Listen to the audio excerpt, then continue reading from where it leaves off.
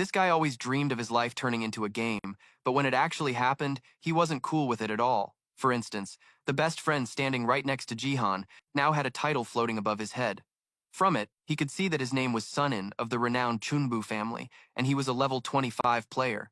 Meanwhile, he was just a player with a measly level of 4, who also possessed a strange ability called the Gamer. This power caused everything in his life to be systemized into different quests, from the most trivial things like buying tofu for his mom. A system window carrying the quest appeared before Jihan every day, but he could never get used to it. He had no idea what happened or why he had become a character in a game. Jihan couldn't find the answer, no matter how hard he tried, but he knew one thing for certain, that he possessed a strange ability that no one else had. Lost in these thoughts, Jihan finished buying the tofu for his mom. He still felt that everything happening right now wasn't very realistic. Sometimes Jihan even wondered if he was hallucinating. In reality, he occasionally found some small joys after his life was turned upside down, and one of the funniest things was definitely earning experience points. Normally, people have to defeat monsters to get EXP, but for Jihan, it was different. For some reason, he gained experience points just from daily activities and quests, which was much easier than monster hunting. For example, he'd get a bit of EXP just from exercising or studying, but it was also really hard for Jihan to raise his level, because the amount of EXP earned from daily quests was pretty low. A long time had passed since he received that strange ability, yet Jihan had only managed to gain a single level. When he leveled up and got stat points, Jihan dumped them all into strength, only to feel later that he was dumber than a box of rocks. Because in this day and age, isn't the intelligence stat way more important than strength? He really should have saved his stat points for that stat instead. After Jihan got home, he brought the tofu to his mom in the kitchen. His mother was Han Dong-suk, a woman over 40, but because she took such good care of herself, she looked like she was only in her early 20s.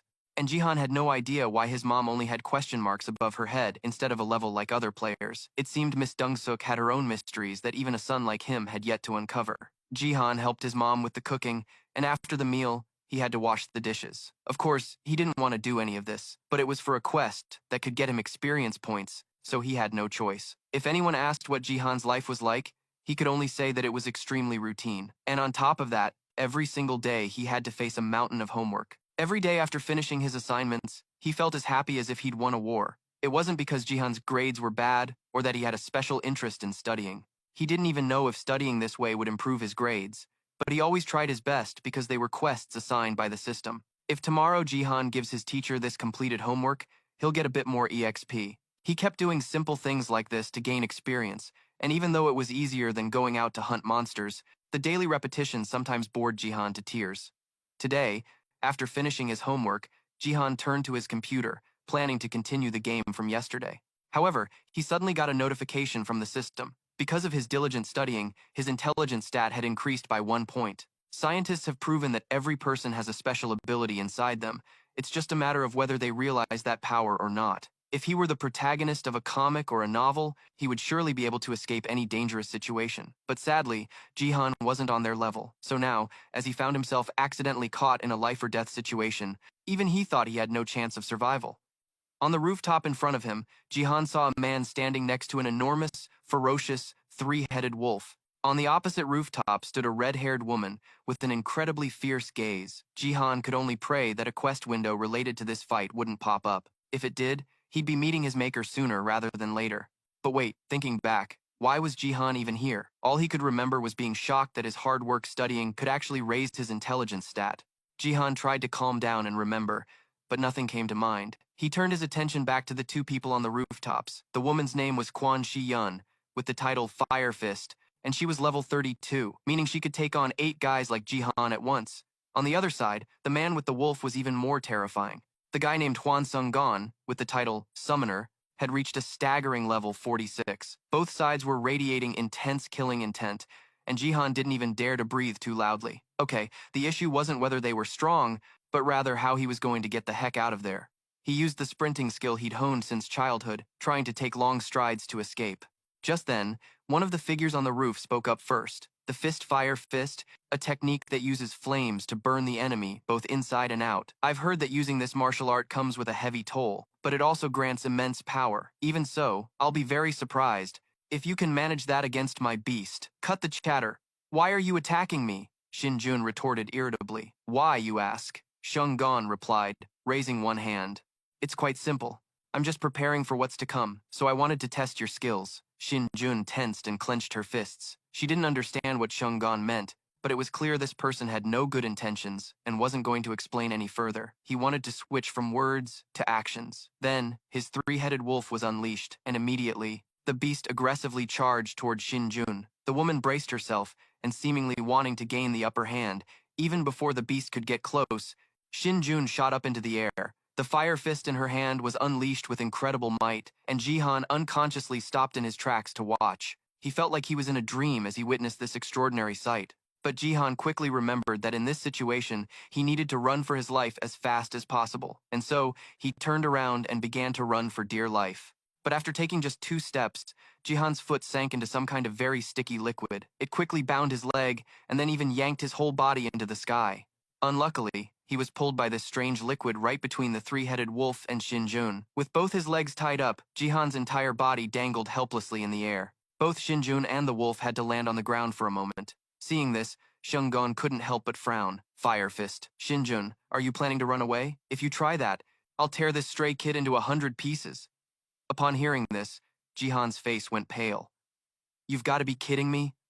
I'm just some random kid. How did I get dragged into the feud between these two people? But then Jihan noticed something wasn't quite right. At the man's feet, a strange liquid, similar to the one binding his legs, suddenly appeared, but it didn't affect the man at all. It seemed this strange liquid was under his control. Jihan didn't understand what Seunggon was planning, but his eyes were glued to him, and at that exact moment, a new skill was created through that specific action, named observation. Its effect was that when Jihan continuously observed a target, the skill would help him find information about it. Hanging upside down in the air, Jihan read the new notification panel before him. What's this? A new skill? But why in this life or death situation didn't the system give me something more useful, like a combat skill, for instance? Well, I guess it's better than nothing? Jihan tried to crane his body to look intently at the black liquid binding his legs to activate the observation skill. He then learned that it was called a level 15 black slime with 1,200 HP and 500 MP. It was a slime that exists in the demon world, holding demonic power and possessing elastic properties. Shungon also mentioned that this thing wasn't a particularly difficult challenge for Shinjun, but for Jihan, it meant a quick death. This made the red-haired girl furious. You coward! How dare you use a civilian to threaten me? As she spoke, Shinjun's hands clenched tighter. Don't worry, if you fight with all your might, this kid won't be harmed. And don't get me wrong, this idiot wandered in here on his own. I didn't intentionally drag him into this. Shungon replied nonchalantly. Of course, Shinjun didn't believe him, but Shungon had no reason to lie to her. He just found it very strange because this was clearly a separate dimension he had created. Yet Jihan, a mere commoner, had somehow managed to get in. Although he was puzzled by this, Xunggon put it aside for the moment, because the matter at hand he was currently focused on was dealing with Fire Fist. After these threats, Shungon once again ordered his beast to attack. Shinjun showed no signs of weakness. While the wolf had 3 heads, making it 3 times as ferocious, she still fought back fiercely, and her attacks even seemed to outclass her opponent. After a period of frantic fighting, Shinjun gathered all her strength and threw a punch. And this time, the wolf was sent flying. But the battle wasn't over, because right after Shinjun knocked down the 3-headed wolf, Xunggon's demonic slime quickly closed in on her. How annoying! Shinjun yelled in frustration, then clasped her hands together to form a seal. Activate first form. Art of Fire, Fire Soul. After she activated the Fire Soul skill, the demonic slime immediately enveloped her, forming a cocoon that trapped her inside. Jihan was terrified and quickly shouted, "Watch out!" But the cocoon had already snapped shut despite his warning. While he was panicking, afraid that Shinjun wouldn't make it, the cocoon began to boil violently. A moment later, it exploded into hundreds of pieces, and Shinjun was completely unharmed. It was thanks to the power of the Fire Soul skill she had just activated. Seeing this, Xunggon casually remarked, "Good, that's more like it." But of course, he had no intention of stopping there. Then, Xunggon extended his hand, revealing a kind of combat tool from under his sleeve. A clanking sound rang out, and at the same time, a strange magic circle appeared above his head. Strange, Jihan thought to himself, I'm screwed. This guy Xyun looked like an evil dark summoner, so he was definitely about to summon some other monstrosity. Realizing the situation was getting worse and worse, he started looking for a way to escape, but Xung's eerie slime was no pushover, because it was even tougher than rubber. Jihan struggled but couldn't break free from it. He had added 5 attribute points to his strength stat after all. Jihan felt he couldn't let those points go to waste, so he poured all his strength into freeing himself. But after a while, the mass of slime hadn't budged at all. Just as he was letting out a long sigh and about to give up, the system window suddenly appeared with a notification. It stated that Jihan had learned a new skill through a repeated special action. It was an active skill that used extreme strength called Tear. Currently, the Tear skill was at level 1, which could increase his tearing force by 30%, allowing him to rip apart objects or opponents. Compared to the Observe skill from before, Jihan felt this was a bit more useful. He immediately activated the skill, and this time, it actually worked. Jihan successfully tore apart the eerie slime he thought he'd never be able to destroy. This feeling is awesome, but after tearing it apart, Jihan realized a serious problem. He was suspended in midair. And as soon as he broke free from the slime's control, Jihan began to freefall. It was hopeless now. Jihan landed on his back and he felt like he had suffered a serious spinal injury. But he's the main character, so he probably wouldn't be unlucky enough to die from an ordeal like this. The important thing was that he escaped. Immediately after, something aggressively burst up from the ground. Instinctively, Jihan immediately scrambled to the side, and when he got a good look at what was in front of him, it turned out to be another blob of slime. It seemed this thing was much tougher than Jihan had imagined, because although he had escaped, it was still chasing him, and it looked like he couldn't run forever. This had to be a battle to the death between him and it. Jihan's legs couldn't help but tremble. The asphalt road had been smashed to smithereens by this slime blob. If he took one hit from it, it would be game over for him for sure. And that wasn't all. The monster Xung had summoned to target Xen had also appeared. Jihan only caught a glimpse of it and saw that it looked like a praying mantis or a grasshopper or something. He didn't have time to get a good look because he was busy running for his life from the slime's pursuit. After running for dear life for a while, Jihan suddenly realized that this thing's movements seemed to have a pattern. If that was really the case, things would be much easier. A mischievous smile immediately appeared on Jihan's face, and as he realized that, his Observe skill also leveled up. After reading the system notification, Jihan realized the skill had leveled up because he discovered the monster's movement pattern. In that case, he had to test it out right away. Jihan immediately activated the Observe skill on that eerie slime. Its information immediately appeared. Thanks to that, Jihan learned another piece of information, which was that the slime's movement speed was slower than a human's, but it could lunge faster when it got close. In addition, compared to before, the eerie slime had lost 100 HP, which meant Jihan's tear skill had dealt 100 points of damage to it. If that's the case, then great. It meant he only needed to hit it 11 more times and it would be toast. Of course, landing another 11 hits was no simple matter. But for some reason, Jihan now felt confident. After dealing with this slime, he would definitely make a run for it to avoid getting into more trouble. But the important thing was that Jihan didn't even know where he was anymore.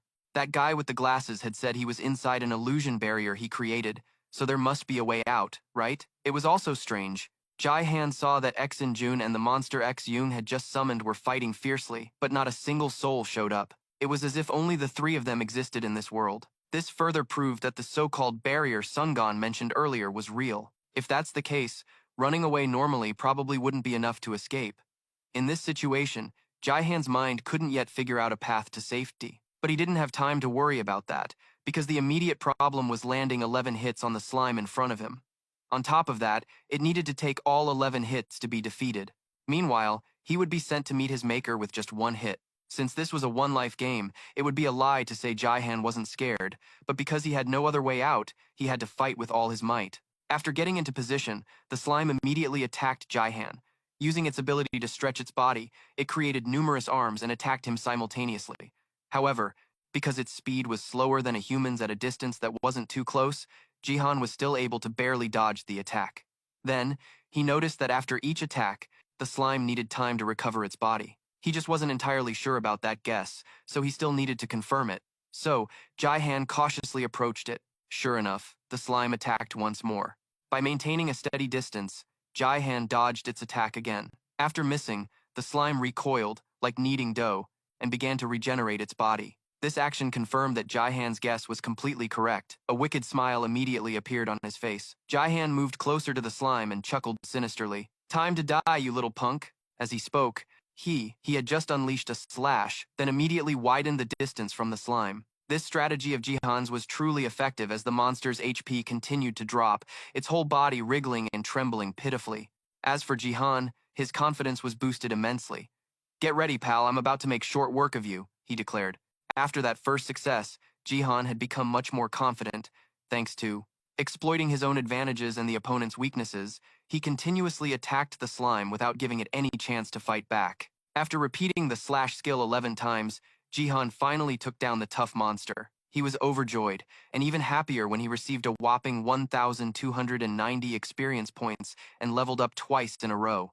Jihan felt a sense of accomplishment, because normally he only did trivial quests, so the experience points he received were very few. But just by taking down one slime, he had already gained 2 whole levels. No wonder farming rewarding monsters was so much better than doing daily quests. While Jihan was still basking in his joy, he suddenly heard a loud boom from behind.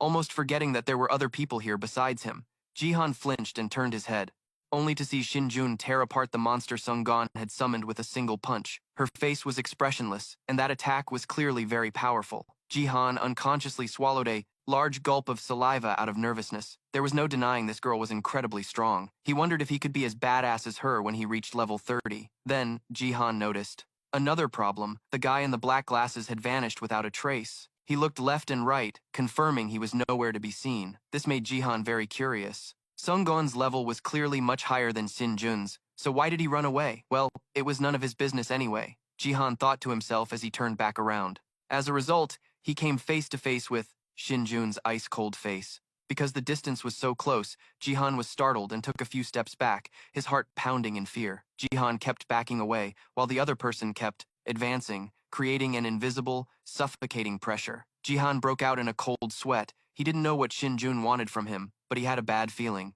The two of them continued this dance of one retreating and one advancing until Shinjun lost her patience and spoke first. "What in the world are you? A normal person could never take that thing down. How did you do it?" Jihan realized the thing she was referring to was the slime he had just defeated. But this was also a very tricky question. Jihan obviously couldn't say that he won because he had a gamer ability, and even if he did say it, it wasn't certain she would believe him. However, the guy in the black glasses had a summoning ability, and this girl was a powerhouse puncher. If he had a special ability like them, it wouldn't be considered. That's strange, right? However, Jihan still had no intention of revealing his information to a stranger, so he started to dodge the question. Jihan suddenly pointed a finger straight at her face and retorted, "Why are you interrogating a guy who almost kicked the bucket like me? As it happens, I have a question too. How about we take turns asking and answering?" Shinjun frowned, but didn't object. This meant she had agreed to his proposal, and of course, the stronger person had the right to ask first. So, Shinjun asked the first question, "Who are you?" This question was a little easier than the previous one. Jihan confidently replied that he was just an 18-year-old high school student named Han Jihan who possessed a small special ability. After hearing this, Shinjun narrowed her eyes, sizing him up doubtfully. A guy who looks as clueless as a bum has a special ability? Jihan's pride took a serious hit when he saw her openly looking down on him like this, but he couldn't just rush in to settle the score with her because he stood no chance in a fight. After a moment of Jihan's silence, Shinjun nodded and then declared, "All right, your name and face, I've memorized them." After saying that, she turned and left, quickly disappearing into thin air. Jihan realized he had been tricked because Shinjun hadn't even answered his question yet. Even though she played dirty, he had absolutely no chance to demand his turn, because Shinjun's figure had completely vanished, without even telling him what this illusion barrier was. Jihan held his head and sat on the ground, crying his eyes out. He had a real headache trying to figure out how to escape this place, but then suddenly a crack appeared in the sky along with a loud cracking sound. Jihan looked up and saw many cracks continuously appearing in the space. It seemed like the illusion barrier was shattering, and finally, it broke completely. Jihan could hear the lively sounds of the real world, like the chirping of birds on a telephone pole. He could also see an older woman leisurely exercising on the street. This proved that this was indeed the real world. Just like that, Jihan returned to reality, and the first thing he did was run for his life to school. Although he survived, Jihan had to face punishment from his teacher for being late. He didn't even have a chance to explain how he was randomly dragged into an illusion barrier, and the teacher wasn't in the mood to listen anyway. Instead, he directly gave him a whack on the butt with a cane. Jihan yelped in pain. "What's with all the whining, you wimp? Am I hitting you because you're stupid, or because you're always doing stupid things? How can you not even complete the simple tasks that I assign you?" Jihan could only sigh at his teacher's fury. He always flew off the handle over these things. The man's name was Du Hun, 42 years old, and was his homeroom teacher. The students called him the man of justice, because Jae-hun only asked one thing of his students, and that was not to do anything they weren't supposed to do. That was it. It sounded simple but wasn't always easy to follow, and he would get angry and give his students a beating if they dared to do something wrong. For example, being late to school without a good reason, like Jihan today. Thanks to that, even the wannabe delinquents in the class had to shut up when facing Mr. Jaehyun. He wasn't afraid of anyone either, because Jaehyun was a really good fighter. Once, some of the delinquents in the class tried to jump him to get revenge for being punished. In the end, the whole group had to go to the hospital to get their limbs bandaged because he beat them to a pulp. Mr. Jaehyun's current level was 15. Compared to normal students who were only between level 3 and level 6, he was more than 3 times stronger. With such an overwhelming difference in power, not just Jihan but most of the students in the class were afraid of this teacher. "What are you spacing out about now?" The teacher's voice cut through Jihan's thoughts. Then, the ruler in his hand swung up again, and he received a second merciless smack on the butt. Jihan was in so much pain he could cry. Just then, the system window popped up, announcing that he had just learned a new skill through a special action by enduring pain and physical injury. The physical endurance ability had been created. He had gained a new passive skill, but Jihan was not happy about it at all because his butt was about to blossom in pain. However, in just a short time, he had learned several skills. This seemed like a bit of an improvement compared to before. After giving Jihan a full 5 swats, Jaehyun finally allowed him to return to his seat. By now, the physical endurance skill had gained 15.78% experience for level 1. It helped Jihan reduce damage from physical attacks by 3%. Jihan clutched his aching butt and limped back to his seat, which meant that every time he got hit in the future, his physical endurance skill proficiency would increase. Yeah, he didn't think it was cool at all, just a really crappy skill. After punishing Jihan, the teacher brought news that was both exciting and worrying for the students in the class. In just a few days, they would be starting their summer vacation. Anyone who wanted to get into a good university had to study hard, and anyone who had given up on college should quickly find a stable job. After saying that, the teacher left the classroom as the homeroom period was over. Jihan sat at his desk, sighing endlessly. He couldn't understand why his luck was so bad today. On the way to school, he ran into a group of superhumans, and then he got his butt smacked by the teacher for being late. While Jihan was feeling down, he felt someone pat his shoulder. "Looks like that hurt. Is your butt okay?" Jihan didn't even need to look up to know it was his friend, Sunin. He brushed his hand away. "Of course it hurts. What a dumb question." Sunin squatted down next to him and chuckled. "Why were you so late? You know what he's like." "I had my reasons," Jihan replied. Looking at the level 25 floating above Sunin's head, he started to think again. To be honest, even though Jihan had leveled up and gotten stronger before, he never really believed that the real world turning into a game was real. But today, that way of thinking had completely changed when Jihan actually had to participate in a battle. His level had risen to level 6, and he had learned 3 new skills. He had never thought about gaining any new skills, but now he had acquired 3 of them: observe, tear, and physical endurance. It seemed that through special actions, he could receive new skills, and seeing how effective they were, Jihan believed they were real. And if this life had truly become a game world, that also meant Sun In's level was real. That meant he was a superhuman too. Although he wasn't as strong as Sinan or that guy Sungan that Jihan met earlier, he was still pretty scary. "What are you staring at, dude?" Sunin noticed Jihan staring at him and teased him. "It's nothing," Jihan sighed, wondering when he would ever reach the superhuman level of his best friend. Just then, the bell for the next class rang. Jihan shooed Sunin away like a chicken, telling him first period was starting. But this morning, he had no motivation to study at all. From now on, Jihan swore that he would not let himself get dragged into and have to fight in that illusion barrier again. So he had to get serious about finding out what his real ability was. Thinking back now, Jihan felt that he had never really thought seriously about his strange ability. Before, he only saw notifications for leveling up and new skills appearing automatically and took them for granted. But the problem was, how could Jihan check his skills? Normally in a game, there would be a button to view them, but this was reality. Jihan started to wonder if it was voice activated. He remembered when he fought that slime, he had indeed activated the tear skill by calling its name. At that time, Jihan had done it without much thought, and so, to confirm this guess, he opened a book to hide his face, then quietly said, "Status window." And right after that, Jihan's status window actually appeared. It was like a blind squirrel finding a nut.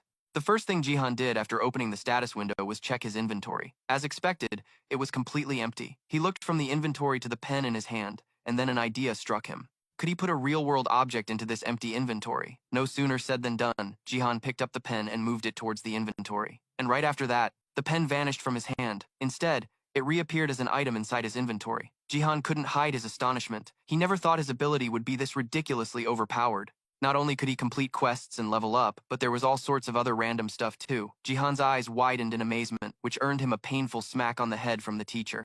Jihan, in the middle of class, what are you doing? He didn't know what kind of day it was. First, he ticked off his homeroom teacher, and now his math teacher. Seeing Jihan distracted in class, he decided to punish him with 5 smacks on the hand to get his head in the game. Earlier, he was spanked on the butt, and now both his hands were stinging. Jihan was about to cry his eyes out. With every lash, the teacher delivered his physical endurance skill gained experience, eventually leveling up. But Jihan was far from happy, gritting his teeth and cursing inwardly, "Damn this useless skill." And just like that, the incredibly unlucky Jihan got through a school day without learning a single thing. He felt it would be better to spend the whole day studying his skills instead of going to school like this. Still, even though he received a total of 10 smacks today, Jihan came to a few conclusions.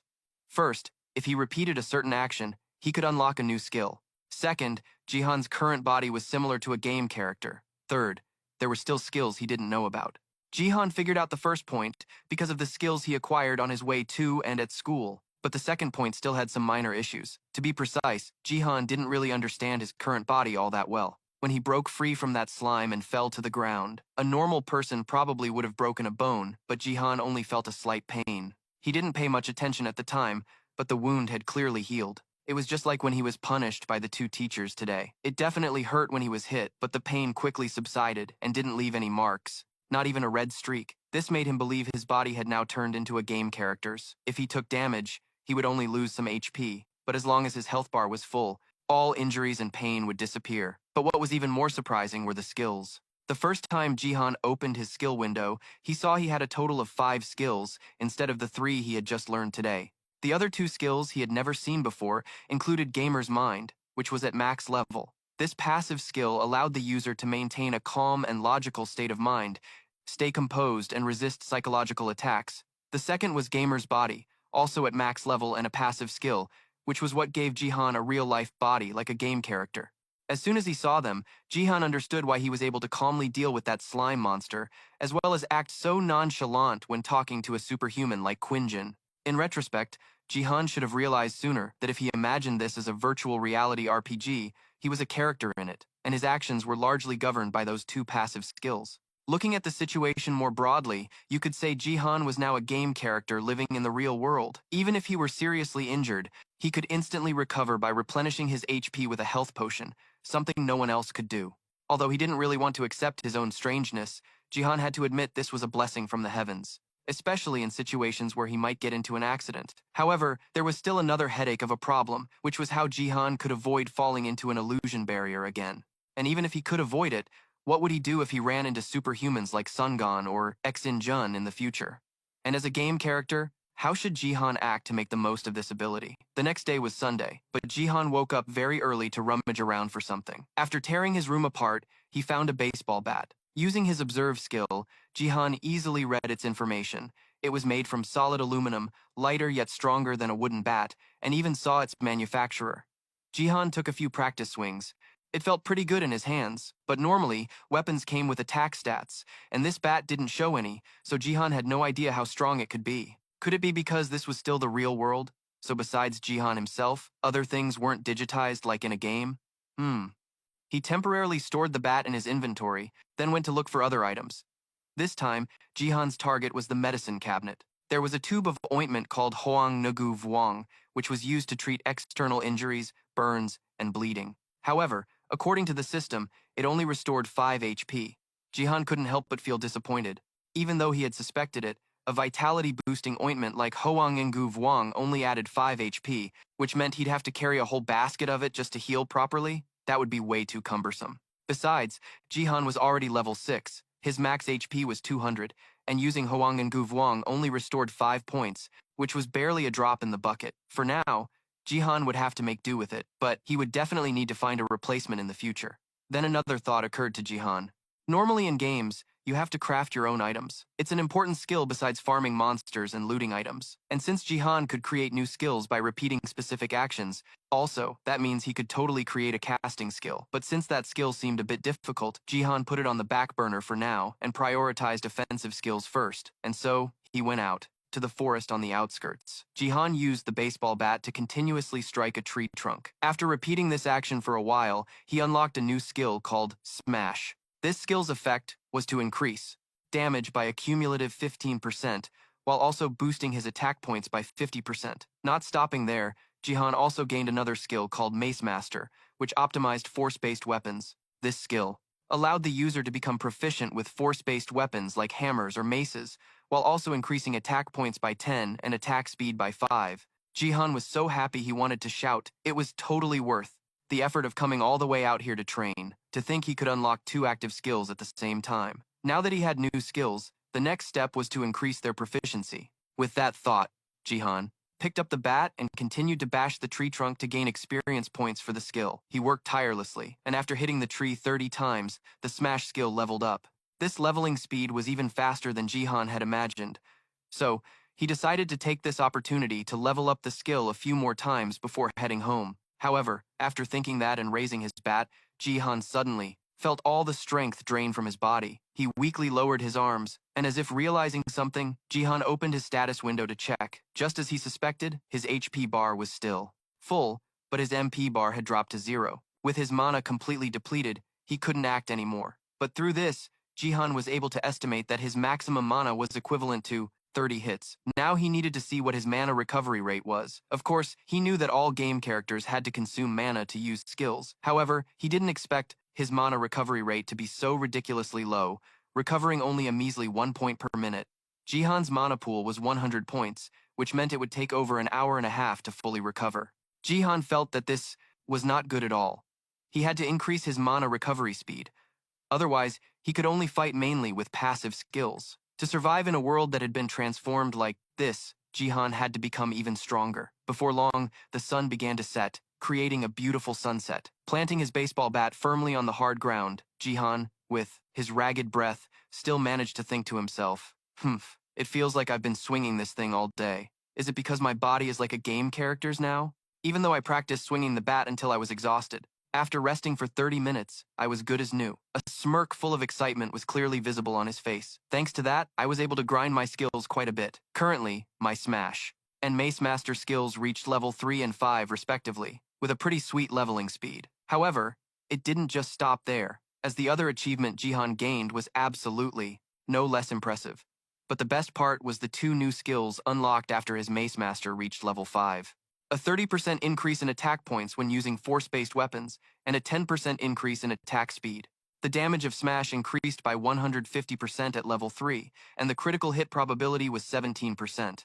Walking slowly among the trees, he was lost in thought about his newly acquired abilities. But there was something even better. If Jihan's base attack was 10, Mace Master added another 10. On top of that, using Smash would add an additional 150% damage. For a total of 32.5 damage, he felt more refreshed than ever. So by combining all the skills, my damage has more than doubled. This is awesome. Jihan's current expression revealed a sense of pride that was no joke. And that's without even adding my basic stat points. If I add more points to strength now, my attack power will definitely increase even more. As thrilled as he was, his eyebrows furrowed tightly in the next moment. But I have to consider other builds too. My current mana is about 100, which means I run out after about 30 smashes. There's another headache too. Even though I recover after a 30-minute rest, my stamina doesn't last for many hits. What if they attack in a horde?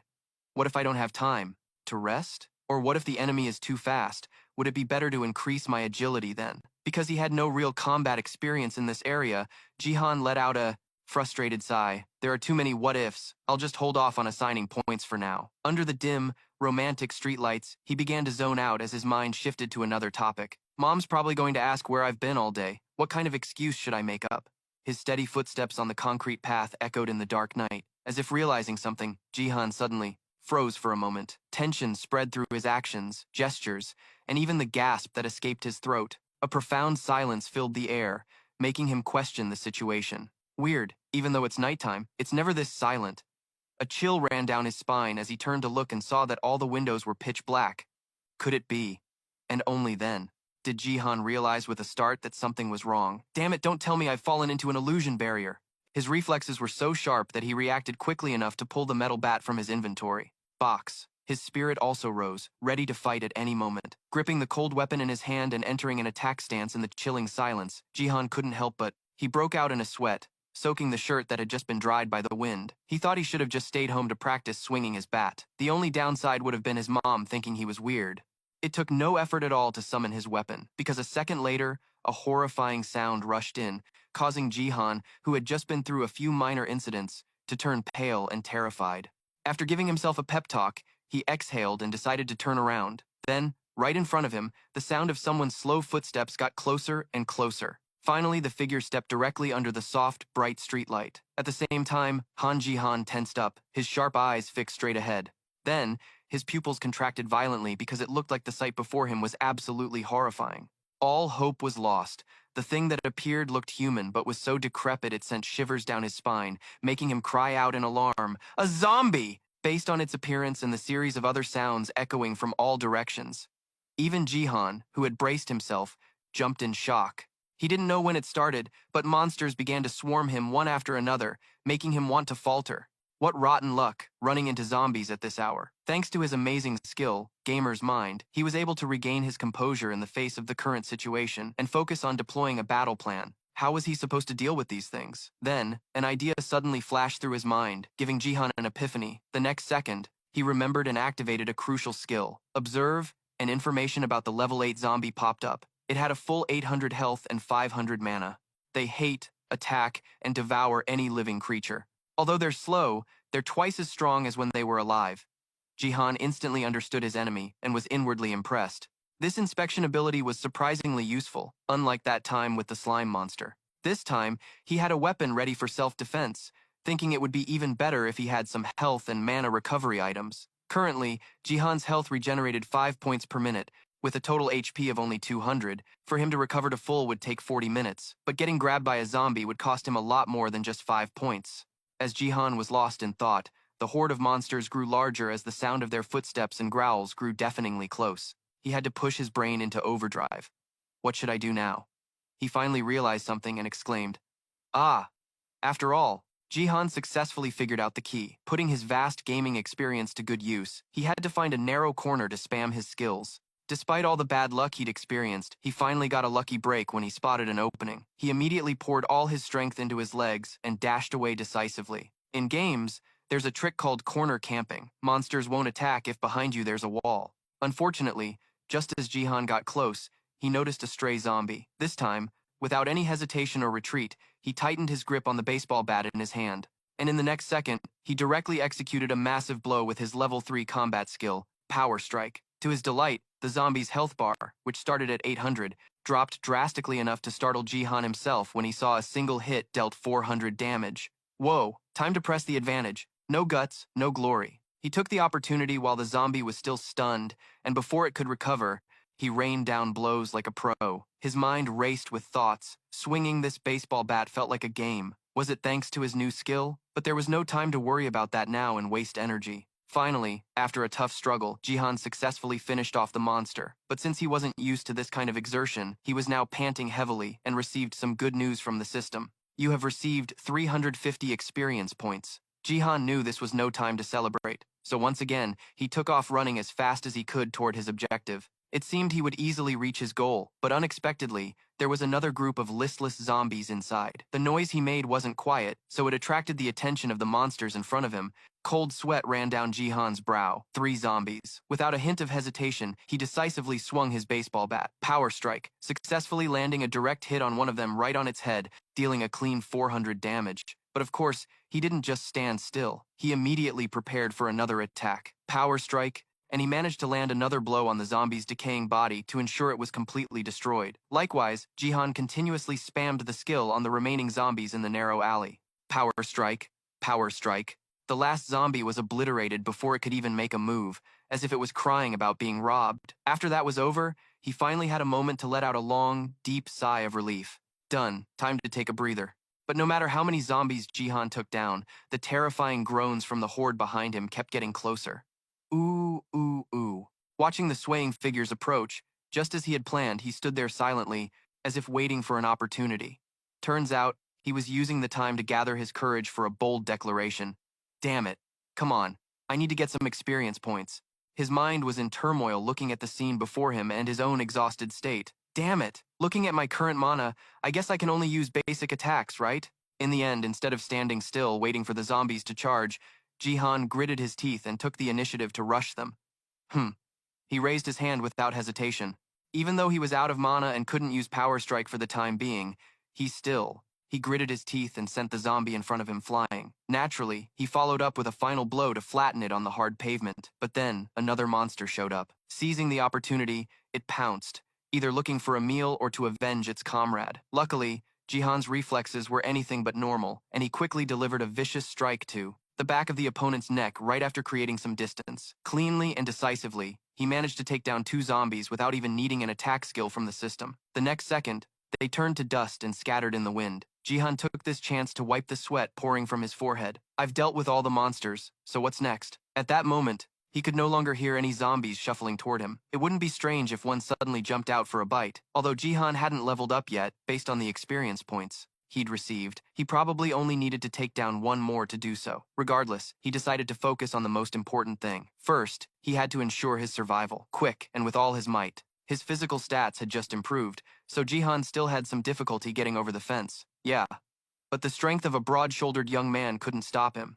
And then, his pupils contracted violently as he faced the scene before him. It was a completely different world from what he'd just faced. The seemingly large number of zombies from before wasn't even a fraction of the horde now shambling through the dark night. Besides showing his terror, all Jihan could do was turn pale. Are you kidding me? With a swarm this huge, I'm a goner. But things didn't stop there. The moon, high in the sky, had, at some point, turned a brilliant blood red. But something even more terrifying happened the next second. It suddenly swelled up faster than ever, as if someone was inflating it. So it wasn't just getting bigger. That orb was actually on a path toward Jihan, who was frowning in confusion. I need an explanation. The energy from that strange object in the sky caused warning bells to go off in Jihan's mind. Why do I have such a bad feeling? Under his watchful gaze, the Hohenhungnan suddenly flashed with purple lightning, making a grating, teeth-jarring sound. Jihan looked left and right, but couldn't figure out the origin of the strange orb. The moment I saw it, my whole body froze. What the hell is that thing? Just then, the Hohenhungnan shot down several ominous-looking red beams, which seemed to have a mind of their own, shining down only where zombies were wandering. Before the zombies even knew what was happening, something began to eat away at their bodies. In just a few seconds, they turned into liquid and shot up toward the orb. Witnessing this firsthand, Jihan's face turned pale with horror. Is it eating the zombies? The Hohenhungnan proceeded to absorb the entire horde of zombies like fertilizer, leaving not a single scrap of skin or flesh behind. His sixth sense told Jihan to get out of there as fast as possible. He didn't know what the hell that thing was, but it definitely wasn't good news. But just then, another strange phenomenon occurred. Down below, the zombies suddenly started running around in a panic, each one letting out ear-splitting shrieks. Hiding behind a wall, he cautiously ventured a guess. Did they go crazy because of that freaky thing?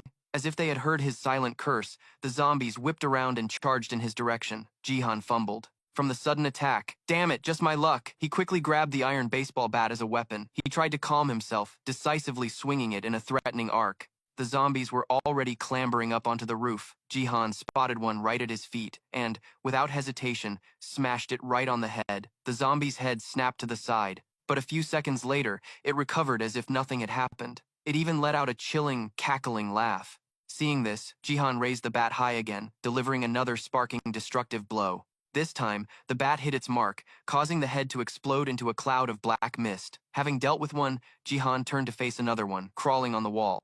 It was also at this moment that the system's light blue screen appeared with a notification, "You have gained a level."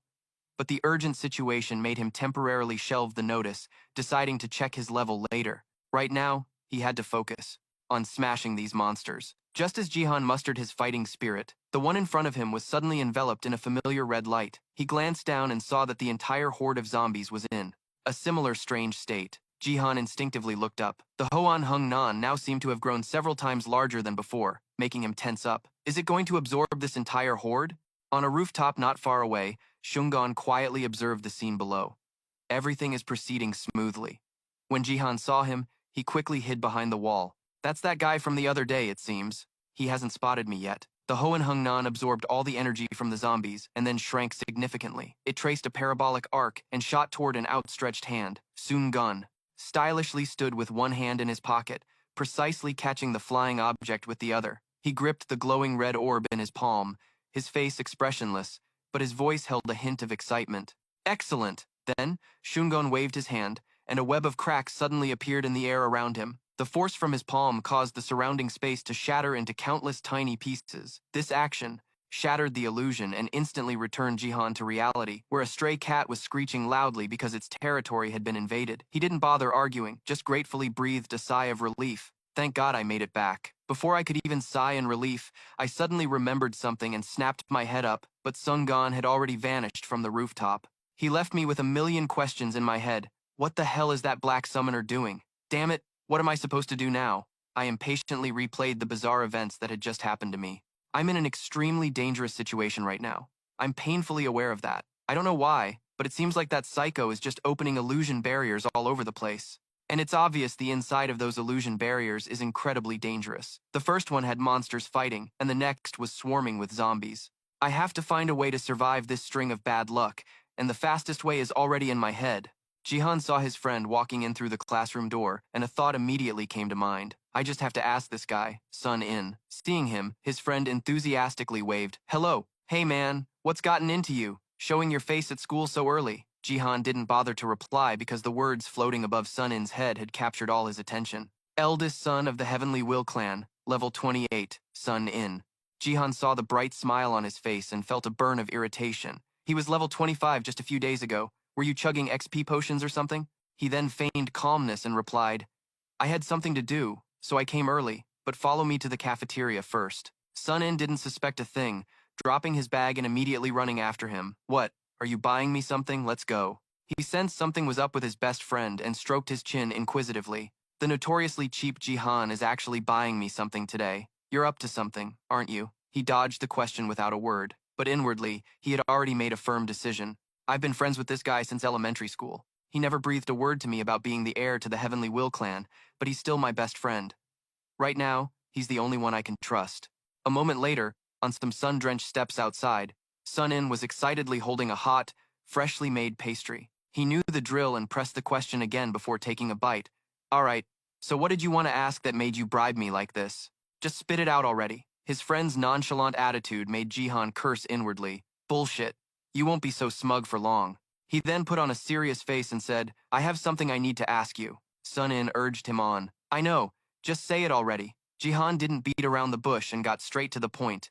How do you escape from an illusion barrier? Hearing this, Sun In blurted out an answer. To escape an illusion barrier, you have to circulate your ki while focusing on getting out. He stopped mid-sentence, his expression suddenly darkening as he narrowed his eyes at the person beside him. Wait. Sun In moved with lightning speed, gripping Jihan's neck tightly. His casual demeanor vanished completely, replaced by a dark, somber voice. What have you done to my friend? His hand, strong as an iron vice, squeezed his throat. Jihan wanted to speak but couldn't get a single word out. Damn, I didn't think this guy was so intense, but for the sake of his life, he struggled to spit out each word. Your daddy speaks in the third person. Jihan struggled to poke Sun In the stomach for proof. Unexpectedly, he was actually convinced by these few nonsensical words and immediately loosened his grip, after which he casually waved his hand without a single word of apology. Yeah, that must be you. Only you would say something so stupid at a time like this. Jihan straightened up and yelled, Son of a bitch, you really did a number on me. Damn, that hurts like hell. But despite his tough words, deep down, he kind of understood his friend. The fact that he got that worked up because of me actually makes me kind of happy. I'm annoyed that he's so secretive, but he probably has his reasons. The two of them calmed down and sat on a long bench. At this point, Sun In frantically started asking questions. Hold on. Why are you asking me about that stuff? Do you have any idea how confused I am right now? How could you possibly know about things like that? This was exactly what Jihan wanted to reveal. To be honest, I didn't know a damn thing about any of this until a few days ago. He bluntly dropped the secret information. And I know who you are, too. This made Sun In freeze for a few seconds, but Jihan's next words were what truly made his eyes go wide. Sun In, eldest son of the Heavenly Will clan. Ignoring his friend's thunderstruck expression, he continued to drop bombshells. Spot on, isn't it? By now, the schoolyard was bustling with groups of students walking back and forth. But from some dark corner, Sun In's voice echoed out, filled with disbelief. So you can see things like levels and even learn new skills? Jihan confirmed it nonchalantly. Yup, As he spoke, he opened his system window to show off a bit.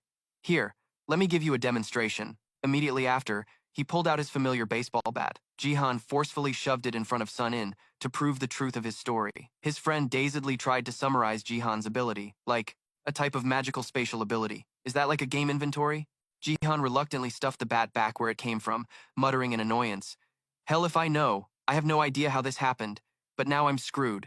Remember those illusion barriers where I almost died? Unexpectedly, upon hearing this, Sun In covered his face and let out a long sigh. Who would have thought it would be you? You've become a natural ability user. Jihan was stunned, with question marks practically floating over his head. Sun In was flustered, not knowing how to phrase it. It's a bit complicated to explain. Jihan gave him a pressuring smile. I've got time. Inwardly, he was sure of his path. My life depends on this. School can wait. Grinding is my top priority now. Knowing he couldn't sway his friend, Sun In reluctantly began to speak. Fine. I'll explain everything so you understand. Do you know about the living Earth hypothesis? Jihan's eyes widened as he asked back. The Gaia theory? His friend began a long theoretical explanation. The Gaia theory, a hypothesis, describes the Earth as a living organism with a will of its own. Although there's no scientific proof, this theory is often used in fantasy stories or games, and is basically a pseudoscience. Sun In posed a hypothesis, figuring that since you grind games all the time, you must know about it. What if that theory was real? Jihan was so stunned he couldn't close his mouth. He knew the truth was hard to believe, so he deliberately broke it down word by word. To explain, this world has a will of its own. Some call it providence, others call it the law or the truth, the origin or the transcendental will. Jihan twisted his lips and commented, sounds kind of like a religion, doesn't it? A helpless Sun In continued, just listen. Everyone calls it something different, but it can be described in one word, God. What he said really sent Jihan on a roller coaster. God, here? You're not kidding, are you? Sun In shrugged to show his attitude before continuing to reveal the secrets hidden deep within another world. I don't know if God is real or not, but there is definitely some kind of transcendental will that affects the Earth. Supernatural beings exist too, you know? The unbelievable truth left Jihan speechless with his mouth hanging open. Sun In waited for him to process it before continuing. And ability users too. One of the most famous psychic abilities is bending spoons, a form of psychokinesis. Psychokinesis is the ability to move objects with your thoughts. There are also other types of psychic abilities besides psychokinesis, such as teleportation and pyrokinesis. People with such powers are called natural ability users. That's because these abilities of theirs are innate. Jihan's thoughts started to connect, and he began to stroke his chin, exclaiming, "Oh." Sun In summarized everything before returning to the original topic. Let's get back to what we were talking about earlier. The Gaia hypothesis. Natural ability users are considered to have been given their powers by Gaia, or you could say they were chosen by God. This statement stunned Jihan for a moment. Chosen by God. In other words, Gaia, this planet, gave us these abilities.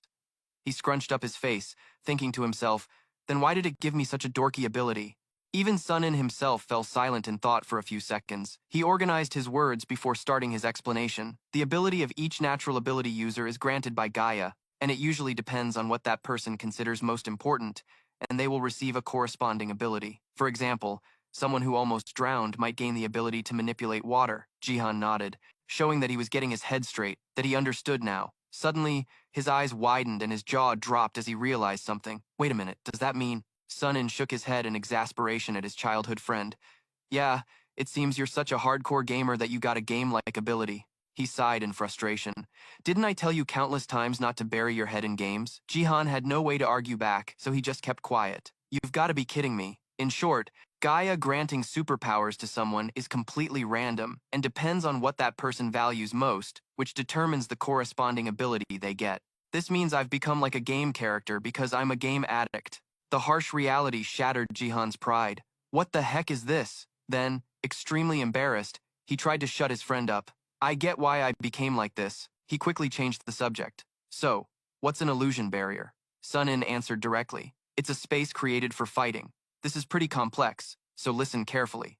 Remember how natural abilities are a gift from Gaia? Well, they also have a limit. The simple words strung together created a confusing meaning, leaving Jihan bewildered. A limit? Sun In then dropped a brand new term. It's called the law of intervention. If a superpower goes against the laws of physics and has a major impact on the world, Gaia will try to eliminate the user of that ability. Hearing this, Jihan's face tensed up and wrinkled. The law of intervention? Eliminate? Seeing his friend still looked confused, Sun In stroked his chin, trying to find the best way to explain. Okay, let's say you win the lottery using your ability. From that moment on, your luck runs out and you're basically done for. For example, you might get struck by lightning in the middle of a sunny day, or have other unlucky accidents like getting hit by a truck. He grimaced, unable to stomach the grim situation. What the hell? That's messed up. The other guy ignored him and continued his lecture.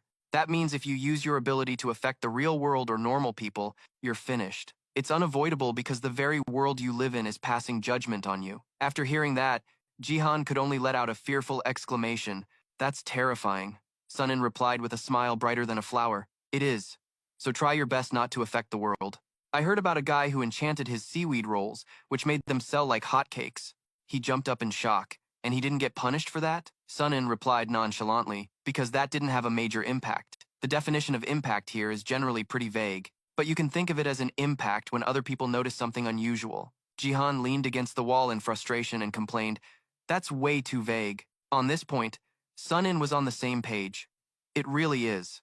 Getting back to what I was saying, an illusion barrier is an artificial space where you can use superpowers or magic without any restrictions, because no matter what you do in there, the world won't be affected at all. It's the most basic ability for people with superpowers. This unbelievable possibility made Jihan's eyes widen, and he quickly straightened up, puzzled. How can that be? Sun-In smiled and explained, because the one who created the illusion barrier was a gamer. The more he listened, the more his head spun. What do you mean by that? The feeling that he had to cram a ton of information into his head became clearer. Why do I feel like I'm about to have a ton of stuff shoved into my brain? He decided to stand up and demonstrate his words with actions. Let me show you. Since you also have superpowers, you should be able to create or destroy illusion barriers easily. Watch, I'll make one now. Jihan was overjoyed and shouted. What? Really? He widened his eyes to witness the practical lesson. You're going to create an illusion barrier? He waved his hand, signaling for his friend to watch. I'll make one now. Jihan then realized something unbelievable. Wait, so people can create or destroy illusion barriers? The harsh reality made him pity himself. Then why did I have to suffer so much? Sun-In smiled slyly and suggested,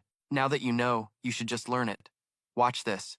He suddenly stretched his hand straight up to the sky, and his palm immediately emitted a faint, pale blue light. Following that, all of Jihan's senses detected a difference. The scenery seemed unchanged, but the two of them noticed they had entered a completely different space. He was a bit stunned as he took in his surroundings. The ambient sounds had vanished. This was now inside the illusion barrier. Sun-In held his hand out in front of him with instructions. You can create one by releasing energy from your hand while simultaneously focusing your thoughts on forming a barrier.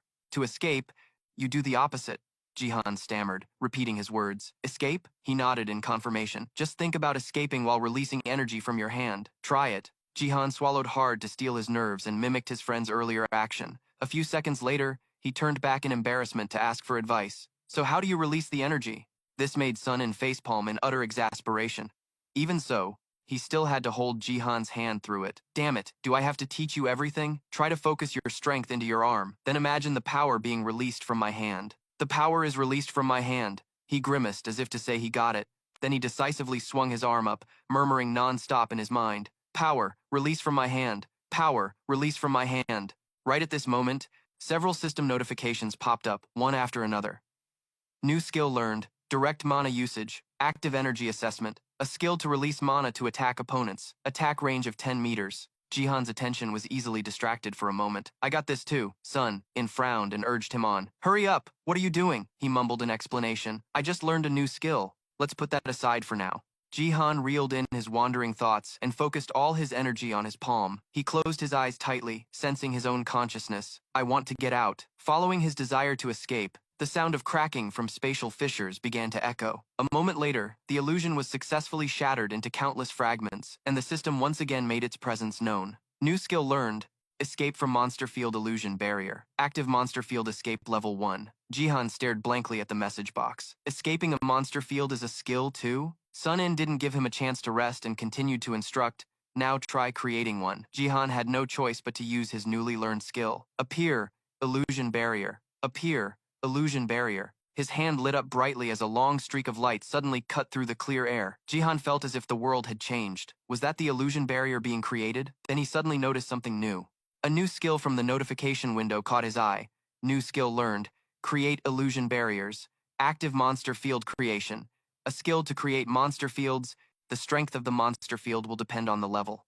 Jihan was confused by the jumbled name. A monster field illusion barrier? He then wisely turned to his temporary teacher. Hey, are there different types of illusion barriers? Sun In nodded and asked back. Yeah, why do you ask? After hearing the answer, Jihan said, I just got a skill to create a monster field. He couldn't help but burst out laughing. Sun In chuckled and teased him.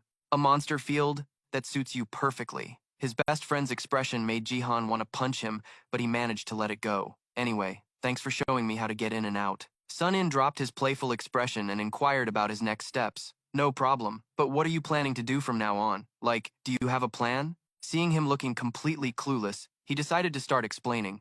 I told you about people who use natural energy, right? Sun In smiled and clenched his energy-wreathed fist in front of him. If there are people who are born with it, there are also those who train to acquire it. Acquired users are people who gain superpowers through hard training. I'm one of them. As soon as he finished speaking, he decisively threw a punch, causing the wall behind him to get a huge hole in it. Jihan turned pale with fear upon witnessing that incredible power. Sun In had punched through a wall several centimeters thick and then gently pulled his hand back. He explained the source of his own strength. I'm not entirely an acquired user either, because I was born with a superior ability to sense ki. By training and honing that ability, I became stronger. You said that a few days ago I was level 25 and now I'm 28, right? That's pretty accurate, because I just finished a special training session last weekend, so I got stronger. Jihan still hadn't recovered from the shock. Really? Inwardly, he couldn't help but tremble at his friend's superior abilities. This guy punched a hole through a wall with his bare hands. He's clearly in a completely different world from me. Could it be that I wonder if a nobody like me is even worth anything to him? Lost in thought, he suddenly heard Sun In ask, Are you scared? When John turned around, he saw him smiling and looking intently at him, but for some reason, his eyes held a hint of worry. John's heart skipped a beat. Come to think of it, I'm his only friend. It's strange. He's a good guy. But ever since we were kids, he's only ever been friends with me, and only me. Thinking this, John grinned widely and boasted, Scared? Hell no. I'll train hard, grind my levels, and catch up to you in no time. The expression on Sun In's face went from cloudy to sunny in an instant. Of course you will, but first, answer my question. He repeated the question from earlier. What are you going to do from now on? Do you realize that what I taught you is extremely basic? John froze for a few seconds. Really? Sun In began to reveal the dark secrets of this completely unfamiliar world. Let me tell you more. Superhumans, both natural and trained, use their abilities for various things, but most of it is illegal. Since you have superpowers now, there's a high probability you'll get involved with people like that. You already know this, since you fell into that necromancer's barrier. John nodded tensely, like a chicken pecking at grain. Sun In's expression grew serious as he gave his final piece of advice. If you want to live a normal life, stop training your ability. But if you plan to train, you have to be mentally prepared, or you'll get killed. This advice, from the bottom of my heart, is the law of survival in Abyss itself. John took his words to heart. Having said his piece, Sun In waved his hand, shattering the illusionary space, and then walked away decisively, leaving only a few cryptic words. Don't stick your head out tonight. That necromancer will be dealt with soon. John sensed the killing intent in those words and reacted strongly, trying to stop his friend. But Sun In only showed him his back, and a casual farewell. See you tomorrow. John was frozen to the spot. He was filled with utter regret. Man, I shouldn't have told him. The evening shadows now covered the rooftops. At this moment, John was staring blankly at the computer in front of him, letting out a long sigh with a look of deep sorrow. Abyss. Still, John couldn't take his eyes off the computer, as if trying to burn a hole through the screen. The search results showed the concept and origin of the word abyss, a bottomless abyss. That was the dictionary definition, but he knew the word was used with other meanings too. For example, it could be called hell, a forbidden realm, or a world of chaos. John put his hands behind his head and thought, the Abyss Sun In mentioned is probably a world built by people with superpowers. Is he worried about me? Maybe he's afraid I'll get hurt if I fall into that Abyss world, where people risk their lives to fight. He himself wasn't too keen on the idea. I really don't want to get involved in that because I love my life too much. Anyway, I should just focus on grinding my levels for now. Even if I don't want to get into Abyss, leveling up will help me succeed in life. John suddenly walked over to the window and whispered to the bright moon outside. But I hope he doesn't do anything too reckless. I don't know why, but I have this uneasy feeling. I'm worried. Meanwhile, on the rooftop of a building, someone else was also looking up at the bright moon. Seung casually started a conversation. Did you know that besides XUN, there aren't many countries in the world with a capital surrounded by mountains? A male voice from the shadows bluntly denied it. No, I don't. The man then turned and asked in an intimidating tone. That actually makes things better. So, what brings you here? This place should be the territory of the Chunbu clan. From the shadows, Sunin emerged with a firm declaration. That's right, but this place might as well be our front yard. Xiong wasn't angered by his opponent's attitude, simply adjusting his glasses as if getting down to business. Let's slowly analyze the current stances of the factions.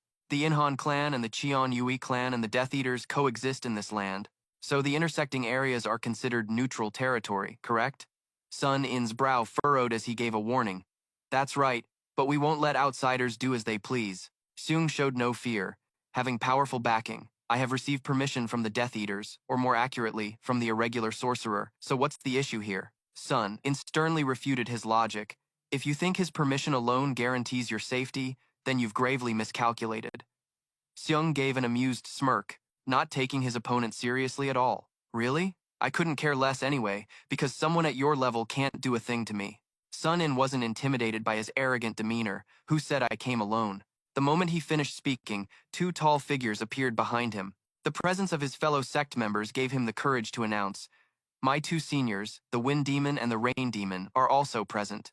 Shung instantly analyzed their power level just by hearing their names, Wind Demon and Rain Demon. I've heard that the Cheon Ui Dojo of the Chunbu clan divides its disciples into 4 ranks based on their abilities. Human, yokai, demon, and immortal. It seems 2 from the demon rank have appeared. The Wind Demon pointed a finger directly at their opponent. Let me ask you something. Are you Hoen Zung? The man nodded without hesitation, confirming his identity.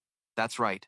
The Wind Demon then issued a declaration of war. I heard you've started practicing summoning arts, but let me warn you. A novice who's just barely started to dabble in the art of summoning shouldn't even dream of escaping a fight against us. Sunin cut in, turning his frustration to his senior. Why are you wasting time talking? Can't you see he's fooling around in my territory? He shot a glare as sharp as a blade and reminded him, Senior brother. The Wind Demon flinched and pulled back, but reluctantly clicked his tongue and obeyed. Only then did Sunin turn to negotiate with the man across from him. Hoen Sungon, I'll say this one more time. Tell us your intentions, and we will let you go if you agree to stop and retreat. It seemed as though the opponent would at least be willing to discuss things, but unexpectedly, the man bent over and burst out laughing. Ha ha ha.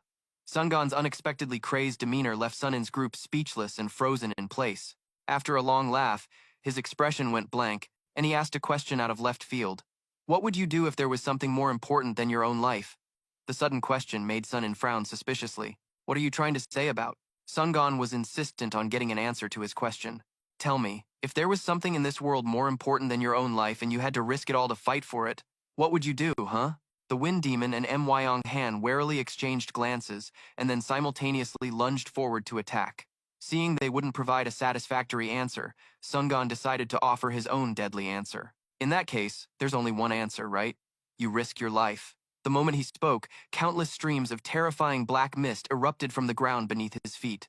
Sungon smirked provocatively. Come on, the likes of you aren't strong enough to make me leave. It was now the next day, and Jaihan had just left school and was on his way to his cram school class.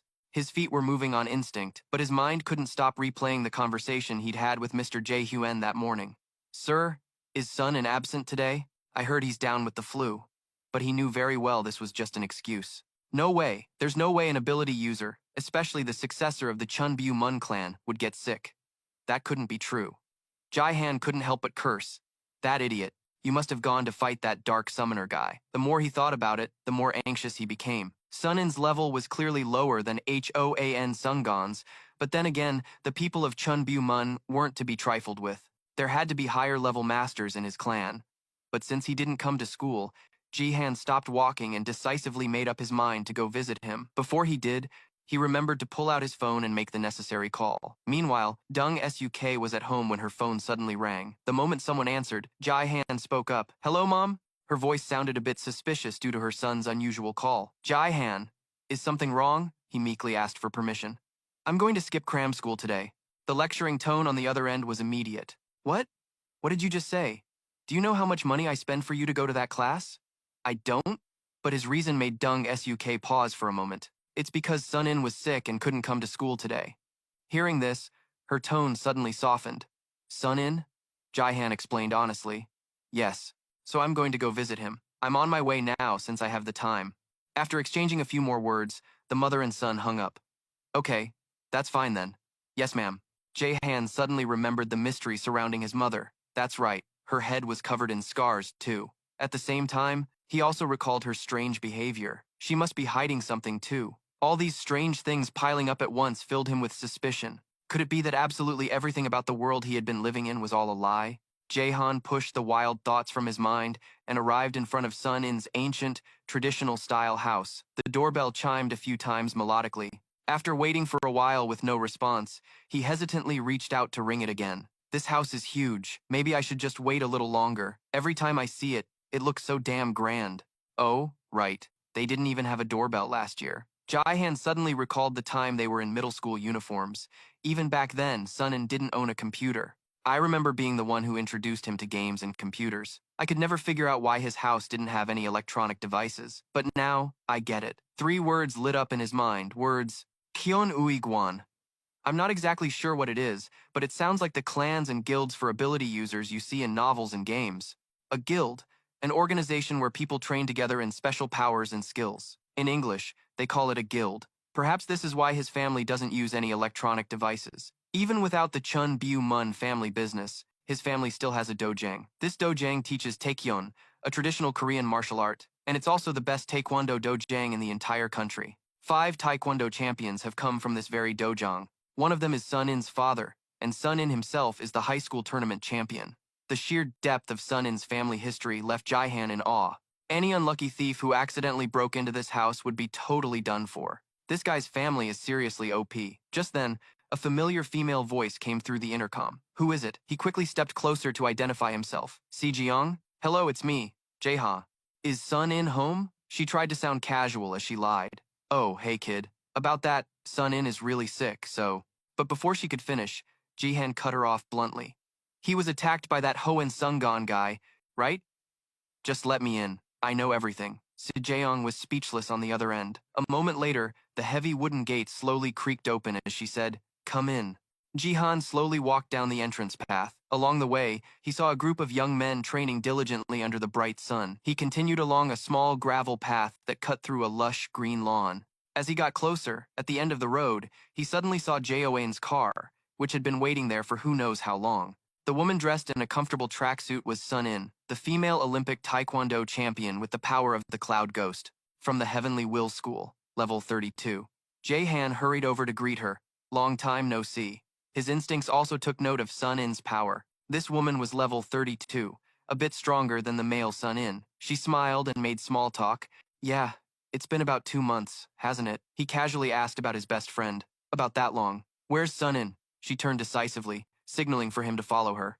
He blindly followed along. As Jaehan looked up, a pair of slender Japanese swords loomed right before his eyes. This woman was still wearing an outfit that showed off her thighs and legs, a refreshing sight no matter where he looked. He tried to push the impure thoughts out of his head. Now was not the time to think about that. But as soon as he stepped onto the platform, a series of system notifications popped up one after another. You have entered a monster field, the Cloud Mist Peak 3 Emperor's Belt area of the Heavenly Will School. All stats are reduced by 30% due to the lack of Wind God Art, Cloud God Art, and Rain God Art support. The notifications in front of him made Jaehan freeze in shock. What? What is this? I just accidentally stumbled into an illusionary barrier? This is completely different from before. The Cloud Mist Peak, 3 Emperor's Belt of the Heavenly Will sect. He suppressed his confusion and continued deeper into the Cloud Mist Peak, but the deeper he went, the more gloomy and frightening the scenery became, making Jihan hesitate. It didn't stop there. The sky suddenly filled with dark clouds. Soon, he was drenched by a downpour, looking like a drowned rat. At that moment, Seo Yo's voice suddenly rang out. The Han Jihan I know is a goofy, game-addicted kid, but he just mentioned the name Hoan Sung-gon. She stared intently at the boy below with a hostile gaze. Quite suspicious, isn't it? Jaehan began to feel that his fragile life was on the line. This woman is so reckless. Don't tell me she plans to take me out without even listening to my explanation. So he hurriedly waved his hands to defend himself. But the moment he opened his mouth, he was silenced. Quiet. Seo Yo flashed a deadly smile, looking down. First, let's see just who you are. That expression made him scream internally. Don't smile while you're talking like that. She refused to listen to a single word of explanation, spreading her arms to summon a storm and mist. Jihan trembled uncontrollably and stumbled backward, crying out, "Somebody help me!" At Seo Yo's summons, clouds surged in like a massive horde, completely blotting out the sky. The rain that had been pouring down moments ago gradually receded. Jai-Han could feel the strange and erratic phenomenon. Clearly the rain had stopped. He tilted his head to the sky and discovered that right in the center, the clouds were parting in all directions, revealing the towering figure of Seo Yo appearing amidst the misty clouds. But before long, the lower half of her body was engulfed in dark clouds, as if she were casting some mysterious spell. Just then, a few system notifications popped up, drawing Jai-Han's attention. Movement speed reduced by 50%. You are affected by the slow status. Dismissing the notification, he quietly cursed himself. I got slowed? If I had any sense, I'd keep debuff removal items on me for situations like this. But what the hell do I know? At that moment, a black fog slowly began to close in around Jai-Han. Surrounded with no escape and his vision severely limited, he started to panic. What should I do? Now? Jihan tried reaching out to test his surroundings, only to discover in despair that his visibility didn't extend beyond an arm's length. In this perilous moment, an idea suddenly sparked in his mind. That's it, I'll do that. Jai-Han remembered a skill he had recently learned. He raised his hand to the sky and shouted clearly, "Exit field." But his plan was no match for the system's rules, as a notification stating, "Escape from this area is impossible," popped up right in front of him, causing his face to fall like a deflated tire. What? Jai-Han refused to believe it and sprinted for his life, but he only made it 2 steps before an invisible force slammed into his back. He was kicked mercilessly, sending his entire body flying forward several feet. Arr! Jai-Han fell flat on his face, too pained to even push himself up. Another system notification popped up. You have taken 150 damage. Your proficiency in the physical endurance skill has increased. This bad news brought tears to his eyes. He could practically hear his health bar drop. However, the skill he just used served as proof for Seo Yue to confirm her suspicions. You really aren't Han Jihan. He struggled to his feet, trying to prove his innocence. But it is me. She wouldn't listen. However, a single blow that could break bones. Yet you're perfectly fine. Jahan was speechless with frustration. I only just started getting this tough. Seo Yue's eyes glinted in the dark as she stared down the boy in front of her, her voice a sharp command. Silence! Where is the real Jihan? Are you one of Han Sung's men? Being repeatedly dismissed only fueled his resolve to resist. I can't just let myself get PK'd like this. He let out a yell, creating a diversion, and instantly made a decision. This bread recovers 10 HP. He decisively summoned an item, bread, appear.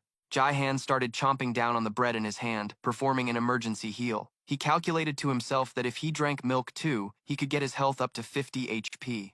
1 bite of bread, 1 gulp of milk. 1 gulp of milk, another bite of bread. And so, his HP shot up 10 points at a time. Seo Yo stared intently at the unappetizing mukbang show in front of her, but made no move to stop him, as if curious to see what kind of stunt he was trying to pull. After eating his fill and recovering half his health bar, Jihan confidently turned and declared, Now I'll prove to you that I'm the real Han Jihan. His mischievous grin made even the woman hiding in the black fog react with a visible question mark. Under his opponent's silent watch, Jai-Han took the deepest breath he could, puffing his cheeks out like a bullfrog. With his lungs full, he decided to risk it all. Screamed a shocking secret. Sion's been wearing black silk panties since her 2nd year, but he was immediately silenced with a chop to the neck. Sion's voice was as deep as a demon's from hell. Jai-Han, how many times have I told you to keep your mouth shut? She was smiling, but a vein was bulging on her forehead. This pervert. Ever since you barged into my room and snooped around, Jai-Han turned pale with fear and waved the white flag of surrender. Calm down, sis. At least you know I'm the real deal, right? She suddenly gripped his shoulders, which were trembling in fear. Yeah, it seems you are. In that case, let me give you a reward.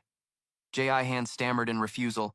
Wait a minute, sis. I know I've gotten stronger these past few days, but she cut him off with a cold shout. Shut up. You can get in, but you can't get out. Jai-Han understood that his words had no place here. A few seconds later, Jai-Han's blood-curdling scream echoed throughout the building. Finally escaping the grim ordeal, he couldn't help but let out a sigh of relief for his life. I thought I was a goner. At this point, Jai-Han couldn't help but protest. Both you and Sun In. I don't get why you suddenly beat the crap out of me. What a violent family. She didn't like those words and shot back. What did you say?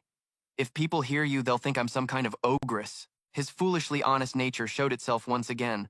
But you are a tigress. The result was getting smacked for a 5-point health reduction, making him instantly regret it. Oh my god, my health. Jai-Han felt a stare from behind him and asked blankly, What is it? Sion's face was flushed in a strange way. No, it's nothing.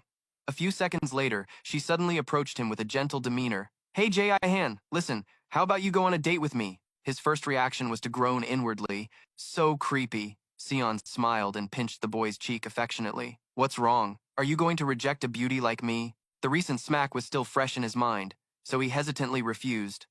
No, no, I wouldn't dare. Inwardly, he guessed. Give me a break. She probably just wants to make up for torturing me today, right? He cleverly used his mom as an excuse. Oh, I still have to study. If I don't, my mom will flip out. She knew it was an excuse and snorted. What's studying? You just hug that computer all day. Jae-han crossed his arms defiantly, hearing this insult to his character. That's hitting below the belt. Who told you that? The other person ignored him and directly questioned, Stop, so what happened to you?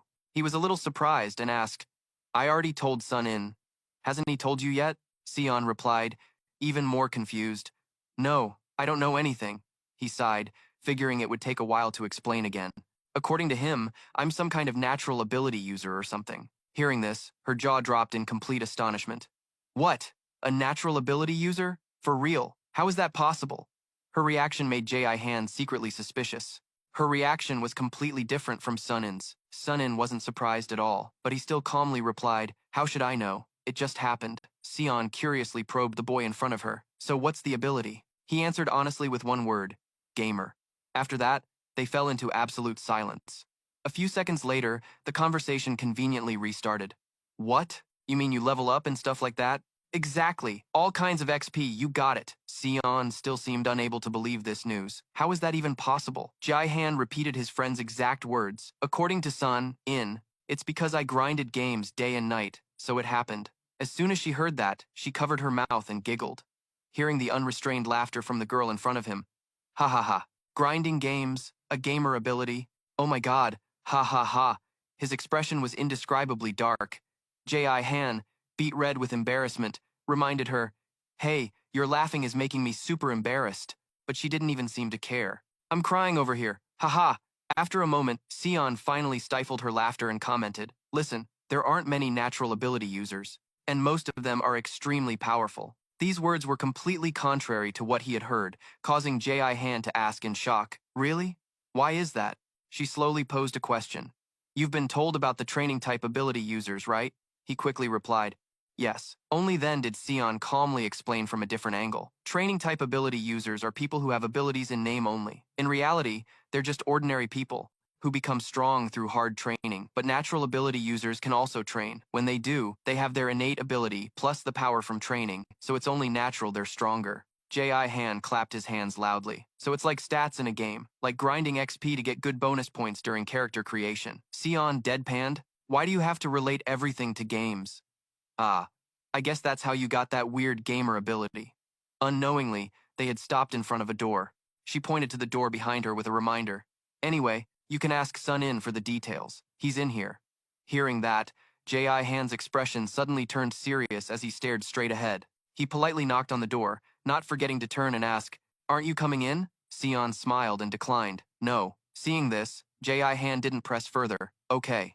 A few seconds later, the automatic door slowly opened, revealing a glimpse of a pristine white bed in the middle of the room. As soon as Jae-han stepped inside, the system immediately announced a series of notifications. You have entered a mob field, the healing zone of the Cheon Ui Guild. HP, stamina, and mana recovery rates are all increased by 100%. Jae-han exclaimed in amazement. Whoa! So this kind of thing exists too. He quickly came to a conclusion in his head. Maybe I can create areas like this with a create mob field skill when I level up, a higher level. Just then, Sun In's familiar but weak voice called out, You're here? He instinctively looked up, and the first thing he saw was an arm wrapped up like a mummy, lying on the bed. Only then did Jae-han see Sun In smiling gently at him. The IV bag beside the bed was still dripping into the tube connected to his arm. The sight was just too shocking.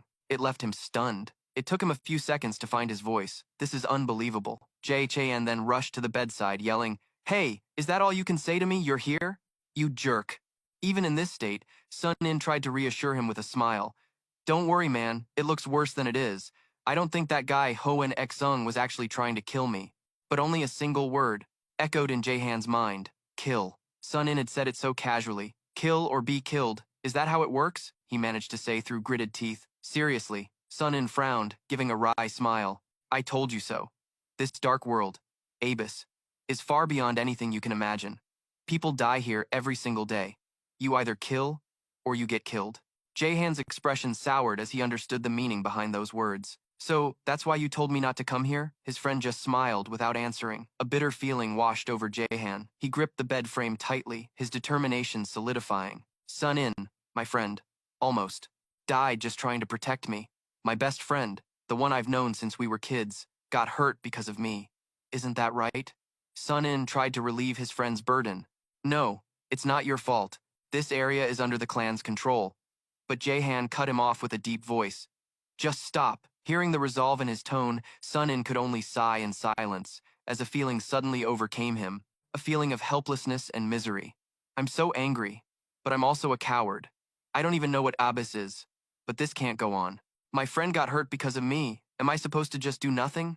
I can't accept this. All these negative feelings pushed Jaehan to make a decision. Abyss or not, I'm a part of this now. Afraid he would do something reckless, Sun In quickly tried to intervene. Hey, man! But Jaehan just pointed firmly and declared, that's why I have to level up.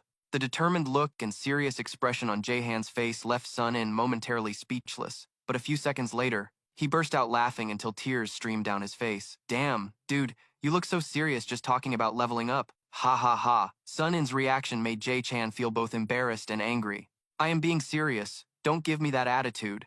But his friend just kept roaring with laughter. You're a riot, making Jaehan curse under his breath. This guy has absolutely no tact. After laughing his heart out, Sun In finally got serious.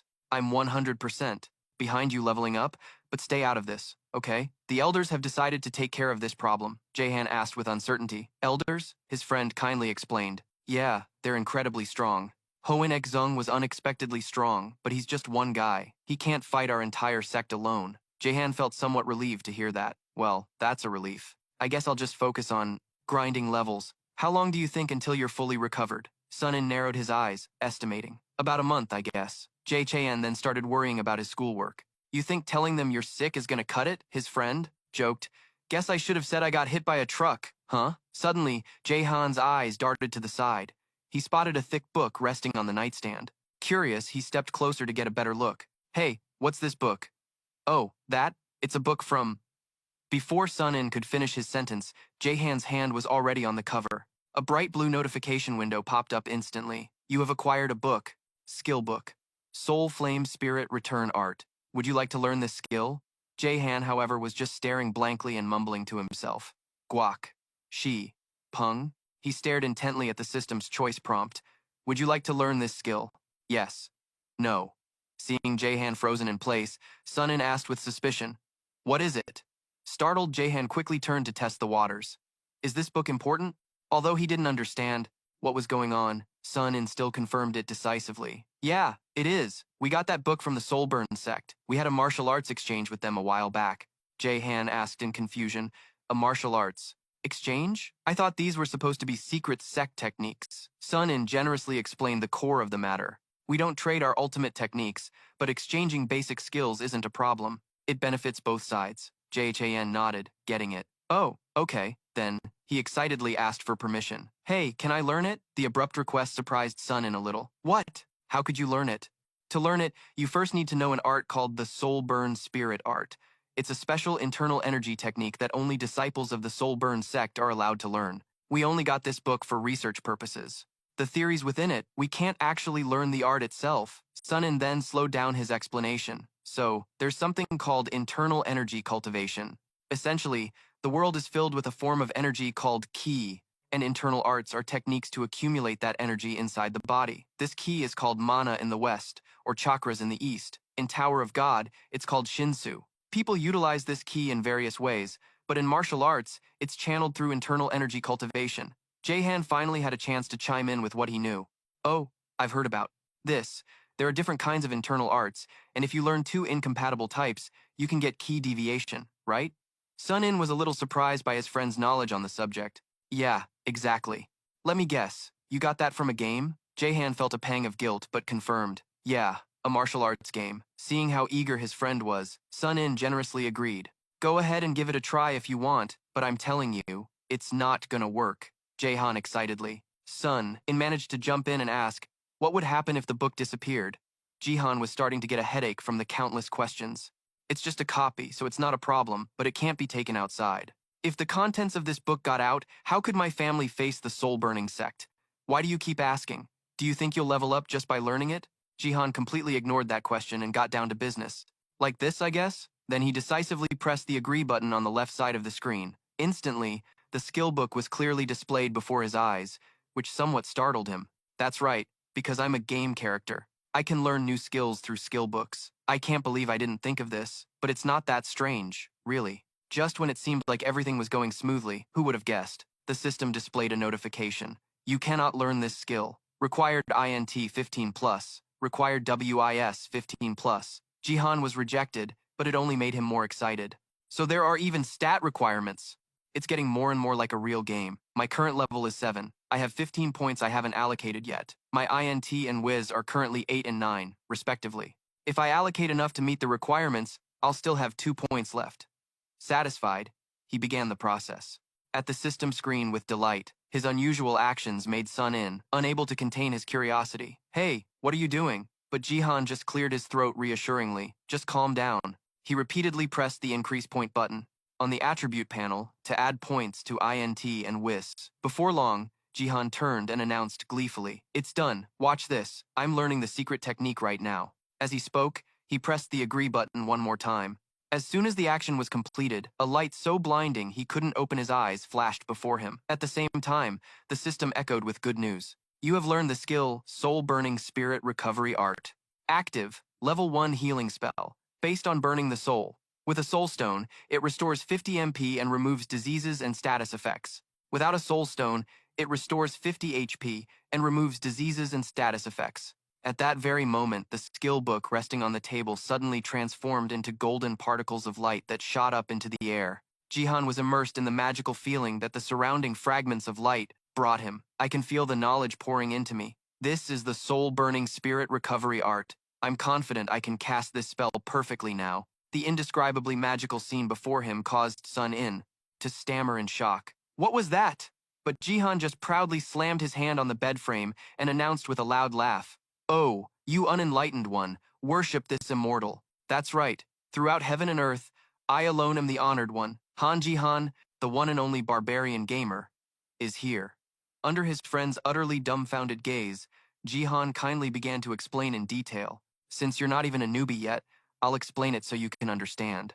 In a game, if you want to use a skill, you have to learn that skill first. A game has many systems, and one of them is the skill book system. If you have the book, then you can learn the skill immediately, but then the damn book is gone forever. Sun In's eyes widened as he processed those words. You mean? Jihan declared with a radiant smile. That's right.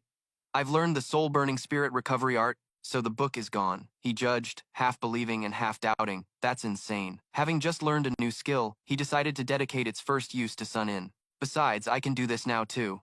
He obviously didn't want to be a guinea pig, so his face paled as he tried to intervene. Hey, don't do anything rash! But Jihan had already successfully cast the spell. Soul-burning spirit recovery art. Golden light from his arm quickly spread over Sun In's injured body. More than anyone, he could feel the miracle happening to him. There. Jihan looked up at the sky and laughed heartily. You can just call me the Great King now. Don't be shy, we're bros. Meanwhile, Sun In was still looking in disbelief at his hand, which was as perfect as it was originally. I've healed instantly. Hey! He snapped his fingers, showing off his new masterful skill. In games, instant effect skills are super OP, you know. Even if you lose an arm or a leg, as long as you have a recovery item, you'll be fine in a jiffy. Sun In's attention latched onto a strange point. Isn't that a bit like cheating? But obviously, the other party didn't pay it any mind. It's no big deal. Now, first, I have to heal you. The brand new technique, fresh out of the oven, was used on Sun In again. Soul-burning spirit recovery art. After continuous skill casting, he stood up as if nothing had ever been wrong. The visit with his friend took the whole afternoon. Jihan sauntered off toward home, only to realize it was already dusk. Sio's dad was flabbergasted when he saw that I had completely healed Sun In. Overjoyed, he decided to accept the invitation to hang out tomorrow. She invited me over tomorrow to study, and then go over there. His mind was still buzzing from the day's new achievement. In any case, I've learned an awesome skill, soul-burning spirit recovery art, a recovery skill. In other words, I'm now a healer. A healer is a character class in a game with the ability to heal. Normally, healers are squishy, so they need other character classes to protect them. But Jihan is different. Thinking this, he summoned the system, skill list, and status window. It seems there's no limit to what or how much I can learn. Jihan clearly recognized his own attribute classification. This is my class, the gamer. This is still my default class from when I first discovered this ability, and it's probably my actual ability. So, what is a gamer, really? A gamer refers to people who play games. It's probably short for the term game player. The consecutive terms made Jihan's head spin. What does all this mean? So he decided to count on his fingers to review. First, some of my everyday actions turned into skills, and then objects turned into game items. Third, my body has the properties of a game character. Fourth, some secret technique books are considered a skill book. For now, that's about it, but Jihan discovered another cool thing. The soul recovery technique is currently at level 1, so it'll probably get insanely strong when it levels up. So, besides what I already know, is there anything else that affects me? In other words, what other tricks can this ability and the class called the Gamer pull off? The strain of overthinking made Jihan gradually lose his patience, and he dismissed the skill window. It was giving him a major headache. Just as he was about to hurry back home, he suddenly noticed the surrounding scenery had changed strangely. Jihan quickly realized the source of this ominous feeling. An illusion barrier. Seeing the road ahead turn pitch black with a few zombies wandering around, he wanted to cry but had no tears. Welcome, my child. Did that dude set up barriers all over the place again? A familiar sight, but it still made Jihan's stomach churn. More zombies, but why are there only a few this time? Alright, I don't know why, but since there are fewer of them, this should be easier for me. He skillfully waved his hand to summon his trusty weapon. I'm sick of using this crappy thing. Maybe I should find a crowbar, like in Half-Life.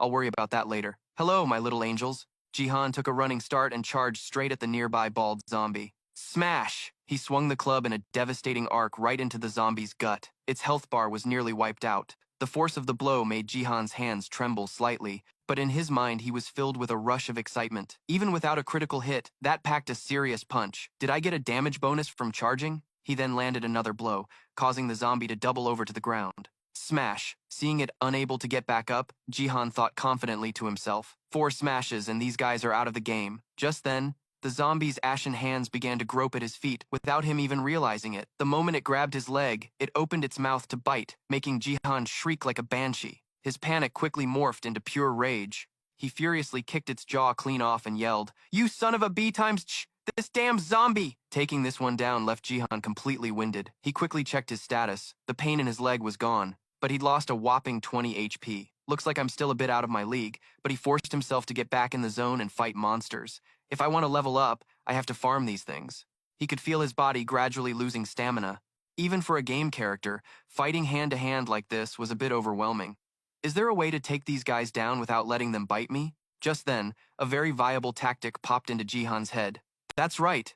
Energy Bolt! The memory from the other day flashed through his mind. That's right. I just learned that ranged mana attack skill. I just raised my INT to 15, so it should be pretty powerful now. He quickly searched for it on his interface to give it a shot. The trouble was, by the time he found the right skill description, Energy Bolt, active, level 1, 0 experience, an attack skill that works by projecting mana. Its damage increases with the INT stat, and it has a range of 10 meters. But Jihan was clueless and had no user manual. How do I use this thing? How do I even project the mana? I guess I'll just have to wing it. There, that one's my target. He took a chance, cupping his hands together like a gun, aimed forward and shouted, "Energy Bolt." In an instant, his palm began to glow with a brilliant jade light. Unexpectedly, the mana backfired, exploding right in his hands and making Jihan cry out in pain. But it was a blessing in disguise, as he now understood the principle behind releasing the energy. So, it shoots from the palm of the hand, and a moment ago I instinctively curled my fingers, and that's why it blew up. This time, Jihan learned from his mistake and held his hand out straight.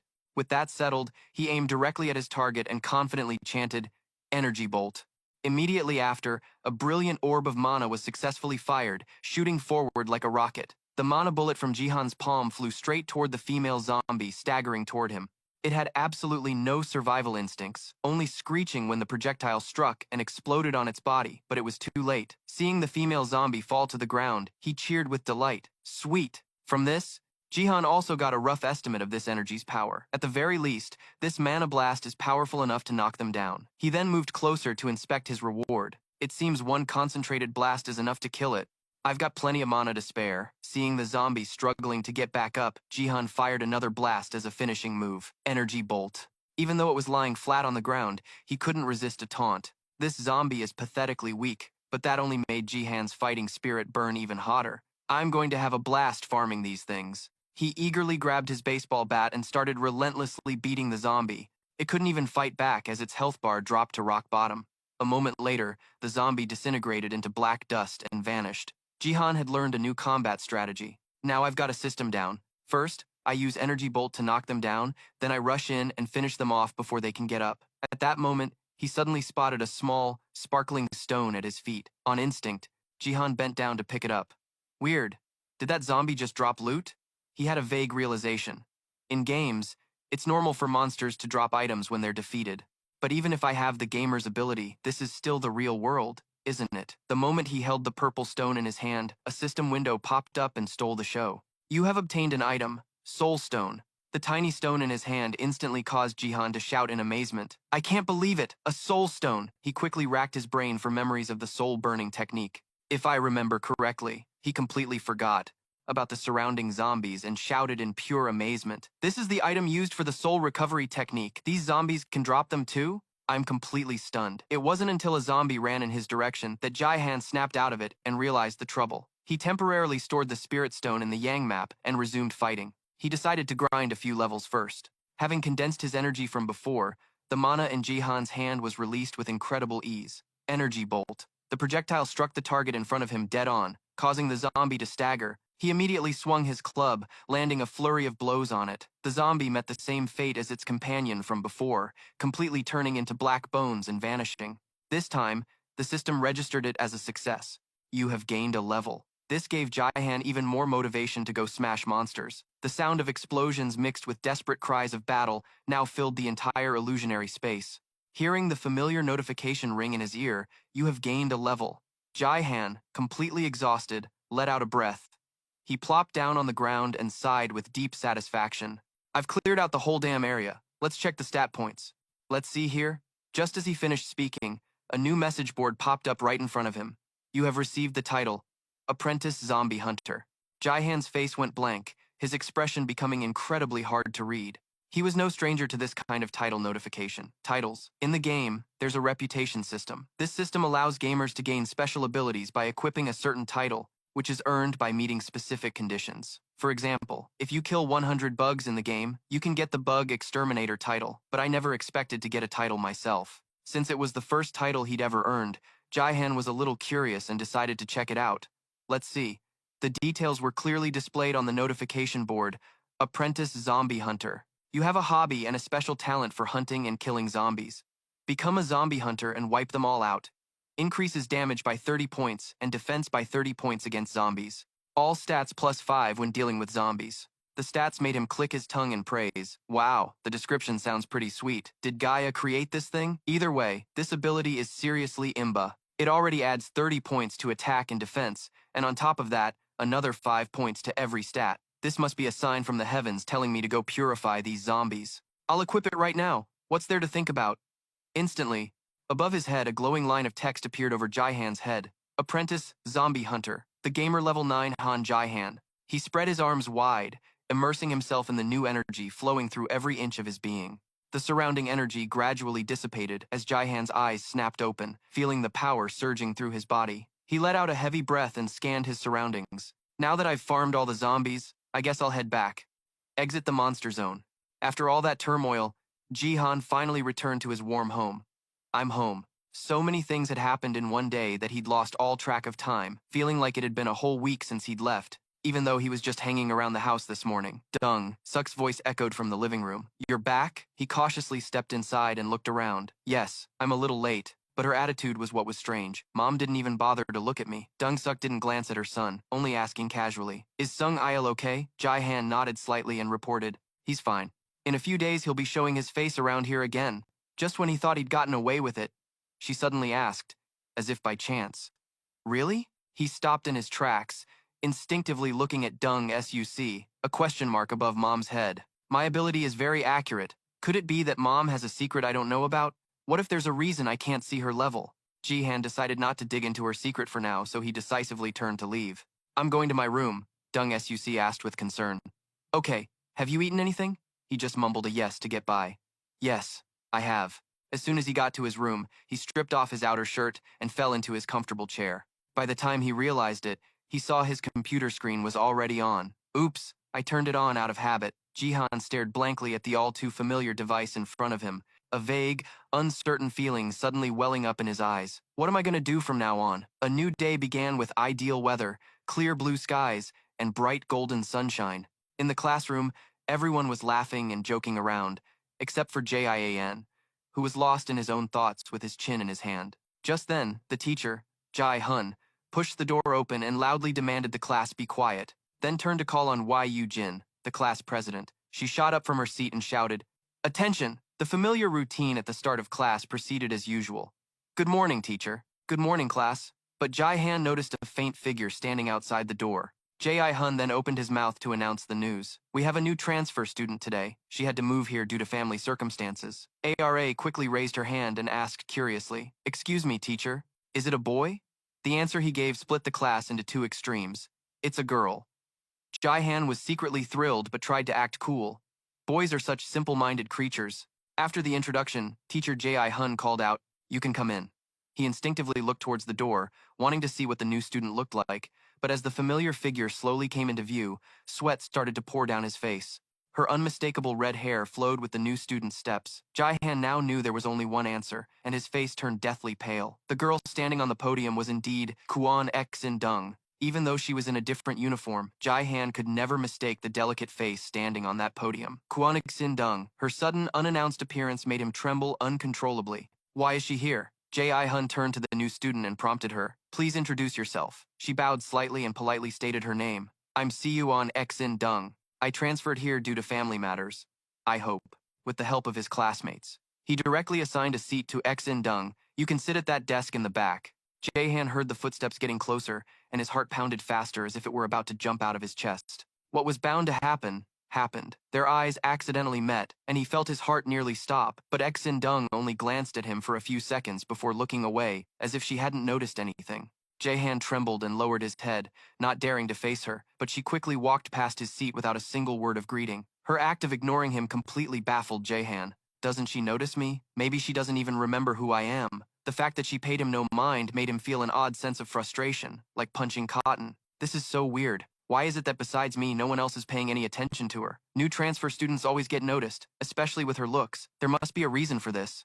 Jahan couldn't help but suspect Xin Dung's intentions. Is she using some kind of special ability, like a charm or a spell? The more he thought about it, the more frustrated he became. But how could she not recognize me? The break between first and second period passed. Did she really forget, even after what happened? Jaihan shook his head in frustration, trying to clear the jumbled thoughts. Tsk. Well, anyway, she's a member of AB, which means she's dangerous. It's probably for the best that she doesn't remember me. That's right. If she ignores me, I'll just play dumb. Perfect. That's the best way to handle this. Just then, the classroom door swung open again, accompanied by the sound of leather shoes clicking on the floor. Jaihan's dazed expression turned to one of utter shock in a matter of seconds. What the hell? The man who had just entered the room slammed his hand on the desk and shouted with an intimidating voice, "Settle down, class. My name is Hoan Sung-gon, and I'll be your chemistry teacher starting today, replacing the previous teacher who was hospitalized due to an accident. Everyone, take out your textbooks." Sung-gon coldly called out to Yuan, "Class president, what page are we on?" She stood up with a serious expression and replied, "Sir, we're on page 102. Watching him professionally play the role of a teacher. "Everyone, please turn to page 102. There was only one question in Jaihan's mind. Why isn't anyone whispering about this guy's mafia-like suit? The class dragged on as if a century had passed, and he walked home alone, deep in thought. Jaihan anxiously tried to make sense of the strange situation. Hoan Sung-gon is the chemistry teacher, and Xin Dung is the new student. Clearly, something is going on. And that girl, Xin Dung, had a murderous look on her face when Hoan Sung-gon showed up. It's possible Xin Dung really did transfer for family reasons. But what about Hoan Sung-gon? The fact that a guy like him has a respectable job is even more suspicious. And why isn't anyone paying attention to his bizarre way of dressing? His mind exhausted, Jihan reached out and rang Sunin's doorbell. So surreal. A familiar female voice quickly called out, "Who is it?" He quickly replied, "It's me, Sion." Almost immediately, she opened the door with a very cheerful welcome. "Come on in." As soon as he stepped inside, Jahan noticed the empty courtyard. Where are the other disciples? Why isn't anyone here? Sion gave him a playful wink and whispered, I told everyone not to come, because we have something important to take care of, he asked blankly. Huh? What's so important? She looked left and right cautiously before pointing at him and exclaiming, It's you. You and your gamer ability need special attention. Jahan's face turned beet red from this special treatment. What do you mean by special attention? He felt even more anxious on the inside. It sounded worrying. Sion leaned in, uncomfortably close, and whispered, Did you forget that you completely healed Sun Y yesterday? I heard some high praise from her. That's not something just anyone can do. Jahan was stunned, finding it a bit hard to believe. Am I really that amazing? A single compliment made his ego swell. AB must be desperate for healers, right? Healers are total VIPs. Sion stared at him blankly and reassessed him. What nonsense are you talking about? Not wasting any more time, she pulled him inside. Just come in, we'll talk. Sion held onto Jihan's arm tightly the whole way, as if afraid he'd slip away. Arriving in front of a certain room, she slid the door open. The sight of a shirtless Sun-In immediately appeared before Jihan, but what made him silently wonder was the smoke-like substance radiating from him. Is that Key? Suddenly, a familiar elderly voice rang out, pulling Jihan from his thoughts. So you've arrived? He quickly and politely greeted him. Hello, sir. The old man pretended to be annoyed and turned away without looking at him. This is the direct consequence of you burying your face in those mind-numbing games. Jahan quickly tried to sweet-talk him. Oh, come on, Grandpa. In this day and age, people might think you're weird if you don't play games. This old man was Xian, the eldest in Sun-In's household. He was really mad at Jihan for teaching Sun-In how to play games, but after chasing and bickering with each other for so long, the two of them had actually gotten closer. In other words, the two of them, grandfather and grandson, were very close. Jihan stubbornly retorted, If you keep this up, what if Sun-In becomes a recluse, Grandpa? You need to modernize your thinking, Grandpa, and get with the times. Besides, I see you've installed a doorbell, so why are you still so stubborn? This disrespectful remark made Suno angry, and he yelled, You little brat! Jihan wasn't scared at all. He even pouted, wanting to test the old man's strength. He's fired up, just like always. I wonder what his level is. Jahan tried glancing above his head, but the words Master of the Cheon Ui Moon level, Xin Suno thwarted his attempt from the very start. How can that be? The level isn't showing up? So he's the Master of the Cheon Ui Moon, but his level is hidden? Suddenly, a possible explanation flashed through Jihan's mind, for the question marks I'd seen before. I get it now. Monsters in games also show their levels. If its level is way higher than mine, does my ability work the same way? Does that mean the old man's level is way higher than mine? Seeing the boy standing there motionless, Suno sternly demanded, What are you doing just staring like that? Get over here. Startled, Jihan obeyed. Yes, sir. While the two of them talked, Sun-In remained perfectly still in his horse stance. Jihan curiously turned to ask Sun-O, Is Sun-In training again? The old man had his own agenda. I need to check if you've healed him completely. Then, Sun-O casually started to probe. So, I heard you're a natural-born ability user? Jihan knew exactly what the old man was up to, so he answered nonchalantly, Yeah, that's what I heard too. Annoyed by his lack of respect, Sun-O scoffed. Is the sky falling? Even a little runt like you can become a natural-born ability user? This time, it was Jihan's turn to object. So what if I am? The old man didn't continue the argument, turning his attention to his grandson instead. Sun-In, how do you feel? His face dripping with sweat. The boy replied, I'm fine, grandfather. Sun-O nodded, relieved. Good, you can rest now. Only then did he turn back to ask the question that had been on his mind for a while. You little brat, how in the world did you become a natural-born ability user? Jihan's expression shifted instantly as he gave a dismissive answer. I have no idea how it happened. It was just like winning the lottery. But you're pretty stingy, keeping all this stuff from me. The old man was sidetracked, completely forgetting his earlier question. What's so good about it that I would need to tell you? It's all my fault for spoiling you since you were young, and only because you're Sun-In's best friend. He then suddenly turned to call for Sion.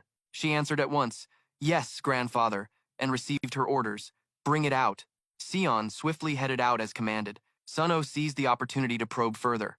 I've heard about your ability. It seems you can learn the secret techniques inside a book just by touching it. Is that right? Since it wasn't a secret, Jihan didn't hide it. Yes, the old man inquired curiously. Are there any limitations or side effects to that ability? He answered honestly. Not that I'm aware of. Sun-O stroked his beard in thought and then proposed. Let me see your hand. Though confused, Jihan obediently held out his hand for the old man to examine. He held his breath in anticipation. for the seasoned master's analysis. After a moment, Sun-Oh clicked his tongue and drew a conclusion. It's not internal energy, but there is some kind of power hidden inside. J.I. Han offered a guess. Perhaps it's mana, sir. This possibility made the old man slightly skeptical. But how could you possibly perform the soul-burning spirit recovery art with mana? From behind them, Sun-In offered his own explanation.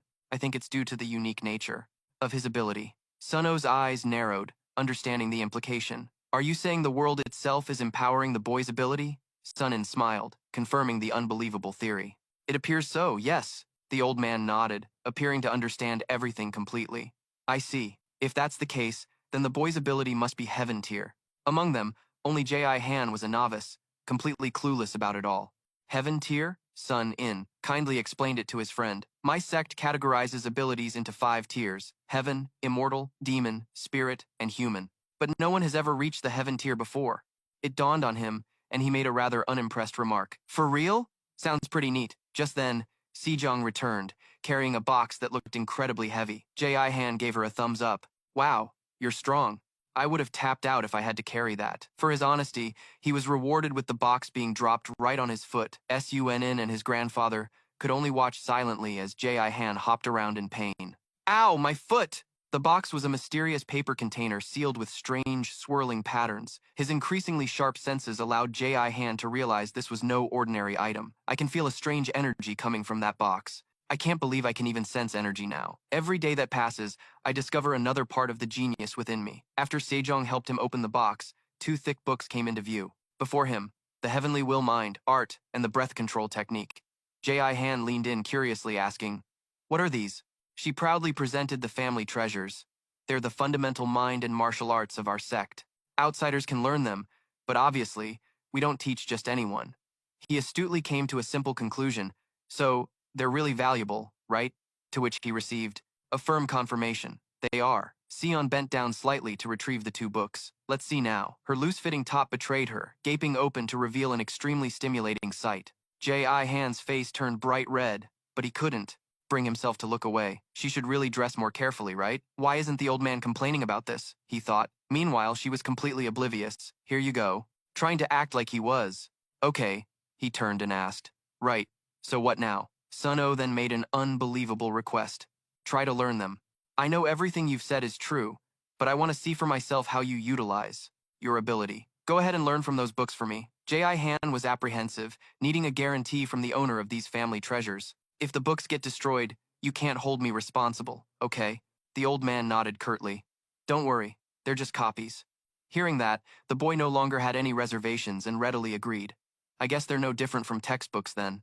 In that case, I'll get right to it. He carefully reached out to touch one of the 2 treasured manuals, then gripped the Heavenly Will Mind Art and waited silently for a notification. A few seconds later, a pop-up window appeared with 2 short options. You have acquired the skill book, Heavenly Will Heart Art. Do you want to learn this skill? Jihan pressed yes without hesitation. Of course, I'll learn it right away. Instantly, a brilliant light enveloped his entire body. A detailed information window appeared. Heavenly Will Heart Art.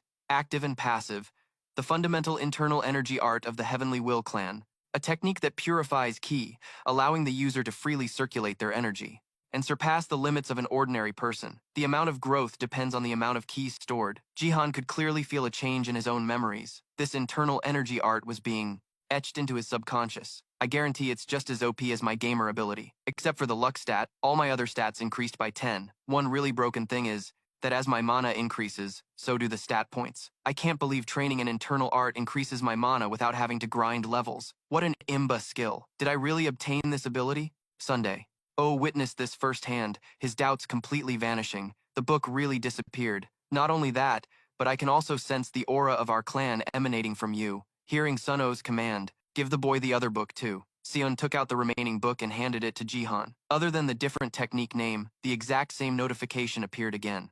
You have acquired the skill book, Breath Control Technique. Do you want to learn this skill? He asked its owner before making a decision. Should I learn this one too? She urged him on generously. Yeah, give it a try. Jihan cheerfully selected the yes box on the left side of the screen, but this time, no light appeared.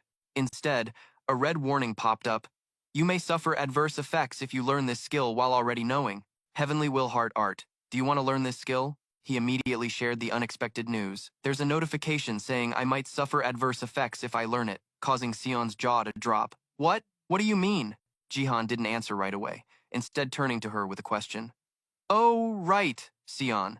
You've never played a game before, have you? Sun, confirmed with a chuckle, yeah, she's never played. Hearing that, he immediately burst out laughing. Oh my god, a Neanderthal! Sion blew her top and threatened.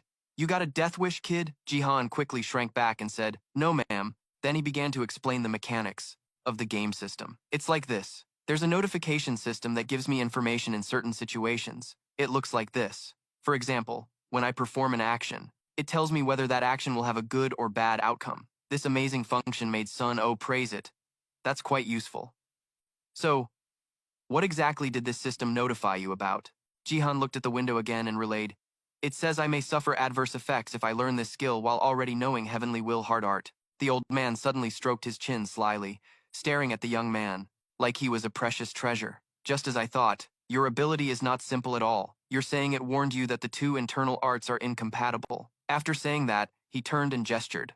Then let's see about this one. Seojun got the signal and handed him a dark brown book. Jihan read the information and confirmed, you have acquired the skill book. Heavenly Will, Divine Art. Do you want to learn this skill? Should I learn this one too? Sun-O gave his permission. Yes, but if it warns you about side effects, don't learn it. This time, he also chose the same answer as before. However, the pop-up window declared a refusal. You cannot learn this skill. Required INT 90+. Jihan stared intently at the system's high requirement before hesitantly reporting back to Sun-O. It says my INT stat needs to be at least 90 points. He silently cursed the absurd requirement in his head. 90? Where the heck am I supposed to get that much?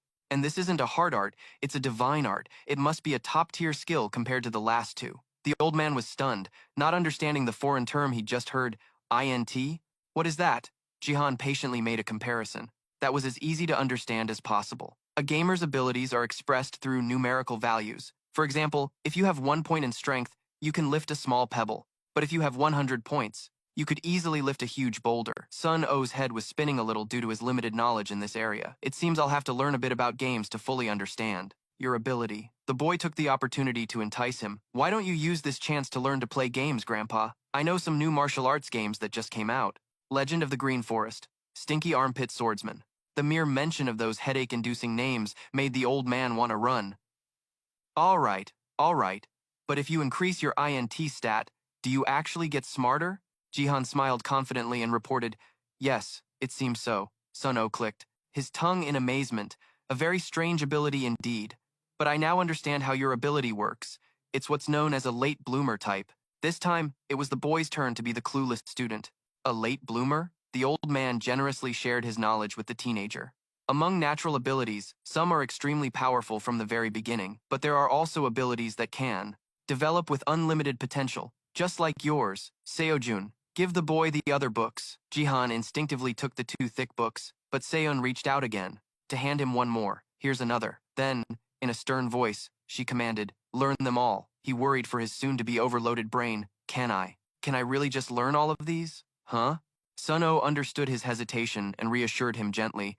There are some things that can't be taught unless you're a disciple of the sect, but it's fine to just teach the basics. Don't worry, son. Hearing that, Jihan felt a little more at ease and made his choice. Then I'll accept it. He pressed his index finger on the adjacent agree box, and screens continuously popped up. Heavenly Will Sword Style, Active and Passive. The introductory sword style of the Heavenly Will School. A basic sword art based on the Heavenly Will Heart Sutra, it is a martial art that harmonizes heaven, earth, and man, increasing sword attack speed and sword damage.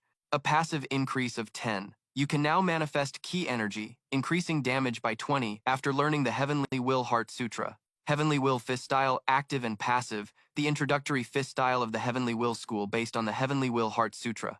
It is a martial art that harmonizes heaven, earth, and man, passively increasing fist attack speed and fist damage by 10. Allows the use of ki energy, increasing damage by 20 when the Heavenly Will Heart Sutra is learned.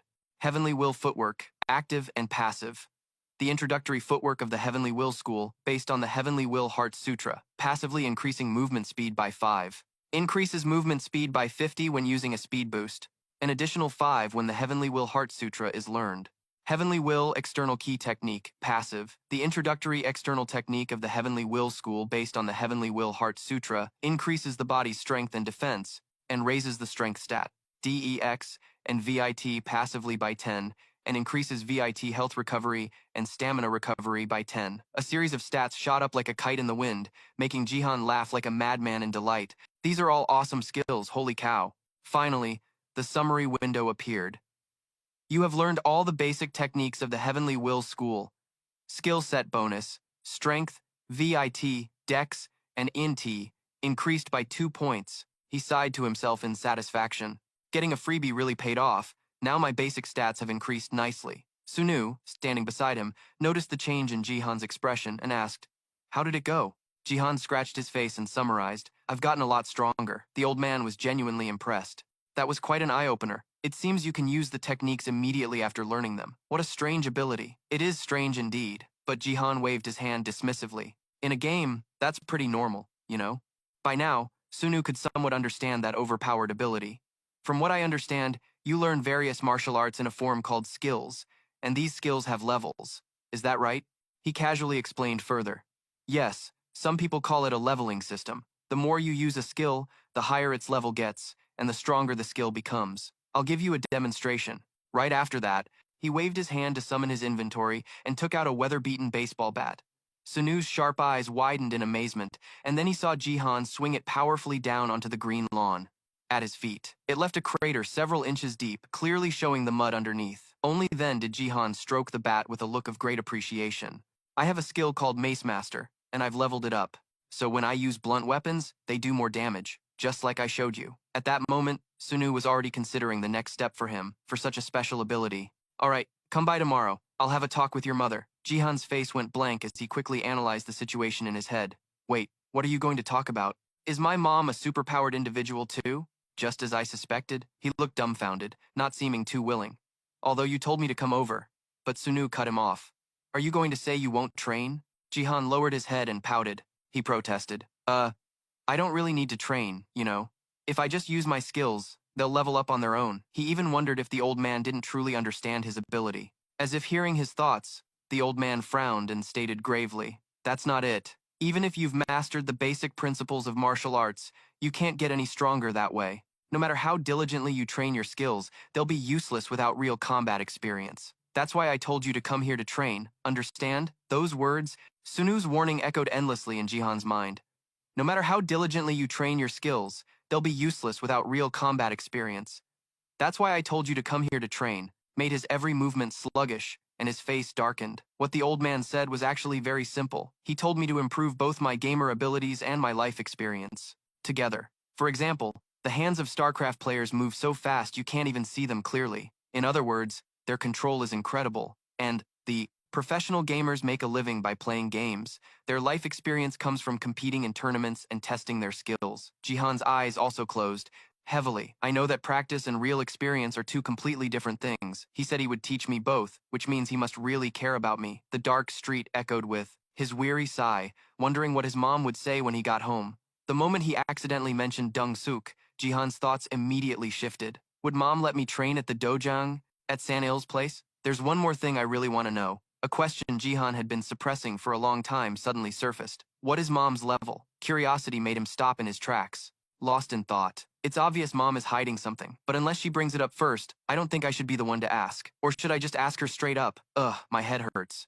By the time he could, clear his head and keep walking, Jihan still couldn't escape the cycle of speculation. Honestly, I feel like I've been deceived, because this means mom has been hiding her true self from me all this time. Sanil's family doesn't hide anything from me. They even teach me all sorts of things, so why can't my family be like that? Now that I think about it, my dad is a complete mystery too. Not. Could it be that my dad, who's always busy with work in America, is an ability user too? The thought made Jihan break out in a cold sweat, and he could only sigh silently to himself. All right, for now I'll just pretend I don't know anything, and see what mom says. The door in front of him was still, and he forced himself to calm down before reaching out to open it. Jihan cautiously stepped inside, feeling anxious. I'm home? But the dark and silent scene made him stop in confusion. A wave of unease washed over Jihan, prompting him to search the entire house before he spotted a note on the table. Hey honey, I went to my aerobics class, and then went out with friends. Please eat by yourself. For some reason, that simple message made him suspicious. I know Mom goes to her aerobics class often, but she's usually home before I get back. For a brief moment, Jihan accidentally spoke his thoughts aloud. Normally, I'd be ecstatic about this, but right now, it really feels like Mom is hiding something. A short time later, system pop-ups continuously appeared, accompanied by the crisp sound of an alarm clock. Deep sleep has fully restored your HP and mana. Deep sleep has restored all your statuses to normal. This was enough to jolt even a heavy sleeper like Jihan awake. He groggily sat up, randomly tapping at the system screen. These RPG-style notifications pop up every single morning, with a few new lines. But when he heard Dungsuk's voice, "Jihan, are you awake yet?" he panicked and answered instinctively. Yeah, his brain was still completely bewildered. His mom, neatly dressed, greeted Jihan in the kitchen with a radiant smile and a hearty plate of food. "Hurry and eat your breakfast," she said, which made his face darken in fear. He would have much rather overslept. Dungsuk was confused by his bewildered expression. Is something wrong? Her concerned question made Jihan flustered. No, nothing's wrong at all. Suddenly, she let out a cryptic, "Ah," then smiled and acted as if nothing was out of the ordinary. "I heard you're going to Sunin's house to train. Is that right?" The unexpected question made Jihan freeze in his tracks. Yes, his brain was once again plunged into confusion. How could this be happening? By the time he got to school, he was still overwhelmed by lethargy, muttering to himself, "This is so annoying. My brain just wants to shut down and rest. I have no idea what Mom is hiding. And why did Sunin transfer to this school? Why does she have to be in my class? And then there's Cha Wan-sung. Just looking at Sunin's situation, I know for sure. That guy is going to cause trouble. Just thinking about it is driving me insane." Jihan's internal spiral finally came to a halt when Jin suddenly walked in. The class president made even a calm person like Yujin jump up in a panic. "Class, stand and greet." After everyone obediently said, "Good morning, teacher," she cheerfully made an announcement. "You all remember that today we're going to be sculpting with clay, right? This will be graded and put on your report cards. So, please do your best, everyone." She quickly received a chorus of confirmations from the students. "Yes, ma'am," Jihan listlessly pulled out his bag of clay and sighed to himself. "Oh well, thinking won't solve anything. I might as well just mess around with this clay." While Yujin and the other students were cheerfully chatting with each other, "This class is a great chance to boost our grades for you all this year. But don't let it drag your grade down if you do a terrible job." "Yes, ma'am." He, on the other hand, just looked completely drained. "Yeah," but as he was kneading the lump of clay into shape, Jihan suddenly froze, his face going slack as if he'd just seen a UFO. Huh? Staring at the unfinished product in front of him, his brain visibly stuttered. "This thing looks exactly like that slime monster I thrashed before. I can't believe I just mindlessly squished and squeezed out this piece of junk." His frustration mounting, Jihan slammed his hand down on the desk. "I'll just smash this damn thing to feel better." Instantly, a system notification appeared, making Jihan jump. The crafting skill has been created. The crafting skill is now at level 1, with 5.12% experience and a 50% failure probability. The system also took a snapshot of Jihan's crude product on the desk and announced, "Further. Blueprint confirmed. Clay slime. Rank. Normal. A slime made of clay. Material. Clay." A short while later, the school bell rang, quickly releasing the students from their prison of knowledge. Jihan ambled along, his mind still fixated on what the system had revealed. A crafting skill, huh? That means I'll be able to make some decent items if I level it up. Every time I perform a special action, I seem to get a new skill. But I never imagined I could get an ability like this. The voice of that virtual character he'd met before suddenly echoed in his mind. "Get your fine crafts here, new and old." But even that didn't interrupt his train of thought. Lots of games have crafting skills. You create different items by using other in-game items as materials. Of course, it's different in every game, but it seems like my crafting skill combines all of them into one, which is way more convenient and awesome. Just as Jihan was feeling completely drained, as if he'd fallen into a pit of despair, man. That description is harsh. The information window for the clay slime suddenly appeared in front of him. Rank, normal. A crudely crafted clay slime made by the hands of apprentice artisan Han Jihan. Artistic value, incalculable. A masterpiece that defiles the very face of art.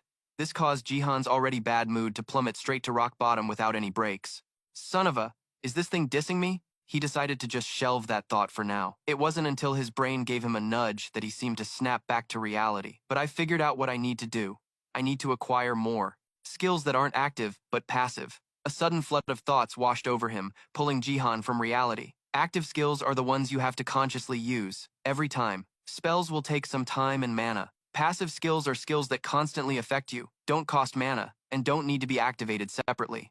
Right now, what I need is a lot of passive skills. There's only one reason, because I'm still toddling around killing the weakest hedgehogs and dogs. Jihan silently let out a string of self-criticism. Too weak. I haven't trained as much as Sun In, and I'm also not overpowered from the start of the game like other natural ability users. This is my biggest weakness, so I have to grind hard. Leveling up my skill tree is the only way to avoid getting PK'd. And in a situation like this, there's only one path to get strong quickly, to make a lazy brain work better than usual. Passive skills, the level of passive skills, increases automatically and doesn't require using a skill to maintain its effect. So if I learn a lot of passive skills and level them up, I can get stronger without having to learn any combat skills at all. The Heavenly Will external arts passively increases my stats by 10%, and with the passive cultivation method, I'm already 30% stronger than before. Jihan walked slowly on instinct, while his brain was busy calculating other things. There's a limit to learning more internal arts, but external arts should be fine. That means stacking skills will make me much tankier. When a familiar sight came into view, he was shocked and stopped dead in his tracks. Am I already here? Seeing the light seeping through a crack, Jihan accidentally let his thoughts slip out. But why is the door open? His rising curiosity made him push the door and step inside. I was summoned, so I should just go in, right?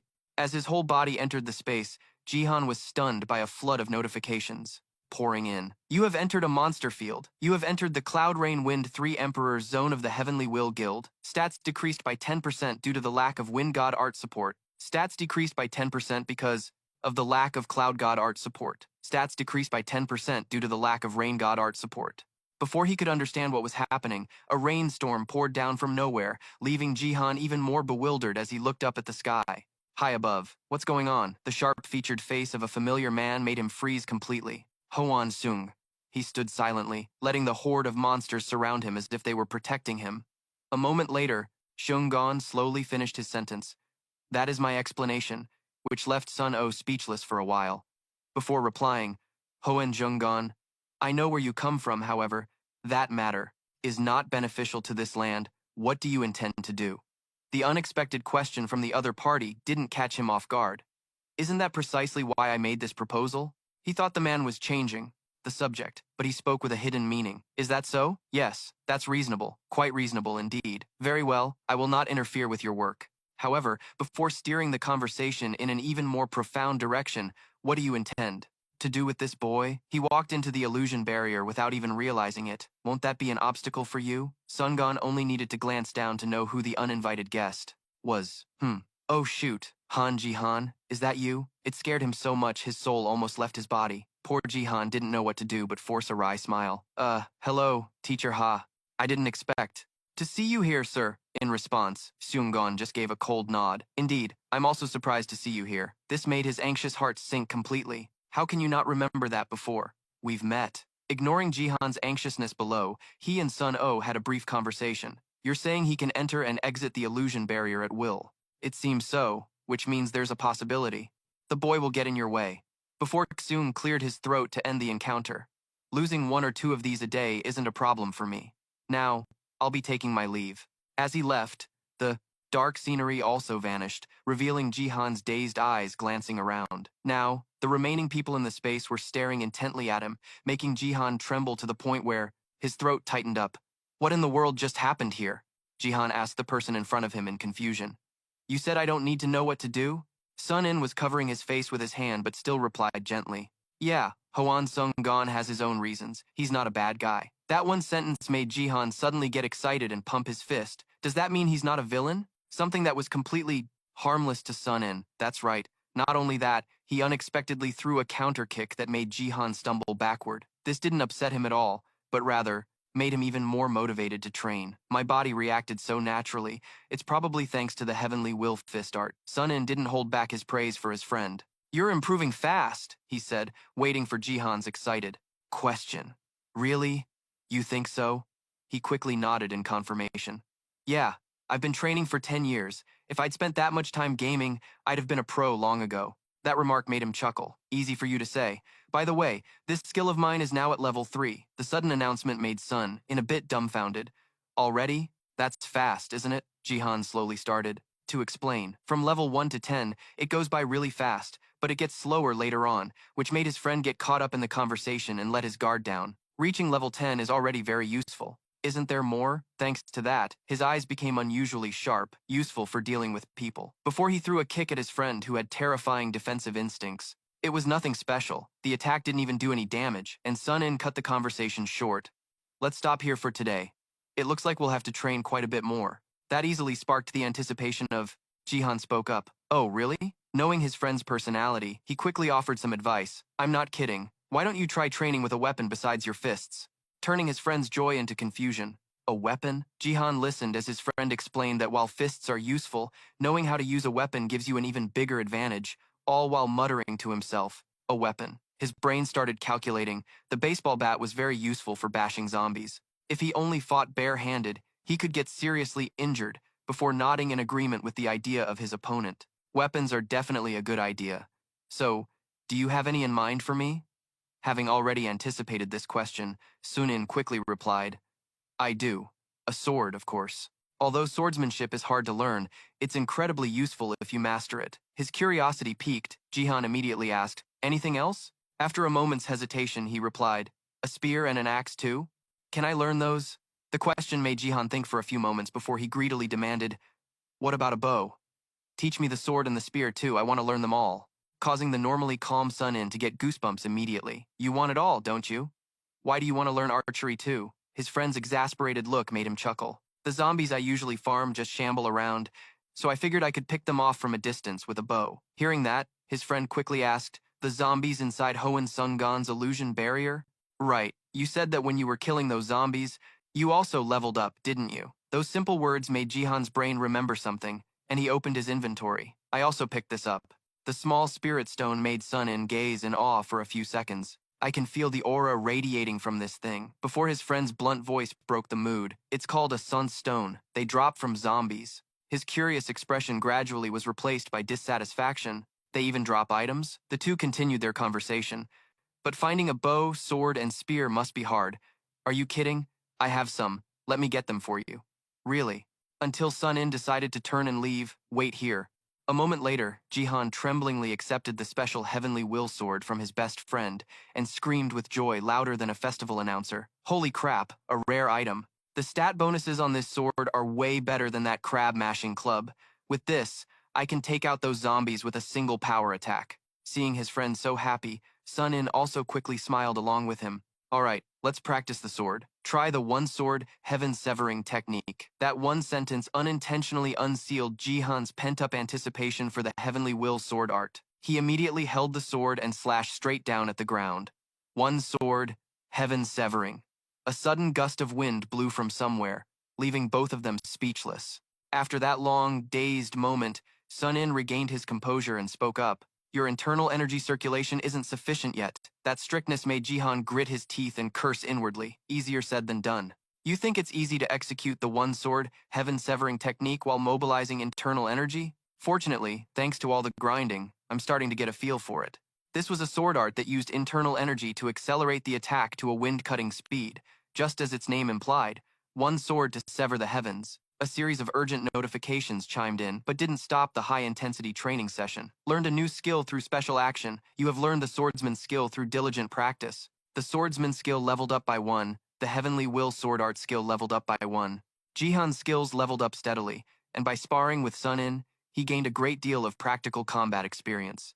And just like that, Jihan's 11th grade year was about to pass. Sometime later, Jihan was able to use a spear to destroy monsters.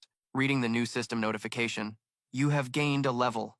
He couldn't help but exclaim, I'm leveling up so fast. The rest of his thoughts were silent, and this spear really packs a punch, no joke. One poke and a zombie's gone. Looking at the empty path behind him, and then at the horde of monsters in front, Jihan could only sigh in weariness. I've already butchered 50 zombies in this area, and there's still a whole mob left. Thanks to his scanning skill, his mind even showed some disdain. It's getting easier and easier because I'm level 10 and they're only level 8. Before letting out a stream of eerie laughter, Jihan eagerly charged at the weak zombies and began his light muscle workout.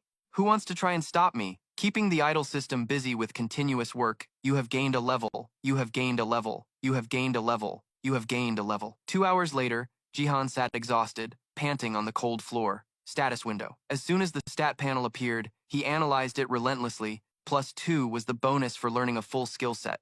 The two 10% increases were from the Heavenly Will Outer Body Art and the Heavenly Will Inner Mind Art, and on top of that, there were bonus points from the Apprentice Jiangshi Hunter title. That's why I'm so ridiculously strong. The zombies only need to take one hit to be sent to the afterlife. For a brief moment, Jihan confidently let his delusions of grandeur run wild, exterminating Jiangshi and saving the world. After getting past that little episode, he seriously considered the 37 points he had to spend, then stood there laughing arrogantly like a madman. Oh, I'm so rich, so powerful, so great. If I dump all my points into the INT stat, I'll get super smart, right? I should go check what the second boss is. He was smiling, but his hands were visibly fumbling. How should I allocate these points? He quickly fell into a spiral of reasoning. I don't have to raise just one specific stat. I can both recover and attack. My stats are all over the place. Where should I put the points now? This caused his excitement. His excitement turned to hesitation in just a brief moment. I don't really need Dex right now. Luca sounds promising, but I don't need that yet either. Jihan couldn't help but let out a sigh. What should I do? His confusion made him turn and gaze into the distance. A rare thought suddenly flashed through Jihan's mind. Come to think of it, I know that the illusion barrier of Hoan Sung Gon summons the souls of the dead. What is that guy planning to do with them? A vague anxiety suddenly welled up, causing him to freeze for a few seconds. Sun In's family has decided to just leave him alone, so I probably don't have to get involved. But it's thanks to him that I leveled up so quickly. Then he lowered his voice and called out Yangdo to store the spear. The turmoil made Jihan scream in his head, exit the monster field. After his brain issued the command, it was time to get out. The surrounding space shattered like a glass box in freefall. He hurriedly turned to leave. I also didn't expect to level up this fast. If I level up too quickly now, it might get difficult later. Then he heard a voice call out from behind him. Hello. Jihan stared blankly at the red-haired girl, not realizing she had been standing behind him. Before he could say anything, Shin Dong spoke first. Second year, Class 8, Han Jihan. Those words easily pulled Jihan's panicked soul back into his body, and he jumped in surprise. When did she even get there? He forced a friendly smile to hide his awkwardness. Hey, you're Quan Sin Dung, right? But when he heard the impossibly brief reply from her, that's right, Jihan was immediately at a loss. This is the first time we've talked, right? Like a cold machine, Shin Dung just nodded. Yes, the conversation hit a dead end, which started to annoy him. What's with all the yes this and yes that? But when she took a step closer, Jihan panicked so much he started to stutter. What is it? His brain was also screaming its head off. This is terrifying. I have no idea what's going on in her head. She's really pretty, sure, but this girl's words and actions are totally different from other girls. I can't imagine how she was raised, or maybe everyone from Abis is like this? His rapid-fire train of thought was cut short by Shin Dung's question. What is your relationship with the Celestial Will sect, and what is your connection to the chemistry teacher, Hoan Sung Gon? This sudden interrogation clearly annoyed Jihan. This girl is questioning me again. Well, I have something I need to say too. He took a deep breath and seized the initiative. Hey, Quan Shin Dung, before we get to that, there's something I need to say. Did you ever meet me before you transferred here? His question caught her completely off guard. Why are you asking that? His abrupt change of subject unintentionally led their conversation down an even more awkward path. Because I've met you before. You're lying. I've never seen you. The cold indifference coming from her made Jihan's anger flare up. Do you remember the guy who got caught in the middle of your fight with Hoan Sung? He started cursing her in his head, really feeling the urge to just punch this girl. After a moment, Shin Dung slowly spoke. So you were that guy. Without waiting for her to say another word, Jihan coldly spat out a whole tirade. That's right, it was me. I have nothing to do with Hoan Sung Gon, and only a slight connection to the Celestial Will sect. I've been friends with Sun In since childhood. Happy now? After patiently listening to all that, Shin Dung said seriously. To him, I see. All right, I've committed your face to memory. But her calm demeanor just got on his nerves. You said the exact same thing last time. For some reason, every earnest word from her, is that so? I don't seem to remember, just made Jihan snap. Is your head completely empty? He even startled himself by suddenly shouting, while Shin Dung remained perfectly calm as if nothing happened. It's fine, I'll really remember this time. Sitting in the classroom, Jihan's sanity started screaming under the two-pronged assault from Sung Han and Shin Dung. Adults always tell you not to do things half-heartedly, but in reality, you can get by just fine doing exactly that. Of course, everyone wants to stand out, but very few people have the kind of luck. Research shows that 80% of startups fail. In other words, being different is never easy. So please, stop staring at me so intently like, No matter how much it pained his pride to hear Sunghan's corrections, Jihan, you wrote this character wrong. He could only nod in silence. Yeah. This bottled-up frustration dragged on, and on until the bell for break finally rang. The students excitedly filed out of the classroom. What's the cafeteria serving today? I have no idea. Except for a few special cases. Jihan glanced over at Shin Dung, who was... He nodded but couldn't help but wonder. Isn't she going to eat lunch? He suddenly shot up, making Sun-in look over. What's up? Aren't you going to lunch? Jihan leaned on his desk and replied, I'm gonna go grab a sandwich. How about you? His friend's question stirred Sun-in's own desire to get out. You're getting a sandwich? I was thinking of buying some bread myself, seeing he'd successfully baited his friend. He cheerfully slapped him on the shoulder. Then let's go. What are we waiting for? The cool, fresh air outside instantly lifted Sun-in's mood. It seems like you've gotten stronger. What have you been doing? Running all over town, chasing zombies. Jihan looked away, embarrassed. Even when I don't want to, I still run into them. When the monsters come looking for a fight, I have to give them one. The unexpected answer made Sun-in pause. What's that supposed to mean? His friend's confused gaze made him sigh and start explaining. Look, do you know why I always get home late after leaving your place? It's so I can always take out a group or two of zombies. This surprising truth made him hesitantly voice the suspicion he'd been holding back. So you're telling me you go on a zombie-slaying spree every day after leaving my house? At least once? Yet Jaihan just calmly munched on his snack as if it were nothing. That's right. The two friends went back and forth, one asking and the other answering, like a casual Q&A session. So, what level are you now? Level 14, which is why I felt like you were stronger. That was until Jaihan sighed and shared the worry on his mind. That's why I've been feeling a little worried lately. It made Sun-in, who was drinking milk, pause mid-sip. What do you mean?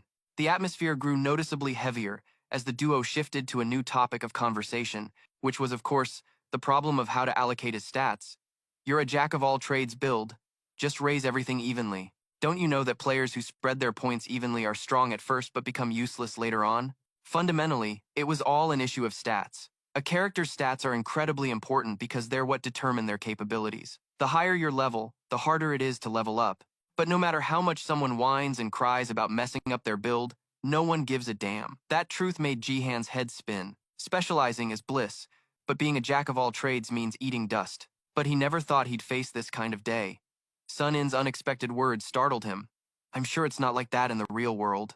Haven't you learned the breathing technique from my school? You just need to train consistently to get stronger. A martial artist's power lies in their internal energy. The casual advice left him stunned for a few seconds. Many of the martial arts novels he'd read said the same thing, so he didn't dare interrupt his friend. The breathing technique allows its practitioner to harmonize with the world through respiration. Do you understand? The more energy you accumulate in your body, the more robust your physique becomes. Because of that, your muscles, stamina, hearing, and vision all become sharper and more powerful. So even if you choose a jack-of-all-trades build, it should be fine, right? He waited for Sun-in to finish his long explanation, at which point Jaihan looked completely drained. You make a good point, but it's still best to just focus on one thing. Yet, he failed to notice his friend's mood and quickly added more. Remember the divine will art you couldn't learn before? If you only increase your INT stat, you'll probably be able to learn it. As Jihan processed those words, old memories flashed in his mind as he began to calculate. I have 37 points right now, so if I want to raise my INT to 90, I'll need to level up another 8 times. He couldn't help but sigh. That's why this is such a headache. I still don't know how to spend my points. Before the walking encyclopedia, Sun-in could offer his advice. I think you should increase your VIT and strength stats, which left his friend even more confused than before. Why? Pausing for a moment, he then suddenly lowered his voice mysteriously. You need health and stamina to defeat your enemies. Speed can be compensated for with other techniques. This particular piece of advice seemed to resonate with Jaihan a little. You have a point, but I have no intention of getting involved in all the fighting within the ABYSS. That statement made Sun invisibly confused. But you're already out there killing zombies, aren't you? This prompted the boy, who had started to walk away, to explain in a strained voice, That's just for now. Once Hoenixung is gone, I'm going back to my normal daily life. I might be a game character now, but I still have to study for entrance exams and all that. But when his friend casually asked, Are you okay with that? Jaihan just looked back blankly. Okay with what? This prompted Sun-in to patiently explain, People with power tend to have an urge to use it. He had thought it was going to be something serious, but this particular issue didn't bother him in the slightest. If there's one thing I want to use this power for, it's to use my recovery ability to heal people. If I become a doctor, I could probably make a lot of money too, but to do that, I have to study really hard. This peculiar explanation piqued Sun-in's curiosity. Other than that ability, what else is it good for? Jai-han's gaze suddenly went blank for a moment, before his lips began to form the words, "After I graduate from college, I'll have to get a job." The prolonged silence confused him, making him turn his head back around. It wasn't until he asked in bewilderment, "What's wrong?" that Sun-in snapped out of his thoughts and awkwardly scratched his face. "It's nothing. I'm just surprised. You're going to look for a job? You're not going to find one in the ABYSS?" It was the first time someone had brought it up so directly, so Jai-han was a little taken aback. "How could I work in the ABYSS? Killing 1 or 2 zombies is fine, but I don't think I want a job that involves killing people." At Sun-in's vague question, "Isn't that what everyone does?" he silently fell into contemplation. "I can't imagine anyone using this power just to kill people. If someone actually enjoyed that kind of thing, they'd have to be a complete psycho, and I'm not a psycho." He then continued his answer out loud. "That's why I'm constantly thinking about it. Because I have this power now, I don't have to worry so much. If I just raise my INT, I can get into prestigious universities like the Sky ones, and I could also make a ton of money if I focused on becoming an athlete. Isn't it the same for your family?" After thinking for a moment, Sun-in had to nod in agreement. "It's pretty similar." Getting that confirmation, Jai-han seemed to gain a burst of energy to continue his explanation. "Your family runs a taekwondo dojo because you're all martial artists, so if I just relied on my abilities, I'm sure I could make a living. But as you know, the problem is that I don't really have anything you could call a passion." But before he could add anything else, Sun-in spoke up, confused. "Seriously, you don't have anything you want to do? You love gaming so much. Why not become a pro gamer or something? Pumping a good amount of points into dexterity and luck stats seems viable, doesn't it?" Having never considered this, Jihan's expression stiffened slightly before he let the words tumble out. "Come on, man. If everyone just did what they liked, we'd all be starving. Besides, I like playing games, but that doesn't mean I want to make a career out of it. I don't even know what my specialty is. I just go to school because I'm supposed to. My mom wants me to be a judge, but with my mediocre grades, am I supposed to go to Vietnam and pull some strings for a job? With my current scores, it'll be a cold day in hell before I get into any top-tier schools." His completely indifferent attitude made Sun-in unable to stand it. He stood up and felt his friend's forehead. "Did becoming an ability user make your body temperature all erratic or something?" This made Jihan narrow his eyes in anger. "Hey, every time I'm being serious, why do you have to start messing around? Some friend you are." The two bickered back and forth like that. "No, it's just weird seeing you suddenly start preaching like a lunatic. So, man, what are you planning to do?" After just a few words, Jihan cleared his throat, his tone becoming serious again. "That's the problem. I'm lost because I don't know what I want. It's like a blind man fumbling for a path. Do you know that feeling?" Sun-in's casual reply, "Nope. I've loved martial arts since I was a kid," made him so angry he mentally cursed. Should I just punch him? But in the end, he could only sigh, lost in his own thoughts. This is about my future, so of course, he wouldn't get it. What do I want to do? I like games, but being a pro gamer is an unstable career. A popular game only has its moment because new games come out every year. For example, a game like StarCraft might be popular for about 5 years. Then a new game like League of Legends comes out and is popular for the next 5 years. Since the two games have completely different playstyles, pro gamers face a difficult transition from one game to the next. As a game loses its appeal, like forcing a potter to become a carpenter, an image of Sungon suddenly flashed in Jihan's mind, sending a chill down his spine like encountering an old boss. Because Hwan Sungon and the Heavenly Will clan have come to an agreement, I can live like before without worrying about any potential dangers. But ever since I got this ability, I've been thinking more and more about my future. Maybe this is the effect of my increased intelligence stat. Anyway, for now, I have to focus on leveling up. Once I reach level 30, my abilities will be 2 or 3 times that of a normal person. By then, I can do whatever I want. But of course, the problem is that I still don't know what I want to do. That's why I keep hesitating on how to allocate my stat points. This train of thought didn't last long as Sun-in's warm voice cut in. "If that's what you're thinking, then just put your points into intelligence." This left Jihan looking baffled. Why?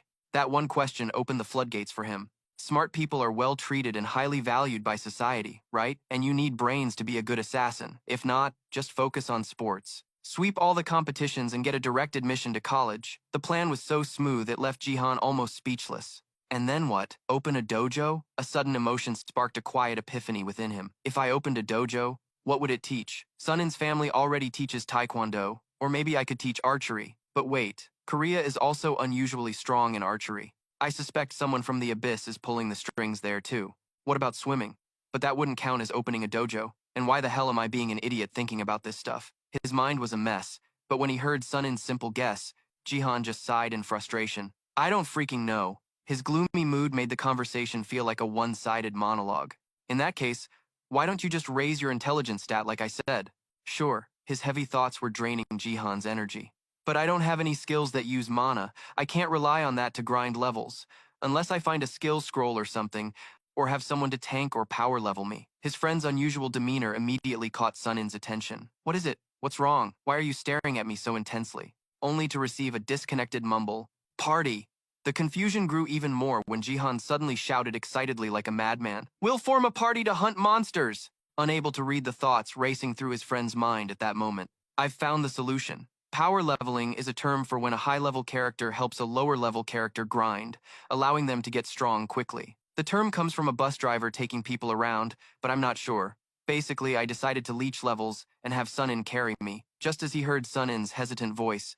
Hey, are you sure this will work? His train of thought interrupted. Jihan got a bit annoyed and lowered his voice. It should be fine. It's a game function after all. He then sent a silent thought into the dark space. Let's try hunting in a party. A party in everyday life. This word refers to a gathering to celebrate some occasion, but in a game, it has a completely different meaning. In a game, a party means forming a team to farm monsters and grind levels together. Jihan frowned, glancing at his bewildered teammate. I'm planning to form a party with Sunin to see what level he is. The moment he saw the number 29 above his head, Jihan's face darkened considerably. Just the other day, he was level 28. He must have been training hard again, huh? Normally, as long as someone just 3 levels higher than me is already tough to beat, so Sunin must be way stronger than me, so if I let him power level me, I'll level up like crazy. My first goal is 90 points of INT. After that, I'll pump everything into VIT and strength. Jihan opened his mouth to ask, ready? After getting confirmation from Sunin, he happily spoke to the system, create party. A series of notifications popped up. You have created a party. Would you like to name your party? This made both friends exclaim at the same time. Oh, sweet. But when they saw the second message, would you like to name the party? Oh, sweet. Jihan's happy expression froze on his face. Naming his first party, oh, sweet, would be lame. Remembering something important, he quickly asked his friend for his opinion. So what should I name the party? He didn't expect someone as profound as Sunin to hesitate like this. Whatever's fine, does it matter? That one sentence brought out Jihan's trolling side. Then I'll pick this name, leeching off Sunin. His hand had just pressed confirm on the system's question. Would you like to name your party leeching off Sunin? Sunin immediately yelled, why would you pick such a cringy name? But how could that stop Jihan from being a troll? Well, I am leeching levels off you, what's the big deal? His confident attitude made Sun sigh in exasperation. You blockhead, fine, do whatever you want. So, now that the party's created, can you invite me? The other's question made him stop his clowning to answer, I think so, let me try. A moment later, Jihan excitedly said to his friend, invite to party. Then he silently watched Sunin pretend to be calm as he opened the system window. The moment his eyes scanned the first line, his whole body was so shocked he got goosebumps. Seeing Sun and getting bitten by a zombie, Jihan was so panicked that he stammered out a question. Hey, what is that? Is that a barrier? His dazed look made the other guy chuckle. It's a type of body protection technique. You already know that if you have enough internal energy, you can do a lot of things, right? Hearing a small yeah from the other side, Sunin continued his explanation. Internal energy is the fundamental source of power, or in other words, it's strength itself. If you lock your internal energy into your body, it will make your body stronger. Not only that, it also becomes much tougher. You can even reach a level where you're impervious to blades. The simple explanation got Jihan all excited. Like Chalyuk, right? Martial arts are amazing. The other guy sounded like a teacher, as he calmly explained, Chalyuk is also a type of body protection technique, but it's a bit different. Can you handle it? I'm fine, but this is just so weird. Since his buddy asked, how could Jihan not take his spear and stab the monster? On it. Thanks to that, he immediately received some good news that he had gained a level. The surge of joy made Jihan's mouth run a mile a minute, leveled up. I knew partying was more profitable. Way better than when I was farming solo by a long shot. Those words easily gave Sun in a headache as he complained. Seriously, if we fight in a party like this, do I get any experience points? The two best friends quickly had a brief, serious conversation. I don't know. You want to check? You can do that? Before Jihan could frown and mutter, a detailed information window for Sunin appeared, making Jihan visibly happy. I can do it. While the other guy was still confused. How did you do that? He enthusiastically explained. I have a skill called observation. I can read a target's information with this skill. The unexpected truth unintentionally wiped the calm expression off Sun-in's face. You have a power like that too? Sensing the disbelief in that question, Jihan immediately started reading the other's stats out loud. You're at level 29 and have gained 3.61% experience, which made the other guy scratch his head in embarrassment. While his friend wasn't looking, he secretly felt a drop of cold sweat trickle down his forehead. But seeing his stats, which were way above his level, I can't imagine how much of a grinder he is. This guy is scary, but his curiosity got the better of him, making Jihan make a request. Grab a zombie and bring it here, let's test something out. And he quickly got an agreement from the other. Easy enough. In the moment Sun-in was busy leaving, he pulled up the settings window to customize the party. Jihan muttered to himself as his hands moved. Let's see. If I choose to share experience evenly, only for a red window to pop up coldly, cannot set up even experience share if the level difference is greater than 10. His cheerful mood instantly plummeted to rock bottom as he said, just as I thought, we can't share experience evenly, man. This made Sun-in, who had just dragged a zombie back by the neck, look surprised. Is that so? Then I guess I'll just keep tanking for you, huh? His calm demeanor sent a chill down Jihan's spine. You're so violent. He was dragging the zombie along with just one hand. It wasn't until he regained his composure that he casually said, before that, let's test one more thing. You try killing it. To the other's confused question, me? Jihan quickly nodded in confirmation. I want to see if your level increases. The two talked back and forth animatedly. Since you're in the same party, I think the gamer system will also affect you. What do you think? Until Sun-in fell silent in thought. Just a second later, he enthusiastically choked the poor monster. Makes sense. Watching the ugly zombie disintegrate, Jihan muttered in fear. That's horrifying. But Sun-in remained as calm as ever. It's nothing. At the same time, the stats on the information window silently changed, yet he was still able to spot the difference and share the good news with his friend. It worked, for real? Your experience was at 3.61% before, now it's up to 3.63%. It worked? His happiness lasted only a few seconds before Jihan's face suddenly froze. But wait a minute.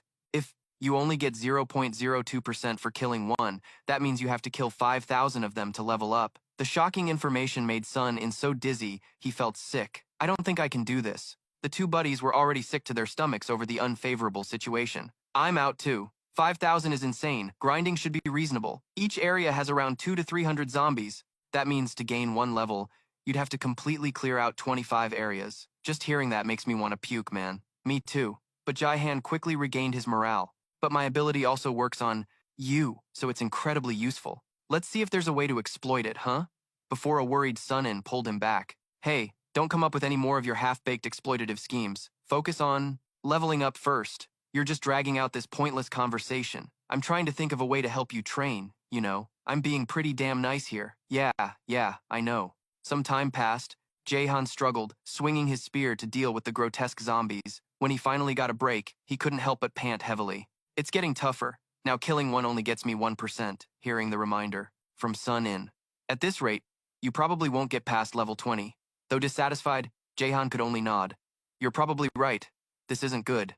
Grinding to 90 INT will be next to impossible. My base INT is currently 15. I have 42 unused points. To get to 90, I need another 33 points. That means I need to gain at least 7 more levels to have enough. Sun-in's face went pale just from listening. If you're just killing zombies, that'll take forever. Why do you need 90 points in INT anyway? Isn't 50 good enough? Jihan thought for a moment before sharing his true intentions. To learn the Divine Will technique, I have to reach 90 INT, so I'm using that as my goal. Upon learning the truth, Sun-in shouted angrily, spitting everywhere. That's one of my family's ultimate secret techniques. You plan on learning it? Hell no. Am I letting you learn it? But when he heard the other's reply, I never said I wanted to learn it. I just thought of it and set it as a benchmark. I guess I'll have to change my goal. Then, Sun-in's fury vanished, replaced by bewilderment. Change it to what? Jihan looked up, took a breath, and then explained at length. If I put all my points into INT, my stat will go up to 57 points. I'll get it to 60, and then add points to VIT and strength. I want to test what I can do with 60 points in INT. Sun-in immediately latched onto the keyword. Test? Huh? This made the conversation more interesting. The higher the INT, the better your cognitive and memory abilities become, so I want to see how much smarter I get after. I add points to my INT stat, and then I'll decide whether to keep adding more. Status window. A cold command made the stat panel hastily appear. As if he'd gotten a shot of adrenaline, Jiha began to frantically increase his INT stat. Let's go all out, my brain. and I will become a genius. He ignored Sun In's sarcastic comment from behind. More like you're going insane. When the INT stat reached 57, the notification. The skill Mana Affinity has been created for achieving 50 points in INT stun Jihan. Mana Affinity? The sound quickly caught Sun In's attention. Hey, what's wrong? As soon as he heard his friend happily share, I just got a new skill. Sun In eagerly chimed in. Really? What skill is it? Jihan was busy scrolling through the stat panel, but his mouth casually replied. It's called Mana Affinity. He celebrated excitedly as he read the detailed description of the new skill. Mana Affinity. Passive. This skill helps the user become more sensitive to and efficiently use mana. Better. This left Sun In waiting in a daze. Mana Affinity? What does it do? After analyzing everything, Jihan calmly explained to him. It's just like the name suggests. It increases my sensitivity to mana, but it also boosts the effectiveness of mana-related skills by 30%. That means it enhances the effect of the Divine Will Heart method by 30%, right? After listening patiently, Sun In quickly drew a conclusion. Sounds like the heaven and earth body, which left the one explaining dumbfounded. The heaven and earth body? Sun In gave his student Jihan a short lecture on the spot. It's a body constitution that can sense the ki in the surroundings, making it perfect for practicing martial arts. There's something like that? Really? Everyone has their own unique aptitude, right? I guess so. Hearing Sun In's exclamation, looks like this skill is really useful for ki cultivation. Jihan celebrated internally. This gamer ability is so useful, he exclaimed, then asked excitedly, is that true? A surge of joy made Jihan decide to act immediately. Alright, then let's get one more level too. Get 60 INT. Here goes. He quickly thrust his hand forward and shouted, Energy Bolt. A stream of energy burst from his palm, startling even Jihan himself. Whoa, it's way bigger than before. The weak zombie that got hit by the blast was knocked backward, leaving a cloud of warm smoke in the air as the only two people there watched, while Sun In screamed in a panic. What the hell was that? Jihan happily explained. That's the Energy Bolt skill. It's a sphere of mana that shoots out, and adding INT points makes it so much better. Once the other guy finished speaking, Sun In immediately looked dejected. That's just ridiculous. There's a move called Wind Palm, which means wind comes from the palm, using your hand to shoot out energy. Just like you did. Wind Palm is stronger than what you just did. But before Sun In could finish, Jihan was already puffing his chest out proudly. This just proves I'm a top-tier prodigy. Waiting for his friend to get over. After snapping out of his daze, he gently spoke. What do we do now? Looks like you don't need me to help you power level anymore. This immediately made him suspicious. That's right.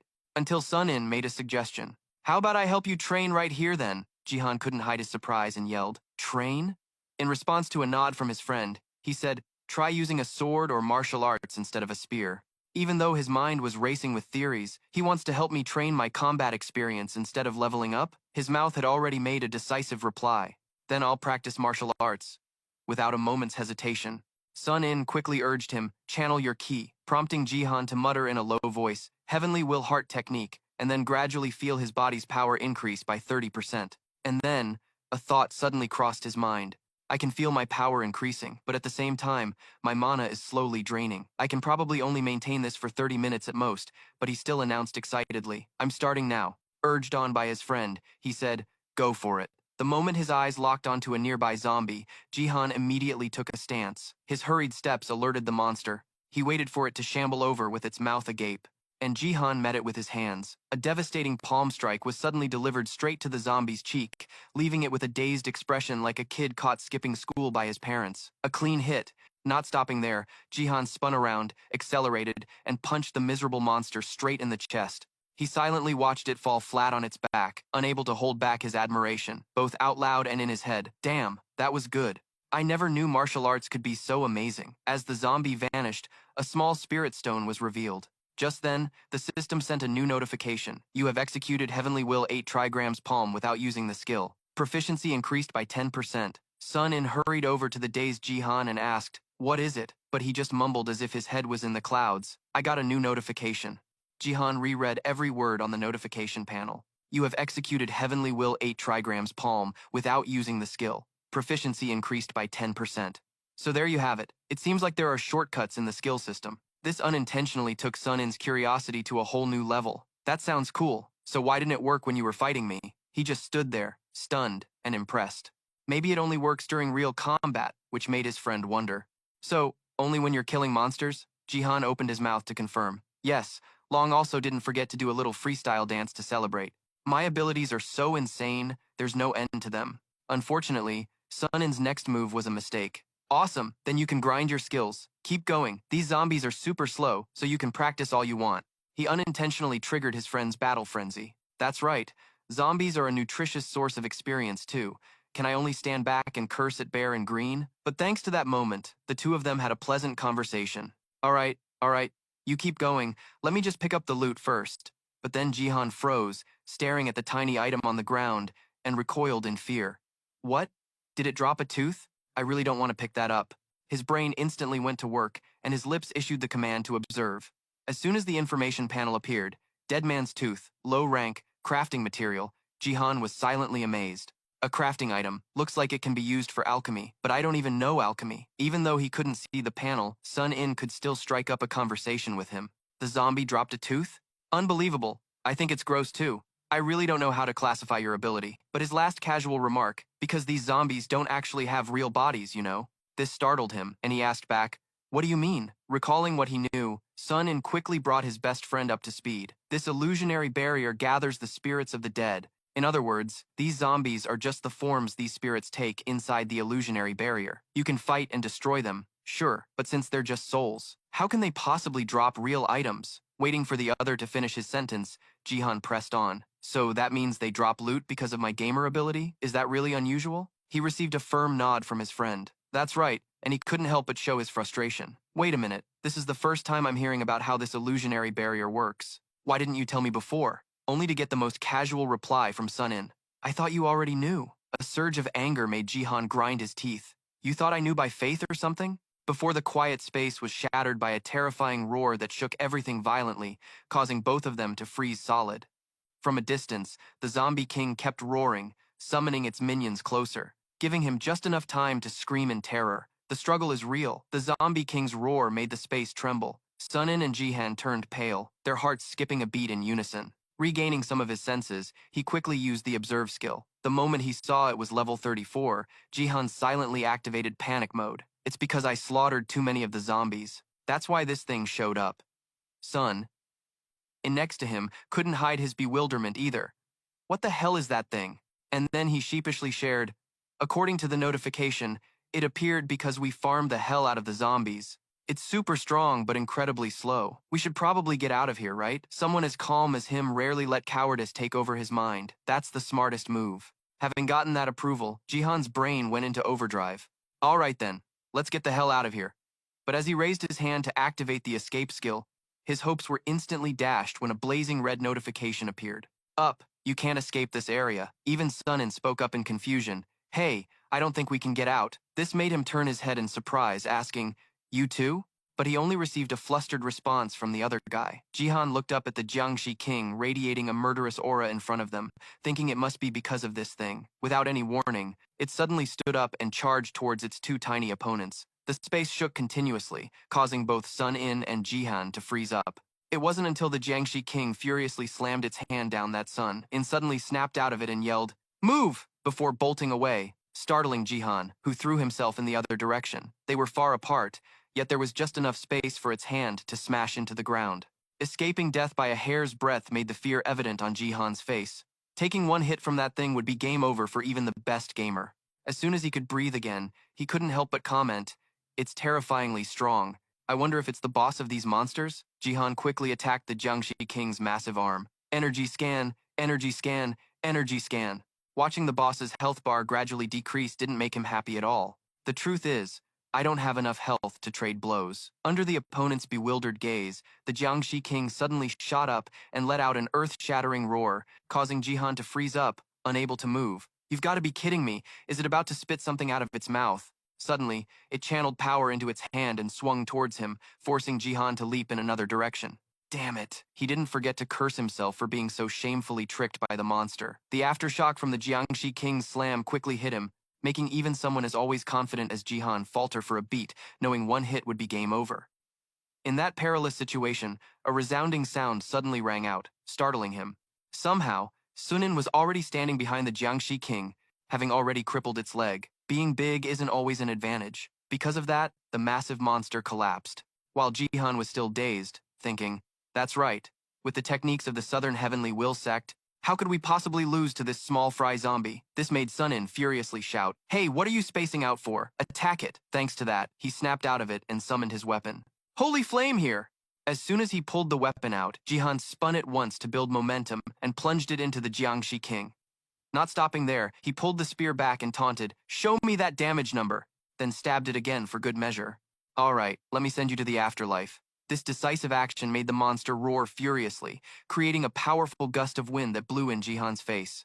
It let its rage take control of its body and raised its hand to attack him, even though Jihan's brain was blaring a warning. Oh crap, it's about to go berserk on me. He still had a cheerful smile on his face before turning to run. Of the 36 stratagems, fleeing is the best. Suddenly, there was a cracking sound from behind that made him stop in his tracks. Under Jihan's baffled gaze, the Jiangxi king was forcefully pressing its hand deep into the ground. It held that position, making him ask out loud, what are you doing? When it growled and clenched its teeth, Jihan suddenly felt goosebumps. The chunk of earth under the Jiangxi king's hand broke off and was lifted high into the air by it. The sight made Jihan's face turn pale with fear. The tense scene suddenly became silent as both sides stopped all movement for a few seconds. His gut began to scream desperately, throw! Holy crap, this thing's a cheater! Before he could stammer, for justice. Just as Jihan started to run, the monster unleashed its power and hurled the massive chunk of earth at him. His keen senses quickly made his body leap forward. His small body lay huddled on the ground, and just behind him, the chunk of earth landed with a thud. Sun-In, from somewhere, called out a reminder belatedly, Jihan, be careful, it's gone berserk, which made him, having just collected himself, curse back, yeah, thanks for the newsflash, Captain Obvious. Luckily, his mind was still clear enough to Jihan reached out and activated energy scan. As that attack flew off, the Jiangxi king, in a fit of rage, threw another boulder. Rising fear made Jihan just start running. Gotta scram! Just like last time, except this time he managed to let out a comment as the boulder landed right behind him. At least it's not hard to dodge. With his heart a little calmer, Jihan's brain began to draw up a plan, but getting hit once would mean a trip back to town. It seems Sun-In's attacks are really effective. I need to keep attacking it too. He was so serious that he started speaking his thoughts out loud without realizing it. But my weak attacks are just tickling it. But thanks to that thought, Jihan had a sudden epiphany. He quickly looked for his friend's figure and yelled, Sun-In, you need to bait it for a bit. Hearing Jihan's call, he suddenly gave an enigmatic smile. It was hard to tell if he was happy or sad. On it, Sun-In quickly approached the Jiangxi king and struck its shin hard. Under the gaze filled with curses from his opponent, Jihan had already begun to silently channel his inner energy. Taking advantage of the moment it was retaliating against Sun-In, he took a stance and raised his hand. A thought suddenly flashed through Jihan's mind. Energy scan is still used like a skill, but when it's activated, it also gives me the ability to instinctively release mana. So what if I accumulate mana into my hand? He took a few deep breaths to calm himself and managed to create a ball of energy. Looking at the thing he had just created floating in midair, Jihan couldn't help but say a few words. This is like practicing the Kamehameha. Unfortunately, it drained his mana so severely that his body froze for a few seconds. Before his whole body started shaking uncontrollably, he thought, I'm starting to find it hard to control. It was getting out of control. If this thing hits, I'm toast. But just a second later, a look of panic flashed across Jihan's face. A flurry of thoughts raced through his mind in a few short seconds. Crap, I can't deflect it, and it's about to explode in my face. Focus, think, what would I do in a game right now? Luckily, his quick-thinking brain gave Jihan an answer, allowing him to regain his composure as he gently turned, letting out a long sigh while thinking to himself, spin and twist it. Following its master's command, the small energy sphere began to spin, absorbing more power and growing larger until it completely obscured its creator. The overflowing energy washing over his face made Jihan more excited than ever. This energy sphere has some insane pressure. That excitement surged even more when he saw the huge, defenseless back of the Jiangxi king. Perfect! The moment he locked onto his target, Jihan launched the sphere. Take this! Just as the monster turned its head, it took a powerful attack right to the face. Sun-In watched in disbelief as the monster's head flew off, while Jihan excitedly observed its massive body slowly disintegrate. The sudden development left them both completely stunned. At least Jihan had the energy to shout, "One shot, a one-shot kill!" He then jumped for joy, celebrating. Awesome, we won! A sudden system notification appeared. You have gained 1 level. Jai-Han's entire body tingled as if his pressure points were being stimulated. The feeling left him looking bewildered. Before he read the subsequent notifications, you have defeated the boss, the Jiangshi King. You have obtained the title Corpse Killer. Jae-Han stood there reading his status window, starting to rack his brain. 3 more points to get to 60 INT, but where should the rest go? Based on my experience with the Jiangshi King, I'll need to raise my VIT or def to survive comfortably. Plus, with this ridiculously strong new skill I just acquired, my future looks pretty good. When the system prompted him to name the skill he had created, he couldn't help but mumble while interacting with the screen. A skill just popped up out of nowhere. But because of this, the system misunderstood his intent terribly. Would you like to name it, a skill just popped up out of nowhere? Yes. No. This exhausted Jihan, who could only sigh, not this again. His brain suddenly kicked into high gear, letting him spit out the words, Spiral Energy Sphere, before he went back to his inner monologue. I have to shout the name to use the skill anyway, so this sounds pretty good. Once Jai-Han pressed the final confirmation button, a detailed information window for the skill instantly appeared. Spiral Energy Sphere. Active. Level 1. 1% experience. After reading through all the information, he was so stunned his jaw dropped. He couldn't help but think rapidly, this skill's damage is insane. No wonder that zombie got one-shotted. After a moment, Jihan shouted with glee. It's perfect as a finishing move, simple yet overpowered. That was until Sun-In tapped him on the shoulder, confused. Aren't you going to get the loot? What are you standing there gloating for? That reminder threw Jaehan into a panic. Oh, right. I have to get the drops. It was a boss, so it must have dropped something good. As the two of them laid eyes on the shimmering items on the cold ground, both of their faces suddenly broke out in a sweat. Dude, look at this. It's unreal. Just as you'd expect from the Jiangshi King. The gifts it left behind after dying were a Vion book and a stack of cash, which left Jihan stunned, thinking, this is beyond my wildest dreams. It's totally surreal. Before having a bewildered exchange with Sun-In, hey, is that real money? I think it actually is. A sudden chill ran down both their backs. Jaihan hurriedly broke the awkward silence. Well, monsters in games drop money all the time. I've been farming zombies for ages and haven't seen them drop a single coin, so that's what's really strange. His friend's face showed zero conviction, really, leading to a stiff 2-sentence exchange. Absolutely. Let's just assume that for now. Before his brain completely surrendered, Jai-Han decided that from now on, he wouldn't be surprised no matter what kind of crazy stuff his ability produced. He awkwardly picked up the stack of cash, but what if this cash is fake? That worry was immediately met with a deadpan response from Sun-In. We'll know if you deposit it in a bank. Jai-Han sighed and opened his system inventory. I'll just store it for now, he thought, before being stunned by the number on the screen. 503,001. A scrub boss dropping 500,001. This is surreal. At this rate, I'll be rolling in it soon. Wanting someone to freak out with him, he quickly spoke up to share. Dude, I think it's real. I just got a lump sum of 500,001. Just as he'd hoped, Sun-In freaked out and yelled, What? Are you serious? Before pointing at the vials of liquid on the ground. So what's that stuff? Jaehan quickly used his observation skill and realized they were common-grade, low-level strawberry-flavored health potions. The shining aura from the bottles immediately made his eyes sparkle. Oh my god! Which made Sun-In impatiently urge him, What? Is it what I think it is? Tell me. Jaihan suddenly activated his JoJo-esque speaking mode. Yes, your guess was spot on, my boy. He easily dragged his friend into the comical exchange, bantering over the healing potions. But Sun-In paid that no mind, too excited about the main issue. So cool. What's their effect? Jai-Han glanced over the info panel and then started a little chat with him. They instantly restore 200 health. And for your information, my current HP is 700. Pretty sick, huh?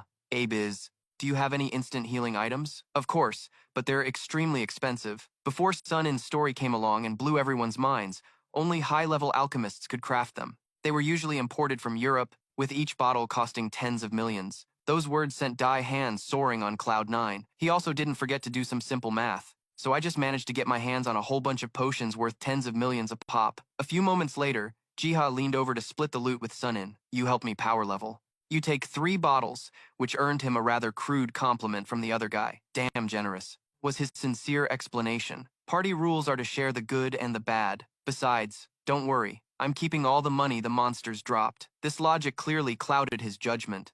Jaehan, while his friend was busy cherishing the expensive goods, Jaehan turned his attention to other matters. What else is there to do but toss the remaining 2 bottles in my inventory? The moment his eyes landed on the ugly book cover on the ground, he activated his observe skill. He read the first line, Skill Book, Energy Drain, Rank, Rare. a skill that drains the life force of mid and high-level zombies. He shouted in excitement, startling Sun-In, who jumped. We hit the jackpot, woohoo! He hastily clutched the precious bottles he almost broke, his voice sounding completely drained. What? What is it now? But then he saw the strange book the other guy was holding out. Before he could even ask, Jahan quickly explained, it's a skill book. This thing dropped a skill book called Energy Drain. It's a skill that leeches the opponent's life force. Those few simple words made Sun-In jump in shock. Meanwhile, Jahan was still on a high, laughing happily. Oh, you ignorant mortal, kneel before this great one. My luck is the best on earth. Ha ha ha. His coarse laughter proceeded to pierce through the dark night. The next morning, Jahan was on his way to school, unable to keep a smug smile off his face. A boss monster is really something else. Now that's what I call a drop. Life Drain, a ranged skill that can be used to heal myself. It'll definitely be useful in the future. I need to go hunt some more of those zombies. My goal is to hit level 30 by the end of the month. Jahan was so lost in thought that he didn't notice someone approaching him. It wasn't until Sun-In's worried voice rang out, What are you doing, twitching in the middle of the street like that? Are you sick? That he suddenly snapped out of his daze. We're on our way to school, right? He then cleared his throat and replied, No, I was just thinking about yesterday. It might be business as usual for you, but that was a first for me. His friend's earnest expression confused him. Fighting a boss for real? After getting a firm confirmation? Yep, Sun-In still couldn't believe it inside. This guy is so out of it, I'm not continuing this conversation. He quickly pushed him toward the school. I get that you're happy, but you're still going to be late for class, let's go. By the time they were both inside the school grounds, Sun-In suddenly remembered an important topic. Have you tried spending the money yet? The question made Jahan stop in his tracks. Not yet, I haven't had a chance to use it. Hearing the reminder from his friend, try spending it to see if it's real, he nodded seriously. This is actually a pretty big deal, isn't it? Sun-In looked at his friend's clueless expression with a hint of annoyance. Of course it is. I checked our potions yesterday. They're the real deal, legit. Each bottle really is worth tens of millions, no less. Then he heard another clueless question from DUI Han. So that means their effects are real too, right? He let out a weary sigh. Yes, this is no joke, yet you still nonchalantly asked for more. Explain it to me. This sincere request to learn from his friend made Sun-In swallow his anger and explain. The zombies inside the illusion barrier are nearby spirits that are materialized by the creator's power. In other words, they don't just appear out of thin air. The topic suddenly made the atmosphere heavy, which was reflected in Jahan's words, they turn from spirits into zombies. So you're saying they originate from something that already existed and then get a gentle nod from Sun-In. However, the potions, the money, and the book you looted, and even that soul stone you picked up the other day, to prove his seriousness, his usually smiling eyes were now much more intimidating. They are formed from nothingness, which sent a small shiver down Jahan's spine. That reaction forced Sun-In to try and rein in his aura, but the words he was about to say next had the opposite effect, creating something from nothing. It can't be a simple matter. You know about the law of conservation of mass, right? Superpowers aren't exempt from those laws. As soon as he finished, Jahan immediately blurted out a question. Superpowers have to follow the laws of physics too? His friend's bewildered expression made Sun-In chuckle before adding, turning nothing into something can only be called a miracle. Superpowers aren't outside the laws of causality either. But he unexpectedly let something slip, startling Jahan. That's why Hoan Xung dispatches people to gather the resentful spirits in order to... He quickly pressed his friend. What about Hoan Xung? There's a reason that guy collects resentful spirits in the illusion barriers? But Sun-In had already caught himself, so there was no way he'd make that mistake again. It's nothing. We've also decided to compromise with him. Hearing this for the first time, Jahan couldn't hide his astonishment. What? His mind started to race. If you don't want to tell me, fine. But why be so secretive and make me curious? Looks like he's not going to change his mind. Is it really that serious? Looking at Sun-In's resolute expression, he could only sigh and decided not to push it any further. I get it. A short while later, the voices of Jim and Yu Jin echoed through the classroom, right on schedule. Hello, class. Hello. Seriously. The students chattered away happily the moment the bell for break time rang. Just a few seconds later, the entire spacious classroom was empty except for Jihan, who was lost in his own thoughts. Sitting here like this feels so strange. Even though it's not a life or death situation, there's the me who fights in dangerous battles and the me who sits here studying with a book, and while they're both the same person, it's like living two parallel lives at once. His mind felt heavy, causing Jihan to let out a sigh. I never decided to give up this life and dive headfirst into the abyss, did I? Snap out of it. In that world, you have to risk your life. It's not just about casually farming zombies like I've been doing.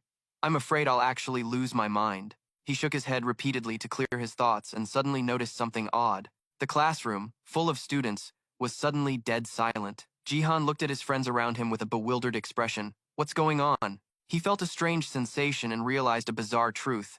Everyone was frozen in place. Before he was startled by a familiar voice from behind him. Han Jihan. Shindong slowly approached, her tone sounding more like a command than a question. I have something to ask you. Her direct approach made Jihan's face turn pale. She scared the living daylights out of me. Don't just pop up out of nowhere like that. Suddenly, deep within him, his gamer's mind skill activated, allowing its owner to breathe a sigh of relief. I instantly regained my composure, probably thanks to gamer's mind. Man, I love this ability of mine so much. After calming down, Jihan found the courage to speak to Shindong. What's going on? And did you do this? Without confirming anything, she simply explained. It's more convenient to talk inside an illusion barrier. His brain immediately caught on.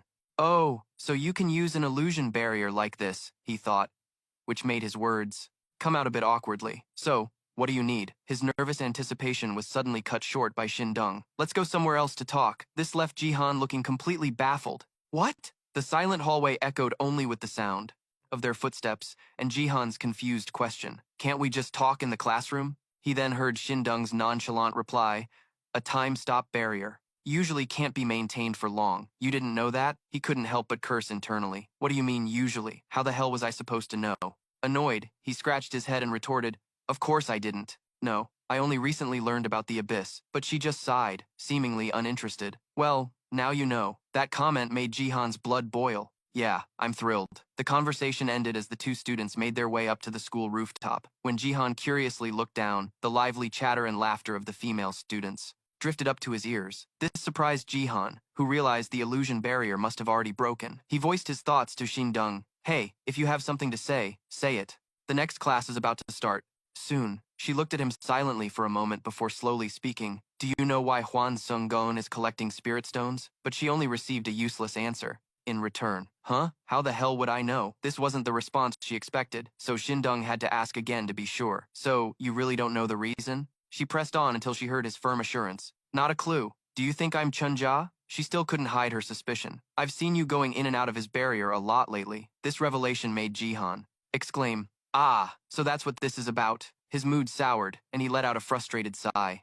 I can't tell where the illusion barriers are, because I only recently became a natural ability user. So I sometimes wander into other people's illusion barriers by mistake. Do you get it now? Of course I keep ending up in that guy's barriers. He's turned this whole area into a minefield of illusion barriers. How am I supposed to avoid them? After his long explanation, Shindong just asked another strange question. Then what about the times you enter late at night? This made Jihan snap back irritably. That was for training.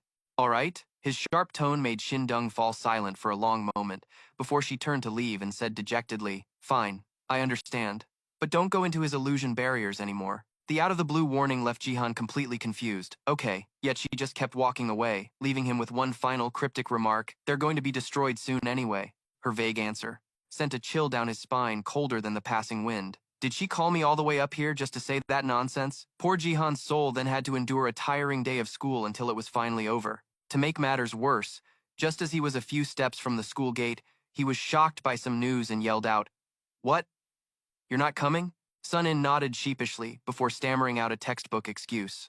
Yeah, something came up at my house. Jihan grumbled in annoyance. At your house, I'm sure anything can happen. His brain was already complaining. My mom is definitely going to nag me about this. But the saintly Sun-in casually delivered some good news. My family already let your mom know, so just go home and rest up. Watching his friend hurry away, Jihan awkwardly scratched his head and let out a sigh.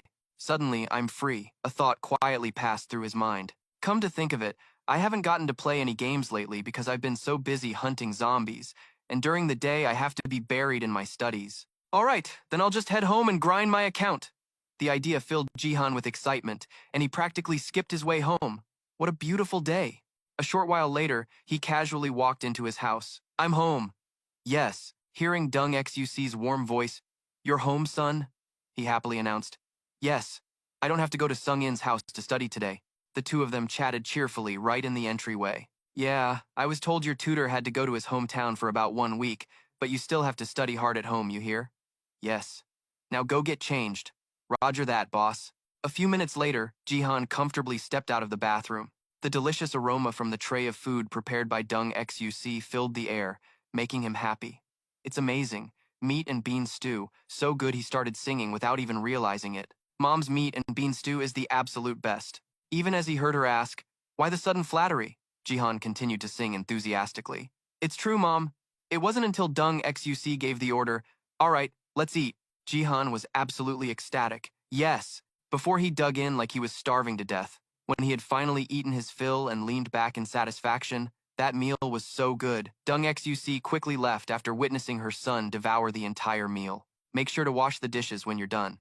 Barely noticing her evasiveness, Jihan simply nodded obediently. "Yes, ma'am." He happily put on gloves and started humming while washing the dishes. Suddenly, a system screen materialized in mid-air. New lines of information quickly appeared. "You have learned a new skill through a special action. Diligently washing dishes has allowed you to acquire the dishwashing skill, which helps you clean dishes quickly," leaving Jihan utterly speechless. Whoa, there's a skill for this too? But a strange thought suddenly flashed through his mind, bringing him a moment of clarity and a mischievous smile. That's right, that's right. Dishwashing is also an art.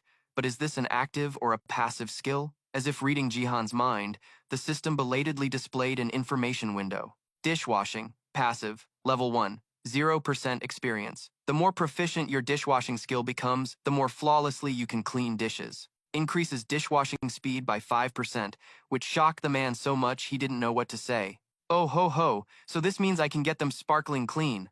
Awesome. Once the sink was spotless, Jihan contentedly reported to Dung Xuc.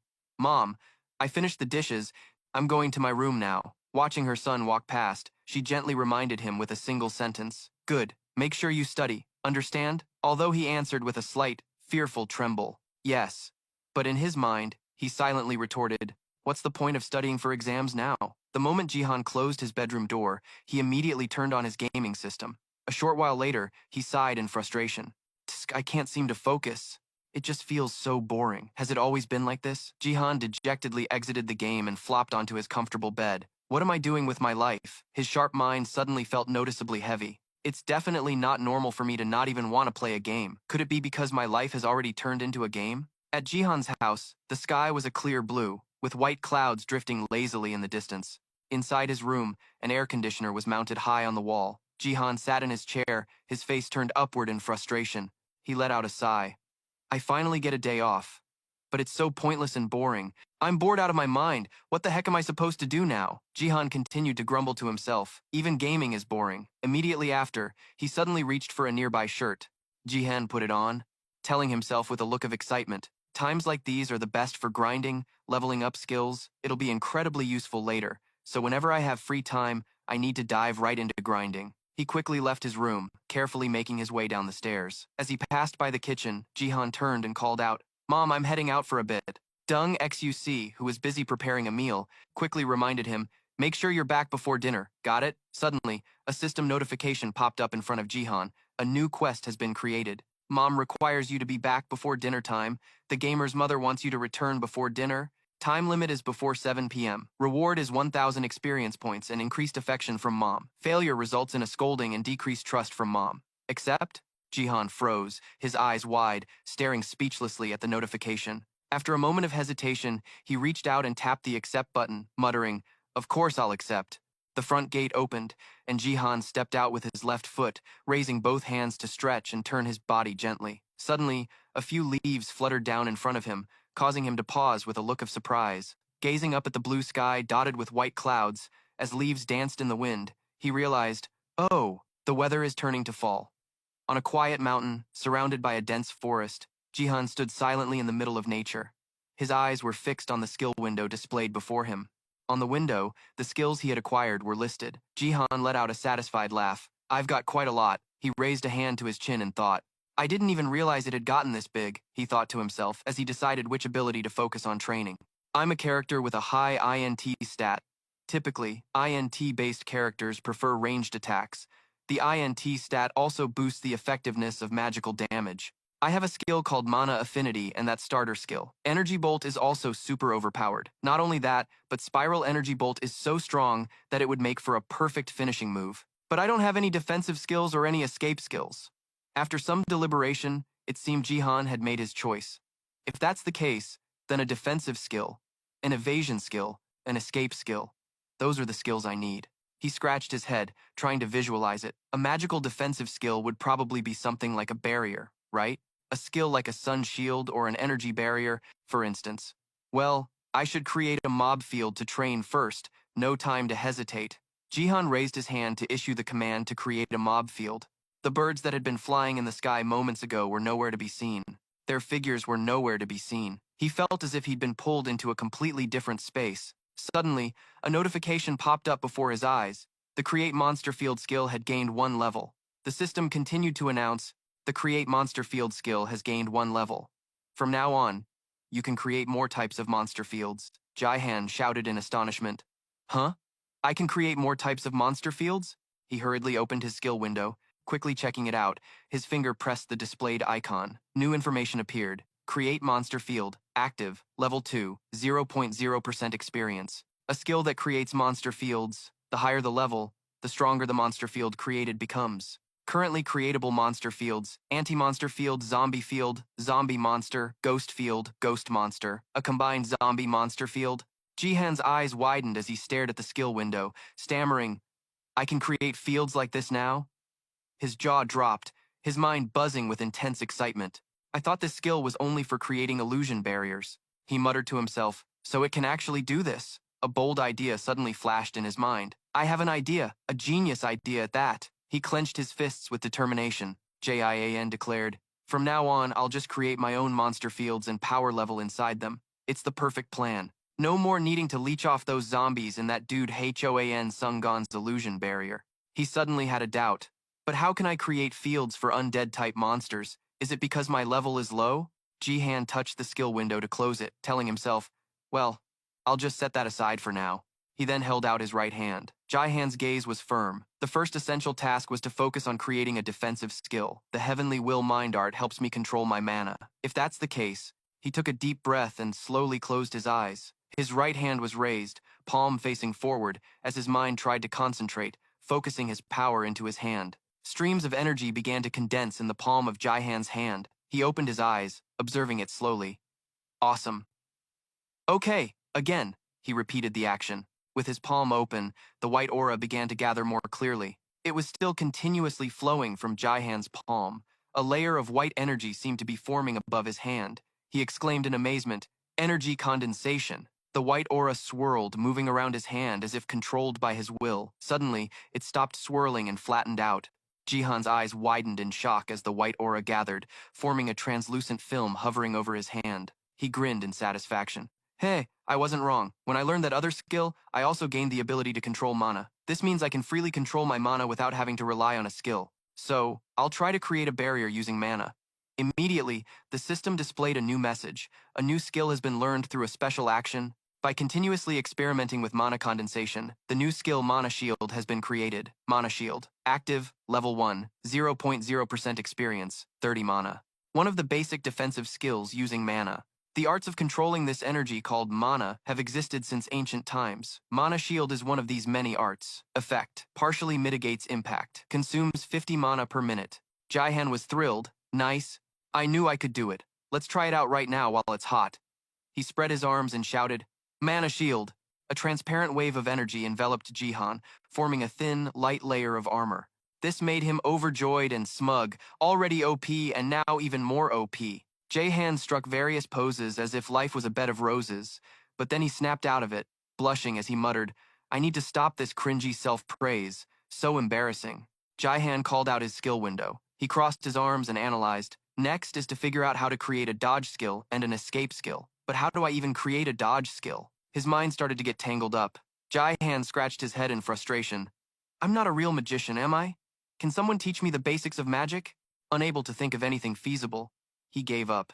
When you're cornered, even a ridiculous idea is worth a shot, no matter how stupid it seems. Jihan started striking a weird pose, walking stealthily like a ninja, then yelled, Escape! He crossed his arms in front of his chest and seriously shouted, Instant transmission! Invincible eel god art! Then he nervously awaited the result. Please don't be useless. The system unexpectedly displayed a notification. A new skill has been learned through a special action. The skill to distract the opponent by acting like a weirdo. Iodine is good for health has been created. Iodine is good for health. Active, level 1, 0.0% experience, mana. A skill that makes the opponent question the user's mental state, potentially distracting the target. Has a chance to cause the opponent to be distracted for 2 seconds. Jihan was stunned after reading the notification's content. He covered his face and screamed in despair. Who the hell would want to learn a skill like that? Jihan's voice echoed throughout the mountains and forests, like a cry for help after being trolled by the system. Oh, as we have heard, to act wisely, one must cultivate both knowledge and skill. Erudition and wisdom are closely related, but do not intermingle with each other. Throughout history, have there not been countless geniuses who lived unhappy lives? Vast knowledge and a sharp mind do not always go hand in hand. Humans must realize this truth. Quote from the hermit Moru. All around, the shout echoed, Mana Shield, Mana Shield, Mana Shield. The system displayed a notification. The Mana Shield skill has increased by 1 level. Jihan touched the barrier and analyzed it. The Mana Shield skill had now reached level 3. At level 1, it consumed 50 MP per minute, but now it only costs 46 MP. The mana drain at level 2 was 48 mana. This means that with every increase, each level reduces the mana consumption by 2 points. At that rate, once Jihan hits level 25, he could practically keep this skill active all day long. Standing within the barrier, he realized that right now, it burns through mana way too fast. Jihan discovered he could create layered mana shields, and it was obvious that his defense power increased significantly with 3 layers of barriers surrounding him. The problem was, maintaining a 3-layered mana shield for just 1 minute cost a whopping 150 mana. Even though leveling it to 3 saved a considerable amount, this rate of mana consumption was still insane. Jihan pondered that with his current mana pool, he couldn't last very long. But as long as he had enough mana, he could create as many layers as he wanted. His INT stat was now 65.8, and each point of INT gave him 10 mana. Combined with various buffs at level 16, his total current mana was 1,299.9. Jihan clenched his fists in excitement. Compared to the first few clueless days after getting this ability, he had improved significantly. Wasn't he already pretty OP? He opened his skill window, stroking his chin as he analyzed it. Let's see. Right now, I recover 12 mana per minute, right? It seems like for every additional 100 mana, I get 1 more mana per minute in recovery. So, adding points to INT will also increase my recovery rate. So, would putting more points into VIT improve it much? If I could get my mana recovery to 100 per minute, I could keep the mana shield up all day. Another way is to level the skill past level 25. I have to think about which choice is smarter. It's not like I only have 1 or 2 skills I need to grind. He debated whether to increase his VIT stat or to increase his INT as originally planned. Seriously. Jihan took a deep breath, slowly closing his eyes. How quickly I can get tanky depends heavily on building my character optimally. He had already mastered a decent defensive skill, but creating escape or evasion skills on his own seemed impossible. He shouldn't waste time on it, just to give it another chance to mock him. So, there was only one thing left to worry about. Jihan furrowed his brow, thinking, which skills should I practice and level up first? His attack skills included the Destructive Energy Bolt and the Spiral Energy Bolt. He looked at his skill window and decided to rule out swordsmanship and martial arts since they weren't active skills. Besides, he wasn't sure about going the melee route since he had already dumped all his points into INT. Suddenly, Jihan's eyes froze, fixated on one point. To be honest, he just remembered that he hadn't practiced the Heavenly Will Heart method at all since learning it. Jihan sat down on a rock, deep in thought. The Heavenly Will Heart method would permanently increase his mana pool. Wouldn't that be better? At this thought, he frowned, a slightly confused expression on his face. Then, Jihan picked up a dry branch and began writing on the ground. He diligently and carefully wrote each stroke. 3 lines of text gradually appeared on the dirt. Offense, defense, support. Jihan thoughtfully organized everything. His main offensive skills were Energy Bolt and Spiral Energy Bolt. He pointed the dry branch at the words Spiral Energy Bolt. Jihan continued moving down his list, analyzing. As for defense, he had Mana Shield. He seemed to have just realized something, his eyes lighting up with excitement. For support, there's the Heavenly Will Heart method and Physical Endurance, right? Jihan had listed the corresponding skills for each category. Offense, Spiral Energy Bolt. Defense, Mana Shield. Support, Heavenly Will Heart method. Physical Endurance. Standing up, he let out a self-deprecating laugh. Damn. Looking at it like this, I'm really weak. If I'm not careful, I'll get one-shotted someday. I absolutely have to train my Mana Shield more, and I need to find a way to improve my Energy Bolt to make it stronger. Jihan looked up, puzzled. Energy Bolt? It's a type of energy blast fired from the hand that explodes on impact. He analyzed it seriously, The damage from Energy Bolt is mainly caused by the explosion. Let's see. There must be a way to change the damage from explosive type to piercing type, right? Jihan's eyes suddenly lit up as if he had found the solution. Ah, I've got it, he said with determination. Let's try it. As he spoke, he held out his hand, and wisps of energy gradually gathered in his palm. Jihan was amazed by the sight and thought to himself, condensing energy into a single focal point. Very quickly, that stream of energy took the shape of a sharp arrow. At that moment, the system immediately displayed a notification. New skill learned through a special action. You have learned the skill Mana Arrow. Mana Arrow, active, level 1, experience 0.0%, mana, 5. Mana is shaped into a long, hard arrow. Only those with mana manipulation abilities can execute this skill. Jihan's eyes widened, stunned by the notification in front of him. He smirked slightly, still a bit green. Then, the energy arrow began to spin violently. Jihan raised his hand, preparing to launch it far. He threw the arrow forward with all his might, shouting, "Pierce!" The arrow shot forward, striking a nearby tree trunk directly. Jihan watched intently, waiting for the result. He raised a hand to his forehead to get a better look. The destructive power was insane. It could probably split a zombie's head open in one hit. The familiar system sound chimed again. New skill learned through a special action. Continuously manipulating mana has helped create a skill with piercing power. The Spiral Mana Arrow skill has been created. Spiral Mana Arrow, active, level 1. Experience 0.0%. Mana 6. A. Ranged attack skill with enhanced piercing power by adding rotational force to the magic arrow. Only those with mana manipulation abilities can execute this skill. Jihan cheered with excitement. Awesome. So, he basically had enough tools for self-defense now. Next, he clenched his fist and muttered as if making a promise to himself. The first skill I need to grind is Mana Shield. I'll train based on this skill's foundation. Whenever I run out of mana, I'll rely on it to recover. I'll practice both Mana Shield and the Heavenly Will Heart method at the same time. Killing 2 birds with 1 stone has to be the priority. Defense first. I need to survive before I can do anything else. And I also need the Heavenly Will Heart technique to restore my mana pool. It's a cultivation method to increase the amount of internal energy in my case. It will help me recover mana quickly. Currently, my mana recovery rate is 12 mana per minute. If I practice the Heavenly Will Heart technique, I can increase that speed even more. Understanding the situation, John took a deep breath, got into position, and decided to start right away. The clear blue sky was dotted with a few white clouds drifting lazily. In the quiet space, John's chant echoed, "Mana soon, mana soon." After a moment, he exhaled, completely depleting his mana, and then began his training. John sat cross-legged on a large rock, his eyes half closed, his mind gradually calming. As he closed his eyes, he could clearly feel every current of energy flowing with the rhythm of his breath. Just below his navel, the path connecting his limbs, head, and heart to his dantian.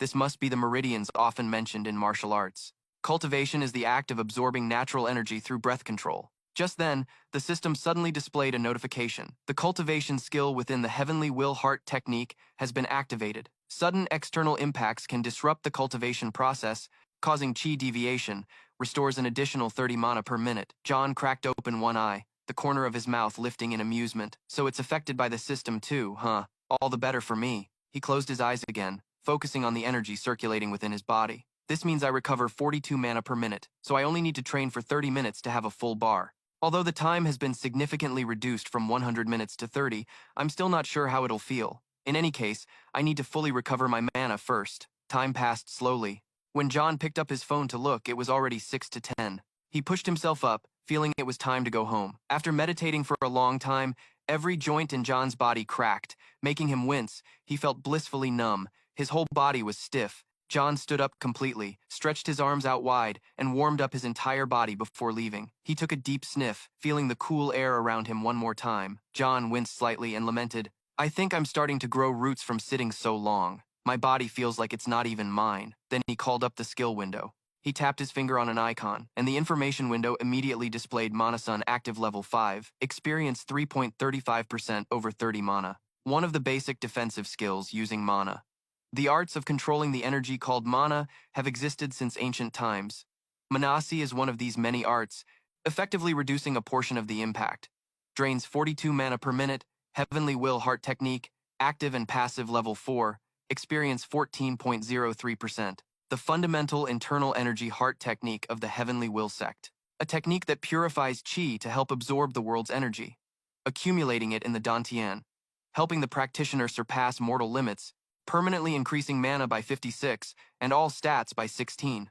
When circulating energy, it increases strength by an additional 48. 48x can release an energy blast and consumes 15 mana per minute. John's face lit up with joy. He smiled in satisfaction, nodding slightly, pleased with this result. He closed the window and told himself, "Awesome. I need to diligently practice the Heavenly Will Heart technique more. Not only do I get free mana, but it also buffs my other stats like crazy.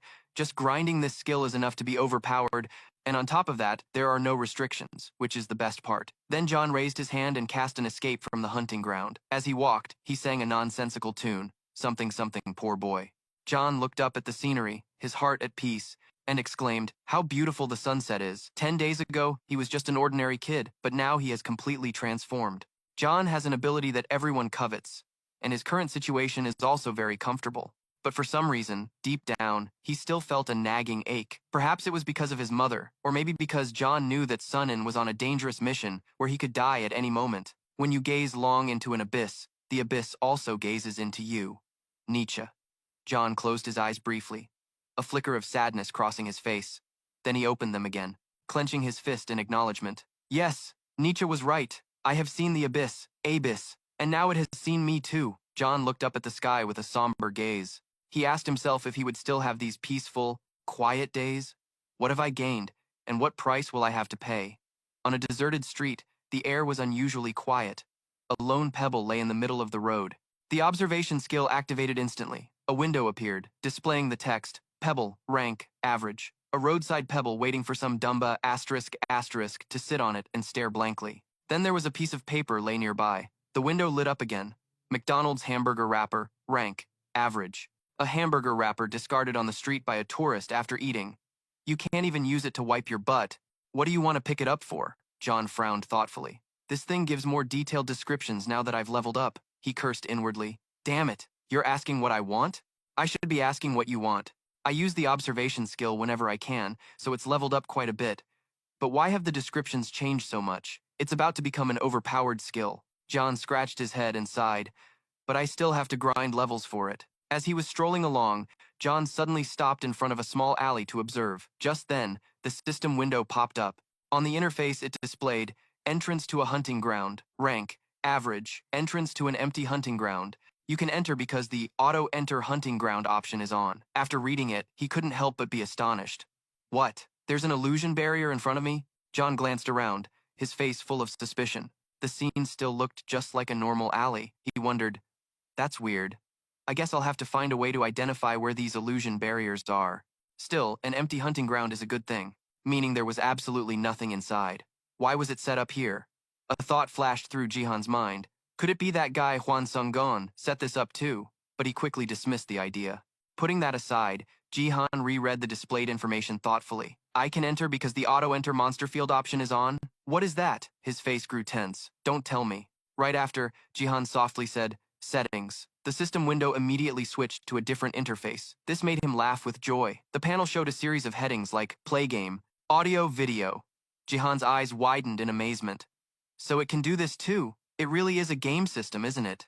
This is a game, after all. He began to wonder just how ridiculously powerful this ability could get. Suddenly, his eyes widened in bewilderment as he saw the Enter Monster Field option was set to on. Jihan shouted, There it is. It all made sense now. So the reason I kept automatically running headfirst into monster fields was because this option was on the whole time? You've got to be kidding me! His anger flared up. Take this! What a stupid ability! Jihan quickly turned off the auto-enter monster field mode. The system immediately sent a notification. Monster field, you have found an empty illusionary barrier. Do you wish to enter? Yes? No? Suddenly, the surroundings became dark and desolate. Jihan suddenly felt a chill creep into his heart. Why do I feel so empty inside? I feel like I could just fade away. Oh my god, have I been getting my butt kicked for the past 10 days just because of this one option? Damn this useless ability. Despite his thoughts, Jihan's finger still pressed the yes button. Well, since I'm already here, I might as well go in and take a look. For something like this to just pop up in the middle of nowhere, he immediately stepped into another illusionary barrier. Jihan glanced around, observing the quiet space. Jihan wondered, strange, I wonder who created this. If the owner of the illusionary barrier isn't nearby, it should have disappeared, right? I don't see anything strange at all. Suddenly, Jihan froze, his eyes widening in shock. Huh? Jihan thought to himself. There's someone lying unconscious in the middle of the path. He rushed over to the motionless girl. She is the level 12 dark ginseng collector. Huan Sung-ah. Jihan stared wide-eyed and then blurted out, "What a weird name." He frowned in thought. Dark ginseng collector. Is she also a member of AB? And her level is lower than mine? Without hesitation, Jihan activated his observation skill. A system window appeared, displaying Huan Sung-ah's complete profile, status, and attributes.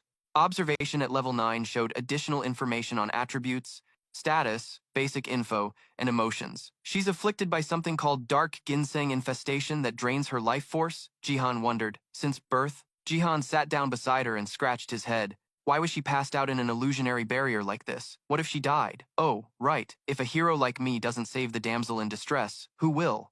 He tilted his head to get a better look at Sung-ah's face, admitting, and she really is a beauty. Could she be Huan Sung-gon's daughter? They have the same last name, so it's a bit suspicious. Then he looked around and thought, whatever. It doesn't matter. Jihan placed his hand on Sung-ah's forehead with determination.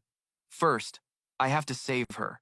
As soon as he made contact, a bone-chilling cold flowed into his body, making his hand tremble. Jihan thought, am I feeling a chill down my spine because the dark paralysis status is affecting me? Without hesitating, he immediately cast his skill, Spirit Burning Soul Recovery Art. Jihan lifted his hand, confused. She's not waking up? He suddenly remembered the Soul Stone. Oh yeah, I still have Soul Stones I can use, right? Jihan recalled the system information about the Soul Stone. According to the description, I can use a Soul Stone to dispel status effects. Without it, I can only heal health. He quickly summoned the Yang diagram, grumbling as he took them out. I farmed like crazy and got 89 of these. He then placed all the Soul Stones in a small pile and took one. Jihan gently placed the Soul Stone on Sung-ah's forehead and focused on casting Spirit Burning Soul Recovery Art again. The system displayed a new notification. Status effect removal failed. Status has been alleviated. Jihan sighed, his expression filled with confusion. Now what? It must be because my spirit-burning soul recovery art is too low level. If only I had ground some levels for it, this would be so much easier. Recalling the information on Sung-ah, it said, Status Dark Ginseng, Infestation Maximum, Instant Unconsciousness, Dark Paralysis, Semi-Instantaneous, he thought to himself. But the status has been alleviated, so spirit-burning soul recovery art is still effective. Alright, let's keep trying. I still have 88 more stones to use freely. Jihan focused all his energy, continuously casting spirit-burning soul recovery art. At that moment, the system's notifications chimed steadily. The dark paralysis status has been removed. He smiled in relief. Niece, let's keep going. Encouraged, Jihan continued to cast spirit-burning soul recovery art. Each time he did, a series of new notifications appeared before his eyes. The unconscious status has been removed. Status effect removal failed. Status has been alleviated. Jihan read each line with a sense of doubt. Can't the dark ginseng infestation be removed? I've been trying so hard, but it won't go below a medium level. Exhausted, Jihan flopped onto the ground, propping himself up with his hands behind him, and sighed in frustration. I'm probably not high level enough to cure her congenital disease. I'll probably need to level up spirit-burning soul recovery art. But getting it down to a medium level is decent for now, and I also removed the unconscious and paralyzed statuses. So, what's this girl's story anyway? Jihan's eyes were filled with questions. She must be the daughter or a relative of that guy, Huan Sung-gon. They share the same last name, Huan, she's level 12, and has these strange status effects. It's no wonder I found her passed out inside an illusionary barrier. He leaned in closer, looking at her and wondering, is she his daughter or just a relative? She doesn't really look like him. Suddenly, Sung-ah's eyes shot open, and the two stared directly at each other. Their eyes met, filled with surprise. She glanced around for a moment, then closed her eyes again, quietly sitting up while Jihan watched, motionless. Dong-ae stood up, dusting herself off, while looking at him with a puzzled expression. Only then did he slowly get up. She bowed deeply, which startled him a bit. Dong-ae looked up and said softly, Are you Han Jihan? He stood there silently, a thought suddenly flashing through his mind. She must be related to Huan Sung-gon. Besides the Chon Yui Mun, only that guy would know his name. Jihan scratched his head and calmly replied, Yeah, my name is Han Jihan. Something like that. He started smiling, feeling right in his element, and casually asked, Are you in the 11th grade? Dong-ae just nodded without saying anything. Jihan continued, I'm in the same grade, so you don't have to use my full name. She just nodded silently as before. Dong-ae bowed her head and said, Thank you for helping me. Jihan gave a humble smile. It was nothing. Don't worry about it. A little curious, Jihan asked. By the way, can you tell me why you fainted here? Deng A answered honestly, I was possessed. Hearing that, he instinctively repeated, possessed? Jihan continued to ask, was it that dark magic intrusion? She slowly explained, I get possessed sometimes. It's very dangerous when that happens. My dad usually gets here in time, but thank you. He scratched his head shyly. It's no big deal. Helping someone who fainted on the street is the normal thing to do. He also thought to himself, besides, it's not like I really need those soul stones anyway. Jihan asked with concern. How are you feeling now? I performed some first aid. Deng-A bowed her head and quietly felt the energy within her. Then her eyes widened in shock. I don't feel cold anymore. He crossed his arms and snorted with a smug thought. That's right, I dispelled that paralysis dark magic. Then, Jihan seriously warned her, but you're not fully cured. I couldn't dispel the dark magic completely. Before he could finish his sentence, he was startled by Sung Gon grabbing his shoulder from behind. Year 2, Class 8, Han Jihan. Fancy meeting you here? Jihan quickly turned and bowed politely. Hello, sir. What a coincidence, the man said coldly. Quite the coincidence indeed. What business do you have with my daughter? He kept his head down and thought, so she's his daughter, but she's the same age as me. Hey, how old were you when you were luring little girls with ice cream? Jihan took a deep breath and told himself, calm down. Then he slowly raised his head. Jihan replied clearly, you don't have to worry, sir. I didn't do anything to harm her. Actually, your daughter is very sick. You shouldn't leave her alone. It was lucky I found her. She was in pretty bad shape. Sung Gon lowered his head in silence, taking slow, heavy steps, his presence exuding an unpredictable coldness. He approached Deng-A and said quietly, thank you for helping my daughter. I will definitely repay you. As soon as he finished speaking, the two of them vanished right before Jihan's eyes, leaving only a puff of dark smoke. He stood there, stunned, watching until the dark smoke completely disappeared. Jihan practically drooled and mumbled, what a sick skill. Where did he learn that teleportation ability? His mind was screaming, I want that skill so bad. Let's imagine a situation. You're taking a stroll down the street, and you happen to see a helpless girl being harassed by 3 thugs. You want to save her from the dangerous situation, but in the end, you run away, worried that you'll get hurt. Most people would act that way, and it leaves a bitter taste in our mouths. Life is full of such experiences. Many times, life isn't like a dream. So what do you need to do to make life like a dream? What does it take to save the girl from the thugs? A lesson from an anonymous author about effort. Night had now begun to fall. Jihan walked along, whistling cheerfully. Another zombie. Huh? He raised his hand and cast a skill, his movements practiced and confident. Mana spiral arrow. Jihan threw the arrow and yelled, its head spinning like a fool, hitting its mark and wrecking the mobs. The corners of his lips curved into a triumphant smirk, the most OP mana arrow in the server. The mana arrow was now level 9. After leveling up, the skill started generating a second arrow. So sick. One shot was more than enough to send a zombie packing, and now I'm hitting them with a double. So naturally, the XP from farming zombies has also doubled. Jihan bent down to pick up the soul stone that had just dropped, its purple light reflecting. He thought, I wish there was an auto-loot feature. All this bending over to pick stuff up is exhausting. What kind of game still makes you manually pick up drops these days? You devs are slacking. Meanwhile, the mana spiral arrows continued to fly out, wiping out the remaining zombies. Jihan stood and watched them disintegrate into thin air. After clearing the mobs, he pulled up his skill window to check his loot to see what he got. What did I farm today? Jihan began to read the items listed on the stats screen. 32 soul stones, 12 dead man's teeth, 10 ribs, and a few pieces of skin also dropped. But he didn't pick them up because they were just too gross. I hope these items will be useful at some point. Jihan thought he needed to level up his crafting skill to be able to use them. Suddenly, there was a loud roar, and a sense of unease made him freeze and shudder. Jihan looked up to see a massive Jiangshi right behind him. Level 34, Jiangshi King. He whipped around, excited. The field boss spawned. A bold idea flashed through Jihan's mind, a confident smirk playing on his lips. I bet I can solo this thing now, right? His eyes blazed with fighting spirit. This time, it's my turn to dish out the pain. He didn't hesitate. Jihan immediately swung his arm, casting repeatedly. Mana spiral arrow! Mana spiral arrow! Mana spiral arrow! His voice rang out, strong and commanding. Whoosh! A barrage of spiral arrows shot through the air. All of them aimed true, embedding themselves directly into the Jiangshi King. Its health bar dropped rapidly. It roared in agony. Dai ichor splattered from the wound. The enraged Jiangshi King roared and raised its leg to strike. But Jihan stood his ground, his eyes full of contempt. You think that snail's pace can scare anyone? He leaned back, effortlessly dodging the attack, his body moving as gracefully as the wind. Jihan's eyes suddenly lit up as he shouted, "Incoming!" He immediately fired 2 spiral mana arrows. Its howl echoed through the air as its giant legs buckled and hit the ground. Jihan looked up, his eyes filled with the determination to win.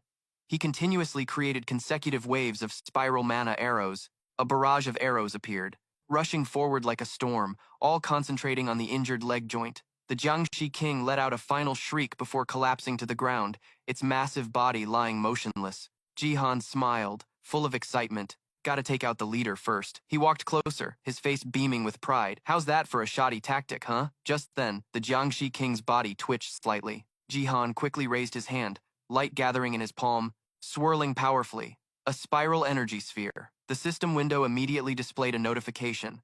Spiral energy sphere has been initiated. Countdown starting. He watched as the seconds ticked by.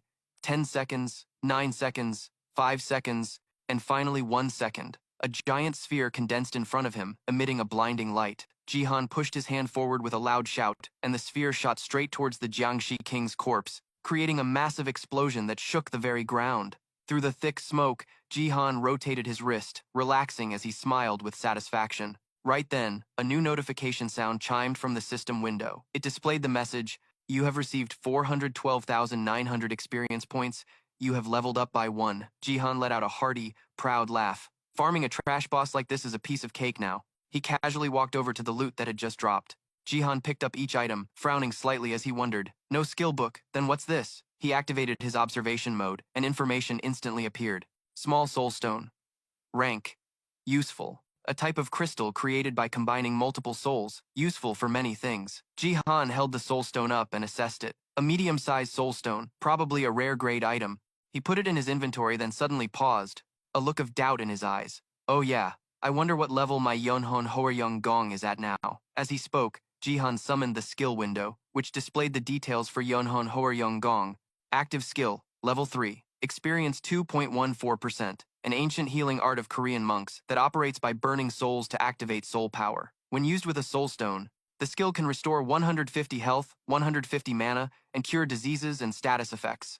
Without a soulstone, it only restores 150 health but can still cure low-level diseases and status effects. The healing effectiveness varies depending on the skill level and the quality of the soulstone.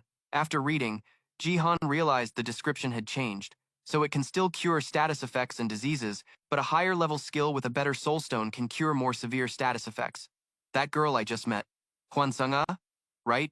She was afflicted with a strange status effect called dark magic corruption. Even though Jihan used Yonhon Horyong Gong on her until his hands were sore, it wasn't cured. At the time, Sung-ah said her dad usually arrives in time, but thank you. It seems because of it, her life was in critical condition. Jihan scratched his head, looking troubled. I can't help but worry. A tangled mess of thoughts crept into his mind. What is this all about? This feeling is like a tiny needle pricking my heart. But why would Hwan Sung-gon leave his daughter all alone like that? Is it because he can't find a cure for her? Or is it an incurable disease? In Abies, there must be plenty of people with powerful abilities, right? The thought made Jihan's head spin. He clutched his head and groaned, Ugh, my head hurts. For now I should prioritize leveling up Yonhan Horyong Gong. Then he sighed wearily. Alright, time to head home. The sky had already sunk deep into darkness. A full moon hung high, casting a hazy glow on the ground below. In a quiet hospital room, an IV dripped steadily. On the TV, a man wearing a hat and a backpack was walking on a mountain path. The person in the bed quietly watched the screen. Sung-ah was lying in the hospital bed, her face pale, when the door suddenly opened. Sung-gon entered quietly and closed the door behind him. Seeing her, he announced, Your condition has improved. The dark magic energy has subsided, and the paralysis is gone. You should be well for a while now. Sung-ah smiled faintly, her voice soft and weak. Yes, thank you, Dad. Hwan Sung-gon's expression gradually turned serious. He pulled up a chair and sat down by the bed. As soon as he sat, Sung-gon began to speak. Sung-ah, he said, reaching out to affectionately stroke her head. Sung-gon's voice was warm. I promise you, my daughter, you'll be able to go traveling soon. Sung-ah spoke up worriedly. I'm okay. Dad, please don't overwork yourself. I don't want you to get hurt because of me. He turned his face towards her, confident. Hurt? How could I possibly get hurt? She still wanted to say more, but Sung-gon quickly hugged Sung-ah, cutting her off. It's okay. Don't you worry about a thing. She obediently complied. Okay. He frowned in thought, then declared firmly.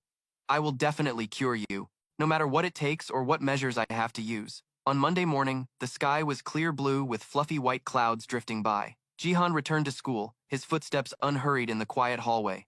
Over the past weekend, Jihan had taken down 3 more Jiangshi kings and reached level 18. As for the regular zombie minions, he had wiped out several dozen, earning the moniker Apprentice Jiangshi Hunter, the gamer level 9 Han Jihan. If it weren't for the Apprentice Jiangshi Hunter title, clearing these guys out would have been much harder. Jihan summoned his skill window, tapping on the icons with his finger. The system quickly displayed its contents. Soul Flame Spirit Recovery, Art Level 7, Experience 2.14%, Active Level 6. Heavenly Will Mantra, Active and Passive Level 4, Experience 75.64%. Looking at the skill window, Jihan thought to himself, these are the skills I'm mainly using right now. I'll have to grind my face off this weekend to level them up. His gaze stopped on the Soul Flame Spirit Recovery art, thinking that a healing skill was no joke. I should also upgrade my monster summoning skill, so I can summon higher level monsters in the monster field, and those other skills will come in handy too. Suddenly, he remembered something. Oh, that's right. I still haven't learned Life Drain. I'll learn it now for the hell of it. So Jihan summoned the Yang diagram in front of him. He took out the book he had just picked up on his last hunt. As soon as he held it, the familiar notification sound rang out. The system window displayed, "You have acquired a Life Drain skill book. Do you want to learn this skill? Yes or no?" He eagerly chose to learn it immediately. Instantly, Jihan's body glowed brilliantly. The message board displayed a notification. Life Drain, Active Level 1, Experience 0.0%. A spell used by some mid-level or higher Jiangshi. It is a technique that manipulates life force, absorbing the opponent's vitality and transferring it to the user. Through training, the caster can transfer their own life force to an ally. After reading, Jihan nodded. This one, in a bit, I'll have to level it up too.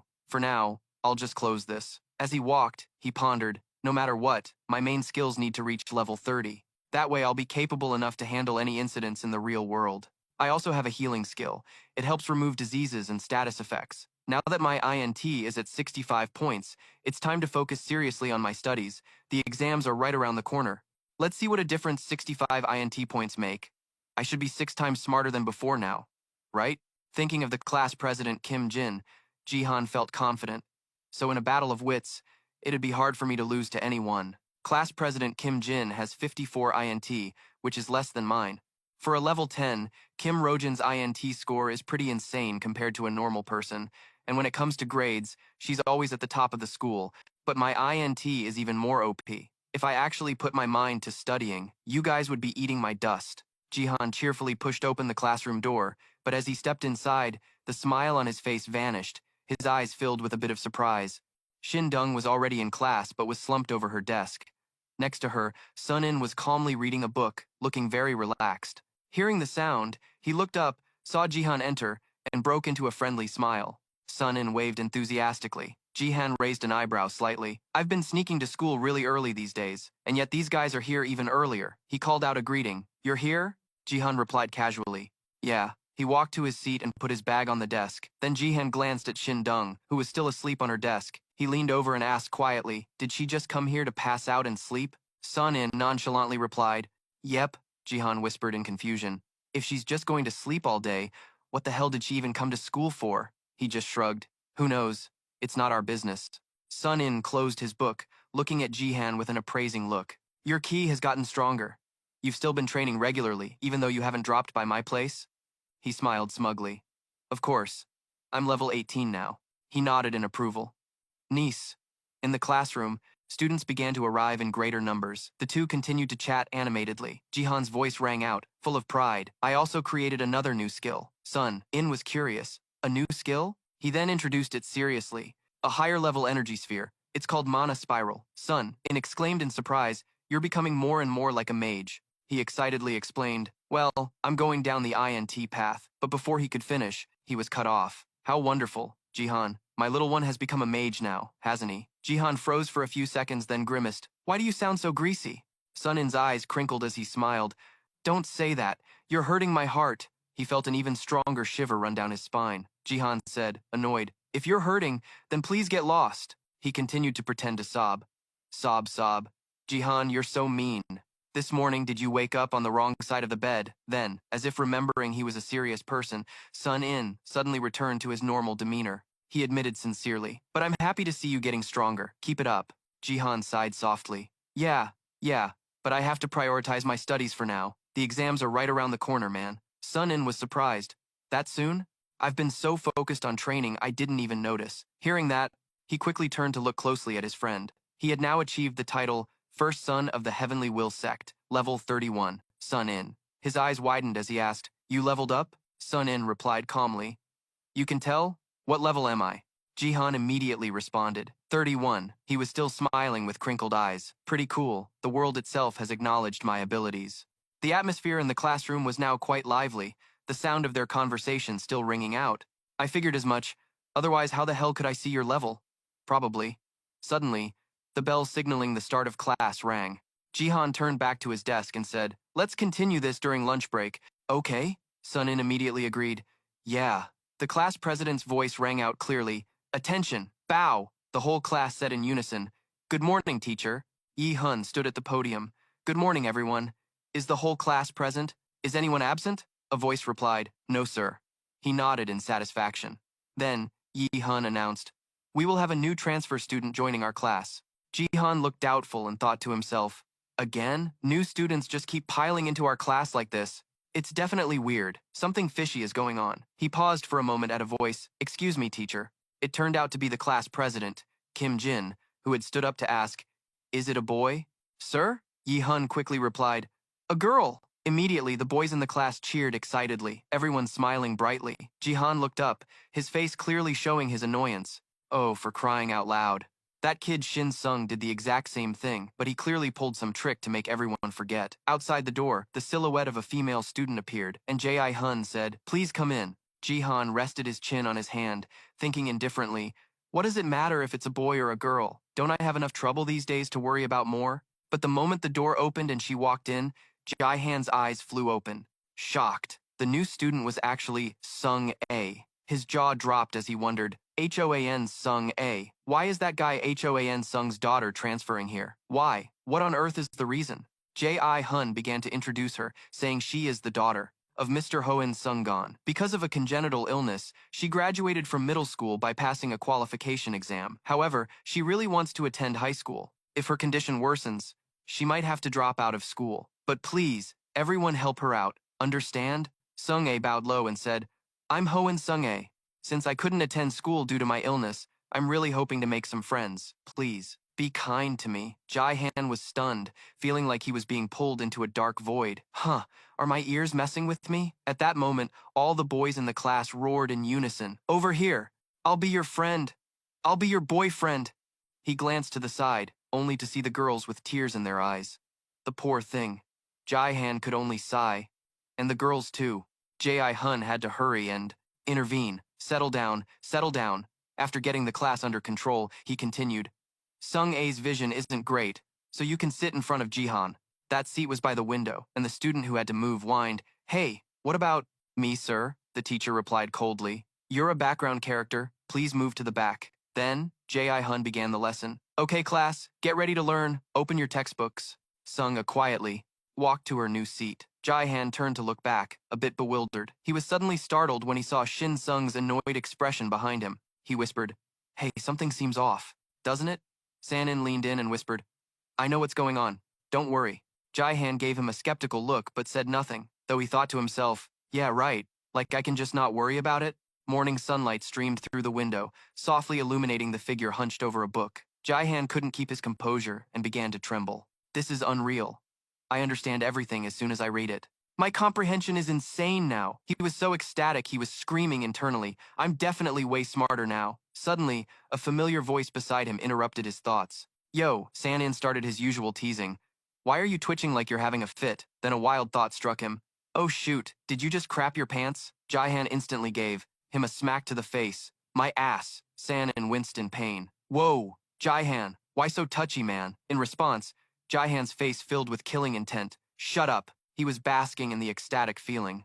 Noticing something was unusual, he shrewdly asked, "What's going on?" Ji-han excitedly revealed his discovery. "I've confirmed that raising my INT stat improves my memory. Now, learning." English is a total breeze. A look of astonishment crossed Sanin's face. Seriously?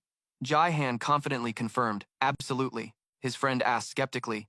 It can't just be your memory that's improved, right? The INT stat must affect other things too, no? Like your reasoning and analytical abilities. Jai-Han explained a bit awkwardly. I'm not sure. Honestly, I haven't noticed anything else. Besides the memory boost, I feel like my thoughts are sharper, but it's hard to put into words. Seeing his friend's mood dip, Sanin quickly reassured him, hey, just improving. Your memory is already awesome enough. That helped Jai-Han get his spirits back. You're right, it's super useful for lots of things, not just school. San, playfully added. Gaming being one of them, right? A smile reappeared on Jai-Han's face. You already know the answer to that. His friend laughed and asked, I figured as much. So how's the schoolwork going? Jai-Han casually shared. It's insane. I used to really struggle with English. Now, I can get a perfect score whenever I want. To be honest, besides math, any subject I take, I can get a perfect score. On the other hand, he felt a little guilty, thinking, that is, if I actually bothered to put some effort into math. Sanin's eyebrows furrowed involuntarily. As he said, you cheat. You're like a character made by a game master. Jaehan could only offer a weak smile in his defense. Hey, I was surprised too. He then stood up and suggested, let's go grab something to eat. He walked past casually, completely oblivious to the murderous glare tracking his every move. Shin Sung sank into deep thought after unintentionally overhearing their conversation from before. Sung, for her part, wasn't any better, her mind lost in a hazy fog. Both of them now harbored an indescribable feeling in their hearts, one that was both vague and heavy. Time flew by, and soon it was time for Jaihan to put on his backpack and leave. He let out a heavy sigh as he walked. I've got to find a way to learn a teleport skill. Walking. Home takes way too long. He was so deep in thought he didn't notice the person lurking right behind him. Now that I think about it, Sanin did say there were mages. Maybe I can get my hands on a skill book or something. From a mage, M.A. Hun quietly approached and asked, excuse me, could I trouble you for a moment? But Jaihan was still absorbed in his thoughts. Well, even if I did find one, buying a book would probably cost a fortune. Tisk. He remembered something important and clapped his hands happily. Oh, but farming money is a piece of cake for me. I still have that 2 million won from a few Jiangxi kings. Then he fell back into deep thought, since he still didn't know what to spend the money on anyway. Maybe just farming Jiangxi kings would be enough to live like a king for the rest of his life. Not to mention, I can create monster spawning grounds easily. Hundreds of scenarios kept popping into his head. Does this mean I don't need to study so hard? Oh no. I feel more and more detached from the real world. I can't take it anymore. Ma Hun gathered his courage and tapped the person in front of him on the shoulder. Han Ji-han, the gamer, I have something to discuss with you. His whole body jolted upon hearing the familiar title. Huh? He just called me Han Ji-han, the gamer. The man greeted him warmly. Would you like to talk with me now? Ji-han couldn't help but be curious, sizing him up from head to toe. What's a black market merchant? And his level is just a question mark. As if pulled by an unconscious force, his feet moved forward on their own. He cautiously probed, who are you? Ma Hun wasn't offended at all, and even praised him cheerfully. Excellent question. It's only natural for you to be suspicious. He politely took out a business card. Allow me to introduce myself. Jihan rubbed the card, half believing, half doubting, as Ma Hun got straight to the point. Perhaps he hasn't told you anything about us, so I came to discuss business with you myself. Ma Hun stated firmly, Han Jihan, the gamer. I will not do anything to harm you. He took the initiative and proposed, you don't mind if we talk for a bit, do you? At a nearby coffee shop, Jihan swallowed nervously, a sense of confusion spreading through his chest. His face was now a canvas of 100 question marks. Why was this suddenly happening? This guy suddenly appeared and said he wanted to discuss business with me. He carefully considered his options, even if he were to refuse. The corners of Ma Hun's lips curled up into a familiar business smile as he awaited an answer. As if sensing the other's turmoil, he asked gently, I can guarantee your safety. What do you think? Jihan thought for a long moment, then finally responded, all right, let's go. The two of them quickly strode down the long, wide road ahead. After they had settled into their seats, Ma Hun immediately switched into presentation mode. Our world is known by many different names. The Underworld, Abyss, the Martial World. Recently, everyone has started calling it AB, which is also due to the influence of our AB auction house. Jihan's face was now completely blank with bewilderment. Yes, in the quiet coffee shop, only the two figures remained, engrossed in their discussion. Ma Hun slowly explained, times have changed. The world has become globalized, and the people of this world must also change with it. In the past, information and goods were all exchanged through the black market. As he explained, He provided solid proof. But now we can trade via smartphones. He got so excited that he leaned in to introduce. In order to keep up with the times, the auction house ABS created a website for trading underworld items. That was 10 years ago, and now we have become the largest corporation in all of Abyss. Jihan's eyes suddenly lit up with astonishment. That's incredible. How do you know about me? Mahun leaned forward, appearing nonchalant. We are experts in the field of exchange, from items to information. He suddenly did a 180-degree turn in his tone. Requests, or even matters of life and death.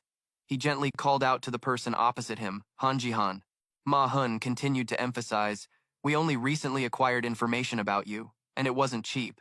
To be honest, we didn't need to come find you personally. South Korea is a small place, and while it doesn't have many ability users, they aren't exactly rare either. I came here for 2 reasons, he explained enthusiastically. First, as I mentioned, it's for business. I'd like to invite you to join our AB auction house. Jihan, on the other hand, was extremely impatient. And the second reason? Suddenly, the man's voice dropped unusually low. The second reason is to warn you.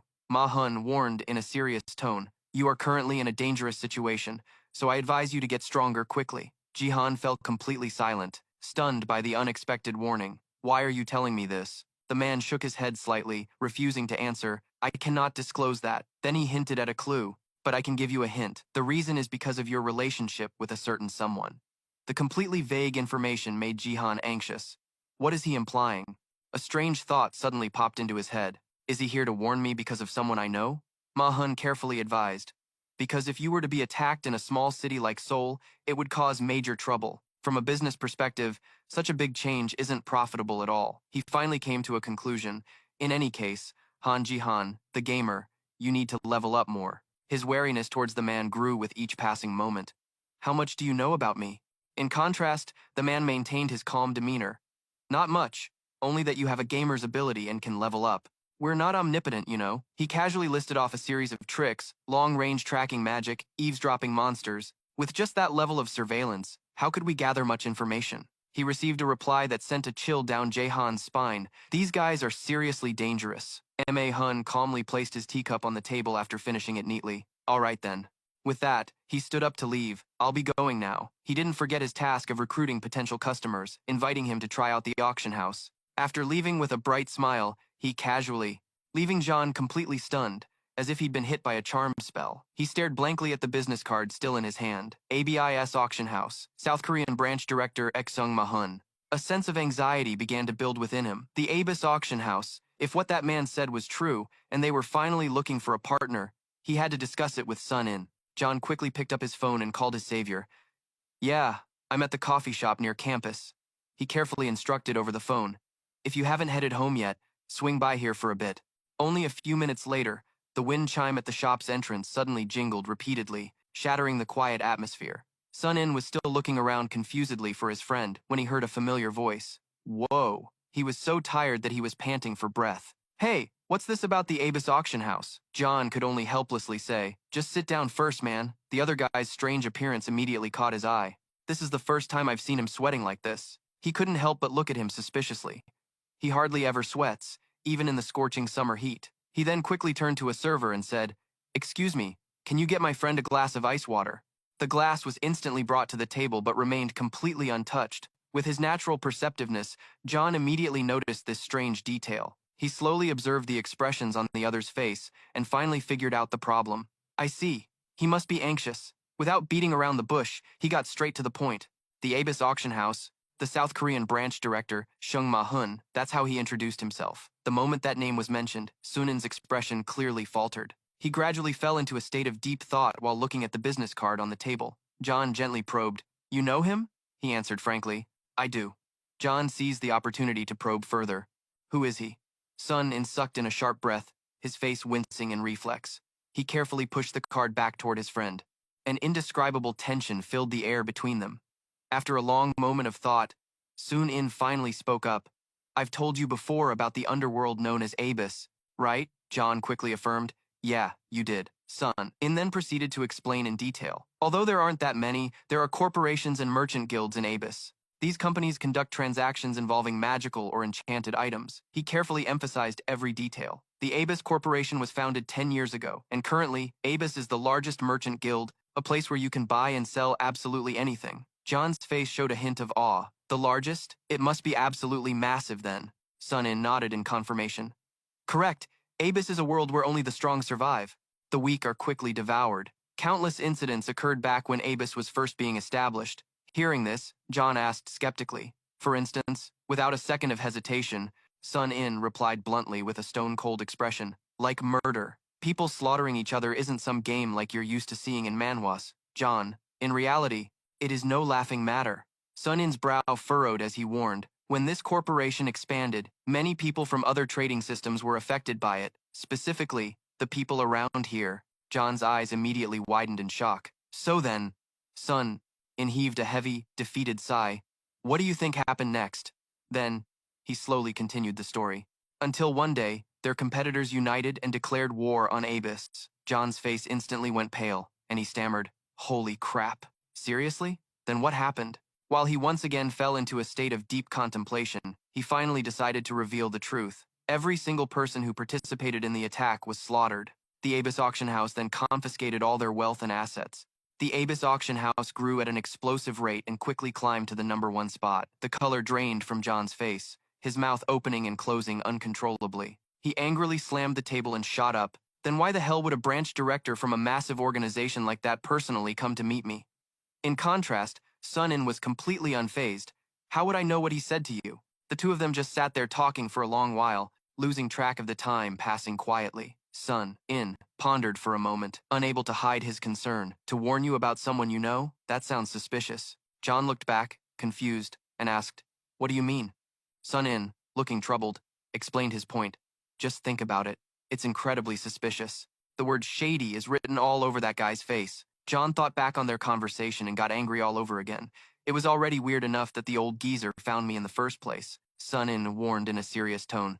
The dangerous thing is that information about you was sold via the auction. The problem is no joke. This area is supposed to be under my sect's control. John was so dejected he slammed his head on the table and whined.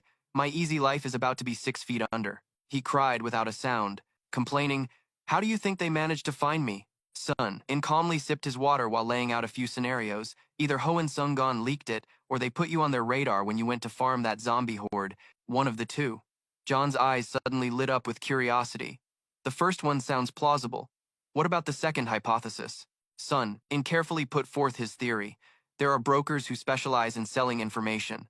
These people often possess reconnaissance abilities that allow them to perceive their surroundings, and they use these abilities to gather intelligence. John was completely stunned by this assessment, and they just happened to find me. Sun-Y gave a slight nod in agreement. That's very likely.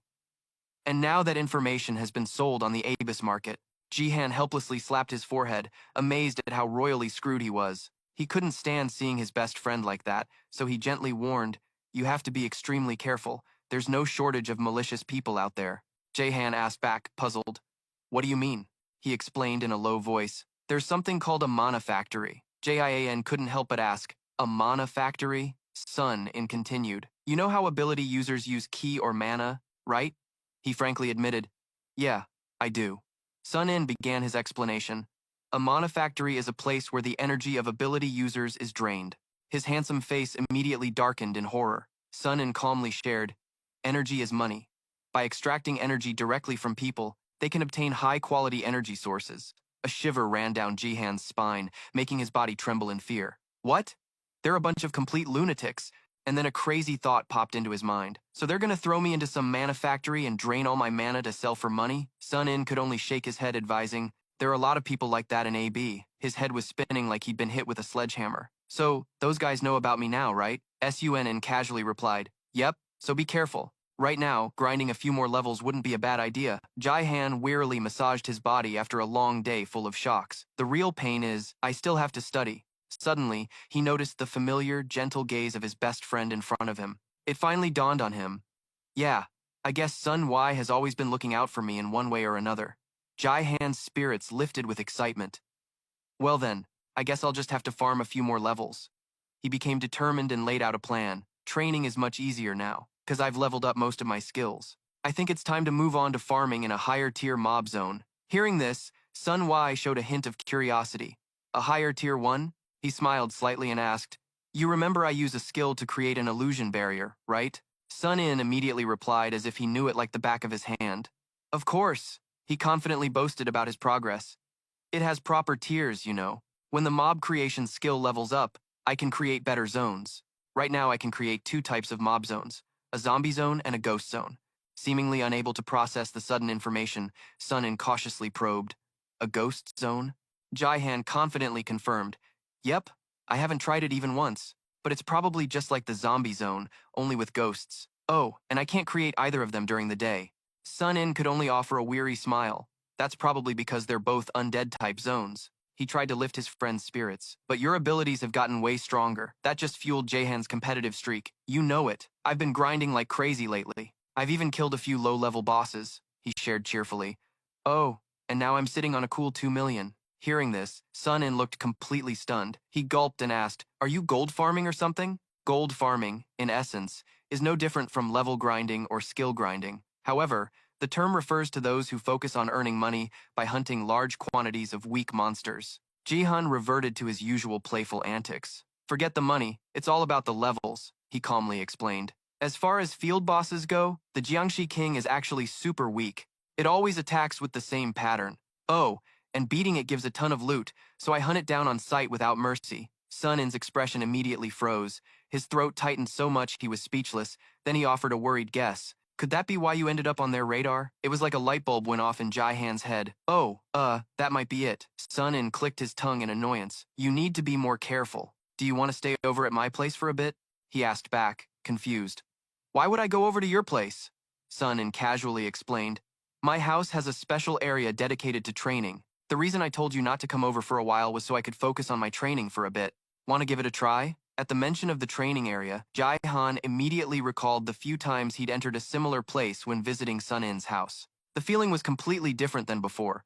The Benevolent Will Sect, Cloud Mist Peak, and Three Sovereigns Belt seem quite dangerous for you. So you get to train there? His eyes lit up with excitement. Count me in. Let's go right now. Let's go! Pleased that his offer was accepted, Sun In agreed. All right, and so Jaihan followed Sun In to his house. In a deserted dining room, there wasn't a soul in sight. But in a small corner, Ahaten and Lolino were sitting seriously, their eyes fixed on the person opposite them. To break the silence, she smiled and began, I never thought the Black Demon would summon us personally. The world must truly be changing. But her tone was laced with sarcasm. Wouldn't you agree? Houghton looked at the person before them while voicing their own doubts. Indeed, he summoned us himself. The reason? XUNG gone cut straight to the chase without any hesitation. I have a request. Lolino, ready to listen, asked, what is it?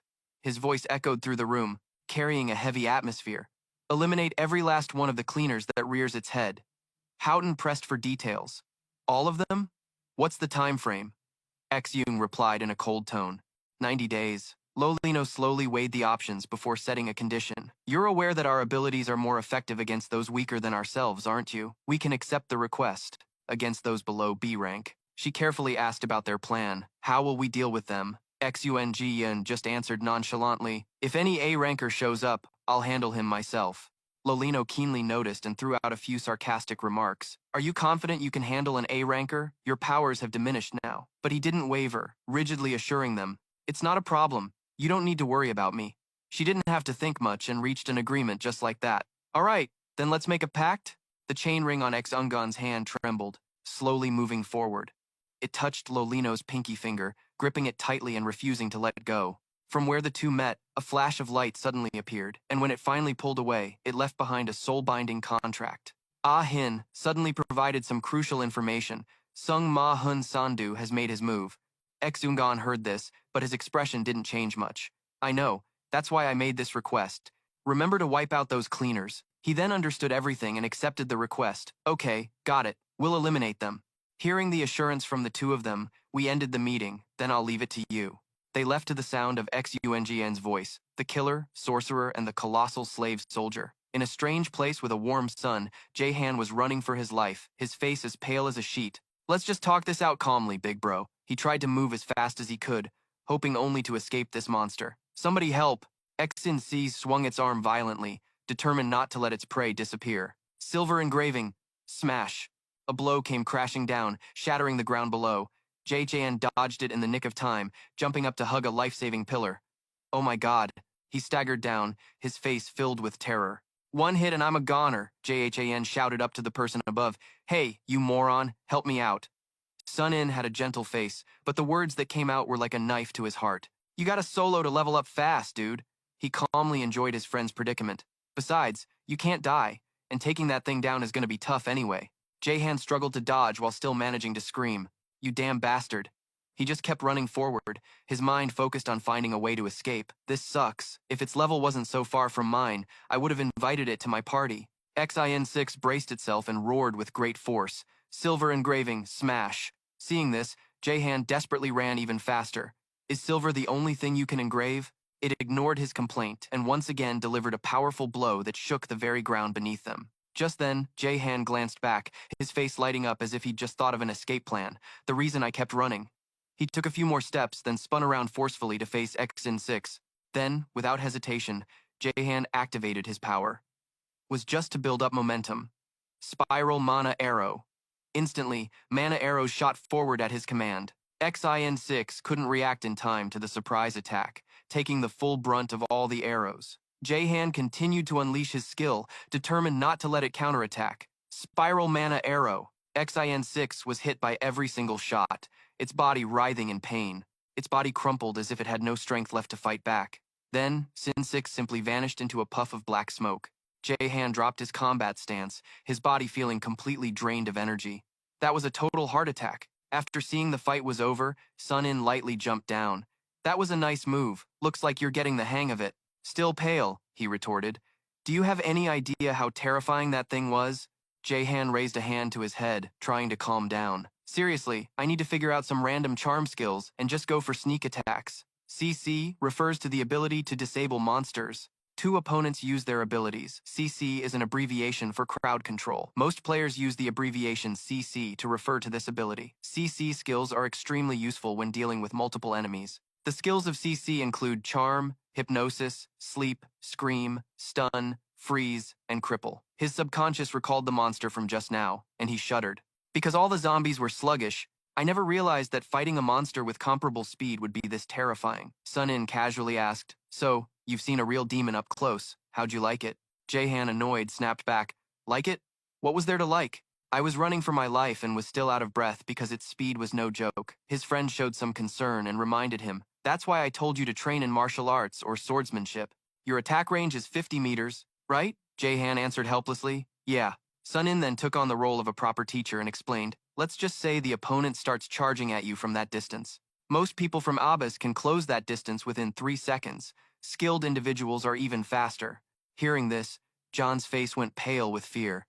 "Then I might as well go back to my hometown and raise ducks." His friend bluntly stated the truth.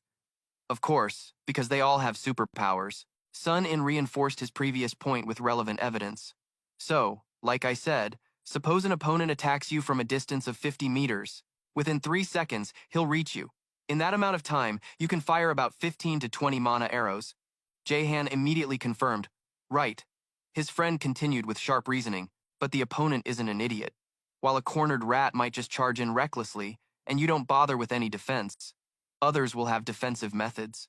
He can easily block your attack and close in on you in 3 seconds." Jahan pointed at himself in confusion. "So I'm basically screwed?" Sun cheerfully teased, "Yep. You'll have a big funeral next year." John immediately snapped back in annoyance. "Big? What big?" His friend spoke softly, stating the painful truth. "I know you're trying to train effectively. I'm not saying ranged attacks are bad, but you have to understand that if you don't train your close combat skills, you'll get wrecked easily." John looked like a rain cloud was hanging over his head, utterly heartbroken. "So I still have a long way to go with my training." Sun In, taking pity, offered a condition. "An important one. When you reach level 40, those small fry won't dare to mess with you." John immediately looked up and listened. Really? He didn't think twice, figuring it was probably true. Someone like me is already pretty strong. In Abyss, I'd probably be ranked in the upper mid-tier. Hearing this, John got extremely curious. "What about me?" Sun In gave his frank assessment. "Probably around minion level creep, lower mid-tier." He found it hard to believe. "What? Me? I'm not even level 20 yet." He let out a sigh and gently explained the critical issues. No matter how useless an ability might sound, natural-born superhumans are always ranked at least lower mid-tier from the start. Most of their abilities have extremely high potential for damage, But superhumans, who train hard without natural talent and are also lazy with their training, will remain in the lowest tier even after a decade. He realized the key point and asked, "So, how strong do you have to be considered low tier?" He used a familiar example to explain, "You know about the UFC, right?" John thought for a moment and confirmed, "Yeah, I do." Sunin then pointed out, famous UFC fighters would fall into this bottom tier. He shivered in horror. It sounded so unreal. John, confused, stood with his arms crossed, unable to believe that a professional UFC fighter was considered featherweight class. Sunin smiled gently, a hint of reluctance in his voice. "Well, what can you do? People in Abyss are ranked based on their ability to take down monsters and demons." He pondered for a moment before a realization dawned on him. What about people who use guns? He looked extremely awkward, as if trying to hide something. But Sunin couldn't hold back and spoke the truth in a low voice. Those who can use firearms are ranked in the lower mid-tier. But of course, that's only for ordinary people without superpowers. Many superhumans use guns, and they are usually ranked above the upper mid-tier. But the general consensus is that they hit a certain limit. John couldn't help but wonder and asked, "A limit?" He didn't hesitate to explain the term, a growth limit. A famous saying in Abyss is that those who rely on external items cannot develop their abilities. He fell into deep thought, analyzing the data in his head. Relying on external items probably didn't apply to him since his ability depended on the level system and leveling up. Sunin continued to explain the rest of the information. "They're not stupid. They all find their own ways to improve. But learning and mastering new abilities and techniques is not simple at all, and there's no guarantee that a skill will be compatible with you." John seemed to have an epiphany and offered his own theory. It's like a skill tree, right? Skill points are limited, so you have to allocate them carefully or you're screwed. He didn't deny it, giving a thumbs up. "Exactly." Sunin then added another important detail. "But you're a very special case. You can learn any new technique easily, as long as it's written down." Then, not letting him get too smug, he added, "But you also have your own weakness." He seriously considered the pros and cons. "It's that I have to grind levels for my skills," Sunin confirmed in a low voice, the smile on his face fading. Spot on, he had no choice but to point out the unavoidable truth. "Your ability is incredibly overpowered, but if you want to get stronger, you have to spend a lot of time leveling up, and your time isn't infinite." John looked into the distance, a flicker of memory in his eyes. Time, huh? He realized something, and memories came flooding back. John had an epiphany and quickly shared what he had witnessed. "I remember being in an illusion barrier once where time was frozen. Can we use something like that to level up?" The smile returned to Sunin's face. "Ah, that's smart. Quo, Exin Dung used that method to talk to you, right?" He immediately confirmed, "Yes." He gave some easy-to-understand examples. Time often flows at different speeds in different dimensions. For instance, you could create a space where 1 hour inside is only equal to 6 minutes in the real world. John was suddenly reminded of a similar phenomenon, like the hyperbolic time chamber in Dragon Ball. Sunin looked up to better express his point. "This place also has a similar function. The ratio is 10 to 1. He asked a question to confirm his personal guess. "So, 1 hour in here is only a few minutes out there?" He grinned, deliberately teasing. "But I don't think a guy like you could afford it. It costs a fortune, you know." John was heartbroken. "You mean there's a gap between the rich and poor in Abyss too?" Sunin cheerfully replied, "With money, you can buy anything, anywhere." He felt a pang of bitterness for himself. "Yeah, I get it." He tried to soothe his friend with some useful information. "There are people in Abyss who have lived for thousands of years." John grew even more sullen. Then who would dare to mess with them? Sunin could only laugh it off awkwardly. "Good point." He naturally changed the subject. "Your ability is seriously unreal, but if you want to become a top-tier master, you'll need to train for at least a decade." He seriously considered his options, but it probably won't take that long to reach the upper mid-tier, right? Sunin hummed in agreement. "Probably. I'm guessing you'll be able to hit level 40 in about a month." John just timidly agreed. "Yeah," he sighed with a satisfied smile. Sunin then walked over and slung an arm around his neck. "Life is so unfair. This guy, Han John, suddenly becomes a natural-born superhuman and levels up like crazy in just a few weeks. Meanwhile, I had to train my butt off for a decade to get where I am today." John struggled to get free. "Hey, let me go!" Sunin was just getting excited. Teasing. No way. He strained his neck to explain, his envious tone obvious. "Don't you see how unfair it is that I've had to live as a lowly servant for so long? You were born into the COC clan, and you still dare to complain." But not only was Jihan not released, he was held even tighter. He just gave his friend a malicious look. "Our Jihan has been a little too confident lately. I think I need to teach you a lesson to clear your head." He flailed his arms and legs, breaking free from the hold. "Hey, let me go!" Sunin walked for a bit, then suddenly remembered something important and announced it. Oh, right, you can sleep over tonight. I already asked your mom. Jihan was completely bewildered. When did you ask her that you got an answer so fast? He replied without much thought. While you were getting chased by that oxer. He tried hard to make sense of the absurdity. Why would his mom agree so easily? Doubts piled on top of doubts. Jihan lay quietly in his room, leisurely showing his comfort. He called out in a low voice to the system inside the status window, and the stats panel immediately appeared before his eyes. He looked at it with great satisfaction. I've gained 2 more levels, he thought with admiration. No wonder that guy Sunin levels up so ridiculously fast. Jihan summarized the necessary data in his head. Training all day was worth it. Now I have 25 more points to spend. Which stat should I increase? Suddenly, he realized something strange. Wait a minute. If what that guy said is true, then Jihan's current situation is dire. Mahun's warning from the past echoed in his mind. That's why I advise you to get stronger quickly. Someone sold information about you to the AB auction house, and it's possible Jihan is becoming a target of some mana factory or something. He sat up with a determined thought. I need to grind more levels. Jihan's mind recalled the earlier scene and he shuddered. I definitely need some CC skills. I'll also dump points into vitality. I was so exhausted from being chased by that oxer earlier. I didn't even think about using mana because it was hitting so hard. Jihan carefully contemplated the important options in his head, what I need most right now. He thought about all sorts of things, identifying the first necessary element, a teleportation skill and CC. Jihan got off the bed, raising his hand to feel his surroundings. CC. Let's see what I can do. If I focus my energy and release it, it becomes an energy ball. If I gather it and twist it, it's called mana vortex. So what if I twist and stretch it out? Streams of energy from Jihan's hand powerfully intertwined. He excitedly controlled the mana form, weaving it right, hooking it left. Jihan's eyes gradually became mysterious, constantly hoping for something interesting. Haha, this is awesome. Next will be a stream of power enveloping his body, wrapping around and harmonizing with him. It emitted a soft light, flickering throughout the vast space. The system's voice rang out with a clear notification. New skill learned through a special action. A skill that creates an energy rope by continuously stretching mana. Mana rope has been created. A description box also appeared explaining its properties. Mana rope is at level 1, mana cost is 2. It has a certain durability and toughness, can control a designated object, and the effect duration is 10 minutes. Jihan was overjoyed. His voice couldn't help but shout loudly. Haha, I did it. If I use this to bind an opponent, I might get a binding CC skill. A mana rope created from the idea of binding an opponent with mana. A binding ability will surely be created. If he uses this to bind the opponent, Smart Jihan is a brilliant Jihan. He extinguished the energy flow, seriously planning to practice elsewhere, and then go beat up some zombies to hone his skills for fun. Jihan pulled out his phone to check the time. It's almost 11 p.m. now. He tiptoed out of the room, trying not to disturb his surroundings. I should go outside to avoid bothering everyone. Outside the cozy house was a dark night sky. Jihan stretched his arms and back, limbering up comfortably. His eyes held a look of determination. All right, time to grind. Suddenly, a voice came from a distance. Hey, sweetie. Where are you going so late at night? Jihan jumped and turned around, his posture extremely defensive. Seijo Hyun was leaning against the wall with a relaxed smile. She winked and cheerfully greeted the person across from her. Jihan looked above her head with curious eyes.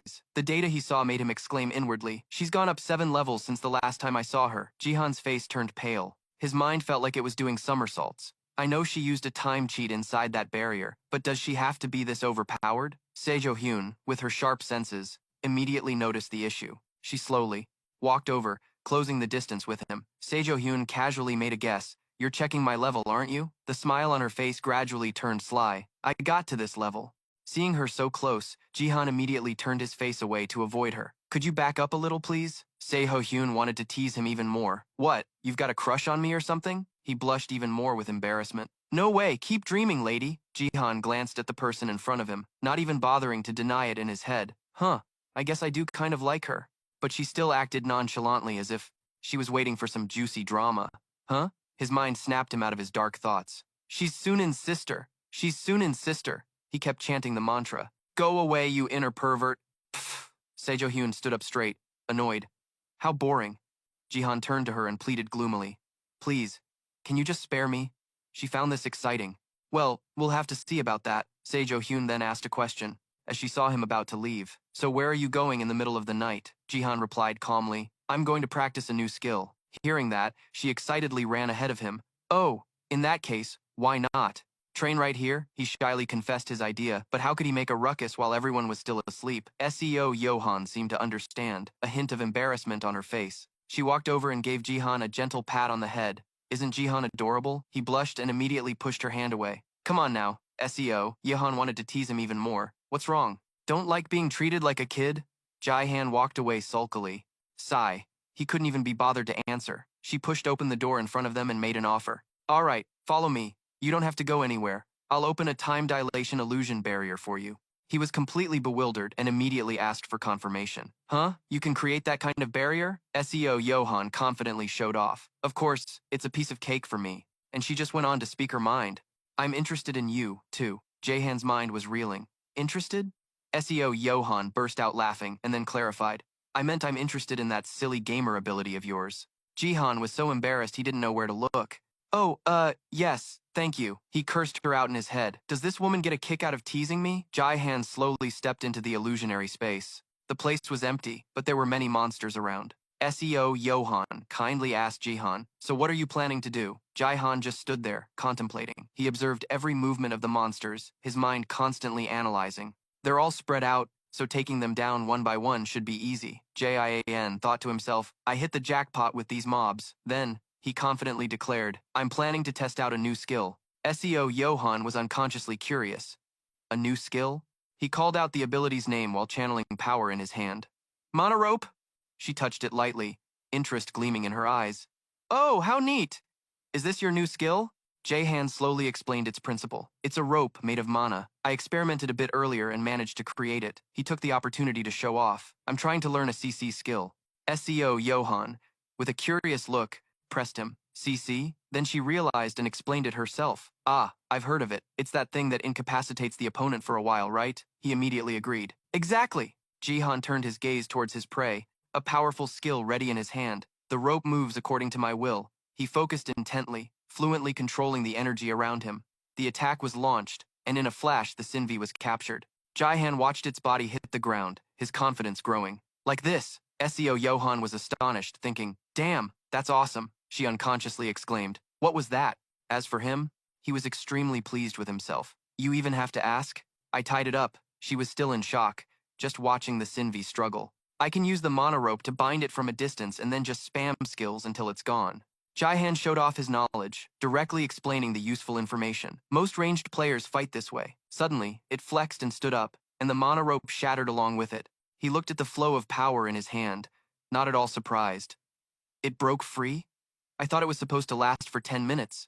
Jahan learned a valuable lesson as the Sinvi charged at him, meaning that it can be broken with brute strength. He used the same skill again, but this time the rope was 10 times stronger. Mana rope. Its body was restrained once more, only able to squirm to escape. Jihan's laughter grew heartier, excited as he watched the Sinvi roll into the distance. Suddenly, a sound rang out, catching his attention. The system reported continuously, new parameters being granted. A new skill has been learned through a special action. The skill of using a rope to bind an opponent, bind, has been created through the continuous use of mana rope. A detailed stat window also appeared before him. The skill named bind is at level 1. Energy cost is 5, has good durability, is used for binding, is created from mana, and is effective for 10 minutes. Jihan felt like he'd struck gold and cheered excitedly.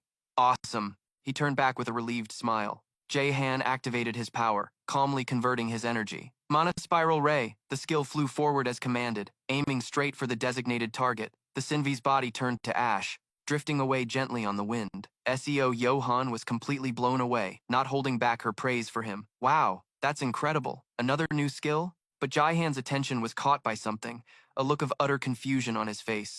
Yes, but... Seeing this, she curiously followed his gaze, her mind in a whirl. He was completely stunned, unable to believe the situation before him. What is that? Jahan backed away, confused by the object lying on the ground. Did it really drop a weapon? Is this for real? He asked hesitantly. It just dropped an item, right? SEO. Johan confirmed without a second thought. Yes. Thinking. Jihan corrected himself. Ah, well, monsters usually drop items in cash, so it makes sense for them to drop weapons too. Jihan recounted his past in a low voice. I've never had a weapon drop before. She was utterly shocked and pressed him.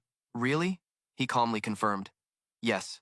Jihan touched the item on the ground. Feeling every detail of its surface, he boldly picked it up, an awkward expression on his face because of the item in his hand.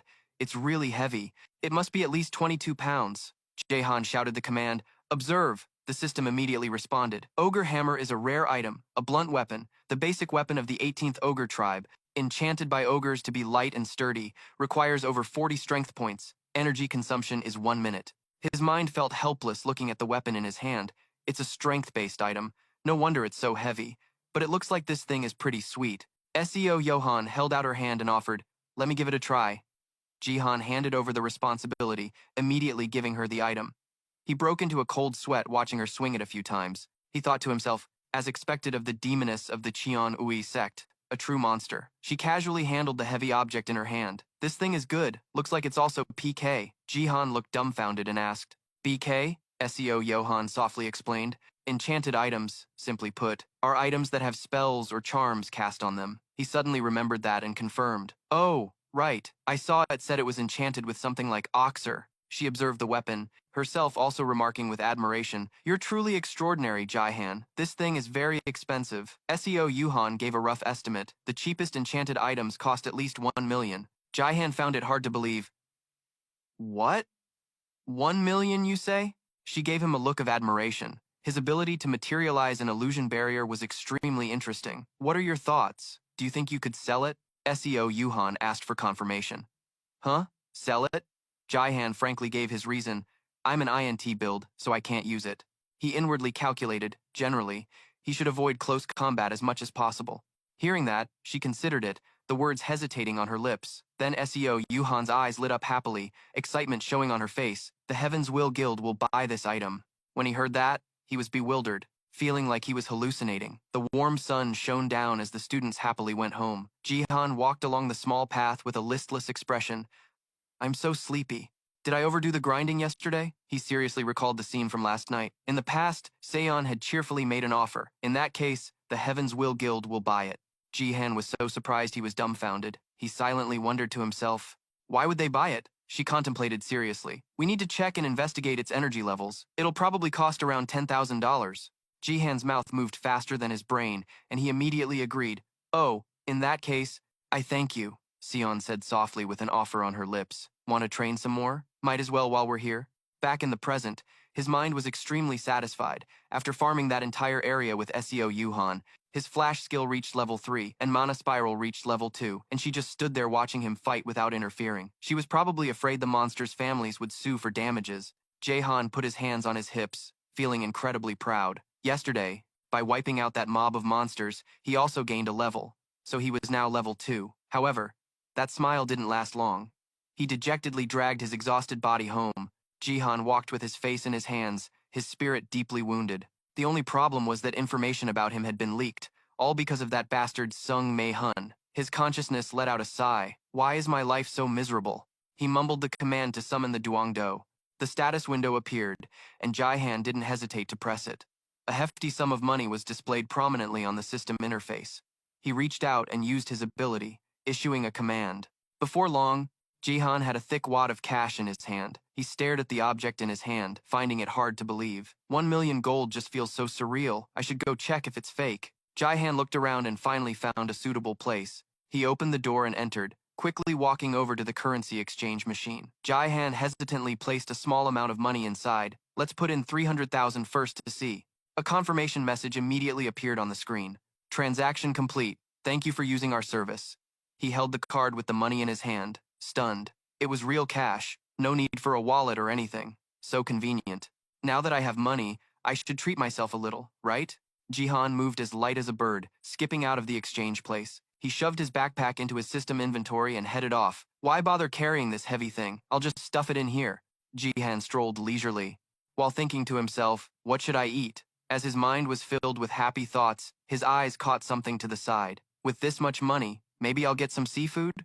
In the alley between two buildings, Dung A sat dejectedly, just watching. Jai Han leaned over to get a better look, curiosity filling his thoughts. "Hwan Sung?" A sound from the cute creature made him realize, and that's a kitten. She just sat there, her eyes completely devoid of emotion. Jai Han walked over to ask what was going on. "Why are you just sitting there staring at it? Don't you like cats?" Dunga simply replied in a voice that was cold. "I do. I like them a lot."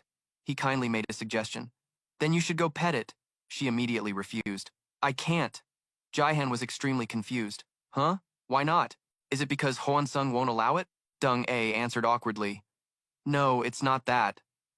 A gentle breeze blew past, seeming to emphasize her sadness. It's just, I can't. He noticed something was off, so he activated his analysis skill. A status window appeared with a detailed report. Jai-Han carefully read every word, analyzing all the information in his head. Dark magic corruption has returned to a critical level, and she's being affected by the dark magic paralysis status again. He looked down at the girl, his mind reeling. Is it because of the dark magic corruption that her strength stat is only 2?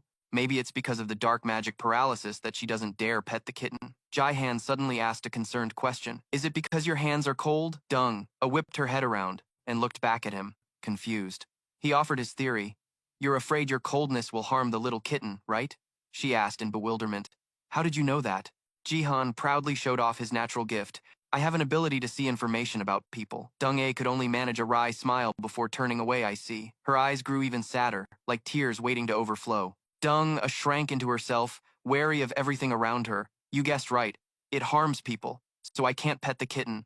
The look from the little creature below made her heart ache unbearably. A tiny kitten like this would never be able to withstand it. Jai-Han listened to everything, his heart filled with sympathy. The cold was created by the dark magic paralysis status. Imagining such a tragic scene made his heart clench. It can harm other creatures through her body? Jai-Han made a fitting comparison. You're like a little hedgehog, aren't you? He thought with a pang of sadness. Truly, how pitiful. He clenched his fists and bravely squatted down beside her. John took Sheng-Ei's hand to check, and it was indeed ice cold. She immediately went on guard, her body tensing up. What are you trying to do? John stared intently at the interface panel, constantly searching for something. Just like that, a spirit stone appeared, resting in his hand. John immediately began to chant, aiming to soothe her physical condition, soul ignition spirit recovery art. The light in his hand gradually faded as the fusion process completed. Xung-A stared at the person next to her, her guard slowly lowering. John then revealed a crucial detail and made a suggestion to his friend. The black magic paralysis state should be temporarily lifted now. Give it a try. She hesitated for a long moment before slowly extending her hand. Seeing this, the cat immediately nuzzled its head against Xung-A, rubbing against her affectionately. She lifted it into her lap, a warmth spreading through her body. Xung-A smiled contentedly, the long-held feeling of emptiness finally soothed. The kitten is so soft. John saw that the situation had improved, and a hint of relief appeared in his eyes, but he quickly regained his senses, his mind recalling past events. Has she been living like this for all this time? That means she's also had to endure for that long. How could something like this happen? Why would someone have to suffer such misfortune? What sin did she commit to deserve this kind of pain? John opened his palm, thinking to himself, maybe I was given this ability to help people just like her. He smiled unconsciously, a warmth spreading through the area. Knight Han John.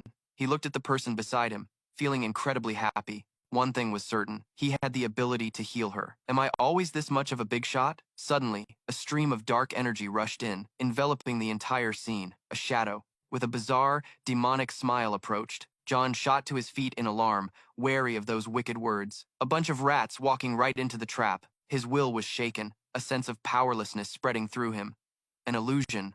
An illusion. Since when? The figure ahead gradually revealed itself. 2 hazy, dark figures stood looming. It spoke in a savage voice, the smile on its face grotesquely twisted. Perhaps we need to teach these kids a lesson. A lesson. The sound of footsteps echoed in the quiet space. Locke finally revealed himself with a wicked smile on his lips. Locke didn't hide his mocking expression either. John's mind was filled with nothing but fear. Their skin is a pale purple. Are these some foreign cosplayers? He seriously warned the person beside him. Get behind me. John looked forward, his mind recalling past events. Could it be that these guys are? There's something called a mana factory, and the second reason was to warn him. You are in a dangerous situation, so I advise you to increase your strength quickly. It hasn't even been that long. And yet, he gave them an unfriendly look and interrogated them. Who are you? Ligo complained irritably. Oh ho, look at this. A little brat dares to talk back to his elders. Locke chimed in with a reprimand. Kids these days aren't raised right. It's a real problem. His voice was nothing but bitter. Adults like us have to teach them how to behave properly. John cursed silently. In his head, who wants some foreigners coming here to teach Koreans how to act? His body grew stiff, sweat breaking out from fear. But whatever, I can feel the killing intent radiating from these guys. All the way over here. I'm so screwed. The person cowering behind him made John even more cautious. If it were just me. But Shung-A is here too. Ligo, with an arrogant posture, began to taunt him. Hey kid. His question held no good intentions. Do you prefer net tin or strength? John feigned contempt. Is that low-grade stuff all you guys have? Ligo heard this and grew furious, the veins on his bald head bulging. You've got a cheapskate's budget but want the premium goods, huh? Locke remained calm, his relaxed demeanor suggesting he had everything under control. Just stay put. He raised his magic staff, and a dark red energy radiated from it. John realized the urgency of the situation, his expression flustered. He quickly used a skill, bind. Internally, he was annoyed and furious. Don't you dare steal my first blood. A mana rope shot forward on his command and wrapped around Locke, causing him to panic. What? John quickly activated another attack. Spiral Mana Arrow. The arrows flew straight ahead, determined not to leave the opponent a single path of survival. He cautiously stepped back, wondering about the feasibility. I only aimed for their bones, so they probably won't kick the bucket, but it should have some effect. The thick smoke gradually cleared. All that remained in John's eyes now was extreme confusion. Ligo stood menacingly in front, his tone filled with rage. Aha, you little punk. Attacking without warning? I was going to go easy on you. But now I'm going to make you scream. This time, I'll beat your ass black and blue. John quickly unleashed a wide area control skill. Bind! He turned and nudged the person behind him, just as the enemy was caught in the skill. Hey, Xiang-A. John swiftly grabbed her hand, holding on tight so he wouldn't lose her. Run! He pulled his friend along, dashing away as fast as possible to stay safe.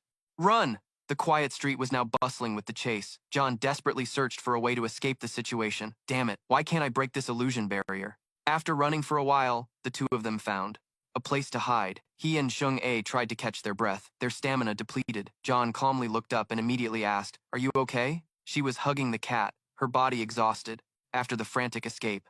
I'm so tired. He observed his friend with a worried expression. John took Xiang-A's hand and poured spirit energy into it to restore her energy. Soul Ignition Spirit Recovery Art, she escaped from her state of exhaustion, gradually regaining her senses. Xiang-A pulled her hand back and remarked, That's really convenient. He was flustered but also proud. This skill really is overpowered. John turned his head, remaining on guard. Later. But who in the world are they? She timidly explained. The hunters. Afraid he'd misheard, John listened intently. Huh? Not knowing the situation, he could only press her. You know them?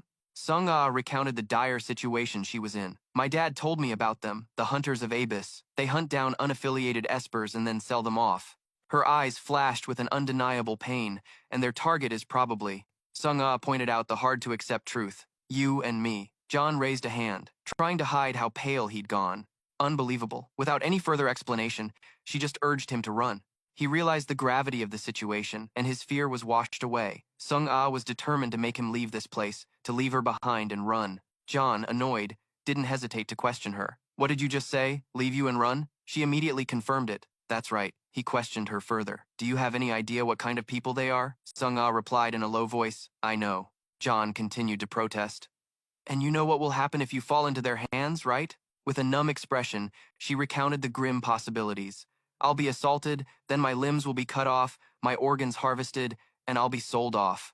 He was completely shocked, his mind now filled with pure horror. How can they be so cruel? John grew even more frustrated with her attitude. And you're telling me to run away alone? Sung-Ah dismissed his concern without a second thought. It's okay. My dad will come. He posed a grim hypothesis. What if your dad doesn't make it in time? She just repeated her assurance. It'll be fine. The air fell silent. John was at a loss for words. He grew somber and sighed endlessly. What do you mean it'll be fine? How can any of this be fine? Suddenly, Sung-Ah's explanation made John freeze. Even if something happens to me, I don't care. She grew timid, her tone becoming faint. I'm just a burden to my dad anyway. Her words shocked him to the core. John couldn't think straight, filled with indignation and frustration. What did she just say?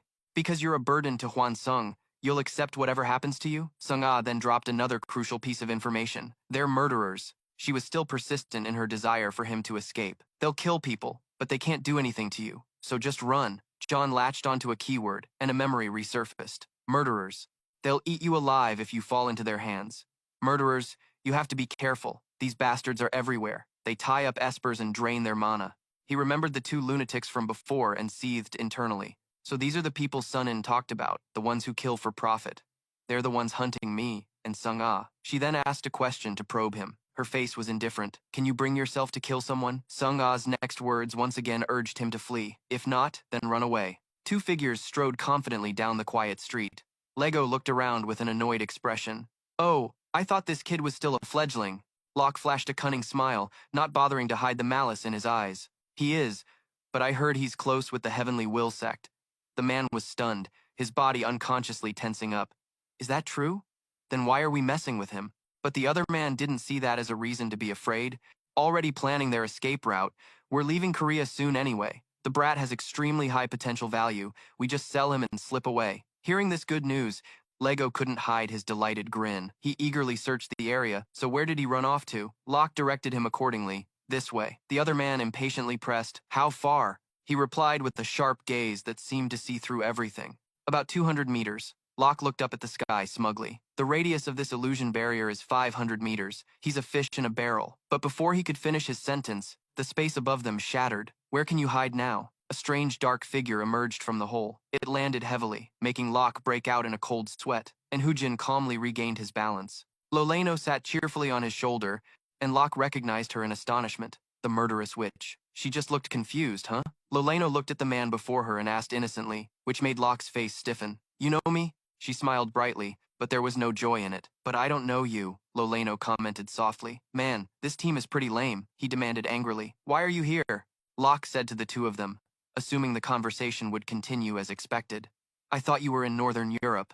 And Hoojin didn't flinch, explaining in a cold voice. I'm a freelance agent. I have business here. Locke realized something was wrong, and fear crept in unconsciously. It can't be. He spoke in unison with Loleno, a heavy killing intent enveloping the area. You guys are screwed. Locke immediately took the lead, beginning their counterattack. Go, Lego. The man moved his body, summoning his inner power. An iron armor immediately covered Lego's entire body, his physique now enhanced. He rushed forward, determined to take down his opponent. The other man supported him from behind, amplifying every attack. However, it was nothing. Loleno had already put up a shield, blocking everything. Locke, thinking he was seeing things, launched another attack, but it was still repelled. Loleno treated it all as a game, seriously assessing their talent. Too weak. You're using your life force, but your level is too pathetic. Your magic is terrible. I guess you're all brawn and no brains. Unwilling to accept this, Locke activated his magic. I summoned my inherited power. His eyes filled with rage, he boldly invoked a deadly spell. Release the energy that reincarnates all things from the stars. The attack was launched, followed by a stream of energy. A boundless amount of furious essence, a power so formidable, it struck the opponent directly without mercy. As the smoke from the ultimate skill gradually cleared, Loleno stood there without a single scratch, as if it were just an itch. She observed the enemy from head to toe, carefully assessing their abilities, judging them to be only D rank, no, maybe even F rank. What do you think? And Hin, his expression unwavering, gave his blunt opinion. F rank. Loleno took that as a good sign. The smile on her lips gradually lost its humanity. Well then, shall we suck their souls first? Sounds good. She forced a cheerful yet deceptive look in her eyes. Loleno extended her magic staff, her voice as clear as a bird's song. This won't hurt a bit. She activated her power, preparing to send them directly to the afterlife. You'll all have a peaceful and gentle passing. The scene shifts elsewhere. Jihan's mind was tormenting him about the act of killing. His hands trembled at the persistent, negative thought that he would have to kill another person. The image of himself taking a life flashed in his mind, terrifying Jihan. His body tensed up, his mind besieged by a strange feeling. Why do I feel nothing? I've never even dared to think about actually killing someone. How could this be? It's so strange. I should feel disgusted. I should feel anxious. That would be normal, but I feel nothing at all. Jihan froze. On the spot, his heart torn by inner turmoil. Why? Why do I see it as simply as butchering a chicken? Suddenly, a strange sound echoed, pulling him from his wandering thoughts. A stream of dark energy billowed out, flashing across the sky. Jihan looked toward it with disbelief, his mind urging him to be on guard. What's going on? Jihan spoke up to get the attention of the person next to him. Listen, Sung-ah? He turned around with a worried expression, carefully advising her. I'm going to check out what's happening. You hide here. Suddenly, from a distance, a voice rang out, making Jihan pause. Well, look at this cute boy. Loleno suddenly appeared, a teasing smile on her face. I want you to be mine. She and An Hin had, at some point, positioned themselves near the wall, silent as predators. He reminded her in a cold voice. Han Jihan, the gamer, exemption list. Loleno reluctantly understood. I know. A giant question mark is hanging over your head. Huh? Lolino cheerfully struck up a conversation. You two are Sung Ah and Han Ji-han, right? He tensed up even more defensively. So what if we are? She observed Ji-han from head to toe, evaluating everything from her own perspective. Cute, and flexible too. Lolino cupped her cheeks and proposed, "Want to play some Tetris with me tonight?" He immediately bristled like a porcupine and refused. "No, you. Gotta be kidding me?" She gave him a mischievous look. "Oh, you don't believe me because I look and sound like a kid, right?" Lolino used a seductive voice, aiming to capture his attention. "But I'm old enough, and I'm very sexy." Jihan immediately felt dizzy, as if he were dealing with a crazy person. She quickly offered her contact information, intending to get to know him. "Here, I'll give you my number, sweetie. Make sure you call." The piece of paper floated gently in front of him with Lolino's reminder. "I'll be in Korea for a while." Suddenly, the space behind him shattered, and Jihan shielded himself from the falling shards. Her voice echoed from a distance with a promise that was hard to forget. "See you later, sweetie." A flash of light erupted as the barrier disappeared. Jihan and Sung-ah just stood there, at a loss for words to describe how they felt. Time passed, and an awkward feeling filled the air. As soon as they escaped the illusion space, Sung-ah returned the kitten with a sincere expression. "Thank you." Her serious demeanor made Jihan feel a bit helpless. As he took the small creature, he offered with some concern, "Let me walk you home." Sung-ah gently refused her friend's kindness. "It's okay." Then she decisively turned and left. Seeing his young mistress return, a bodyguard in a black suit silently appeared nearby in a flash. In an instant, the two of them had vanished from Jihan's sight. He could only watch silently in the direction Sung-ah had gone. Jihan looked at his own calloused hands in frustration. "I've trained so hard, but his spirit wasn't discouraged by this. I need to be more careful. If my luck was any worse today, I'd be dead and gone, so I have to train even harder." Jihan psyched himself up and shouted the incantation. It has to be this way. Create monster field. The illusion had just been erected when he reached out and shattered it himself, exiting the monster field, while reminding himself, a way to get stronger fast.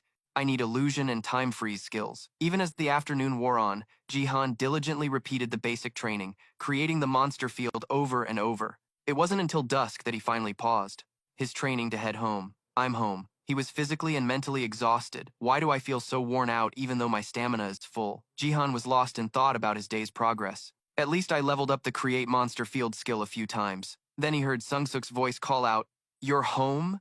He instinctively glanced over. But to his surprise, the text floating above her head made him scream in terror. Legendary housewife, level 15, Han Sung-suk. Jihan was completely dumbfounded. Mom has a title and a level? Is she secretly a hidden boss? How can I suddenly... See this? Sung-suk didn't seem to notice her son's bizarre behavior and just calmly reminded him, "I just finished making dinner. Go change and come down to eat." Leaving the present, Jihan frozen and questioning his life.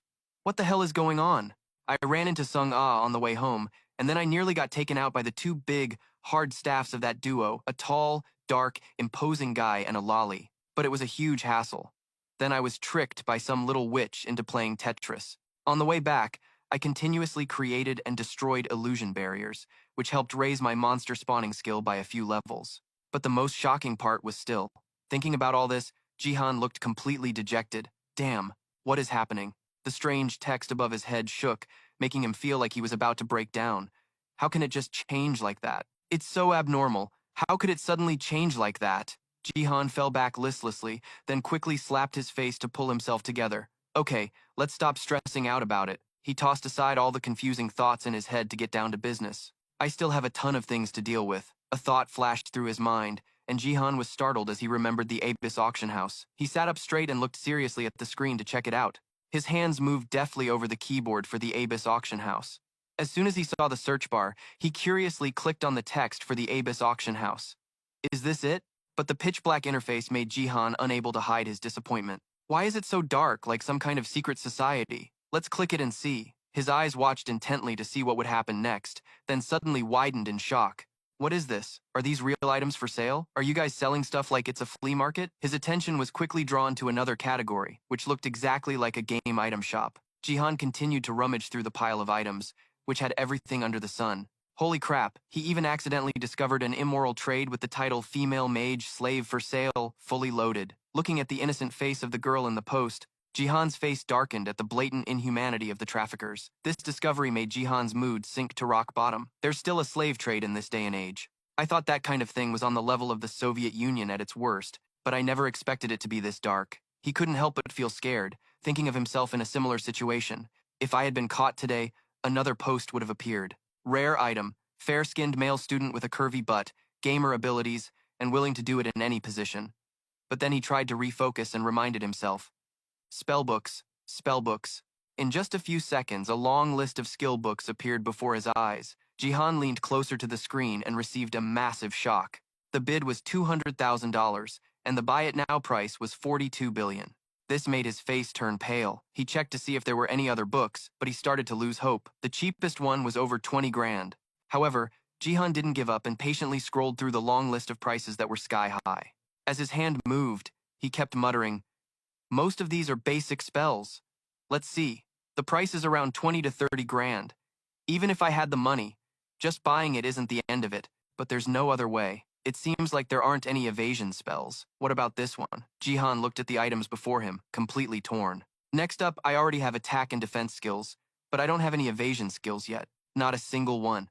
But his persistence paid off. Jihan suddenly found the category he was looking for. Monster summoning. That's right, monster summoning.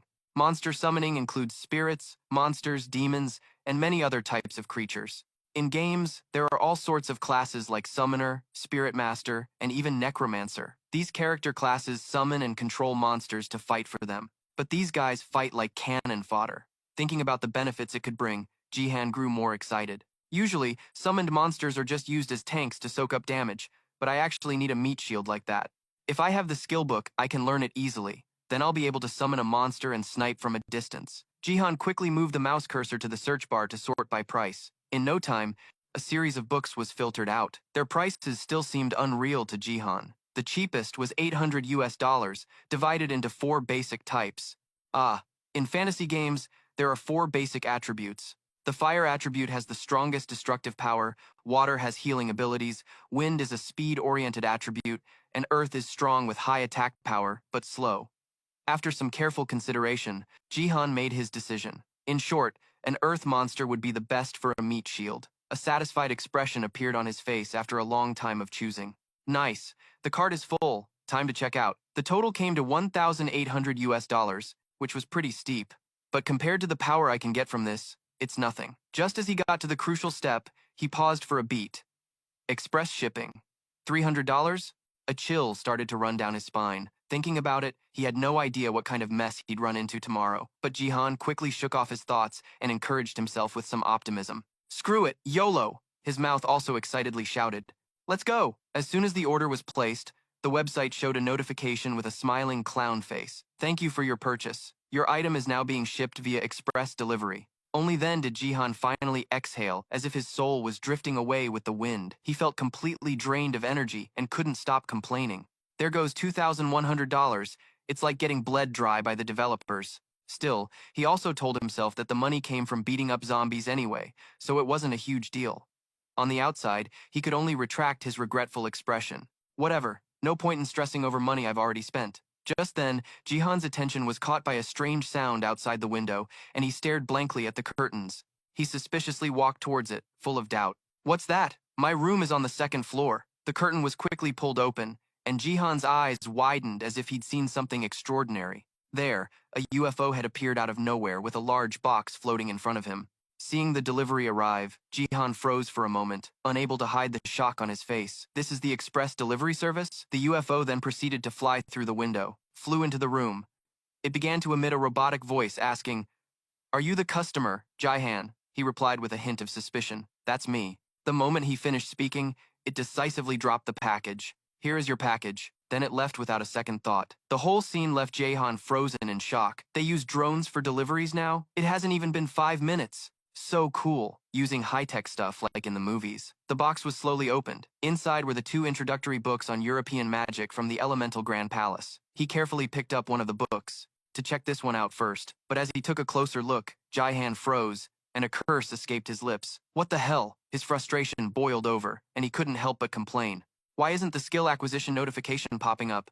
This Earth Element book seems perfectly ordinary. But then, another thought flashed through his mind. A suspicion began to form in Jihan's mind, and he gradually started. to panic. This is a theory book filled with concepts, not a damn spell book. As the realization dawned on him, he grew even more furious. Freaking fantastic. There goes a ton of my money. Oh, for crying out loud.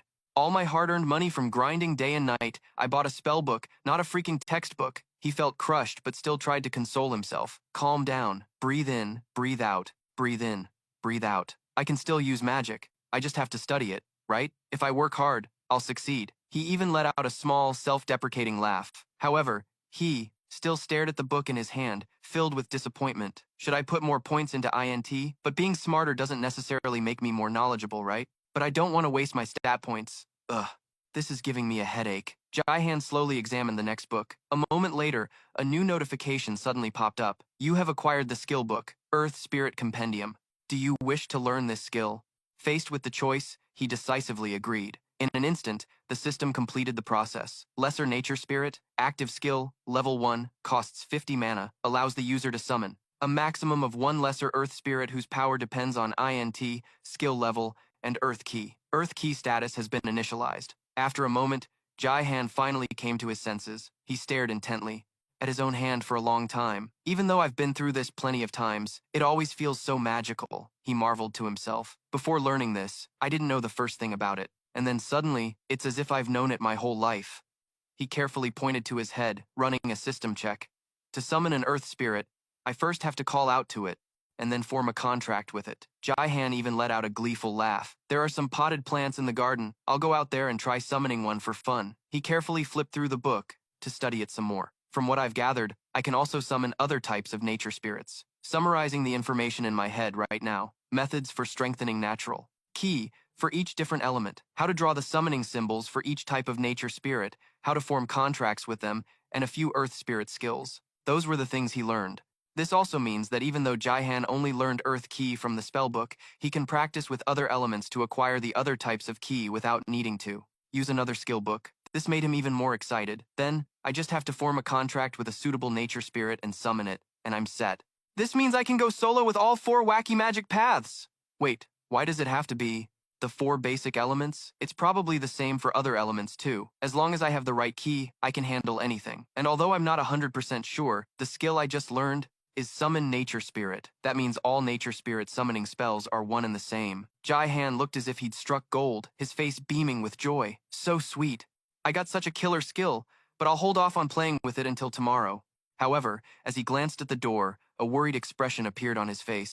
Mom's still home, and the fact that she suddenly has a level displayed is really suspicious. She's definitely up to something, and considering what happened this afternoon, going outside now would be a death sentence. I'd better just go to sleep. Tomorrow, I'll go to school, create a monster zone, and test it out then. He reassured himself internally. During the day, they probably won't dare attack me.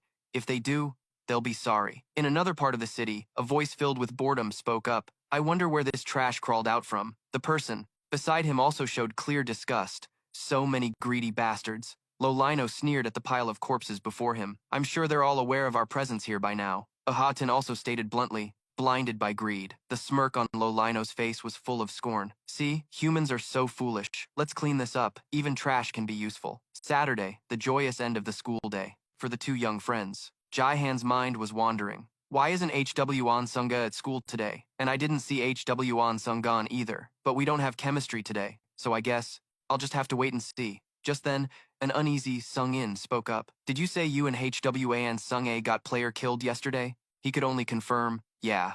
His friend pressed him for more details. Sung-in's mysterious demeanor made Jaihan yell in alarm. Dude, stop with the serious face. It's so cringy it hurts. This made the other guy a bit suspicious. What's there to be scared of? Jaihan, being flustered, immediately changed the subject. Oh, hey, speaking of which, something cool happened. I went into the abyss yesterday and picked up a few items. This left Sung-in completely stunned. He explained, oh, I just used the money I got from farming mobs to buy them. A skill book. The more Sun-in listened, the more his jaw dropped.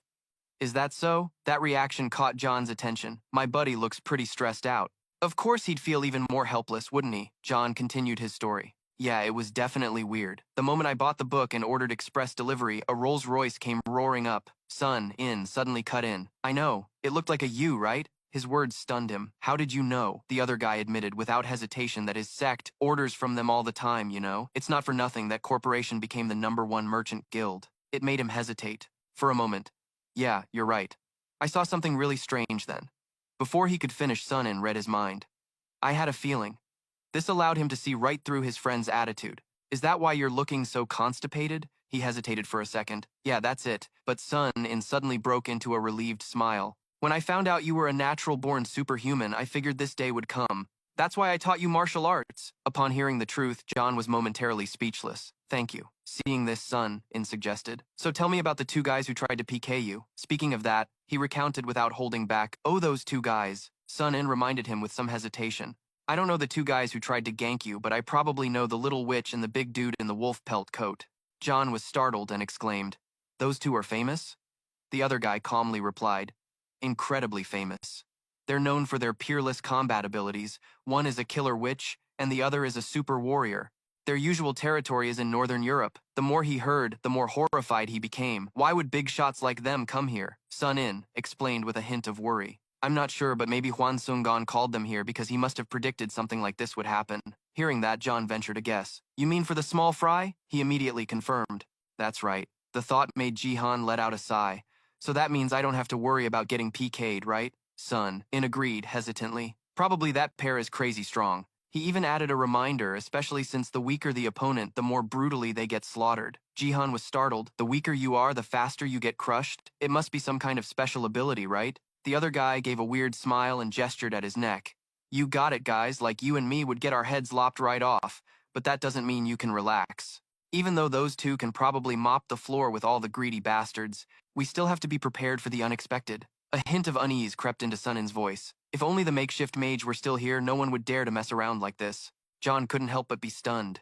The makeshift mage? Who's that? Mentioning this person's Sun-in seemed a bit apprehensive. His name is an actual entity, but the weird thing is he wants to cut all ties with the AB and his studies to live as a normal person. But he fails every job interview because he only has a high school diploma. That's why everyone calls him the makeshift mage. He's a really strange guy, making even John speechless. Is that so? So what can this guy do? At that moment, Sun-in's attitude suddenly became full of respect as he explained, but he's really good. Strong isn't enough to describe him. He's super strong, and he also lives in this area, so this region is considered his territory. This made Jihan even more excited. What about your sect? Sun-in flashed an enthusiastic grin. My sect is over in that area, and this region is part of it. It's also a part of the Yeonhun sect. Just think of this place as the dividing line between three powers. This made him fall into deep thought. So that means that guy also lives in this area. But the Yeonhun sect and the Cheonui sect are two distinct sects. For one person to be considered an entire sect, that dude must be insanely OP. Sun-in didn't forget to remind him, no matter what, you have to level up as fast as you can. What level are you now? He was slightly taken aback. 21. This made Sun-in visibly pleased. That means you and I can form a party and grind monsters. Let's go, man. Even John got excited after hearing that. Let's do it! The two young men hurriedly left together. Soon they were back in the room. Sun-in spoke with a sense of urgency. Are you ready? Let's start. This made him suspicious. Why is this guy so hyped? Out loud, he still remembered to ask. Doesn't your sect have anyone who can cast or counter spells? The response was the other guy's carefree attitude. Why would we need someone like that? John looked exasperated. What's there to be so surprised about? Seeing his friend was tense, Sun-in reassured him. There isn't a single spirit master here, and you couldn't find one in this whole area even if you tried. He even encouraged him. Mastering any kind of magic is no simple feat. For someone with a gamer ability like you, it's a piece of cake. But for a superhuman who's a slow learner, it's just a dream. That made John pause. Oh, I see. Just then he urged him, let's do this, man. This snapped him out of his passive state. All right, wait a sec. A magic circle was quickly drawn. Sun-in even stared at it intently for a long while. For a first try, you draw pretty well, huh? Jihan boasted without hesitation. I'm a natural artist. Now I'm going to start the summoning. Seeing this, he quickly stepped back to watch his friend begin the spell. Okay. John closed his eyes tightly, and in his subconscious, he could clearly feel the magic. The latent energy within him. An energy bar appeared above his head and his whole body began to glow. He shouted with all his might, I, John, summon you through the sacred pact from ancient times. Come forth! While casting the spell, he was having a stray thought. Come forth, dorky earth spirit! In an instant, the circle lit up. A large crack began to appear in the very center. From a strange little mound of earth rose up from that spot. It slowly transformed into a human shape. Before long, Glom appeared before his eyes, her body even smaller than that of a normal person. This made Jihan visibly shocked. Is this an earth spirit? At that moment, strange sounds echoed in his mind. I'm here. I'm so happy. He started to get confused. I heard that spirits communicate through telepathy, so it turns out that's true. San-in, standing beside him, was also amazed. Whoa, she's so freaking cute. Is this the Earth spirit dude? Glom then spoke telepathically in a flustered tone. Why did you call me? Jihan was stunned to hear that. Huh? This is a pact that has existed since the dawn of time. My true name is Han Jihan. You now know my true name, so tell me yours. Glom suddenly went strangely silent. A stream of consciousness was immediately transmitted to him. Everything rushed in all at once. Jihan's mind became hazy. Strange fragments of memory began to materialize clearly in his mind. This made him unable to hold back his anxiety. Where are these memories from? They don't belong to a human or an animal. That's right. These are the memories of Mother Earth. Is my body over there? It has turned into a spirit. It hurts so much. It feels like I'm being torn apart. At that moment, Glom suddenly jumped onto his hand. Using her power, she gradually cleared away the layers of earth covering Jihan's entire body. Feeling that warm light, he broke into a satisfied smile. The pain vanished, replaced by a blissful sensation spreading throughout his body. Perhaps this is the pleasure of the soul. In his consciousness, a sweet, pouting voice of the little girl echoed slowly. My name is Glom. You are Han Jihan. Hearing her telepathic voice, he gradually regained his consciousness. Yes, I am Han Jihan. Glom even expressed herself excitedly. I like you. Han Jihan. Do you like me? Her adorable appearance made him laugh. Of course I do. A short reply, but it was as if she was fully recharged with energy. That childlike voice continued to ring out. According to the pact from the dawn of time, we are one, Jihan also affirmed. One soul and one world. Hearing that, the little girl introduced herself without any hesitation. I am Glom. He also replied enthusiastically, I am Han Jihan. Their souls immediately intertwined, as if they could never be separated. They even declared in unison, until our souls dissipate, we will forever, never be apart. Not long after, a small explosion occurred, and Glom suddenly returned to her normal form. The little girl didn't forget to remind him, remember to call me often, okay? Remember to summon me.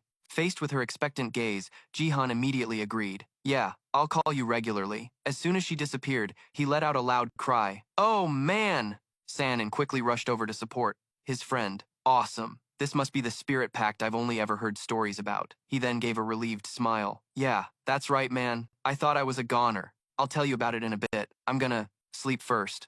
Seeing Jihan fall silent in an instant, San-in was immediately alarmed. This guy passed out completely. In his subconscious, Jihan told himself, I had a dream.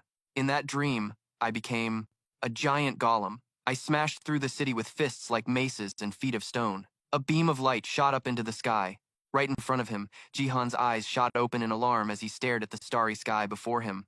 He couldn't help but be terrified. Huh? Filled with doubt, he kept looking around. Am I inside an illusion barrier now? Just then, a voice rang out from somewhere. You awake, kiddo? The other person was Per, forming a one-finger handstand. Looking at his friend, Jihan could only feel helpless. I thought this kind of scene only happened in comics. No wonder this guy can shatter concrete with his bare hands. Unable to contain his curiosity, he spoke up. Did I sleep long, man? San-in looked up and smiled. About 4 hours or so. This surprised him. Really? You had to wait for me? The other calmly replied. No big deal. I took the opportunity to train too. But right after that, he pushed off and launched himself backward, even sticking a spectacular landing. Jihan watched, inwardly shocked. Damn, that's insane. I need to grind. To keep up. Wiping his sweat, San-in asked with concern, how are you feeling? But the reply came from his dazed face. So refreshed. Ah, hold on. A second later, the status window appeared before his eyes, making Jihan stare at it for a long time. It's still the same, just with an added line for natural key. The rest is unchanged. This made San-in curious as well. Didn't you say your stats would change if you kept grinding? As if caught red-handed, he could only answer foolishly. It totally stopped working recently. He glanced around again. Actually, it's possible that I haven't done anything significant lately. The other couldn't help but show concern. What about training? At first, I also thought I could earn more points through practice. However, San-in now seemed a bit worried. But your situation is pretty tough. His words made Jihan agree. You can say that again. Seeing this, San-in earnestly advised, maybe you should level up first. That would be better since you level up pretty fast. It somewhat eased Jihan's anxiety. Maybe you're right. Not only that, but San-in also offered, I can create high-level monster fields at home for you. But there's a problem. For a moment, Jihan froze. Huh? At this point, San-in explained frankly. You remember that orc field you used to train in, right? There's a rather annoying problem. Usually, whenever I need it, I just create it and then get rid of it, but this one is sustaining itself. Get it? Jihan was speechless. Yeah, the other continued to ramble on, and everything in there was supposed to be just an illusion. In other words, nothing in it is real. Even if you got hurt, the wound would disappear as soon as you returned to reality. But after you went in there, everything became real, he recounted calmly. Even the wounds I got won't disappear anymore. This made Jihan immediately panic and shout, "Really?" Sunin calmly confirmed, "Yes. There are even a few bosses in there. There is a giant four-armed goblin. I think because you jumped in, your ability affected it, because there's no way a grinding spot like that should spawn a boss." Hearing this, Jihan's expression became extremely tense. Right, a boss popping up in a training area is totally weird.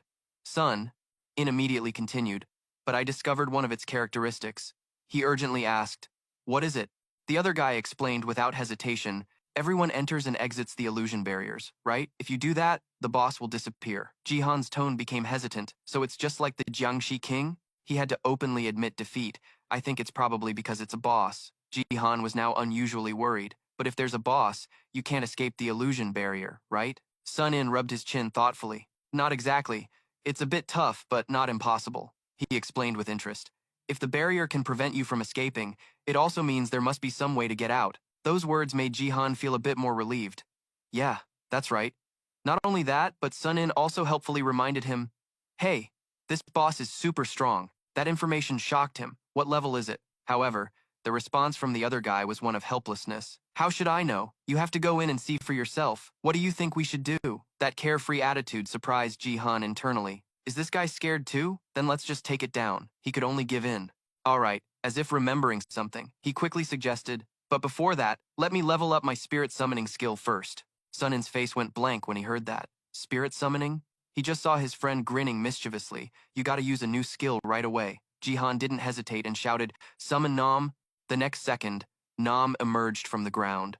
The little girl gave an enthusiastic, bright smile. "Did you summon me, sir?" Only Sunin still looked around with a blank face. "Huh, where? Did you summon it yet?"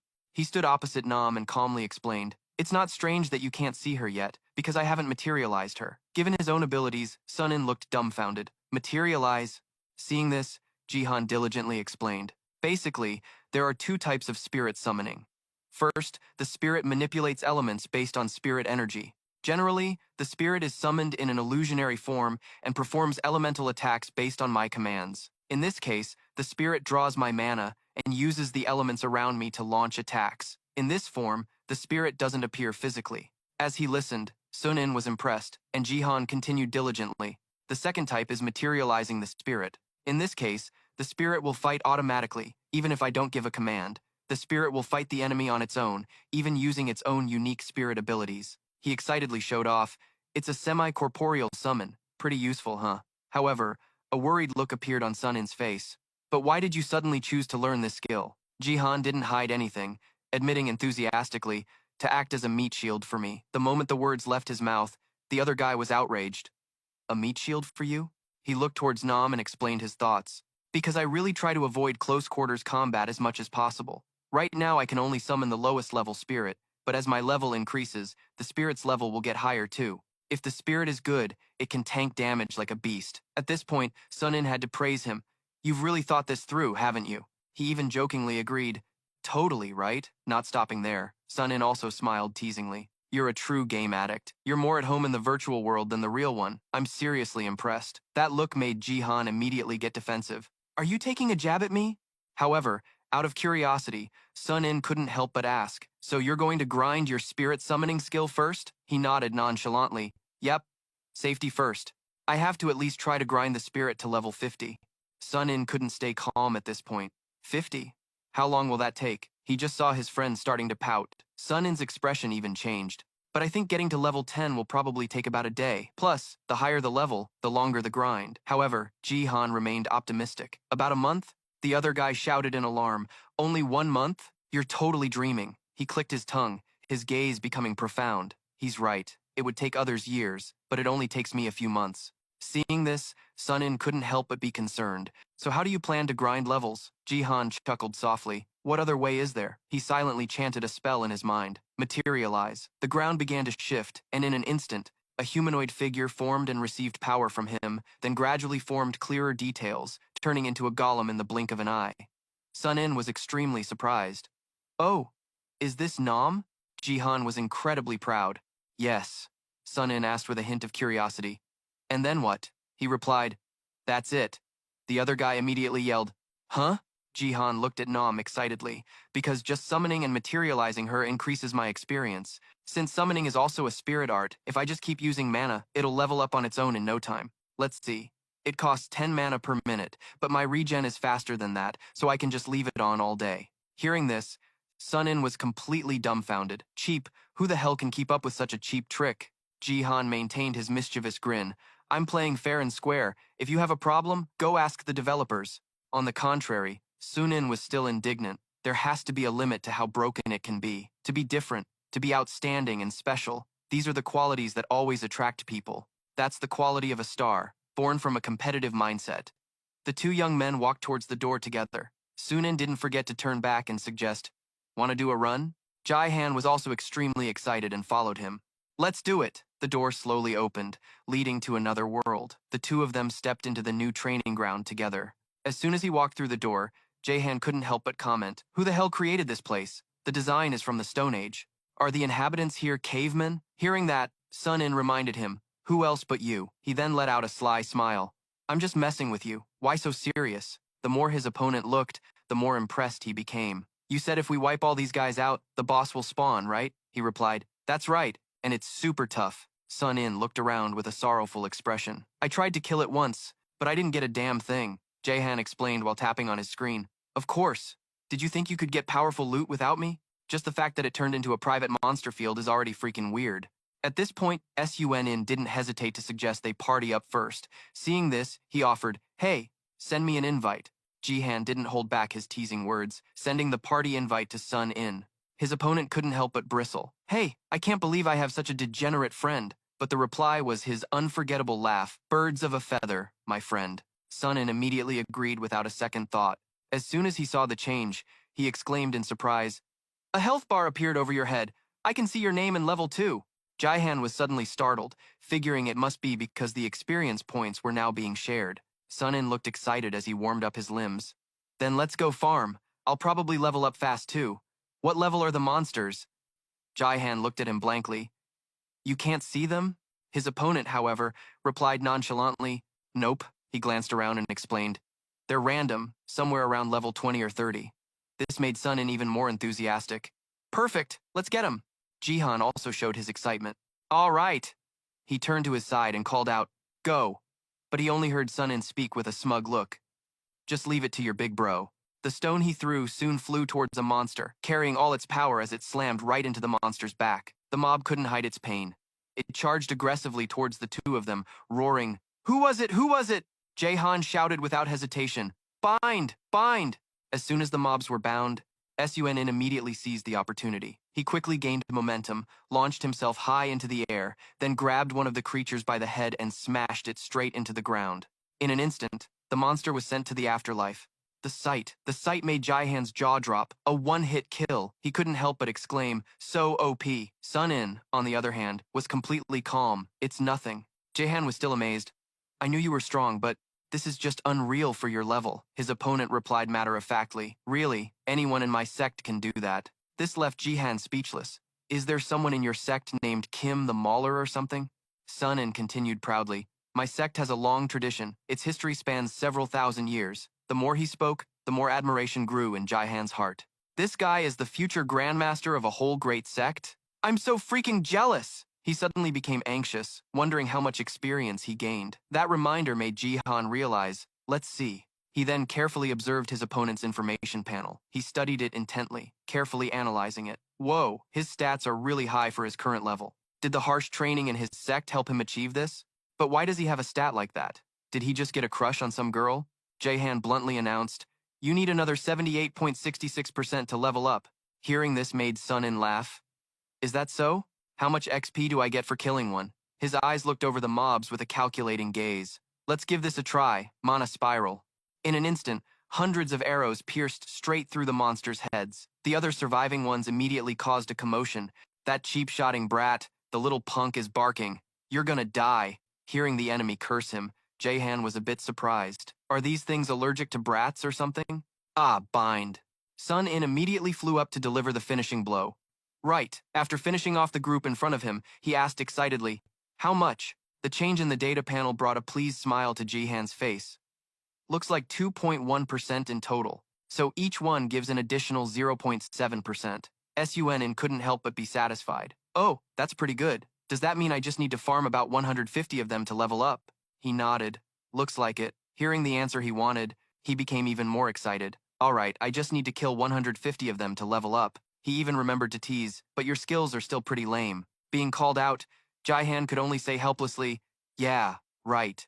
Stop dissing me and let's focus on farming. Suddenly, his opponent's tone became a bit more serious. Hold on, fighting like this isn't efficient. After a second of staring blankly, Jihan seemed to have an epiphany.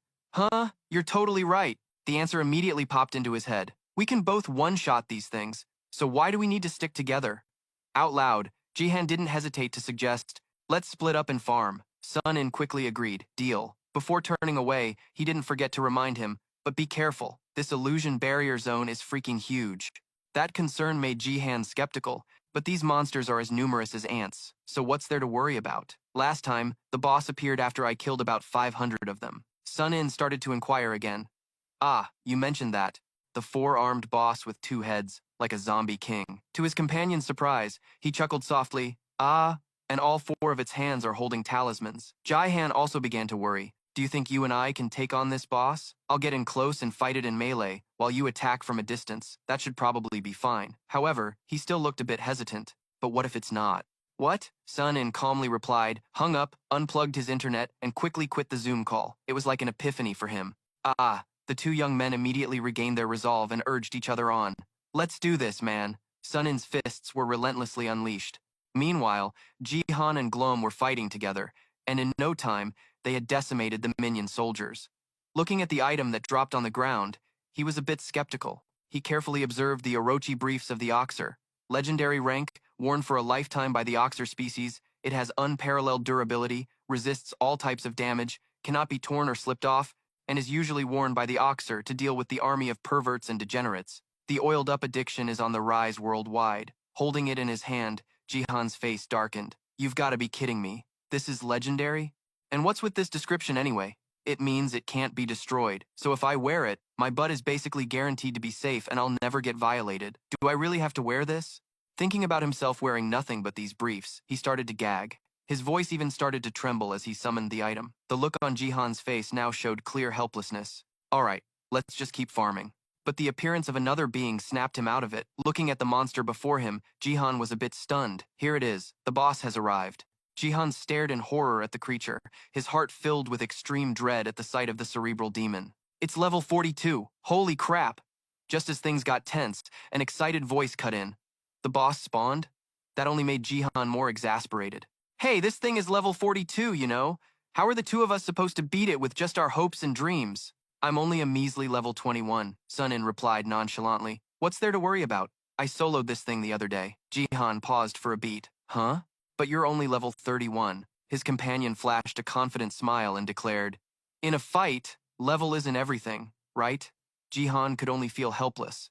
Yeah, you're the type who resets his level, so who gives a damn? Sun In calmly looked towards the cerebral demon and explained, this thing's four arms attack independently, and it's pretty fast too, but you can still dodge everything. The right head breathes fire, and the left head with two horns spits a 5-venom poison, he said, looking completely calm. That's it. You just run circles around it and chip away at its health. When it runs out of juice, we win. Jihan listened, unable to hide his dismay. You make it sound so simple. Not stopping there, Sun In enthusiastically continued. With the peerless gamer ability that turns the world into a game environment, this is still reality, right? What we need to do is break its legs so it can't run around. After that, just aim for the head or the heart and take it down cleanly. Jihan was quickly swayed by this reasoning. Looks like you've got it all figured out. Come to think of it, I've been one-shotting all those Oxer mobs. But then, Sun In gently reminded him, that's just the theory though. You just stay back and poke it with mana arrows. The proposed plan surprised Jihan. Huh? Wouldn't a bigger skill do more damage? Like this spiral mana arrow. However, his companion's expression suddenly turned serious. Using a finishing move is important, but against a bulky enemy, continuous poking is much more effective. He felt somewhat relieved. Got it. Then he eagerly asked, "Ready to go, man?" Sun-In declared with great enthusiasm. "Fight!" He quickly zipped towards the cerebral demon, then immediately unleashed a devastating kick. Jihan wasn't idle either, quickly seizing the opportunity to charge in. Channeling his ki with the Heavenly Will Heart technique, he continuously used skills to attack it. Spiral Mana Arrow. He relentlessly tried to damage the demon. Spiral Mana Arrow. Seeing it on the ground, Jihan's eyes remained cold. "Eat this!" A barrage of arrows immediately flew out from behind him, all aimed at the cerebral demon. In an instant, its head exploded like an overloaded energy conductor. However, a look of horror appeared on his face. The demon actually knew how to use its weapon to block for itself. This made Jihan exclaim in amazement. This thing actually has a brain. Sun-In didn't just stand by, he rushed forward. It was as if all his magical power was concentrated in his fist, and a single punch landed with enough force to seemingly shake space itself. At this point, Jihan couldn't remain calm. That one punch did so much damage. The demon was knocked backward, lying there as if it had no strength left, sprawled on the ground. Sun-In urged him on. "Hey, what are you spacing out for, buddy? Attack," he thought to himself. "I probably don't need to use any defensive skills anymore." He then gathered his strength and shouted, "Spiral Mana Arrow." In an instant, a barrage of arrows materialized from the air and shot out. The demon took every single hit. It let out incredibly agonizing screeches. Its two heads then spewed fire and poisonous gas. But without legs, the demon could only lie there and flail. Seeing his desperate target, Jihan became worried again. "It's going berserk, but I think I'm also running out of mana. How are we supposed to do this now?" Just then, Sun-In stepped forward, his body radiating with fighting spirit, and he charged without hesitation. The demon's torso quickly became his target. A loud explosion rang out right after, and Jihan's small figure struggled to withstand its impact.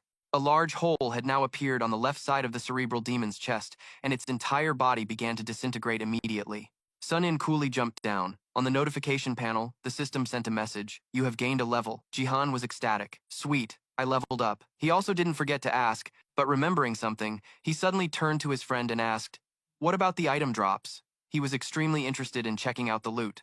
Sun-In, on the other hand, remained completely calm.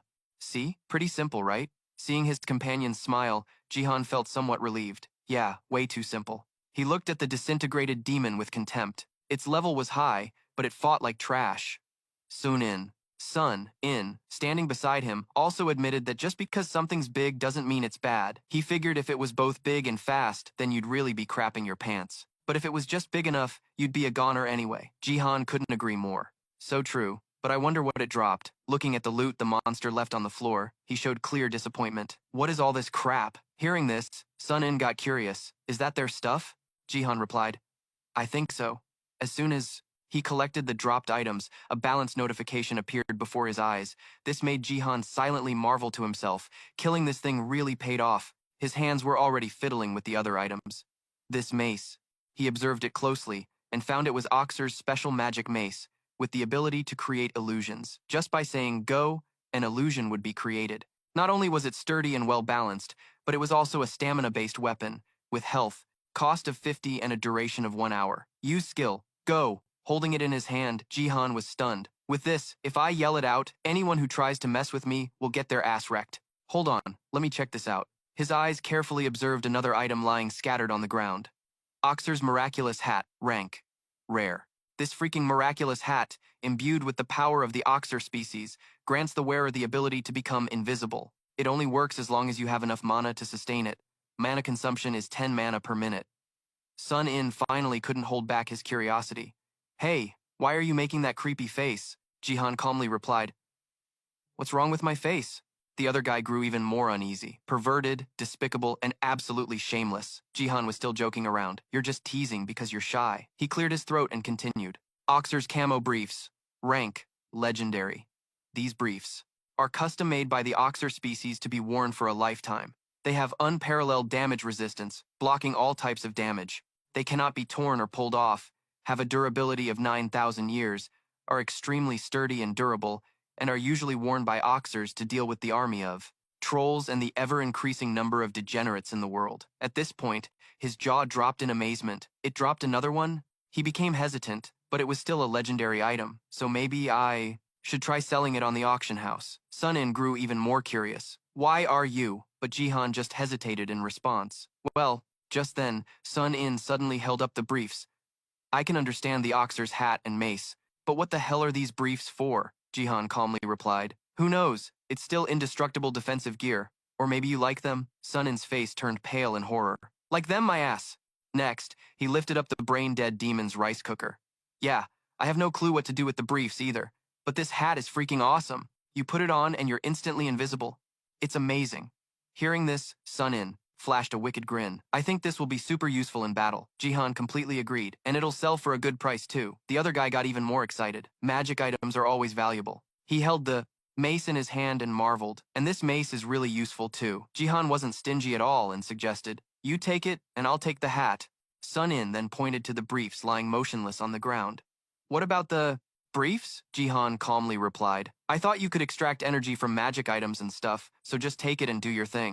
This made Sun In's face freeze. Who told you that? Jihan looked at his friend with a completely straight face. The cart lady. Sun In was exasperated at this point. All right, I'll just convert it to money and bring it back. The two of them agreed on how to split the loot. Looking at the recovered item, Sun In finally couldn't help but ask, why? Don't you grind in this spot a little longer? The drops here seem pretty profitable. In an instant, a sly look appeared on Jihan's face. Okay, let's re-enter the dun then. Sun In cheered without a moment's hesitation. Agreed. After that, thanks to a few more frantic grinding sessions, Jihan leveled up 3 times in a row. The calm night sky couldn't stop Jihan from diligently observing his status window. He zoned out, analyzing everything.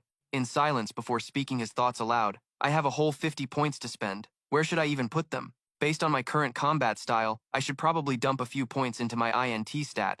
Also, stocking up on a few more skill books would be a good idea. His rational mind analyzed it all very clearly, but unfortunately, Jihan's heart told him otherwise. But if I do that and my luck runs out, and some dude manages to land one clean hit on me, I'm toast.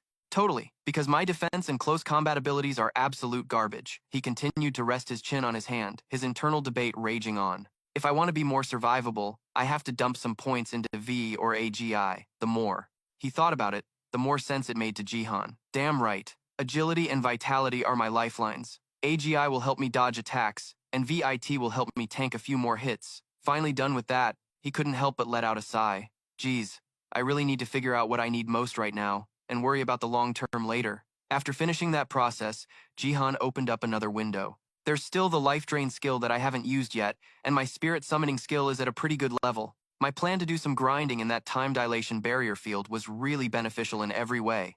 Jihan was busy muttering, not realizing how long his monologue had gone on. Yesterday, Sun In jumped 2 levels straight to 33, but it's true that individual skill levels are more important than your overall character level. Ho ho, let's see which of my skills leveled up yesterday. As soon as he finished the thought, a series of skill notifications quickly appeared. Jihan covered his eyes and giggled like a madman who just hit the jackpot. Lottery. Name. Mana Spiral. Spirit Summoning. All of my babies are absolutely magnificent. After a few seconds of drama, he immediately pointed to the first skill. Name. Super Mana Spiral. It fires 10 shots at once, with hacked level speed, and can be spammed like a machine gun. It also has a super tight binding effect, strong enough to handle even the Oxer ancestors, and the higher the level, the tighter the bind. Finally, the summoning skill. Spirit Summoning. Jihan didn't even try to hide the joy in his voice. I can summon 3 spirits at once, and the mana cost is even lower. And if I only summon 1, that single spirit is as strong as 3 combined. Ho ho ho, now. He would have learned what true power was. Realizing he was talking too big, he silently added in his mind, at least in terms of offense, then excitedly looked up at the sky to monologue. All right, from now on I'll spend all my time strengthening my defense. He couldn't wait and grabbed the phone on the table. Sweet, let's test it out right away. Mom, I'm going over to Sun In's house to study, but the empty silence made Jihan feel confused. Mom, you must be out. Well then, I'll just send a text and dip, then I'm out. After locking the door, he skipped off. Onto the street like he had just escaped from prison. I'll go back to that spot and grind a few more levels. It's Saturday, after all. His gaze suddenly made his whole body freeze. Jaehan squinted his eyes, focusing his gaze on Kweon. Xin Dung. Not only that, but he also quickly realized she was being cornered by 3 thugs. Xanhip's crew all had green and red hair and menacing faces. But sorry, Jian only felt one thing. It was hard to describe. Ugly 90s wannabe delinquents who liked to act tough. As if she sensed something, Xin Dung slightly turned her head, making Jihan jump. She saw me, before he had time to confirm.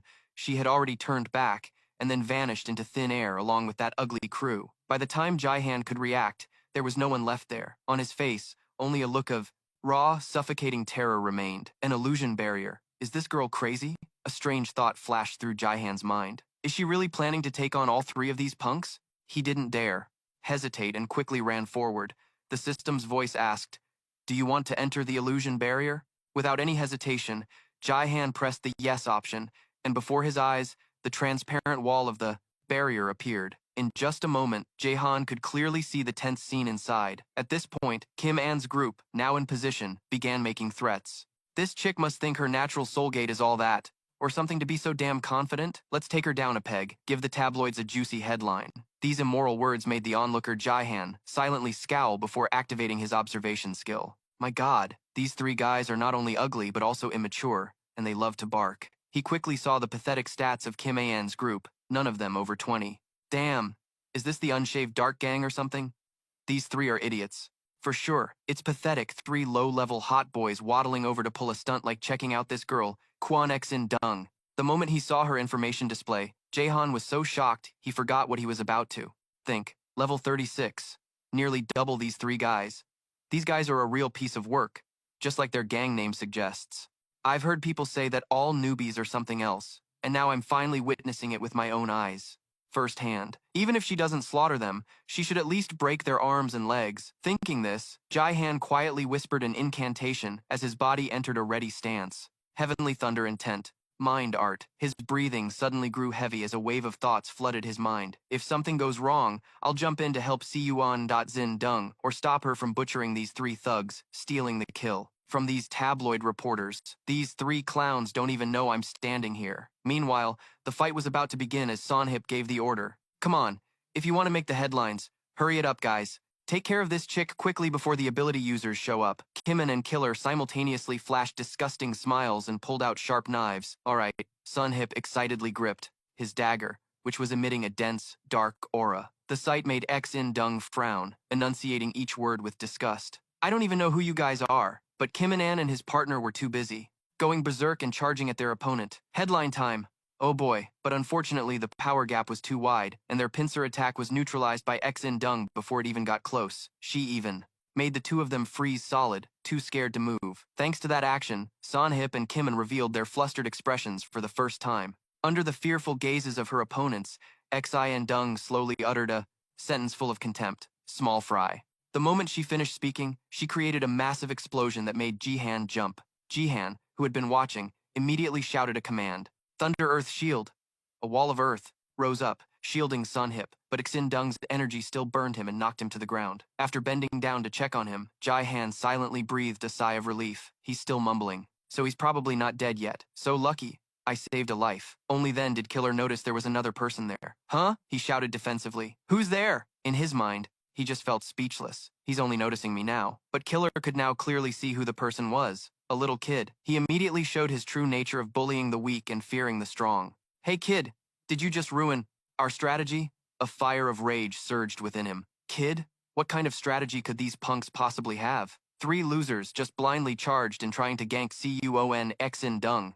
Thinking that, Jihan felt it wasn't worth getting angry over Killer's crew. He let out a sigh, calming his emotions. Hey little bro, what's up? Not to brag or anything, but even though I'm a Korean guy, my little, not small at all. I'm handsome and well-built, and I just saved your lives, you know? Or was your plan to sacrifice one of your own? But Kim An's reaction was pretty unexpected. Not caring who died, he continued to yell furiously.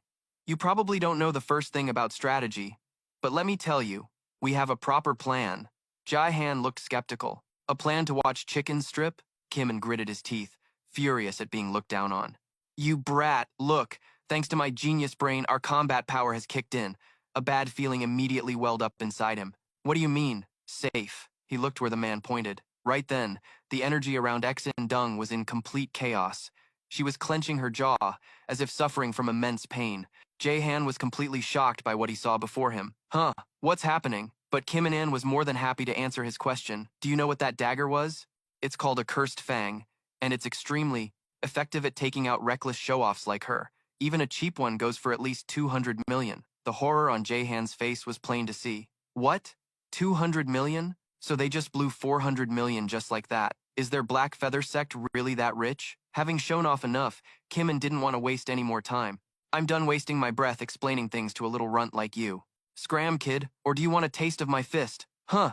Facing these guys, Jae-han showed no emotion whatsoever. The moment the words left his mouth, Kim-an could only struggle helplessly. What the hell is this? Afterward, he also slammed face first into the ground like his previous comrade. Seeing John's gaze turn to him, Killer trembled uncontrollably. The guy tried to run but was quickly ensnared by white threads that chased him down and tied him up. His fate was naturally the same as his two other brothers, although Killer had higher stamina and still had the energy to curse. You son of a bee. Let me go, you damn Lin. I've lost count of how many times this has happened. Jae-han was at a loss for words with this crew. What an idiot. After dealing with them, he immediately turned back, worried. Jae-han had absolutely no idea what he should do now, and that dark, fiery aura looked seriously worrying. At that exact moment, Exin-dung's eyes shot open, staring directly at him. It seemed like she was trying to send him some kind of secret signal. She slowly closed her eyes again, placing her hands together in front of her chest. Jae-han's eyes filled with dread. On the other side,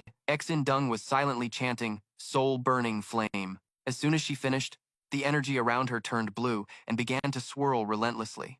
Now, he seemed to understand her earlier signal a little. Is she resisting the poison on her own? In the meantime, the two of Killer's men still hadn't grasped their situation. Hey, you detestable bastard. I'm gonna make you eat a knuckle sandwich. Yeah, you want some, kid? Jihan tuned out their taunts, his gaze fixed intently on the scene before him. Soon, a more detailed status window popped up. He quickly analyzed it in his head. She was afflicted with something called a debilitating curse, and combined with her anger and fear, it looked pretty bleak. But having those Black Feather guys tied up seemed to have helped. The blue energy slowly faded, and Exin-dung's body lost all its strength and began to fall. The immediate danger she faced was falling flat on her face like those thugs. Fortunately, she had a reliable ally in Jae-han. He quickly ran over and caught her. Jae-han repeatedly shook her by the shoulders, asking questions, but it had little effect. Are you okay? Why do you insist on living so recklessly? Despite his chiding words, his hands were already working to save her without a moment's hesitation. Soul-burning spirit recovery art. Unfortunately, the effect wasn't what he'd hoped for. It only provided some relief. Seeing this, Jae-han immediately changed his plan and pulled out a heap of spirit stones. I guess I can't just use the skill once and call it a day. Fine then, I'll just have to keep casting it repeatedly. He clasped his hands tightly, and a stream of blue light slowly began to glow. When he activated the skill, it didn't just end instantly with a zap like in a game. Jae-han could actually feel himself and his energy source while channeling the skill. Of course, he could use the soul-burning spirit recovery art, without spirit stones, but doing it this way was far more effective. Regardless, the most important thing was that Jae-han was gaining a better understanding of the skill and using it more effectively. That's when he discovered something strange. The energy weakening Xin-dung's body contained something that was causing the debilitating curse status effect. After searching for a moment, Jae-han finally identified the target. There it is. He made a fist in the air, pulling the object out. Got you now. Time to die. As soon as he spoke, a black aura shot out violently. Fortunately, Jae-han dodged just in time. Otherwise, he would have been dragged along to the afterlife. After things calmed down, he sighed with a mix of joy and sadness. If only curing Hoan Xuan was this easy. Her illness is much more complex. It's as if some strange, malevolent entity is coursing through Sung-A's entire body. Jae-han didn't have long to be sentimental before skill notifications started, chiming in. The more he read, the more the excitement on his face became impossible to hide. Ooh, this skill is pretty nice. But Jae-han knew that wasn't the priority right now. This can wait. With that, he went and scooped Exin-dung up into his arms. Killer's crew saw their chance and started yelling again, trying to get more attention. You're so dead. Do you understand? You're dead. But now, amidst their verbal assault, Jae-han simply turned and walked away nonchalantly. You'll remember this. With a light sigh from John, the barrier surrounding the area slowly shattered. Escaped the farming spot. Night began to fall, and a house remained brightly lit. In the quiet night, Jae-han let out a sigh of relief as he walked inside. Thank God Mom's not home. He glanced at Exin-dung, who was unconscious on the bed, and muttered, because suddenly bringing a girl to the heavenly Will sect would have been a really dumb move. He leaned over to get a better look at her, his eyes filled with curiosity, his tone a mixture of blame and amazement. Geez, who would have guessed she'd get taken down so cleanly by that kind of curse? After that, he sat down decisively, propping his chin on his hand as he pondered. She looks perfectly fine on the outside, so she's probably still out because of the shock from before. I guess that means I should just let her rest. She's gonna wake up sooner or later, and looking closely, she's actually pretty cute. Her body is amazing. He scratched his head awkwardly. It's not like I want to get fresh with her or anything. We're from two different worlds. I wonder when she'll wake up. While Jihan was lost in thought, Shin-dong suddenly awoke from her daze. She glanced over to where he was sitting. Jihan wondered in confusion. First it was Hoan Sung-ae, and now her. Why does everyone have to glare so menacingly? In the quiet room, Shin-dong tilted her head, her eyes cold. As she looked at him, Jihan cheerfully broke the silence with a friendly opening. Hello, nice to meet you. She lay still on the bed, her lazy voice chiming in. A greeting from the dark ages like that, you must be single for life. He froze for a moment, then retorted, Huh? You just woke up and you're already throwing insults? The atmosphere instantly grew tense. Shin-dong softly tried to de-escalate, saying, Did you save me? Jihan immediately smiled and replied with a confident look, That's right, I saved you. This time, she wasn't sarcastic and said sincerely, Thank you. He raised an eyebrow teasingly, as if to say, getting a thank you from her was a long wait. Seeing Shin-dong propping herself up, Jihan also slowly stood up and asked gently, What was that all about earlier? Those guys in black were insane. She remained silent. A powerful light emanated from Shin-dong, suddenly illuminating the entire room. After the light gradually faded, she tilted her head slightly, her voice calm with a hint of doubt. Did you help me break the curse? Jihan was slightly startled, his expression a bit complicated. That was me, but there's something I need to bring up with you. Hearing this, Shin-dong asked, What is it? He furrowed his brow, hesitated, then said directly, The way you talk, could you maybe tone it down a bit? It's giving me the creeps and making my skin crawl. Her eyes turned serious, and she decisively turned away and retorted, This is how I always talk. Deal with it, Jihan thought to himself. Getting frustrated, are we? I knew it. Suddenly, she continued, though her voice was less sharp, it was still full of pride. Anyway, thank you for helping me. I will repay you with cash. Jihan nonchalantly nodded. Oh, that's right. You have to repay me. Then he flinched, his eyes widening in shock. Disbelievingly, he repeated, Cash? Wait, you're supposed to just say you'll repay the favor. Why bring money into it? What's money got to do with this? She answered bluntly, Because I was saved. I want to repay you. And I think paying you is the best way. Just name your price. Hearing that, Jihan cursed inwardly. Damn, how weird can this girl be? Tisk, but I still have to deal with this. Then he took a deep breath to suppress his frustration, shook his head, and said, It's nothing. I helped you simply because I wanted to. Just so you know, I may look like a degenerate, but my spirit is always for justice. Shin-dong was stunned for a moment, her eyes wide with a mix of surprise and confusion. You don't want a reward? In response, Jihan remained calm. Yeah, just relax and rest up. Then call someone from your sect to come pick you up. Shin-dong's lips quivered slightly. In that instant, her hesitation vanished, replaced by a defensive expression and a sharp, cold gaze. I don't trust you. Hearing that, Jihan was annoyed by her suspicious glare. Huh? Why are you looking at me like that? She emphasized. I don't trust you. You really don't want anything in return for helping me? He stated firmly. That's right. Shin-dong's suspicion was starting to tick him off. Look, let's say you're on a bus and an old lady is standing in front of you. Wouldn't you give her your seat? I'm the kind of person who would. Helping you is the same thing. Besides, it was just a small good deed I could do for someone. If it were truly dangerous, I wouldn't have been able to do anything anyway. His words made Shin-dong fall silent for a moment. Then she tilted her head, confused. I've never been on a bus before, so I wouldn't know. Jihan could only shake his head and sigh. Seriously? Ah, wait a minute. If you don't take the bus, how do you get around? She replied. Seriously, I run. Hearing that, Jihan sat down helplessly and waved his hand. Whatever, just go home. That's right, just leave. Shin-dong suddenly shouted, Really? You won't ask for anything from me later? Jihan's eyebrow twitched. Damn it, you really don't trust me, do you? Shin-dong placed a hand on her chest, reminding him solemnly, My life is not cheap.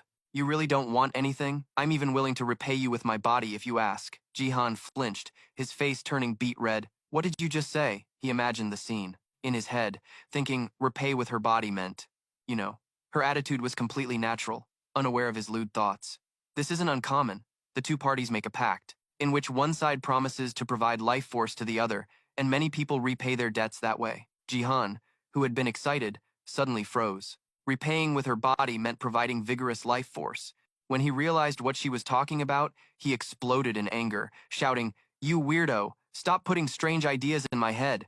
Shin-dong, with an innocent as can be expression, asked, What are you getting so angry about?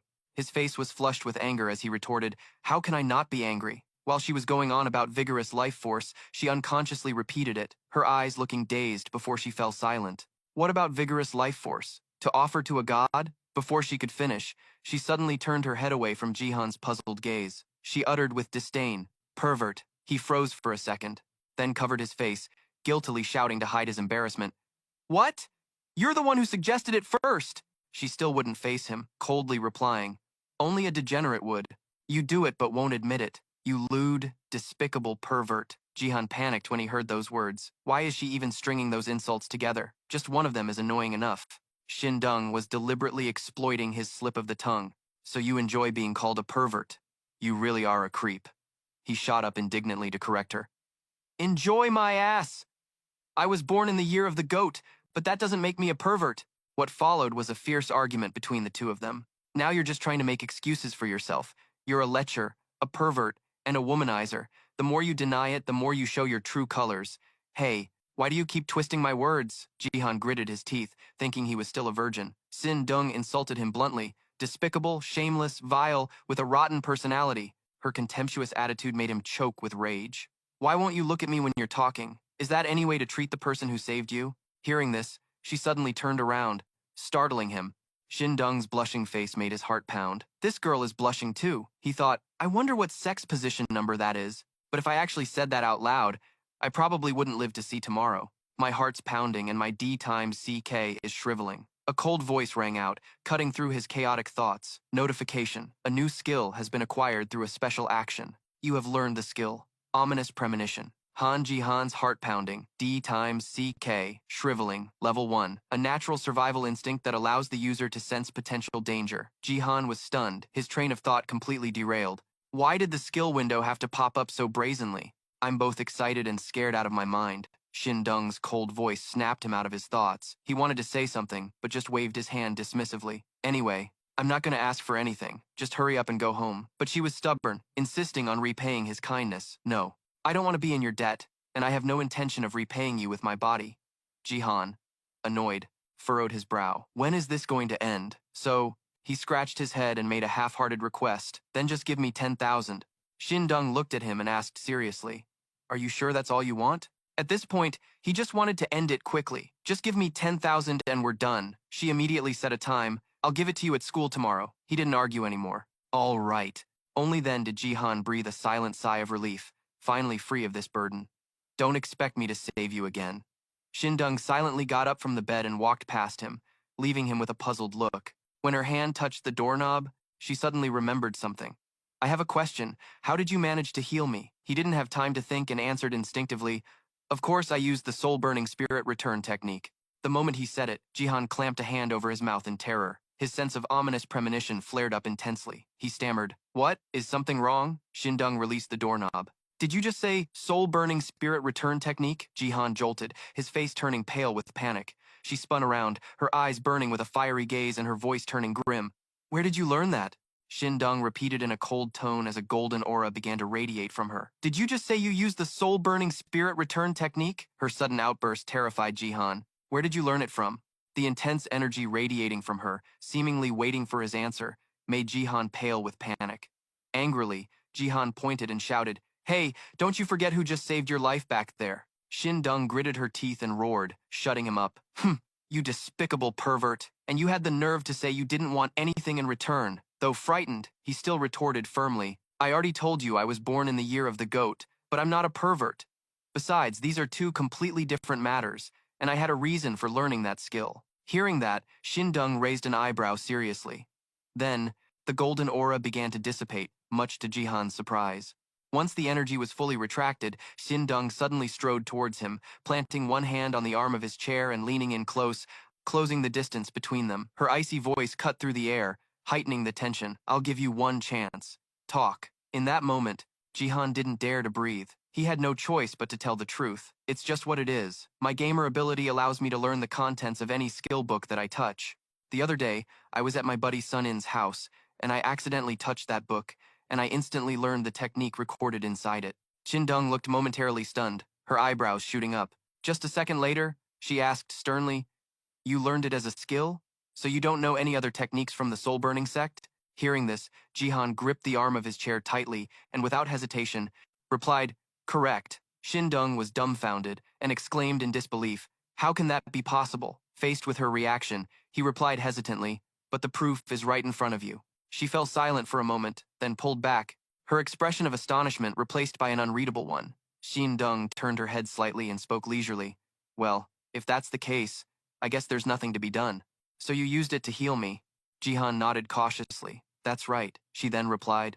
"Okay, I get it." Just as the conversation seemed to be over, Jihan suddenly asked, "Can I ask you something?" Shindung questioned. "What is it?" He then asked his question. "Why do you hate Master Hoan Xiong so much?" Her eyes instantly grew cold, and her voice became devoid of any warmth. "Because he attacked me first. There have been many people injured because of him, and some lost their ability to cultivate their martial arts after he attacked them." The deep resentment was evident in Shindung's every move. "He is our enemy. Me." Those words left J.I. Han stunned. He never expected things to be this way, and before he could fully process it, Exi and Dung turned decisively, saying they'd see each other at school later. The sound of the door closing echoed, leaving a silence so profound he could hear his own heartbeat. He sat there, dazed for a long while, before letting out a heavy sigh. J.I. Han was incredibly troubled by the story he just heard. It was giving him a major headache. He began to recall what he had just heard from Exin Dung. That old man, Hoan Xeung, was collecting souls to heal Hoan Xeung, so it's hard to call him a purely evil person. But even so, no matter how you put it, how could the Soulgate clan just ignore the fact that some of its disciples were PK'd by him and quit the game? How should I handle this? Is there any way for me to stop both sides from fighting anymore? The next day, in a vast mountain forest with green trees swaying in the wind, J.I. Han was shouting to create and exit mob zones. His voice echoed throughout the forest, accompanied by shards of shattering glass that gradually vanished into the air. His gaze grew serious as something suddenly appeared before him. A system notification announced that his skill had leveled up, along with a panel displaying information about Create Mob Zone. He carefully read all the data and discovered it. "There it is," he exclaimed joyfully. "I finally mastered it. The time-bending illusion barrier. Grinding for 5 hours straight was worth it." He then selected the option to check it out, and at that moment, the notification panel turned blue with the words, "Time-bending monster mob zone." J.I. Han read through all the information he received. "A 2-to-1 ratio means I have twice the normal amount of time, and 2 hours in here equals 1 hour out there. In that case, I have to grind the level of the Create Mob Zone skill even more. I need to train it up to a 10-to-1 ratio like its Sunin's place. The higher the better." After thinking, J.I. Han picked up his phone, stared at it, and said blankly, "It's already 5 p.m." Looking at the sun slowly setting behind the distant mountain ranges, he told himself he had to head back before it got dark. "I'll create mob zones on the way home and gain some extra levels." J.I. Han leisurely walked, and as he shouted to create a mob zone, a notification panel appeared. The skill had gained another level, which surprised him. He slowly stepped into his house, extremely pleased. "Oh, another level. What a score." A pair of neatly placed shoes suddenly made J.I. Han freeze for a moment, and when he looked up, he saw Dung Shoes waiting in the living room. J.I. Han asked in surprise, "Mom, are you going somewhere?" She glanced at him and spoke with a sarcastic tone. "So you decided to show your face?" He sighed with a look of helplessness. "Geez, why do you always have to be so difficult?" In response, Dung Jutz explained in a low voice, "I got a call from your father, so I went out for a bit." J.I. Han was surprised. "Huh, Dad," she confirmed. "Yes, your father." He widened his eyes in astonishment, thinking to himself that it was strange. He thought his dad was on a business trip abroad. Then he asked doubtfully, "So, what did he need?" Her eyes immediately turned cold and her voice became serious. "That man has decided to stay there for a year." J.I. Han was shocked to hear this news. "What?" He was so flustered he started to panic, thinking his dad was only supposed to be gone for a month. While he was lost in his thoughts, Dung Shu continued, "And your father left in such a hurry. I don't understand what's going on, so I'll have to go over there and take care of him for a short while." Hearing that, J.I. Han's eyes widened in utter amazement. "Huh? What?" She paid no mind to his expression and continued, "So I'll have to go take care of a few things. If I'm going abroad, there's a lot I need to prepare beforehand." J.I. Han immediately asked, "Then what about me?" Dung Xyuk said in a flat tone, "You? You're old enough to take care of yourself. I'll come home once a month, and if your grades are terrible by then, you'll be in for it, mister." He then shouted angrily, "This is a serious matter that affects my entire future, and you're just saying it casually while watching TV." She yelled back, Whatever. If you're frustrated, go take it out on that old man of yours." He screamed, his cry echoing throughout the house. Mom, the next morning, the sky was clear and blue, and a suitcase was already packed by the door. Dong Shuk, busy with her phone, put on her shoes. I'm getting ready to leave. J.I. Han, her son, appeared with a look of disbelief. Huh, you're really going? Dong Suk looked at him and said seriously, Of course I have to go. What kind of mother would joke about something like that? I'll definitely visit once or twice a month, so don't you dare get lazy. J.I. Han asked worriedly, What about all the bills? She adjusted her clothes and said casually, I've set up automatic payments, so don't worry. I'll send you an allowance every month. With that, Dong Suk beckoned Ji-I Han over. Although he didn't understand, he approached his mother. She then pulled him into a hug, her expression full of tenderness. He was momentarily stunned and extremely flustered by the situation. Mom, she said in a gentle voice. Yes, my good son, you have to take care of yourself while I'm gone. Understand? Ji-I Han said awkwardly. Do you think I'm a little kid? Just go before you're late. They don't delay flights for VIPs in Korea, you know. Hearing that, Dong Shu grinned happily and said her goodbyes. All right, I'm off. Study hard at home, sweetie. After that, she left cheerfully, her face beaming with a mix of joy and relief. Watching the door slowly close, J.I. Han stood there blankly for a long time until the sound of her footsteps faded. Then he let out a soft sigh. The atmosphere in the house became quiet again. He started rubbing his eyes and wondered, should I be happy or worried about this? And now, J.I. Han was all alone in this large house. J.I. Han recalled that his mother had gone to America to take care of his father. He was being targeted for Peking by a bunch of greedy players, so his mother could easily become a target for them too. In that case, maybe it's safer for her to be in another country. Although he still thought his mom was hiding something, a bigger problem needed to be solved. The exam was right around the corner, and with only 20 days left, he was about to face the music. Jihan ran his hands through his hair, tearing at it. Damn it, I haven't studied at all this whole time. He started to panic. With his current INT stat, he just needed to set aside a little time to study, and he'd be fine. But the problem was, he didn't even have that time. How am I supposed to do this if I keep getting distracted by all sorts of other crap? Jihan sighed helplessly. There's no other way. I have to do it. He told himself that the one thing he needed most right now was time. Then, cheering up, he thought, I'll challenge Sun In. That way I can use his family's illusion barrier. A few seconds later, Jihan lost heart again. Or maybe not. I should probably just ask my best friend for a favor. If that's the case, I'll just go crash at his place for a few days. His house has plenty of rooms anyway, so no one would probably be bothered. Thinking that, he gripped the doorknob to leave but then suddenly stopped, and thought, come to think of it, whenever I'm in trouble, I always go running to Sun In. I need to do something to lessen this unhealthy reliance on him. Stepping out of the house, Jihan suddenly remembered something. Oh, right, that ridiculously amazing hat from the Oxer tribe. I should wear it for good measure. At an ancient-looking house, Jihan held the hat firmly in his hand, momentarily stunned as it began to glow. He smiled with excitement. Whoa, this is awesome. A high-quality item really is on another level. He then held up the glowing hat as if admiring it. I wish a few dozen more items like this would drop. Then he rang the doorbell. The doorbell chimed, and a voice called out from inside. Who is it? Jihan said as he walked in. Sion? It's me, Jihan. Although he couldn't see her yet, he heard her reply. Oh, what's up? It's strange for you to visit on a weekend. Hearing that, he replied, I have something I need to talk to Sun In about. Seon answered, Sun In can't talk to you right now. Because he's training. Just come inside and wait for him. Jihan walked along the stone path. The green trees swayed in the wind. The air here was so fresh when suddenly he heard a voice calling out. Hey! Sion appeared with a friendly smile. Our adorable Jihan is here for a visit. He immediately asked, How have you been? Jihan's focused gaze made her a bit shy. I'm doing well. He was surprised to see she was already level 38. Sion smiled and asked back, What about you? Hearing that, Jihan snapped out of it. Me? She looked him up and down and then nodded in admiration. It seems you've gotten stronger.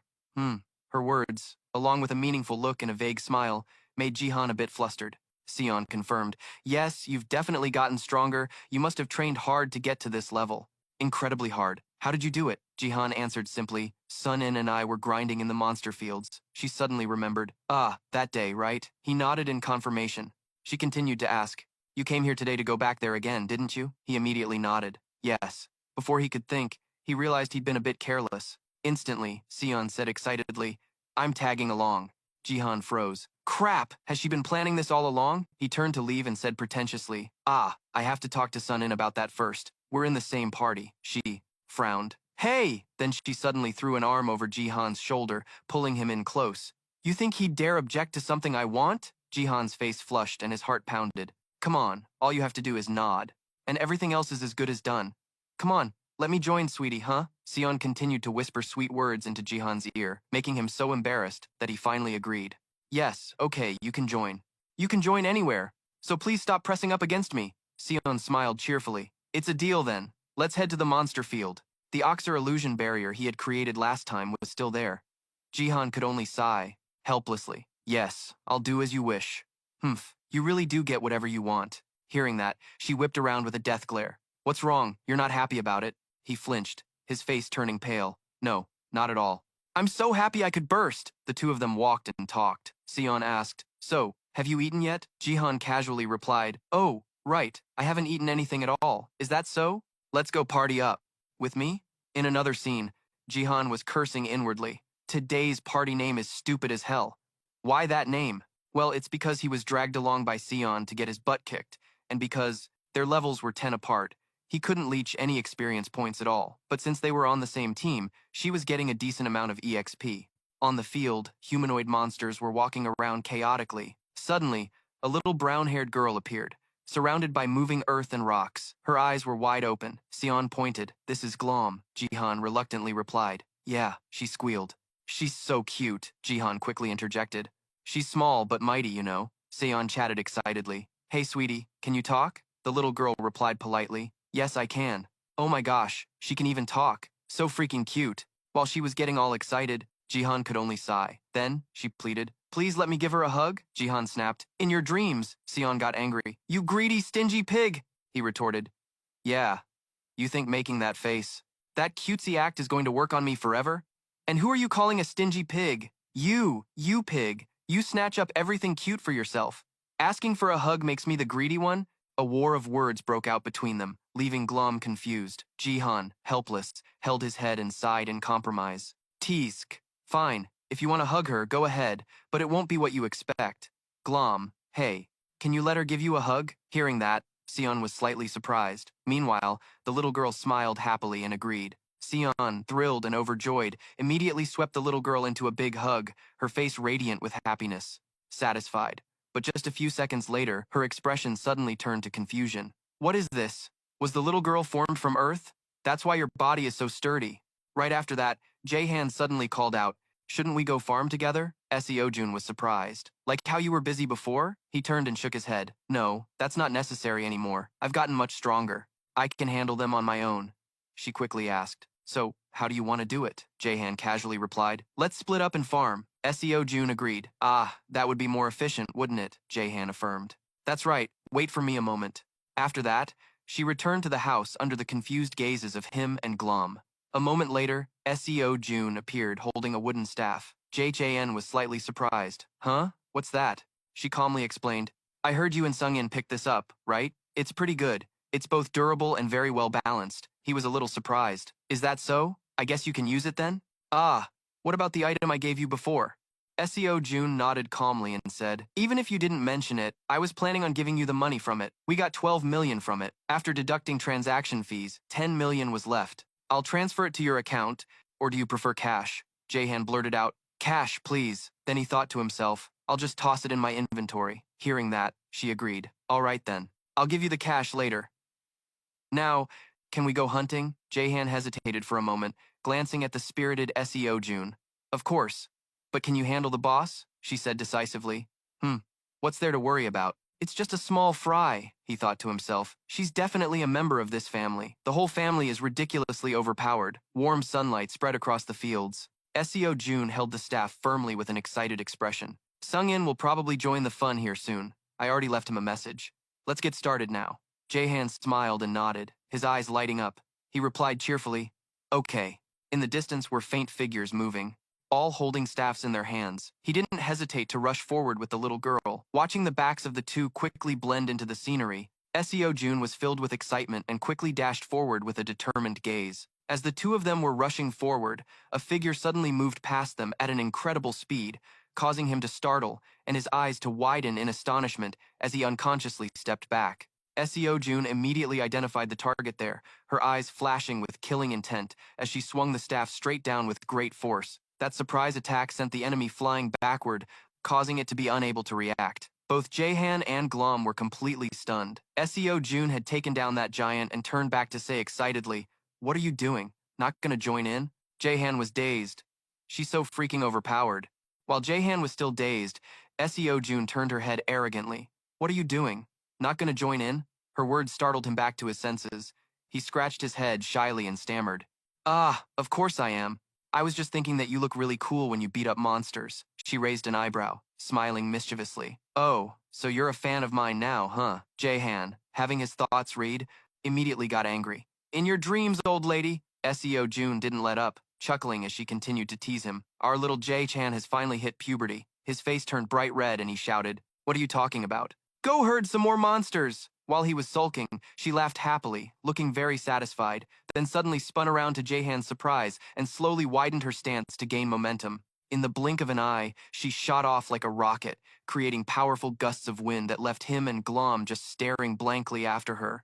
SEO June rushed forward, powerfully swinging the wooden staff decisively at the monster, then landed lightly behind it.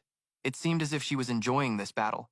Without hesitating, she, with a determined gaze, swung her staff with a powerful blow, so fast that the monster was sent flying the moment it turned its head. Seeing this scene left both Jahan and the little girl stunned in amazement, causing him to exclaim, "So strong, way more OP than I thought." Jahan recalled the scene that just happened. Her strength must far exceed her level. Perhaps that's the strength of martial artists. I wonder if I train hard, could I reach that level? Practicing martial arts didn't affect his overall level at all. It only helped level up individual skills, but also indirectly boosted his physical strength. For him, well, what should I do? For now, I need to focus on farming monsters. Snapping out of his thoughts, Jahan called out, "Glom!" The little girl heard his call and turned around, replying with a smile. "Yes," he then said. "Let's begin. We'll attack them like before." With that, he pushed off the ground and moved forward. Jahan immediately approached the two giant monsters, Jumdong and Umdong, and then activated his power, which emitted a blue light, and shouted, "Bind!" A rope immediately flew out and wrapped around Jumdong, binding it so tightly that it collapsed. Seeing this, Jumdong roared in anger and charged forward, swinging its club.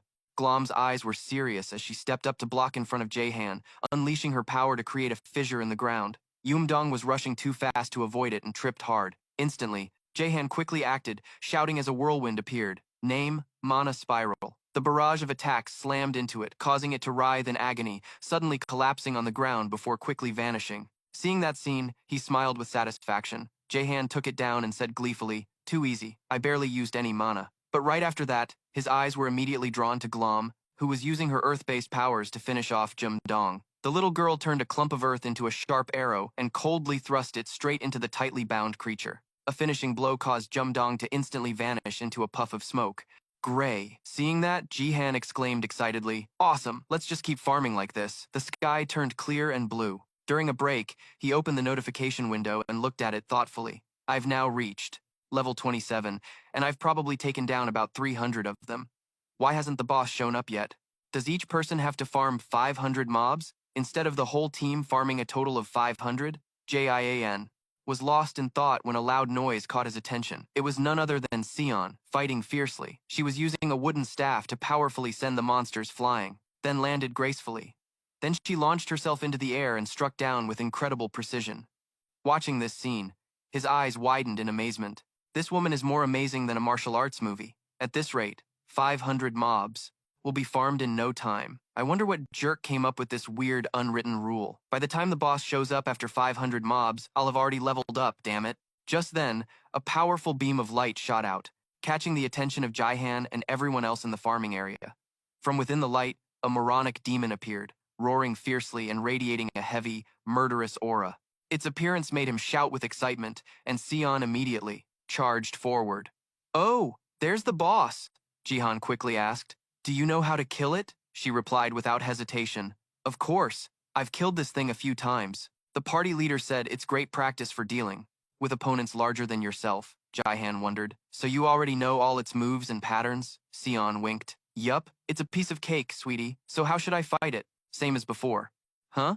He replied seriously. "Yes. Just do that. I'm just support, after all. Well, I'll just poke at it from a distance for you." She chuckled. Hmm, is that because you're still a novice mage? Those words left Jahan stunned. Huh? What do you mean, novice? Sion glanced at him, her voice a bit teasing. A high-level mage would never just be on support, because they're insanely powerful. Jahan's eyes widened. Really? A high-level hidden mage? She nodded. Well, you could also become physically strong like me and Sun In if you follow the martial path. But strength isn't just about combat ability, right? What you mean is, the more he listened, the more confused he got. Sion laughed and then began to explain. There are many different fighting styles. Our martial arts style is just to charge in head first and beat the opponent to a pulp. Jahan nodded. Ah, well, most warrior classes are like that. At this point, Sion became more serious. Her voice slowed. Mages are known for their unique and creative fighting styles. For example, in the nearby city, there's a group called the Black Slate, and they are a group of mages specializing in alchemy. Jaihan was surprised to hear this information. A group of mages, specializing in alchemy? She confirmed. That's right. They specialize in creating golems from surrounding elements to fight for them. Sounds cool, doesn't it? His eyes lit up with excitement. Ah, so that's what you meant by creative fighting? Now I get it. I used to play games like that before. Although that genre is pretty much extinct now, the War God game series had many titles like that. Hearing him ramble on, Sion looked a bit confused. War God? Seeing her expression, he excitedly explained, it's a role-playing game, a type of tabletop game where players have a lot more freedom to make choices than in other game genres. The most famous one is the Dungeons & Dragons series from Wizards of the Coast. Have you heard of it? Sion replied, confused. Nope, he explained. Mages in that game genre, while not exactly omnipotent, are full of tricks and schemes. After that, Jihan thought to himself, magic users can bend the rules of the world to achieve their goals. Right now, I'm a mage class. No, to be precise, I'm a mage/summoner. I guess that could be considered an elemental mage, right? Jihan stroked his chin thoughtfully for a moment, then said, magic, huh? Maybe I should focus more on training down this path. Sion was surprised. Oh, you're going to give it a try? I heard it's very difficult, and although it's extremely useful, I've heard there are so many issues that they only dare to specialize in one or two things at most. Jihan reassured her. As long as I increase my INT stat, I should be able to handle quite a bit of it.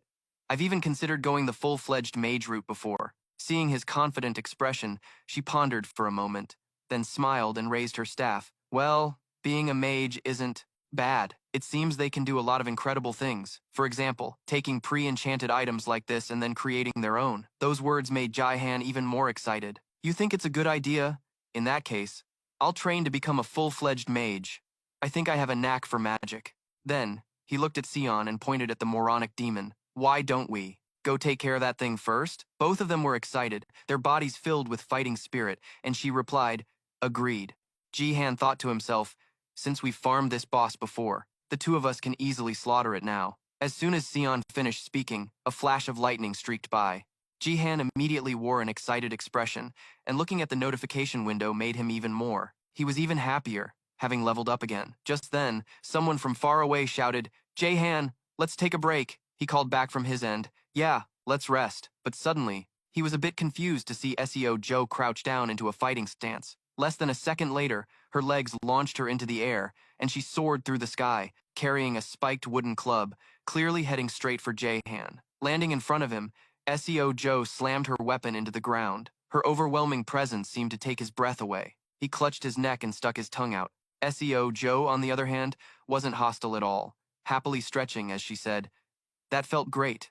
It's been a while since I had a good workout like that, perfect for blowing off some steam. Wouldn't you say? Jahan wiped his sweat and replied, ah, yeah, so you don't usually train much? She laughed and answered, of course I do. But we've never gotten to train like this, just mercilessly slaughtering a bunch of weak monsters, you know? It doesn't really make me much stronger. Jahan heard this and was surprised, but the notification said, you gained a level. SEO Joe seemed unaware and asked blankly, huh, really? He insisted seriously. Yeah, see for yourself. Just say status window. She did as he said and muttered status window, and a brown screen immediately appeared, making SEO Joe jump and yelp. Jae-chan saw this and didn't know what to think. Why is she so startled? It's just a status window. SEO. Jaehae's eyes went wide with amazement, her jaw dropping. Huh? This is so cool. All my abilities are scored, so I have 5 points to spend at level 42. Jaehan eagerly guided her. You can add them to whatever you like. but she didn't answer, completely engrossed in the screen. Jaehan's curiosity was piqued. I know she's level 42, but I wonder what her stats are like. So he muttered the command, observe. Instantly, SEOJO's detailed information appeared before him, 21 years old. Her skill points were quite high. The successor of the Gunhao art from the Cheon Ui Moon sect. Jaehan broke into a cold sweat as he read, oh my god, what is this? Her stats are monstrously high. At level 42, SEOJO's stats should normally be around 270 points. Because at level 1, all stats start at 10, meaning a total of 60 points, and you gain 5 points per level. So at level 42, she should have a total of 270. But her total stats here are up to 327. That means she got an extra 57 points from somewhere. It also means she's been getting around 12 points per level. First it was Sun In, and now this lady, SEO Zhou. They both have stats that far exceed their current levels. I'm guessing this is probably due to their training? While he was thinking, a sharp voice called out, hey Jaehan. He answered on reflex. Yes, SEO Zhou.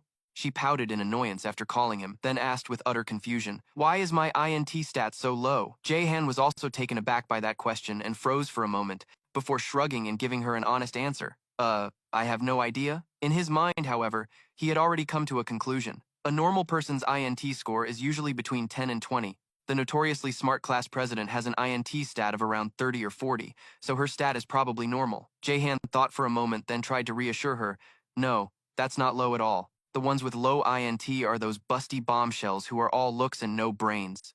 SEO, Joe's eyes welled up with tears. Are you seriously pulling my leg? He replied with a long face. What a weird question. How am I supposed to answer that? Fine, I guess I am. However, SEO Joe was still not satisfied. But you said your INT stat is over 90. Jaehan, faced with the problem he had created, froze and said, ah, well, that's true. SEO Joe was suddenly fired up. All right, in that case, I'm putting points into INT too. He jumped and yelled, wait! Suddenly, another hand grabbed SEO Jo's arm and warned, don't just randomly allocate your points like that. Jaehan was a little surprised to see this person appear. Sun In looked directly at her and said cheerfully, these stat points are precious.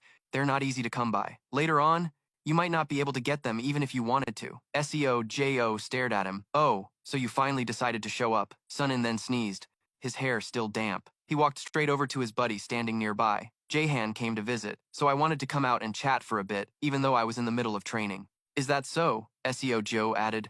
But I wanted to farm levels with Jaehan. He responded with a click of his tongue. All right, sis. Anyway, stat points are hard to get, so don't waste them. Although, I do think adding a few points to your INT might actually be a good idea.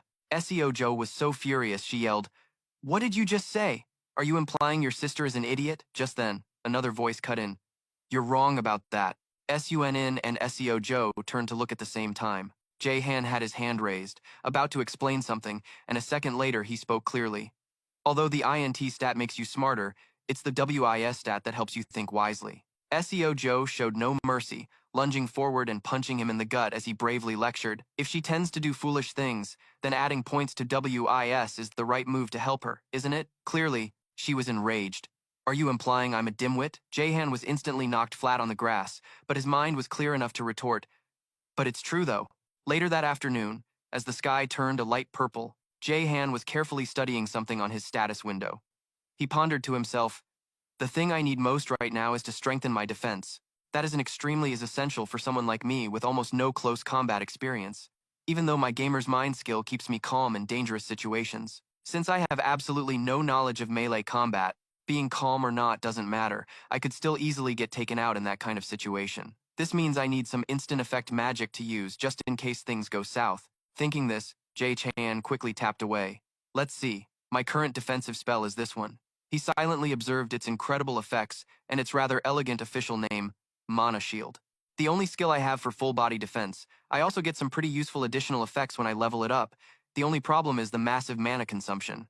If I calculate the total amount of mana and my current abilities, I can maintain the Mana Shield for around 390 minutes. Jihan crossed his arms, assessing the situation. That's about 6.5 hours. But what if I summon a golem while the shield is active at the same time? He opened the spirit summoning skill window. Immediately, a text-heavy information panel about summoning a basic earth spirit appeared. The maximum number that can be summoned is 5, making Jihan raise an eyebrow and mutter as he read. That's 12 mana per minute, which means I can maintain it for 145 minutes. If I use both Bind and Spiral Mana Arrow along with these two skills, I can probably fight for about an hour. Jihan just stood there, lost in thought for a long time. So that means I can last for about an hour if I go all out. In the end, after analyzing everything carefully, he realized he was in a difficult situation. This doesn't look good. With my stamina, I'd be exhausted after 10 minutes, let alone a full hour. So how many points should I add to vitality? But when it comes to mana, the INT stat is also really important. Suddenly, as he thought about this, his fingertips twitched. VIT or INT. Then a flash of insight struck Jihan's mind. He gulped as a few drops of sweat trickled down his cheek. Wait, I've got it. There's a way to grind my way to God tier, to completely break the game. A wave of happiness washed over him, and he started laughing to himself. Soon, his quiet chuckles erupted into a loud, long laugh. Sunin watched with a racing heart and trembling legs, quickly asking, "Hey dude, are you still sane?" But it was obvious Jihan was lost in his own world. Hehehehe, I'm a true genius. Hearing that, Jihan finally stopped laughing, exhaled, and regained his composure. Then he looked at Sunin and declared, "I'm about to become totally OP, just you wait and see." Of course, Sunin didn't believe him. Why are you suddenly freaking out like this, dude?" Jihan just laughed and shot back. "Freaking out? Not a chance. Look here, status window." The excitement in his fingers was unmistakable as he dumped every single one of his points into the INT stat. In the end, the stat Jihan poured everything into reached 131. His body surged with vitality, overflowing with the newly absorbed energy. A window popped up with notifications continuously. Your INT stat has surpassed 100. You have learned a random brain-related ability. The new skill Psychokinesis has been created. Passive skills: Moderate Mana Affinity, Mana Recovery.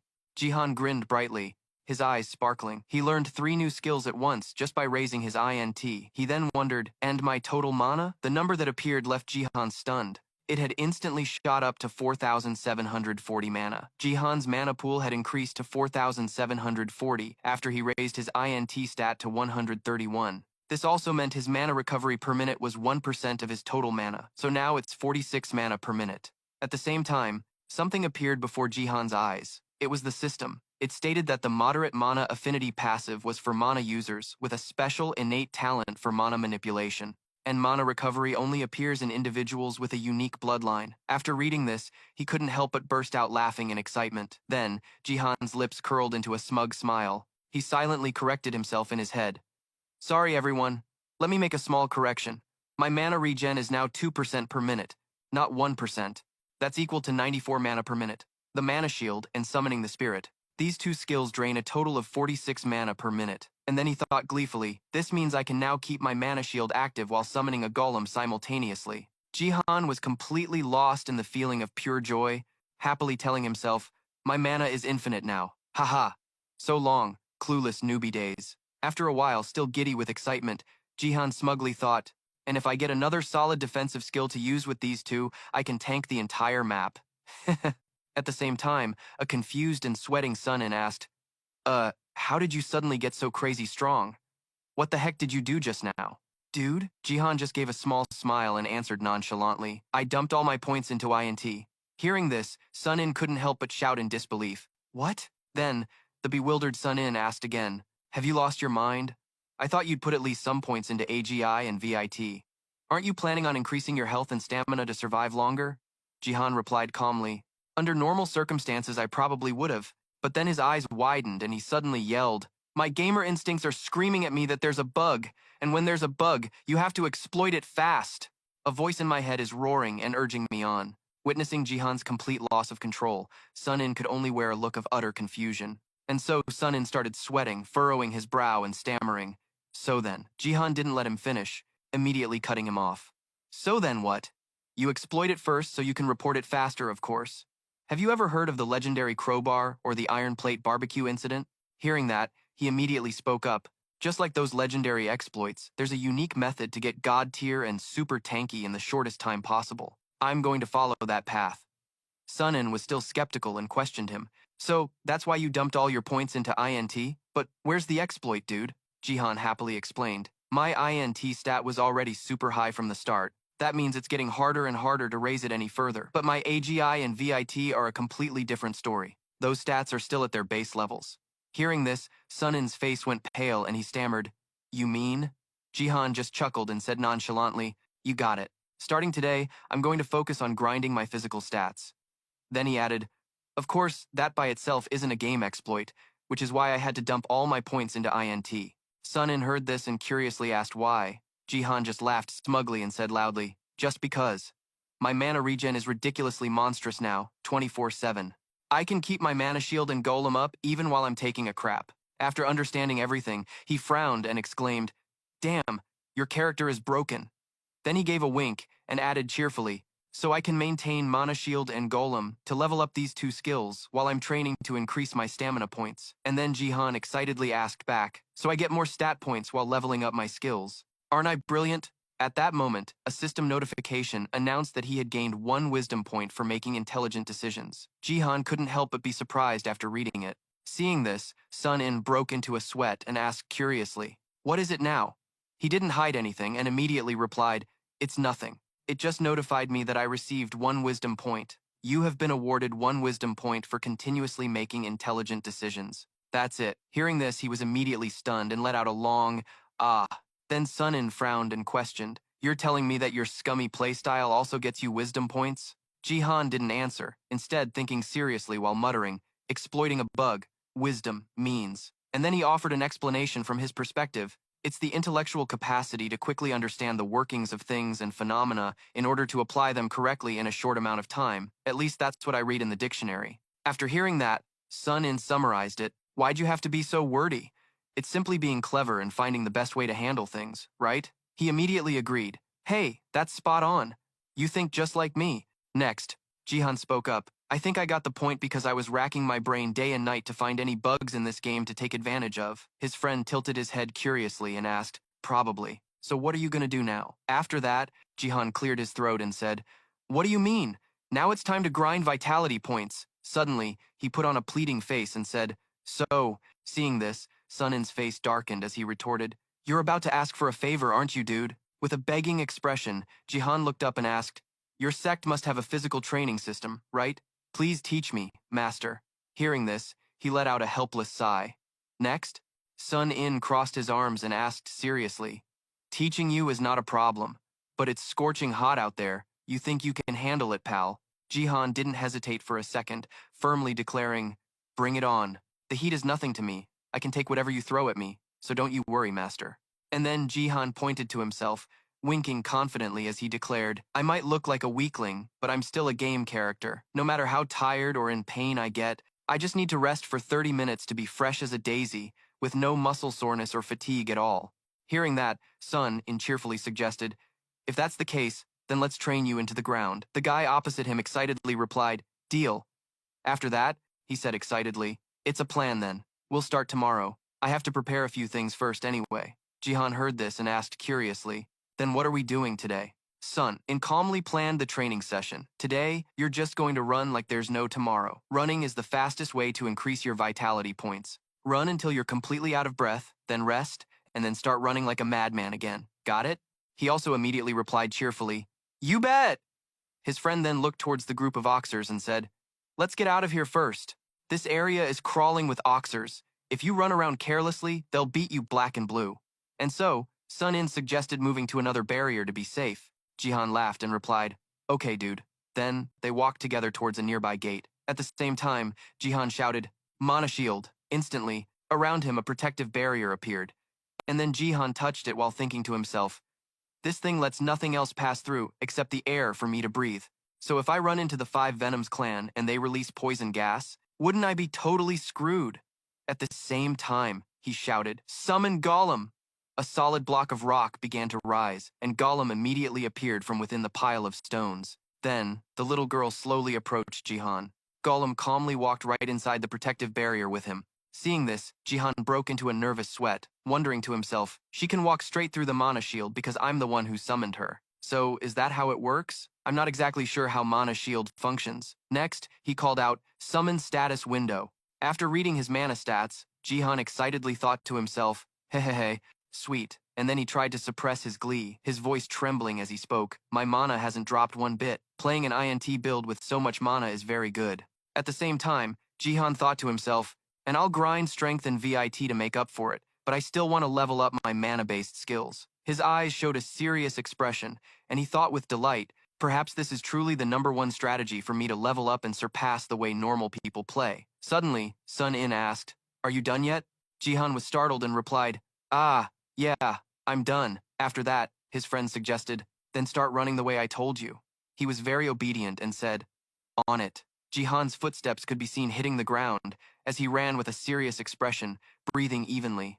That guy, Sun In, had taught him that if he wanted to increase his vitality points effectively, he couldn't just run mindlessly like a charging bull. He had to follow a set of rules, much like marathon runners, for instance, running at a slightly slower pace for a long period of time or something similar, and he had to regulate his breathing using the correct technique, inhaling through the nose to absorb ki, which is the energy in the air. That is the way to achieve supernatural abilities, by accumulating ki within the body. At the same time, pressing the tongue against the roof of the mouth when exhaling to keep the ki circulating in the body longer is also effective. Jihan panted heavily as he marveled at this internally. Why is it so damn hard to breathe? My lungs feel like they're being ripped apart. After running for a while, he couldn't hold on any longer and immediately collapsed onto the ground, exhausted. With a pale face, Jihan panted heavily, muttering, "I'm gonna die." Then, he glanced to the side and thought, Sun In must have wandered off somewhere. At the same time, Jihan shot up and said, "Time to recharge." He then grabbed the water bottle and drank, nearly finishing it in one gulp. Afterward, Jihan had a refreshed expression as if he'd just been brought back to life, while resolutely telling himself, "That's the stuff. Time for another boost." And so, he continued his training regimen. The system then notified him that he had gained 1 vitality point for his diligent training. After a few hours of running and resting, he had increased his vitality stat by 12 points. As Jihan ran, he thought, I gained 12 vitality points just by running like a madman. Now, with the buff, my total stat is 34.4. He scratched his head, exclaiming, but after crunching the numbers, I realized that spending the whole day just grinding a single stat is a huge waste. After thinking it over, I came up with an idea. And so, the very next morning, he put his plan into action. Sun In looked at him and grimaced slightly. He said, "I'm not going to stop you, but you do know this kind of training only exists in comics, right?" Jihan laughed and replied, "I know, but my body is basically like a game anyway." Sun In heard that and saw his point. Jihan was now wearing an extra 44 pounds, so his movements were a bit sluggish from the weight. Sun In stood by and reminded him, "But you're also activating your mana and summoning a wolf," Jihan explained. "I know, it might not be the most efficient training method, but for my gamer body, it works perfectly. Besides, by cooking up with this method, I even got some extra wisdom points. 3 points, baby." Seeing his friend's smug face, Sun In's expression darkened as he said, "Damn these devs and their crappy game, letting a hacker get this ridiculously strong without fixing the bugs." With an innocent expression, Jihan said, "What do I know? Anyway, by training this way, I can raise both my vitality and strength at the same time." Sun In replied, "I guess so. It might actually work since it seems the more hardcore your training is, the more your stats increase." Jihan, standing in front of Sun In, said, "All right, I'll just keep my head down and grind.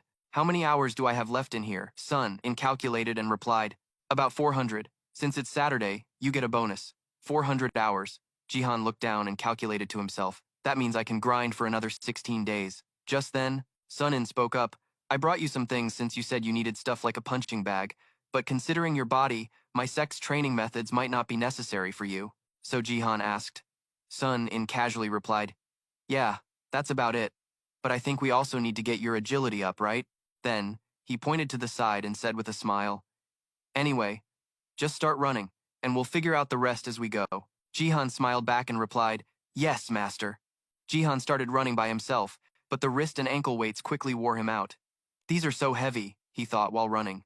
After a while, sweat was pouring off him like a waterfall, but with his firm resolve to quickly increase his stamina, he pushed on. As he was running, exhausted, he received some good news from the system. "You have gained 1 strength point from physical training." Reading the notification, a slight smirk appeared on his face. As if he'd been re-energized, Jihan yelled, "Let's keep grinding!" After a full day of non-stop running, a completely exhausted Jihan sat on the ground, panting heavily. Sun In walked over to him, sighed, and said, "You're a real lunatic, but maybe this method suits you best." Sweat was pouring into his eyes, causing him to grimace in irritation. Jihan was so tired he could barely breathe. He struggled to speak between gasps. I told you it would work." Sun In laughed and enthusiastically pulled Jihan to his feet. "All right, keep it up, Junior. I'm just going to train nearby. Hearing this, he turned to his friend and asked, what are you planning to train? Sun-in paused and replied, Qi cultivation? You mean gathering my internal energy? Jihan said, the system also notified me that if I practice Qi cultivation, my mana will increase independently of my INT stat. Maybe I should grind that too. Hearing this, Sun-in remarked, that's great. Any martial art without Qi to back it up is basically useless. You need mana for everything, whether it's magic or martial arts. And I think with the Heavenly Will Heart method, the more your Qi increases, the stronger it becomes. Let's not waste time talking. Sun-in said, I'm going to start my training now. So don't interrupt me, you got it? Otherwise, I might suffer from Qi deviation and kick the bucket. With that, he turned and walked away. Jihan waved and shouted after him, don't worry about it. Okay, I'm counting on you. Sun-in walked to a large, open space and sat down. He began to focus on his training. Watching Sun-in, Jihan also felt his motivation return. He told himself, I also need to train hard. The goal is to reach 70 vitality points. After countless hours of grinding inside the time-dilated illusion barrier, I earned another 10 vitality points and 20 strength points. Not only that, my other skills also leveled up a few times. We both got significantly stronger, and I found out that the mana cost per minute bottoms out at 5 mana. I guess that's my limit for now. But I've gotten pretty overpowered. The mana cost for summoning a pair of spirits is only 10 mana per minute. Meanwhile, my mana regeneration is a whole 94. That means I have an 84 mana surplus every minute, which I can use for several more awesome skills. Plus, with the Heavenly Will Heart method, my physical stats get a massive buff. With that much surplus mana, he could keep his skills active all day. The word overpowered was practically written on his forehead. On the way to school, Jihan was incredibly excited just thinking about it. In stark contrast to his mood, Sun-in trudged along dejectedly behind him. He looked at Jihan, scratched his head, and said, that guy, in just 2 or 3 days, getting strong as heck, his face just looked so punchable. Hearing this, Jihan turned his head and said with a mocking laugh, you praise me too much, I'm just built different. Sun-in was so teased his face turned black, more like specially dense. Jihan stroked his chin in satisfaction. Don't be salty, I'm not a noob, I'm a game breaker. Seeing his friend's incurable confidence, Sun-in felt completely helpless. Although they exchanged such words, the two were still the closest of friends. They went to school together, and after class, they would meet up to have lunch together. When school let out, they stuck together, walking home. Suddenly, while walking, Jay Chan's face turned pale, and he said, oh crap, I forgot to open it. I forgot to study for the exam. He clutched his head in misery. Sun-in's eyes widened in astonishment. Huh? Why do you even need to study anymore? Jahan replied, yeah, I know. I can just farm monsters and have more than enough money to live it up, but I still need a job. Something proper, you know? I can't just sit around doing nothing while spending money like water, right? Sun-in frowned. Brokers can handle that. They create a shell company and take care of the business side of things. Most people do it that way and receive their money through them. It was like a whole new world opened up for JH. Oh, is that so? Sun-in continued to share the information he knew. Yeah, for example, when a mage or a sorcerer earns money, that income isn't taxed by the government, right? While that's more than enough to support yourself, if you want to buy a building or real estate, this is the way to get around all the unnecessary hassle. Simply put, as long as you can show where the money came from, you can spend it freely. Getting the gist of the process, Jihan asked further, and the brokers take care of everything for you? Well, of course there's a fee. Hearing about the fee, Jihan sighed. Well, nothing in life is free, right? He thought to himself, I learn something new every day. Sun-in, like a professional broker, passionately and thoroughly introduced the concept. If you're concerned about social status, you can rely on brokers. For instance, you can have a ghost role in a boy band's fan club, get mentioned in office gossip columns, or become a diamond-tier member of a multi-level marketing company. Jahan turned away, his face turning blue from the shock of this newfound knowledge. That's insane. I wonder what kind of shady stuff is really going on behind the scenes in the abyss. Seeing his friend looking like he'd seen a ghost, Sun-in laughed and comforted him. So you don't have to sweat the tests, Sun-in replied with a deadpan face. Obviously. You know you can use the illusion barrier to stop time, right? Oh, right. So if I just use it in the middle of a test, not even God could catch me. Turns out it has that function too. Sun-in added, playing it, that's certainly a benefit, but for people like you to be doing ordinary things, isn't that a bit of a waste? Jahan was a little disappointed. What he said wasn't wrong, but Jahan scratched his head and said, I still feel weird about it. Sun-in reminded him, think it through, man. Even though you'll surely get caught up in one thing or another in the abyss, you can always use the illusion barrier to make money. You're completely different from everyone else in the abyss. Jae-han seemed to realize something just then, a spark igniting in his mind. He said, "That's true, but wait.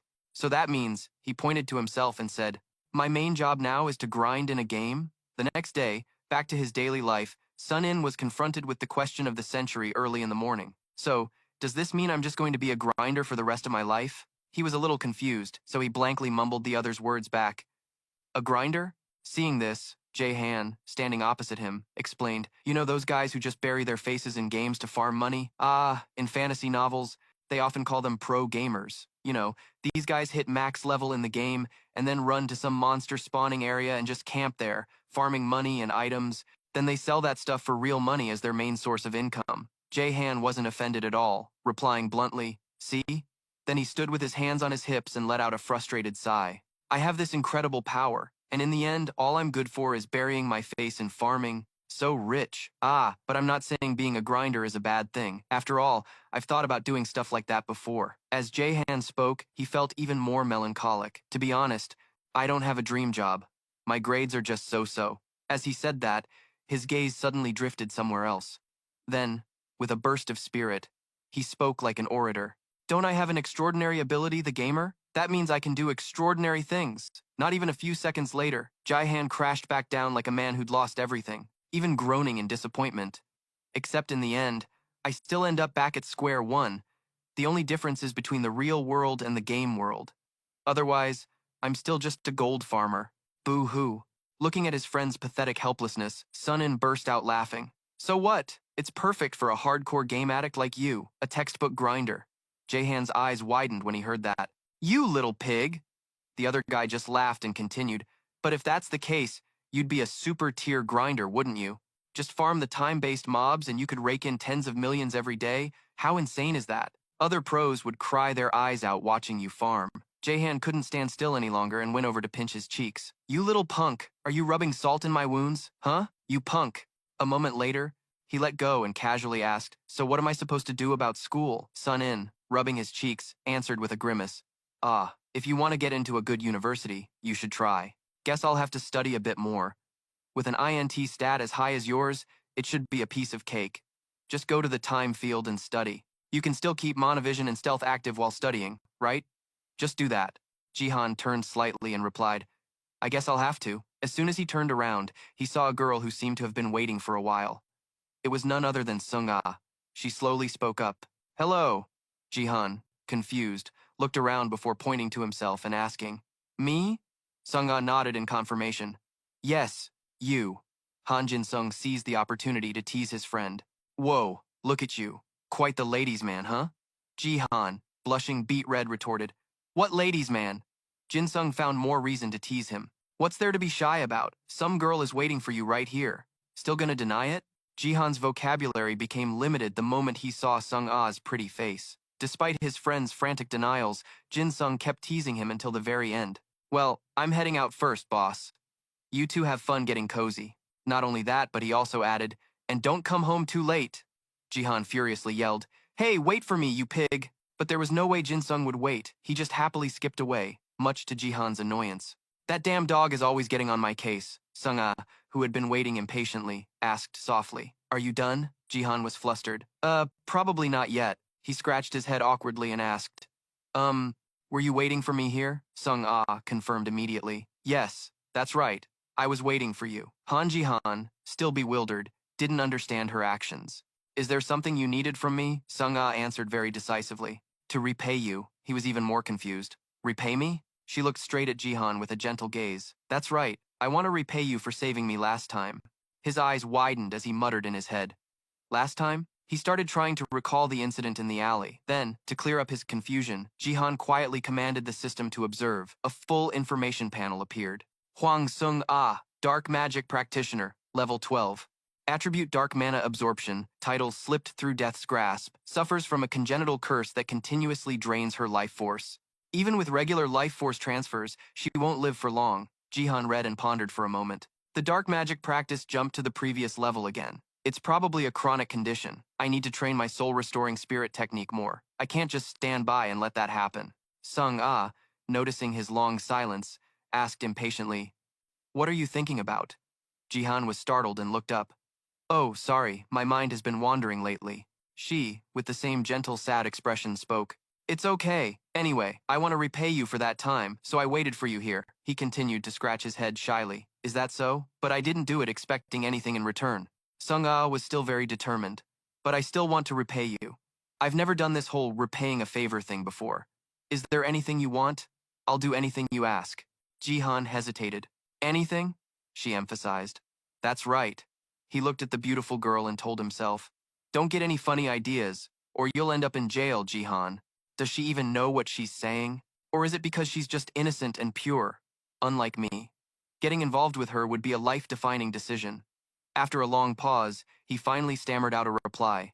In that case, how about we go on a date? Sung-ah seemed as if she didn't expect this suggestion, her eyes widening as she stared at him. Jihan broke into a cold sweat waiting for her reaction, when a flash of clarity brought him back to reality. He clutched his head, cursing himself. What kind of crazy thing did I just say? A date? Have I really spent my whole life just wanting a girlfriend? You've got to be kidding me. I can't believe this. I don't even know what's wrong with my brain right now. While he was regretting his words, Jihan was stunned when he heard Sung-ah's clear reply. Okay, let's go on a date.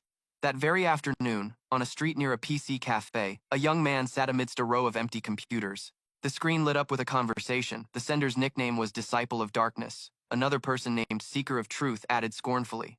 You couldn't even get the immortal stone. When that guy wasn't even there, right? Phantom flew into a rage in the chat. Screw you guys. Which one of you has the guts to fight life-devouring death? I'm already in deep trouble. And you guys want to kick me while I'm down? The young man in the black shirt gritted his teeth and cursed out loud. These bastards love to run their mouths. The sound of incessant keyboard clacking filled the air. Nether Soul's Descent then entered the chat to act as a mediator. That's enough arguing. Life-devouring death's involvement was unexpected anyway. Disciple of Darkness agreed. That's right. Phantom cursed again in anger. I'll tear him to shreds. Seeker of Truth jumped in to stop him. Don't be a fool. He'll make mincemeat out of you. Phantom was defiant. How can he stand against my army? The young man's foot tapped restlessly against the chair leg. Nether Soul's Descent gave a serious warning. You can't do that. All of us worked our asses off to build your army. You haven't forgotten that, have you? The hand on the keyboard was clenching, the fingertips turning white, showing how furious the young man was. Nether Soul's Descent continued to message, we can't expose our position over something so trivial, and even if we did, there's no guarantee we could even take him down. Nether Soul's Descent, the young man, smirked triumphantly for having persuaded the other party. He continued to dance his fingers across the keyboard. I heard that life-devouring death has temporarily left his post with the immortal stone. If he's involved in this, we need to find another way, because getting past his gate is pretty much impossible. Disciple of Darkness objected. I disagree. Messing with the Black Reaper is too dangerous. I heard that the Killer Witch and the Slave Soldier are also lurking in this area. We can't use numbers against them because they're extremely capable. The Euclidean style. Descending Ghost asked silently. The Euclidean style? It's an ability capable of wiping out hordes of weaklings, a secret art from a unique clan. On top of that, the Killer Witch also has a formidable warrior supporting this ability. And although he's known as a famous cultivator in the West, no one has any other information about him. Compared to the information we have on the witch, he's a complete mystery. Truth Seeker chimed in. I also heard the Killer Witch came here, but I believe there's still a way to handle this. Disciple of Darkness replied, You think so too? Truth Seeker was firm. Yes, we can leak information on how to cultivate the dark soul. What do you guys think? That way, even those with no interest in the 9 gates will jump at the chance. The real heavy hitters will definitely get involved, not just a bunch of petty thieves and thugs like we have now. Descending Ghost was left speechless after reading that. Spectre reacted enthusiastically. That's a great idea. While they're all fighting each other, we can swoop in and take the prize. Truth Seeker jumped in defensively. Not us. But you, this is your job. The mission to get the Immortal Stone was yours. We had to drag Hoanx Sungon's daughter into this because of your incompetence. Spectre cursed back with shocking words. You want to die? You want me to come over and teach you a lesson? Truth Seeker added another truthful jab. You're just pissed because I hit a nerve, aren't you? You pig-brained punk. Descending Ghost. Tired of the pointless bickering, mediated. That's enough. Let's try going with the Seeker's idea. I'm in Korea right now. I'll lie in wait, and if an opportunity arises, I'll jump in. If we let them make the first move, we won't stand a chance. Disciple of Darkness, thinking ahead, said, let's add a backup plan. Descending Ghost sent a message. On it, Truth Seeker took the initiative. I'll post it on the Abyss auction. As for the cleanup, Spectre immediately messaged, leave it to me. The Disciple warned, don't screw it up this time. Spectre angrily retorted, shut the hell up. descending ghost, sitting in an internet cafe, grinned, pleased to have received an agreement from his comrades. To wrap things up, he sent one last message. Tonight's discussion is over. I hope to have good news next time. With everything settled, he stood up and walked to the front desk to pay his bill. Afterwards, he blended into the crowd on the street, walking at a leisurely pace. On another street, Jihan's mind was floating on cloud nine. Who am I? Where am I? Am I in a deep abyss or on a mountaintop? Am I feeling dizzy, floating, or just totally high right now? He didn't dare look directly at Sung-ae. She was walking right beside him, linking her arm with his very tightly. What in the world is happening? Since when did I get so ridiculously lucky? This is crazy. This is crazy. This is the first time in my entire life something like this has happened. A few curious passers-by occasionally glanced at the two of them. Jihan smiled amidst a pile of arrogant thoughts, thinking they must be looking at me with envy. Heh, I know all about the lonely life with no girlfriend and no future. You guys must be so damn jealous, right? I'm no stranger to the forever alone life. I have lived it. Jihan's expression grew weirder and weirder, prompting Sung-ae to ask, is something wrong? But hearing her voice only made him more flustered. Hoen Sung-ae? Yeah, let's go on a date. I blurted that out the moment she said she wanted to repay me for saving her life. What was I even thinking? Asking for that? It's not like I spend all day daydreaming about, hoping to get a girlfriend someday. Usually I just bury my face in games and other stuff, and right now I'm busy grinding levels. Ahem, so does this mean I've always wanted to hug her and get frisky for real? Jihan's expression mirrored his thoughts, which made Sung-ae stare at him without blinking. Feeling embarrassed, he cleared his throat to compose himself and said, I was just lost in thought for a moment. Hey, Sung-ae. She obediently replied, yes? Jihan finally dared to venture a comment.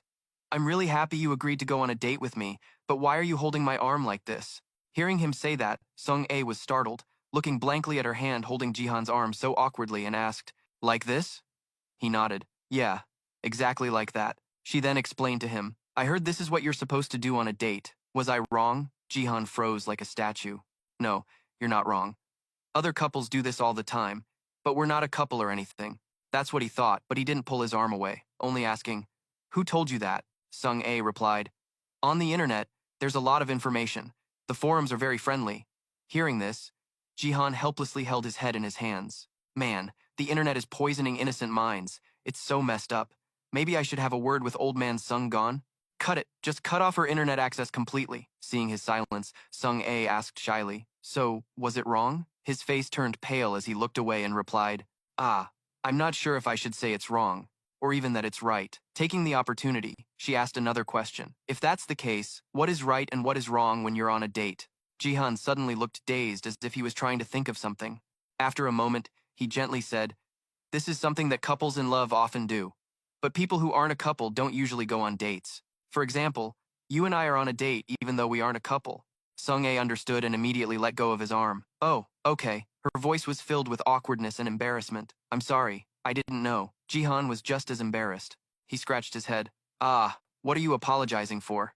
It seems his emotions got the better of his reason, and the words just tumbled out. I freaking loved it too. Luckily, he immediately realized how crude that sounded, and clapped a hand over his own mouth. Sung-ae didn't understand the situation and kept asking why. Jihan hesitated, staring at her, and asked, why what? Sung-ae also stammered, not daring to speak directly.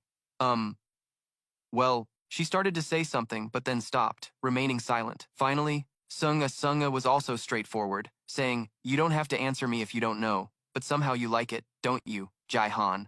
He didn't know what else to say and just nodded. Yeah, that's right. Well then, that settles it. So Sung-ae didn't hesitate to link her arm with his like before. Jihan's face turned beet red, his voice rising slightly. You're a grown-up. What are you doing? But suddenly, at that very moment, the system popped up. Thanks to sensing a chilling bloodlust, you have unlocked the skill Watch Your Ass. It's a passive skill that detects anyone who wants to skin you alive and eat you whole. It detects killing intent within a 30-meter radius and its source. After reading it, Jihan could only utter 3 words. Oh, holy crap, but the warning a second later left him utterly stunned. Jihan whipped his head around to find the source, a curse forming in his mind. Son of a bee. Who's trying to ambush me? His gaze shifted a little higher, and he spotted a person dressed in black standing on a platform. His face went pale, his mouth hanging open in a raw and terrified expression as the other person slowly pushed up their black-rimmed glasses with some hidden meaning. Jihan's heart skipped a beat seeing the lanky figure standing atop the towering pillar. My father-in-law, Hoen Ek-sung! What the hell is he doing here? The man maintained a cold expression, saying nothing, his lips pursed in a judgmental way. J.I. Han let Sunga pull him along but kept glancing back at the system information. The watch your ass skill leveled up. He was dazed, only able to plead internally, "My dear father-in-law is helping me keep an eye on her." "Sir," the little dumpling threw herself at me, "why do you have to be so hostile?" Sung noticed his strange expression and asked, "Is something wrong?" His answer couldn't have been lamer. "Oh, it's just a bit muggy is all. It's summer, so it's like this." Ha ha. Then he thought to himself, I can feel his stare making the back of my neck cold. But J.I. Han only mused for a few minutes before returning to the most important matter at hand. "So, what should we do on a date? Is getting food and watching a movie enough?" "I don't know." After thinking for a while to no avail, he asked her directly, "Is there anything you want to eat? My treat. Is there any dish you've always wanted to try?" Sung-ae immediately blurted out 2 words. "I want to eat shaved ice." So it seems J.I. Han took her to a small ice cream shop.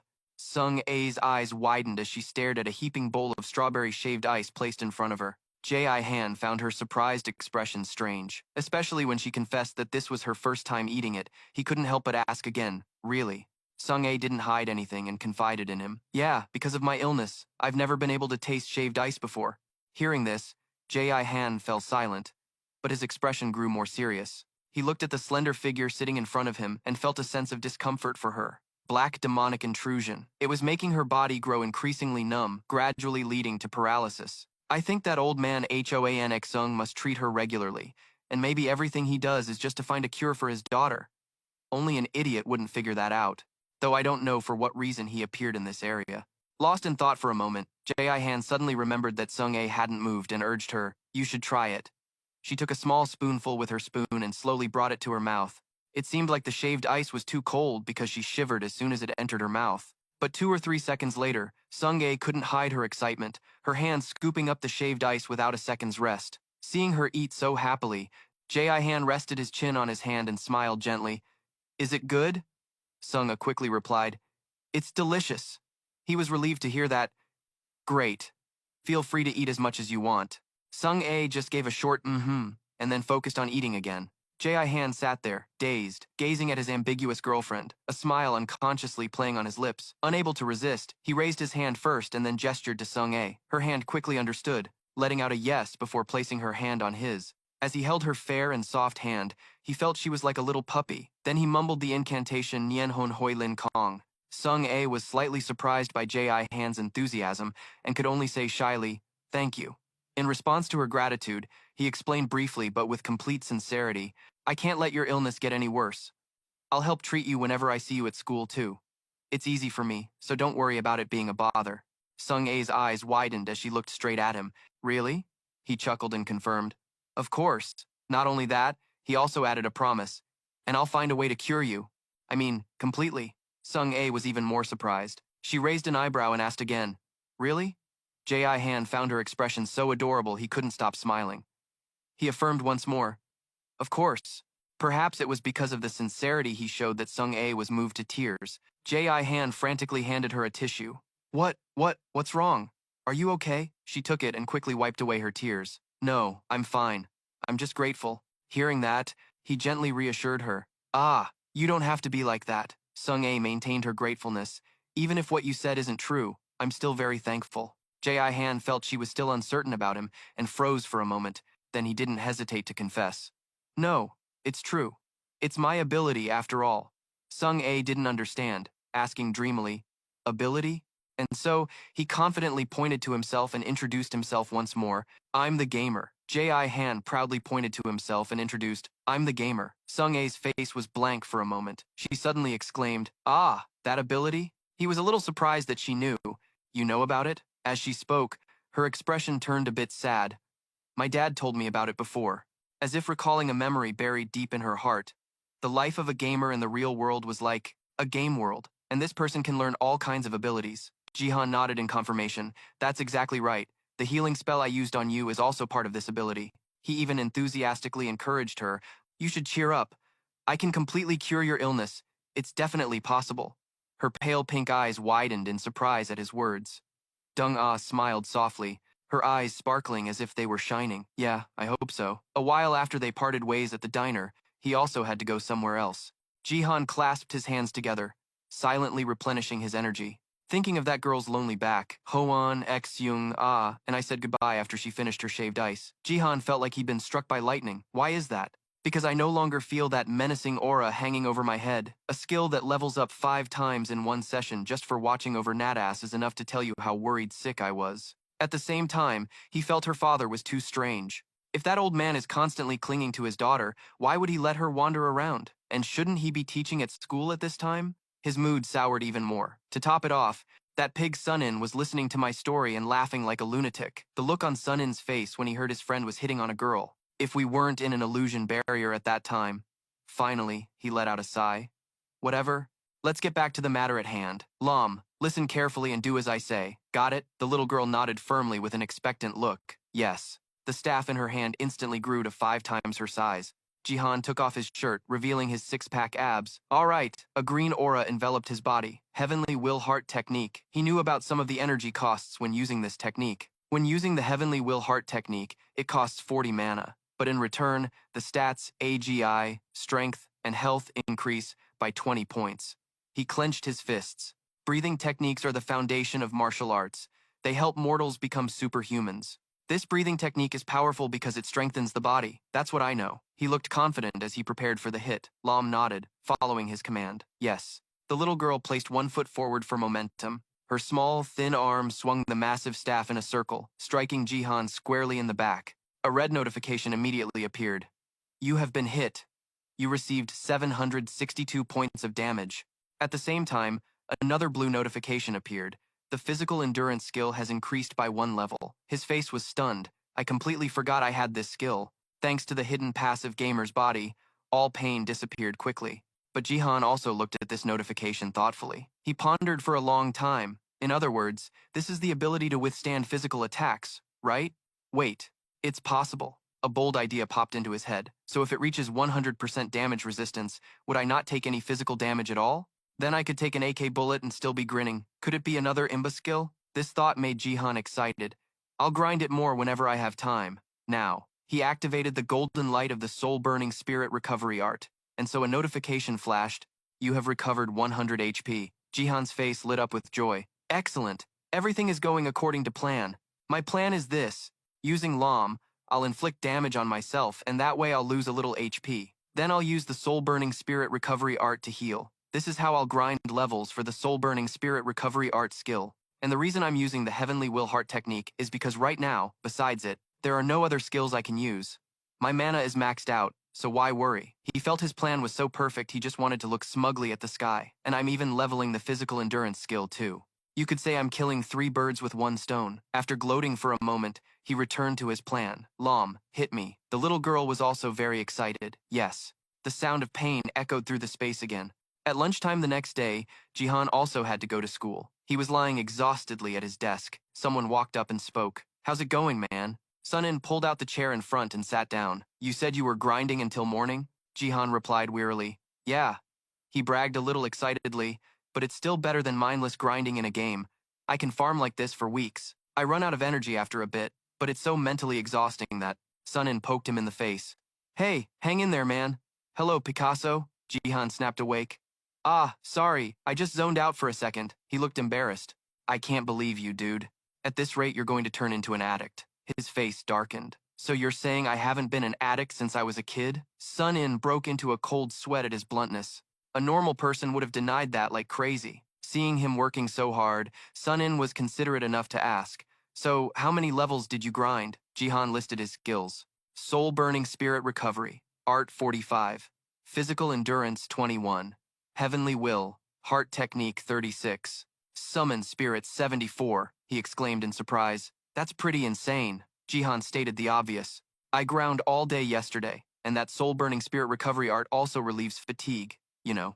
He rubbed his face, trying to wake himself up. Because I kept using it, I couldn't sleep, so I just played straight through until it was time for school. I probably ground for about 100 hours. Hearing his friend describe his process of self-torture made Sunin turn pale without a word. I got bored in the middle of it, so I trained and studied at the same time. While Lam was hitting me, I managed to memorize 1 subject. And when I was reading, I also used the soul-burning art too. He stammered in acknowledgement.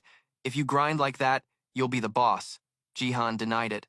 Nah, this is nothing. He knew there were people who did even more. There are people out there called no-lifers, you know? No-lifer. Sun-in vaguely knew the term. Does that mean people who are tired of living? Is that it? Jihan explained in more detail. Simply put, those guys dedicate everything to the game. They don't care about living or dying. Sun-in, just his friend, said, trailing off. So you're... He pouted. Please, Dad, I have to study my butt off, or I'll get it. He added dreamily. Even though leveling up is tough, it's still slower than when I was grinding for Manasy. Turns out I'll have to grind for a whole week just to have a chance at hitting 90 and everything. Seeing his stubborn expression, Sun-in couldn't help but ask, why do you have to level up so high? He answered honestly, what do you mean, why? I'm planning to treat Hwan-sung. Ah, hearing that, he nodded in understanding. That girl's illness? Do you think you can actually cure it? Jihan's expression grew a bit pensive. I've used the soul recovery technique on her a few times already. While it didn't cure her, it did help alleviate her symptoms. And that was when the soul recovery technique was still at a low level. Sun-in was startled. So getting to level 90 will cure her? He waved his hand and said softly, that's what I'm hoping. And if not, I'll just grind a few more levels. Sun-in rubbed his chin, thinking for a moment. There was something he'd been wondering. Even though it sounds very possible, why are you pushing yourself so hard? Jihan held back his emotions. Because I feel bad for her. His tone was a bit sad. She told me she spent almost her entire life lying on a sickbed. Can you imagine how terrible a life like that is? He stated his goal and intentions plainly. I want to help those who need it, within my abilities. I know I'm not the type to do some big, showy volunteer event just for show, but especially since she smiled at me. I'm not so cold-hearted that I can just ignore someone right in front of me whose life is on the line. After hearing the story, Sun-in gave him a mischievous grin. Just admit you're doing it for volunteer cred. Basically, the great Jihan is doing it for a pretty girl, right? He blushed and retorted, who said I'm only helping her so enthusiastically because she's pretty? His friend nodded as if he understood everything. I know. That smug attitude made him want to punch him. Frustrated, Jihan explained the plan again. Anyway, this whole week, I'm going to grind the soul recovery technique, and at the same time, I can finish memorizing part of my lessons. Sun-in's jaw dropped. How can you do that? He simply explained as if it were no big deal. My INT stat is 130, so now I remember anything I see instantly. Just yesterday, I already finished 80% of my study goal. Sun-in clapped his hands in encouragement. Our little genius, Jihan, is so amazing. He even boasted proudly, English is pretty much done since I've memorized the whole book. But for math and physics, I have to do all sorts of calculations. That's the problem, because I don't know if INT helps with that stuff. His best friend offered some alternative encouragement. If you can memorize that damn fast, can't you get a 90-point average? That's more than enough, isn't it? At the mention of this, Jihan slumped. That's true, but it's too late to raise my overall GPA now, man. I just have to try and do well on this college entrance exam. Sun-in was speechless. Well, you've still got a tough road ahead then.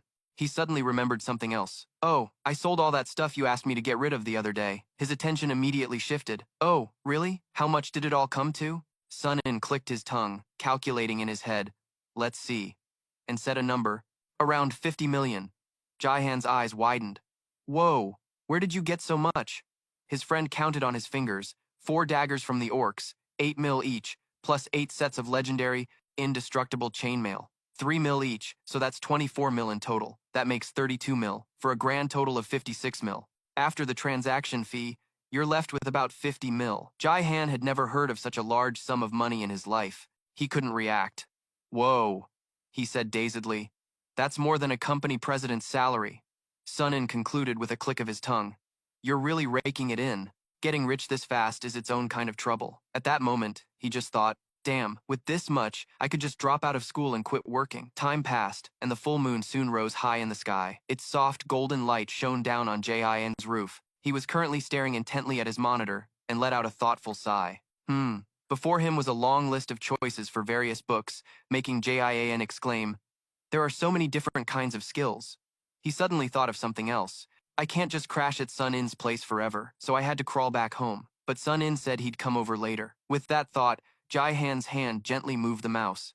Anyway, after thinking about what to spend the money on, I've decided to craft some skill books. I already have a decent set of skills, but it never hurts to have more. The most important thing is to increase my mana pool and mana recovery speed, though of course I can use items to supplement that. If nothing unusual comes up, I want to buy a special item that has an extra enchantment or a unique ability. After searching for a while, Jihan was surprised. There's a lot of cool stuff. A phone strap that enhances fire attributes? He needed an explanation, then thought to himself, This stuff is surprisingly trendy. Then, when he saw the second item, he couldn't believe his eyes and yelled, "What the heck is this? A phone case with a virility-enhancing enchantment?"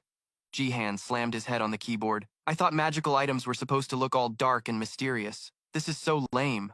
Then, he tried to convince himself. Well, it is the 21st century after all. Let's search a little more. His effort paid off. This time, Jihan found an item from the accessory maker Kim Tae-chun, a mana recovery set. This looks pretty good, but this set is so expensive. Is it such a ripoff because it's enchanted? The more he looked, the more indignant Jihan became. What? A necklace and a bracelet cost as much as a car? 19 mil is super attractive, my foot. Suddenly, a knock on the door made him stop. Ah, he must be here. Jihan quickly went to open the door, and just as he expected, Sun-in was there with a large cardboard box. "You're right on time." The box looked heavy, which made him curious. "Is this it?" his friend replied as he set it on the floor. "Yep, the goods have arrived." Sun-in didn't say much more and quickly opened the box. Inside were neat stacks of large bills. "Here's your 50 large." John's eyes lit up. Just then, Sun-in asked seriously, "But are you planning to use this to buy stuff on the Abus marketplace?" Just like that, the two of them started a new topic. "Yeah, I want to snag a few items. What are you planning to buy?" "Recovery items for myself." Sun-in laughed, confused. "What? What for?" He didn't answer, just shrugged as if it were hard to explain, thinking to himself what a poor noob this guy was. Then, he changed the subject. "So, what do you want to drink?" "I've got roasted rice water and moaning kumquat." Hearing that, Sun-in repeated in surprise. "What the hell is a moaning kumquat? Are you a pervert now?" he cheerfully explained. "It's a kumquat, dude. You know, like they call it Marilyn Mon road rage. So, what are you having?" He let out a sigh and casually chose the roasted rice. John said, "Wait a sec," and he quickly returned to the living room with 2 glasses in his hands. John offered a glass to Sun-in. "Here's yours." He took it with a smile. "Thanks." After just one sip, he heard Sun-in ask, "So why are you buying that stuff anyway?" Placing his glass on the table, John said, "To increase my efficiency, of course. Clean out your ears and listen to your big bro. First off, I dumped all my points into the INT stat, so my MP is insanely high, and because of that, my mana regen speed also increased. But what Sun-in was focused on was something else. Big bro. So to help him understand better, John immediately demonstrated on the spot. "First, watch this. Heavenly Will Mind technique." Sun-in didn't see anything special and grew impatient. "Is that it?" He didn't care about his friend's attitude and just continued. Mana shield. A light blue aura of energy began to radiate from John's body, forming a protective circle around him. Seeing Sun-in just sitting quietly on the sofa watching the whole process, John's voice rang out. "There, see?" Caught off guard by the question, he was startled and confused. "See what?" John proudly boasted about his achievement. "I can leave this running away from keyboard all day long." Sun-in was astonished and couldn't believe his ears, exclaiming, "Bullshit." Faced with that incredulous reaction, he calmly explained, "Mana shield, Heavenly Will Mind technique, plus a spirit summon. The mana cost for these 3 skills is lower than my mana regeneration, so I can leave it running 24/7. The more Sun-in listened, the more horrified his expression became. He shot up from his seat and clutched his head. "No F times kecking way. Hey, Game Master. Hey, devs, we got an imba player over here." This game is so broken. This amusing reaction made John want to tease him even more. Crying about it won't solve anything. "I'm a favored character, the specially treated one." His expression suddenly changed after he blurted out, "A throwaway character." John suddenly felt a pang of guilt and went silent, a sense of self-pity washing over him. Yeah, you have to be pretty useless to be made a throwaway. It's humiliating, not something to be proud of. Sun-in's voice pulled him back to reality. "Okay, so you've got that ability. What's next?" He cleared his throat to regain his composure, then continued sharing. "In my current state, I can still use other skills while fighting. I can summon spirits, and I also have mana, arrow, and bind. So I'm thinking I should probably train a few more long-range sniping skills like mana arrow and grind them to an insane level." "That's my idea." Sun-in started to get a little interested. "Sounds decent. So you'll use mana shield to protect yourself and rely on the Heavenly Will Mind technique's increased reaction speed to dodge, while using lightning for both defense and offense." John nodded in approval. "You've got some game sense." He continued his analysis. "And while you're dodging or blocking attacks, you'll snipe and use bind, then continue to maintain a long-range attack." Seeing that everything he heard matched his plan, John grew even more excited. "You nailed it." But Sun-in reminded him, "Dude, that's a really dirty way to play." That hit a nerve, and he felt a bit embarrassed himself. "Yeah, well, maybe a little." But not paying much attention to that issue, John added, "Mana arrow can fire up to 18 shots in a row each time, and on top of that, I can use it continuously if I want, so that's equal to the rate of fire of a submachine gun. Sun In was extremely surprised. That many? He admitted, yeah, because I can use it 20 times a minute. He did the math in his head, then spoke up to confirm. So that's 360 shots per minute? If you count them as bullets, that might be even faster than a machine gun. John thought for a moment, maybe, and I don't have to worry about my mana anymore, Sun In added, because your mana pool is huge. He immediately agreed. Exactly. Still a bit confused, Sun In then asked, then you don't really need to worry about the regen rate, do you? Why don't you just grab some attack items? John looked at his friend with a mischievous glint in his eye. Nah, I'd rather play it safe, so I'm going to focus on maxing that out. With the remaining mana, I'll buy a few more spellbooks to use up the rest. If I stack enough support spells on myself, once I'm fully juiced up, no one's going to be able to break through my defense. Why are you making a face like you just ate a lemon? Sun In quickly clarified. What are you talking about? I mean, don't you think that's a bit too greedy? What are you trying to master? The art of eternal virginity? Or are you trying to become a game master? How far are you going to take this? John's expression grew more and more guilty. Finally, he threw his hands up in surrender and confessed, it's not that extreme, but the world of Abyss is dangerous, so I want to ensure my own survival. Basically, my status is my protective gear, so I want to get more to have a really good set of protective items as a backup. Sun In let out a sigh of relief. I see. In that case, I think anyone who wants to kill you is going to have a hell of a time. Why don't you learn the Mana Ward spell instead of Mana Shield? John asked in surprise. Mana Ward? Seeing this, he enthusiastically explained, European mages use this skill a lot, but it deducts mana equal to the damage you take. In theory, that means if you have enough mana, you could withstand even an atomic bomb. Hearing this, John got excited. That's it! That's the skill I need! Do you think I can buy it? Sun In replied seriously.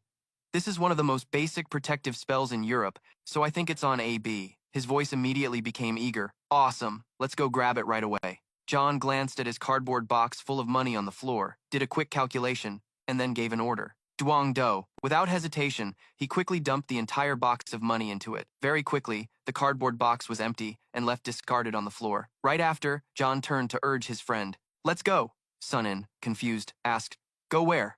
John gestured to them both. To go look for items. What else? His friend chuckled softly and let out a sigh of relief as if he understood. Sun In stood up, not forgetting to grab their 2 half-finished drinks. All right, let's go. John and Sun In sat together in front of the computer, carefully searching for equipment. Not long after, they received the item they had purchased.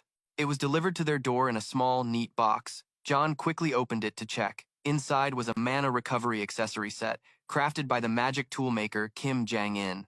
The set included a necklace and 2 bracelets that recovered 20 mana per minute. As soon as he saw it, he cheered excitedly. This stuff is awesome, man! Sun In was surprised. Really? John enthusiastically boasted. Yeah, it's top-notch stuff, dude, he mentally calculated. An extra 20 mana was insane. My mana regen rate is 94 mana, and with this, it's almost a 25% boost. 114 mana per minute. At that rate, I can summon a golem, keep my mana shield and heavenly will heart method active, and still spam attack skills like crazy, without fearing anyone. Seeing his friend lost in thought and not elaborating, Sun In grew impatient. Hey, explain it to me clearly, John immediately explained. It means my mana regen rate has increased by more than 20%. I'll have a ton of mana to spare, so I can summon another spirit besides the golem. Hearing that, his friend was happy for him. If that's the case, it means you're starting to get some real power, huh? John continued. That's right. He then paused for a moment and looked at the pile of skill books he'd bought on the table and got an idea.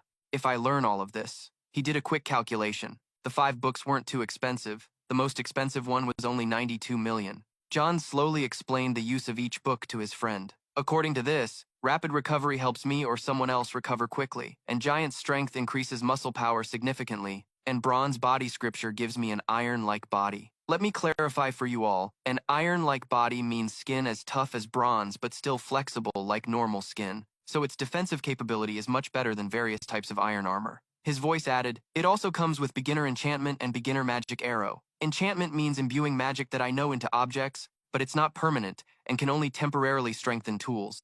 Sun In wondered. Then why did you also buy magic arrow? John chuckled. Ah, it's like this. The reason I bought it is because I want to see if there's any difference between the magic I create myself and real magic, and it was dirt cheap anyway. I'm sure I'll be much tougher. Seeing the spirit of John, Sun In became a bit pensive. Then he shared, mages buffing themselves before a fight is super common. John was astonished. For real, man. Sun-In confirmed. Yeah, there's even a saying, Mr. Mage, please take your time coming out. Hearing his friend say that, John was dumbfounded and thought to himself, who the hell made up such a ridiculous saying? Seeing his expression, Sun-In chuckled and sat down next to him. You probably know that most spells have a preparation time, right? And there are also magical items. John didn't quite get it yet, so he just replied casually, yeah, that's right. His friend quickly clarified, that's called preparation. For example, you carry a magic item that lets you breathe underwater, just in case you fall into the water. John now understood it perfectly. Ah, that is really convenient. Sun-In continued. It's just like preparing various magical artifacts or pre-casting spells on yourself within your mana limits. I've heard that preparation is considered the foundation of magic, and mages who are fully prepared are really tough to deal with. That's why any place packed with mages is considered a whole magic fortress. John's eyes widened. It's that insane? Smiling, his friend added, it's absolutely nuts. I've even heard that some mages use electricity to supplement their lack of mana. You can find electricity almost anywhere, dude. You just need money to pay for it. John suddenly complained, in Vietnam, they still cut it off even if you pay on time. Then he mused to himself, electricity is energy. Mana is also energy. There are spells that control lightning, like, so electrical energy can be converted into mana? John wondered. In that case, aren't those mages even more broken than I am? Sun-In admitted, well, you're not wrong, although mages are very good at defense. But most of them are more interested in research, so they have many weaknesses in actual combat. Of course, there are also mages who love to fight, and mages like that are. He saw his friend hesitate. John quickly finished the thought. They're really dangerous, aren't they? His friend laughed and replied, yep. An image of Luan Ao suddenly appeared in John's mind. So maybe that witch I met before is also that type. He spoke up. Then I guess I'll go down this path too. Sun-In was a bit surprised at first. A battle mage? But then he was supportive. Yeah, that probably suits you. Although, from what I see, you're a bit different. John said honestly, it is different from my original idea because I see attacking as a way to save my own skin. So I'll know whether to keep fighting or just run for it. A picture of some mysterious mage, he made a decision, but I should still find out how mages actually fight. John looked back at the 5 skill books on the table. I bought this stuff because I thought they were important, but I know I should get better ones if I can. Sun-In rubbed his chin, thinking, then suggested, do you want me to introduce you to an instructor? But you'll have to go and pay the fee yourself. He was startled. An instructor? He replied cheerfully. That's right, there's even a proper school. John still couldn't believe it, and asked again. Huh? Really? He thought to himself, and here I thought Abyss was just some kind of underworld. How could it have all this stuff? Sun-In enthusiastically explained. Of course, Abyss is full of shady stuff, but there are also people who want to live clean lives. Let me find one for you. Enlightened, he immediately and happily agreed. Yeah, I'll count on you. Seeing that everything was settled, he quickly stood up and concluded. All right then, it's late. I'm about to bounce. John complained. What? What a waste. Why don't you sleep here? Sun-In said while stretching. I still have to go home and train. Unable to keep him, he said regretfully. For real? That sucks, man. Seeing his rich friend's setup, Sun-In invited him instead. Why don't you just come over to my place? John shyly refused. Nah, I want to level up my illusion barrier more. He laughed. Good. You'll be safe for a while longer, so make sure you grind hard. The two of them said their unceremonious goodbyes. See ya. Yeah. Left alone, John sat lost in thought for a moment, then his eyes suddenly noticed something and turned around. He picked up a book and told himself, time to learn some new skills. The system sent a prompt. Do you want to learn this skill? The next morning, the sky was clear, the air was fresh, and the multi-story classrooms of the school came into view. The skills he had just learned last night, like Swift Heal, Giant Strength, Bronze Body, Basic Magic Tool Crafting, and Spiral Magic Arrow appeared one by one in his mind. John couldn't help but feel happy. He had picked up 5 new skills, and every single one of them was pretty damn good. Even Swift Heal helped him recover an extra 50 health per minute. The Bronze Body skill was just as awesome, and the more he thought about it, the more excited he got. My character is seriously broken, learning skills non-stop and using a whole arsenal. I'm truly blessed with great fortune. Suddenly, a hand on his forehead made Jihan jump, his eyes widening in alarm. Sun-In had appeared out of nowhere and was teasing him. You running a fever or something? Why are you spacing out and grinning to yourself like that today? He irritably swatted the hand away. Hey, I was in my zone. Why do you have to be such a buzzkill?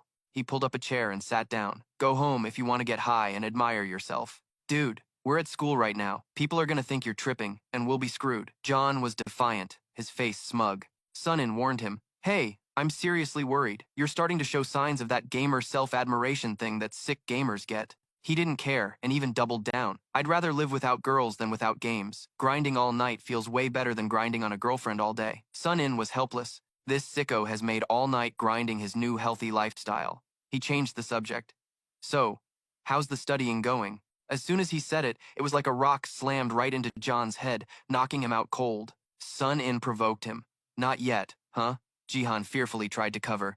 It's fine. I'm getting smarter. He silently comforted himself. That's right. I still have my all-night grinding routine and I have more time than other people. It's not too late yet, Sun-In suggested. Wouldn't it be easier to just drop it and lighten your load? John got defensive. Shut up. My mom would bury me alive. He fell silent for a moment, sighed, and didn't speak again. A little later, in the vast space of the classroom blocks, the sound of their bickering rang out again. Whatever, man. I don't need you to remind me to study hard. Yeah, I know. Sun-In stood up and asked curiously, so what are you planning to do after school? John thought for a second and then suggested, I want to try a new stance today. Can I swing by your place? As he turned to leave, he cheerfully agreed. Sure, just come over. We can head back together after class. The sky was blue, and warm sunlight stretched across the tiled roofs. John was lifting a barbell with one hand that weighed many times his body weight.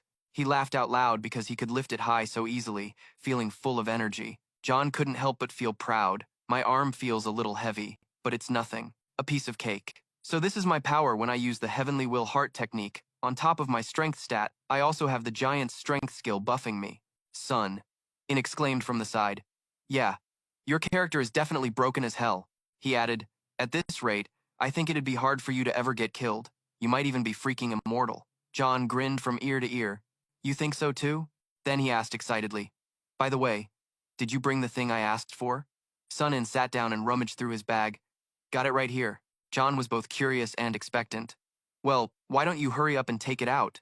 He replied wittily. Yes, boss. Very quickly, Sun-In pulled out a rare type of machine gun. Seeing it, he was completely shocked. You said it wasn't easy to get, but you still brought it out like it was nothing. He chuckled and said, not easy doesn't mean impossible, especially since using it inside the illusion barrier won't leave any trace. To affirm what he just said, Sun-In added, actually, a lot of people use it as a weapon in Abyss. Hearing that, Jihan found it hard to believe.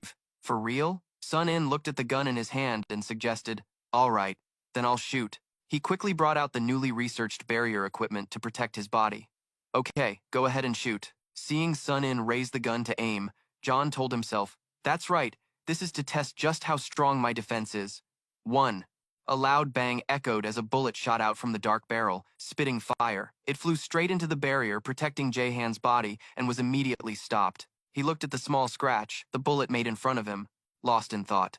Sun-In said excitedly, yours can even block a powerful bullet. Not bad at all. Jahan touched the scratch and said happily, I didn't think it would be like this. It's probably because my level went up. Seeing that his bony friend was unharmed after the first test, Sun-In asked, so, should I shoot again? He immediately agreed, sure. Quickly, Sun-In got back into his aiming stance from before. Another loud bang rang out. This time, 2 bullets were fired at the same time, aimed at the left and right sides of the barrier. Jahan watched as one bullet was stopped, stuck firmly to the surface of the shield, and he was a bit stunned as cracks started spreading out from that spot. The barrier quickly shattered, and the other bullet fell to the ground with a clatter. Sun-In was surprised. It blocked 3 shots before breaking. That's pretty damn good. Jahan smiled and suggested, now, try shooting me directly. He was a little startled. Are you sure? I heard that Bron's body is pretty powerful, but seeing his friend's concern, he reassured him, just try it. I won't die even if I take a bullet. Somewhat relieved, Sun-In cheerfully agreed, if you insist. The sound of a sharp gunshot rang out again. In a flash, the bullet sped out of the barrel. It quickly headed for Jahan's thigh. When the bullet hit him, a powerful, unseen force on his body immediately radiated out, blocking its path. The point of contact only tore a small hole in his pants. Other than that, the skin underneath was completely unharmed. Sun-In exclaimed in amazement, whoa! Jahan was also momentarily stunned. Seeing him quiet, he asked anxiously, are you okay? Jahan calmed down and replied, yeah, I'm fine. Lost 1 point of health. As soon as he heard these words from his bony friend, Sun-In's jaw dropped. Only 1 health point? Holy crap. While his friend was freaking out, he became thoughtful. This skill is OP as hell. Taking a bullet is like a little scratch. Does this mean my defense is now bulletproof? Sunn was a bit curious. With this, do you even need a mana shield anymore? Jhan immediately replied, of course. This layer of armor isn't tough enough to tank damage yet. But he said that just to say it. Still, this is already insane. I didn't think I could block a rifle bullet at this close range. He observed the spot where he was shot and realized something. On top of that, every 30 minutes, I can use this skill again. In other words, its durability against external force is just too good. Plus, with 77 health restored per minute when using the breath shield. That means every minute I can take 77 bullets and still be perfectly fine. Sunn exclaimed, freaking insane! Don't you think this is cheating? I know the Bronze Man Sutra can block bullets, but I thought you'd at least get your skin torn, Jhan said slowly. It's probably because it's combined with the Heavenly Will Heart method. Let's try it again. He made a suggestion. I've stopped circulating my internal energy. Shoot me again. Sunn was excited and went for it. He immediately pulled the trigger, no longer hesitant or worried like before. The bullet flew straight into Jhan's thigh, making a fairly loud impact sound. In that instant, his expression suddenly turned to horror, his mind screaming, that freaking hurt like hell, no joke. After the test, Sunn eagerly awaited the result. How was it? Jhan carefully examined the spot where he was shot. He honestly reported, lost 30 health. Sunn was startled. Then it's clearly thanks to the boost from the Heavenly Will Heart method. Oh no, wait, didn't you also learn the Heavenly Will external key art? Reminded of this, Jhan still didn't quite get it, just nodding unconsciously. Yeah, that's right. Seeing his friend's confused look, he stroked his chin thoughtfully, then came to a conclusion. Then it's because of the effect of the external key art. After hearing that, Jhan was even more bewildered. What? Sunn explained. Because the Heavenly Will external key art strengthens the body, and combining it with the Heavenly Will Heart method enhances its effect. Only then did he get it. Aha, he continued. Ki is like the electricity stored in a battery, and physical strength is like a machine that runs on that electricity. That's why your physical defense increased. Jhan said excitedly. So combined with Bronze Body, does that mean I take 0 damage? Sunn immediately praised him. Exactly. Lom, who was on the side, watched the two discuss with curiosity. He enthusiastically shared his thoughts. Bronze Body is a spell that makes your skin as hard as bronze, right? But the Heavenly Will external key art strengthens your body comprehensively. If you can control your ki to become a hard key art, your defense will be even stronger. Jhan paused for a moment, thinking to himself, hard ki, huh? Like when I let that zombie chew on my bones. Sunn wondered, you don't know how to train hard ki, do you? No. He nodded in admission. No. He enthusiastically offered, I'll teach you later. If you combine hard ki with the Bronze Man Sutra and the Heavenly Will external art, then you'll definitely be beefy enough to be a tanker. At that point, even a heavy sniper rifle won't be a problem for you. Looking at his hands, Jhan was secretly amazed. He never expected that technique to have such potential. I've always just thought of it as a kind of hidden passive. Putting the gun back in his bag, Sunn commented, anyway, now that you're this strong, you probably won't be at much of a disadvantage in close combat. Seeing his friend's high praise, he immediately boasted excitedly, my defense is solid. Now I'm dual-wielding. I can rock the damage dealer or tanker role, whichever I want. In MMORPGs, dealers are characters that can inflict a large amount of damage, while tankers are characters who rely on their massive defense to soak up damage for the whole party.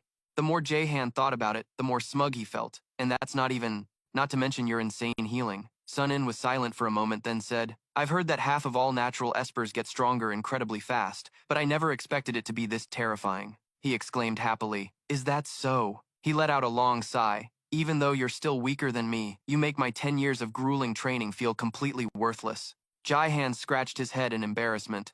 Honestly, it's not like I wanted this to happen, and I'm still hesitant. Feeling confused, Sunn asked, hesitant about what? He answered honestly, what if I just keep living a normal life? He smiled faintly and comforted him. Yeah, well, you can just think about it. Jhan was a bit surprised by his friend's attitude. Sunn continued, it's not like you've done anything wrong in the world. Like you said, living a normal life isn't a bad thing. He became thoughtful after hearing that. Seeing his friend's expression, he suddenly teased, so what are you going to do now? Get ready to study for the exams? Jhan's voice was gloomy. Yeah, that's why I need to strengthen my defenses. Besides, my newly upgraded illusionary barrier can now stretch time by 5 times, so I'll study in there. Sunn happily suggested. That sounds like a good plan. Does that mean you won't be coming over to my place anymore? He expressed his apology, Well, I can't just keep bothering you forever. He nodded in agreement. That's true. Well, I'm heading out then. After saying that, he slung his bag over his shoulder and left. After a few steps, Sun-in suddenly remembered something. Oh right, you'll need a magic tutor for at least 2 or 3 weeks, and it's usually private tutoring. Jaihan asked, how much does it cost? He smiled. It's about 1 billion won per week. When he heard that, he jumped up. That's robbery. Sun-in patted Jaihan's shoulder. You can earn that in no time. Have fun studying. He watched his friend's back disappear into the distance, dazed for a long moment before sighing. However, very quickly, Jaihan's cheerful mood returned. All right, time to start grinding. The words soul-burning spirit recovery technique immediately echoed in the space.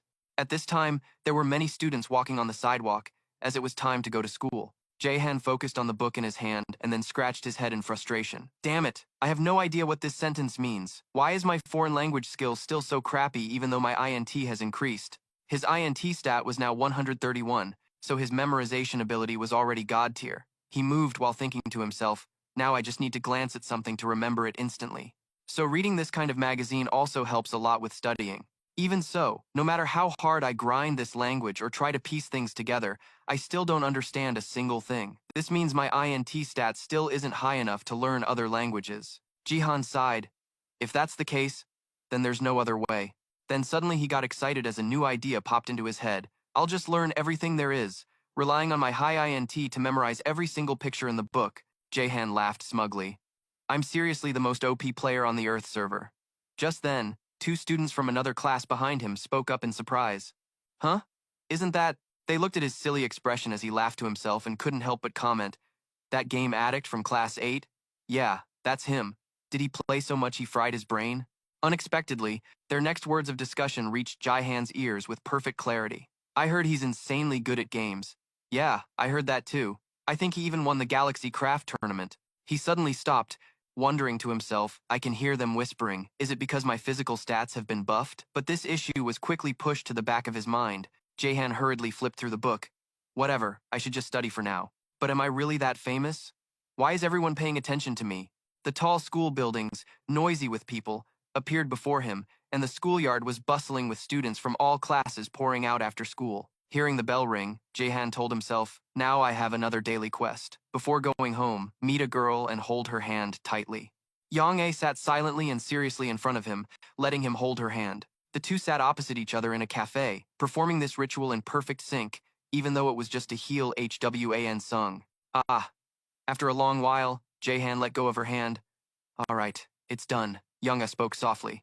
Thank you. You go through so much trouble for me every day. He looked at his hand thoughtfully, feeling a sudden pang of disappointment. I thought, with my high INT stat now, I'd be able to heal her completely. But my healing ability is still not strong enough. Jahan unconsciously clenched his fist. Looking at Yang-A's pale face, he silently wondered what he had to do to cure this girl. While he was lost in thought, her voice rang out. The cat! Jihan was startled for a moment. Huh? Yang-A gently reminded him. The cat we saved before. He quickly nodded. Oh, right. Remembering what it looked like, Jahan thought to himself. I completely forgot about it. He asked curiously. What about that cat? She informed him. My family is raising it at home now. Jahan was so shocked he couldn't control himself. His eyes widened and his jaw dropped as he exclaimed, What? I thought I gave it to you that day? He felt confused, but wasn't she unable to keep it at home? Yang-A shared. I went home and told my dad and he brought it home. Jahan once again felt it was unbelievable. Old man Howen sung? He wondered. Did that old man lose his mind or something? Yang-A's voice continued. I named the little cat Mun Mun. She was moved. If it weren't for you, I would have never been able to bring him home to raise. Thank you so much. Jahan was a bit dazed for a moment. Then he smiled softly. So, is the little tiger at your house fat and healthy? Yang-A replied, Yes. The kitten is eating well and is very healthy. Jahan said reassuringly, That's great then. He suddenly realized he really wanted to cure her. But to do that, I still need to train a lot more. Jahan asked quietly, Oh, so how's your studying for the exam going? Yang-A replied calmly, I've already finished studying. As soon as he heard that, he was horrified. Huh? Really? She confirmed, Yeah, I'm done. Jahan. He immediately clutched his head. Was he the only slacker left? You could learn English by just looking and memorizing images to pass. But math? Was he supposed to pass that on faith alone? The natural sciences weren't any better. He could only console himself, figuring he'd have to study with the syllabus and guides. Jihan stood up and took the initiative to say goodbye. See you tomorrow. Sung-ah nodded. Yeah, thank you. I'll definitely repay you someday. He gave her a small smile. You don't have to worry about that. Get home safe. After saying that, Jihan quickly left first. The streets outside seemed quite empty because up ahead, there was no one passing by. Jihan's footsteps suddenly stopped. He pondered, Hwan Sung-ah's current condition? She's healthy thanks to me treating her regularly with the soul burn healing technique, every day. But thinking about it, if I'm not by her side, she'll just get sick again. More importantly, I don't know how long the effect lasts, and I can't just keep holding her hand forever like this. Jihan looked at his hand. So the only option left is to learn another skill from the healing class. It's hard to know for sure.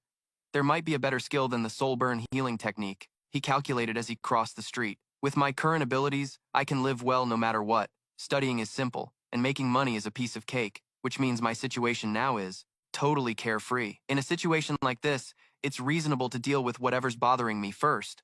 Thinking of Sung-ah, Jihan decided that his top priority would be to cure Hwan Sung-ah completely. His foot stopped as it landed on the sidewalk across the street, and I'll also heal all those who were crippled and unable to learn the soul burn technique. That way, the conflict between Hwan Sung-gon and the soul burn sect will be resolved. The more he thought about it, the more excited he got. It's like killing 3 birds with 1 stone. I'm a freaking genius. Jihan stretched satisfyingly and continued on his way cheerfully. Today, I'll spend the whole day studying and practicing soul burn. As he was moving, he suddenly felt something was wrong with his surroundings. The sunny sky suddenly darkened. Jihan wondered, why did it suddenly get so dark? In an instant, his face showed a mix of panic and doubt.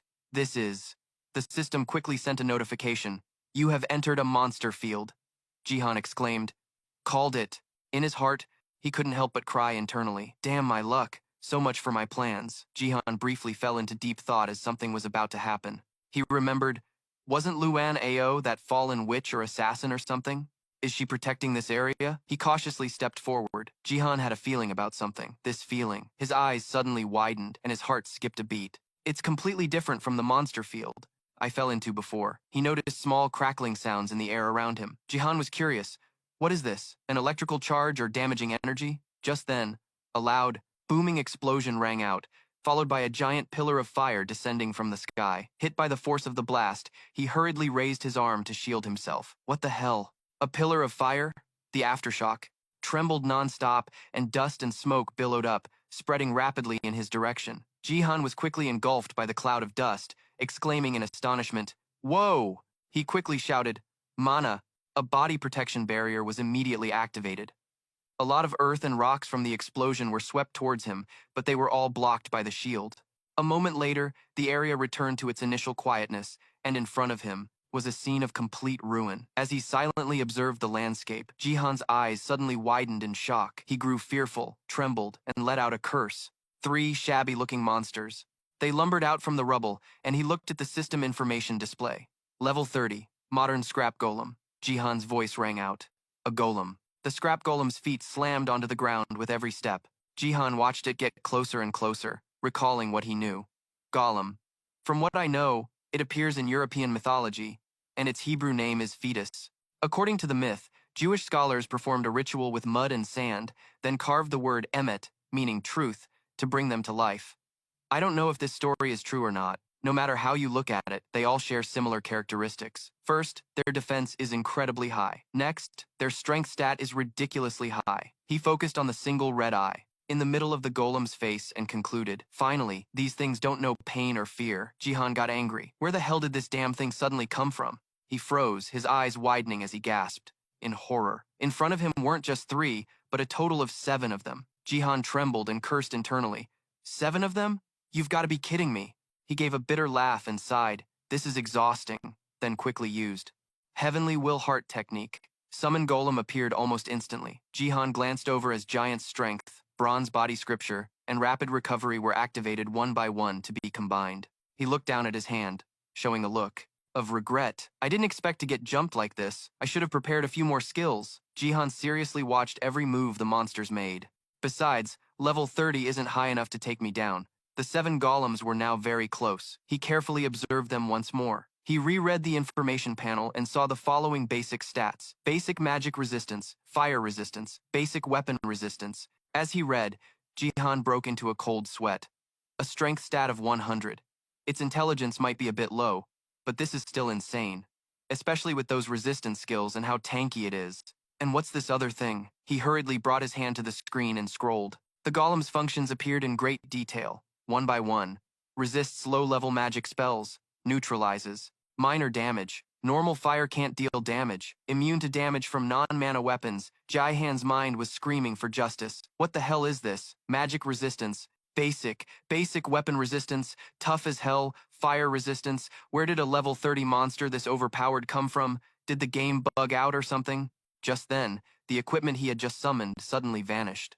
Jaihan was startled to see the scrap golems getting very close. He panicked and cursed, "Damn it," then waved his hand and shouted, "Escape monster zone."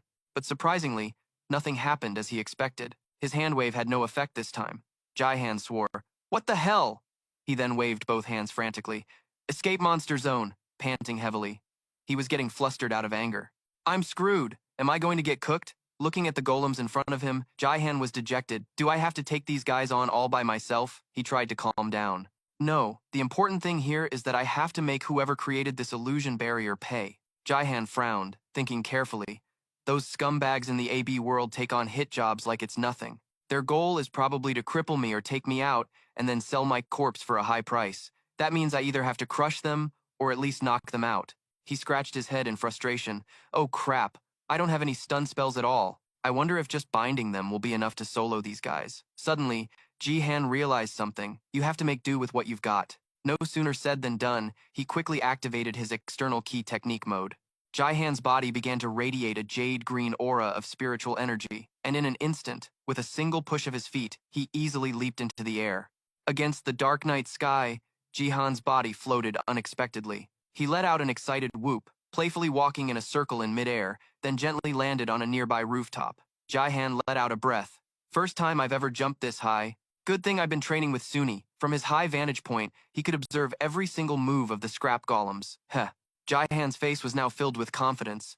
"Time to farm you guys for EXP. He immediately took a stance and held his hands out in front of him. Jaihan was cautious, then he commanded loudly, "Spiral energy sphere." His mana bar instantly dropped by 1,000, and a sphere carrying immense power quickly formed. Looking at the result of his creation, he was inwardly astonished. So big! Turns out I can burn 1,000 mana all at once. Seeing the golems closing in, Jaihan was excited. "Are you guys ready?" He launched the spiral energy sphere towards them. "Eat this!" The massive energy beam shot straight at the monsters. It quickly swept away everything in its path and moved forward like a storm.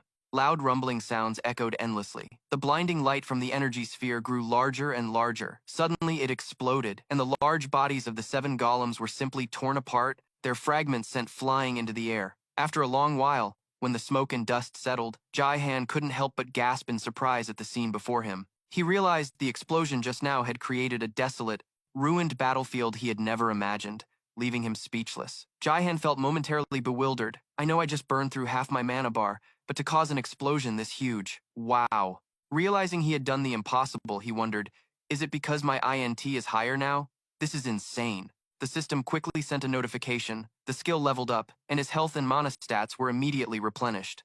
Noticing the internal change, he clenched his fists and cheered excitedly. "Yes!" Observing from above, Jaihan couldn't help but wonder, "Okay, so I've taken care of those things, but who created this barrier?" He rubbed his chin. "I probably need to learn some detection skills. Right now I have no way to find the enemy." Just then, an idea struck him. "Ah, that's right." Jaihan quickly turned and jumped down from the rooftop railing, calling out, "Glom, come here!" The little girl who was called immediately appeared before her master. He bent down slightly, then asked carefully, "Glom, besides me, has anyone else been here?" The little girl quickly replied, "Yes." Glom is an earth spirit, which means all the ground around here is within her sphere of influence. Jaihan was curious, which direction and how far away? He realized he could use this ability to detect the enemy. The little girl pointed in one direction. "Over there, about 321 meters away." Jaihan patted his spirit's head and praised her. "That's very precise," the little girl said excitedly. "Glom spoke, just like you. Did I do a good job?" He laughed. "Of course. My Glom is so smart." Being praised by her master made the little girl extremely happy. "I got praised." Jaihan stood up and instructed, "All right, I'll praise you more when this is over, so you wait here for me, okay?" Glom nodded. "Yes, I'm very good at waiting." He silently looked in the direction the spirit had just pointed, when suddenly his eyes widened in surprise. Not far behind the building across from him stood a massive, dark, towering figure, making Jai-Han wonder to himself, "You son of a..." The monster with the gigantic body was staring intently at something. Jihan was shocked. "What the heck is that? Is that a Gundam or a Megazord?" Information about it was sent by the system. Level unknown, superior scrap golem. His voice was dejected. And its level unknown, just my luck. After staring intently for a moment, Jai-Han wondered, "I wonder what's going on over there." He was a bit startled when he noticed an unusual speck of light flash next to that golem. Jai-Han strained his eyes, then squinted, but he still couldn't see clearly what it was. "Let's see. Suni taught me that in a situation like this, I should do this." He quickly used the skill to circulate his external ki throughout his body and then focused it into his eyes. Very quickly, Jai-Han's eyes, now imbued with the energy of his external ki, became lit up brightly. That massive junk golem, which was just a pitch-black silhouette, instantly became crystal clear. He thought happily, "Ah, I see you now." In addition, Jai-Han also discovered a lot of people on its head. Where did those pig-headed jerks come from? He was shocked. They were swarming all over the golem's head and shoulders, at least 30 of them, no joke. Noticing the unusual speck of light from before, Jai-Han couldn't help but be curious, and there was something hovering around it. When he got a clear look and saw it was Lolino, he muttered to himself, "That flirty witch who wanted to hit on me a few days ago." Jai-Han paused for a moment. Is she fighting that golem they're riding? If so, the thought made him furious. So it was these lame asses who sent the Seven Swords golems after me? "Let's go, my man! Let's go teach them a lesson they won't forget," the girl obediently replied. Yes, external ki enveloped his body. Jai-Han bent his knees slightly, and his body instantly shot forward with ease, soaring into the air effortlessly. Jai-Han felt amazing. While flying smoothly, he was suddenly startled by an unexpected anomaly. Jai-Han abruptly stopped in mid-air. "Oh crap, I didn't control my power correctly." Finding himself in a freefall, he panicked and shouted, "Earth Shield, up!" then quickly raised his hand for support. In the blink of an eye, a giant, hand-shaped mound of earth shot up to catch Jai-Han's body. After landing safely, he let out a sigh of relief. Jai-Han carefully recalculated. It seemed he needed to train his physical strength more next time. After that, he silently observed the battle between Lolino and the massive junk golem. Realizing some time had passed, Jai-Han stood up. "All right, I'm all powered up and ready to go. You sons of... You messed with me. Now I'm gonna wreck you all so bad you'll be seeing stars." In the midst of the fierce battle, after fighting for a while, Lolino was starting to feel exhausted. "They're so annoying. I can't believe they merged together," she said to Hin. "I thought few people would ever use a spell with such a strong backlash." As soon as she finished speaking, Lolino saw 5 streams of yellow energy rushing to attack. She quickly flew away on her broom with her subordinate. The rooftop where they had just been standing was attacked, and a loud explosion echoed. Sitting behind her, Tin reminded her, "If we keep going like this, we'll lose." Lolino, already worried, snapped irritably, "I know, I'm trying to think of a plan, so shut up." The golem seemed surprised that its opponent had escaped the last attack and immediately reached out its giant hand to grab them. Lolino was on the move when the hand closed in right in front of her, forcing her to an abrupt halt. Realizing the imminent danger, she quickly changed direction to evade. However, after dodging it, Lolino's expression suddenly turned to horror as she thought, "I dodged the arm, but the wind pressure is too strong." Both she and Tin were sent tumbling through the air. Fortunately, at that very moment, a chant rang out. "By the law of life, I command you to stop!" As the words faded, the two of them steadied and stopped safely. Tin asked with concern, "Are you all right?" Lolino trembled. "Am I all right?" He then suggested, "How about we retreat for now?" She replied, catching her breath, "That's probably a good idea." Regaining her composure, Lolino decided, "All right, we'll retreat for now," and quickly flew out of the golem's attack range. Seeing his opponent flee, Du laughed smugly. "How about that? Even if you are the killer witch, you shouldn't underestimate the black stone." His subordinates chimed in. "That's right, sir, but aren't they getting away?" He said nonchalantly. "Get away where? This is an S-rank illusion barrier. No matter how they attack it, it can't be broken for at least 1 hour." He watched Lolino fly away until she was just a tiny dot in the sky. Du's voice boomed. "I was so desperate to catch these bastards that I poured all my money into this illusion barrier," he said to a nearby subordinate. "You know the consequences if we fail, don't you?" The masked subordinate immediately bowed his head. "Yes, sir," he explained. "That's precisely why we merged into this golem, a fusion spell. These people are currently fused as one with the golem, allowing them to control it with their will. However, even if you create a giant golem, controlling it requires an enormous amount of mana. But controlling a golem of this size remotely is very slow, so it isn't often used in battle. Standing on top of the golem is one solution, but this action brings danger to the summoner themselves. Why is it so dangerous? The reason is simple: gravity and wind resistance. The larger the golem, the more pressure the person standing on it has to endure from the wind. For example, if this giant golem swings its arm, what happens to the people on top? Obviously, they'll fall off like flies. But this Blackstone crew were completely unharmed because they had used combination magic to merge with this golem. For the time being, they had completely eliminated their weakness. That's right.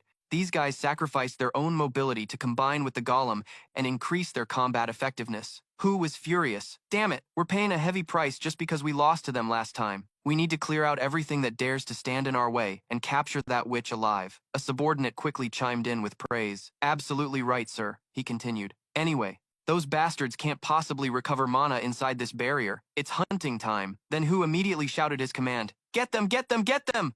The superclass scrap golem raised its head, its crimson eyes staring intently ahead. It roared in the direction Lolino had just run. The grotesque, giant body began to move quickly, each step incredibly powerful. Its feet stomped the ground with thunderous booms, crushing every obstacle in its path. Soon after, the golem's silhouette receded into the distance, leaving behind only a trail of destruction and lingering clouds of dust. JHAN flew over and landed on a rooftop, watching the monster and letting out a soft sigh. He raised a hand to his forehead, shielding his eyes from the glare to get a better look, and thought to himself, now how am I supposed to take down this ridiculously huge monster?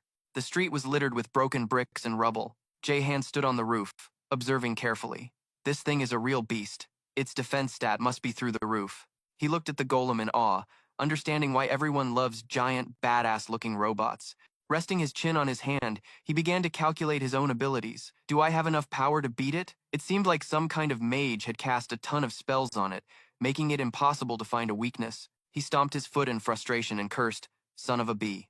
What a dirty move. The boss is already tough, and now it's got some imbalanced buffs that just kill the mood? After venting, Jahan was back to his initial deadlock. What should I do now?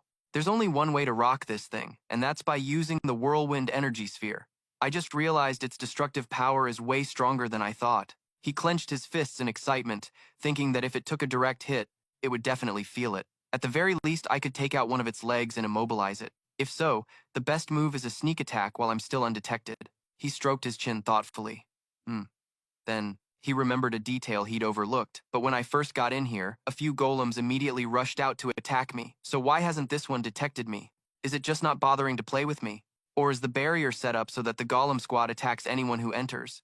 He bit his lip in frustration. There was too little information. In front of Glom, he ran his hands through his hair and groaned.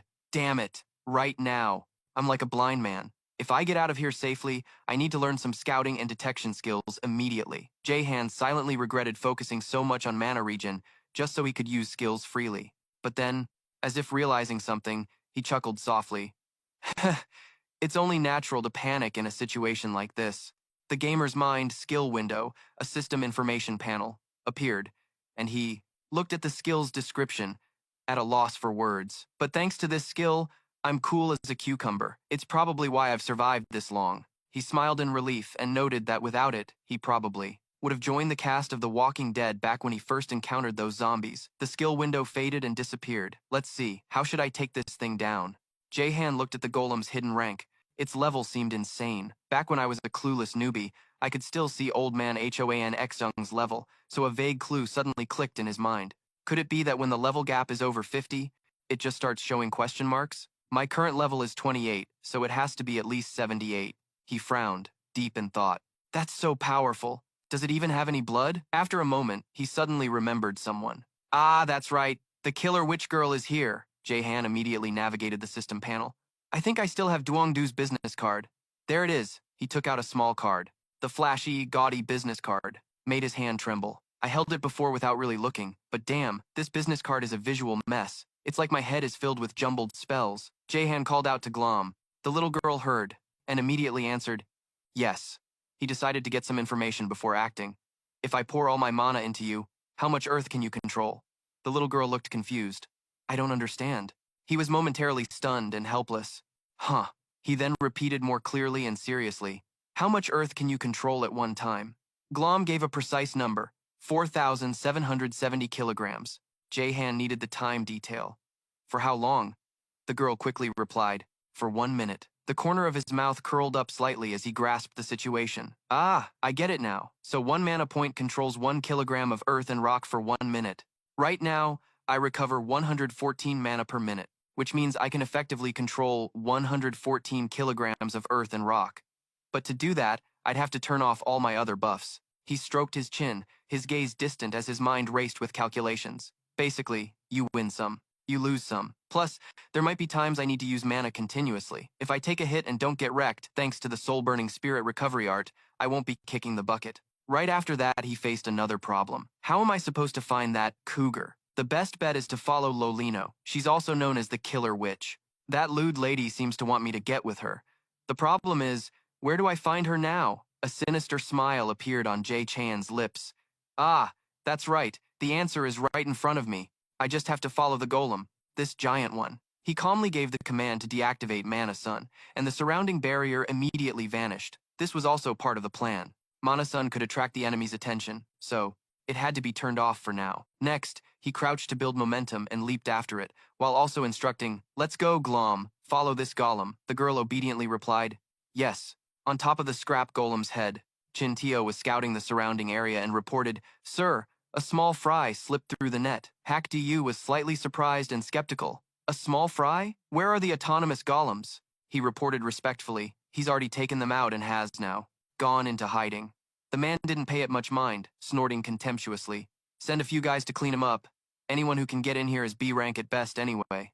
Because this area was created so that anyone below B rank gets dragged in, while anyone above A rank can't enter. He smirked, his smile exuding absolute confidence, along with an arrogance as if everything was already fits right in the palm of his hand. There was only one goal, to eliminate that murderous witch. Chinteo quickly suggested, "Then we'll send 10 of them. He'll approve." He raised the arm that was holding the scepter and pointed straight at a group of people standing on the scrap golem's shoulder as soon as the order was given. The scepters in their hands all lit up at once, streams of mana flowing out, a cold light spreading and wrapping tightly around their bodies, enveloping all of them in a thick magical aura.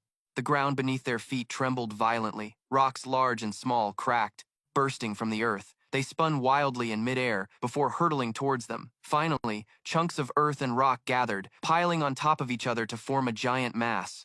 In just a moment, the entire group was completely buried. That giant mass of earth gradually compressed, its surface vibrating rhythmically like a heartbeat, slowly piecing itself together into a distinct shape. A small earth golem appeared. It decisively leaped off the large golem's shoulder, landing in the residential area below. The ground shook violently, a heavy impact echoed, and thick dust billowed up, obscuring the entire sky. Within the dense cloud of dust, the golem's misshapen form was vaguely visible. Each stone block seemed to have a soul, hastily finding its place.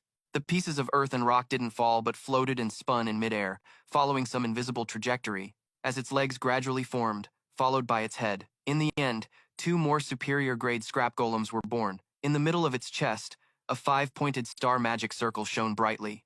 At each point of the star, a figure stood guard. Their first steps were heavy and clumsy. It seemed those people hadn't fully gained control of this giant machine yet. Its body swayed and staggered. Every time it changed direction, a Blackstone member began to chant, "In the name of mana I seek, life form detected." The gem at the tip of the scepter vibrated slightly, a light connecting to the magic circle in the distance. He pointed in that direction and signaled, "Over there, about a kilometer away. It's moving farther and farther. Hurry and chase it." The 2 giant scrap golems, which were initially sluggish and slow, suddenly sped up, striding toward the target. Elsewhere, Jihan and Glom were nimbly leaping across the rooftops.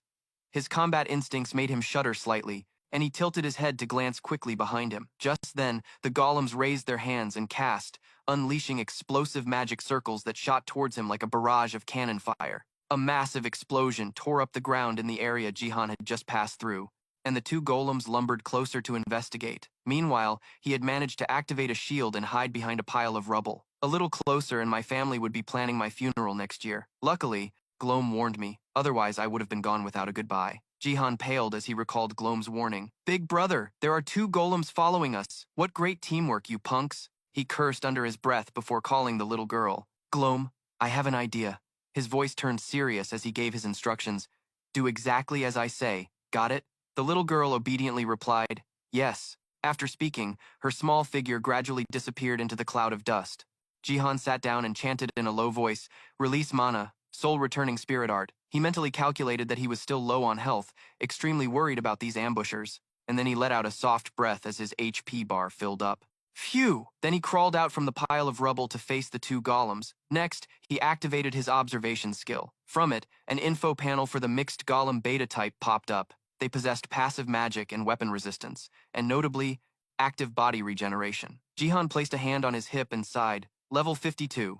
The guys sticking out of their chests can cast spells too. This is exhausting. One of the Black Stone members noticed him. They began to murmur among themselves. Isn't that guy the gamer? Oh yeah, I heard he lives around here. Jihan, standing from a distance, could also hear them talking. When he listened more closely, he couldn't help but break out in a cold sweat. They know who I am? Meanwhile, the Blackstone members were still busy discussing, isn't he a valuable material? That's right. Using him for experiments could yield good results. He's very close with the Chunil Moon. The Chunil Moon? They're allied with one of the 9 gates, so it's best to just leave him be. Don't get involved. Just then, Chinello gave another order. Capture him anyway, because not even the Chun-Il Moon can know what happens inside this barrier. We've made sure that both the Chun-Il Moon and the Yonhon Moon can't get in here, right? His underlings immediately responded, right. So the next second, the mixed golem stretched out a hand several times larger than its prey on the ground. Following the controller's command, get him! Jihan only had time to curse. Hate this, damn it. Right after that, the monster's hand slammed down on the ground. Chinteo asked his subordinate, is it done? Boss, look up there. It turned out, Jihan had just managed to dodge a visibly dangerous blow from the golem, and then, without any hesitation, he slowly landed on the ground. Chinteo was so stunned by the sight he was in shock. That was a Chun-Il Moon technique. He really is connected to the Chun-Il Moon. He considered his options and then decided, we've already attacked, so we have to capture him. Thus, without a moment's hesitation, he issued the command, circle around and surround him. The man immediately obeyed without hesitation. Roger then controlled the golem to lumber quickly in another direction. Jihan, of course, noticed their movements. One golem was splitting off. I need more time to execute my plan. He quickly activated the skill, Mana Sun, turned around, and fled the scene, needing to stall for a bit longer. Obviously, the man saw this and raised his hand to catch the prey before him. Where do you think you're going, sweetie? Of course, Jihan was already prepared and immediately counterattacked. Spiral mana missiles, a long-range weapon, appeared with a whoosh, radiating, unleashing an abundant source of energy. Immediately after, Jihan continuously spammed skills at the golem. Spiral mana arrow, spiral mana arrow. Countless beams of light bombarded the giant patchwork golem. However, despite all the smoke and dust, it remained completely unharmed. Galaxy held up his scepter and shouted, by my iron will, I shall bind you, a mana net. Chin Teo also began to chant, by my command, I order you to stop, stun! Litnol followed suit immediately. Then, a protective light spread everywhere. Light shield. The combination of purple magic spells flew towards Jihan in succession. He frantically skidded to a halt just in the nick of time, exclaiming, what the hell? Sweat poured down his forehead. Were my allies really this good? But he didn't notice something stretching out right above him. So unfortunately, at that very moment that Jihan let his guard down, the mana net fell and entangled him. Damn it. He struggled in confusion. A net? He was skeptical. Is magic really at this level? Then a slightly awkward yet excited smile crept onto his face.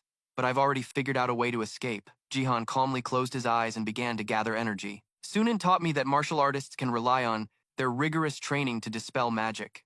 With a confident, triumphant smile, he shattered the net binding him. You guys shouldn't underestimate the magic power from 130 points of intelligence. Powerful mana enveloped him. It worked. I can shoot mana directly into a spell to reverse its effects. His arrogance practically radiated off him. A spell of this level is probably nothing. Jihan shouted excitedly as he dodged a powerful slam. He easily got away from the 2 patchwork golems. The Blackstone group reacted immediately. Catch him! Mana arrow! Mana arrow! Countless white arrows chased him but couldn't land a hit. Ducking into a narrow alley, Jihan quickly put up a shield, deflecting the special attack in another direction. A Blackstone member complained, he's as slippery as an eel, another pointed out. He slipped into the middle of the district. Chin then gave a cold command, then just level the entire area. Meanwhile, Jihan stopped behind a wall to dispel Manasun. He then called out to his ally, Glom, what's the status? The little girl's cheerful voice rang out, We're halfway there. Hearing that, Jihan immediately made another request. Really? Damia. Hole beneath my feet. He'd already thought of another way to stall for time. Suddenly, a flash of white light caught his attention. It turned out the two golems were preparing to fire a spell, startling him. He yelled, "They're planning to level the whole district." Jihan urgently prompted her. "Hurry up, Glom." Only a few moments passed before a hole opened up in the ground. At that same moment, the white sphere of light was also complete. The golem unleashed an endless barrage of mana shots, aimed directly at the dense housing area. At the same time, Jihan leaped into the hole just in time and hastily commanded, "Fill it up." A massive explosion roared, sending earth and stone flying everywhere near the tiny opening left for air. Sitting in the hole, Jihan sighed in relief. That was too close. It was time to put the plan into action. Jihan stood up, dusting off his clothes. "Okay, Glom, I've used up a whole mana potion. Let's wrap this up." The little girl replied enthusiastically, "Yes, sir." Then, he smiled menacingly. "I'll show you guys what a real traffic jam looks like." On the surface, amidst the mountain of rubble that covered the ground, the Blackstone members spoke to each other. With everything smashed to bits like this, there's no way he survived. Don't underestimate him. He dodged that pincer attack earlier. Someone reported, 700 meters southeast. Chinteo was shocked. What? Litnol was stunned. He has a teleportation skill too? Galaxy sighed. This is getting tricky. The man observed carefully. He stopped. He's not moving anymore. This led to a guess. He probably can't use that skill repeatedly. Finally, in a booming voice, Chinteo gave a decisive command. "Litnol, track him down and finish him." The man immediately obeyed and commanded the remaining patchwork golem to move out. Meanwhile, he was still a little worried. This is getting complicated. A tense atmosphere emanated from him, filling the area. "Where else can you run?" On Jihan's end, he asked, "How much is done?" Glom dutifully replied, 70%. Hearing that, he said, "Then that should be enough." He stood up straight, hands on his hips. "Only one is heading this way?" The little girl replied, "Yes, sir." And so Jihan fell into deep thought. One mage has to control the golem. That means there are 4 left. Can I handle all of them? He thought about conserving his strength, but then considered the future and mused, playing it safe is the best bet. I should probably just retreat. But sooner or later, I'm going to have to throw down with guys like this. That said, with a victorious smile, he clenched his fist and decided, let's just face them head on for the thrill of it. After pinpointing their direction, Jihan began activating his skills. Bronze body scripture, giant strength, rapid recovery, and of course, he didn't forget his most familiar barrier, mana shield. He took a mighty leap, bursting out from underground and landing gently in front of the Blackstone group. Without hesitation, he immediately attacked Spiral Energy Orb. A large mass of spiritual power gathered in front of Jihan, growing larger than ever before, until it reached a critical size and shot straight toward the patchwork golem's head. Naturally, seeing this, the golem had to hurriedly raise its arm to defend itself. But even the pieces of earth and rock falling from its arm were easily shattered and blown apart by the energy orb. A thick cloud of smoke and dust obscured the source of the battle technique. Jihan watched intently, gritting his teeth, his gaze scanning like radar, missing nothing. As the dust settled, the golem, still intact, immediately reached out to grab him. His whole body seemed to freeze before its immense power, by this overwhelming presence, and cursed inwardly. Holy crap, that was fast. Luckily, J.I. Han reacted in time and leaped out of the area in the nick of time. The golem's hand slammed down, sending earth and rock flying. He tried to calm himself down, thinking, but my dodging skills are still top-notch. With something that big, you're gonna have a hard time fitting in anywhere. Landing on another rooftop, J.I. Han checked on the progress. What's the status, Lom? The little girl popped up and nodded. 90%, sir. Hearing that, he smiled triumphantly. Ho ho, not much longer now, he thought to himself. Today, you pig-faced bastards are going to get a world of hurt. Just then, he noticed something strange. What?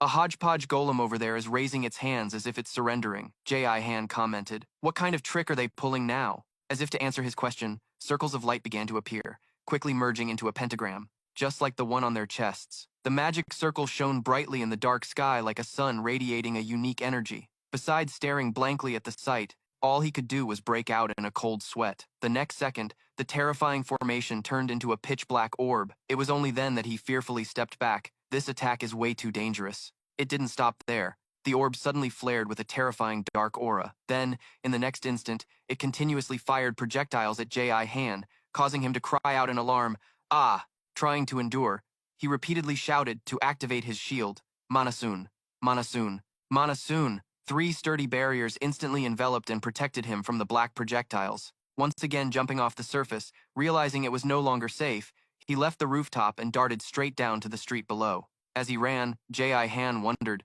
what kind of skill is that? It's like a magic cannon. And he got lucky in a bad situation. Fortunate that his Manus shield could handle it. Before he could even catch his breath, he heard a thumping sound from behind. J.I. Han quickly turned his head to check the sound. It was the second golem chasing after him, causing him to panic. The other one is charging too. At this point, J.I. Han figured out the Blackstone's plan. Ah, I get it. They're sending one to engage me in close combat, while the other one just snipes at me from a distance to wear me down. Damn these schemers. Good thing I got out of their trap quickly. If I hadn't been fast enough, I would have been screwed. In the middle of the tense situation, LOM's voice was like a tranquilizer for him. It's done, sir. He slowed down and approached her. It's done, kiddo? LOM emerged from the ground and replied. J.I. Han happily patted her head and showered her with praise. Great job, LOM. Really great job. Next, J.I. Han opened his status window to check and saw he had half a tank of mana left. This is more than enough. Then, he became so excited that he smirked widely. Let's get this party started, he commanded. Let's begin. The little girl LOM happily responded. Yes. On the Blackstone side, LO grumbled sarcastically. You're pretty good at running away, gamer. He quickly gave orders to his group. We're switching to encirclement mode. 3 people will maintain this formation. The rest will prepare for close combat. Following LO's command, the magic circle lit up with the flow of mana. The hodgepodge golem, under their control, raised its hands high, and the same pentagram from before was summoned once more. The next second, it quickly transformed into the same dangerous black orb from before. Little was currently so angry he was grinding his teeth. You dare to mess with the black stone? Cutting through his thoughts was Chinello's voice. Where's the gamer? The man pointed in one direction. He's hiding behind that pile of rubble. Kim Chin, being the big boss, spoke with disdain. He's still alive? The man immediately replied, yes. He was in there but managed to escape our sweep by climbing onto the rooftops. This guy must have some serious defense skills. Faced with the current situation, he decisively gave an order, provide continuous covering fire. I'll deal with him myself.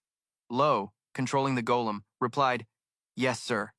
The black orb once again maintained its relentless, fierce assault. Barrages of projectiles shot towards the pile of rubble, and as the smoke and dust cleared, it revealed an empty patch of ground. Seeing this, the man exclaimed in shock. He's not there! Ganassi hurriedly reported. He's out of detection range! At this moment, Elo panicked. Teleportation? Quickly find his position. The commotion on the other side attracted the attention of Chinello's golem, and he grew worried, suspecting, did they lose track of him? Just then, a voice rang out, startling the Blackstone members. Hey, you punks! Suddenly, Chin turned around, bewildered. Huh? How? In front of him was J.I. Han, continuously gathering a massive orb of mana, preparing to fire it at them. He laughed gleefully, taunting them. You'll have plenty of time to think about it after you're dead. In this critical moment, the boss hurriedly commanded, Ganassi, attack him now. But before he could finish his sentence, J.I. Han shouted loudly, take him out! Along with J.I. Han's voice, the mana orb shot forward like a whirlwind, and its clear target was to pierce through the chest of the golem, where they were gathered around the magic circle. A single, heart-piercing strike, his signature move, successfully destroyed the monster and simultaneously crushed the 5-man team from the black stone. The black orb in its hand gradually vanished into the air, and with it, the earth and stone that formed the golem crumbled. Seeing his underling defeated, Chin Tio roared in anger. Damn it, but Jan had already set a big trap for him. Whoa. A shadow dashed forward in his moment of pride. I've got a little something for you, so calm down. Just as the golem's giant hand was about to reach Jai Han with every passing second, he suddenly stomped his foot hard on his perch, and the ground beneath began to crack like a spider web, spreading everywhere and heading straight for where it stood, causing the golem to stagger and lose its balance. Then, the ground beneath its feet caved in, shattered, and it was completely swallowed up as a cloud of dust billowed up, obscuring everything. Along with a thunderous crash of falling earth and rock, it sank into a deep pit along with the bodies of its minions. Without even flinching, Jahan was completely unaffected by the damage, and he couldn't help but let a smirk play on his lips as he clicked his tongue. Tisk tisk, you kids better use your heads before they turn into skulls. His mocking laughter echoed, ringing in the ears of the stunned Chin Tio, who was looking up blankly. After defeating the hodgepodge of golems and Kim Chinel's group that controlled them, Jahan successfully leveled up to the gamer level 32. After receiving a notification that he had gained a level, oh man, He shot up 4 levels in a row. Lam, I've finally joined the level 30 club.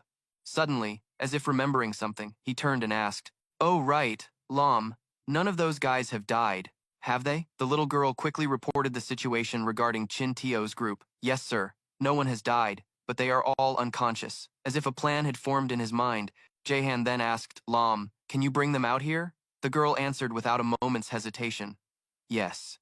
And so, in the next second, the very earth under her control surged relentlessly and easily lifted each of the Blackstone mages without causing any further injury to them. The 10 men in black were thus neatly arranged in front of Jahan in an instant, and as if spotting something unusual, his sharp gaze focused on a spot among the bodies at his feet.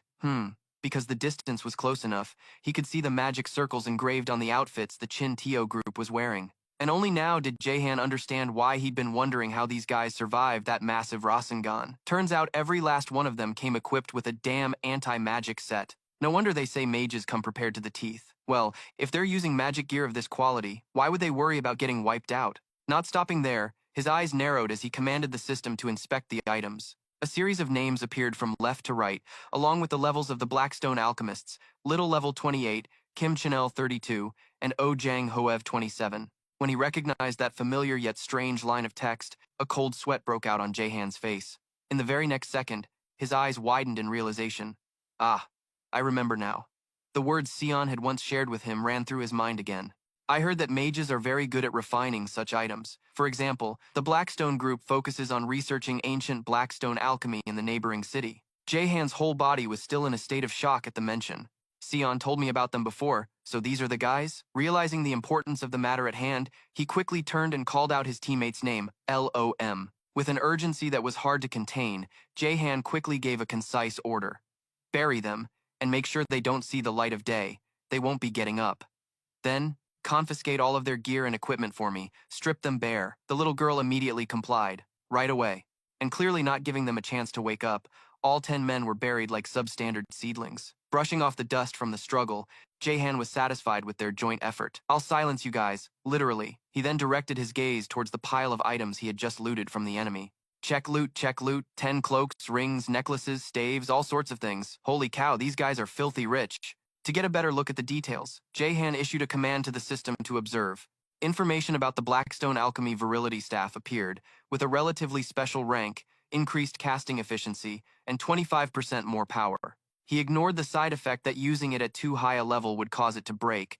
Its advantages alone were enough to keep him excited all day. Oh my god, I've got new gear to test on them. However, from the corner of his eye, he saw a bunch of similar items next to it, and a series of dots replaced the crows flying over his head in that brief moment. With incredible excitement, Jahan gripped a pair of virility staves, one in each hand, plus a spare. Zoro's three-sword style, attack power increased by 50%.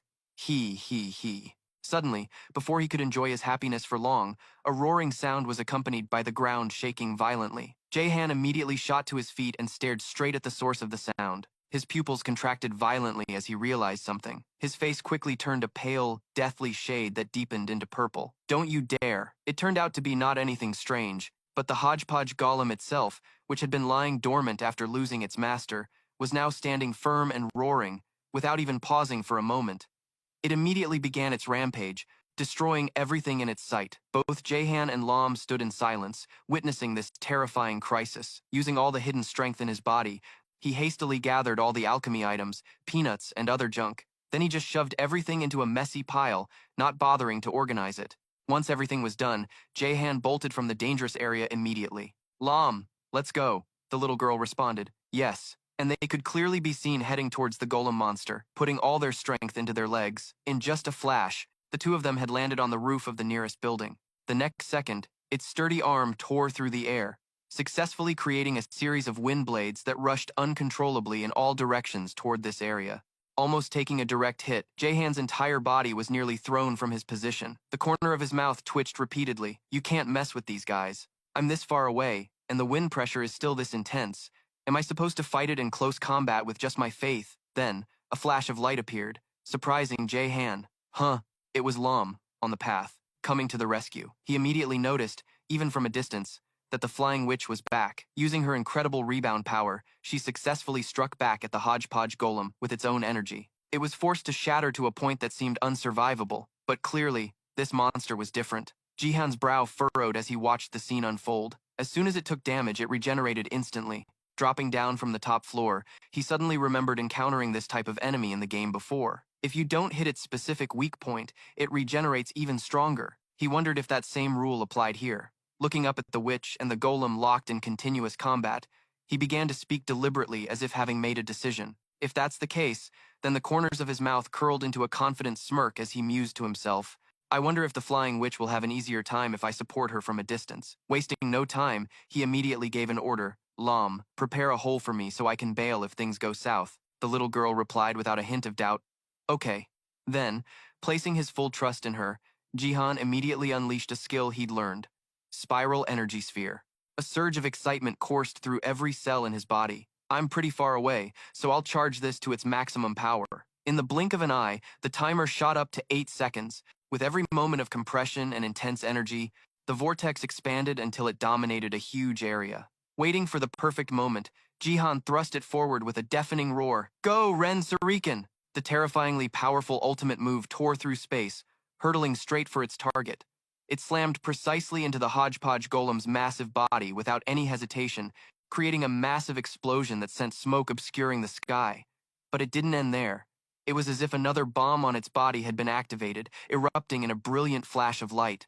Jihan decisively summoned a shield to block the ferocious shockwave. Once everything settled down, he lifted his tense gaze to assess the situation. The moment he saw the HP bar above the golem, Jihan wanted to curse out loud. Holy crap, how is it so tanky? Its health only dropped by a sliver.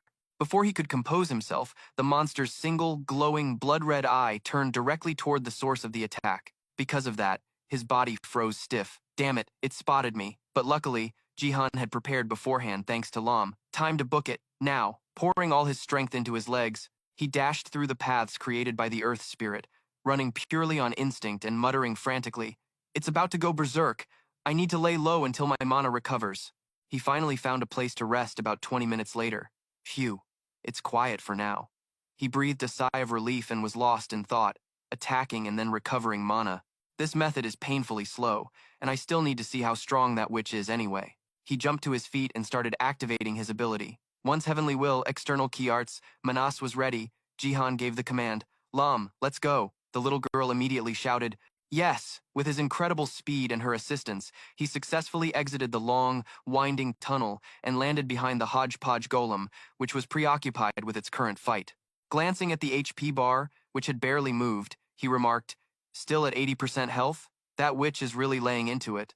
A plan quickly formed in Jihan's mind after he got a full overview of the situation. But her mana isn't infinite. I need to destroy its legs to cripple its mobility. Suddenly, a voice echoed from out of nowhere, accurately identifying him and causing him to jump in shock. The gamer, Han Jihan? In such a terrifying and tense situation, it was no surprise that Jihan panicked and yelled. Unfortunately, the punch he threw with all his might was effortlessly deflected by his opponent. It wasn't until he got a clear look at the person's face that he snapped out of it as if waking from a dream. Oh, and at the same time, a solid pincer grip grabbed Jihan, and step by step he was moved to face Horupatia Aha Tin. The man, who was both a giant slave soldier and a warrior monk for the killer witch, was enough to leave him stunned. This is the guy who's with that witch girl. He didn't bother with a detailed explanation, and just said coldly, You cannot fight this alone. I propose we coordinate our efforts. Seeing himself practically holding hands with A-Hin, the sheer awkwardness couldn't even begin to describe Jihan's reaction at that moment. Why are we so buddy-buddy, Mr. Tall Guy? He then started to silently gauge the man's power. A warrior monk, and his level is 3 question marks? This guy is even tougher than old man Hwan Sungon? Calmly, A Hao Tin repeated his earlier statement. You cannot fight this alone. I propose we coordinate our efforts. Meanwhile, Jihan still couldn't get used to the man's style. He's got a real tribal vibe. Then, he shook A-Hin's hand off. You want to team up and fight, right? Thinking about it, meeting A-Ha-Tin was actually a rare opportunity for him. Druids, huh? I heard their mages descended from the ancient Celts. If I remember correctly, which I usually don't. Druids live hidden deep in the forest, worshipping great trees as wood gods and using nature-based powers. If this guy is a warrior druid, he probably possesses all sorts of powers from nature, as well as the strength to take on an army. Beginning to understand the potential of the person before him, Jan finally spoke up. How can I help you two? His request was quite simple. You, the buff mage. I'm feeling a bit uneasy about this. So he warned Hin, I don't have a lot of buffs to spare. However, that didn't faze the colossal slave soldier in the slightest. It's fine. You block them, I'll charge in. What a brilliant plan. That's no different from a suicide mission. Are you really charging into that thing? Jihan carefully confirmed again. Are you sure you'll be okay? He silently nodded in affirmation. Without any more hesitation, he immediately cast buffs on Huxing. All the support skills he had, screw it, he cast them all. Bronze body, giant strength, accelerated regeneration. He was satisfied as he felt his own condition. Good, let's begin. Then he flew off. That speed made Jihan gasp in astonishment. What? He watched in amazement as the man's figure turned into a streak of light and exclaimed, so damn fast. When he finally reacted, he reached his hand into a spatial rift and at the same time, cursed out loud, damn it, Huixing. At least give a guy some time to prepare. Quickly pulling out 2 mage staves, Jihan began to cast his spell, Spiral Mana Arrow. He still couldn't believe that he'd agreed to this plan. This is insane. I'm about to go into combat like a complete madman. As soon as he finished speaking, he created a barrage of energy beams, which shot forward at a terrifying speed. Even Jihan himself was stunned by his own power. Is it because of the 2 staves? They're much bigger, and the spiral is way faster. If I could craft items like these, I'd be totally OP. If I get out of this alive, I should probably go back to grinding my crafting skill, huh? Feeling that it wasn't enough, he gripped the 2 staves tightly in his hands, but this was barely scratching the surface. Then he continuously cast a series of spells towards the golem. Spiral Mana Arrow. Spiral Mana Arrow. I don't know how much health this will chip away, but I'll just go all out. He swung the 2 staves forward, volley after volley of mana arrows, shot out one after another. Meanwhile, Jing was still moving without rest. However, he couldn't help but have his attention drawn by the sheer volume of energy arrows flying over his head. It made him pause in admiration. Not many people could channel this much mana. Truly outstanding. Xing watched intently as the mana arrows whizzed by and struck the golem's back with precision. The scrap golem. Magic is a branch of science. Mages often call this phenomenon the mystical sciences and study the hidden rules and laws behind it. 1 + 1 = 2. Just like that rule, we research and learn the laws and principles that govern magic, and for that reason, most mages don't focus on combat and instead concentrate on academic research. Therefore, the number of mages known as battle mages is less than 30%. Lost in thought, he watched the other mages attack the golem. Even though he knew this history, Huzing still found Jihan's attack power to be extremely impressive. If he deemed an attack to be excellent, then the caster was fully qualified and capable of surviving in the world of ABs. The reason was that although he looked like he was in his 30s, he was actually in his 50s. Huxing maintained his youthful appearance thanks to the magic of clerics. Now was the chance, but, in reality, he was an extremely veteran hunter, and sensing the time was ripe, he began to channel his inner energy. Now was the chance. The ground around Huzing began to sink. The gamer, he's a truly outstanding battle mage. Preparations complete. Huzing raised both hands to the sky, feeling the spirit of nature. He slowly began to chant, "For I have witnessed the black birds coming from the depths of the lifeless land. They will come and descend upon this land. They will fight the people of Erin. They will stir up war and ultimately cause us to scatter. But one among us will rise above all others and shoot down the black birds, and we will shatter their wings.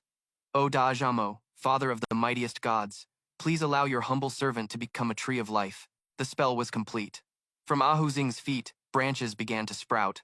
From the first small branches, his body began to grow at a dizzying speed. Just a moment later, Huxing had become a giant, ancient tree. The Blackstones witnessed the appearance of the great tree and were stunned. Not believing his eyes, Hakdu's jaw trembled. That is the great tree's powerful soul chase spell. Of the great tree, he yelled out an order. "Quick, burn it!" The Blackstones looked at each other in confusion. Only Chinteo dared to speak up. "Sir, why don't we just stomp it flat? Or maybe chop it down." "Chop it." Unexpectedly, Hakdu chewed him out. "Are you a moron trying to act smart? This tree can only be destroyed with fire attribute magic. Got it? If we just leave it alone, it'll grow bigger than this entire city and bind us all to death. Then it will drain all the life force from our bodies. Hurry up and attack it." While the others were maintaining the protective barrier, Chinteo tried to explain. "But sir, we don't have any mana left to attack it because we've poured everything into the murderous witch." Ignoring his words, Hakdu repeated his command. "Damn it, sacrifice. A few guys and focus on that tree. If it keeps growing, we're dead for sure." However, That was rather difficult, since they were being attacked from multiple sides. The Blackstone's golem was being pummeled relentlessly by Jihan. Chin Teo hesitantly retorted, and that's not all. While they were busy arguing, the scrap golem began to stagger under the fierce assault. On the other side, Jihan focused all his energy on harassing the enemy. Seeing that he had achieved his goal, he smirked smugly. Chin Teo was completely enraged, loudly complaining to Hakdu. We're also having problems over here. He keeps chipping away at the golem to break it. We have to continuously expend mana to maintain the golem's form. He gritted his teeth, veins popping on his forehead, and angrily lectured them. Just let him take a few pot shots. It's not going to kill you. Do you have any idea how much magic we poured into this golem? Hurry up and incinerate that tree for me right now. The Blackstones had no choice but to. Yes, sir. They aimed all their staves in the same direction. A giant fireball gradually formed and descended from above. It flew past the golem. Lolino and John watched it. Feeling a little intimidated, their faces pale, Jihan immediately activated his observation skill. Detailed information appeared, a massive fire sphere created by the combined power of the mages. Current temperature, 2500 degrees Celsius. The information made him nearly fall over backward. 2500 degrees. Holy crap, are these guys casting greater fireball or what? With no time to spare, he immediately gave an order to Glom. Glom, quickly raise a large wall, about 10 meters high at an incline, and dig an escape tunnel too. Then use earth spikes to shield that priest. The little girl quickly followed Jihan's orders. Yes, sir. Under her control, the earth and rock began to rumble, forming crude pillars that rose relentlessly. Hakdo yelled, ordering the black stones to burn it all down.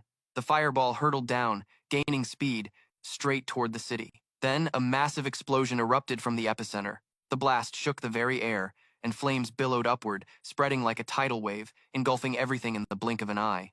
After the fireball hit the ground, an explosion engulfed everything in a ferocious blaze. Jihan had managed to take cover in a massive pit. Now, silence blanketed the area. He asked Glom to take him to the surface. Glom, let's go check it out. Without hesitation, she took his hand and flew straight out of the pit. The moment he landed, Jihan's face went pale.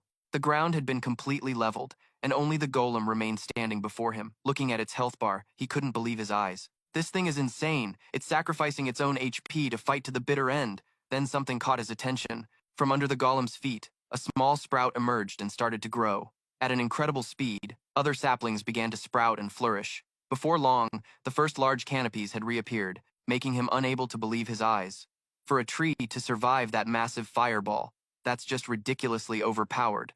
But why is he suddenly planting a forest? I have no idea. Instantly, a whole forest surrounded where Jihan was standing. He looked up at the canopy above him in awe. In the distance, the golem turned toward the trees, as if preparing to attack. A barrage of fireballs was created by it. Immediately, the golem launched them at the forest, intending to burn it all down. However, it seemed that magic allowed everything growing here to regenerate itself. The golem was now temporarily useless. Still, Jihan needed to act fast. He called out to Glom, "Hey, raise the ground here for me." The high vantage point made it easy for him to observe the golem's actions. It's like a live gaming stream. This is unreal. Is he really planning to stop the golem with just trees? That alone can't be enough. While he was still skeptical, Jihan suddenly noticed specks of light above the treetops. The light gradually gathered before soaring high into the sky. He slowly realized that the guy didn't intend to stop the golem with the forest. This forest was created to buff that girl up there. Suddenly, a system window popped up. His heart pounded in his chest and his blood ran cold. Immediately, Jihan gave Glom an order. Meanwhile, the energy that had just gathered had transformed into a giant green orb. Lolino then hurled it straight down at the golem's head. Another terrifying explosion erupted, engulfing the entire area. Hiding in the pit, Jihan was barely able to survive. From high above, she looked down at the now empty ground. Looks like they ran away. It seemed as though her energy bomb had leveled everything. But unexpectedly, something crawled out from underground. It was Jihan. He scrambled out of the pit he'd just dived into, a satisfied smirk on his face. Lolino, both proud and excited, cheered. "I knew it. My dear couldn't die that easily." He and Glom looked around, witnessing how she had wiped everything clean. "Holy crap, that was OP on a whole new level," Jihan exclaimed in amazement. "I wonder if that warrior priest bit the dust too?" "Ah, whatever. I can barely look after myself." From behind, Lolino suddenly appeared next to him, making Jihan jump. "That's the spirit. You have to be that decisive to survive in this world." Then she reassured him. "Don't worry. Something like that could never kill him. When he performs the Great Tree Manifestation spell, he leaves his root system behind, allowing him to regenerate as good as new." Jihan listened to her explanation but understood nothing. "Huh? I don't understand a single thing you just said. His words made Lolino snort with laughter. Oh, sweetie, you don't know about that? Ah, that's right. You're still so young and green. How painful it must be for you. Jihan clutched his chest and thought to himself, I really am young and green, but did she have to be so blunt? Anyway, setting that aside, Jihan turned to ask her, let's table that for a moment. So, what is this place? His question surprised Lolino. Oh, you just wandered in here without knowing anything? This is a trap set by the Blackstones. They're a group that specializes in alchemy. Compared to the Heavenly Will sect, they're just small fry. They only have about 50 members, the vast majority of whom are sorcerers. Listening to her was like hearing a foreign language for Jihan. The sorceress Lolino continued to explain. Sorcerer, mage, and grand archmage. That's the ranking system for those who follow the path of magic. And just so you know, I happen to be a grand archmage. Got it now? After that crash course, he finally understood a little. Now I get it. For some reason, Jihan's reply made her tremble all over. It turned out she was trembling with rage.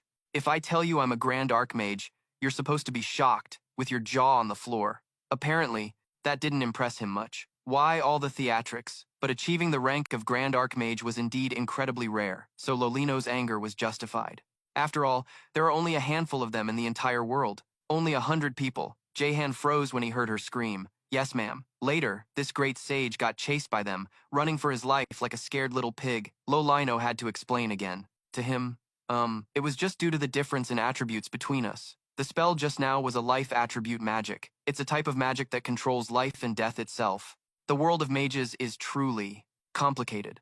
What is life magic? The knowledge of this great sage is truly vast. It's a type of magic that drains the enemy's life force and then uses it against them. But those alchemists possessed lifeless golems, so we had a bit of trouble. How could we possibly drain life force from an inanimate object? But if you hadn't created an opening for us to exploit, we would have been stuck. We really owe you one for this. Jihan didn't pay much attention to that. However, since you said you're a golden boss, I just see you as incredibly OP.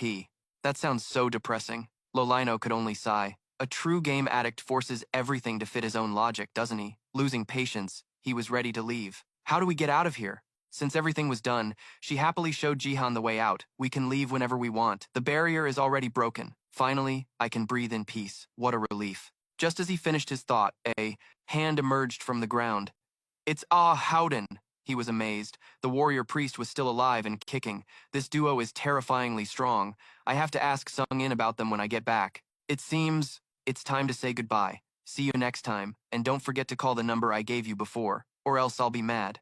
Before he could even process what Lolino was saying, he was forcefully kissed. Getting a kiss from a girl made his face turn beet red instantly. All rational thought in Jihan's mind probably just snapped. Without giving him time to think, she waved goodbye. And by the way, I've taken a liking to you. Big sis will see you later. Right after that, she flew over to Houghton, and they both vanished, leaving Jihan standing there dumbfounded with a face like a tomato. The battle was over, and now only Jahan remained in the empty field, finally able to breathe in peace. Wow, one moment I was in a war zone with 2 walking nuclear bombs, and now the surroundings are completely silent. Game over. And everyone just vanished, leaving this empty space. Just a moment ago, it was a brutal, all-out battle. Then, Jihan remembered what Lolino had just said. This place must be a trap. Looking down at the crater, he began to speculate cautiously. A trap set up by a group called Blackstone, solely for the purpose of capturing people with special abilities. The more he learned, the more questions he had. So, their targets are people like me. But why? A memory surfaced in his mind. If I remember correctly, this area was supposed to only have the temporary mage from the Celestial Will sect and their rivals, the Burning Soul sect. That's it. Suddenly, Jihan remembered something. Oh wait, that temporary mage. He hasn't returned to town yet, has he? A system window with strange text kept appearing next to him. The itsy-bitsy spider. It gave Jahan the creeps. It was so freaking weird. But as soon as he clicked on the status line, it disappeared. His previous train of thought pulled him back. The temporary mage is often called a pseudo-being. According to Sung In, he could single-handedly take on an entire clan, guarding a city gate, or camp a boss, and PK all the players. He's so OP that even the Blackstone group wouldn't dare to mess with him. Lolino and Horupita Ahuden are already an op gang squad. Yet, the Blackstone group dared to jump them, but they won't even try to fight that monster of a temporary mage. That just shows this guy alone is stronger than both of them, combined, and by a huge margin at that. But since this guy is currently away from keyboard, the Blackstone group is acting so brazenly. A series of mysteries were still waiting for Jihan to solve. Just hearing the words mystery and question, was enough to make his head spin. But could the Celestial Will sect really be a small, weak faction? But in his grandfather's form, Sung-in could probably one-shot a guy. No joke. Back to reality. He was yelling in the middle of nowhere. What should I do now? Suddenly, a light flashed from behind. A new item had appeared, successfully capturing Jai-Han's attention. What's this? Slowly picking up the book, a notification for a golem creation item popped up. A legendary creation from the time of ancient Judea. After a long period of research, mages created countless variations of golems. In short, it was an ancient item, so good, so old, and so powerful that it made him cheer. I've found a rare skill book, people, and so, Jai-Han hurriedly pressed the button to learn it. He had truly hit the jackpot. With a sense of urgency, the new skill was immediately added to Jai-Han. You have learned the golem creation skill. You can now control a maximum of 2 golems. Time to check out the new skill. Open skill window. Then Jihan started scrolling through the system window to read it. It stated that he could control 2 golem minions at the same time, and it seems the number is unlimited. But it looks like controlling them won't be simple. And what's with this insane mana cost? Well, no skill is perfect, so this was enough to satisfy him. This is great. Since I'm still in the illusion barrier, I might as well test it out. Basic golem creation. As he spoke, a golden aura shone around him. It became even more spectacular as it transformed into a beam of light that shot downwards, making the ground beneath his feet begin to tremble slightly. Then, something terrifying suddenly emerged from the earth, and it clearly had the form of a small golem. Checking it out, Jihan was quite impressed. I can feel that I have complete control over it, but I can also let it act on its own. Finally, after all this, he understood. So that's how it works. I can create a whole army of golems, but I can only control 2 at a time. I wonder if the ones I'm not controlling will act on their own, like AIs or robots? It was a point for Jai-Han to ponder, like the difference between a character you have to manually control and a hired NPC, or one set to autopilot. Putting that aside, Jai-Han's mana had dropped sharply after using the skill. This skill sucked up half his damn mana bar in one go, maybe because this minion is created permanently? Observe. The status window for a low-grade scrap golem appeared, and its stats took him by surprise. Mid-tier weapon resistance? That's basically physical damage resistance. Without a moment's hesitation, Jai-Han decided to test it out immediately. The Duong Do brought a thrilling rush to his heart. He excitedly swung the weapon. Hey, it's been a while since I've used this baby. He gripped the handle, his hand tightening with excitement. Let's give this a try. Jai-Han smashed the staff hard against the golem's head to test its durability. Its head shattered into gruesome pieces, but then it slowly regenerated until it was whole again. He was extremely pleased with the golem. Amazing.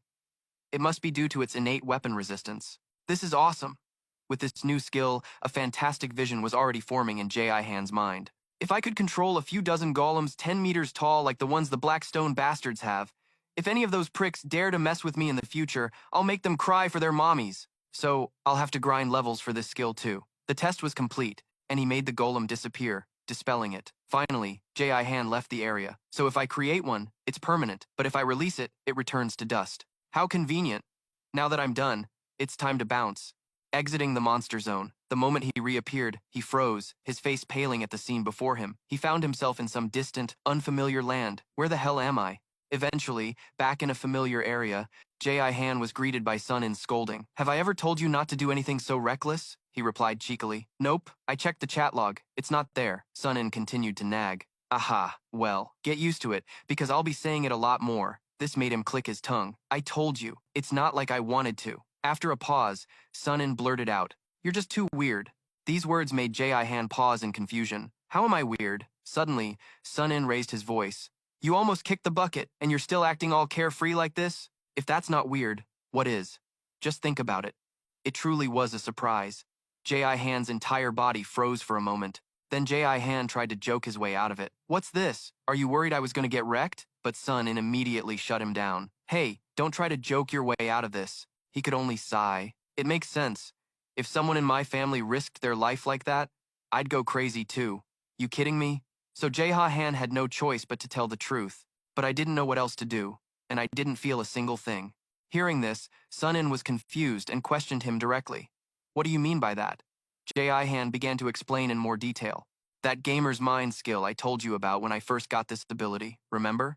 It seems to automatically keep me calm. When I jumped in to fight those pigs, I didn't feel any anxiety or hesitation. It's probably thanks to that skill that I was able to give them such a beating. At these words, Sunin's body swayed for a moment, drawing Jae-Han's attention. Right then, his friend's face turned grim and tense, making Jae-Han feel both guilty and uncomfortable. This damn guy, so he told Sun-In. Hey, stop making that constipated face. Sun-In then realized. Ah, because he knew his best friend well, Jae-Han continued speaking. You think that's pitiful for me? It's a skill that helps me survive. Thanks to skills like that, I've been able to live this long and raise hell. Otherwise, they would have already captured me, beat me to a pulp, and carved me up. Hearing this, Sun-In's anger flared, and a cold aura erupted from him. Who would dare? Jae-Han quickly had to calm his friend down. Hey, calm down. No one would dare touch your buddy. Then he hurriedly added, forget it, I'm still alive and kicking. What's past is past, what's done is done, right? We just have to remember their faces. Jae-Han's words finally managed to calm Sun-In down. Yeah, you're right. The tension in the room lessened somewhat, he affirmed with determination. Now, I get it. I have to train like my life depends on it, or else I'll be getting my butt kicked to Neptune and back for the rest of my life. Sun-In quickly agreed with him. Yeah, and leave this matter to me. You don't have to worry about it anymore. So the Blackstone guys have decided to make a move? They dared to break the pact, so if they want to play, they have to face the consequences. Seeing that his friend seemed ready for a big fight, a sense of worry welled up in Jae-Han. What consequences? But in response, Sun-In tried to dodge the subject. Don't you worry about it. Jae-Han couldn't hold back anymore and yelled at Sun-In. Hey, damn you, I'm worried, you know? I have no idea what reckless thing you're planning to do. Do I need to tell you about this? No need. Let's put it aside for now. How is that any different from this situation? Despite the outburst, Sun-In still tried to brush it off. Come on, it's an internal matter anyway. What are you planning to do now? Want to grind for a bit? I'll open a barrier for you. Jae-Han knew he couldn't do anything. This guy is again trying to change the subject. But he's so stubborn, forcing him won't work, he told himself, then said to Sun-In, all right, just open the barrier for me. After I finish studying, I'll start grinding. Hearing that, Sun-In beamed with a bright smile. Sounds good. More than a day had passed since Jae-Han returned from that god-forsaken place. He stepped outside, stretched, and breathed in the fresh air. Fresh air, Korean, English, social studies, all done. Time to chill. I crammed a ton of points into intelligence, and after grinding for 20 hours, I'm done with all my school subjects. It's time for a little self-love with some well-deserved praise. Man, who's as handsome and talented as me? I'll definitely remember all this until the final exams. The pile of books on the floor is a testament to Jihan's 20 hours of hard studying. Now, besides math, I can ace any other subject. Of course, if the teachers decided to mix and match subjects on a test, getting a perfect score would be tough. But at worst, I'd still get over 90%. Even if I completely bomb math, which is still solid, the results are definitely more than satisfying. I guess I don't have to worry anymore. I can finally show my report card to my mom.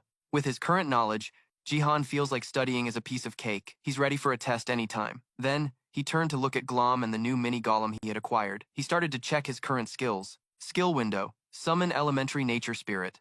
Looking at her skill window, Jihan thought it was insane. Man, I grinded this skill day and night, so its level shot up like crazy. Just one more point, and it'll be at 99. I wonder if I'll get something extra when it hits 99, like a skill evolution or something? Usually, in games, when a skill reaches level 99, it gets a class up. Thinking about the prospect of Glom's future, he began to daydream. If she's an elementary nature spirit now, maybe she'll fill out a bit more? That would be awesome. Time to continue checking my own stats. Status window. Jihan's skill points had increased quite a bit after the battle. 25 more points. Now, where should I put them? The first option doesn't seem right. Strength? No. I'd rather avoid getting into close quarters brawls. What about wisdom? I definitely still need that, right? More health means a longer life, letting me tank damage like a beast. Then, an idea flashed in his mind. Besides health, what if I increase my mana recovery speed? Increasing intelligence also boosts mana recovery, but it's a flat point increase, not a percentage. Finally, Jihan figured out his next move. In that case, what about wisdom? Let's try putting points into wisdom and see what happens. Right now, he only has 11 points in wisdom. Will dumping points into it make me smarter? This is a really tough choice. Jihan scratched his head, still unable to decide. It's still a gamble. I know I'm a versatile player, from support to carry, but figuring out how to build my stats is still a pain. But I'm pretty sure increasing wisdom will also boost my mana recovery speed, so it should be a smooth move. Clicking on the wisdom stat, it seems to increase energy recovery effects and some other magic resistances. That looks pretty slick. Wait a minute. If that's the case, Jihan became interested in this new stat. Now that my mana recovery is this fast, my fighting style has to change too. Time to do the math. Simple and easy to understand. Every 10 points gives a 1% increase, so 100 points means a 10% boost. Pretty sweet. And I get bonus magic resistance on top of that. Without hesitation, he decided to invest in knowledge.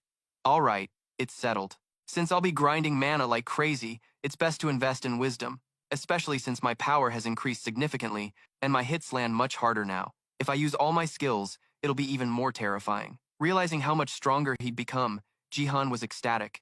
Is it because of the extra wisdom points that I'm getting smarter? Being smart is a blessing. The first task was complete. He gradually shifted his focus to upgrading other factors. That's enough for now. I need a few more attack skills, a couple more skills, and then I need to pack on a ton of muscle. The more muscle, the better. Then, the system window appeared. His wisdom was at 38.5. Now to check the mana regen. Seeing the 7.8% mana recovery rate, Jihan almost fainted. It was just too unreal. This increase means my mana recovers twice as fast now, totally overpowered. The series of calculations he'd been doing made Jihan's head spin. If I try, I could probably squeeze out a few more ways to get even beefier. But my brain feels a bit fuzzy. Is it because I haven't used my head in a while that it's getting sluggish? He slapped his face to wake up. He'd figured it out. Screw it. Why bother thinking so hard? I'm leveling up crazy fast anyway. In that case, I'll just grind out the entire skill tree. Looking at his phone, his free time was over, and it was time to go to school. I guess I'll have to save this for later. Just as he was about to head inside, a voice from behind caught Jihan's attention. How's it going, man? It turned out to be Sun In. He had just gotten back. Oh, it's great. I finished all my studying and managed to grind a few levels today. My divine intent outer force has improved too. I'm at least on your level now. Is that so? Let me show you something. Focusing his power, Jihan unleashed his technique. You have increased the amount of aura emitted from divine intent outer force. Mana cost, 150 points per minute. Immediately after, a surge of power radiated from his body. Jihan's strength stat was boosted by 40 points. Sun In's jaw dropped. This is at least on par with me now. That's insane. So, Jihan's choice was the right one. Having wisdom really makes a difference. Hearing that, his friend asked in confusion, "What are you talking about?" "Wisdom?" Jihan explained to his friend. "Remember when I dumped all my points into intelligence and my mana pool became huge?" He vaguely remembered. "Oh, yeah." He continued his analysis. "Now, I've dumped all my points into wisdom, so now my mana recovery is ridiculously fast. I currently recover 352 mana per minute, and since I'm using divine intent outer force, I still have 200 mana left." He said this while thinking to himself, now that I'm at this level, not using divine intent outer force would be a total waste. Hearing him, Sun In asked curiously, "So how much did you use before?" Jihan replied proudly, "Only about 20 mana. The difference between the two numbers was truly astonishing. So your aura output is like 10 times stronger now? You've really gotten a lot more powerful." "You bet." Sun In was completely overwhelmed. "Wow, it's for real." Jihan looked at Sun In seriously and thought to himself, even though I've got a whole arsenal of skills, but I'm still not strong enough to solo him. I might have the skills, but he has the experience to completely own me. Then he said to Sun In, "Enough of that. Let's go to school, dude." Sun In replied cheerfully, "Yeah, you're right." While Jaehan was busy gathering the books, "I'm gonna get changed and head to school." He then called Jaehan back. "Hold on a second. I have something to tell you. Let's just skip school for a few days." "Dude," Sun In said seriously, "don't even say that'll cause trouble. If things go wrong this time, you could seriously get killed. I'm not kidding." Standing rooted to the spot for a moment, he squeezed his eyes shut as if he was thinking about something. Then he replied to Sun In curtly, "Yeah, I know. The situation really wasn't good for Jihan. He was caught up in a massive, vicious rural massacre. So why aren't I scared? However, I'm sure I'm not just going to die." He encouraged himself. "After grinding this hard, if anything goes wrong, I can still escape in an instant. I became certain of that after the combat with those Blackstone guys. Plus, my mana regeneration speed is insane now." With a confident smile, Jaehan assured Sun In, "It's fine. If anything happens, I'll get out of there in a flash." He then changed the subject. "So, did my stuff arrive?" Hearing that, Sun In could only sigh. This stubborn ox. He then reluctantly went inside and brought out a pile of books for him. "Here, take it." Holding the items in his hands, Jaehan was extremely satisfied. "Sweet, this is exactly what I wanted. The first one is Infinite Mana Arrow. As soon as this skill is activated, mana arrows are continuously shot towards the enemy. This skill only stops when the caster decides to or runs out of mana, and the number of arrows changes depending on the mana available. Next up is Mana Shield, a protective barrier. According to the secret method, in this grimoire, the practitioner will gain access to the very source of mana. Therefore, the user is able to resist all ranged magic and cannot be penetrated as long as the shield remains intact. In addition, Jihan also bought Lightning Arrow. Lightning Arrow, a mana arrow infused with lightning energy, travels at nearly the speed of light, and once it's fired, it's impossible to dodge. To evade this arrow, the only way is to pinpoint the shooter's position and evade before the arrow is even fired. There was also Explosive Fireball, a fireball with a blast radius of 3 meters. Its range and temperature depend on the amount of mana available. The final item was Fly, allowing the user to fly with magic. The more mana one has, the higher and faster they can fly. Feeling a little anxious, Sunin called out from a distance. Are you really sure it's okay? Jihan immediately affirmed. Of course I'll be fine. Right after, he learned all the skills he had just acquired. If I don't want to kick the bucket, I have to learn these. With these skills ready, I can jump in and out of combat like it's nothing. His skill set was now perfect for both offense and defense. With Fly, he was practically a bird. The automatic mana shield made him even more unbeatable. Infinite Arrow and Lightning Arrow, plus Explosive Fireball, provided some serious firepower. As for mana regen, which was boosted by his increased crit stat, Jaehan's confidence was now higher than a mountain. He was strong enough to run all over the map by himself. Even so, Sunin was still not convinced. Still so stubborn? Just skip. School for a few days, dude. Jihan immediately shut him down. Skip for what? I'm already tangled up with the Abyss. Plus, I know that everyone from the Abyss already knows who I am. He really is stubborn. Sunin still tried to purr. Swade Jihan. I know that's true. But wouldn't it be safer to just lay low for now until things cool down? Don't you think you're being reckless? It seemed nothing could change his mind. I understand what you mean. But not going to school right now is definitely not a good idea. First off, if anything happens, I can get away easily. Besides, aren't the Abyss folks all just a bunch of freaks and monsters? Even though you're helping me now, I'm bound to run into crap sooner or later, and I won't get wrecked. From now on, I need to accumulate more experience, and my intuition tells me there are no threats at the moment that could take me out instantly. Finally, Jihan said with resolve, so let's just take the risk. Unexpectedly, after he finished speaking, Sun-In collapsed. Slumping to the floor, Sun-In said slowly, just a few months ago, you hated all this fighting. You've really changed. You know that? Hearing this, Jihan understood and replied, I know. Sun-In asked again, are you really sure you'll be okay? What do you think? Jihan thought to himself, he's asking me all these questions just because he's worried about his friend. I need to put his mind at ease. Then, he confidently declared to Sun-In, what's there to worry about? Who do you think I am? Gaming Master Jihan is here, you know. Why? Get worked up? Well, I guess I have to trust you. What else can I do? Sun-In laughed and accepted it. Yeah, you're right. Still the same old destructive Jihan. Bright sunlight bathed Jihan's school campus. During class, Jihan gently closed his personal notebook when the teacher made an important announcement. Sung-A and the chemistry teacher will be absent for 1 week because Sung-A is ill. Please take note, everyone. Our chemistry class will be a self-study period. Remember to stay orderly. The entire class replied in unison while Jihan sat there, stunned. Yes, sir. As soon as the announcement was made, he began to panic. What? That geezer Hoan Sungon and my girl are taking a whole week off? Huh, that's unreal. I just used a healing skill on Sung-Gae yesterday. How could she suddenly be sick? However, Jihan slowly started to suspect another reason. That must mean he took her somewhere for treatment. He tried to calm himself down. I don't know the details, but he obviously took Sung-A to get medical care. Otherwise, there's no reason for her to miss school, because I've been using my recovery skill on her every day. Still, Jihan felt a sense of dread. But will she be okay? Based on how that geezer Hoan Sungon operates, he must have planned for the worst-case scenarios. The problem is, these incidents just keep happening around here. Damn those bastards from the Abyss. They've been popping up constantly lately, and it's getting on my nerves. If you're not on their team, they'd turn you into raw materials in a heartbeat. To put it bluntly, they're nothing but manhunters. The more he thought about it, the more his head ached. Why the hell do these weirdos keep flocking to this area? Especially since every single one of them is so loud. They're taking advantage of the fact that the mage isn't here to make their move. Where the hell is that old mage? Dead in a ditch somewhere. This is his territory, so he should come back and use it. But that old man Hoan Xung, he's a cautious one. If he's gone for a week, he must have planned everything meticulously. Plus, there's that old murderous witch and the warrior monk. They're probably making all sorts of preparations somewhere I don't know about. The atmosphere around Jihan suddenly shifted, but for some reason, I keep getting this creepy feeling. His anxious eyes glanced upwards. Should I go look for my father-in-law? And his foot lifted slightly off the ground. But even if I find him, What then?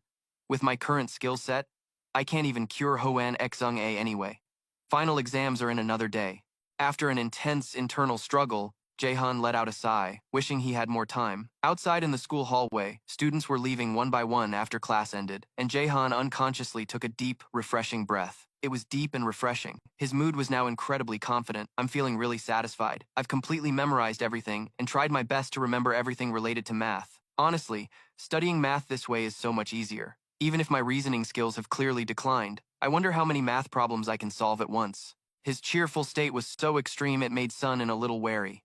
Oh well, no point in worrying about it. It is what it is. I'll probably get at least an 80 on the math test. While lost in hyping himself up, he suddenly remembered something important. Oh right, I think Hoan Xunge was taken for treatment. Is he okay? Sun In seemed worried. He's probably fine. You know how incredibly careful he is about this stuff, he replied curtly. I know. However, his real thoughts were different. But why do I keep getting this ominous feeling? Across from him, Sun In suddenly stared intently at him, then decided to reveal something. Recently, all those small fry creeps who were sniffing around here for a score have been cleanly wiped out by us. Hearing this, Jai-Han immediately asked for confirmation. Really? He affirmed with certainty. Really. Because of that, Ji-Han felt much more at ease. That's great then. Oh, right. I meant to ask you something. In Abis, what's your sex standing? The sudden question took Sun In by surprise. Huh?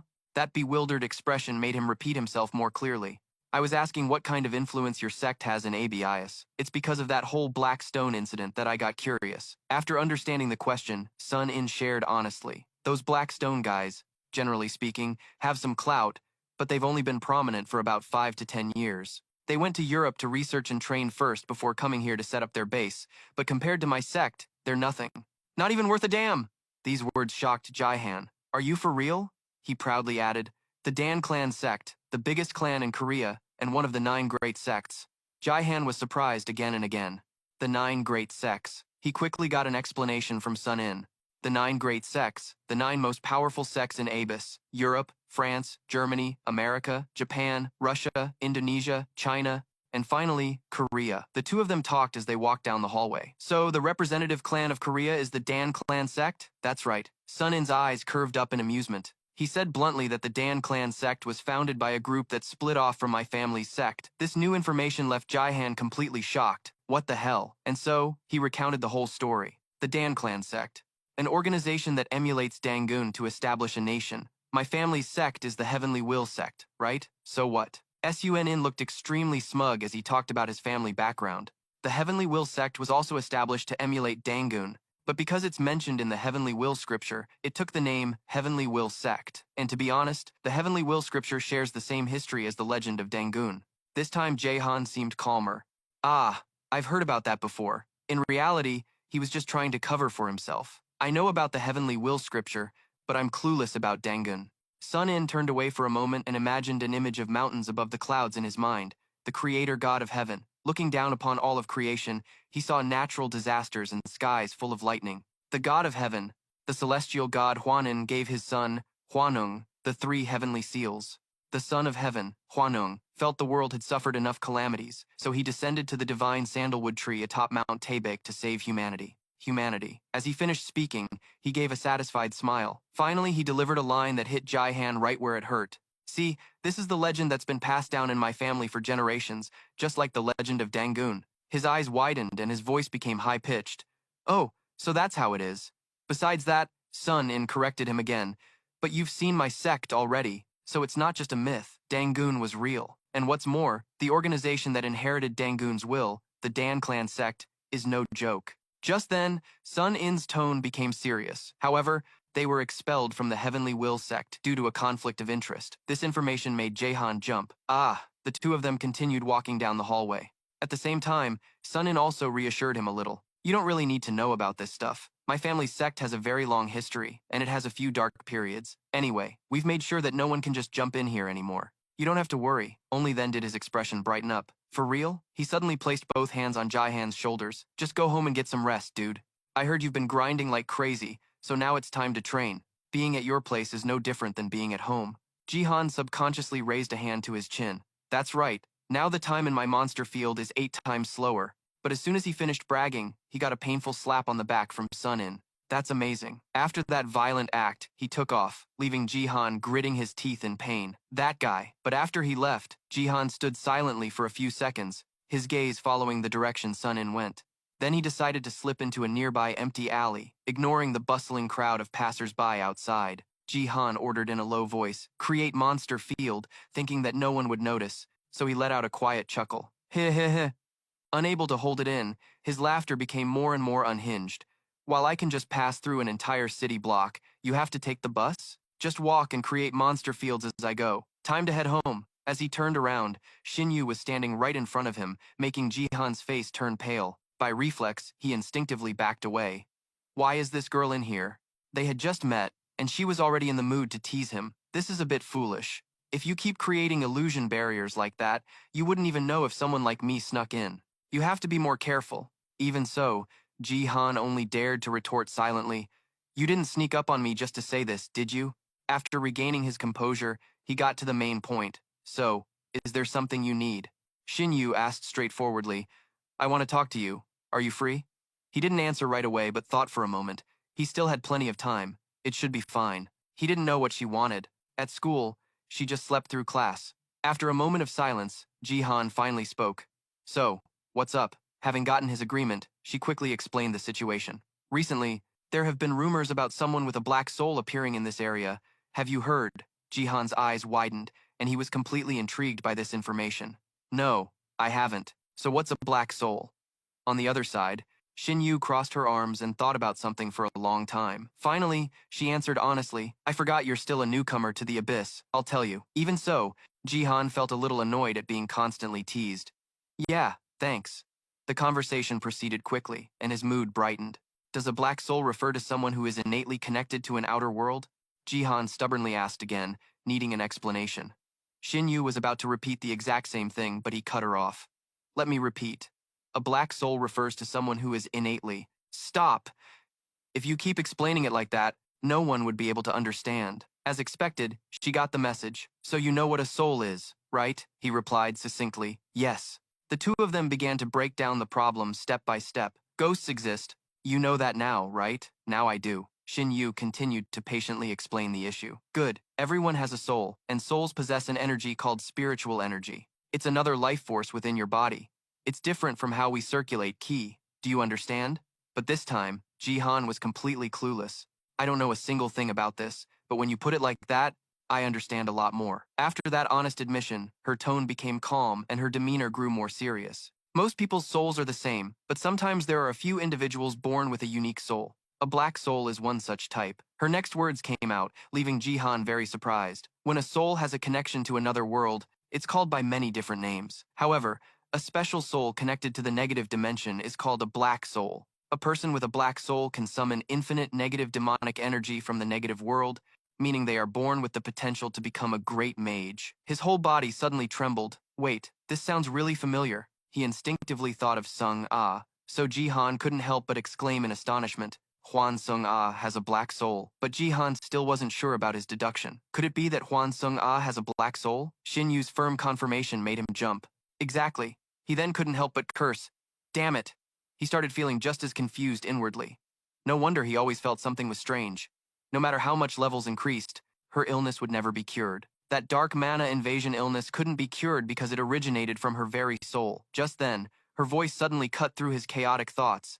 The situation is much more serious than you can imagine. A few days ago, a mid-tier group called the Black Stone began operating around my sect's territory. This information coincided with what Sun-in had told him, so Jihan wasn't surprised. I know those guys. I've run into them too. After he finished speaking, Shinyu slightly closed her eyes, as if somewhat relieved. Is that so? Then this makes things much easier. Currently, we're being harassed by many nameless mutts, and mid-tier groups like the Black Stone are becoming more and more audacious. The Dan clan doesn't care about this, but others are coveting it. This is their chance. What he just heard left him utterly stunned. A chance to do what? Her eyes immediately sharpened as she revealed their plot, a chance to increase their strength and influence. The information came flooding in, and Jihan couldn't process it all. Whoa, slow down. But he could piece everything together himself. Strength and influence, a black soul, a chance to increase their strength, a world where people are also a hot commodity. That thought was so terrifying that it made Jihan's voice falter. Are you saying there are people who want to capture Huan Sung-ah to use her as a tool to increase their power? Shin Yu's demeanor was incredibly calm. That's right, your mind. That's flexible. But you suddenly bursting into laughter for no reason is supposed to raise my likability score? Ha ha. His laughter grew louder, startling her. What's so funny? Jihan's eyes immediately turned serious again as he slowly explained. I'm not laughing because it's funny, but because it's just so unbelievable to me. Meanwhile, his mind was flooded with chaotic emotions. I know that human and organ trafficking still happens in this world. I've always been aware of it. I've seen it on the news about wars on the Dark Continent and in many parts of Africa, where people starve to death from famine and disease. Even in South Korea, there are illegal prostitution rings and loan sharks. That's right. I've always known about it. Maybe you know too. But I just turned a blind eye because it had nothing to do with me. It didn't involve my friends, and it didn't affect my family. But now it's an issue involving my friend, meaning Huan Sung-ah is your friend. If someone were to ask me that question, I'd probably say yes. And Jihan began to realize that there were people around him who wanted to capture her and use her as a tool. Given the chance, he would kill them all. What's the difference between those who treat life as a tool and the monsters in a game? And Jihan possessed an ability that could kill them with ease. His eyes suddenly widened as if something had awakened within him. I can't believe I'm thinking about killing. An old memory surfaced, making Jihan wonder, how much have I changed in the past few months? No, I can't really call this a change. It's the circumstances that have shaped me. They've tried to take my life several times, and it's all thanks to the gamer's mind skill that I can still feel that experience. So I've always been, in the past, someone had told him this. You've changed, you know? Back in the present, Jihan unconsciously clenched his fists and stared at them. I changed a long time ago. After a moment of internal struggle, he finally spoke up to break the awkward silence with Shin Young. Did you come here just to warn me about this? As expected, that was the reason she appeared in this secluded place. That's right, just stay at home and don't go out, or you could lose your life. Perhaps Jihan didn't expect Shin Young's concern and was momentarily stunned. Then he gave a very sly smile. Is she here to warn me because she feels indebted to me? That guy Sunil told me something similar. I wonder if she's telling me because she knows I'll be heading to Sunil's place soon, or if it's because Sunil already cleared out all the small fry around here. He scratched his head and looked away. It doesn't really matter to me. I'm strong enough to go my own solo lane now. But thanks to Shin Young, I know how I need to act. Dark magic intrusion. So it's because of her soul? Is that why that old man Hwan Sung-gon is gathering that power? To heal her? It seemed the images of Lolino and Ah Jung reminded Jihan of something. I have a question. Why are they in such a frenzy? Is that dark soul thing really that powerful? Enough to make them risk their lives? Shin Young slowly closed her eyes and calmly explained that the dark soul was indeed one of a kind. But it wasn't something people would die to obtain. However, if there was a method to purify the dark soul, that would be a different story. Her words made his expression change drastically. A purification method. She immediately gave him a direct answer. Yes, a purification method. A way to separate the dark soul to extract it for a special purpose. But the expression on Jihan's face was even more stunned than before. The mere thought of it made him so angry he gritted his teeth. Those damn bastards! Seeing this, Shin Young added something to reassure him. The purification method isn't exactly common knowledge that most people would know. Acquiring it requires an enormous price. But recently, someone has been leaking it everywhere. This information helped him understand everything. I get it. That means someone leaked this method to further their own scheme. And thanks to all these small fry, they have enough cannon fodder to capture her. Is that it? His quick thinking earned him a compliment from her. You're very smart. Jihan had no intention of denying it. Thank you for the compliment, and thanks for the warning. But I have one more question. Do you know where Master Hwan Sung-gon is? Shin Young's eyes began to scrutinize him, but she still answered honestly. I know, I just can't get close to him. His next words immediately put Shin Young on guard. As he said, I want to go, she immediately demanded to know why. For what? And Jihan had no intention of hiding anything to help them. His face brightened up. Because I'm her friend. In his heart, Jihan truly held sincere feelings for Seong-ah. I haven't known her for long, and we aren't that close, but I've changed so much compared to a few months ago. Now I can help her. Even if that old man Hwan Sung-gon is a perfectionist, there's no way he could have predicted all the actions of these scumbags. This means Hwan Sung-ah needs my help. At this, Shin Young just silently observed his attitude. Her gaze made Jihan a little unhappy. Hey, if you know, just tell me. At first, she tried to evade the question, but in the end, she chose to speak up. I don't understand why you made that decision, but I won't try to stop you. Hwan Sung-gon isn't here anymore. He's on Bukhansan Mountain and has expanded a barrier along with the murderous witch and her gigantic slave soldier. This made him a bit worried. And I bet almost all of them are heading there. She immediately confirmed it. That's right. What are you planning to do? What? And you just smiled and repeated, what am I planning to do? Ah, just as he was about to reveal his plan, the surrounding space suddenly changed, and with just one look, Jihan recognized it immediately. An illusion barrier. The scenery around them began to blur as nonsensical phrases appeared. Soon, a group of tough-looking men surrounded the spot where the two were standing. Jihan's face showed clear bewilderment. These were the guys who tried to assault Shindung the other day. Just then, another person slowly approached. Well, I didn't expect to catch both of you here. Nice, very nice. His appearance made both of them extremely surprised. Across from them, Donghan was still boasting, this is a double kill. I'm gonna make a fortune. Jihan suddenly remembered the past, about those guys who tried to mess with Shindung, but got their asses handed to them. That tall, dark, and smelly dude was still muttering, nice, nice. I'm gonna fill my pockets with this one. He immediately checked the guy's identity, observing a long information panel that appeared before him, which said he belonged to the Black Wing Gate, was a mercenary, and had been equipped with a fairly strong ability by a mage. From that, Jihan felt a bit disheartened. Level 41, a whole 9 levels above me. This is going to be a tough fight. He has a wicked ability, but is also a victim of ABIS. Compared to this guy, it'll be hard to win without some top-tier skills. His abilities and stats are also pretty damn tanky. How am I supposed to drain his HP bar? While he was still trying to figure out a way, he was startled by Sin Dung's cursing. You damn dogs! Jihan was met with the sight of her burning with a rage that looked like she wanted to eat them alive. It was then that Jihan suddenly remembered the past. Ah, I remember now. That time, this girl was injected with something that completely paralyzed her. Before he could do anything, Donghan started playing dumb. Oh my, what's wrong? Are you trying to fight? Don't be so aggressive. I'm just a poor foreign worker after all. Surely you two aren't thinking of harassing me just because you see something exotic, are you? His words left both of them speechless. Jihan couldn't help but curse inwardly. What the hell did this psycho just say? After that, he took a step towards Shindung. Hold on. At least you should tell us who you are, right? Hearing this, Donghan shrugged and gave a fake laugh. Oh, right.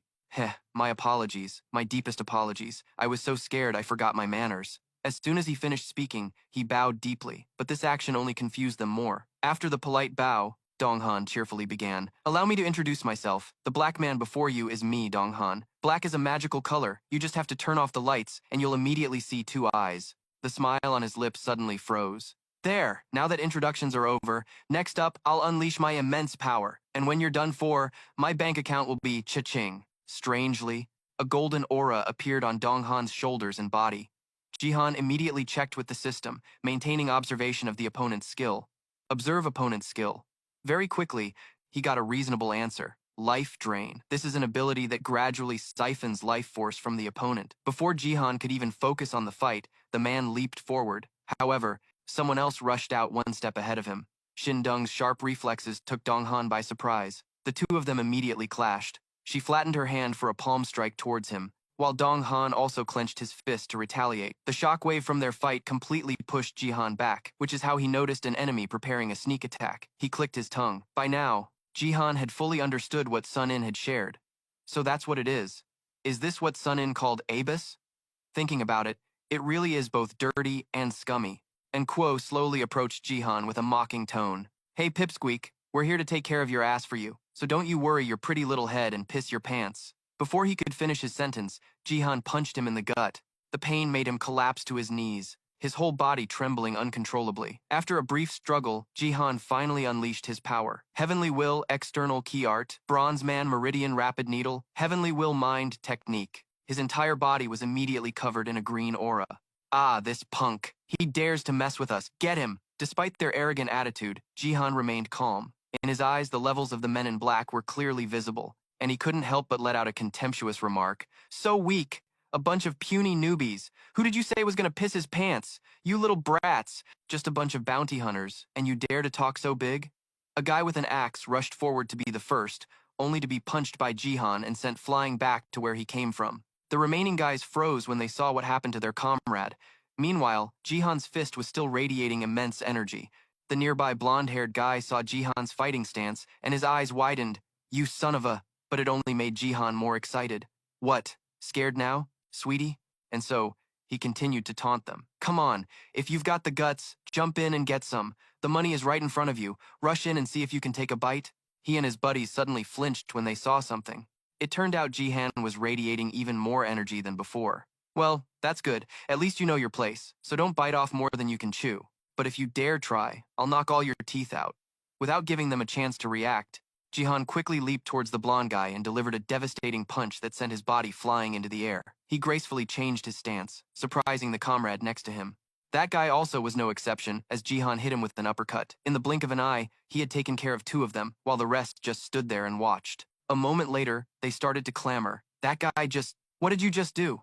Jins quickly backed away as Jihan stepped forward, hastily giving an order. Hey, all of you, jump him! Sure enough, 6 fearless guys charged forward to attack. Hup, facing deadly weapons like hammers and knives, he remained unusually calm. Piercing sounds echoed under the twilight sky. Thinking they had succeeded, Jinu was overjoyed. Ha ha ha, are you dead yet, punk? Getting mobbed and beaten to a pulp like that? But his eyes immediately filled with terror when he heard a familiar voice. So what? Even though he was struck by their weapons, Jaehan's body didn't have a single scratch, and he even taunted them. You think those petty tricks can do anything to me? Don't think for a second I'm on the same level as you. Now, let me end this little skirmish. Jinu's face immediately turned pale, and then only the sounds of a brutal beatdown echoed through the area. A white, blood-like aura emanated from Jaehan's entire body as he recovered his stamina. At this point, Jinsu didn't even dare to stand up straight and face Jihan. Is there anyone left? He wondered, casually sending an unlucky guy next to him flying with a punch. Because his hands were now scraped, Jihan decided to get serious. Let's wrap this up. I'm getting tired of this. Remember to live a better life from now on. Don't be so stupid you get yourselves royally screwed. This philosophical advice made them tremble. All over. Afterward, only the satisfying sounds of pained screams and heavy thuds remained. While Jihan was finishing off the group below, Exindung had already leaped onto the rooftop of a nearby building. Then, a fierce aura formed a red blaze around her body. Exindung's eyes widened, filled with determination. Next, she stomped her foot and swung a powerful punch. However, it was easily suppressed by Donghan's strength. He even teased her, "Whoa, you're pretty feisty." While restraining her arm, Donghan prepared to deliver a powerful kick. But a move like that was nothing to him. However, Exindung nimbly grabbed his arm and smoothly vaulted behind him. Even Donghan was surprised she could dodge so easily. Exindung landed safely and immediately assumed an attack stance once more. She channeled her energy into a palm strike, hitting him squarely in the back. Donghan staggered and hunched over for a moment. That hurt, little lady, but it's still nowhere near enough to take me down. His true strength made her wary. This guy specialized in close-quarters combat with a focus on defense. Against this kind of opponent, external attacks wouldn't work. She had to launch an internal attack. Just then, Donghan's attention was diverted. Huh? What's that? All of our guys are down for the count. While he was busy, looking down at the courtyard, Exindung seized the opportunity. Her aura flared, and she rushed forward to launch a surprise attack. As if sensing the approaching energy, Donghan hurriedly turned around. But it was too late to dodge, and he took a solid punch to the stomach. His face immediately went slack with shock, but she had no intention of stopping, following up with a sharp elbow to his chest for good measure. This time, Donghan only had time to curse, damn it, before he was struck by an uppercut. His head snapped back, and he lost his balance completely. Exindung then hiked up her skirt, preparing to unleash a finishing blow. Flame-severing kick, a knee strike right to a critical spot left Donghan unable to even make a sound. The momentum sent him flying off the rooftop, and he crashed down into the courtyard, much to Jihan's curiosity. Looking at Donghan's condition, Jihan could only feel a bit of pity. Well, his number's up. Still, this guy is one tough tank. He took a full combo and is only just dazed. After finishing up, Exindung landed safely beside him. Jihan quickly asked with concern, "Hey, are you all right?" While adjusting her skirt, she gave a brief reply, "I'm fine." However, his eyes were drawn to something else. Whoa, how about a little higher? However, Jihan quickly regained his composure and sighed softly. "Can you give me your hand for a moment?" Exindung didn't refuse. Okay. The moment she agreed, she immediately held out her hand. He took it, feeling a bit perplexed. I asked for her hand, and she just gave it to me so casually. Isn't she curious about what I'm planning to do? A moment later, Jihan decisively used the soul recovery healing art. The scratches on her hand instantly disappeared, to Exindung's astonishment. This is the soul recovery healing art? But how can it be this fast? He continued to focus on healing as he calmly explained, "It's thanks to my ability." After he finished, she wiggled her fingers and turned to look at him. "Is that so? Is that the ability? Called the gamer, right?" Jihan didn't answer, simply turning to leave. "You can head home on your own." Her curiosity piqued. Exindung blurted out, "So what are you going to do now?" But he was willing to share. His plan: "I'm going to see old man Hoan Sung gone. If Hoan Sung A is already cured, they'll leave. But if not, I'll do everything in my power to help them." His answer caused her to fall into deep thought. For a moment before she admitted, "You're a very special person." Jihan replied with a mischievous grin. "Is that so? Thanks for the warning earlier. And for the explanation, too. I'll thank you properly later." As soon as he finished his sentence, he shot up into the sky using his aura, his determined gaze fixed forward. But he couldn't hide his surprise when Exindung suddenly appeared next to him. Before Jihan could say anything, she explained, "I'm going with you. Consider it my way of repaying you for saving me." Did my decision surprise you? A sudden feeling of being moved welled up inside him. I guess I can trust her. But that warm feeling quickly vanished because of what caught his eye. "Hey, Miss Exindung, your skirt."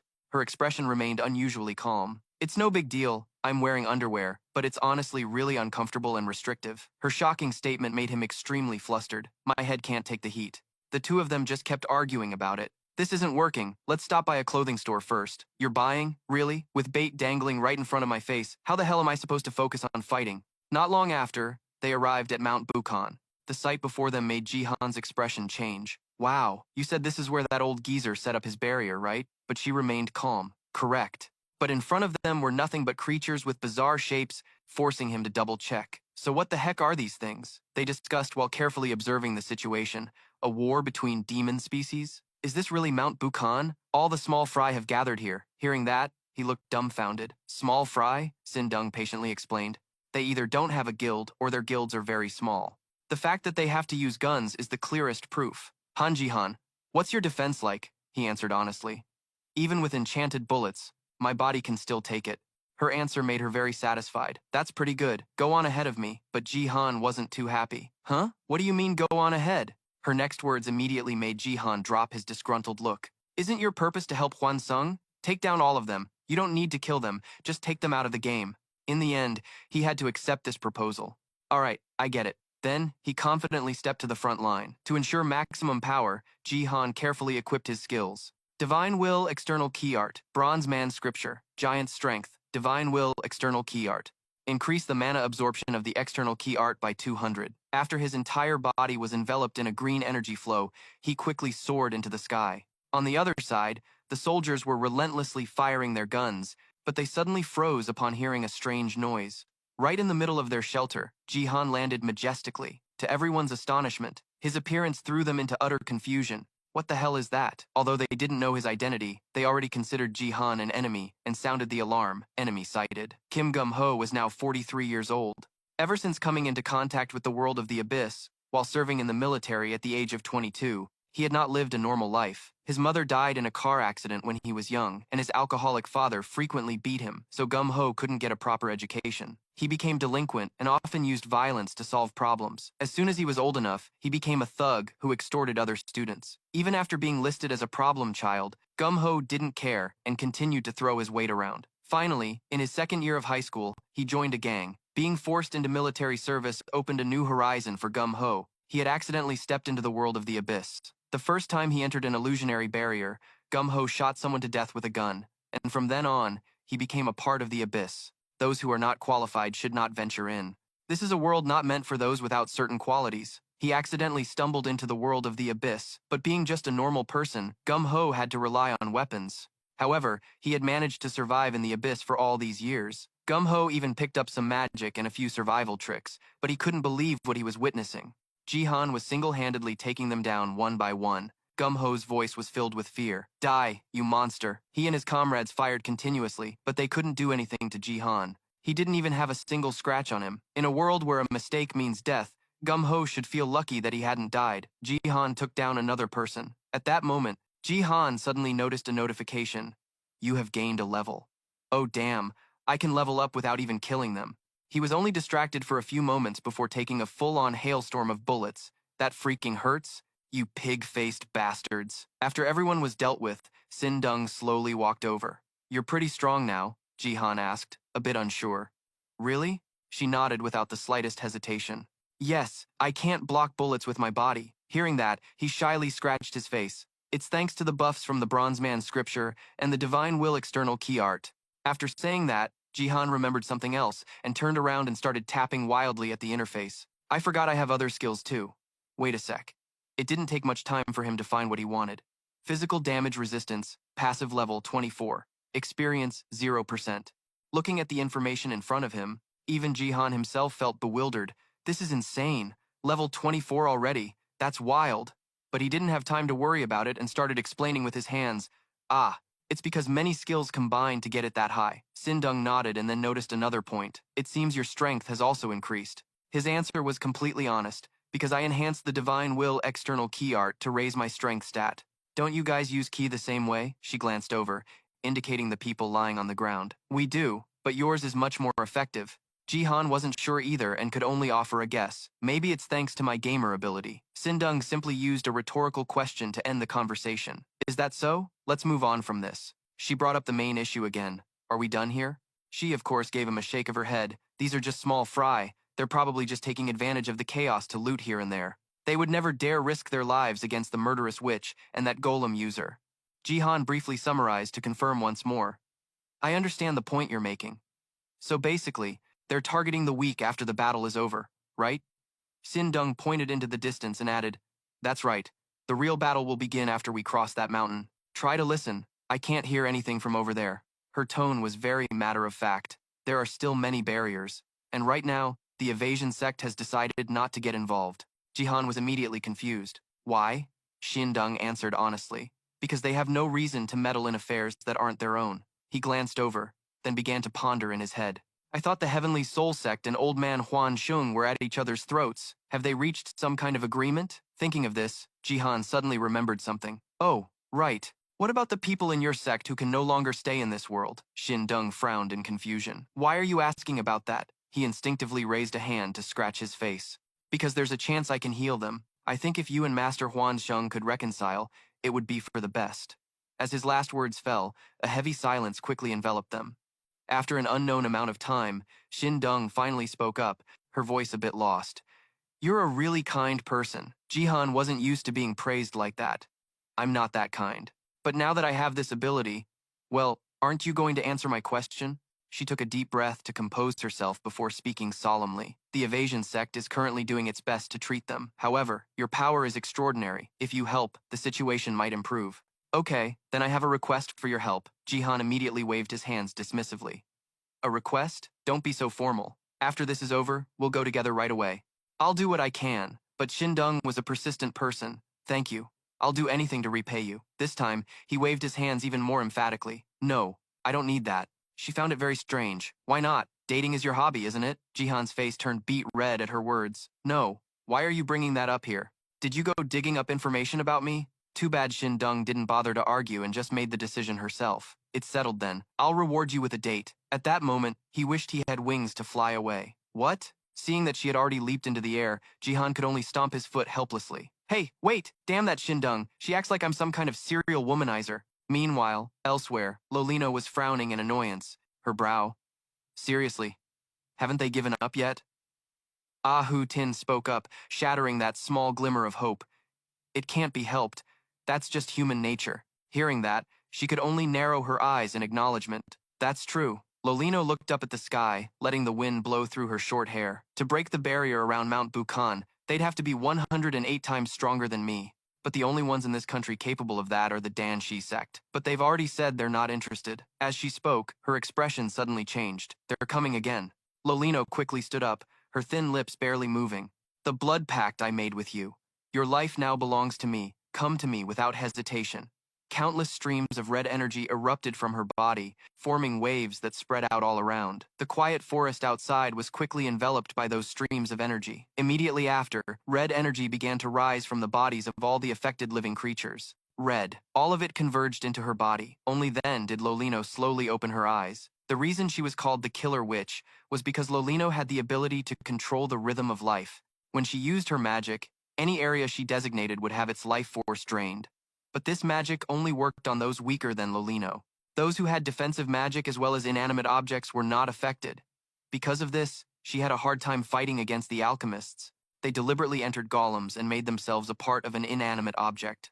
Aside from such exceptions, Lolino could eliminate large numbers of enemies extremely quickly. She could take the life force of her enemies and transfer it to her minions or use it for direct attacks. That was this pair's specialty and expertise. For those who could resist her rhythm of life magic, Lolino had her own countermeasure. She had just jumped down from Ahu Tin's shoulder when a magic circle appeared beneath her feet. I offer these souls to summon those who have a pact with me. Come forth and bring calamity to my enemies. Summon Demon Barris, summon Demon Dragon. As the incantation ended, a red light flashed from within the pitch-black circle. Soon, the two demons arrived as summoned. The moment they met, Barris expressed his dissatisfaction. It's been a long time since you've called me. Across from him, Lolino slowly lifted her chin, trying to look cool. Long time no see. Seeing this, Barissa's eyelid began to twitch violently. Where did you learn to do that? He bluntly voiced his disdain. A witch trying to use memes is just ridiculous. She was so angry, smoke practically came out of her nose. What the hell are you talking about, memes? I just learned this in Korea.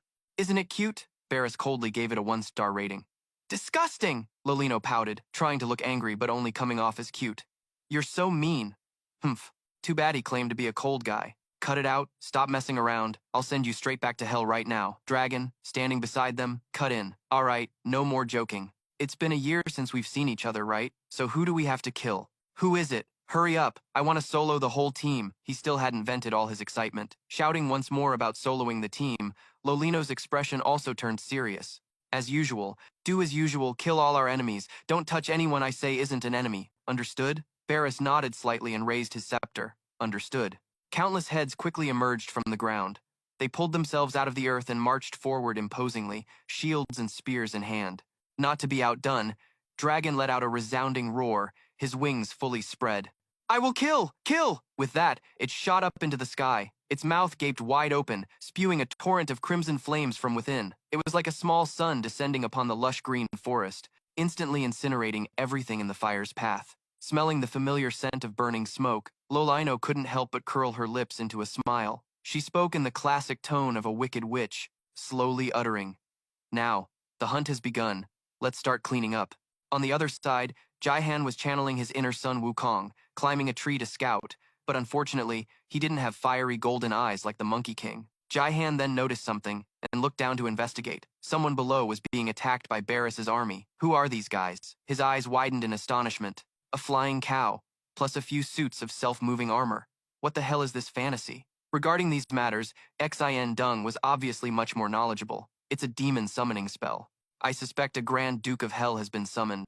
Jahan blurted out instinctively, Barith. He appears in a lot of games. One of the 72 demons from King Solomon's grimoire, right? She could hardly believe it. Turning to ask, he's in games too? What do you mean? He didn't explain, but just smiled and replied with a very punchable line. You'll understand once you start playing games. Xindung's face went blank just as he expected.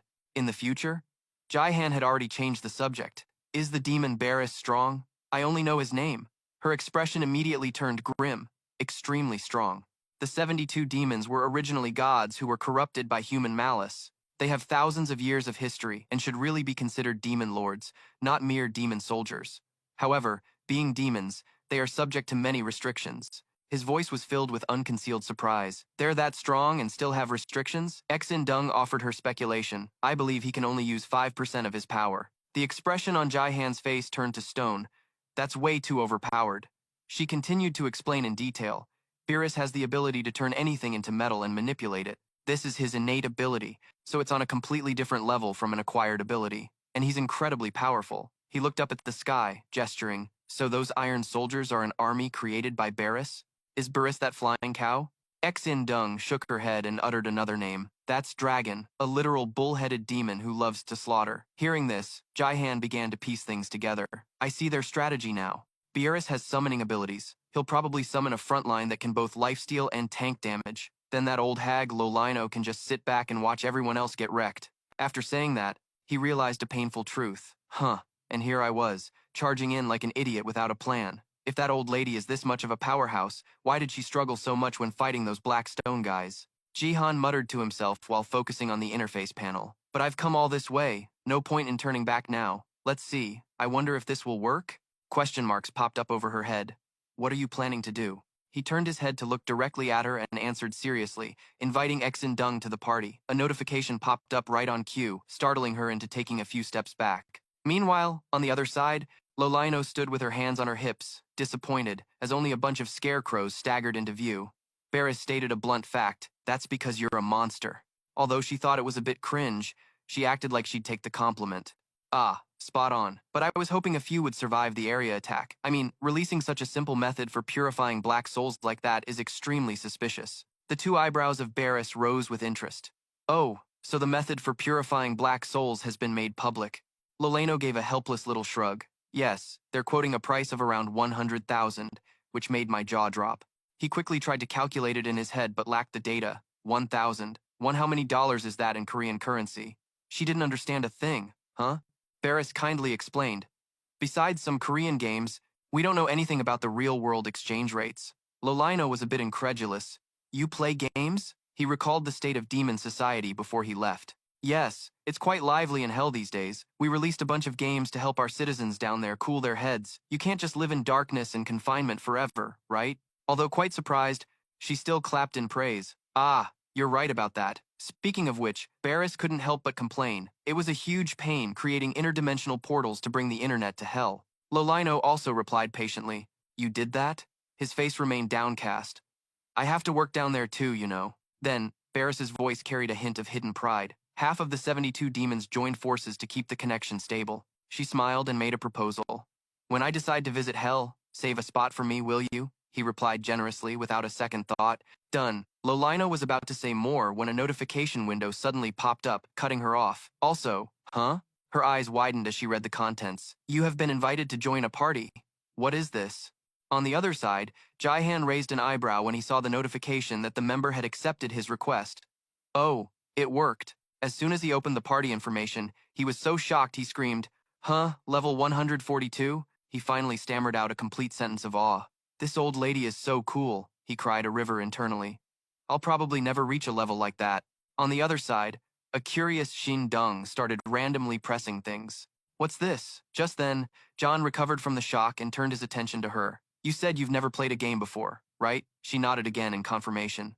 That's right. The words on the tip of his tongue suddenly became hesitant. How should I explain this? How do I explain the party system? Sweat started beading on his forehead. If she's never played a game before, will she even understand? An idea suddenly sparked in John's mind. Just imagine, it's a special kind of magic that links teammates together. You see this red bar? That's our health. You can check the status of your teammates, and it helps you recognize who's on your side. Shin Dung's voice was filled with unconcealed excitement. How cool! This is a gamer's ability, right? He nodded in confirmation without hesitation. That's right. John wanted to explain more, but a chat request notification cut him off. Besides, I already know. He continued talking as he pressed the accept button. There's a chat option. Can you hear me, sis? Lolino's pink eyes were filled with glee. Han Jihan. Lolino gripped the broom in her hand and took a deep breath, before exclaiming, Where are you talking from, sweetie? Hanji the gamer, right? From the other end, he confirmed twice. Yep, that's me. Her eyes sparkled with stars of pure envy. So cool, Lolino couldn't help but exclaim, but I can't believe you can even use the party system. Being praised made John's face turn completely red. Pretty awesome, right? I think so too. You know, behind that smile was a heavy dose of guilt. I didn't think it would work, but it actually did, which is crazy. After the excitement passed, her voice suddenly turned serious. But why did you come here? Are you also interested in the Dark Soul? Although she couldn't see him, John still tilted his head in frustration. No, not interested at all. Under the wide brim of her hat, the corners of Lolino's lips quickly curled into a smile. I knew you'd say that, sweetie. Your ability is totally overpowered, but your level is still low, right? What are you doing here? His entire being exuded weariness. I was worried about Huan Sung. Ah, so I came. But after seeing your level, I'm completely discouraged. They were talking business when she suddenly let out a piercing scream. Are you two on a date or something? The color on John's face first turned as red as a tomato. What the heck? Why would you say something so random? But immediately after, a notification made his face turn pale. My heart is pounding and my legs are trembling. The source of this danger was Shin Dung, who was emitting killing intent. Her whole body was glowing amidst the lush green forest. Why is this lady suddenly giving off so much killing intent? On the other end, Lolino innocently asked a question. Weird? Why am I sensing killing intent from your direction, sweetie? Jihan waved his hand dismissively. It's nothing at all, but the more you fear something, the more likely it is to happen. The boss lady seems to get it now. Are you a collector? Of teddy bears or a shareholder in a milk company? Sweetie? He could already see the light of heaven before his eyes. Oh, for crying out loud, if you don't know what you're talking about, don't drag me down with you. Fortunately, Lolino changed the subject, but this is quite a hassle. Time flows the same here as it does outside, and we can't get out until the ritual is complete. John also let out a sigh. I guess we'll stay then. Is that? Having confirmed his position, she ended the chat. Is that so? Then just hide somewhere and don't get caught, okay? See you later, sweetie. He was halfway through a sigh of relief when he felt a death glare from behind him. Why is this girl so freakishly observant? John could only choose to play dumb. Miss Shindung, why are you staring at me so intensely? She also pretended not to notice, as if. He immediately yelled back impatiently. Just admit it already. Jihan pointed a finger at her. Your killing intent is practically radiating towards me. The more he said that, the more stubborn Shindung became. Where are you getting that from? You're mistaken. He immediately brought up the blaring alarms as evidence. The alarms are screaming. The alarms are wailing. If there's nothing, why is it going off like crazy, you blockhead? I know you don't really get it, but at this rate, we're totally screwed. She just crossed her arms and replied nonchalantly. That's your killing intent detection ability? It's a cheap knockoff. Hearing that, John couldn't let it slide. Hey, this is 100% authentic brand name stuff. Too bad Shindung had selective hearing. How can I just trust your intuition? You just casually go around squeezing a girl's hand like it's nothing, so why should I? Trust you? His face went blank, question marks spinning in his head. John was 100% not having it. What does that have to do with anything? He didn't hesitate to shout back in protest. What's the big deal with that? She didn't back down either. I do. Xin-Dung clenched her fist, the confession right on the tip of her tongue, because... But unfortunately, an unexpected situation arose from within the forest. A look of surprise quickly spread across Jahan's face. Elsewhere, Lolino had noticed even earlier. Oh, surprised are we? House Barris felt the same way. Isn't that the combat division of Dahan's 10 gates? The Black Soul is useful, but is it really that valuable to them? She assumed a combat stance. That's right, they must know the consequences of provoking us. But the man beside her raised his short scepter, cutting in. I'll handle them, he ordered. Unite as one, and that one shall sweep away all who stand in my way. The soldiers below heard the command and immediately gathered together. The swarming horde emitted a bright light and merged into a giant statue. Its head lowered as it began to identify its target. One unlucky soul tried to escape but was too late. His body was turned to metal and was immediately struck by an axe. The rest of the people began to scatter, but none could escape a similar fate. Metal fragments fell all over the ground. The colossal statues seemed to be shouting a battle cry in unison, crushing the metal fragments underfoot as they steadily advanced. Facing them, Trung Kun's party looked like tiny people, just as expected. Being a Western European witch, summoning demons was no trouble for her. Even as an opponent, Trung Kun couldn't help but praise her. As expected of a Northern European witch, summoning demons was as easy as taking something from her pocket. Cheonsu stepped forward, nodding in agreement. Of course. After all, witches rely on demons as their primary source of power.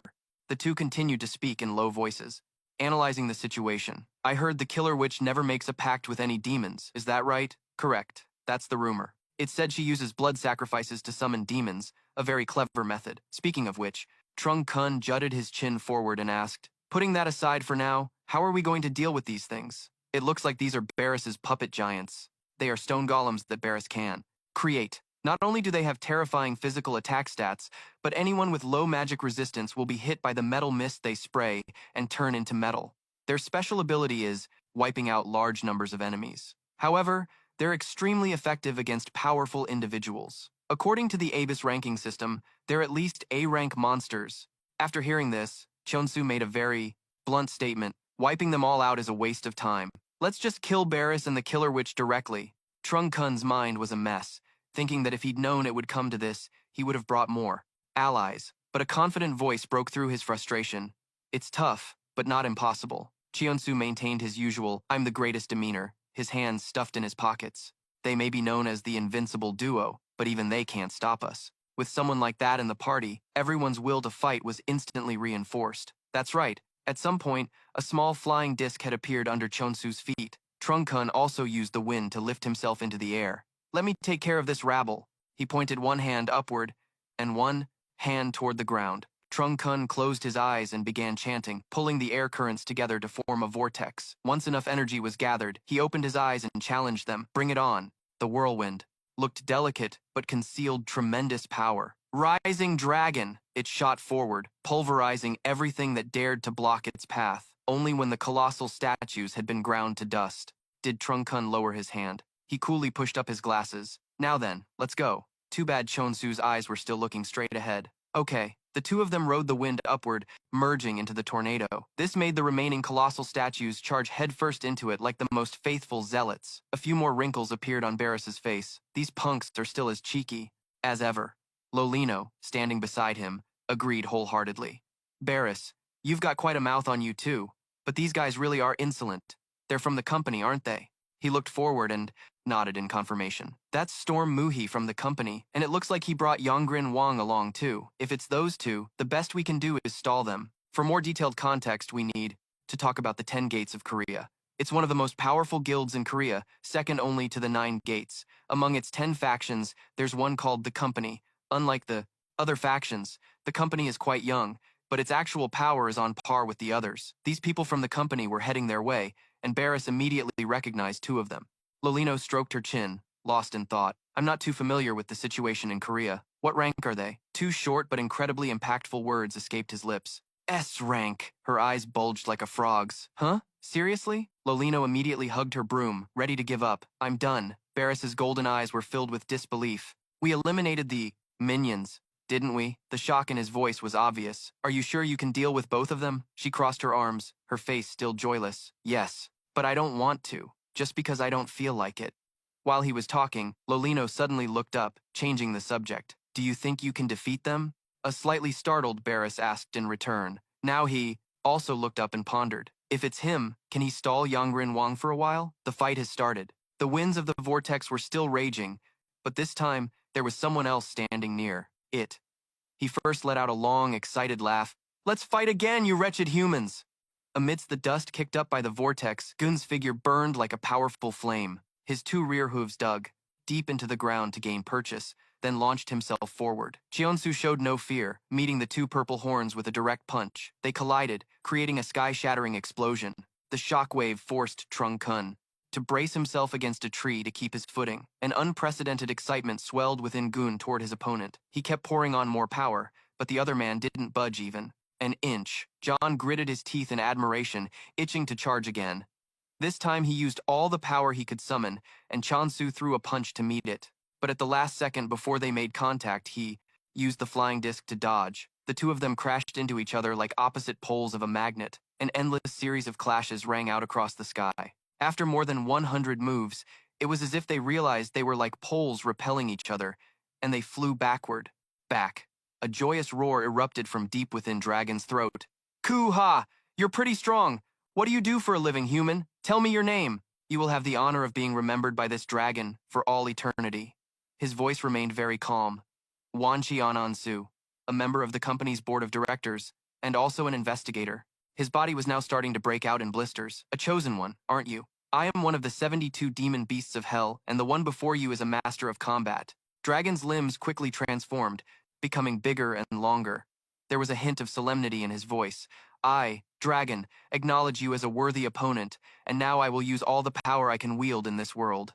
I, Dragon, can push my power to 1/10 of my original strength, a unique ability only I possess, so come at me with all you've got, human. The moment he finished speaking, the 2 clashed again. Trung-kun's eyes watched intently from the sky above. A clear tension was visible on his face. To think there's another demon lord from the Book of Solomon. At this rate, will this be difficult to handle? A firm denial echoed from behind Trung-kun. Don't even dream of it. It turned out that Barris had flown in on his steed at some point. Trung-kun turned to see it was none other than Barris. But before he could say a word, the other party spoke first. Human, I know you are quite strong. However, I am not like Dragon. I have lived through countless wars and dynastic struggles of kings and lords. Even though I can only use 5% of my power due to the restrictions, Barris's murderous gaze stared him down as if wanting to eat him alive. Do you think you can overcome the knowledge and wisdom I have forged over millennia? Know your place, human. Even though I was formed from the countless collective minds of humans, do you truly believe we are on the same level as your kind? Well, I suppose arrogance is part of the nature of intelligent beings. The indignation in Barris's voice grew with every word that escaped his lips. There must be a limit to your conceit. I am the demon alchemist, the deceitful puppet master. I can turn a worthless piece of trash like you into nothing more than a pile of mush. Realizing he was about to attack, Trung Kun immediately jumped back. Barris cast a spell, creating a territory that gave him an advantage. He confidently displayed his skills. I can control metal at will, and in this vast territory, it's just like being in my own world. You there, mage. Let's see how well you've prepared, shall we? Die, and offer your flesh, blood, and soul to me. As soon as he finished speaking, thousands of metal shards shot towards Trung Kun at an incredible speed. Barris's terrifying power made him exclaim, as expected of a demon lord, before casting a whirlwind to shield himself. The thousands of incoming metal shards were stopped in their tracks, flying off in all directions and leaving countless scratches everywhere. Even though he blocked the attack, Trung Kun had still expended a great deal of energy and clicked his tongue, calculating. He had underestimated Barris's power, a fatal mistake. If he kept strengthening the storm, it would soon drain all of his mana. I can't hold out much longer. Since that was the case, he came up with a new idea and unleashed his power. Dance, O storm! Sing, O whirlwind! Those words caused a violent disturbance in the territory. The whirlwinds, denser than ever, swept up the thousands of metal shards high into the sky. The wind, formed from a series of small tornadoes, suddenly grew gigantic, pulling all of Barris's metal into a deadly vortex. Anything that flew towards him was devoured by Trung Kun's defensive matrix. Seeing that everything was now under his control, he could finally breathe a sigh of relief. Defense complete. However, at this rate, I'll lose soon. I can't locate Barris's true body. Trung Kun was struck by an idea and shot forward at a terrifying speed. I'll attack the killer witch. If I kill her, the demon will automatically disappear. Of course, I can't kill the witch and her great warrior. The rising tension caused a thin layer of sweat to cover Trung Kun's spellcasting hand. However, it didn't matter. As soon as he finished his thought, he began chanting to summon a link between the storm and lightning. The sight before him made his voice prouder than ever, a spell that could wipe out an entire city. Dance of the Storm King. A faint smile suddenly appeared on his thin lips. With this spell, I can inflict wide area damage. Victory will be mine. The destructive power of the Dance of the Storm King was truly no small matter. It just grazed by. Yet the entire forest shook. Immediately, many large, ancient trees were uprooted and sent flying, revealing a small figure behind them. It was none other than the person he was looking for. Lolino! Upon seeing her, Trung Kun was stunned for a few seconds before shouting at the top of his lungs, "So you were there? The prey I've been searching for has finally appeared." He quickly reached his hand towards Lolino. Seeing the whirlwind her opponent had summoned to deal with her, she showed no fear or even any intention to dodge. This made Trung Kun think that victory was in his grasp, but suddenly, his body was racked with intense pain. A chest-tearing pain forced Trung Kun to his knees, his bewildered eyes widening as his whole body began to tremble. Trung Kun hurriedly unbuttoned his shirt and discovered a piece of metal had somehow lodged itself deep inside him. Just as he was struggling to process this reality, Barris's mocking voice rang out leisurely. "Hey, you fool!" From that piece of metal, his head slowly emerged to face Trung Kun. He spoke with slow mockery, despite the heavy atmosphere he himself had created. "Didn't I warn you? I manipulate and control metal. Do you think the type of metal attached to your body makes any difference? If it contained mana or had a will of its own, I would have a harder time controlling it. However, you were so engrossed in casting your spell that you paid no attention to your surroundings. This is why humans always fail, because you are all so careless. Now come at me all at once." The sky roared violently, as if reflecting Trung Kun's cry of anguish over his bitter defeat to Br.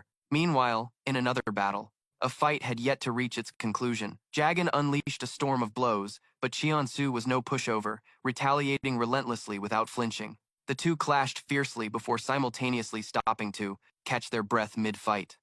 This gave Jagan a moment to praise his opponent. "Not bad, human. I didn't expect you to have entered the Transformation Realm."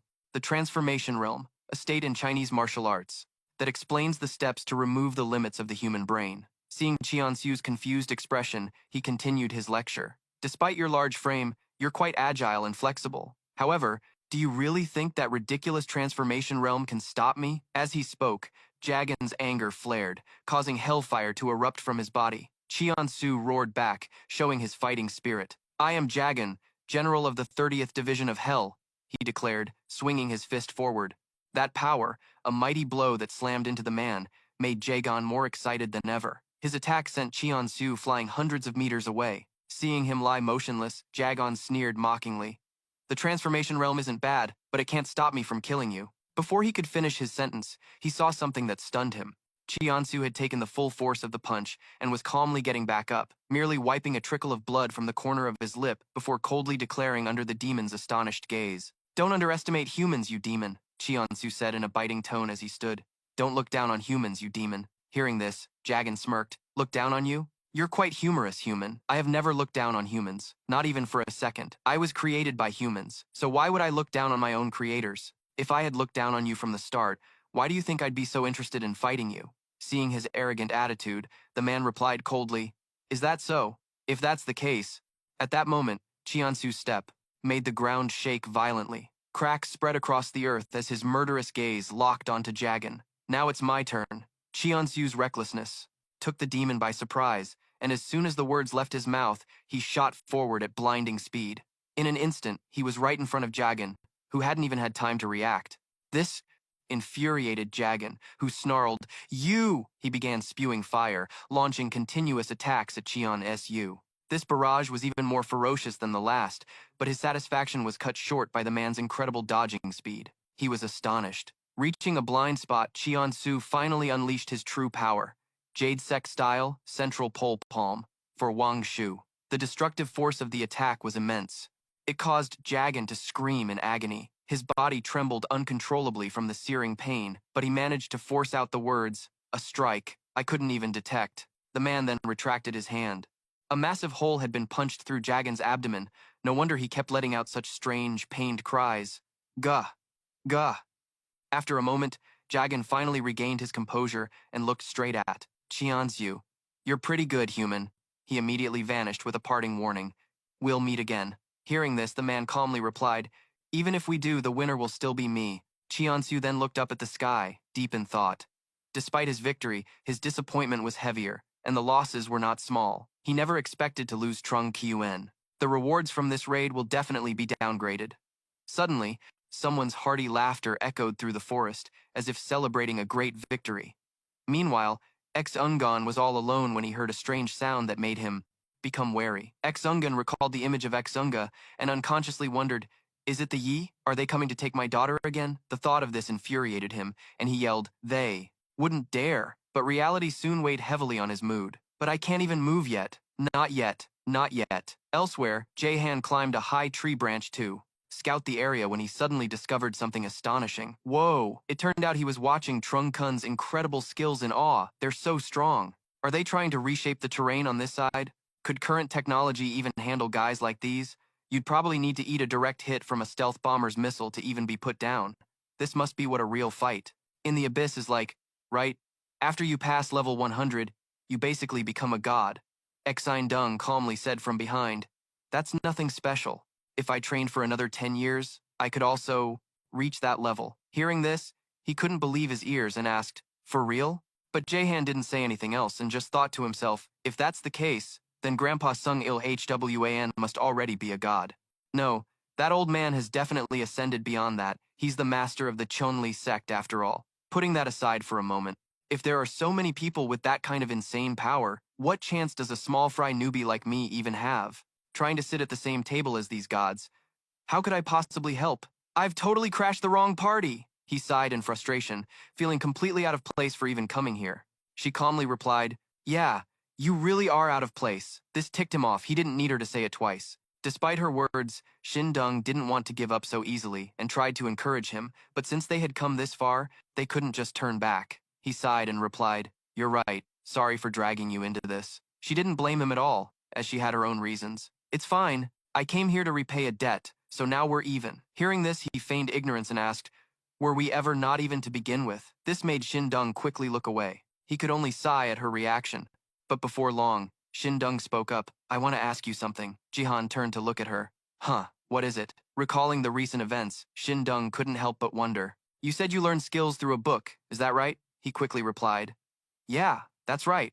From his answer, she came to a conclusion, meaning there were no limits at all. He started to elaborate on the matter. Almost none. If there are any harmful side effects, or if skills cancel each other out, I can't learn them. A long time ago, I tried to learn the Sunflower Manual, but it warned me that I'd be saddled with the Northern Yang Curse. She was extremely surprised to hear this. So, it protects you as well? That was truly a powerful ability. He began to ramble on about it. Of course, it even helps me stay completely calm when seeing epic scenes like this. Shin Dung asked curiously. What do you mean? Jihan then explained everything about this ability, a form of mental protection, the gamer's mind. Before I had this ability, I was so weak I couldn't even get into a fight. But now, I don't even know what fear is anymore. Seemingly realizing something, her eyes filled with a hint of worry. Is that so?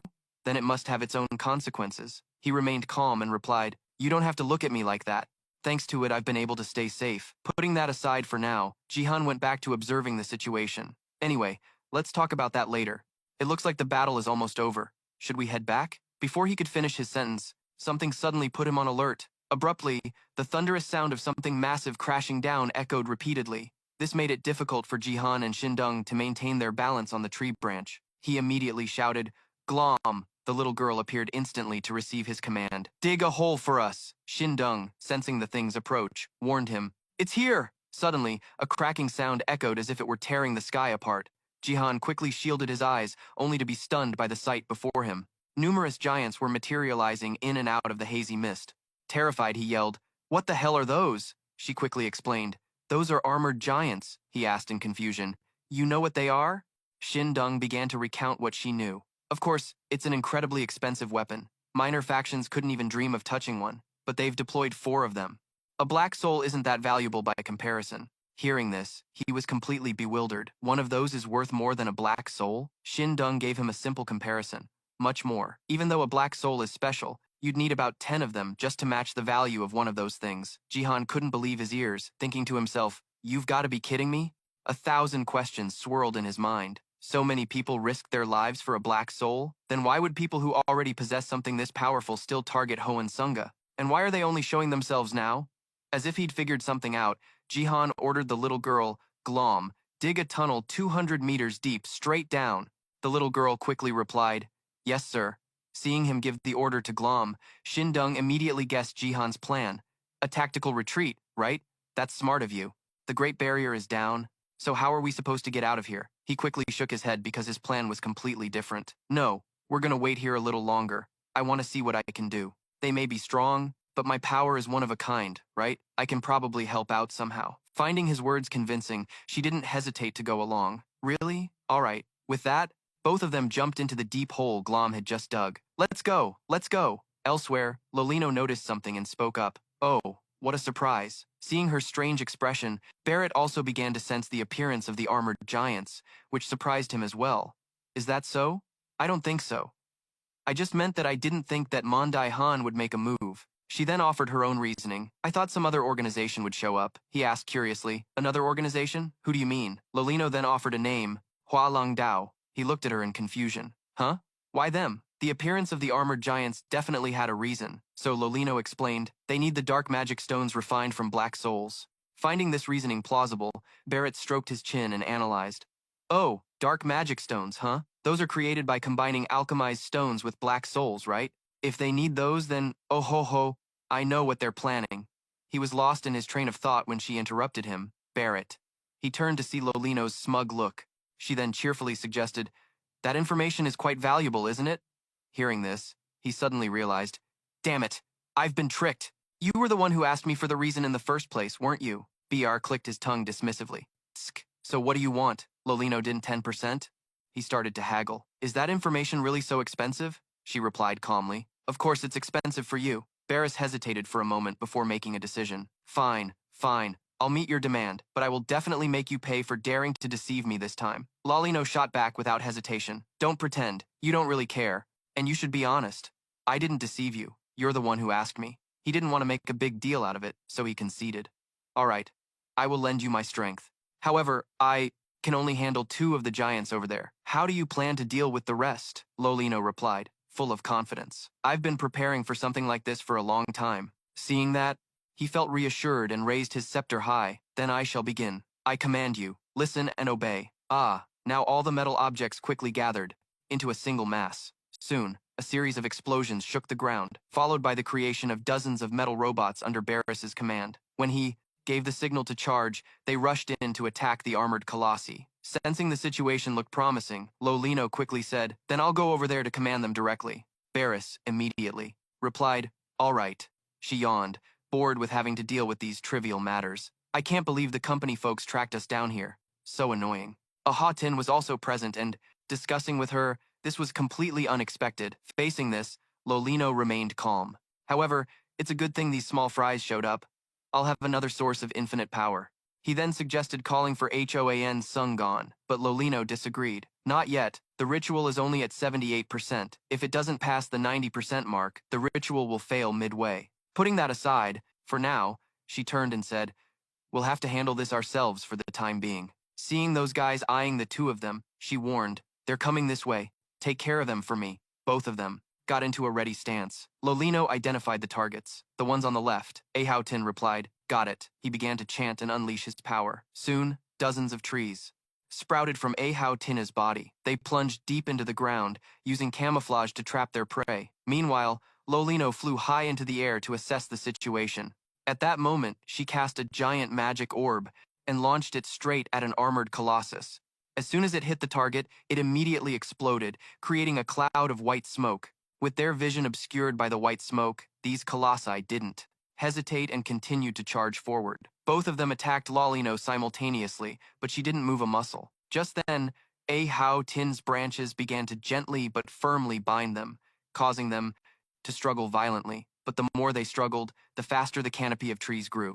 There were still 2 armored colossi left to deal with. Lolino was about to attack them head-on, but she suddenly realized something. Lolino quickly looked up at the sky. A magic array had been activated, causing her to exclaim in surprise. Since when? Before she could think any further, pillars shot down like lightning. They embedded themselves deep in the ground, forming a closed formation that left her with no escape. Lolino suddenly remembered and said, the 8 seal pillars, this thing, belongs to the Gold and Silver Guild. Suddenly, a voice echoed from a distance. We had to buy it at an exorbitant price. But isn't that just part of the company's business? As soon as she saw him, her expression darkened as she thought to herself. The head of the company organization within Dahan's 10 Gates, codenamed Chairman, Lolino spoke up to greet him. Chairman. He began with some pleasantries. It's been a long time. It must have been 12 years, right? She also replied, long time no see, Mr. Chairman. He started to probe further. I wonder how you've been for the past 12 years? Lolino just gave a perfunctory answer. Still pretty and youthful. But I didn't expect you to come here in person. He started to make an excuse for his presence. We stand to gain a lot from this incident. Is it so strange for me, the chairman, to come here myself? Seeing the chairman's slight hesitation, she replied without holding back. Of course it's strange. You're the one who knows more about Hoan Sungon than anyone else. Seeing that his reason had been exposed, he didn't hide it any longer. That's right. That's why I came here myself. She immediately asked back, why? A sinister ambition was clear in his eyes. To capture him. Capturing him will yield an enormous profit. His body and his soul are also extremely useful in our field.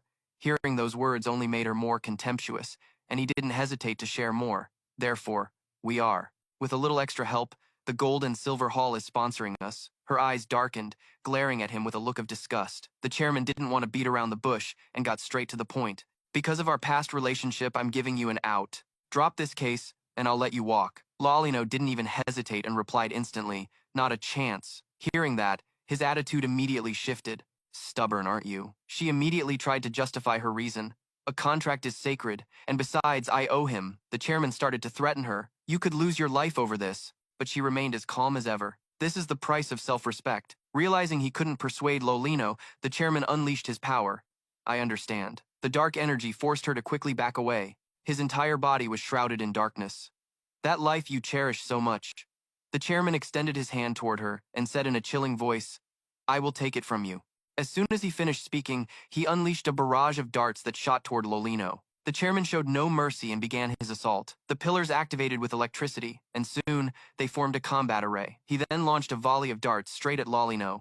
She realized the situation had become much more tense. The chairman's attack was truly no laughing matter. Before Lolino were thousands of arrows flying at an incredible speed. She used her flying broom to dodge his attack, but unexpectedly, these darts had the ability to turn back, catching Lolino off guard. They suddenly exploded in midair, and a thick black smoke obscured the entire sky. From inhaling too much smoke, her body began to feel disoriented and dizzy, and before she could even think, an arm suddenly lunged toward Lolino.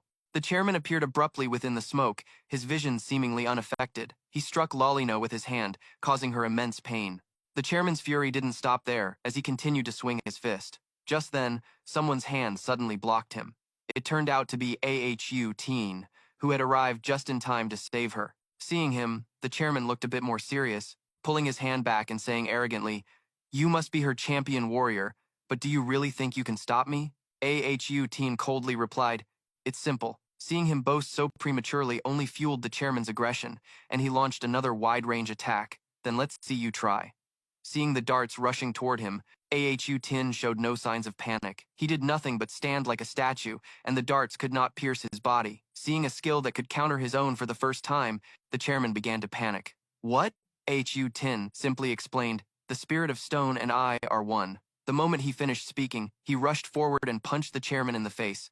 Caught off guard, he took the full force of AHU Tinch's punch. The chairman was sent flying hundreds of meters away. Witnessing his power, he began to feel a sense of caution. "I have to admit, you're quite formidable." AHU Tin didn't underestimate his opponent either, saying, "You are formidable as well." The chairman then straightened his hair, which had been messed up by AHU Tin.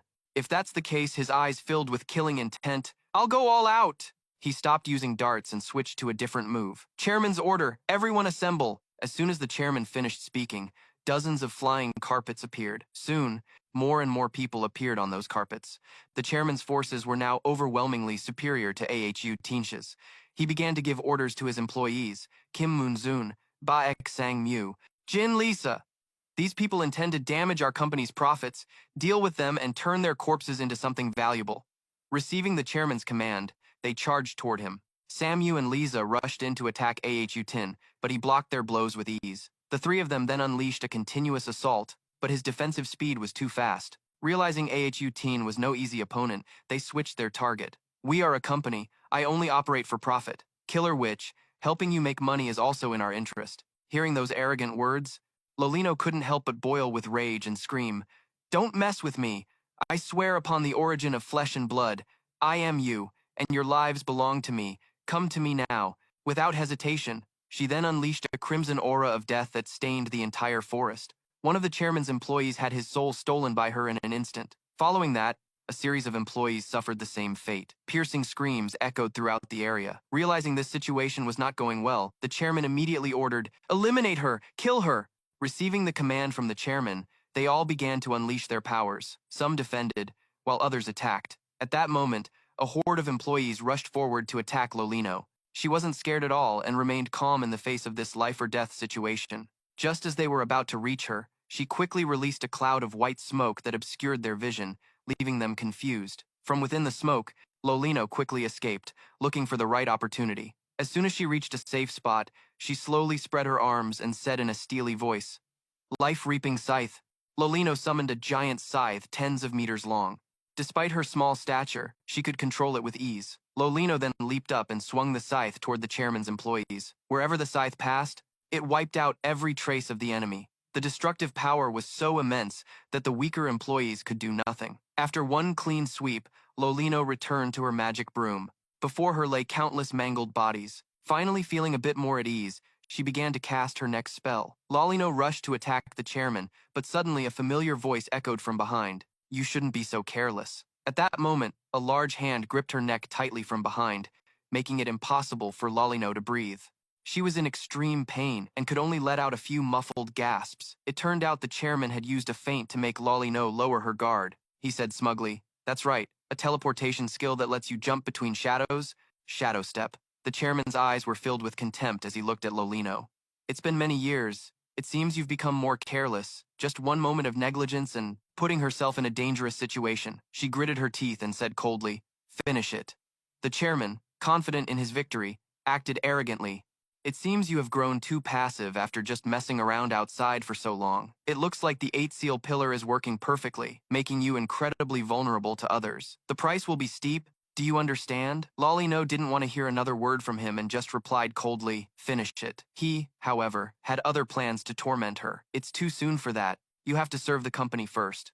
We'll make your life a living hell, turning you into a mana puppet for the rest of your days." The chairman continued his tirade, completely unaware that XUNG had appeared behind him. The moment he turned around, he was sent flying for tens of meters by a single punch. XUNG coolly adjusted his glasses. "Chairman, you seem to have underestimated everyone." Elsewhere, JHAN emerged from the ground to the sound of a chaotic brawl, a clash of titans. Jahan and Exin Dung watched the two of them fighting up above and silently assessed the situation. Seeing their attacks made him feel a bit embarrassed, thinking, and here I was, so damn cocky about my own measly skills. How humiliating. Suddenly, Her voice cut through JHAN's thoughts. They're from the company. Hearing this, he couldn't help but ask, the company? Exin-dung confidently confirmed her suspicion, one of the most powerful organizations in Korea. If I'm not mistaken, they call themselves the 10 Gates of Korea. Jaehan was completely surprised, having never heard of this before. So, organizations like this actually exist? Oh, then what about the Dam Clan? She continued. They are powerful, but separate. They don't need to put themselves on the same level as the 10 Gates of Korea. After hearing this, Jaehan realized he was nothing in their eyes and said dejectedly, is that so? Exin-dung explained further. To be blunt, their clan is on a whole other level, beyond national. Hearing her words made him wonder, so what does this company do? Xin-dung thought for a moment before recounting events from the past.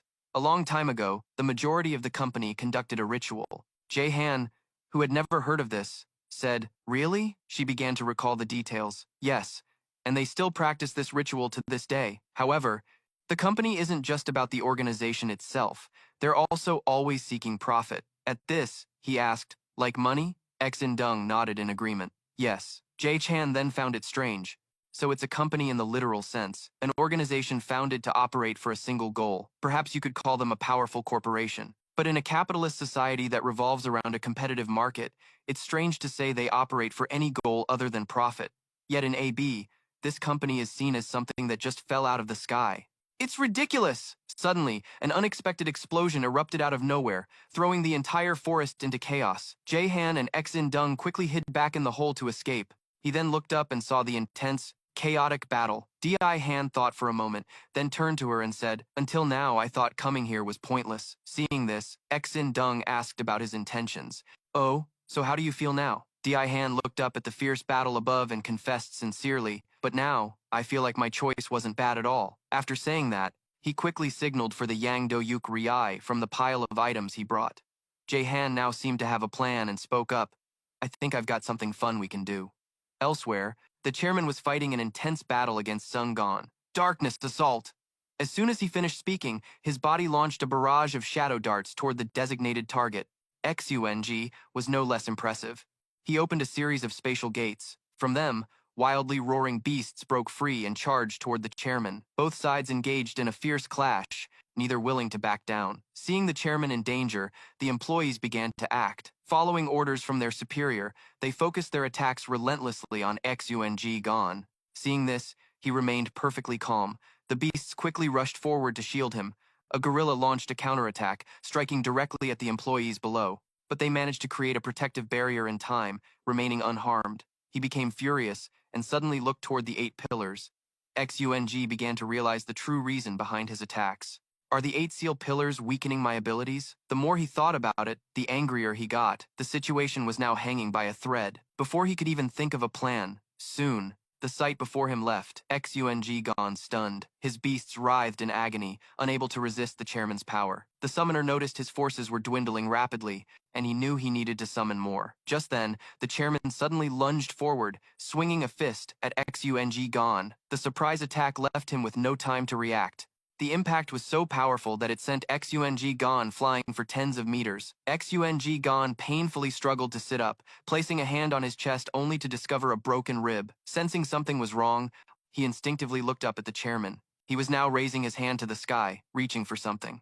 His serious face suddenly twisted into a demonic grin, making Sung-gon immediately realize the chairman's intentions. And screamed. No, a black vortex appeared in the dark sky, making it even more gloomy than ever. The image of Xung-a, trapped in a cube-shaped cage, slowly appeared. She was still lying motionless, unable to open her eyes. Seeing Xung-a, the chairman looked smug, as if everything was going according to plan. Excellent. He ordered all his employees, to all members of the company, by order of the chairman, collect everything that can be profitable. Upon receiving their superior's command, the whole group scrambled to search. Faced with dozens of men surrounding him, Xung didn't flinch at all, but simply let out a heavy breath.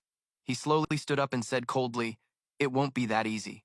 Xung took off the ring on his finger and boomed, "Do you really think I'd let you bastards touch my daughter?" The employees, oblivious to the impending danger, charged forward recklessly. Xung twisted the ring, and his ring finger began to turn black as he coldly said, "It's time." His finger then turned to dust and scattered into the air. "You all must pay the price for your mistake." Xung-gon's entire body began to emit a strange and frightening darkness. In a flash, He vanished in the blink of an eye. Before the employees could even understand what was happening, they started coughing up blood and dying one by one.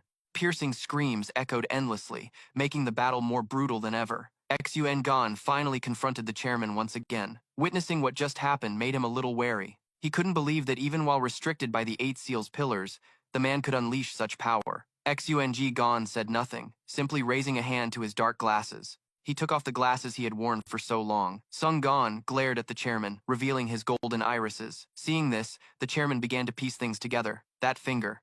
Could it be related to a forbidden art? The man remained silent. After a moment, Sung Gon finally spoke. Precisely. It is draining my power. The chairman adjusted his glasses as he figured it all out. Is that so? I think I have the gist of it. You're siphoning your own life force to sacrifice for your daughter's sake. In other words, it's the forbidden art of origin erosion. The major shareholder's deduction was completely accurate.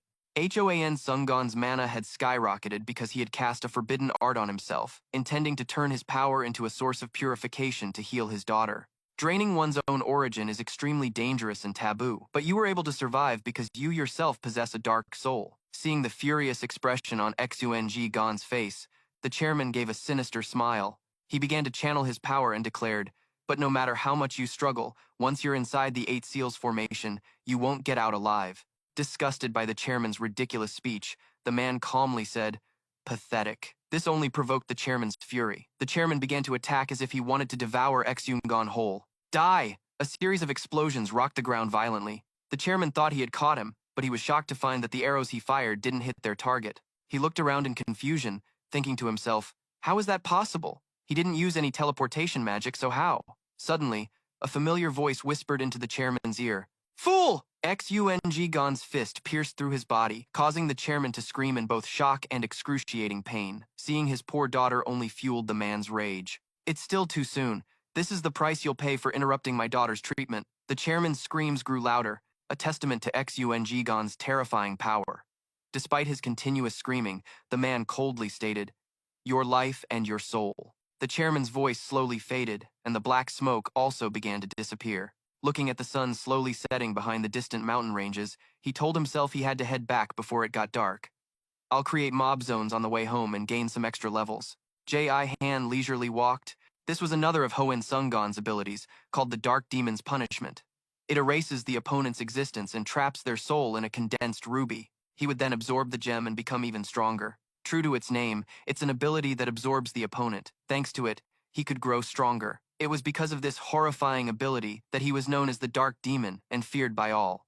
After absorbing his opponent, Xun Gon looked at the remaining employees and said with a murderous tone, all you bastards can go to hell and apologize to my daughter.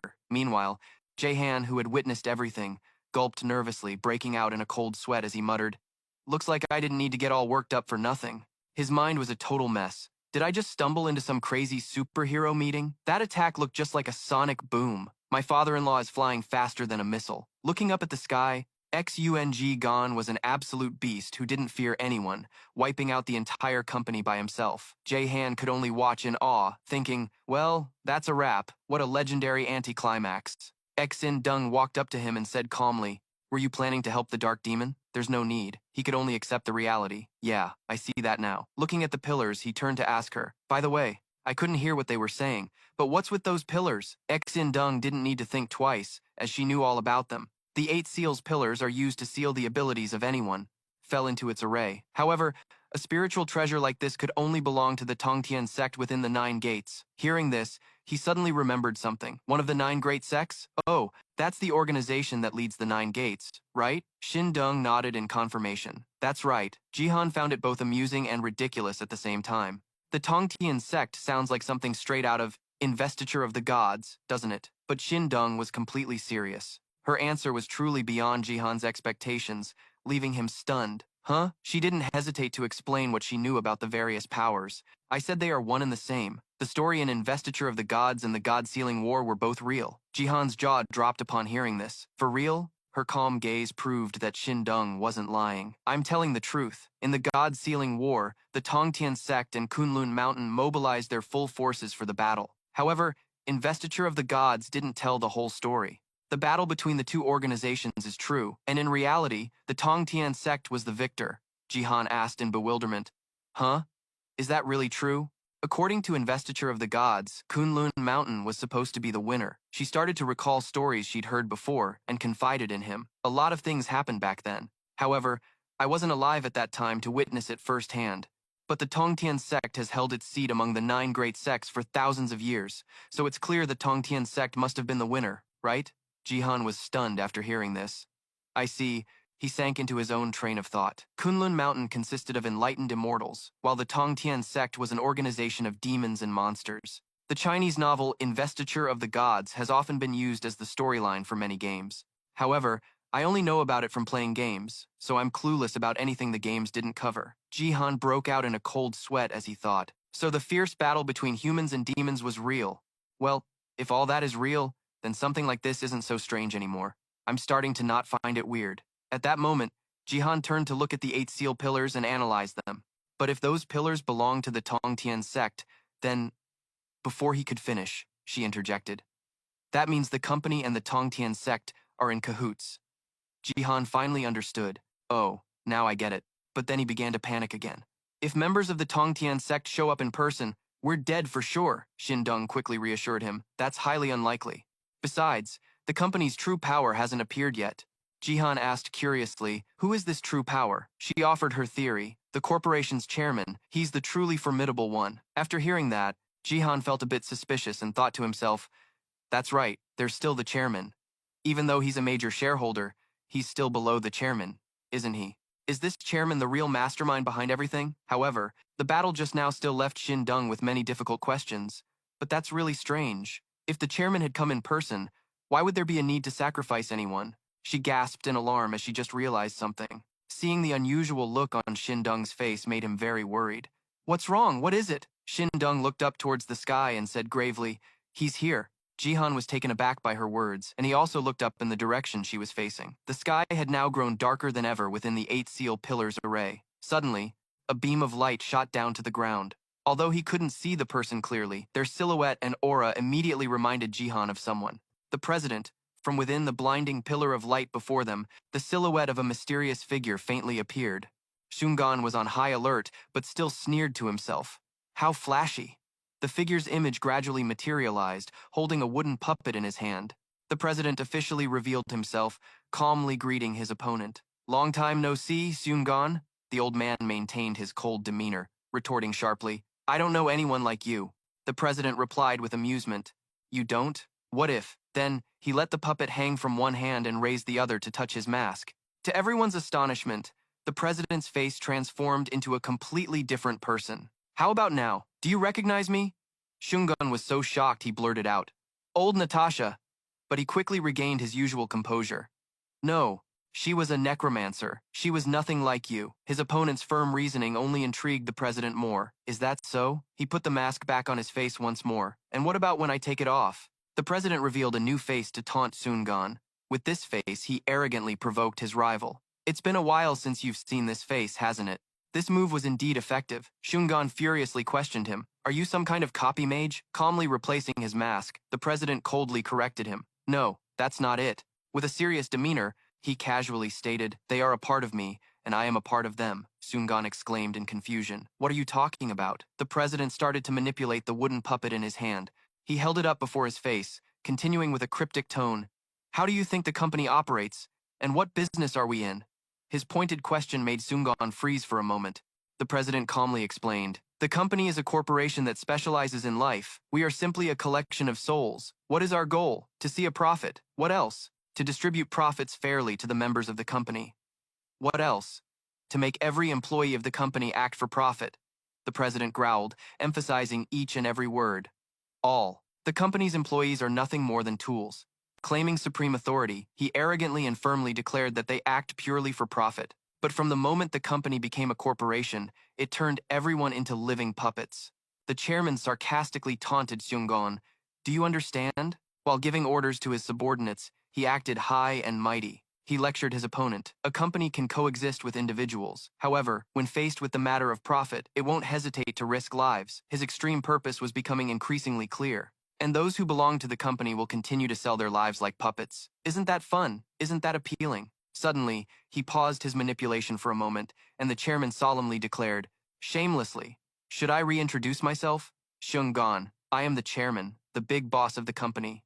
He stared at his opponent, resolutely concluding, I will become your boss, and you will become a part of me. Xionggan's eyes flickered with rising fury. Despite this, he sternly questioned his opponent's identity. Are you a fusion of multiple people? Without denying it, on the contrary, the chairman excitedly replied, precisely, this is also known as a malice fusion. In the early days of magical history, there was a group of mages who sought to fuse their powers to achieve a new, much greater strength, and this group of mages even fused their wills and spirits. An individual would emerge from their combined egos, so if wills were combined, it would create an even more immense power. And so, these mages conducted experiments to fuse hundreds or thousands of wills into one, but most experiments failed because there was no way to determine the outcome of a fusion of wills. However, the chairman is a successful fusion. 1. They fused many different individuals into one, and this incarnation controls all the soulless bodies. That is the company. That is the true identity of the chairman, the one pulling the strings of this inhumanity. The veil of secrecy has now been completely lifted, so the company isn't some kind of faction. Silently observing the powerful enemy, Xionggan came to a firm conclusion. The one calling himself the chairman controlled all the puppets, and he didn't bother hiding anything anymore. Actually, there's a slight difference, but that's not important right now, is it? The chairman insisted on recruiting Xionggan. In any case, you will soon become a part of me, a member of our society. He even enthusiastically remarked, because you are so strong, you can take the position of chairman immediately. The chairman confidently persuaded Xionggan, don't worry, you'll still keep your own will. I just want to incorporate you as a part of myself. Hearing these tired, empty words, he scoffed. Isn't everyone like that? The chairman's twisted psychology was once again fully revealed, studying day and night hoping for a chance to become a big-shot businessman.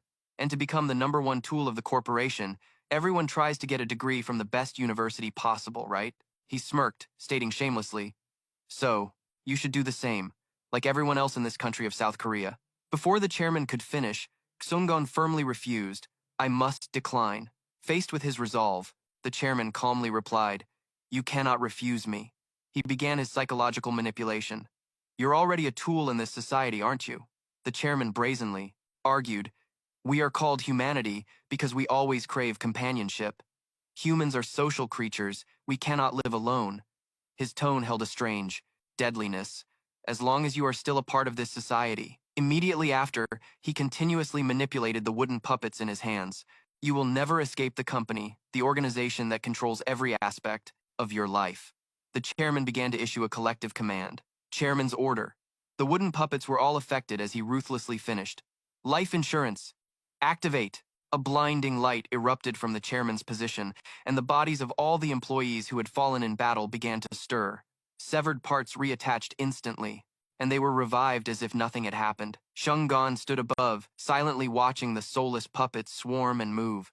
After the display of power, the chairman praised with satisfaction, a corporation of our caliber must have this kind of insurance, right? He smiled and nodded, continuing, life insurance is the most important thing of all, isn't it? By now, Xionggan's fury seemed to have reached its limit. The chairman quickly noticed the cold glare from his opponent and swiftly gave the order to attack. Chairman's order! Unleash the maximum power of the 8 seal pillars! All those of manager level and above will join the battle. After he spoke, giant black pillars appeared in the forest below. Each pillar was guarded by an assigned person. Once in position, the guardian clasped their hands and chanted an incantation. A magic circle appeared and quickly gathered into a massive energy sphere. The other pillars activated a similar technique, and then the energy spheres simultaneously were launched. The main target was Xionggan, who was standing in the distance. He didn't flinch. Xionggan countered by deploying a layer of black bones to conceal himself. The energy spheres collided with each other and created a world-shaking explosion. After the dust cloud began to settle, Xionggan shot forward like an arrow at maximum speed. His goal was to attack the Guardians to neutralize the 8 seals, pillars.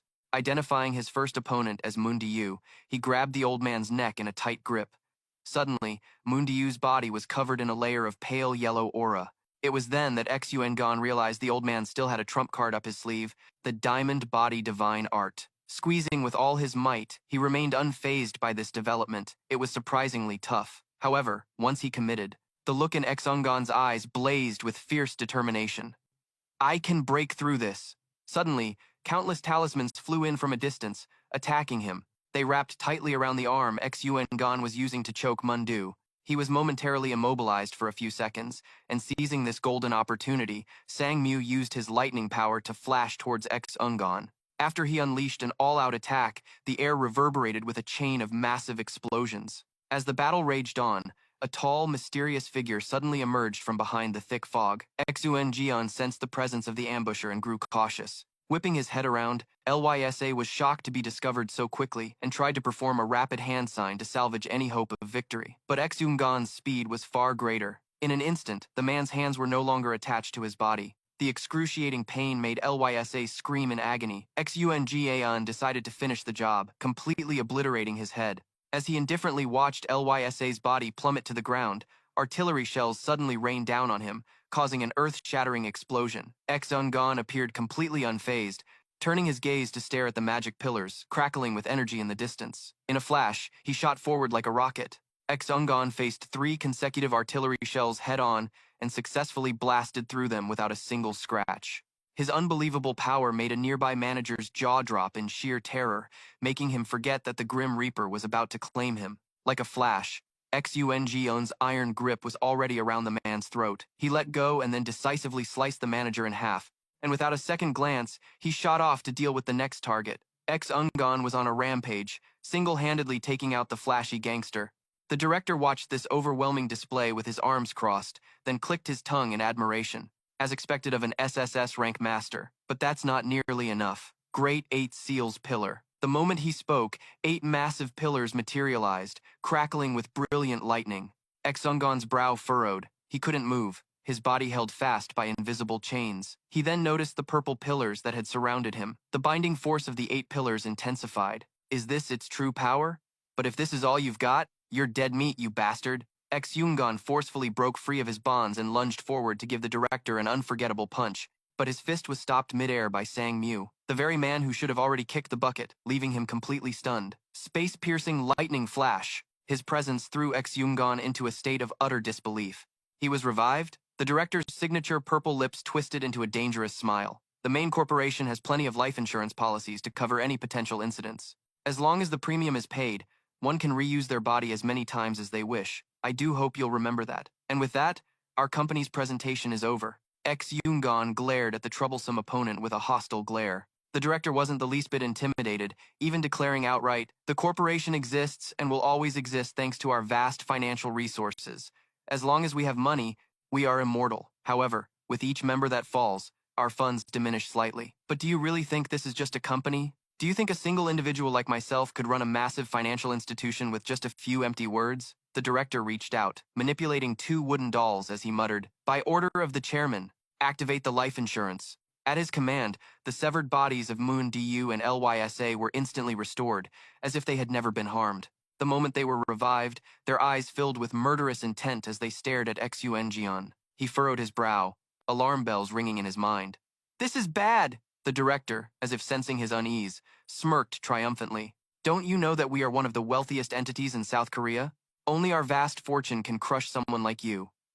Now, come and obediently join our corporation, and I will grant you the position of a major shareholder." Beneath a sky thick with dark clouds, the glowing figures of Moon Du and Lysa shone even brighter. The old man brazenly charged forward with a powerful, lightning-wreathed fist. Sang-Mu and Lysa didn't back down either, unleashing their techniques to reclaim the life of the one who had taken theirs. Several streams of power converged at once, causing a massive explosion to blossom against the dark sky. The director, looking as if he had victory in his grasp, grinned with sinister glee, but a familiar voice suddenly echoed in his ear. "Wipe that smile off your face," it said, causing his grin to instantly vanish. His never-ending schemes were causing Ex-Ungon to lose his patience. "A corporation. So what? You think a nobody like you can actually touch me?" As he spoke, his body was instantly enveloped by a thick, black mist. A voice emanating from the darkness echoed in his ears, causing the director's face to tremble. "I've seen through your little trick. It seems some kind of special magic has been set up here, but all I have to do is kill you, and it all ends. To catch the bandits, you must first catch their king. Don't you think that's a good plan?" Ex-Ungon's hand pierced through the grotesque clown-like face, and the black bones simultaneously corroded the chairman's body. A moment later, he opened his palm, releasing what was left of the man's body. "Become a part of my strength. Damn you." On the ground below, John's eyes lit up with excitement like car headlights upon seeing this. "That master is so badass. Shin Dung, standing beside him, let out a soft sigh.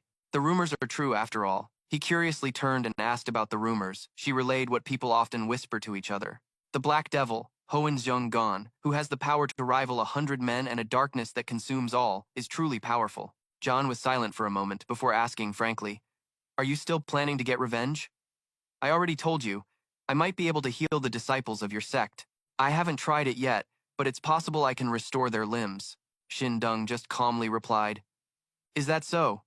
If you can really heal my sect brothers, I'll accept that date you keep bugging me about." John's eyebrows furrowed in annoyance. He continued, "You've been going on and on about dating. Do you even know what that means?" She naively explained her incredibly flawed understanding, saying it's a promise for two people of the opposite sex to meet at a certain location. Hearing that, he could only shake his head, completely speechless. "See, I knew it. It's not a date just because two people meet up. I mean, that's how it starts, but basically, you go out on the town, grab a bite with your sweetie, go to a movie where you both accidentally reach for the popcorn, and hold hands, maybe touching a few other places. When the mood is right, whatever I want, you'll eagerly agree to it." Both angry and embarrassed, Shindung lunged forward and chewed him out. "You lecher! You're a creep in gentleman's clothing." John was taken aback and vehemently denied it. "What? I'm a good guy disguised as a creep. You were the one who asked for a date." She turned away bashfully. "I didn't think dating involved doing those kinds of things. It's so lewd and despicable." John was speechless and couldn't argue back. "You're really something." Then he suddenly looked up as if he'd discovered something. In the sky, dark clouds swirled as a familiar, clownish face with a gradually completing body appeared, making his heart pound. That chairman was the one just now a fake. John gritted his teeth, calculating. An unexpected quest has appeared. So, do I have to finish what I've started? A message for his dear friend formed in his mind. "Lamjang, wait a little longer. It's not my time to act yet, but it will be soon. Very soon." Shung broke out in a cold sweat, tense under the threat. "You think you can finish this just by crushing the snake's head? Dream on. If you want to kill us, you'll have to kill every last one of us, and simultaneously make our great treasury vanish into thin air." His eyebrows nearly touched as the chairman's form clung to his long legs like a hungry leech. "I am the whole, and the whole is me. When a chairman's body dies, the next soul takes over the position." Sun Gon felt the burden as the man clung to him. Have you ever seen a company go completely bankrupt just because the chairman was replaced? As if that wasn't enough, the chairman squeezed his broad shoulders, causing him immense pain. He puffed up with pride, continuously taunting. "It's true you're stronger than we anticipated and have caused some damage to the company, but it's not enough. This is as far as you can go, Hoen Zheng Gon." He felt a chill as he surveyed the area. "So this is how they operate? Sacrificing pawns for the more senior members? If that's the case, the only way to end this is to wipe them all out." The chairman, as if reading his thoughts, sneered. "You've finally realized it. He attacked without mercy, but you're out of chances now." No matter how strong Xiong was, being continuously tormented was too much, and he coughed up fresh blood. The chairman gloated with a wicked grin. "Where has all your arrogance gone now? Perhaps you're fit to join us?" He used a duplication technique to completely restrain Xung Gon and have him lead us. Under a dark sky filled with roaring thunder, he had to helplessly endure the pain. His strength was exhausted, but his mind was still sharp enough to reflect. "I've pushed my abilities too far. My body can't take any more. If I die here, then..." Shungon's gaze suddenly hardened, as if he had just made a momentous decision. The chairman seized the opportunity to attack, but Sungon's powerful hands quickly restrained him. Sungon rapidly regained his form, unleashing a flurry of punches to pay him back for the earlier agony. After breaking free from the pressure for a moment, Shungon panted and thought to himself, he'll probably regenerate, but it should take a while. Suddenly, his iron heart began to pound like a drum. It became unbearable. Sungon gritted his teeth in pain, enduring the spasms. He was alone and lost in the darkness, preparing for the fight to reclaim peace for his life. The chairman stubbornly refused to give up. He cunningly dodged every dazzling attack. Shung, enveloped in a sharp aura, floated in the bleak sky. It seemed the future was not looking bright. As he calmly wiped away his sweat, he was met with mockery. "I have something more precious than my own life. I can't die here," the chairman arrogantly lectured. "I already told you. You're not strong enough. A lone individual daring to oppose an entire conglomerate? Do you really have the audacity to think you can overthrow a corporation with deep roots spanning the entire globe? How comical," he brought out, his weapon to counter. "You should just join us." A wooden doll was released, preparing for the next phase of the grueling battle. The chairman's cheeky pet lifted its wooden foot and tried to attack Sung-gon. The space was about to turn into a battlefield once more. The audience witnessed a chase as swift as the wind. The wooden man fought for only a few minutes before getting decked. In a frenzy, the president could only look up helplessly at Xung, who floated majestically in the sky like a god. He arrogantly declared, "Your life. I will wring it dry right here. Are you hiding another trump card?" The president was so curious that Xung didn't hold back. Forbidden art, he nonchalantly put his hands in his pockets, ignoring the spider monsters, and unleashed the black sun technique. Thunder and lightning began to crackle, the ground gave way in a landslide, and the trees began to sway violently. A pitch-black vortex sucked everything in. "All of you will follow me to hell today," the president reluctantly admitted. "Is this your dying struggle? It's dangerous. I have to admit it's very dangerous. Our company will suffer considerable losses. Your finishing move is truly powerful, but we are a corporation, after all." A magic circle spun continuously, the chairman's order to buy this land. The men in black fell one by one, thudding into the deep green forest. Xung was shocked to witness this unexpected event unfold. The vortex gradually consumed everything around it. The president's order to buy this sky.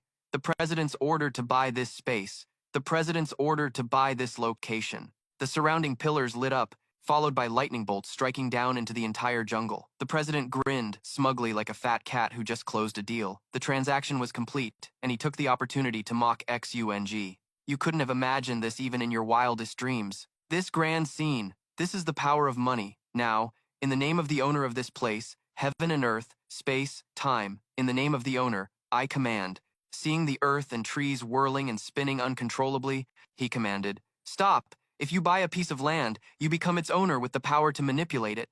Money is our strength. We have paid for this place, so now it's ours. Do you understand?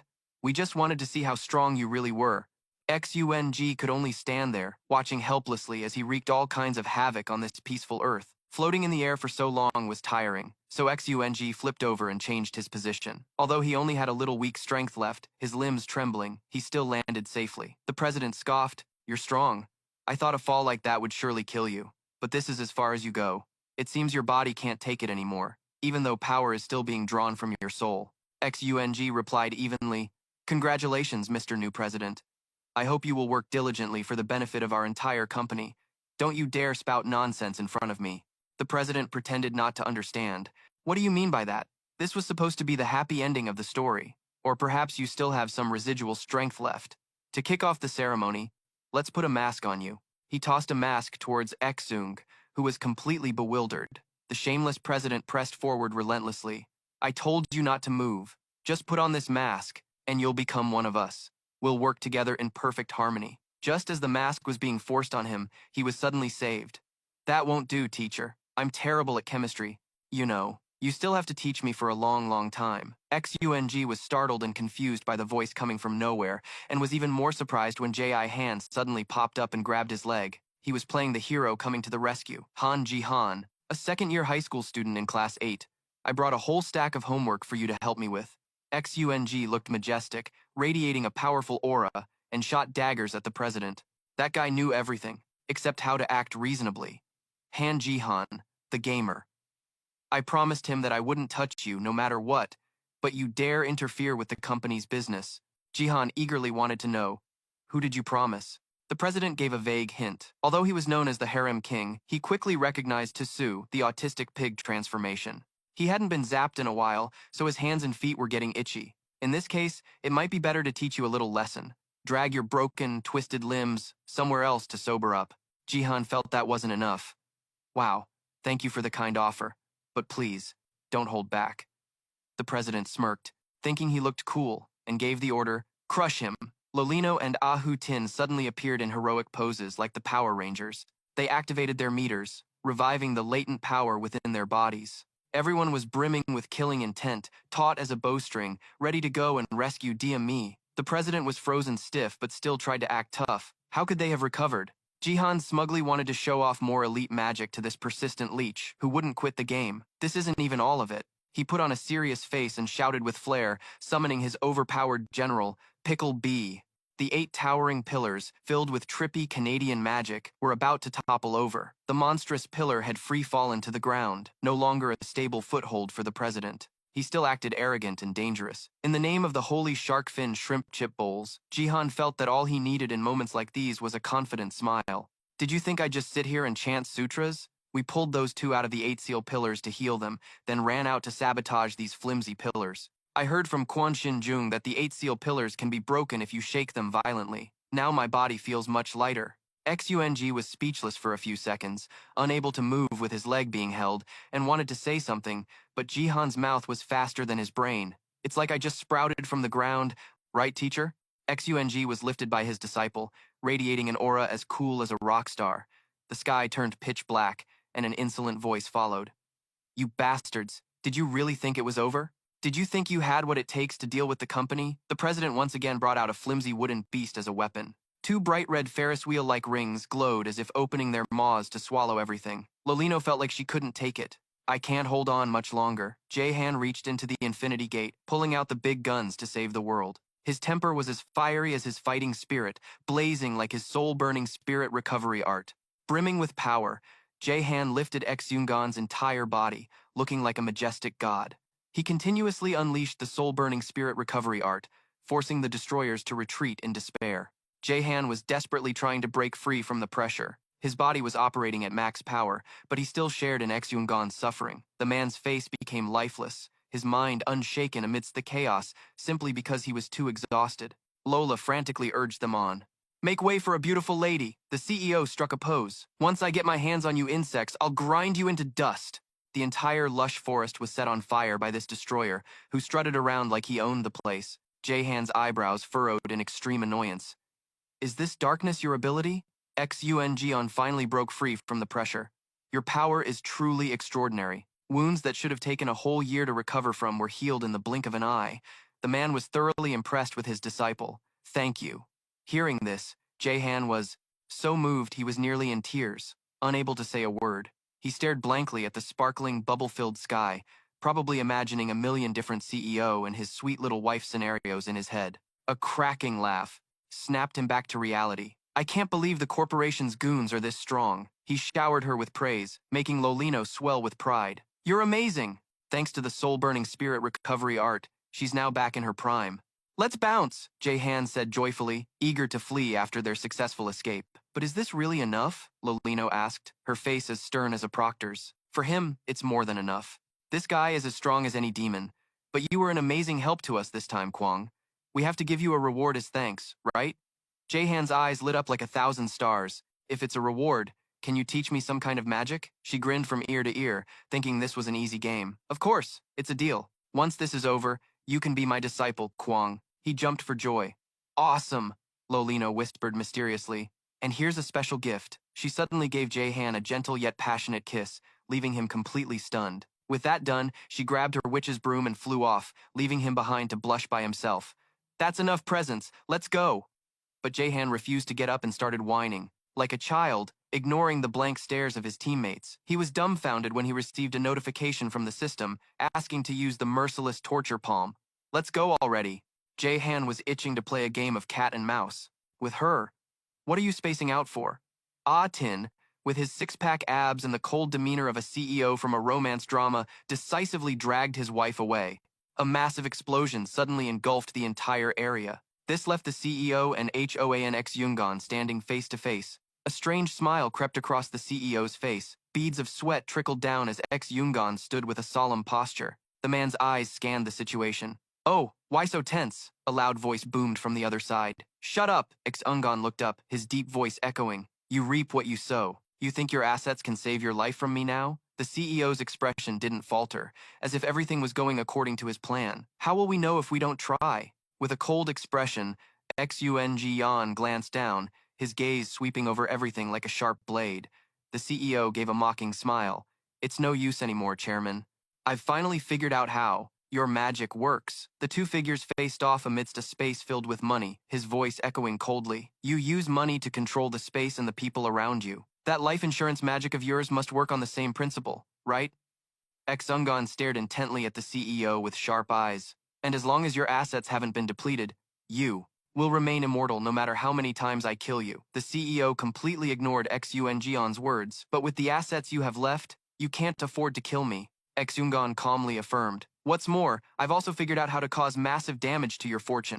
Ex-Yungan launched his attack. He stood amidst a field of energy, as rays of blue-gray light erupted around him, violently, summoning gigantic black orbs. The black orbs hurtled toward the CEO. He didn't react, just watched blankly, then suddenly shouted, "Stop!" The CEO's face remained calm. As the orbs continued to fly at him, one of the orbs seemed to go out of control, radiating immense power. With an unchanging expression, Xungon waved his hand, making the black orbs accelerate as they rushed the CEO. Maintaining that pose, the man looked down from on high. Xungon's eyes shone with determination. "You are now officially bankrupt. What cards do you have left to play against me?" Hearing the challenge, the CEO flew into a rage. "You bastard!" Xungon unleashed his finishing move, uttering a single word, "Vanish." A dark blue energy manifested around Xungon, forming a gigantic black hole. It swept away everything in its path, washing away the trees along with the arrogant CEO. When it was all over, Xungon calmly took out his familiar black sunglasses, put them on, and spoke in a composed voice. "It's finally over." The kids looked up at the blue sky. He won. High above, Xungon materialized a shimmering golden box, which appeared to imprison something mysterious and powerful. He slowly lowered the golden box to the ground. Jae-han was stunned when he saw what was inside. Inside the box was a little girl with long brown hair, her eyes softly closed. "Sleep peacefully." Xungon spoke, his voice tinged with confusion. "Thank you for your help, Han Ji-han." Hearing this, he slightly lowered his head, a hint of shyness on his young face. "It was nothing, sir." Xungon stood seriously beside the box. "No, I will definitely repay this debt." Ji-han spoke calmly, no longer shy. "If that's the case, then next time, could you get me some skill books, teacher?" Xungon paused for a moment, his eyes showing clear surprise at Jae-han's request. "You can use magic books to create skills? All right, I'll do my best to get you the best ones possible." Ji-han looked like he'd achieved his goal. "Awesome, thank you, teacher." Xungon walked slowly toward the box, saying as he went, "Now, watch this." He placed his hand on the box, and a black light emanated from it. It spread to every corner of the box. The energy grew stronger, radiating out from the box's frame, creating a massive beam of light that formed a sharp, cone-shaped vortex, swirling like a tornado, and shot straight toward the sleeping girl. Ji-han was momentarily surprised and glanced quickly at the person who had just spoken. "He's transferring the girl's life force and soul back into her body." Hearing that, Jae-han immediately asked, "With that cone-shaped thing?" Lolino Mim gave a wry smile at his naive question. "That's right." She explained patiently so Jae-han would understand. Before, the little girl was enveloped by her soul and life force, but now we're returning them to her body. Ji-han listened with a confused expression. "If this ritual is performed for a long time, the soul and physical body will be strengthened. That's the principle of this magic. That's the theory, anyway. But to perform it, one must be an expert in spatial and life magic." He chuckled softly, raising his hand to scratch his head and blurted out, "The more you explain, the less I understand." Lolino sighed helplessly and replied, "I'll teach you everything later, sweetie. I promise to be your master, after all." Jae-han was thrilled, his eyes lighting up. "For real?" Lolino lifted Jihan's chin, speaking in a bewitching tone. "Just you wait. I'll teach you everything from A to Z in the easiest way possible." Meanwhile, Xindung stood behind them with fiery eyes, as if she wanted to burn everything down. In front of her, a terrified Jihan stammered, "Why are you looking at me like that?" A flash of light shot past Jae-han, and Xungon was holding the little girl who had been in the box in his arms. Jae-han stood there, confused. "Huh, that's it?" Lolino quickly replied to Jae-han. "Well, it wasn't much.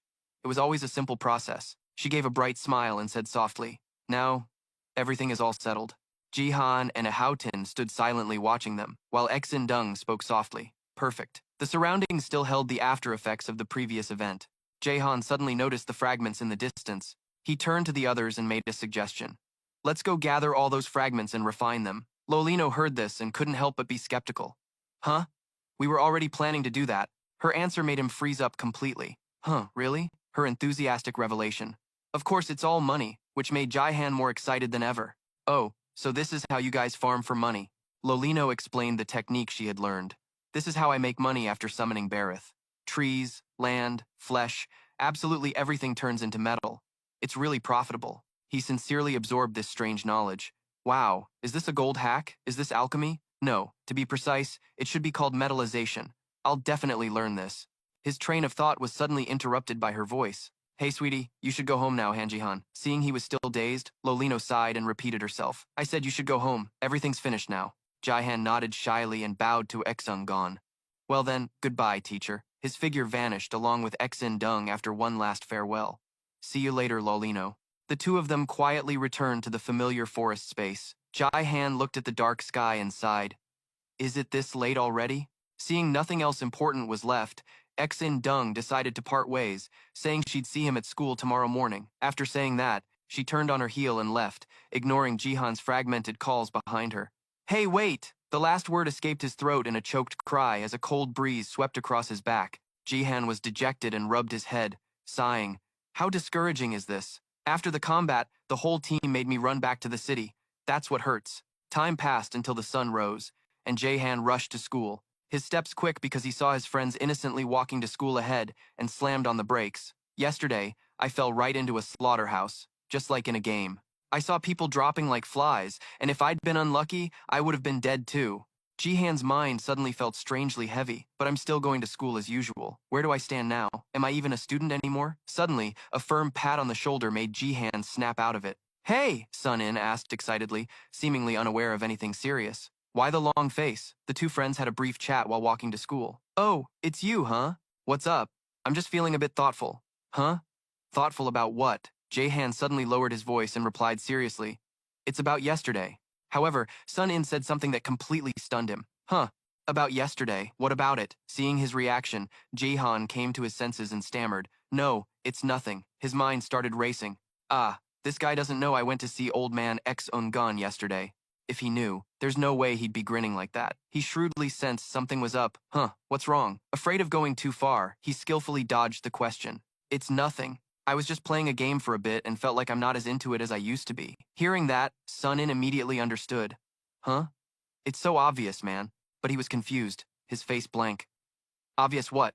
He then shared his thoughts with his friend. I get it. Your life is a game now, right? That statement seemed to pull Jihan out of his earlier chaotic emotions. My life is a game. Seeing that the other person didn't say a word, Sun-in continued. You spend all your time grinding to level up every day, so obviously, other games aren't fun for you anymore. Every word left him stunned. Is that it? Even his chaotic mind began to calm down. Maybe that's true. After all, games are a way for people to immerse themselves in an unreal world. Now that I'm playing a game, from strategy to role-playing to real action, what meaning do online games have for me anymore? After a moment of clarity, Jihan suddenly felt his heart lighten, speeding up and leaving his friend behind. Yeah, I live in a game now. So what? Noticing the change in his mood, Sun-in laughed and played along. Is that so? Ending the gloomy conversation, the two of them happily slung their arms around each other and headed to school. Let's get to class. In a dark internet cafe, the manager had fallen asleep. Meanwhile, one person was still busy typing furiously on the keyboard. In the chat window, a message appeared from the Disciple of Darkness. I lost, so bye-bye now. Just like him. The hands on the keyboard were working at full capacity. Under the guise of Hedor, he posted a series of strange comments. The company is undergoing restructuring, but I have another way, so don't sweat it. As soon as he sent it, a message from the Disciple of Truth popped up. Another way? If you're planning to alchemize a philosopher's stone by yourself, then I have to stop you. Even the 9 gates could only create 5 stones a year. The Disciple of Darkness strongly agreed with this opinion. He's right. We'll have to find another philosopher's stone, or even if it takes a few more years, we can only wait until the company is operational again. Hedor paused for a moment, then started typing again. Hey, don't be a drag. We found this information because we were tracking that guy Hoen-sung-gon. The Disciple of Truth asked about the next move. So, what's your plan? Hedor was just waiting for this question to take the lead. Do you know what's most popular lately? The roundabout question annoyed the Disciple of Darkness. If you have something to say, just spit it out instead of being all mysterious. This made him think for a moment before posting a short comment. Smartphone games. The Disciple of Truth immediately showed his confusion. Like those games kids play? Hedor was visibly pleased that someone was on his wavelength. You hit the nail on the head. Now we're going to create a game like that for ourselves. He couldn't help but grin sinisterly at the future prospect as his hands typed out a confident comment. A super hit game. Lolino raised an eyebrow in criticism. If you keep relying on game skills, you won't learn anything proper. Jihan clutched his throbbing head. That pipe earlier was insanely bright. It was obvious this old lady had poured mana into it. That's crazy. Was she trying to crack my skull open? Not letting him continue his stray thoughts. A heavy blow landed as if from the heavens. Seriously, what are you spacing out about now? She leisurely took a drag from her pipe. Hey, sweetie. Have you reached the level of a master practitioner yet? If not, then don't say anything. You probably don't know a thing. Jihan felt wronged but couldn't retort. Yes, ma'am. He was hit twice in the same spot. His attitude greatly pleased her. Ahem. Perfect. A good student must listen to their teacher obediently. Following up, Lolino dropped a shocking line. So tonight, let's go to bed and... He heard that and quickly waved his hands. No, please spare me. This old lady is a real handful. Seeing his reaction, she teased. A waste? Jihan quickly parried. What do you mean, a waste? Seeing that this topic couldn't go any further, Lolino returned to the main issue. All right then, let's focus again. Jihan channeled his power, concentrating it to cover both his hands. He closed his eyes to feel it, while also searching his memories. Previously, wanting to get a good deal, Jihan had suggested, if you want to repay me, how about you teach me magic? Lolino happily accepted. Oh, of course. That's fine too. I'll take you as my student. Recalling the event made him ponder. She had kept her promise to teach him back then in Bukhan. She really did teach me magic. During the training, Lolino confided, you know, Jihan, you're a really special guy. Usually, people ask for money or items. I've been struggling to survive on my own for a while now. Returning to the present, he was training under Lolino's guidance, and the skill I'm practicing now, dual casting. This is a skill that allows you to cast 2 different spells at the same time. Jihan reassessed his abilities. Actually, I have the life drain and telekinesis skills, but I've never really been able to use them. He had learned it from a life drain skill book. The time he used it in front of Sun In, it terrified him. You can use it to drain an opponent's life force. Jihan threw a stone, because those are skills that can only be used in close combat. But that wasn't the only problem, because it's a channeling type skill. While using it, trying to use another skill is next to impossible. Plus, this skill doesn't even deal heavy damage to the opponent. When I first got it, I had high hopes, but during the whole Bukhan incident, I never got to use it. That's why I came up with the idea of dual casting. Lolino kindly explained, you have to concentrate extremely hard. Basically, you have to split your thoughts into 2 streams. Jihan focused on memorizing her every word. With your left hand, think of a spiral, and with your right hand, think of destruction and regeneration. Got it? Lolino's gaze was firm as she emphasized. Dual casting can only be achieved through arduous training. As she finished speaking, Jihan's body was enveloped by a blue aura. His left hand condensed powerful bolts of lightning, a lightning arrow, while his right hand held power that swirled like a vortex, a spiral mana arrow. Jihan had successfully manifested 2 streams of power, arrow-shaped. Just then, the system announced that your dual casting skill has been improved. The dual casting skill has leveled up. He was incredibly excited to get used to the new skill but didn't forget to hope for. A look of praise from Lolino. Answering his expectations, Lolino praised him sincerely. Well done, thanks to those gamer skills. Jihan adapted to this stuff. So fast, Jihan retracted his power, letting out a sigh of relief. Thanks. To keep him from getting complacent, Lolino reminded him, but that's as far as it goes. Jihan still has a long way to go. She pointed with her still-smoking pipe, setting, a requirement. To become a master-level long-range caster, Jihan must execute those basic spells in under 1/10 of a second. Got it? Lolino pointed out what he needed to avoid. Jihan has that skill down pat, but relying on it too much will significantly decrease your magic detection ability. Next, she explained her current teaching method, so whenever you get a new skill, you have to practice it this way. That way, when you acquire a new tier of magic, it'll be easier to absorb. Jihan understood everything, which pleased her greatly. Lolino leaned back, looking very relaxed, and considering how fast Jihan learned the dual casting skill, it was practically a cheat. Do you know it normally takes a whole year? He really didn't expect that. Huh, for real? Lolino confirmed it and didn't forget to show off. Of course, it's true. It only took me 1 hour. Looking at the person leisurely humming over there, Jihan was truly shocked. Hey, what's your INT stat to be that insane? Changing the subject, he voiced a question he'd been wondering about. But isn't it uncomfortable lying like that? Lolino answered casually. This broom is essentially a part of me. Suddenly remembering something, she asked about the time. Has it been 10 hours yet? Jihan gave a precise answer. It's been exactly 9 hours and 32 minutes. She sat up and mentioned the next step. Well then, let's practice until it's a full 10 hours and then move on to actual combat. You need to rest, too. Jihan reflected on today's lesson. My bombshell teacher said she'd teach me for a full 480 hours. Then he felt like his head would explode when he realized. That means I'll have to grind like crazy just to be able to use triple casting. Of course, I have to do that to survive. A while later, Jihan was almost speechless as he hesitantly asked.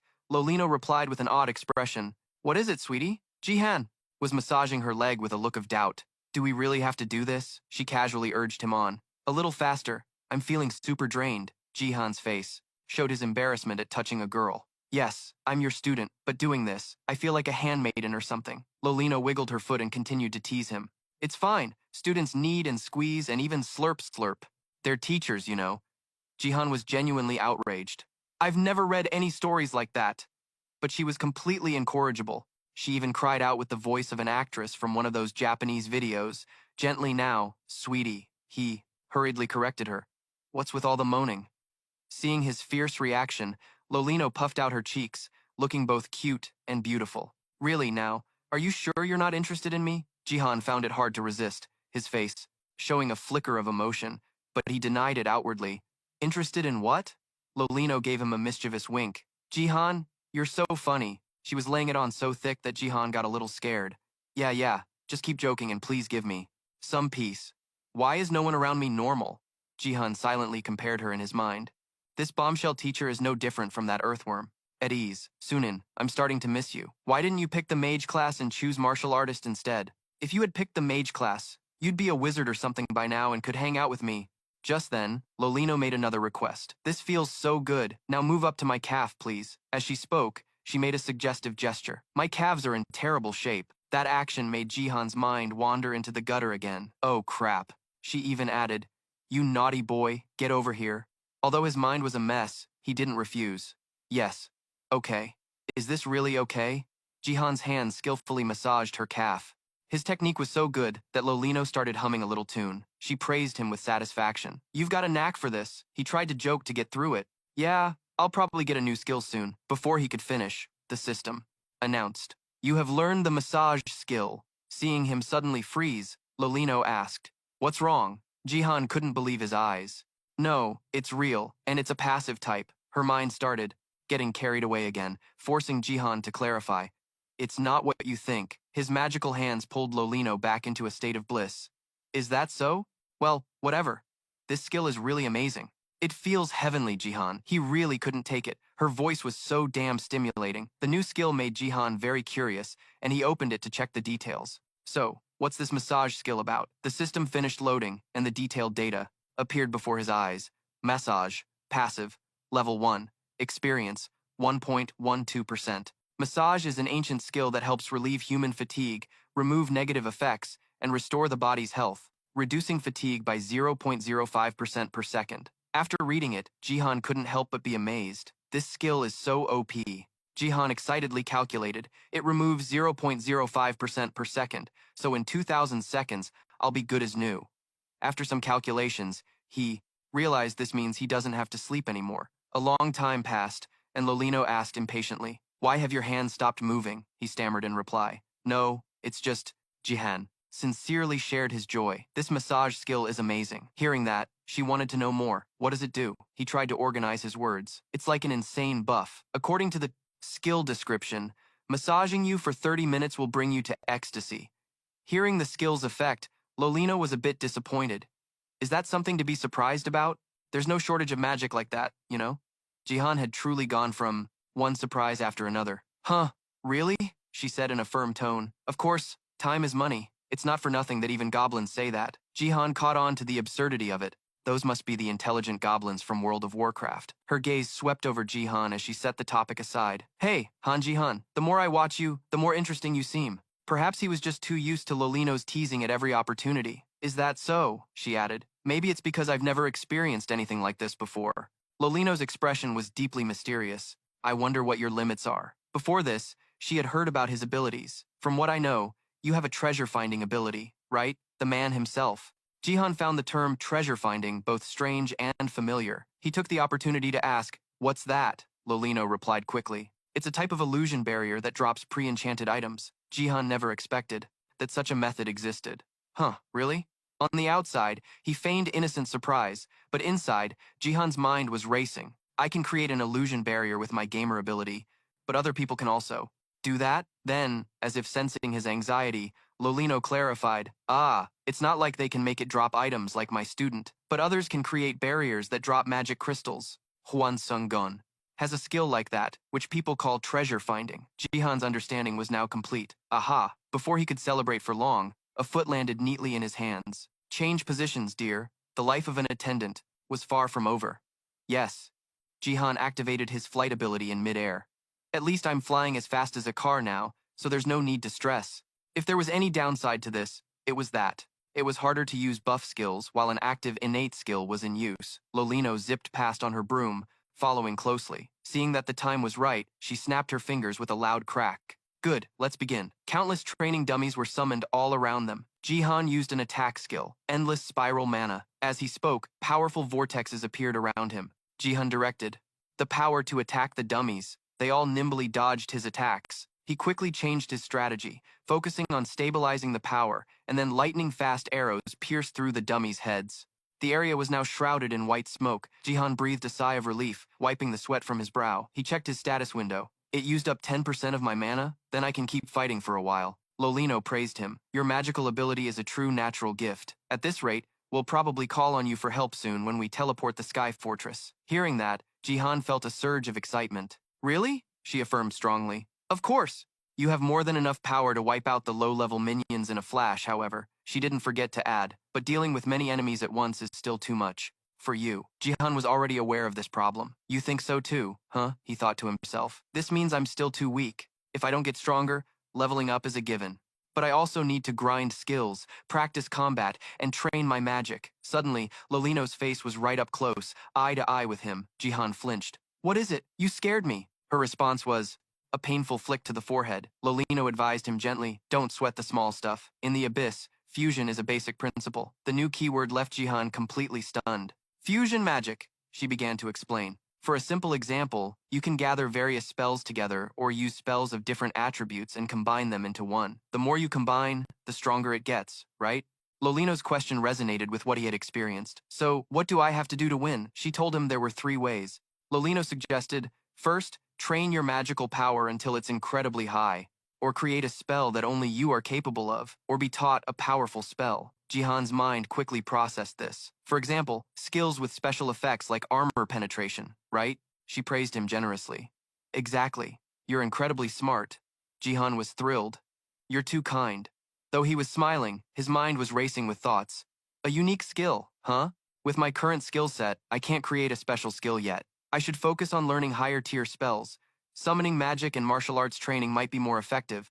Lolino analyzed his situation in detail. First off, your mana pool is enormous, so you need to learn how to use and allocate it wisely. Also, you can buy a few mana potions to carry with you. As for magic circles, you can tattoo them directly onto your body. But you can only have a maximum of 2, so you have to choose carefully. This brought Jihan to a gap in his knowledge. What do you mean by tattooing a magic circle onto my body? She asked in return. You know what a tattoo is, don't you? Jihan answered honestly. Of course I do. Lolino moved on to the second term, and a magic circle? He played along and replied, do you even have to ask? Seeing that Jihan had the basics down, she got straight to the point. There is a magic circle used to absorb magic. Lolino explained how it worked. But usually, when a person inscribes more than 2 magic circles on their body, the spells will twist and explode. Jihan now understood why the number of magic circles was limited. So that's why you can only have 2, right? She nodded. That's right. Lolino mentioned a few other options that made him hesitate. For example, some options enhance or multiply magic instead of providing recovery. She realized it wasn't the right time for that yet, but let's set all that aside for now. You still seem to be in the process of gaining experience, right? Jihan scratched his head. Yeah, a little bit. She advised him with a hypothetical.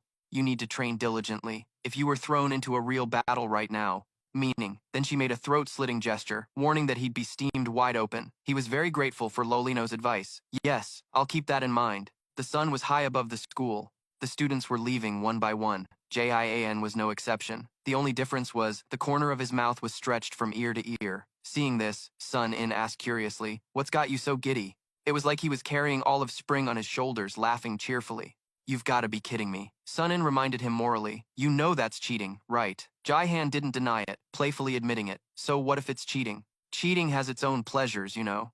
Let me tell you something. In Vietnam, there's an entire village of cheaters. He didn't elaborate further. Sun In gave up helplessly. Well, if you put it that way, I've got nothing. Jihan was still immersed in his joy. So from now on, I won't have to listen to my mom nagging anymore. The reason Jihan was grinning like an ape that escaped its cage, and the reason Sun In was pouting, was because of the recent exam. Just thinking about it made his heart flutter. It was so sweet. It started with the final exams, and today he aced every single test. The method wasn't complicated. He simply added whatever he was missing into his head, and that was it. Playing like this, any test would be an easy 100 points, a piece of cake. Of course, entering ABIS wasn't something Jihan wanted, but in reality, no job in the normal world held any meaning for him anymore. If he had found a job he actually wanted, maybe things would have been different. Seeing him study like this, Sun-in worried for him. So what do you plan to do in the future? In his mind, Jihan silently answered, I'll become a mediocre guy, live a mediocre life with my dreams and ambitions buried 6 feet under. But what he said out loud was, I'll probably open a PC cafe and have the staff and customers call me boss. Sun-in quickly chimed in, do PC cafes even make money? I've heard a lot of bad things about them lately. He almost froze, his previous cheerful demeanor gone. No, not really, but I think it's enough to get by. Sun-in continued based on the situation. Well, if you find a prime location, they'll swarm you like flies. He looked up at the sky and sighed. Now even PC cafes are struggling. Back in his and Sun-in's day, PC cafes were all the rage, but he heard kids these days don't go to those places much anymore. Jahan felt that mobile games were becoming popular because game apps are more common now. Although he played a little, he still preferred playing games on the computer. Suddenly, Sun-in invited him. After the finals are over, come over to my place? Okay. Jihan's grin returned. To do what? You got the lube ready? He chuckled, turning it into a joke. We're gonna go clear some monsters and loot items. What else? Hearing that keyword reminded Jihan of something. Looting items, just like Lolino mentioned, right? They were truly brothers in arms. He understood immediately. So basically, you're asking me to go item farming, right? Sun-in brought up another equally important issue. Aren't you going to make some extra money for your reserves? Remembering the incident from last time, he already had a plan in mind. I should probably start gearing up with some good equipment, because the force Jihan had to face. It was the 10 Great Gates of Korea, the 10 most powerful forces in South Korea combined into one. What if he had to face them alone? Just the thought of it was overwhelming. He secretly set a big goal. I need to get to at least level 200. But what could he do if there was no other choice? The best option Jihan could think of right now was to grind levels and find rare items to compensate. Sun-in patted his shoulder encouragingly and left first. See you tomorrow then. His figure disappeared in the distance, leaving him alone. Not knowing what to do, Jahan had to find a destination for himself. Sunga still hadn't returned to school, and Sejun disappeared as soon as the test was over, like a bat out of hell. There's nothing else to do today. Maybe I should go have some fun with Lolino again? No sooner said than done. He cast the monster field creation spell, and looking around, he was the only one left. Jahan turned and walked into a secret alley. He strolled along, and after a while, he reached a dark door. By the time Jahan realized things had gone too far, it was too late. What the heck is this? Jahan peeked his head in to observe the inside of a cave. At that moment, the system reacted. You have downloaded a Mysterious Cave DLC. You have discovered a new area, the Mysterious Cave. You can explore this monster field. Looking at the notification, he was utterly astonished. A DLC? Jihan looked at the door, full of doubt. There are even DLC monster fields? To explain, DLC is an acronym for downloadable content, which refers to additional content for a game after its release. For example, an application called The Gamer is launched, and let's say you've ground through it from start to finish. A DLC would give the player new content to explore and conquer after finishing the entire original game. Although these expansions are often free, the items that make you cough up cash are often found in these versions. Jahan found it incredibly difficult to choose. A DLC monster field? What does that even mean? Is it like a labyrinth? Should I go in or not? This cave is so big and deep, it looks really dangerous. He was torn inside, but since the system confirmed it, it means it's not a trap, right? Thinking that, Jihan decided to risk it for the biscuit. Might as well take a leap of faith and see if there's anything exciting. His figure was gradually swallowed by the dark doorway. If it gets too tough, I can still use the escape monster field skill to get out in time. As soon as he stepped in, the system announced, You have entered the hidden cave. You can escape the monster field after clearing the first floor. The enveloping darkness startled Jihan. Turning back, he discovered the entrance had vanished. To see clearly inside, Jihan summoned his floating orb skill, and around him appeared glowing orbs that illuminated the area. Jihan scanned his surroundings. This is a stone dungeon. He recalled the system's previous information. You can escape the monster field after clearing the first floor, which means each floor is numbered.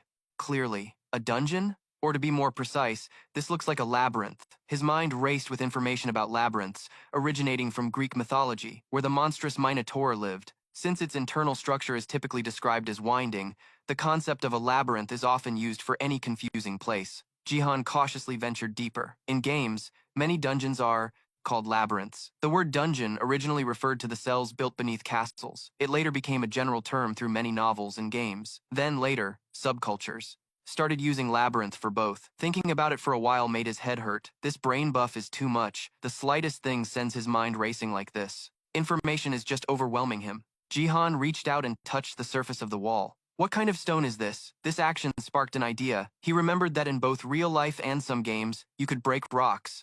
Looking at his divine hands, Jihan's eyes sparkled. Can I break it? No sooner thought than done. Jihan began to strike a Sailor Moon pose to summon his power. Why should I have to follow the path they laid out? If I can make the game, I can make my own path. In the name of love and justice, I command the magic within me. Harden! As he spoke, his arm became as hard as steel. Jihan rolled his shoulder to warm up. All these days of grinding must have paid off a little, right? But that still wasn't enough. Adding the heavenly will mind heart technique, his right arm surged with immense power. Preparations were now complete. All right, let's give this a try. Jihan threw a powerful punch, creating a loud echo. After the punch, he retracted his hand as thick dust billowed from the wall, revealing a decent-sized hole and several large cracks. Marked the wall, so it seems I can't one-punch my way through. Jihan felt the wall, considering other options. But if this is the extent of the damage, I can probably break it. Or should I try an explosion spell? Suddenly, a strange sound caught his attention. Howl, howl. Jihan looked for the source of the sound. It seemed like something was there. He sent an orb in the direction of the noise, which floated through the area, scouting before it stopped. Right in front of a sword, the monsters revealed themselves. They looked like a pack of brown-furred, red-eyed wolves. Jihan recognized them instantly. They were kobolds, and he skillfully used his skill to check their stats. Observe. A stream of information appeared, showing their level, attack, defense, and experience points. Looking at those stats, Jihan couldn't feel intimidated in the slightest. Level 8. And you dare to challenge me? But their stats are actually pretty high for their level. Oh well, I'll just deal with them and take this God-sent reward. Then, Jihan summoned a skill, and magical vortexes appeared around him. Time to farm a few of these to warm up. Spiral Mana Arrow. The source of power formed into an arrow that shot accurately at the kobolds, causing them to explode. A thick, burnt smell filled the air. After defeating them, he gained a certain amount of experience. You have received 11,290 experience points. Jihan analyzed the numbers more closely. Is that only 0.01%? It seems these guys don't give much EXP. Do I have to farm 10,000 of them just to level up? A level? He closed the system window, wondering how time flowed in here. He needed to figure it out to decide whether or not to stay for long. After a moment's hesitation, Jihan decided to go all in. Whatever, I'll just clear this first floor for now. He pulled out his phone to check the time. It was 6:21 in the evening. Jihan readied himself for battle. Okay, time to clear out this monster spot. He ventured deeper into the labyrinth. Jihan stopped before another quest engraved on a stone. A wild crimson serpent appeared. Fight, talk, flee. He stared intently at the bold, classic icons that had a nostalgic feel. Is this some kind of old-school RPG? So, this is what it feels like to play one. However, when he reached the Crimson Serpent's lair, Jihan felt a bit nervous. This thing was huge. He estimated it was at least 10 meters long. Observe. A series of rather high stats appeared. It was a natural species with the active trait, poisonous iron scales. This Crimson Serpent looks like a good target. Its attack and AGI stats are ridiculously high, huh? How can a level 12 monster have such insane stats? This temple is so weird, but enough complaining. It's time to fight. Screw it. He used his skill, hitting the Crimson Serpent hard. Spiral Mana Arrow. The strong, burnt smell rose up once again. Since I dumped a ton of stat points into INT, sniping it from a distance like this is the best way to kill it. But Jihan was too annoyed to even check the EXP. If I'd gone with a melee build, this thing would have totally wiped the floor with me. Damn it, it didn't drop any items or money for me. He was looking forward to the next loot drop. Maybe I should just keep going. But things didn't seem to be that simple. Several choices appeared in front of Jihan. There are 3 tunnels. On the wall appeared 3 exits, a voice announced. A full 3 tunnels. Jihan wondered which path to take. Which one is the safe one? Jihan suddenly spoke aloud. Oh, that's right. He quickly leaned over and called out softly. Golem. The little girl with an innocent face appeared. Yes. Jihan leaned down and whispered instructions to Golem. Can you please check if there's anything moving around here for me? The little girl obediently did as he asked. Yes, I'll take a look. The two of them stood before the three exits. Suddenly, Golem's eyes widened as if she had seen something. Jihan looked at Golem gently. Golem is currently stuck at level 99 of her basic class. I have a feeling that once she reaches level 100, this little one will undergo a complete transformation. But I'll be damned if I know what the conditions are. A clear voice rang out. I'm done checking. This made Jihan raise his head slightly, his eyes turning towards the sound. What did you find? Golem pointed to each of the exits. This path has 31, this one has 45, this path has 121. Hearing this, Jihan pondered for a moment. Is that right? So which one should we take? Snapping. Out of his thoughts, Jihan immediately started walking. Any of them will do. Okay then, let's go where the party's at. Golem was still busy playing with a small mote of light. When she heard Jihan's thanks, the little girl quietly, tilting his head. Thanks, Glom. The little girl flashed a radiant smile. Jihan then softly told Glom to come follow him. The two of them walked in slowly and silently, their figures gradually vanishing deeper inside. Suddenly, Jihan accidentally stepped on a strange glowing tile, his expression surprised. Click-clack, a sudden gust of wind rushed past, and Jihan's expression changed instantly. Oh crap! So there are traps in this place too? Good thing I'm all tensed up, I can take whatever comes. I can handle anything. This dungeon is no different than a PvP match. The expression on his face changed more and more. A normal person would have bought a one-way ticket to the afterlife. Jihan had a strange look on his face as he leaned slightly toward Glom. Glom, if you see anything strange, give me a heads up, okay? The little girl replied nonchalantly, okay. The tall one and the small one continued on their way. Suddenly, Glom pointed forward in alarm. Jihan followed her gaze and reached out his hand. The tile suddenly cracked in two, causing Jihan to lose his balance and fall through. But at that moment, an invisible force seemed to catch him, and both of them were pulled into another passage. Jihan's eyes warily scanned what lay before them. Opposite him and Glom was a swarm of red-scaled serpents, all huddled together. What is this? A snake den? The red-scaled serpents started to make horrifying hissing sounds.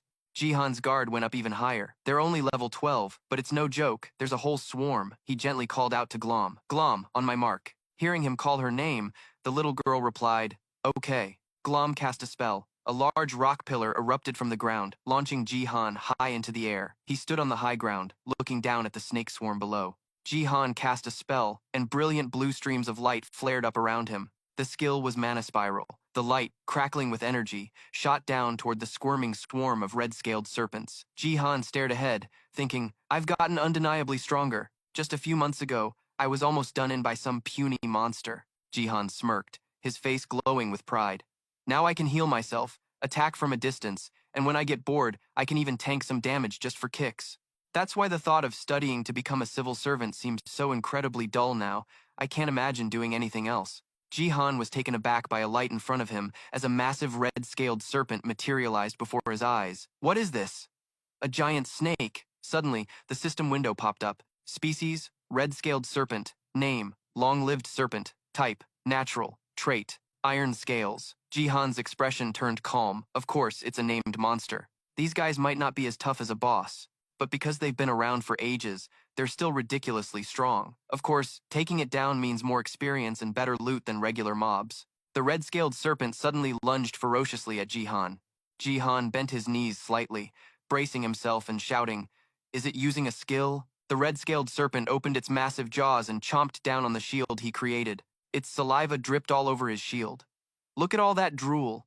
Is that your venom, you beast? He cast a spell, swinging his arm to create a blue, Rasengan-like sphere of light. The blast of power shot out from Jihan, piercing straight through the red-scaled serpent's head. It lost its balance and collapsed as smoke filled the air.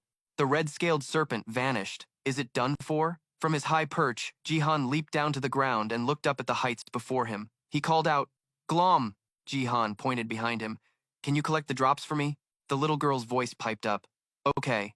Glom started to collect everything. Jihan bent over to pick up a sword. Gripping it tightly, he raised it up, and the system window appeared once more. Observe.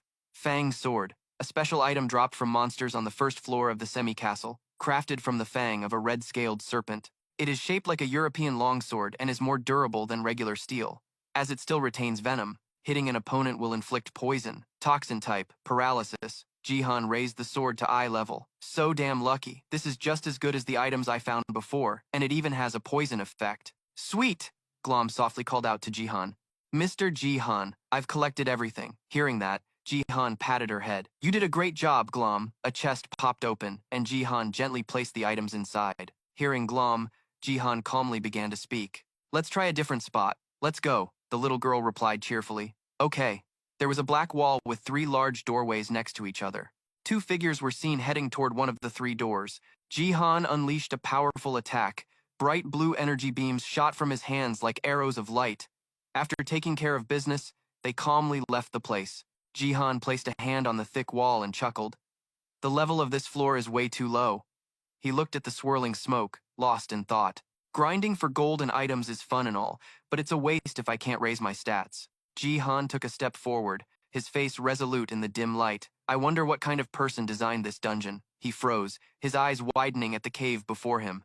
The kobold's armor was pieced together from crude wooden scraps. The 2 of them faced a horde of kobolds already in formation. They held bows wrapped in white cloth in their hands. Jihan let out a silly laugh. Look at them, trying to use formations like they're all grown up. Seeing the kobold's formation, a soft voice piped up next to him. What do you mean? Is there something special about it, mister? Hearing her, Jihan replied, You could say that. Glom looked innocently confused. Really? Does that mean we're in danger? Jihan acted nonchalantly. No. Their being here just means there's something worth exploring. The kobold's claws scraped against the ground, making an eerie sound. Jihan quickly urged Glom. Glom, make a pit. Hearing him, Glom was startled for a moment. Okay. Her expression turned serious. A dazzling light instantly flared from her hands. A large hole immediately appeared in the ground. The kobolds were sent flying in all directions. Jihan angrily cursed at them. You Alibabas, breaking into my house. You mana-stealing Alibabas. Jihan cast a spell, and a giant blazing fireball materialized above him. Suzuki Bubi Itachi, Great Fireball Jutsu. Jihan launched the ferocious attack. Eat this and die, you little runts. The attack was aimed directly at the pit created by Glom. He stood still, a thoughtful look on his face. My incantations are getting more over the top than Piccolo's. Having to remember the chant just to use a skill is such a pain in the ass. A clumsy goblin struggled to its feet. While the others were sprawled on the ground, John watched coldly as they tried to get back up. The next moment, John launched a counterattack. Sharp beams of light like arrows shot straight toward them. It was called Endless Mana Spiral. The attack crashed down, fiercely engulfing them. Those goblins vanished from the crater. John stood there, silently watching the hazy smoke rise from within. See, it's a good thing I grinded games properly instead of using cheats to get where I am today. Time to collect the loot, kiddo, Lam quickly responded. Yes. The fragments they left behind were piled up like a mountain. Lam looked up at John with a shocked expression. What the hell? Are you kidding me? Why did it drop all common grade items? It's all trash and junk. What a waste. John put a hand to his forehead, his expression one of utter helplessness. He just let out a weary sigh, but he couldn't just throw it all away. John gently pushed the pile of fragments into his inventory. I'll just take it to a shop. Maybe selling it as scrap will fetch a decent price. John pointed towards the exit. There's a way out here, shall we go? Lam looked at John and smiled softly. Yes. John smiled at his little companion. Lam, are you happy? Hearing that, Lam looked up and gave a radiant smile. Yes, I'm very happy. The big one and the little one walked out of the exit together. John turned and asked, Hey Lam, what do you usually do in your free time? The innocent girl, a smile still on her lips, replied, I sleep. John slightly furrowed his brow. Sleep? Images of girls with golden brown hair, fast asleep, appeared in his mind. Lam's gentle voice continued. Yes, we sleep like babies. All of us do. John was stunned. The image of Lam seemed so gentle, which confused John. Spirits aren't like humans, but they are all sentient. The little drone once said that demons are actually high-level spiritual beings, created from the collective thoughts of humans, so it's not strange that they can converse like people, but how can they have their own individual thoughts? The 2 of them walked along the exit path. John spoke up in a gentle voice. So, how do you feel about wandering around like this? Lam exclaimed excitedly, her voice full of enthusiasm. I love it. John was a bit surprised by Lam's answer. You love it? Lam, despite her small frame, had a smile that never left her face. Yes, just being awake is so much fun, John softly repeated Lam's words. So, just being awake is enough to make you happy. Laughter rang out between the 2 of them. John gently patted Lam's head. He was surprised to see her so happy. Lam's sweet voice rang out. I like this too. John spoke softly. You do? Lam squeezed her eyes shut and smiled. Yes, I really like it. A gentle smile appeared on John's face. Then I'll do this more often. Lam was overjoyed. Really? I'm so happy. The 2 of them moved forward, surrounded by a faint, magical light. John stopped in his tracks. a look of surprise on his face at the surrounding scenery. He couldn't help but be amazed by its magnificence. What the hell is this place? A royal palace? A system window with an introduction appeared before him. You have entered the Goblin King's palace on the first floor of the Great Labyrinth. You cannot escape until the boss has been defeated. Just as he thought, I knew it. A sly smile appeared on his handsome face. The first floor, Goblin King, just waiting here for me to clear you, huh? A long stone staircase stretched out before the two of them. High above, a hazy figure appeared. It sat on a red throne, looking majestic. It was a wolf-like goblin, wearing a very heavy helmet, sitting casually with its legs crossed. A worried look crossed John's face. It's only level 20? No. Bosses are way tougher than regular mobs of the same level. Anyone who's played an RPG knows you need a party to take down a same-level boss to succeed. A system window suddenly appeared before him, and John carefully observed the information being displayed. He observed intently. John read each piece of information carefully. How the hell does a level 20 have a total of 300 stats? Is this a damn game bug? It has both a protective aura and a hardened aura. Damn, how tough is this guy? How am I supposed to fight it? And it's in a berserk state, not to mention its insane defense. This thing is built like a damn mastiff. John cracked a mischievous smile, a cunning glint in his eyes as a thought crossed his mind. Just you wait until I pull out my trump card. Immediately, John shouted, Inventory! The chest immediately appeared. He reached in to take out an item. From the chest, John pulled out 3 humanoid figures with large red dots on their faces, summoning the card for the special squad of the Junkyard Dogs, whose motto is, Cocky Pups Get Scrapped. The Goblin King watched John's actions with a fierce gaze. The heavyweight scrap golem stood imposingly. John smirked, a calculating glint in his eye. All that day and night grinding had to pay off somehow. I grinded till my eyes bled, till I was completely exhausted and dazed, just to get my golem creation skill to level 22. And thanks to that, now I can summon 3 golems that are big, tough, and long-lasting. Or let's just call them the 3 Rangers to compete with the big bad wolf brand. John's smile grew more and more twisted. Ah, the spirit of a true hardcore gamer is truly second to none. This made Lom, standing beside him, look over curiously. Oh no, I think there's something wrong with John. John was about to step forward but froze. He closed his eyes tightly. I am the Lord of Demons. I am the God of Law. A blue light enveloped them, lifting John and Lom into the air. At the same time, his hand radiated intense power.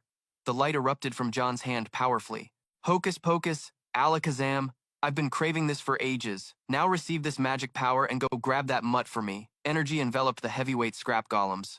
The Jihan had a smug, arrogant look on his face. This is gonna hurt them like hell. He quietly announced the preparations were complete. That blue light began to swirl into a ball. Let's heat things up a bit. Its size grew larger by the second, radiating a powerful energy that shook the space itself. Rasengan. That power source headed straight for the Kobold King, who was sitting casually on the steps. As if confirming a direct hit, Jihan uttered, Gotcha. Thick white smoke billowed up. The attack had apparently struck the Kobold King.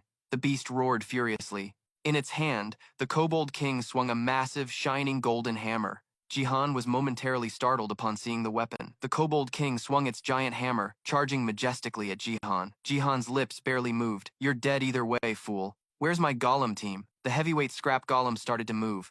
They slowly and menacingly advanced on the Kobold King. The Kobold King roared, swinging its massive hammer at the heads of the scrap golems. The heavy blow caved a large hole into the golem's head. Its hands clamped down on the Kobold King. The 2 golems behind it simultaneously raised their giant arms. Those arms slowly descended upon the Kobold King. A chaotic scene unfolded before Jihan. The Kobold King let out one last scream and disappeared, leaving the golems in a cloud of dust. Jihan raised a hand to scratch his cheek, looking a bit confused as if he hadn't caught up with what was happening. Why was it so weak? It was so hasty, flattened in less than a minute. The level gap must be too wide. I probably didn't even need to summon the golems. He descended from the air to the ground. Behind the golems, one hand in his pocket, Jihan slowly advanced. Valuable items lay before him. Oh, more loot! In Jihan's hand was a pile of loot. Turns out, it was several magic potions. They were more valuable. But looking at the rewards screen, his eyes widened. Damn, I'm rich. He now had 28 potions. At this rate, he'd be spending money recklessly in no time. After a moment's thought, Jihan felt a sense of helplessness. But buying skill books is damn expensive too. Yet, he was intrigued by what appeared before him. A system window popped up, and Jihan's slender finger gently swiped over the word no on the screen. Suddenly, a golden light descended, increasingly enveloping Jihan. After emerging from the golden glow, Jihan pulled out his phone, his eyes fixed on the screen for about an hour. His gaze was curious. He glanced towards the exit, as if silently weighing his options. Jihan's expression was calm as he murmured, "Maybe I should go ask Lolino first." It was as if Lolino heard something surprising, and she exclaimed in alarm, "A great labyrinth?" In Lolino's hand, an ice cream bar was slowly melting. Her expression turned gloomy as she faced Jihan. "I've never heard of it." Jihan paused, a look of disappointment on his face. "Then why did Hesh act like she knew all about it? You got my hopes up for nothing." Meanwhile, Lolino sprawled carefree on the bed, eating ice cream and reading a book. "I really have zero information on it, so it just appeared. Inside an illusion barrier." When she asked, Jihan quickly answered, "That's right." Lolino looked up with a puzzled expression. "That's weird. Nothing like this has ever happened before. It's possible for people to create a maze-like barrier, but one has never just randomly appeared like this." Lolino looked thoughtful. "Okay, let me research this great labyrinth. Perhaps you've discovered a new way of creating illusion barriers." Elated to have her help, Jihan exclaimed, "Great, thank you so much." Suddenly, Lolino shot up, looking at him with a confused expression. "But when you create an illusion barrier, doesn't it function like a monster grinding spot from a game? Maybe that has something to do with it." Hearing her ask, Jihan thought for a moment. "No, it doesn't seem that way." Lolino straightened up slightly. "Really? That's very strange." "Okay, I'm heading out today. You have to stay home and train, Jihan." Hearing her command, he was taken aback. "Train what?" At the same time, a memory of the great labyrinth flashed through Jihan's mind. Lolino's voice rang in his ears. "A mage's basic combat skills are evasion and concealment, combined with ranged attacks. You know that, don't you?" "Yes. Today, you need to figure out how to restore your mana," Jihan echoed. "Restore mana?" Lolino spoke while eating ice cream, her voice slightly muffled from the coldness in her mouth. "That's right. You said you restore mana with the help of the system, correct?" Jihan sat obediently on his chair, listening to what she was teaching. "But that's not enough. You have to find a way to restore it. On your own." A mischievous look appeared on Lolino's face. "Like me, for instance. I use life magic to absorb the life force of others and turn it into mana. That's why I'm hardly ever short of mana." Unable to believe what he was hearing, Jihan breathed out in awe. "That's so OP," Lolino continued. "You have a similar skill, you know. Jihan, you absorb energy." Jihan was sitting comfortably on the chair, but his expression was tinged with apprehension. "I do, but the range is really short." Lolino stepped off the bed.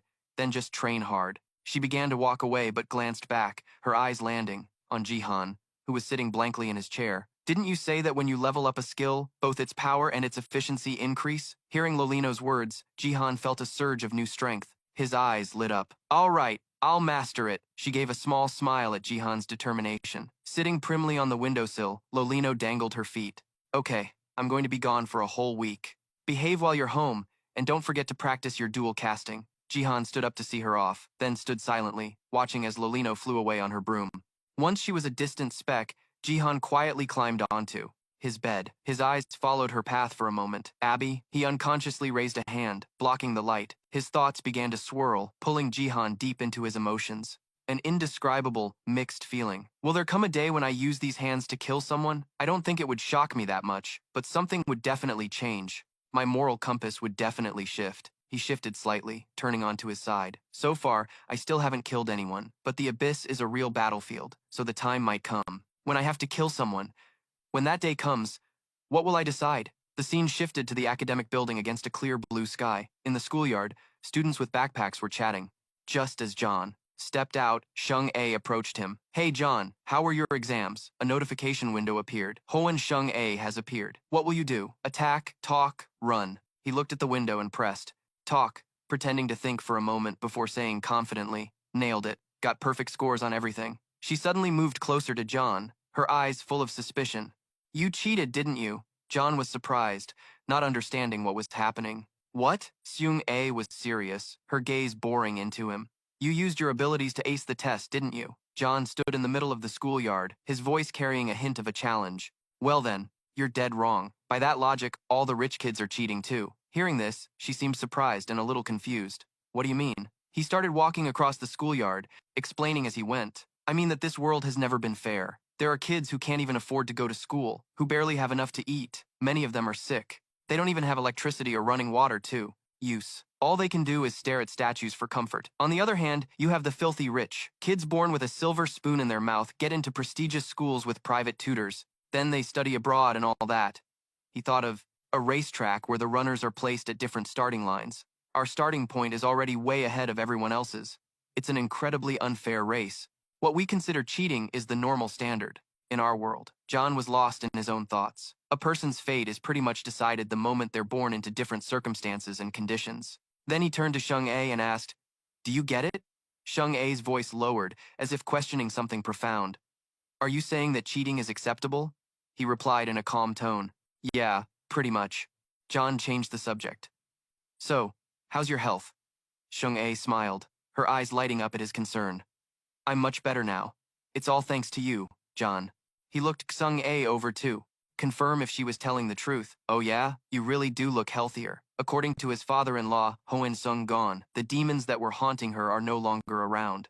John smiled, his eyes radiant, as if he had just made a momentous decision. Deciding to go to Mount Bukan was absolutely the right call. If he hadn't gone that day, just thinking about the consequences sent a shiver down his spine. Shung A raised her hands, pretending to be her cat. Mun wanted to thank John too. John blushed, showing extreme excitement. So freaking cute. Shung A moved closer to him and said softly, "And she's not cold anymore either." John looked at her, his gaze softening as if feeling the warmth from her words. He then asked about Shung A, "And what about you?" Her gentle hand took John's. Shung A's eyes were soft, her voice a sincere reply. "Me too." Their hands clasped together, and John beamed, unable to hide his joy. "This is great, really great." A stream of thoughts flowed through his mind. She must have suffered since she was a child, and her situation was probably always changing and unstable. Now, Seung A can finally live a normal life like everyone else. She must feel so happy and excited, right? So Chung A's painful days are over, and he also felt happy and glad to have helped her live a more comfortable life. The two of them continued their conversation. John asked curiously, "So, are you going to live like the other students now, or are you moving again?" Chung A looked up without a hint of hesitation. "No, I'm not moving anymore. I'm staying." John paused, surprised by her answer. "Oh, really?" she continued casually. "Yeah, I want to be with John." Shung A's words startled John, his eyes widening. "With me for what?" She spoke in a short but emotional tone.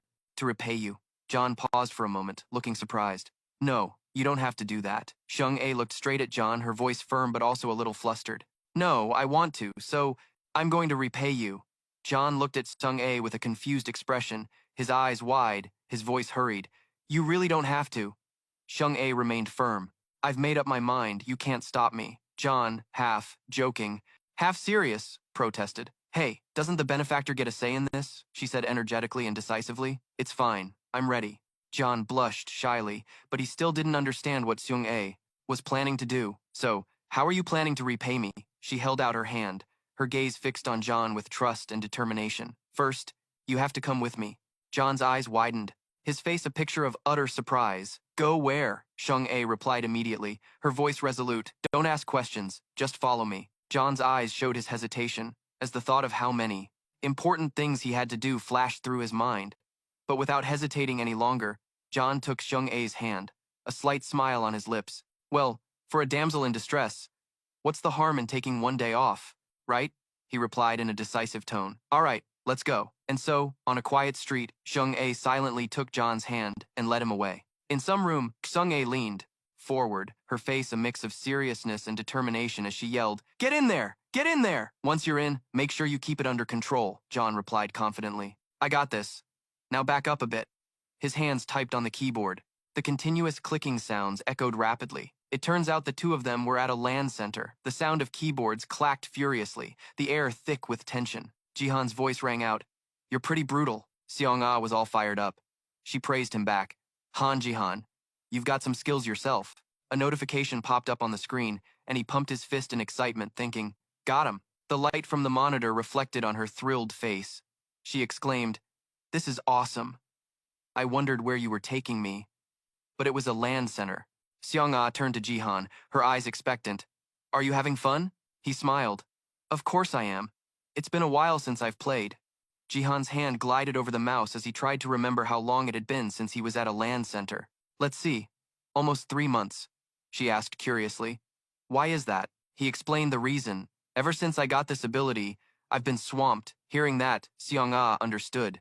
Jihan sat quietly, his eyes pensive as if he was thinking about something, and then he heard Seong-ah's slightly hesitant voice. Hey, Jihan, there's something I want to ask you. She tilted her head, her voice sounding like she'd wanted to ask for a long time. Why did you want to help me? Jihan was taken aback by Seong-ah's question. Why?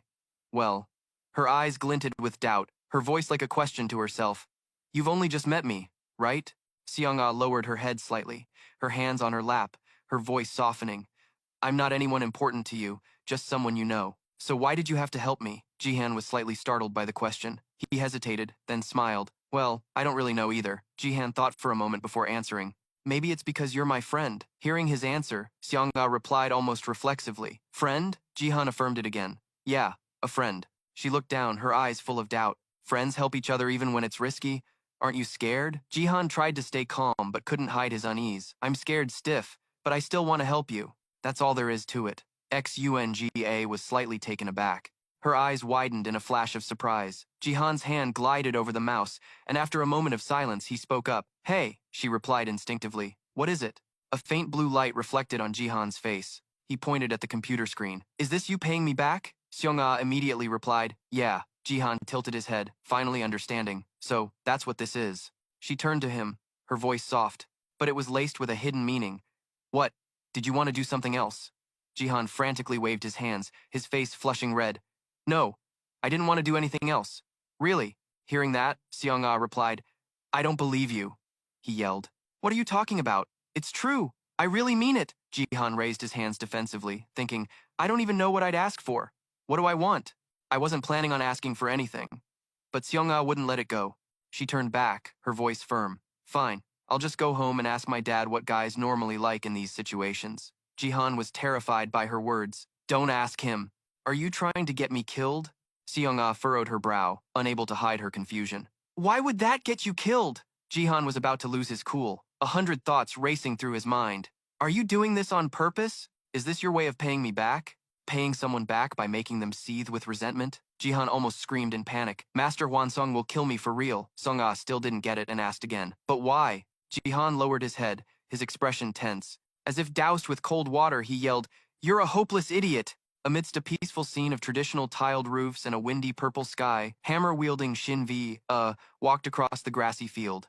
From above, Jihan watched the moving Shin-V as a blue electric current flashed from his hand. Jihan forcefully threw the blue lightning bolts forward, shouting, Lightning arrow! Lightning arrow! Lightning arrow! The entire area seemed to explode, the ground below shaking and leaving behind trails of white smoke. Looking at the scorched, smoking grass, Seonin exclaimed in amazement, Holy crap, you're OP as hell now. Are you using cheats? He replied with a radiant and confident smile. Have you witnessed my magnificence? From now on, call me a god instead of boss. The gaming god, Three-Path Thry, whose servants are also OP. Seonin couldn't take it anymore and shot back with a sarcastic remark. Go buy some tissues and admire yourself at home, you dork. Jihan winked, his voice teasing. Jealous of me, aren't you? He shrugged and asked curiously. I'd be lying if I said I wasn't. How'd you get so strong so fast? He looked at the hammer-wielding Shin-V in the distance and boasted. That old lady Lalagrano taught me magic. She taught me dual casting and all sorts of spells. Seonin was curious. Magic? You mean your flash step and fire magic? Jihan put his hands on his hips, his face full of pride as he told him. I bought the fire magic book from the Leaf Village, but the flight magic is something I just learned. Standing beside him, Seonin raised an eyebrow. Flight? That spell is broken as hell to play against. He nodded in agreement. It really is. It's like a game hack, right? Seonin thought for a moment, then said pensively, Of course, there are ways to counter it, but that spell is extremely annoying and dangerous. But I heard it has a high mana cost. Can you even manage it? Jihan shrugged with a slight smile. More or less. Thanks to that, I pretty much went bankrupt. He tilted his head. He asked suspiciously, What? Did you spend real money on the game? He answered honestly, Yeah. Jihan showed Seonin the green, star-shaped earring he was wearing. I bought this mana recovery earring. This earring absorbs mana from its surroundings and transfers it to its owner. Recalling the price he had to pay for it made Jihan sigh. It was expensive as hell. They ripped me off for a whole 50 million. Seonin said calmly. Like an experienced veteran, 50 million in Abyss is just chump change, dude. I'm talking about high-end items that go for tens of billions. Hearing that, he looked up, his face pale. Damn, do people in Abyss rob banks or something to be that rich? Jihan grinned from ear to ear, boasting. Isn't this earring great? It has 150% mana recovery. My mana pool is massive now too, since I dumped a ton of points into wisdom, mumbled. Half joking, half serious. Turns out this jerk only uses trash gear. Looks like I don't need to find you a magic tutor after all. He smiled brightly, his voice full of excitement. In games, it's all about the gear. What? You already got a sugar mommy to teach you, so you don't need a tutor anymore? Sun In felt a little jealous and sighed. I guess so. Man, this world is so unfair. J.I. Han turned and reminded him, you too, should get some new items. He smiled lightly, his eyes firm. No, my school doesn't allow it. The most I can do is buy weapons. He frowned, surprised. Really? That sounds pretty lame. Sun In nodded, his voice calm. It's tradition. Jai Han grew curious, thinking to himself, it can't be that barbaric, can it? Then again, I kill so many things every day, so who am I to judge? He pointed to himself and declared confidently, anyway, from now on, I'm gonna be the big shot spender of soul. Sun In raised an eyebrow at J.I. Han's intention. The guy earns a little and immediately starts spending it all, he said excitedly. I just want to get OP as fast as possible. He scowled, his voice filled with exasperation. Whatever, who's gonna stop you? You're the type to steamroll monsters, not the other way around. J.I. Han looked at the pile of items he had collected, wondering. Hey, you think this is enough? Sun In glanced over and shrugged. It's more than enough.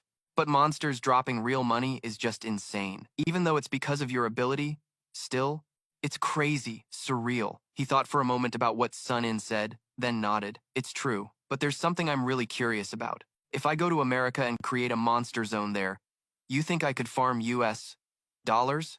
J.I. Han's question made him hesitate, his voice uncertain. Yeah, logically, monsters should drop loot. J.I. Han pointed at Sun In, as if he'd found a kindred spirit. You're curious too, right? He rested his chin on his hand, lips pursed in thought. Sun In tilted his head and asked, half joking. So you're dying to know, huh? Wait until you're stronger, then we'll see. J.I. Han replied as if probing him. Is that so? He remarked in a calm voice. Compared to other countries, Korea is pretty safe. He grimaced, thinking to himself, safe my ass.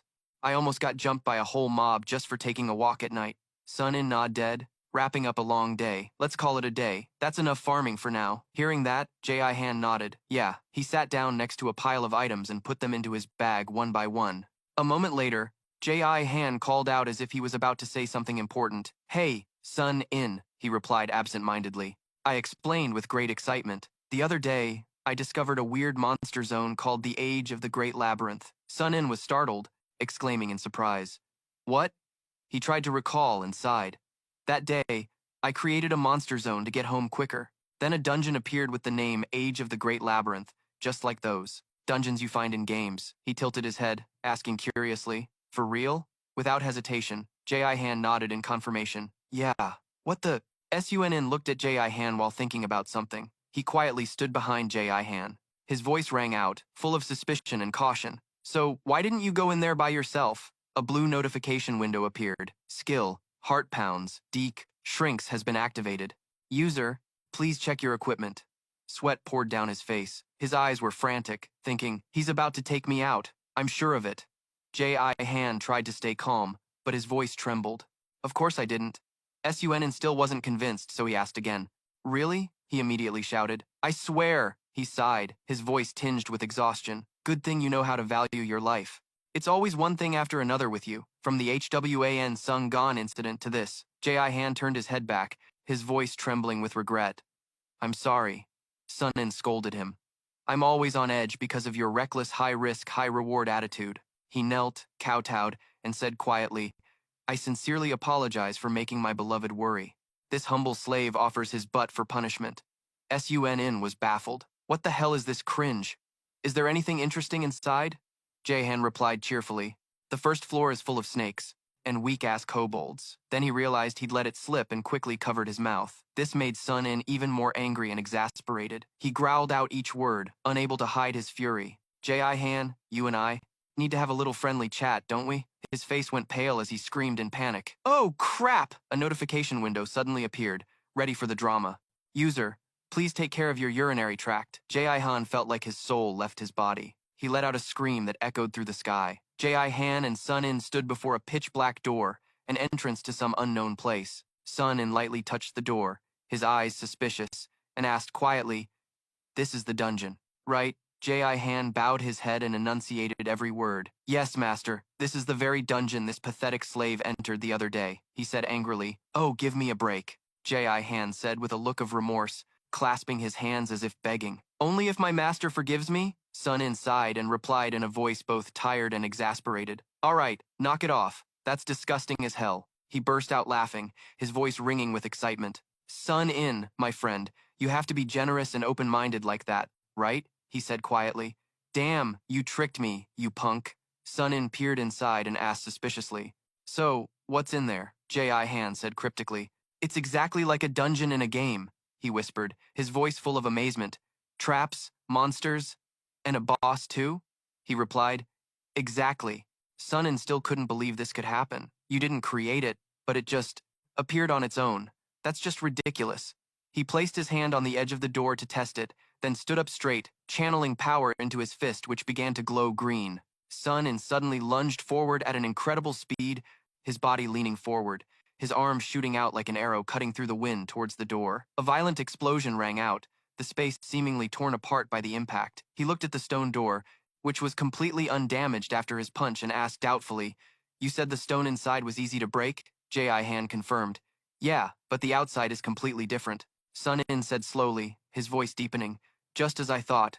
This is, after his punch, asked suspiciously. You said the rock on the inside was easy to break?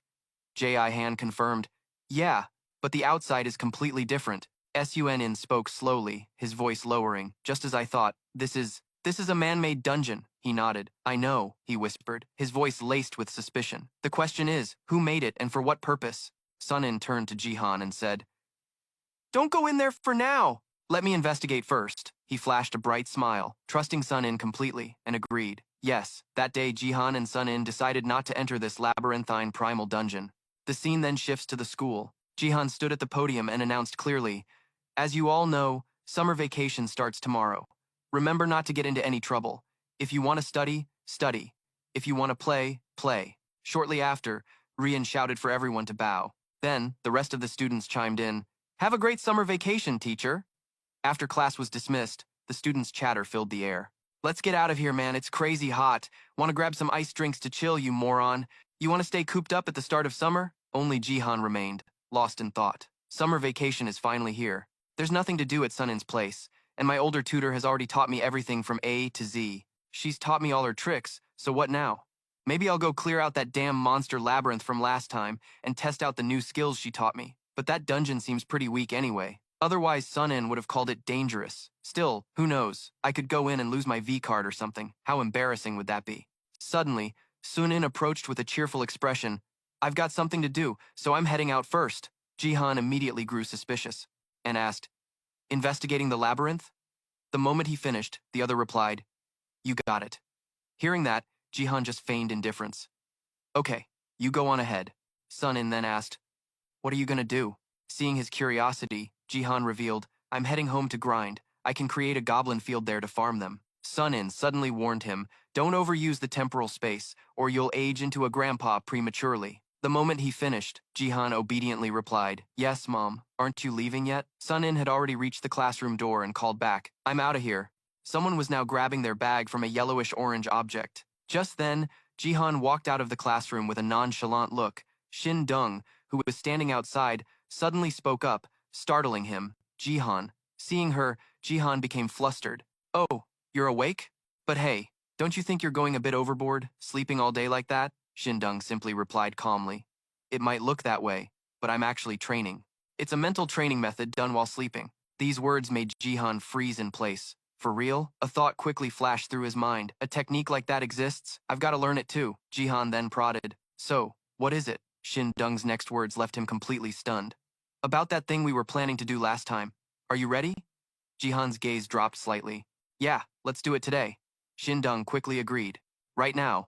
Let's go. The two of them walked together down a deserted street. Jihan broke the silence. How many are there? Shindung replied curtly. 35.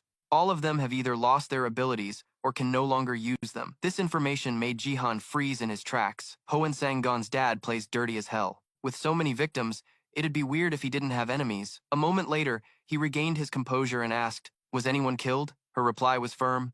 No. Hearing this, Jihan breathed a sigh of relief. Well, that's fortunate. However, his words seemed to strike a nerve with Shindung. In an instant, she became furious and snapped. If you can heal them, I won't seek revenge against him anymore, but I will never forget this humiliation.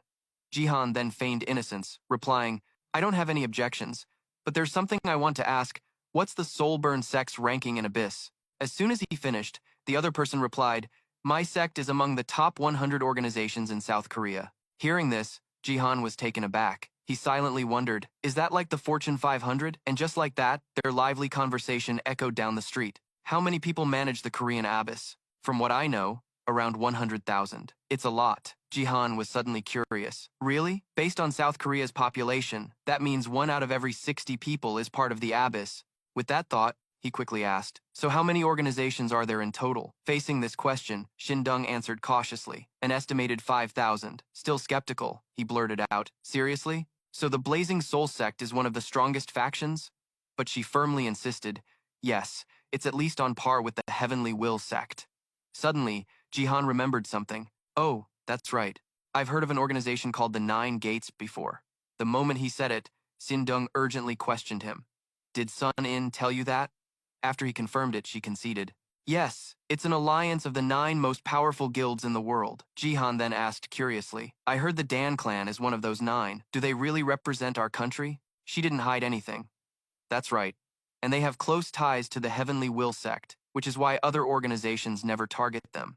This led Jihan to a silent conclusion. It's like they're riding on their coattails. Shindung's voice suddenly cut through his thoughts. You don't seem very familiar with the organizations within Abyss. Hearing this, Jihan could only get flustered and admit, well, yeah, I only stumbled into the Abyss a few months ago. The moment he finished, she sighed in resignation. I understand. I'll give you some guidebooks later. Jihan heard this and asked in a panic. They have things like that? The two of them continued walking down the street, their pace quickening. After a moment of silence, Shindung spoke up. We're here. Jihan couldn't help but feel nervous. This is the sect's headquarters? He was now standing in front of a towering skyscraper. Jihan asked Shindung in shock. You guys operate out of a whole modern building like this? However, she remained perfectly calm. You think so? That he had never noticed before. Hearing that, he could only follow Shindung inside. She skillfully pressed the elevator button. By the time they were in the elevator, Jihan still hadn't grasped what was happening, when the doors suddenly opened before his astonished eyes. Not long after, they were standing in front of the Soulburn gate. Shindung calmly rang the bell, and a voice from inside called out, Who is it? Right after that, she answered, Xin-Dung. The moment she spoke, the entire hallway fell into an indescribable silence. A moment later, Xin-Dung pushed the door open and signaled to Jihan, Come in. He quickly followed her inside. The scene there completely stunned Jihan. Countless beds covered in white sheets were neatly arranged. They were separated by thin curtains. Suddenly, a system notification rang out. You have entered a monster field. You have entered the Soulburn Gate's sacred healing field. Health regeneration plus 300%. Stamina regeneration plus 300%. Mana regeneration plus 300%. These words astonished Jihan. This place's buffs are 3 times stronger than Sun Lu's healing place. Shindung hastily reminded him, The healing is up to you, Jian. As soon as she finished, he quickly replied, All right, should I start from here? Is anyone suffering from broken bones or anything? The moment he asked, she immediately replied, No. Hearing that, Jihan was very pleased. Perfect, I can't heal broken bones. All right, let's give it a shot. Yang Por. Suddenly, Jihan took out a small orb. He pressed it firmly against the person, observing with the Soulburn spirit recovery technique. A status window appeared before Jihan's eyes, surprising him a little. His status is normal now. Right after that, he turned back to inform Xin-Dung, I think he's back to normal. You should check again. A moment later, she stepped forward to check the patient's pulse. Xin-Dung's eyes lit up. She was astonished and exclaimed, It's a miracle. He's completely healed. Only then could Jihan breathe a sigh of relief. Great. So it actually works.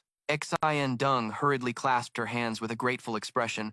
I'm in your debt. I already told you, I will do anything you ask. As she said this, the atmosphere in the room became strangely tense. Seeing this, Xin-Dung softly repeated, anything. However, Jihan was indifferent and said, You don't have to do anything. Even so, she insisted, I can't allow that. My sect owes you a great debt. You, a complete outsider, helped my sect with a difficult task just to help me make peace with Hoan Sang. So, if I can serve you well and you are satisfied, my sect will benefit. These words made Jihan freeze for a moment, then a curious smile appeared on his lips. After a moment, Jahan spoke, All right then, just buy me a few spellbooks as repayment. This made Exen Dung a bit flustered. Don't you want something more? I'm prepared to satisfy you in all sorts of ways. However, her opponent humorously replied, What kind of person takes advantage of someone in a tough spot? I'm not like that. She was stunned, speechless by his action. Then Jahan reminded her, Come on, let's move on to the next person. As soon as he finished speaking, Xian Dung quickly responded, Yes, and just like that, the two of them continued with their task. After getting home, Jaihan exhaustedly flopped onto the floor, thinking to himself, This summer break is so damn boring with nothing to do. Back in the day, I'd be grinding games like a madman right now. Lolino, who was beside him, exclaimed, Why do you look so lethargic, sweetie? He shot up and sighed, It's just that life feels so meaningless. She naively remarked, So Han Jihan can also have moments of profound thought. Huh, this made Jahan angry, and he yelled, What's that supposed to mean? I'm a sophisticated guy from top to bottom, you know. Seeing this, Lalino pretended to be scared. Meanwhile, Jihan was still fuming. He turned away with a grumpy face, and here I thought the tutoring was over. Flying, dual casting, mana control, I've gotten pretty good at all that stuff. Plus combat methods, too. Lolino readily agreed. It's true, the lessons are done, but I've been so free lately that I'm taking a break. Suddenly, Jihan said, I can tell without even looking, but why do you have to lie? On my bed? His words made the other party pout. A student should serve his teacher. What kind of man are you, being so weird? Or do you want me to beg you to do it? Jaihan was shocked to see this. What? He blurted out unconsciously. Before he could finish, Lolino explained, I mean, I'm gonna keep staying here like before. This horrified Jaihan. Oh my god! His face darkened. For how long? Meanwhile, she remained nonchalant. Just a month. Her words made him completely collapse. The entire summer vacation? Suddenly, she realized something. There. What's with that face? You're not planning on abandoning your dear teacher, are you? Jaihan's voice turned a few shades colder. Aren't you trying to get me thrown in jail? Teacher, what if I get handsy, teacher? And everything about you is so tiny, this couldn't help but annoy him. Why does it always level me up when I'm in deep doo-doo? Suddenly, something caught the attention of them both. Lolino shot up in an instant. What the hell is that? You actually have visitors, sweetie? Even Jihan quickly shot to his feet. What? Why wouldn't I? She acted innocent and started to speculate. I just thought Han Jihan was the type of game addict with no friends. I guess I was wrong? Her words immediately angered him. Hey, I have plenty of friends. Lolino maintained her innocent expression. Besides your buddy, the successor of the Heavenly Will sect. Who else is there? Jaihan replied, flustered. I have a ton of friends at school. At that moment, he couldn't help but think to himself, although I haven't really hung out with them lately. In the next moment, he dejectedly walked outside. She gave the order. All right, I'll go check it out. The door was quickly opened. Jihan peeked out with a surprised look on his face. Why'd you show up without giving me a heads up? Sun-In, on the other side, replied enthusiastically, I was just in the neighborhood and thought I'd see if you were home. Lolino appeared out of nowhere and questioned him sharply. Are you saying a spell is being cast all over soon? He admitted it without hesitation. Yes, that's exactly it. It's a type of magic that randomly creates a labyrinth called the Great Labyrinth of the Ages. These words piqued Lolino's curiosity. I've never heard of this kind of magic before, and it's strange that a spell of such magnitude could be used without a mage like me even detecting it. Sun-In quickly asserted, This information is completely reliable. Even so, she was still skeptical. Why is that? He calmly explained. This news was provided by the Dan clan, the 6th-ranked clan of the 9 Gates. Lolino breathed a sigh of relief. In that case, it really is completely reliable. Suddenly, she spoke up curiously. So, who created it, and for what reason? It's similar to what Master Huansong created before, but there's a difference. While she was inquiring, Jihan was trembling nonstop. A difference? What kind of difference? Sun-In explained immediately. It gathers thought energy. Jihan, standing nearby, yelled out with a frustrated expression. That's enough. Can you please explain what the heck you guys are talking about? His outburst left the others stunned. They started whispering to each other, which only made him more irritated. Jihan irritably made a demand to Sun-In. Can't you be a little more considerate to the newbie? Only then did he seem to realize and explain. Oh, right, you're still a rookie. You know how illusionary barriers exist, right? At this point, Jihan was starting to understand a little. Yeah, illusionary barriers are created by the world itself, the other person confirmed. That's right. And you also know that magic and forbidden barriers can alter illusionary barriers. right? Jihan just sat there with a blank look on his face. Yeah, that burial ground at your house is an example. Sun-in eagerly answered his questions. Then you should be able to understand what I'm getting at. I'm talking about a spell that someone is casting that affects all the illusionary barriers in Soon. These words made Jihan's eyes widen in horror. He quickly asked, you mean whenever someone creates a normal barrier, that great labyrinth of the ages will randomly appear? As soon as the words left his mouth, Jihan got his answer. That's right. However, he couldn't help but be curious, so what the hell is this thought energy, or whatever? Lolino, who was beside him, chimed in. You know about brainwaves, right? Hearing that, Jihan quickly replied. Of course, when people think, they emit brainwaves. She cleared her throat slightly. But what if all those brainwaves were gathered in one place? Countless overlapping images appeared in his imagination. Jihan was still very naive at this point, but Lolino calmly explained, that's what thought energy is. The brainwaves from everyone, the energy emitted when people think. Normally, it just dissipates. But as Sun-in said, you can use magic to collect it, and once it's gathered, it becomes a massive source of energy. This barrage of information made Jihan's face darken. Holy crap, is that like infinite energy? Collecting energy from thoughts is insane, isn't it? Finishing his thought, Lolino admitted. That's right. It's not energy that's infinite, but it is an extremely large source of energy. Listen carefully, Jihan. There's no such thing as infinite energy, only infinite time. The secret arts of Abyss have many possibilities, and when you utilize time, some kind of result is always produced. It's just like martial arts. Regardless of your skill level, training makes you stronger, and the longer you train, the more proficient you become. The issue is how much time you can save and how efficient you can be. Sun-in also agreed with this explanation. Exactly. At this point, Jihan was a little less clueless. Now I understand. Lolino continued to remind him, collecting thought energy is the most effective way to concentrate energy, and the higher the efficiency. Without waiting for her to finish, he spoke up. The greater the effect. Hearing that, Lolino had to praise him. Good. However, collecting thought energy is forbidden. Anyone caught doing it will be eliminated immediately. These words once again left Jihan completely astonished. Why? Sun-in answered for him, because it's extremely dangerous. Thought energy is energy gathered from thoughts, and when this stuff accumulates, what you would call a demon is created. What he said made Jihan ponder. Demons? Suddenly, Lolino spoke up, drawing his attention. Gods exist because of human faith. You know this saying, don't you? Hearing this, Jihan quickly asked back, whose proverb is that? As soon as he finished, she corrected him in a stern voice. It's not a proverb, but a common saying in Abyss. Gods really do exist. They don't possess the power to create worlds or break the laws of causality, but they do exist. Even Sun-in had to step in and help her explain. The ideas, thoughts, and faith of humanity. When these things gather, a transcendent being can appear. These transcendent beings are called gods. Once again, Jihan fell into a state of bewilderment and subconsciously asked, is that for real? The other person confirmed, it is. Hearing that, he couldn't help but be curious. So, what do? Sun-in quickly gave him the answer. They protect their followers and act according to their believers' faith. You've fought against the corporation, haven't you?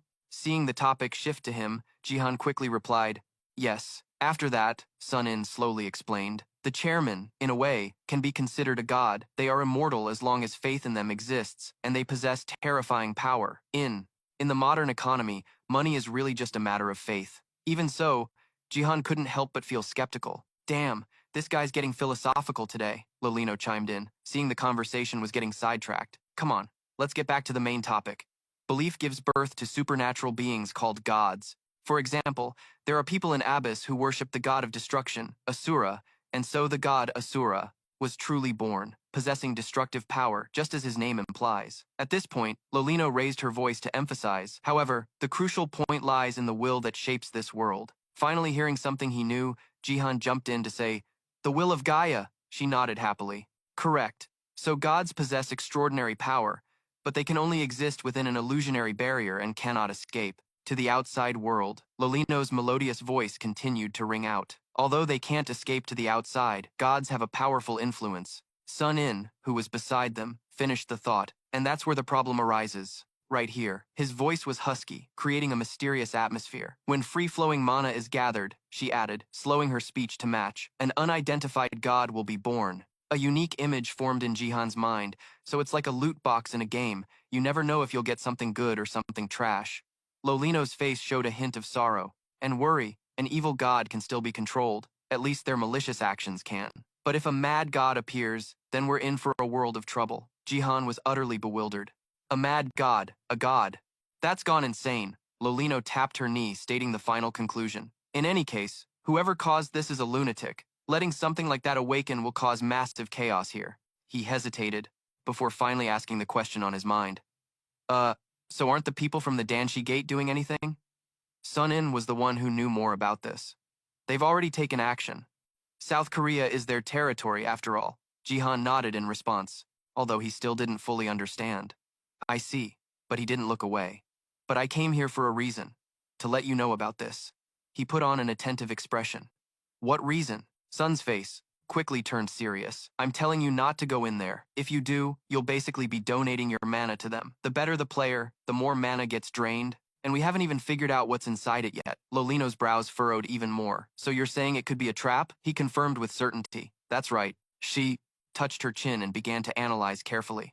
Collecting mana is already a problem, but it could also be a trap. In that case, Sun In voiced the possibility no one there wanted to hear. Anyone who goes inside could get wiped out. Jihan, sitting beside them, was scared stiff. You could have just called me, you know. Hearing this slightly resentful comment, he gave an innocent smile. I also wanted to drop by and see how your training is coming along. With that, Sun In placed his hands on his knees and stood up. All right then, I'm out of here. He instinctively blurted out. So soon? He replied in a matter-of-fact tone. You're busy training, so there's no point in me hanging around. Jihan was speechless. No, he was already done training, but teacher Lolino just liked to stick around and mess about. Sun In, showing no sympathy, added fuel to the fire. Then just watch her mess about. There's plenty to learn from that. As expected, flames of anger quickly erupted from his head.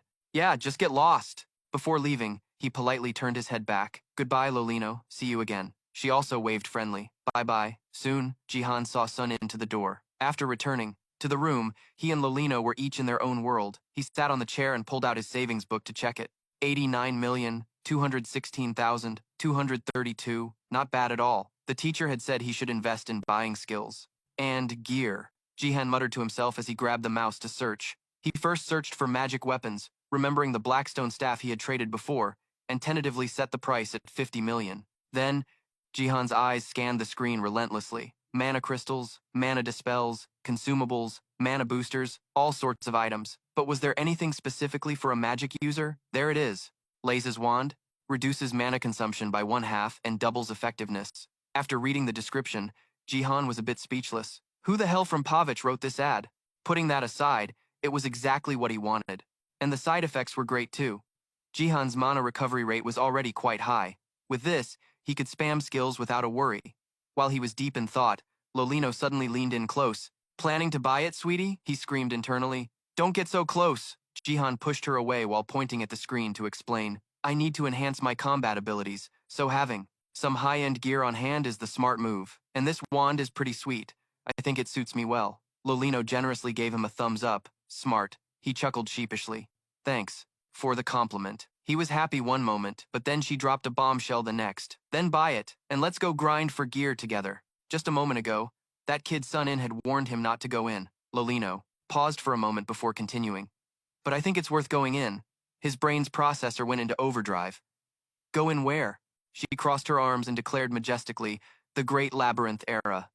As her final words fell, the scene changed to Jihan frantically casting spells. The mana from all the vortexes shot forward rapidly. They charged straight towards the horde of monsters on the opposite side. In an instant, the smell of burning flesh rose up all at once. Lolino, standing nearby, rested her cheek on her hand in confusion. Hey, do you get anything out of screaming like you're having a seizure? Jihan had no idea what she meant, but still, just be honest, you won't get anything. As soon as she heard that, her face fell. Then what's with all the hemming and hawing? He mumbled from the side of his mouth like a character in an action movie. Lolino shook her head helplessly. It was so cringe. This was the umpteenth time John felt like hitting someone. Where did she even learn those corny lines? She proudly puffed out her chest. This is the information age. The internet is a profound teacher. He was too tired to argue, but she was always just spouting nonsense like some self-proclaimed expert. Lolino didn't make a big deal out of it, just taking it as a suggestion. She raised her hand, pulling something out of thin air. Lolino couldn't help but gasp when she saw what was in her hand. You even got a potion to drop? John, however, was only concerned with one thing. Is it good? She answered with firm conviction. It's amazing. Who would have thought intangible energy could materialize like this? There was a hint of envy in Lolino's voice. Alchemy can't even hold a candle to you. John covered his mouth to hide a smirk. Is that so? Seeing that made her even angrier. Unfair? He asked, confused. What's unfair? Lolino crossed her arms and started her critique. How is it not unfair for you to have such a broken ability? John shot her a judgmental look. That's a generous thing to say, isn't it? But he quickly learned that arguing with a woman could only end in surrender. Why is she sulking like this? After some time, she finally spoke. I'll take half of the poem. John cautiously asked back, so, the rest is mine? Lolino shot him a mischievous wink. I'll be your bodyguard. The volcano inside him threatened to erupt again. How can she be so greedy? John could only mutter helplessly to himself. What a greedy guts. Meanwhile, she had already changed the subject. Your ability to farm potions is incredibly valuable. He stared intently at the small vial in his hand. I think so too. I heard crafting these is extremely difficult. Lolino's voice carried a heavy sigh. That's right. Physical restoration requires incredible skill. John gulped when he heard what she said next. That's why your recovery ability is such a rare gift. He mentally pumped his fist in celebration. I knew healers were always in demand. She clasped her hands together, her eyes filled with anticipation. Come on, let's get back to farming. I'll keep watch for you. John was thinking the exact same thing. Deal. The Kobold King opened its maw and let out a shriek. It brought along its entire posse of minions charging forward with it, but they were quickly and mercilessly blasted by John. The Kobold King only held on for a second, trembling, before it collapsed. Lolino, sitting on her broomstick, wore a look of utter disbelief. That was the boss? He casually nodded. That's right. She tossed out a single word in disgust. Lame. John was already immune to her comments. It's only level 20, but the loot it drops is pretty sweet. He picked up a ring and quietly activated his observation skill. The item's information immediately appeared. Ring of the Kobold King. Effect. Body Protection Aura Level 1. After he finished reading, the ring in John's hand seemed to gain a sparkling effect of its own. A rare! A rare! Lolino came over, eager to see. What is it? What is it? He leaned aside so she could get a better look. A ring that automatically grants the wearer a body protection aura. Hearing this, she stroked her chin and thought, a body protection aura? That's a skill used by those who specialize in body reinforcement. John's face was a picture of complete and utter confusion. Oh, really? I had no idea, Lolino continued to explain in greater detail. Things like internal energy, ki, aura, basically, any skill that enhances the body is classified as a body reinforcement type. He nodded to himself.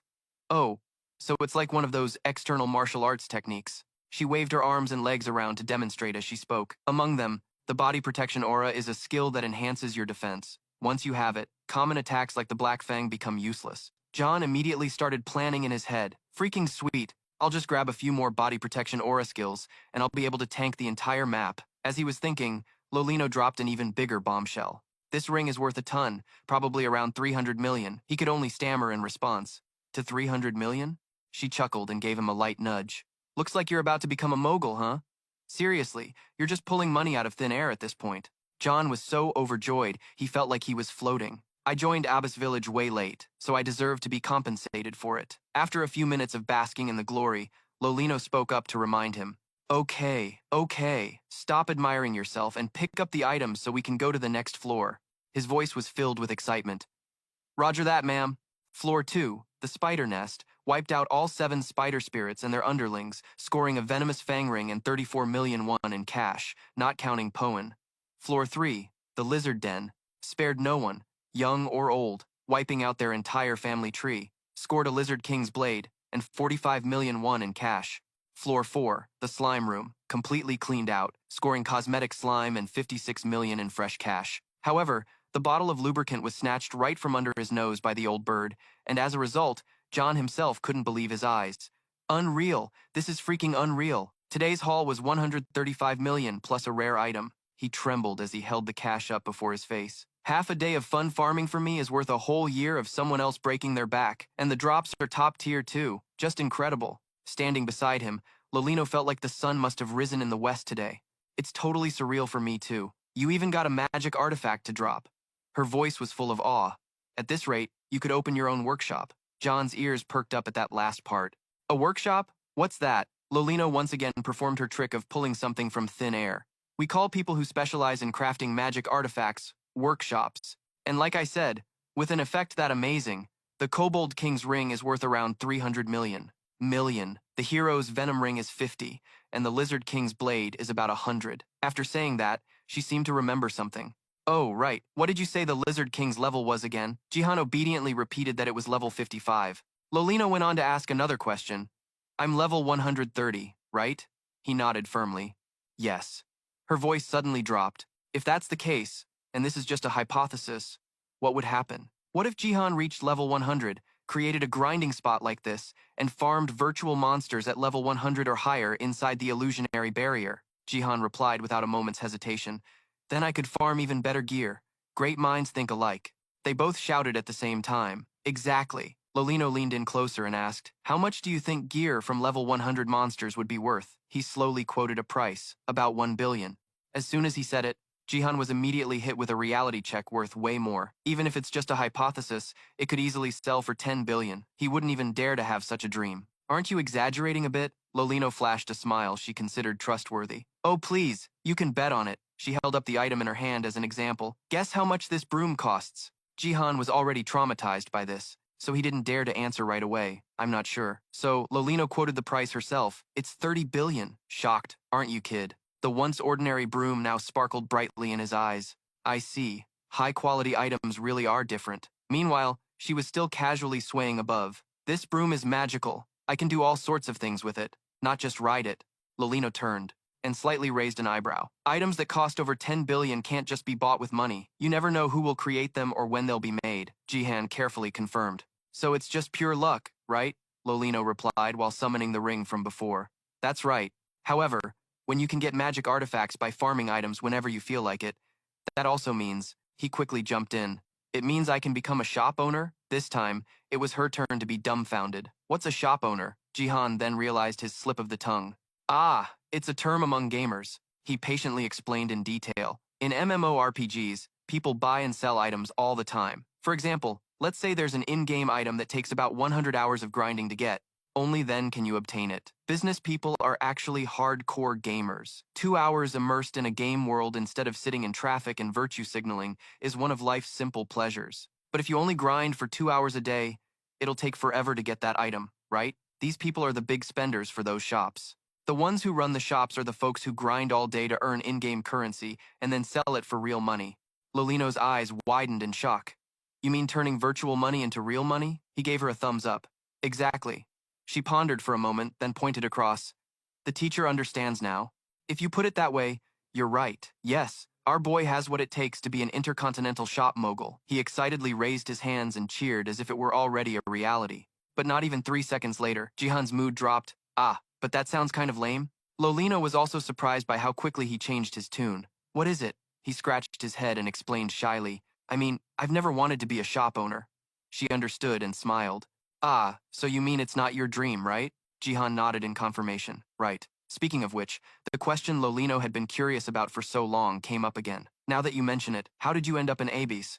Do you have any goals or dreams? He thought for a moment, then shook his head slightly. I don't have any at all. She found it a little hard to believe, just like any normal person would. Jihan repeated with an expressionless face.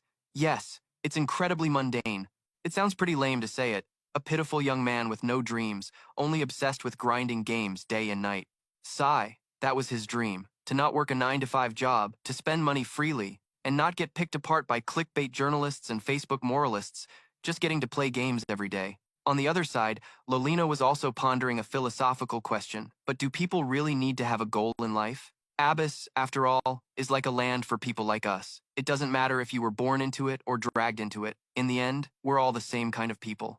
Not everyone has big goals or lofty dreams in life. How do people live in the normal world? Jihan gently touched his chin and began to list things. Go to school, then get a job. If you go online, you can see people everywhere are unemployed too. I think that's basically it. Lolino summed it all up in one sentence. Living just to survive. That's all. After hearing that, he immediately cheered up. Oh, that's right. That's what I was trying to say. In response, she let out a soft chuckle. Well, our little guy is still just a kid. His face fell in displeasure. Hey, have you ever met a kid? As big, strong, and tough as me? Lolino didn't argue back, but just said softly. But you barely know anything from A to Z. Life is the same everywhere. People in Abyss also live just to survive. Jihan's mouth fell open in astonishment. It felt both right and wrong at the same time. A heavy silence fell over the two of them. After a while, Lolino spoke again, her voice tinged with the weariness of time. You probably don't know, but there are hundreds of thousands of people who possess only a tiny bit of supernatural power and trivial magic and can only earn enough to get by day to day. Her sigh was as gentle as a passing autumn breeze. The real world and Abyss aren't that different if you look closely, but this only surprised Jihan a little. Is that really true? He asked innocently. But if they have magic, then... Lolino listed a whole bunch of things to consider. Lack of talent, personality issues, personal background. Everyone has dozens of their own problems. And especially in the world of in Abyss, one wrong step could easily cost you your life. If that's the case then, but he was cut off by Lolino, dares to pursue their dream. Worse, isn't actually rare. It's better to have no dream at all than to live in a fantasy. Because there's something even worse than all those cases. Others, turning them into sacrifices for their own ambitions. In the end, she was the one who broke the silence. What do you mean the experiment was a success? And I've also figured out how our mana is being exploited. I can reverse engineer it and send it right back to them. But the ringleader, Lolino, didn't even realize it. So, in your opinion, how many floors deep is this great labyrinth barrier? He could hardly believe his ears. I can't explain it yet. I'll probably have to look into it more. Typically has 99 floors. A genre called roguelike, hardcore gamers are all too familiar with it. With that said, she raised her voice and shouted, "All right, let's head back." Nearly as bright, pointing and scolding relentlessly, "I told you not to get involved." Helpless, dealing with a true daredevil. "Damn it, a third one!" "Damn you. Don't you dare level up at a time like this. Is it that hard to listen to your friend's advice?" Sunin's shouting echoed throughout the entire cafe. "She's goofy and she's my teacher." Drift. Internet cafe would bleed a student dry. Holy times T, you're putting your all into punching me. Huh, how can you play so recklessly? John looked up at the ceiling, randomly making up an excuse. Well, my wisdom stat is probably still low. He even analyzed it seriously like an expert. If I increase my int, I get smarter, but without wisdom, my head's still slow on ideas. So of course, the result was getting another loving smack from Sun In. Then raise your damn wisdom stat. John silently fumed. It's so humiliating that I can't even dodge. This guy is insanely overpowered in close combat, and every time we fight, I have to take a deep breath to cool down. Seriously, Sanin started to rationally analyze the pros and cons, even if you have the harem king protecting you. But as soon as he heard it, something felt off. The harem king? Who's that? He picked up his glass of water, hesitating a bit before explaining. He's a Korean guy, famous for taking on the entire 9 gates by himself. John quietly mumbled the name. The harem king. Is that a nickname? Oh, right. That company chairman also mentioned this name. Immediately, Sunin's anger started to flare up again. You! A cold sweat ran down his back. So scary. John didn't dare to be stubborn anymore. I'm sorry, but I already honestly reported the Hoensung A quest. I don't know how many times it's been now that he's had to take a deep breath to control his emotions. Alright, fine, but remember not to let them screw you over. While one side was giving exhaustive warnings, the other was lost in thought. This guy has such a sweet tooth, but doesn't gain any weight. He must work out to stay in shape. John propped his chin on his hand and voiced his thoughts. But why would this king guy step up to protect me? Son, and gently placed the empty glass down on the table. I don't know the reason either. One thing's for sure, this guy has directly warned all the big shots that whoever dares to touch you, he will hunt them down and tear them to shreds. John's face turned pale with fear. That sounds scary as hell. I don't even know him. Why? Halfway through his complaint, he suddenly noticed something. What's with your expression? Sun In froze for a second before responding. Oh, it's just that I have a lot on my mind. He smoothly changed the subject. So how did it go today? Hearing that, John immediately pulled up his interface. Oh, right. I farmed these items in the great labyrinth of the era. Sun In was a bit skeptical and asked, You farmed these with your own skills? John nodded with a hint of pride. Yep. The two of them stared intently at the 2 items on the table and began to discuss them. What do they do? Wearing this ring lets you shoot poison. It just costs a little mana. It's a paralysis poison, and this one has a protective aura. The gears in Sun In's head quickly started turning. Paralysis, poison, and a protective aura? Those would fetch a high price. John reported the numbers he heard. Maybay said one is 50 million, and the other? His mouth immediately twisted when he heard the last 3 words. About 300 million. After a moment of silence, Sun In regained his ability to speak. You've got to be kidding me. That's more insane than a monster grinding spot. He didn't respond to that, instead lowering his head to bring up an issue. I also discovered something.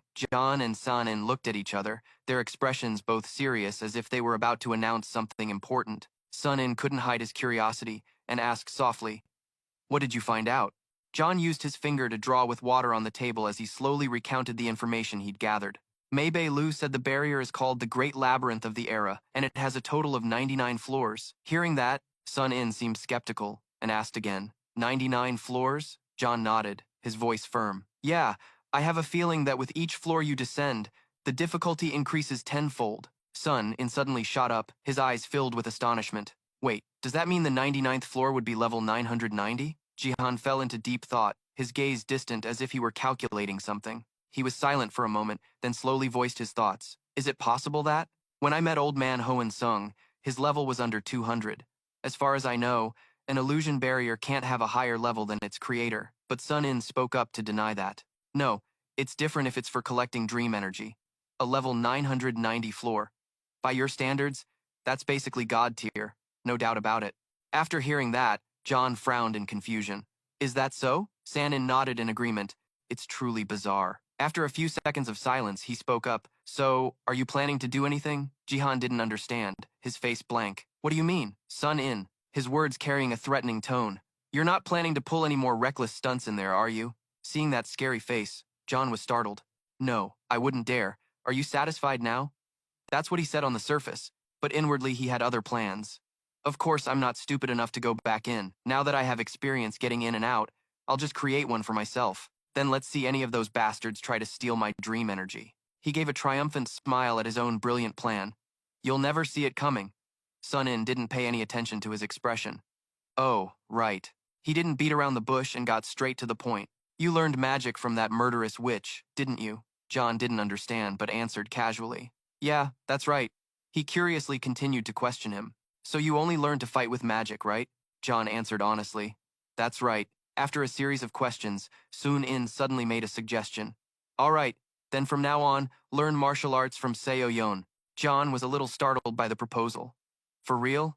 He showed a very serious attitude. Do I look like I'm joking? I'll tell her to mainly teach you swordsmanship. The thought of having to learn a new discipline made Jihan suspicious. Why swords? Sun In slammed his hand on the table and clearly explained to him the benefits of learning it. It's easier to use a weapon than to just fight bare-handed, isn't it? John retorted. Then why don't you use one? Sun In explained seriously, but didn't forget to take a jab at his friend. I'm already full of experience. Who are you to even compare? John didn't think so. With experience, having more skills would make you even more overpowered, right? Sun In laughed, gently telling him to stop being so delusional. This isn't a game, buddy. Jihan sighed, then helplessly agreed. So when is she coming to teach? Sun In, as if he was already prepared, said tomorrow, 1 hour a day. The sudden schedule made him jump. Why so soon? Sun In frowned at his reaction. What's the issue? You got other plans? Jihan stammered. No, I don't. Hearing that, his friend immediately went into intimidation mode. Then just get to studying. Got it? A terrified Jihan obeyed. Yes, boss. His friend's sudden seriousness made him wonder why he was being so damn intense. Suddenly, his phone buzzed, making him jump. Who could this be? A message from the class president recommending a game appeared on his phone. Jihan was pretty surprised to see it. The class president? He briefly pictured his classmate. The class president? I thought she was just a bookworm, but it turns out she's a hardcore gamer. Sun In glanced over, saw the screen, and got curious. You still playing mobile games? Jihan sighed, complaining as he explained. Nah, I've been too busy grinding levels to have any time for that. The class president just sent this to me. Hearing her mentioned, Sun In looked a little confused. The class president? Then his expression changed to a teasing one. You been hitting on her? Jihan was unfazed by the jab. She called me at the start of the semester. That's why I have her number. Sun In heaved a long sigh at his response. And here I thought you were finally going to get a girlfriend and give your right hand a break. His absurd assumption annoyed Jihan. What? Maintaining a calm and serious face, he dropped a bombshell. You're talking nonsense. I'm already dating someone. Sun In was totally shocked by this news. You're dating Sung-ah, dude? Jihan froze on the spot at his friend's guess. Afterwards, he looked completely drained of life, whining a little. No, not exactly. We haven't even seen each other once since summer break, Sun In asked, half curious and half mocking. So, do you have her number? The sudden question made Jihan freeze up. He honestly confessed his painful reality. We haven't even exchanged numbers yet. As soon as he said that, a derisive laugh erupted. Seeing his friend trying to suppress his laughter made Jihan extremely annoyed, and he couldn't take it anymore, and shouted, What the hell are you laughing at? You think you're any better? Sun In didn't deny it. I'm the same. Hearing that, Jihan wasn't about to pass up the opportunity to mock him in return. We've been hanging out together since we were kids, and I've never once seen you with a girl. Sunin put on a dignified air and explained calmly. Wrong again. I come from a mysterious family, so naturally, my dating life has to be secret as well. Hearing that, Jihan's eyes went wide, his mind filling with dirty thoughts. Secret dating. Oh hell, does that mean you're gay? Or you're cheating on someone? Or you're sexting with people online? Before he could finish, Sunin quickly smacked him. Don't project your own dirty mind onto me. Just then, however, a system notification unexpectedly popped up. Physical stamina has increased by 1 level. Jihan stared at the message, utterly furious. Are you kidding me? He barely tapped me and I leveled up? He pointed angrily at Sunin and yelled. I can't believe a single word that comes out of your mouth now, Jihan snapped, giving him a warning. Try pulling that crap in a real ring. They'll beat you senseless. Sunin stated confidently. Well, I've never lost a match. After their verbal spar, Sunin became serious again. I'm just messing with you. Anyway, clear your schedule for tomorrow. She'll come by around noon. Jihan heard this and agreed. The next day, Jihan's tentative voice called out, Hey, teacher! The reply came in a flippant tone. What do you want now, sweetie? Seeing her glued to a game, he couldn't help but wonder. You play games too? Lolino replied casually. Of course. In a game, you can slaughter an entire village and it's still fun. Hearing that made the hair on Jihan's neck stand up. It sounded creepy as hell. Lolino remained unbothered. What's so creepy? It's just based on real life. Speaking of games, she suddenly remembered something to mention. Speaking of which, isn't your character's build basically a game-breaking bug? The question made Jihan frown, completely confused. Why do you say that? She didn't even look up from her screen, just continued rattling on. What I mean is, it's not easy to do, that mana training. Only someone who has mastered magic can cultivate mana. A novice doesn't stand a chance. Despite her warning, Jihan remained unfazed. Oh, really? Well, I managed to get the skill quite simply. Suddenly, Lolino shoved her phone in his face. And I'm not playing this just for the fun of it. When Jihan glanced at the screen, he was stunned. The Great Labyrinth era. She seemed a little surprised he recognized it. Oh, you know about this? Jihan slowly explained. Not really. It's just been blowing up recently. Everyone in my class keeps sending me promotional messages for it all day. Lolino became very curious when she heard that. So this game is popular? Jihan answered nonchalantly. Yeah. She thought for a moment before saying, I'm not really interested in things from this world. Hearing that, he had to ask, then why are you playing it? Lolino didn't answer immediately. She got off the bed, went to the computer desk, and sat down. Jihan was extremely suspicious of this sudden move. Teacher, what are you doing? She just stared intently at the monitor and calmly said she was looking something up online. All of a sudden, Lolino gave him a sly grin. Don't worry, I won't open your secret stash, like a folder named homework or something. Jihan hastily shot back. Who would be dumb enough to hide their special files in a folder named like that? She immediately caught the slip in his words and pounced. Oh? So you do have a stash, huh? And you always act so innocent. Jihan's heart skipped a beat as he screamed internally with regret. Damn it, I walked right into that one. But then, Lolino threw him a lifeline. It's not like you're the only one. Anyway, just give me a minute. Then she focused on her research. After some digging, Lolino came to a conclusion. This game is a huge hit. Even Jahan was curious. I've only heard rumors. Just how popular is it? The more she looked into it, the more surprised Lolino became, as if she couldn't believe what she was reading. It was absurd, with 10 million members worldwide, and Jahan exclaimed in shock, That's insane. She paused to think seriously. This is serious. Suddenly, she turned and left. I'm stepping out for a bit. Jahan didn't ask many questions.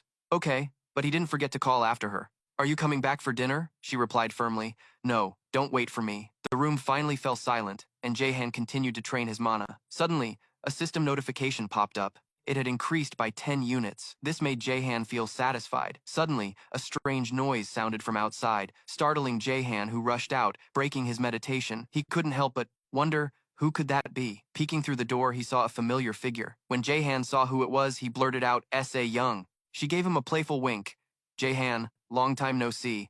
While they were working together seamlessly to take down the vicious beasts, Sion casually chatted about Jae-chan's new ability. So you can create this stuff yourself now? He replied confidently while fighting. Yeah, it's as easy as pie. In the middle of the dark dungeon, they warily scanned their surroundings, knowing that monsters could attack at any moment.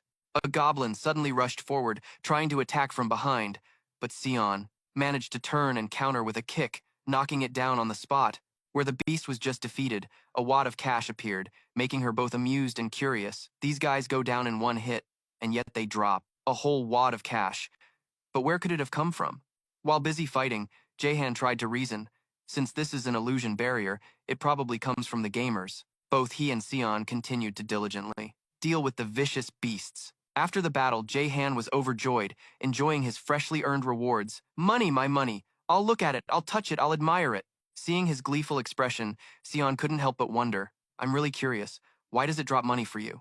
Unexpectedly, the kid just looked clueless. I have no idea. I don't even know how my ability works. Hearing that, Sion was even more confused. No. An ability has to have its own rules and principles. Otherwise, how could you learn magic or martial arts? Jahan then roughly understood, but he was still at a loss. Is that so? But even if you ask, I wouldn't be able to answer. That's when Sion noticed the staff in his hand. By the way, that staff looks pretty interesting. Jahan cradled the precious weapon with a proud glint in his eyes. Oh, this? It's called an Alice staff. It's crazy expensive, but you get what you pay for. Sion's eyes widened as she heard that. Alice? The group of ranged specialists? He didn't expect her to know. You know about them? Sion began to recount with irritation, her not-so-good impression. Yeah, I fought them a few times. Those guys are a real pain in the neck. Jay-chan truly understood how she felt. For you, they must be a real headache. Understanding the strength of the fighter class, he could somewhat sympathize with Sion's feelings. Fighters are often helpless against mages who fly around and blast them from afar, so it's no wonder she finds them annoying. After that, the two of them continued to follow the faint light of fireflies, making their way step by step through the dark dungeon. Just as they emerged from the gloomy passage, Sion couldn't help but exclaim, "This room is much brighter." Right at that moment, a system notification appeared. You have entered the room of the first-floor boss, the Goblin King. You cannot exit until it has been defeated. Sion looked up and saw a horde of beasts lying in wait. Ahead. Oh, is that the boss? Jhan replied with certainty. Yep. She stepped forward without hesitation, full of fighting spirit. I want to take it down myself. He immediately gave her the stage. To his companion, all yours. Sion strode forward, her ready stance evident in every decisive movement. She smiled with excitement, her eyes shining as she focused on her target. Sion dashed forward with incredible speed, each step seeming to tear through the air as she headed straight for the enemy. Her legs tensed as she prepared to accelerate. Sion dashed straight towards the wooden barricade and unleashed a decisive kick, shattering the barricade into splinters. Her long, powerful legs sent several goblins flying with the single move. Without any hesitation, she charged straight at the towering figure of the boss, Monster. As Sion was charging, a goblin tried to ambush her, but was dealt with in an instant. Sion's powerful legs delivered a devastating kick, sending it tumbling to the ground. In no time, she had cleared all the obstacles in her path and dashed forward. Sion leapt high into the air, her eyes filled with the confidence to defeat the beast. She focused all her power into her kick, aiming straight for the boss. The simple move contained immense destructive power, knocking the Goblin King unconscious and making it collapse to the ground. Its heavy body had just hit the floor, creating a shockwave throughout the room, forcing Jahan to duck for cover. She looked at her handiwork with confidence. Sion suddenly froze when she saw a glowing item on the ground. What is this? Seeing this, Jahan became curious. Did you get a drop? She carefully picked up a strangely shaped club from the ground and turned to ask, What's this called? Jahan recognized it instantly. That's a morning star? Sion felt that everything was settled and suggested, So we can get out of here now, right? He had no reason to linger. Yeah, suddenly, a appeared on her face. Strange smile. Excellent. In that case, Jahan started to feel that something was wrong. Brimming with killing intent, Sion walked towards him, holding the club like a demoness. How about we have a little sparring session between us? Without using magic. You got it? Jihan's face went pale with fear as he backed away, but she gave him no chance to escape, throwing the staff right at him, making Jihan scream in desperation. Holy crap! She didn't even give him a moment to recover. Seo Johan continued her fierce charge, unleashing a powerful kick that left Jihan stunned. Panicked, he quickly used his agility to dodge the dangerous attack from his opponent. Jihan managed to save his skin from his sister's earth-shattering kick. He then quickly composed himself and got into a fighting stance with his weapon. Seeing this, Seo Johan praised him with a smile. Good, good. Your reflexes are pretty sharp. You've got the basics down. Jihan gave a confident smirk, saying, I'm the guy who dances with death. You shouldn't underestimate me. But did you really have to be so brutal just to test me? She crossed her arms and lectured him seriously. The best way to test someone is with a surprise beatdown, and trust me, I have much more intense sessions in store for you. Jihan's face went white with fear, thinking to himself, Is she trying to kill me with this training? Seo Yohon's tone suddenly became serious. Do you know the two methods of defense? He answered clearly. You mean static and dynamic, right? Pleased, she continued her explanation. Correct. In the dynamic state, you constantly move to lock up your opponent's attacks, like striking first to gain the advantage or dodging swiftly. Jihan smoothly picked up where she left off, and in the static state, you predict the opponent's moves and flow with them without wasting energy, like a counterattack. I already know all this, so why are you asking? That's when Sion threw him a curveball. Do you know what you need most to effectively use both states in a real fight? Jihan was stumped. Seeing his confusion, she enthusiastically continued. Experience. Seo Johan emphasized every syllable, sharing her secret. You hit, and you get hit. That's how your body absorbs experience. After her lecture, she asked him mysteriously. Now for the million-dollar question, what should you do to become stronger? Jihan, foreseeing a bleak future, hesitated before answering. I don't know. Seo Johan flashed a sly grin, as if she was scheming, her eyes widening with resolve. By getting the ever-living daylights beaten out of you by me. Of course. Hearing this, he froze, his face turning deathly pale. While getting pummeled, Jihan shouted in frustration. What is this, 50 Shades of Beatdown? After a long tutoring session with Seo Johan, he reaped the rewards soaked in his own sweat and tears. His stamina skill had increased by 1 level, but Jihan couldn't bring himself to smile. Damn it, I'm begging you, stop leveling up. The night sky quietly cast its shadow everywhere. Inside a small house, a light was still on. Jihan collapsed onto his bed with a long sigh. I'm dead. He buried his face in his pillow, his eyes glazed over. How long was I getting my butt kicked? For about 12 hours. But then again, 12 hours in the game world is only 2 hours in the real world. Jihan slowly sat up and placed a gently glowing hand on his shoulder, channeling a warm energy into his sore muscles. Oh, that feels amazing. He didn't stop there. Jihan then bent down to massage his feet with those glowing hands. It felt incredibly blissful and relaxing. Once he was satisfied, Jihan flopped onto his back and muttered to himself, well, thanks to all that training in various positions, my external injury resistance is now at level 56.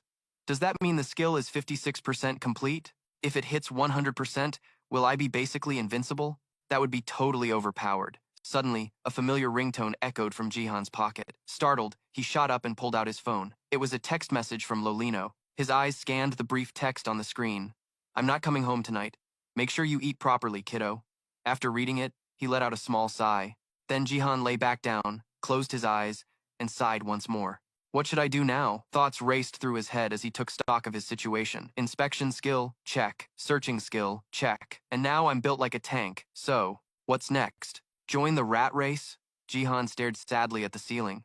Should I study myself numb to get into a prestigious university and live a normal life like everyone else? Or should I dream of something bigger and do what I truly want to do? He wondered how people who risk it all to follow their dreams manage to get by. Then Jihan realized he had nothing to go on. He didn't even have a single dream. Suddenly, an idea flashed in his mind. Maybe I should actually open a shop. Not thinking any further, Jihan sat up. Screw it, I'll just go with the flow. But even as he thought that, something felt off. I just can't put my finger on it. I mean, why would Gaia just hand me these abilities? But immediately after, images of those bastards from the company and the Blackstone Guild flashed through Jihan's mind.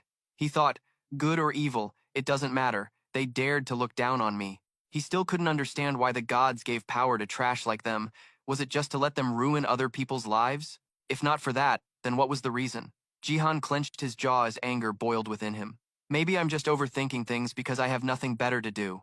Am I starting to take all of this for granted?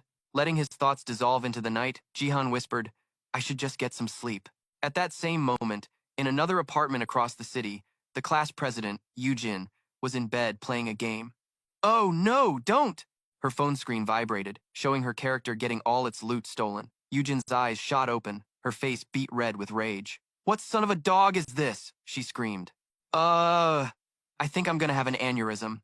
I don't know who you are, but I will find you and I will burn your entire castle to the ground. Her phone then showed a new quest notification. Yujin tapped on it and furrowed her brow. A quest? A dialogue box popped up on the screen. You have always been tragically crushed.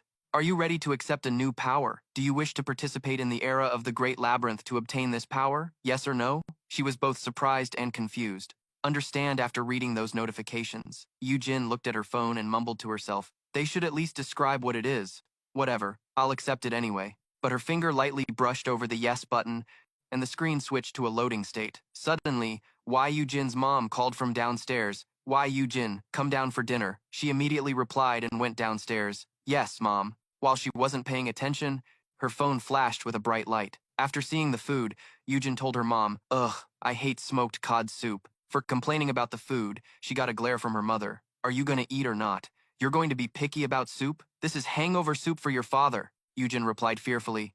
Yes, yes, Your Majesty. When the meal was over, her mom saw Yujin's empty bowl of cod soup and teased her. Who was it that was just complaining so much? She laughed and denied it. I was just really hungry, her mom yelled.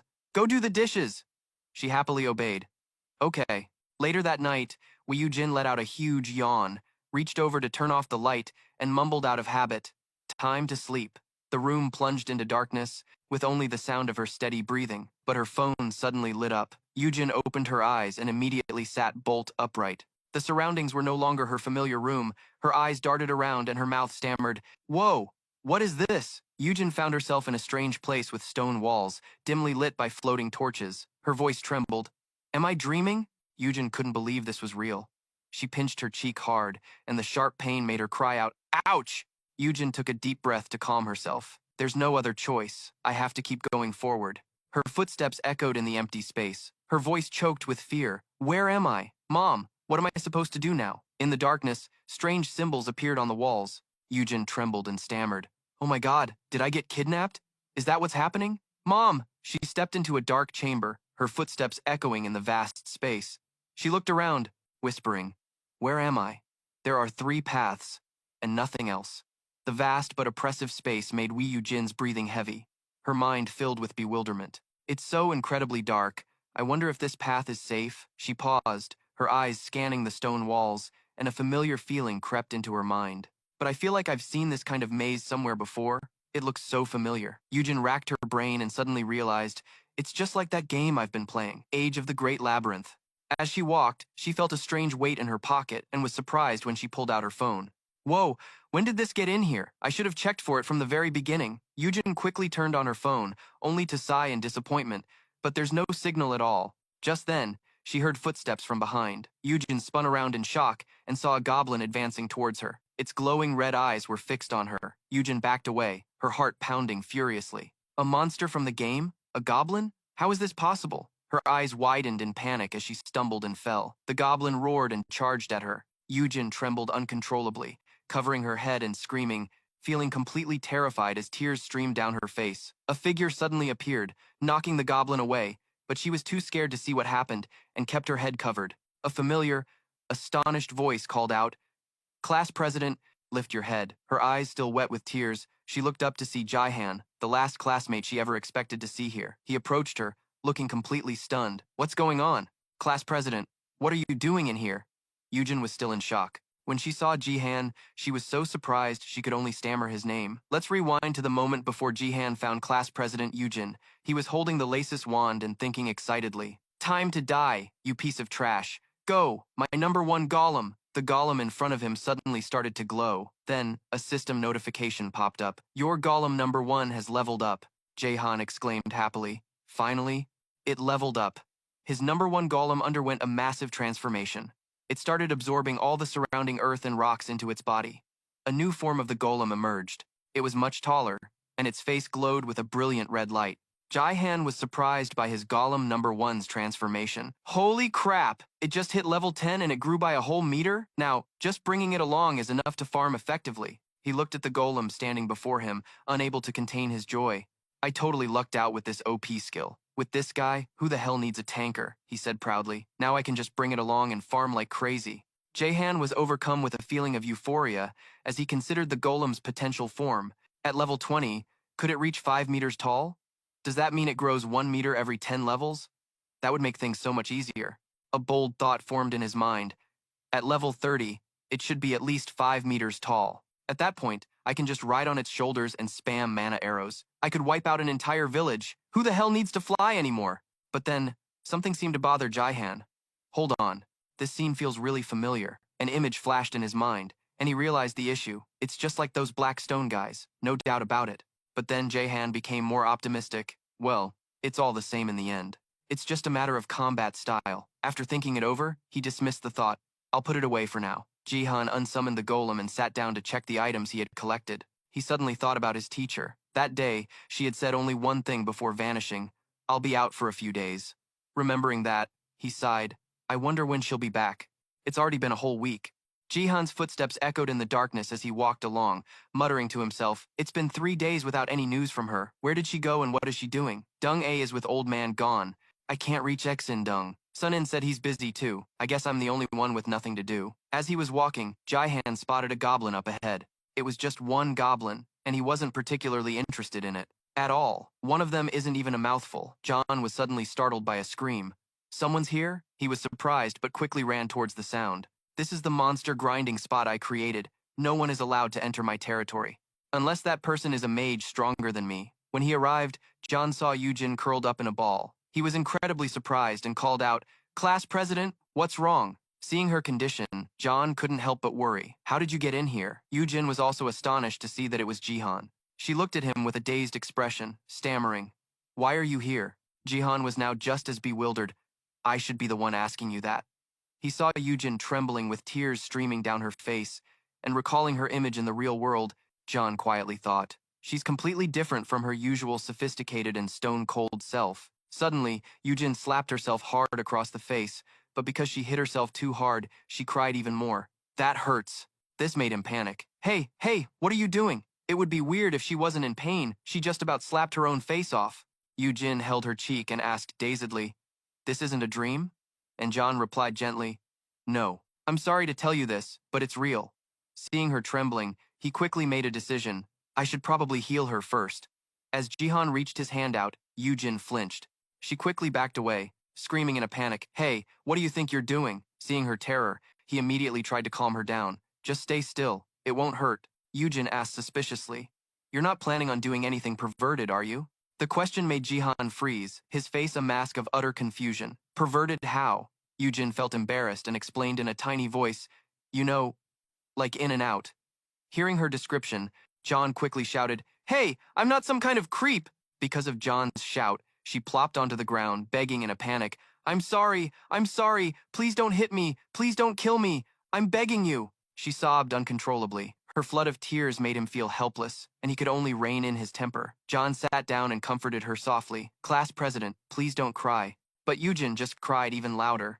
He broke out in a sweat, feeling completely out of his depth. Why is she crying even harder? How do you even comfort a crying girl? Maybe I should just start with a polite greeting? John sighed, staring into space. All right, time here only flows 3 times slower. I spend all my time inside a virtual time barrier, so I have to reduce the dilation to avoid aging too quickly. Seeing that she was still sobbing, his gaze became determined. I really have to heal her. This is my chance. He reached out and gently touched Yujin's shoulder, then cast a spell. Human soul recovery technique. A gentle light bloomed, startling her.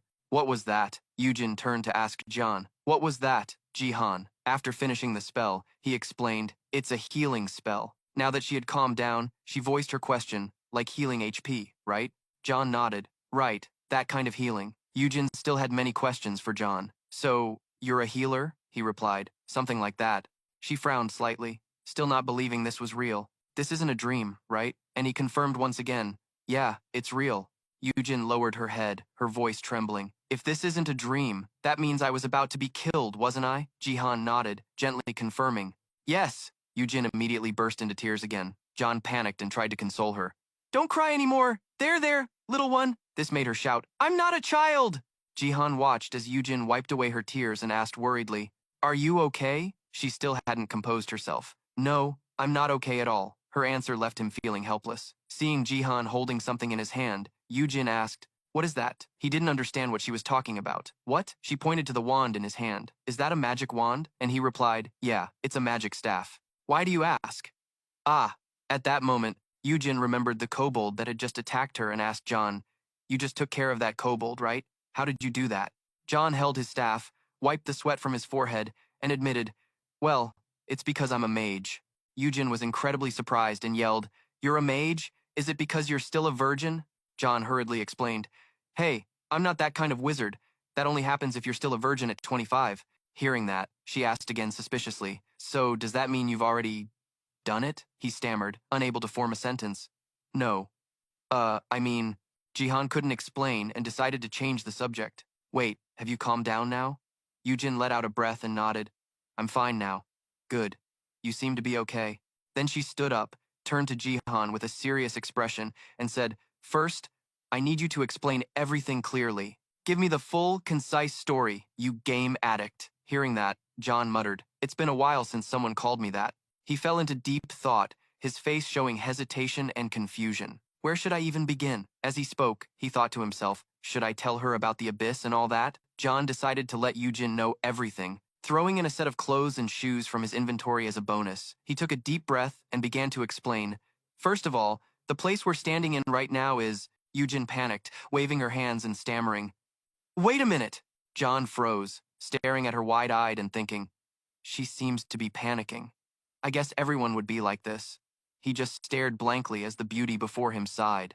It's a good thing you have the gamer's mind skill, or you'd probably be no different from her. I'm calm now, Yujin suddenly declared, startling him. This girl was no pushover, it seemed, as she continued with her story. She understood about the abyss and the current situation, but there was one thing she still didn't get. Hearing this, John's curiosity was piqued. What is it? Why did you fall in here? His calm demeanor was almost foolish. Yujin's cluelessness was testing his patience. He wasn't a psychic. How could he know? If he'd known beforehand, he wouldn't have been so surprised. Despite the tearful beauties pouting, the oblivious Jihan just scratched his head. Anyway, he didn't understand how she got here, but he decided to help her out. Yujin was touched by the handsome guy's kindness. I'm counting on you. Thank you so much. Just as she was feeling moved, he ruined the mood by saying they needed to have a wild party first. Yujin looked like a deer in the headlights before letting out a loud scream. Jihan quickly grabbed his weapon and charged forward to attack the monster. He snuck a glance at the terrified beauty behind him. Class President Kim. Yujin, she was a woman of few words at school. They usually only exchanged a couple of sentences when she was passing out papers, but he still saw her often since they were in the same class. Her expression rarely ever changed. Other than that, he only knew she was a straight-A student. As he pinned down the monster, he recalled a time when he had been quite jealous. While he was lost in thought, Yujin hesitantly said, Hey, Jihan. She came closer out of curiosity and wanted to give it a try. Can I have a go at it? A go at what? Jihan asked blankly, and she shyly said she wanted to fight the kobolds. He immediately shot her down. No way, you're only level 6, and your intel stat is high. But you don't have any useful close-quarters combat skills. Yujin froze for 5 seconds. Is that so? I thought it looked pretty easy. Jihan told her, No, if you jump in to solo these guys, they'll tear you to shreds. Instantly, seeing her shrink back in fear, an idea suddenly struck him. Wait, if they're in a party, this might just work. Jihan summoned his gear, getting ready to fight. Seeing Yujin's blank stare, he tossed her a short spear. Catch. Take this. I'll tank the kobolds. You just focus on stabbing them. She hesitated. Are you sure? Positive. 2 red-eyed kobolds charged, gnashing their teeth menacingly. They looked ferocious enough to eat. Jihan alive, he calmly activated his mana shield, feeling more confident with his spiked mace, and told Yujin, All right, take it down. She decided she wasn't going to be scared anymore. Yujin gripped the short spear and decisively moved to finish off the monsters. One kobold opened its mouth and drooled, making her jump in fright. The spear in her hand suddenly fell to the ground. She was scared, stiff, and Jihan was brutally honest. If you're that scared, why did you even want to fight? In the first place? Yujin was at a loss for words. I'm sorry, he asked her. Do you just want to be an observer? She stubbornly refused. No, I have to keep fighting. Jihan said firmly, Why are you trying so hard? I'm here to cover you after all. But for how long? He was taken aback to hear such a question from the seemingly fragile girl. Yujin became pensive. What if she was dragged into a place like this again? What would she do then? Suddenly, Jihan's mind started spinning. After freezing for a few seconds, he reached out, gripped Yujin's shoulders, and said in a loud voice, Hey, Class Prez. Her face turned bright red like a tomato, leaving her completely speechless. As she faced the handsome guy up close, just as she was imagining some romance novel scene, he declared, I'll power level you. Yujin's eyes widened in confusion. She still had no idea what he was talking about. Standing in front of the monsters, Jihan announced loudly, Okay, let's get started. He focused, extended his hand, and activated psychokinesis. Instantly, the monsters were dealt with one by Jihan's spell, held completely at his mercy.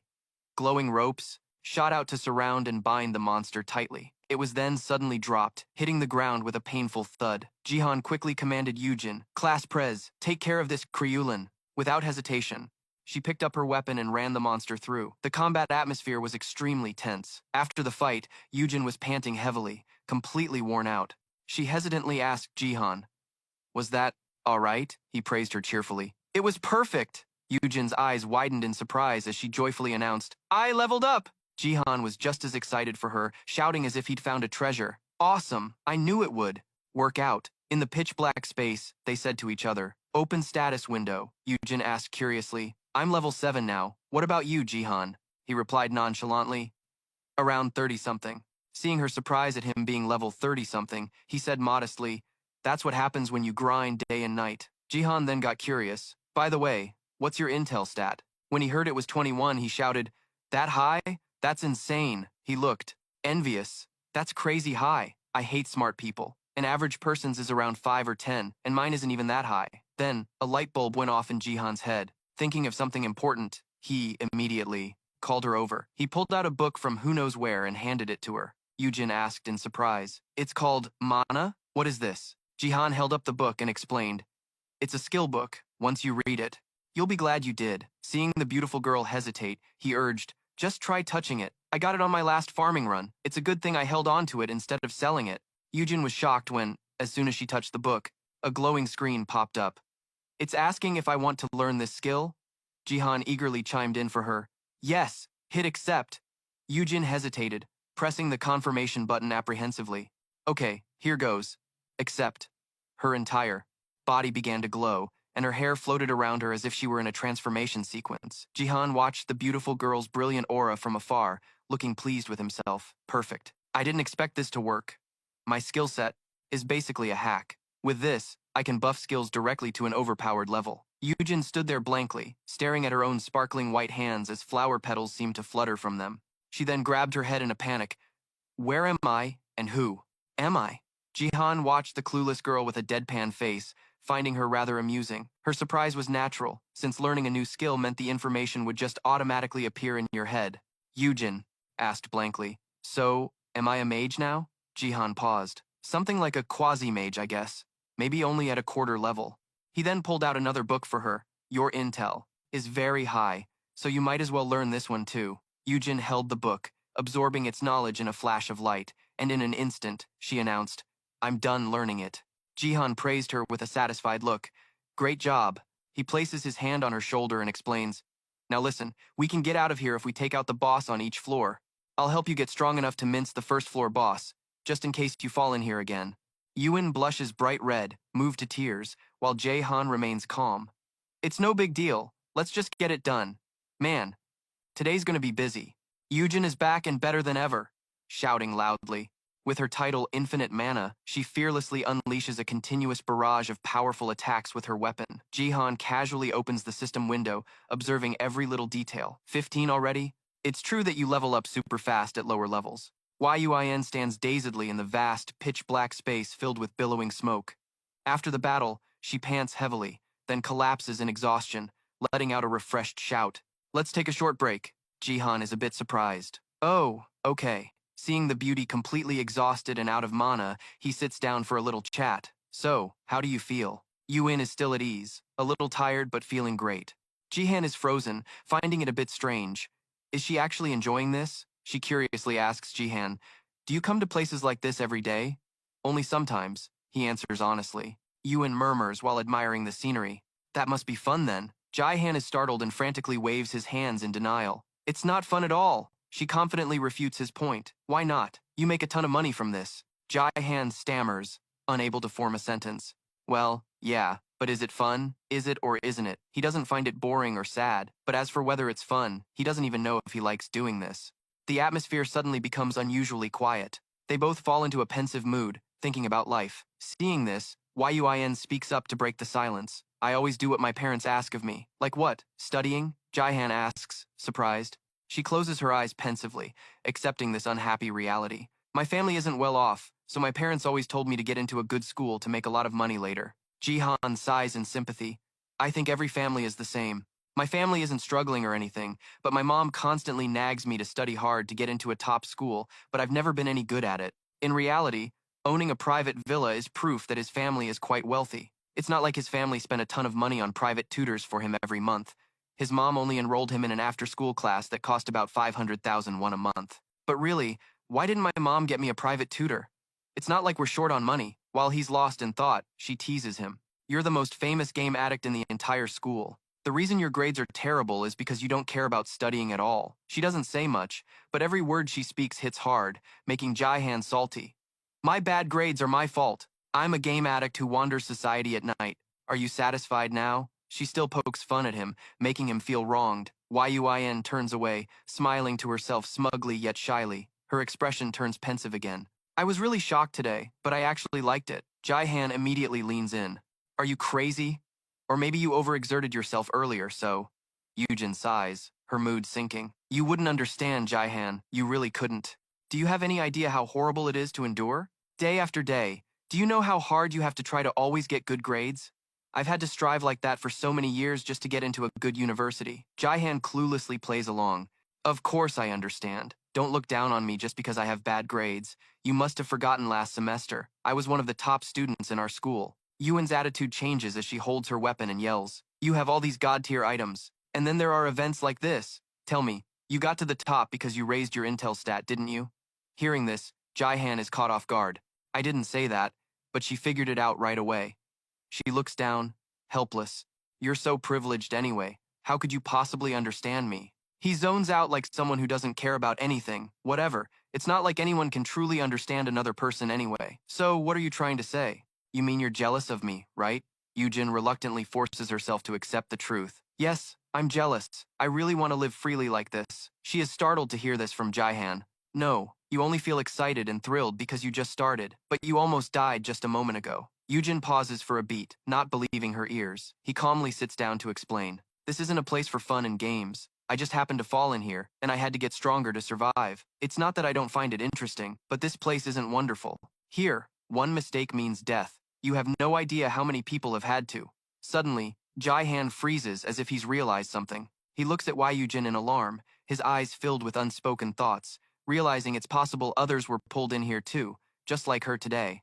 Jaihan angrily runs his hands through his hair in frustration, startling her. What's wrong? His gaze is fixed determinedly ahead. It seems the situation is more serious than I thought. Let's get out of here! Now! His urgent words leave Yujin completely baffled. She resolutely holds her weapon and follows Jaihan, telling herself, I can't be fooling around like this anymore. Ahead, a ferocious wolf snarls, its face bloodthirsty, drool foaming from its mouth. Yujin suppresses her fear. After taking it down, she turns back to look at Jaihan.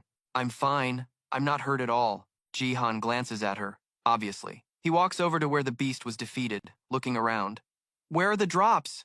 A moment later, looking down at the loot in front of him, he pouts in disappointment. This is all? What a crappy drop. Then, he holds out a wad of cash to Yujin. Here, it's 1,000,000 won. She holds the stack of bills in her hand, amazed. Is this real money? Jihan smiles and explains, his expression perfectly calm. What do you think? I took it to the bank near my house to verify it. It's not fake, so go ahead and spend it. Yujin stares at him in astonishment.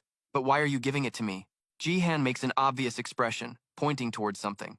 Yujin. Well, you killed it while I just watched. Both the boss and the monsters are cleared out, so we should. Suddenly, Jaihan was startled, his eyes immediately wary. Class President Yujin was shocked, beads of sweat forming on her face. It looks like it's reviving. His voice was full of worry. What? She recounted in fear. After killing the boss, I hit the exit button. And just like that, Jaihan immediately threw his scepter straight ahead. After checking and seeing nothing unusual, he cautiously moved forward. I have to double-check to be sure. This isn't what I thought it would be. Not long after they both returned to the present, it was already late at night. Jaihan held his phone, trying to make a call, but no one was picking up. He grew impatient, constantly muttering to himself, Pick up! Come on! Pick up!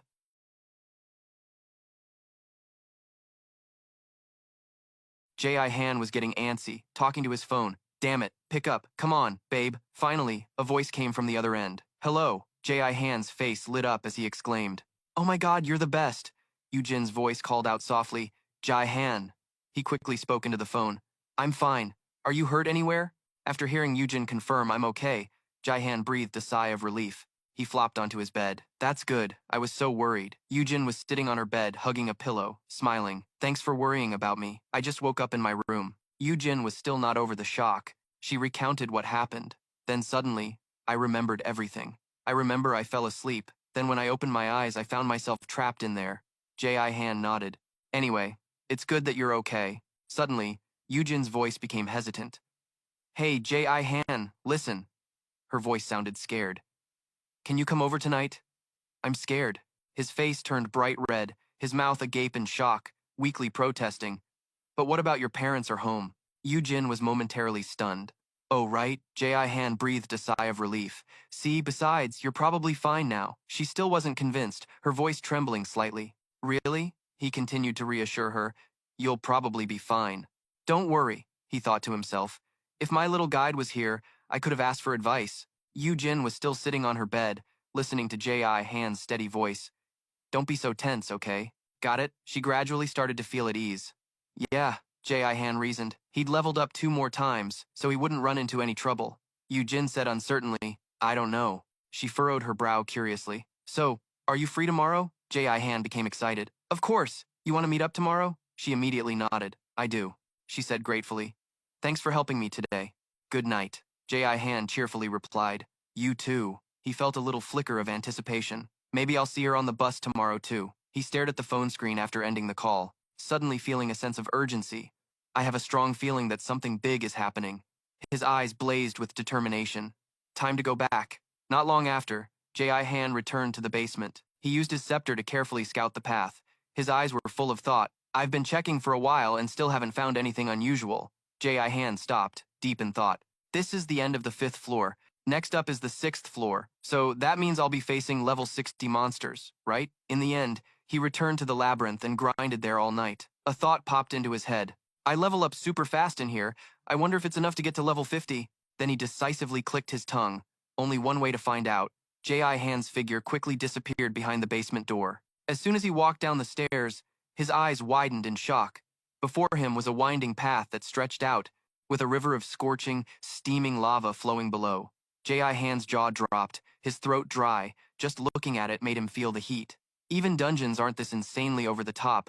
Why is there lava down here? With a twisted expression, half crying and half laughing, he grumbled, If I fall, do I just respawn in town? These maps are total crap. While he was muttering, his eyes spotted a small demon sitting in the middle of the winding path. J.I. Han felt a sense of familiarity. I think I know that one. An imp. Information about the demon flashed through his mind. Imp, a type of short-fire demon. Of course, it wasn't tough enough to make him sweat, just some random jungle creep. I just need to watch out for its fire attacks. That was the general data on it. J.I. Han was feeling a little tense now. Looks like the information is spot on. The demon saw him too, its whole body bursting into flames as it slowly approached. It raised its hand in the air, a wicked smile on its face, and began to channel energy.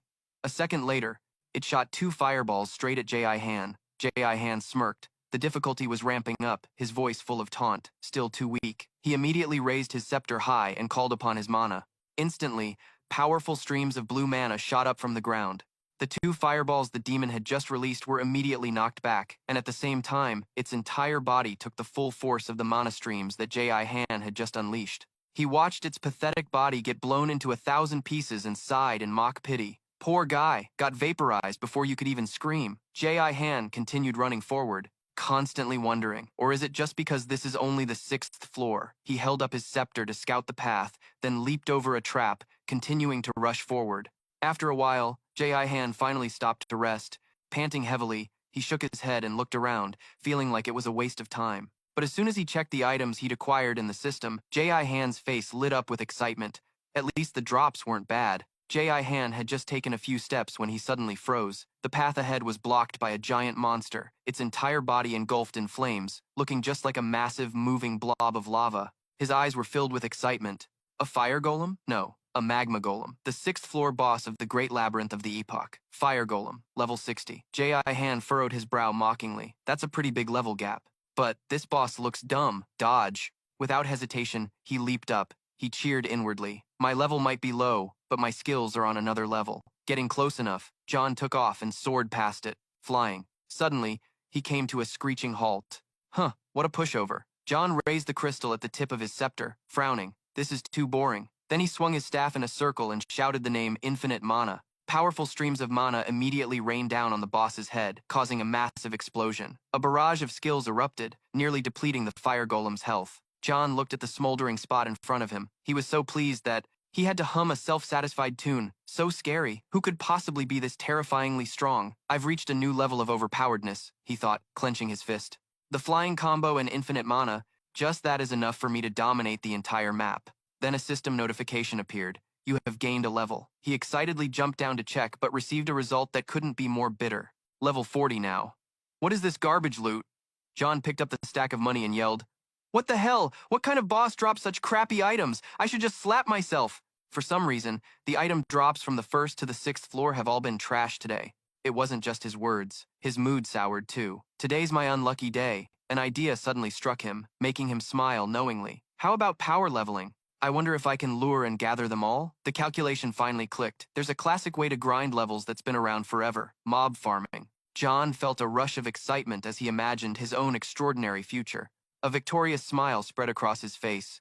This is how you truly grind levels. He raised his hand to cast a skill in a momentary burst of excitement, and then the system announced level-ups continuously. The sweet sound made John so happy he grew arrogant. Level 60. Is that all you got? Anyone who can't fly should just go home to their mommy. Next came a chain of combo skills unleashed by John as thoughts raced through his head. 1 minute of farming, 1 level up.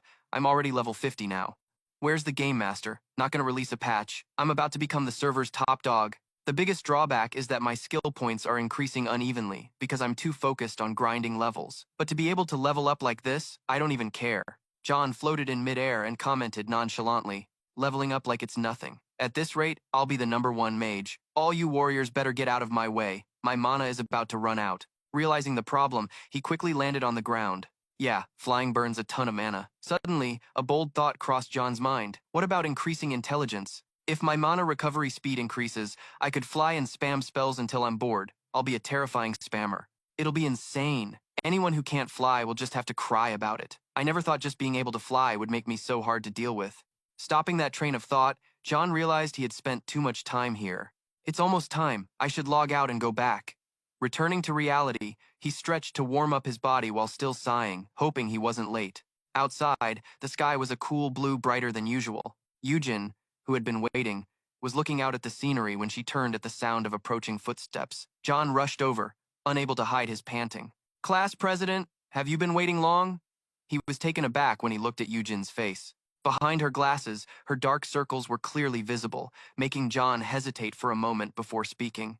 "You didn't sleep?" "What?" She slammed the table in anger. "I wanted to sleep, but I was afraid that if I closed my eyes for even a second, I'd fall into that Dion place again."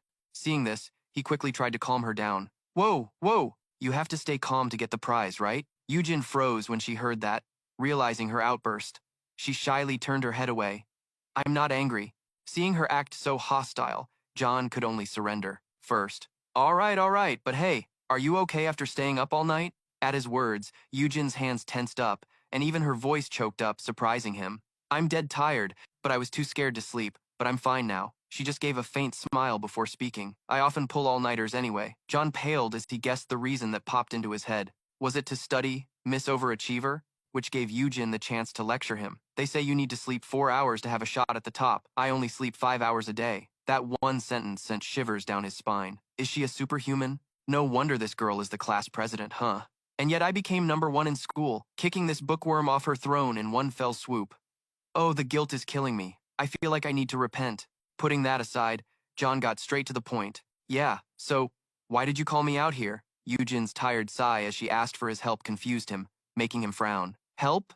Contrary to her earlier cheerful demeanor, she suddenly showed a hesitant attitude. Clearly, "Yeah, I already told you. What if I fall asleep and end up back in there again?" John nodded in understanding of her concern. "You have a point." Yujin bit her lip slightly, then spoke. Her idea. "So I was thinking, maybe I could spend the night at your house. You live alone, right?" John's face went blank as if he couldn't process what he just heard. How does she know that? Only the teacher and that guy Sun-In know my parents went to America. There's no way Sun-In would run around town blabbing about it. Her simple answer, the teacher told me, made John look completely flustered. So that's how it is. He started complaining endlessly in his head. That old man is such a gossip. Seeing John's disappointed look, Yujin shyly voiced her own thoughts. You're not planning on taking advantage of me coming over to do anything weird, are you? I'm really nervous about that. Her demeanor made him give her a judgmental look.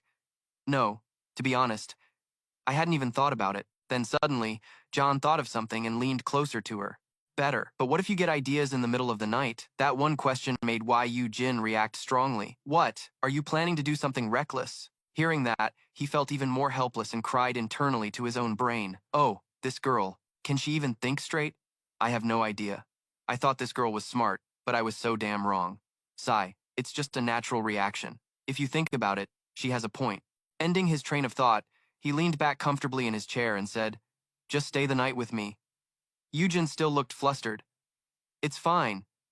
Jaihan reaffirmed it again with a carefree expression.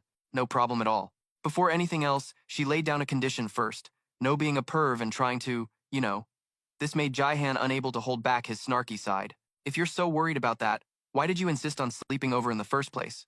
Yujin's face showed a hint of embarrassment as she avoided his gaze. That's not what I meant. Seeing she had nothing more to say, Jaihan sighed and changed the subject. You can come over, sure, but what about your parents? Yujin finally relaxed and spoke. I already asked my mom for permission to stay at a friend's house. Her words made him openly curious. Don't your parents make you study like crazy? She didn't deny it, just gave a gentle, charming smile. Yeah, but during summer break, I have a lot of freedom. The two of them continued their conversation. So you grind like crazy during the school year and take a good break in the summer. Yeah. Until Jaihan exclaimed, that actually sounds pretty smart. Then he fell silent, monologuing in his head. Her family seems a bit strange. Usually students are forced to grind their faces off even during summer break, but I guess her family lets her off the hook completely. Suddenly, Jaehan realized something. Something was off, and he shot up from his seat. We haven't ordered drinks yet, have we? Yujin took the opportunity to ask him to order for her too. I'll have a coffee. He hurried off after confirming her order. Ah. Okay. The space was now left with only a blushing Yujin. Jihan happily went to order, but when he returned with a coffee in hand, something made him stop in his tracks. It was Yujin, so deep in overthinking that she was muttering her thoughts aloud. What if he really wants to do it tonight? I mean, it's not like I'm against it, but my chest hasn't fully developed yet, and I'm not that pretty, but I heard guys aren't that picky, so why am I still so nervous? Jihan felt a bit annoyed and sighed to himself. Man, what kind of wild fantasies is she having? He then cleared his throat to signal his presence. The sound made her jump. It annoyed him, and he put his hands on his hips. Hey, do I look like some kind of wolf to you? You're the one who insisted on this. Knowing she was in the wrong, Yujin just mumbled to get past it. It's not like that. Yujin took a deep breath to calm herself down. Her racing heart gradually calmed, giving its owner the courage to look Jaehan straight in the eye. But the words that came out were incredibly bizarre. Okay, I'm ready. Jaehan, let's do it. Even though his brain couldn't comprehend what she was saying, he nonchalantly replied as if he understood, then let's do it. Although she had said she was ready, seeing and hearing it for herself was a completely different experience for Yujin. Her eyes widened, as if trying to take in the entire scene around her. Is this a monster field? Jaihan spread his arms in a grand gesture to welcome his friend. Welcome to my world. Yujin was amazed to realize how different it was from the illusionary landscape before. This is different from last time? He answered her question immediately, explaining that the monster field's environment changes depending on the creator's abilities and preferences. This place is a goblin field. These goblins are around level 10 to 20. Yujin couldn't help but cover her mouth in awe. This is amazing. Jaihan tried to play it cool. It's nothing special. People in Abyss use this stuff all the time. He suddenly pointed at her and declared, the problem is you. Yujin was dumbfounded. Me. Jaihan affirmed it bluntly without any hesitation. Yeah, you. She timidly expressed her own thoughts. I think it was Abyss, when you told me everything you knew. He didn't give her a chance to back down, decisively asking about her plans. So, what are you going to do from now on? I didn't tell you before, but now that it's come to this, I've accepted that I have to give up on having a normal life. Eugene's sparkling eyes stared at her friend who had grown so much in such a short time. Jaihan's voice held a certain resolve and acceptance of his future path. If this is my talent, then I'm going to use it to make money. Do you remember when I killed that monster and it dropped money? Yujin replied in shock. Yes. He didn't hide his overly abundant financial situation from her. After doing some quick math, I figured I've earned around 100 million won. With that much, I don't even need to go to school anymore. As expected, that enormous figure made a student like Yujin's eyes go wide and her jaw drop. But isn't that awesome? But Jaihan was still hesitant to step out of his comfort zone. I don't know. If it means becoming completely different from everyone else. She shouted as if trying to pass on courage. She didn't even have herself to her friend. Everyone is different. Just look at idols. Jaihan appreciated the sentiment but didn't agree with Yujin's thinking. They don't have superpowers. It's not as simple as you say, because I'm truly a special case. So I keep wondering how I should live. Can I date a girlfriend like a normal person? How much longer can I hide this from my parents? Do I need to go to school just to pretend I'm living a normal life? Jaihan rarely expressed his inner turmoil like this. It's weird, isn't it? So, since you've stepped into this world too, you also have to make a decision. Yujin lowered her head slightly and mumbled the unanswered question. How will I live? He affirmed it again. Yes, exactly. How will we live? I still haven't completely figured it out. As soon as he said that, they both let out a helpless sigh. But Jaihan was the first to try and lift their spirits. Let's just look forward to the future with a positive attitude. But first, so you also figured out you need to get stronger, right? Yujin pressed her lips together and nodded in agreement. After convincing his friend, he quickly laid out a plan. Then we'll go with the mage class, she asked with wide, curious eyes. But why a mage all of a sudden? The answer he gave was simple. Because I'm a mage. Besides, you're really smart, right? Usually, anyone with brains would choose to be a mage. Unexpectedly, upon hearing this, Yujin gave him an extremely judgmental look, making him both embarrassed and confused. What's with that face? A moment later, the two stopped their chat to get her into training. John stood with his arms crossed, reminding his companion, just keep firing until you're empty, don't lose focus. Got it? Yujin gripped her magic wand tightly and shouted clearly, got it. At the word mana, 5 brilliant magic missiles slammed into the zombie. Before it could recover from the surprise attack, it heard an incantation from the other side. The zombie didn't even have time to dodge before a barrage of mana bullets sent it flying back several feet. 2 consecutive hits successfully sent it back to the grave. Yujin's face lit up with joy at her first victory. This sparked her thirst for battle. She eagerly started farming monsters with her wand. 10 hours later, the text above Yujin's head had successfully updated to level 20. On the outside, John appeared calm, but inwardly he couldn't help but be impressed. Leveling up every 5 hours. Maybe he should take her to the Great Labyrinth to speed things up, while also acknowledging his friend's talent. You're doing great. Yujin's confidence swelled as she asked excitedly. With this much power, do you think I can take on the first floor boss yet? He flatly denied it. Not even close. You need to be at least level 30. Right now, it'd just be a suicide mission. Yujin looked crestfallen but nodded, accepting his assessment. John seemed to notice her spirits dropping and began to explain, you're great at wiping out mobs, but the boss is a different story. You've passed level 59, right?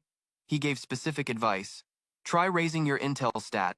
Yujin was a bit surprised and asked, why? John didn't hold back, explaining everything she needed to pay attention to. Mana regeneration speed is the key factor because it's what you need. After a moment of explanation, he smiled and concluded, understand? She nodded like a chicken pecking at grain. Yes, I understand. Satisfied, he waved his hand dismissively and ordered, all right, then get moving and kill a bunch more. Without hesitation, she took off like a shot.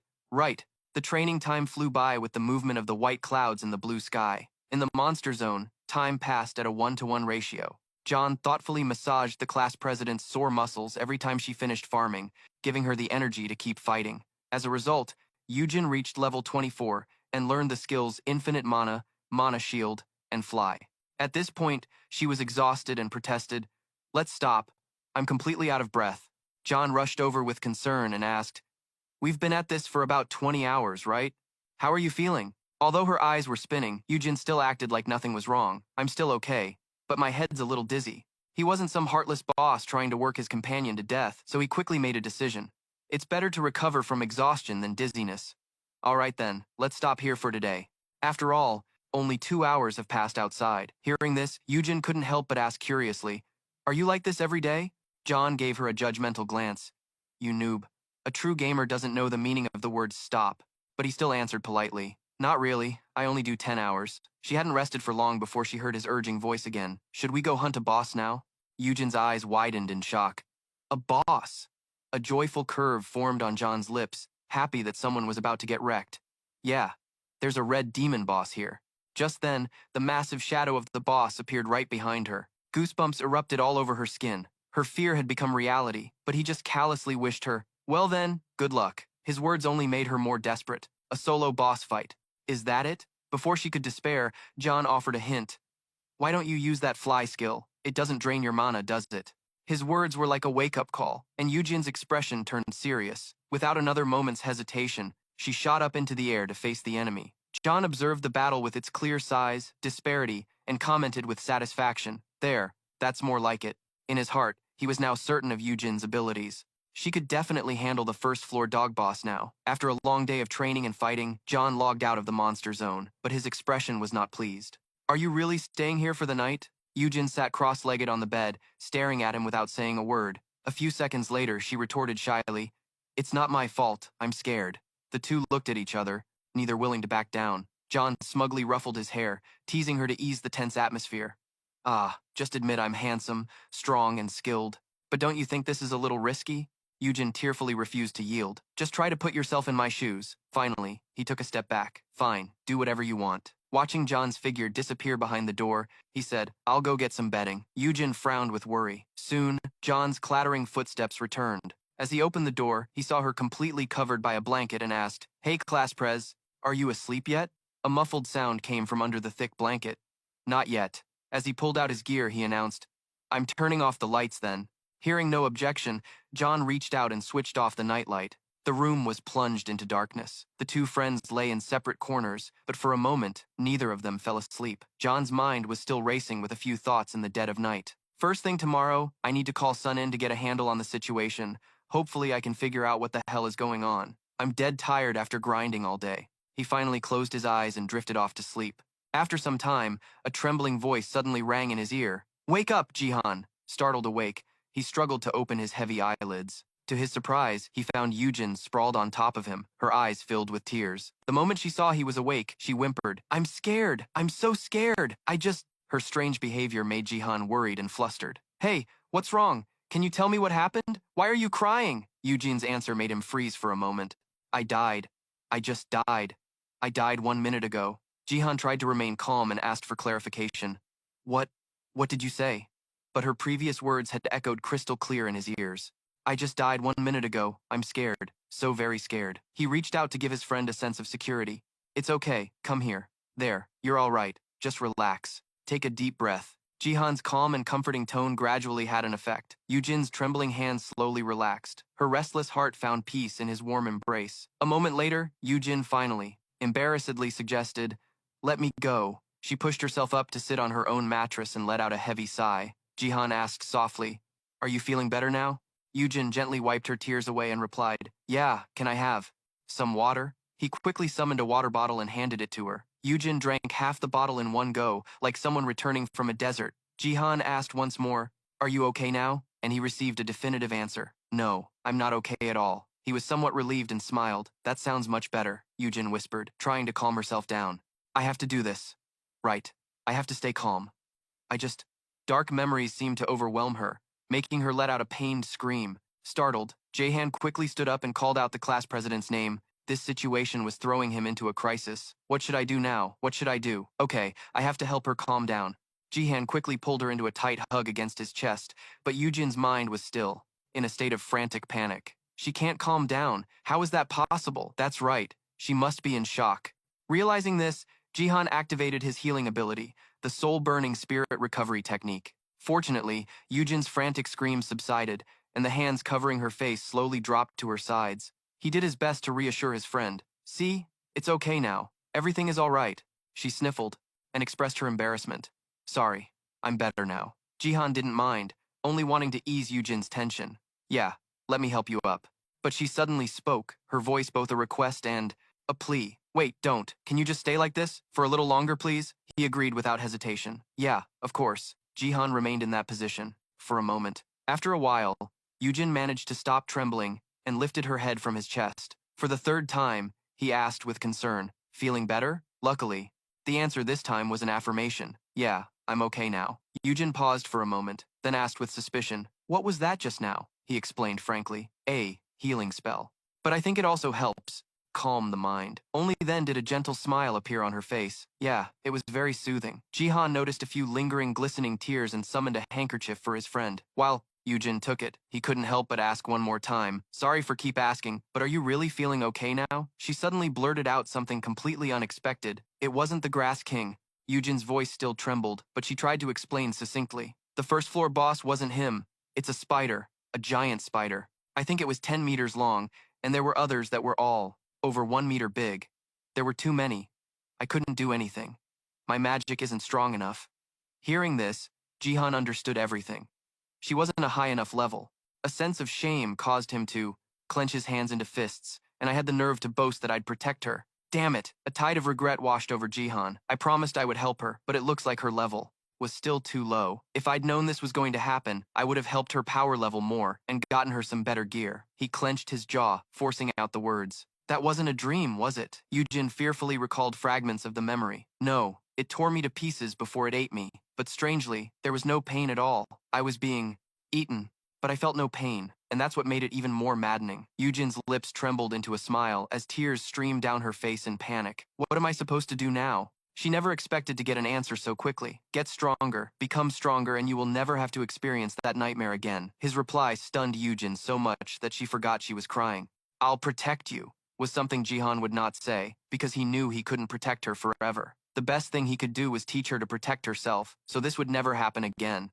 Meanwhile, at that very moment, in another place, a fair hand held out a phone with its screen lit up. This is it. A woman with bright red lips let out a melodious laugh. So even the great Archmage is also having trouble with this? Lolena pouted, refusing to admit it. My specialty is combat. The other person wasn't about to let this opportunity to tease her go. But aren't you the one known as the Great Witch? She retorted. Yes, but a killer witch. Still, this worries me. The woman narrowed her eyes slightly, smiling as she expressed, Is that so? Then that's great. Lolena was determined to make the person before her understand the situation. This is worse than I thought. There will be many dangers. Admin's interest was finally piqued. Dangers? She suddenly shared a seemingly unrelated piece of information. Did you know that in South Korea, 25,000 people pass away every month? Lolena didn't understand her opponent's intention. I don't think I've ever heard that information. What does that have to do with anything? ADMIN ignored the question and continued her presentation. Accidents, natural causes, illness, murder. People perish for all sorts of reasons. She gave the other woman a humorous look, as if mocking her concern. And like you just said, if that number increases by just 1,000, do you think it's even worth noticing? No one would even care about just 1,000. No, it's even less than that. That number is just a guess. South Koreans are mentally tough, so no one will actually die. Besides, it's just like virtual reality. A near-death experience doesn't actually kill anyone, right? Lolino's stance was gradually swayed by Admin's way of thinking. There's too much to handle. I can't believe I have to use this program. She paid it little mind. Just think of it as the latest technology. Admin looked up and uttered a surprising sentence. But you are very strange, she asked back, stunned. What do you mean? She tapped the vessel emitting thick white smoke before slowly opening her mouth. Isn't it true that you have no connection to this issue whatsoever? Even if there are dream collectors, South Korea is just one territory. That's something they'll have to handle themselves. Perhaps they've already taken action. Lolino stated her position in a serious tone. I understand, but I have my own reasons, even though I know the weaknesses of the matter. Admin grinned with interest. Really? I'd love to hear them. But Lolino laughed, turning the conversation into a negotiation. What's in it for me? She clicked her tongue, changing her mind in a flash. No, never mind. I don't think there's anything worth hearing.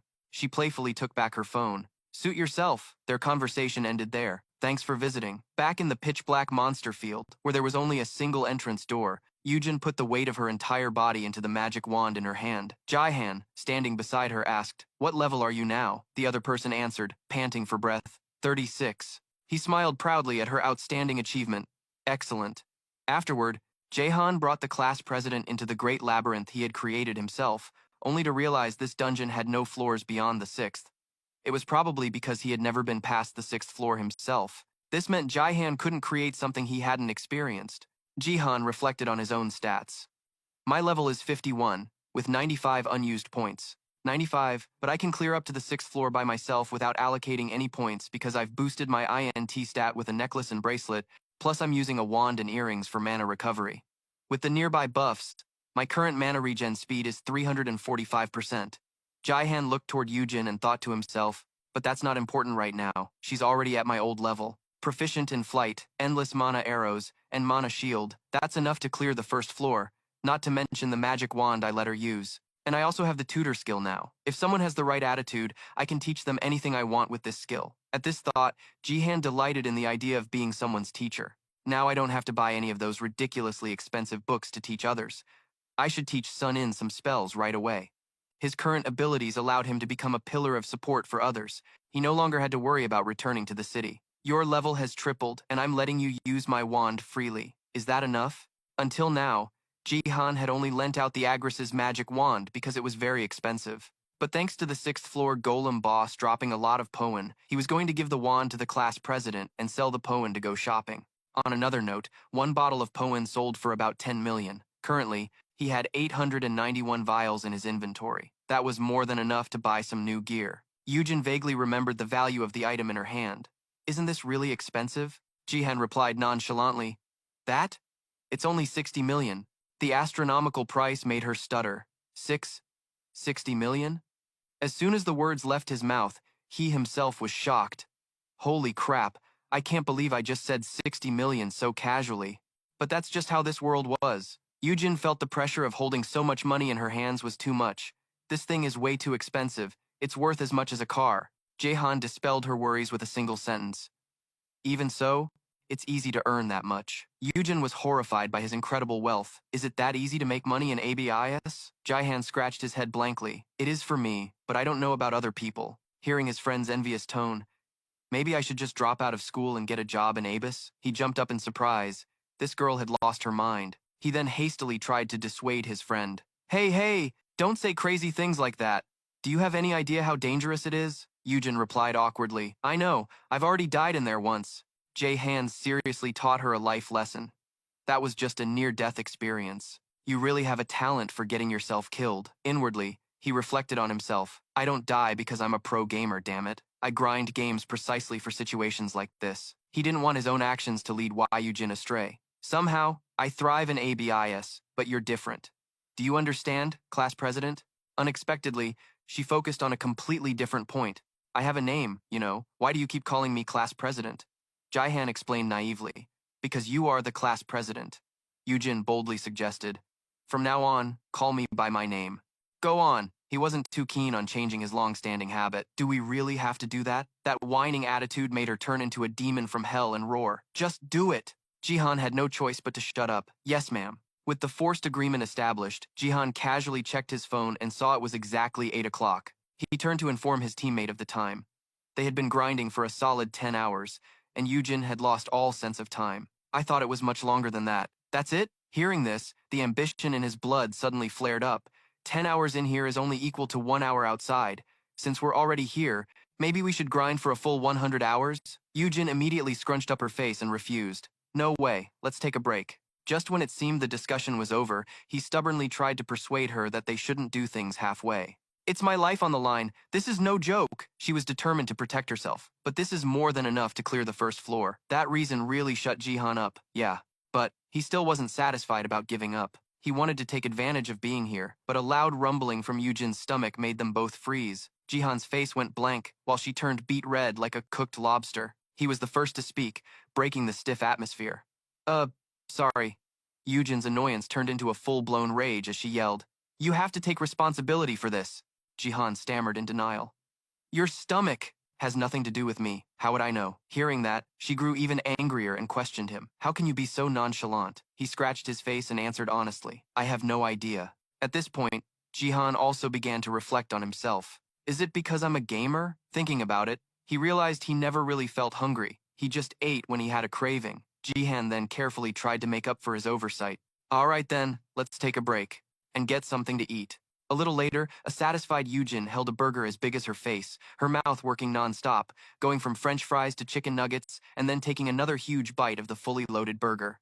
Jihan stared blankly at her, stuffing her face, completely forgetting about his own meal. After a moment, he made a stunned assessment. What an animalistic appetite. Yujin ate to her heart's content for a while before noticing Jihan's contemplative gaze. She immediately flushed with embarrassment, her whole body freezing as if time had stopped. Yujin tried to hide her awkwardness with a voice that was suddenly high-pitched. What are you looking at?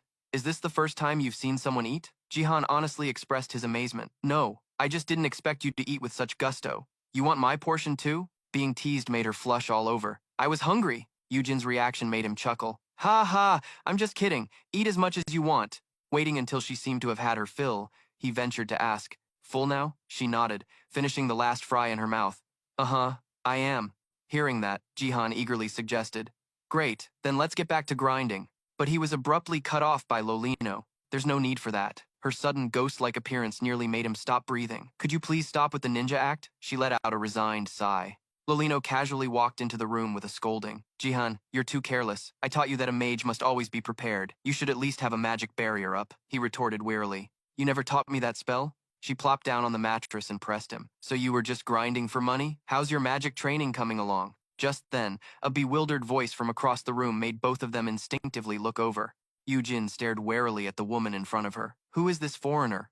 Lolino gave a playful wink and introduced herself. "Lolino Mishim. I might look young, but I'm an adult. Little Miss Class President." Hearing that, a question immediately flashed through Jihan's mind. How does she know she's the class president? Yujin's eyes went wide with astonishment. An adult. "And my name isn't Class President." Lolino didn't seem to care. "Whatever, that's what I'll call you now." After speaking, she casually picked up a golden, crispy nugget. She popped the entire thing into her mouth in one bite while praising it enthusiastically. "Wow, this is delicious. Chicken is totally awesome." Jihan keenly sensed that Lolino wasn't in a good mood. "Did something bad happen today?" She snapped back irritably. "You still have to ask? While your teacher is working her butt off, her student is over here fooling around with some other girl." Jihan mumbled in his own defense. "We weren't fooling around." But Lolino cut him off with a sharp question that caught him off guard. "Did I give you permission to speak?" Leaving him stunned for a moment. "Huh?" Across from them, Yujin was trying to mouth a question. "Who is she?" Jihan cleared his throat, then formally made the introductions of the two of them. "This is my magic teacher, Lolino, and this is Kim Yujin, my class president." Lolino didn't seem the least bit surprised by the other girl's identity. "I know." Jihan was startled for a second time. "You already knew?" It took Yujin a moment to process what had just been said. "A real mage?" Lolino proudly corrected her. "A witch, to be precise, little one. Don't you think that's even cooler than a mage?" Saying this, Lolino shot an appraising glance at Yujin. "And hey, the class president is radiating quite a bit of magical power. I bet our dear Jihan has been taking thorough care of you from A to Z, hasn't he?" Hearing his teacher's dark, probing tone, Jihan trembled as he explained. "Ma'am, there's a reason for all of this." She raised a sharp fork, her eyes filled with menace. "If I don't like what I hear, sweetie, you're going to find out just how this fork feels." In his mind, he could only muster a single thought. Holy crap. After that, Jihan had no choice but to recount everything that had happened. So, here's the story. After listening to it all, Lolino slowly took a sip of water before delivering her verdict. "All right, I guess it can't be helped. I thought the blade at my neck would instantly disappear, but who knew she'd just be messing with me? But why didn't you contact me, you foolish student?" Jihan quickly knelt down to beg for forgiveness. "I know I was foolish. I'll grovel and beg for your forgiveness." But Lolino's anger couldn't be appeased. "If you had just told me after getting the kid out of the dungeon, you wouldn't have had to tell her about Abis, that brainless disciple of mine. He gave her those pitiful puppy dog eyes, but if he abandoned her, she'd just get sucked back in. And since she's already had a near-death experience, she gave a firm order." "Shut up." Jihan quickly shut his trap. "Yes, ma'am." Deep down, Lola knew she couldn't take her anger out on someone who was trying to do a good thing, so she just sighed helplessly in the end. She regained her composure and asked, "Don't you know how to call me? I know how to stop her from being pulled back in." Upon hearing that, Jihan's eyes widened. "Huh? Really?" Lolino shrugged and muttered something about someone being useless. "What do you think witches are for? Decoration. They say ignorance is bliss, and they're not wrong." Then she suddenly turned to inquire, "Hey, class president," which made Ewan jump. "Yes, what level is she?" She shyly reported, "I'm currently level 36. Lolino rubbed her face, concerned about the road ahead. "It's okay for now, but she'll have to level up really fast." Jihan was stunned and about to object, but as soon as he uttered a single word, she flicked him so hard on the head it nearly exploded. Lolino pointed a finger at him and sternly criticized, "Your recklessness really causes a lot of trouble. Consider that your punishment." Lolino caught the fearful look in Jihan's eyes and added one more thing. "Has it sunk in yet? With that little mana, the girl is putting herself in danger, because she could become easy prey for even the small fry in a bees." Her slow voice struck a chord with him. "Jihan, don't you remember how reckless your actions were?" Jihan's voice trembled slightly as he asked for advice. "I'm sorry." "So what should we do now?" Lolino gently reassured the student who knew how to admit his mistakes. "That's why I said she'll be fine. We just need to find a mana-concealing ring, and that's it." Jihan, who had been feeling helpless, immediately brightened up upon hearing that. "Oh, so items like that actually exist." But a moment later, his expression turned cold. He was so scared he could cry. "Hey, why didn't you ever mention this to me before?"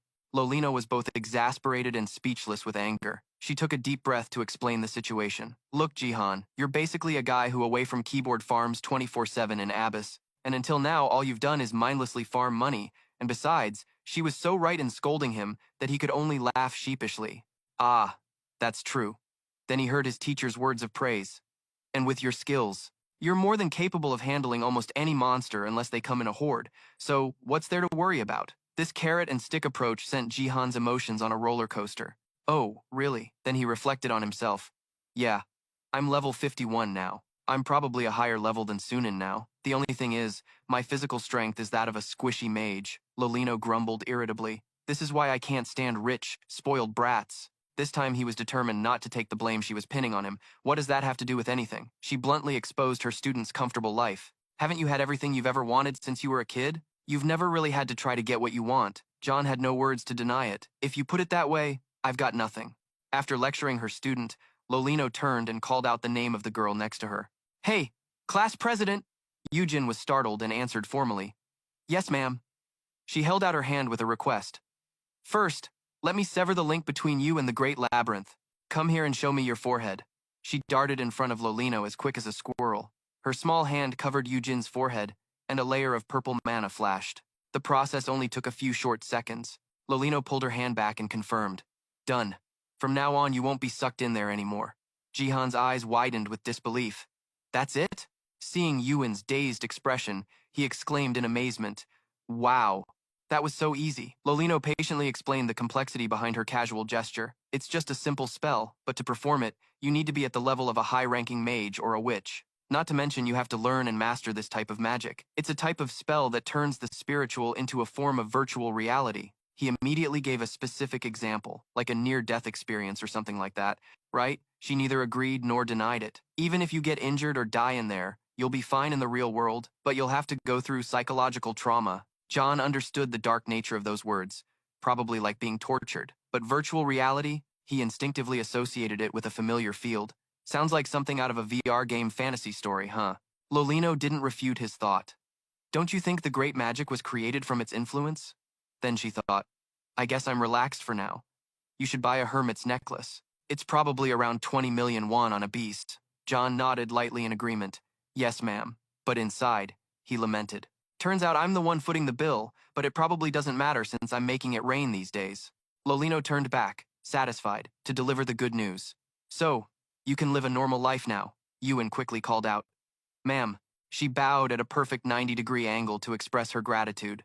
Thank you so much. This action made her feel a bit melancholic for some reason. Lolino didn't respond and left directly with a reminder. I'm going to take a shower and lie down here. Remember to clean up and take the girl home. Jihan replied with a start. Roger. Watching the small figure disappear behind the door, Yujin asked curiously. So, is she your master? He replied with an affirmation. Huh, yeah. She was extremely skeptical about her actual age.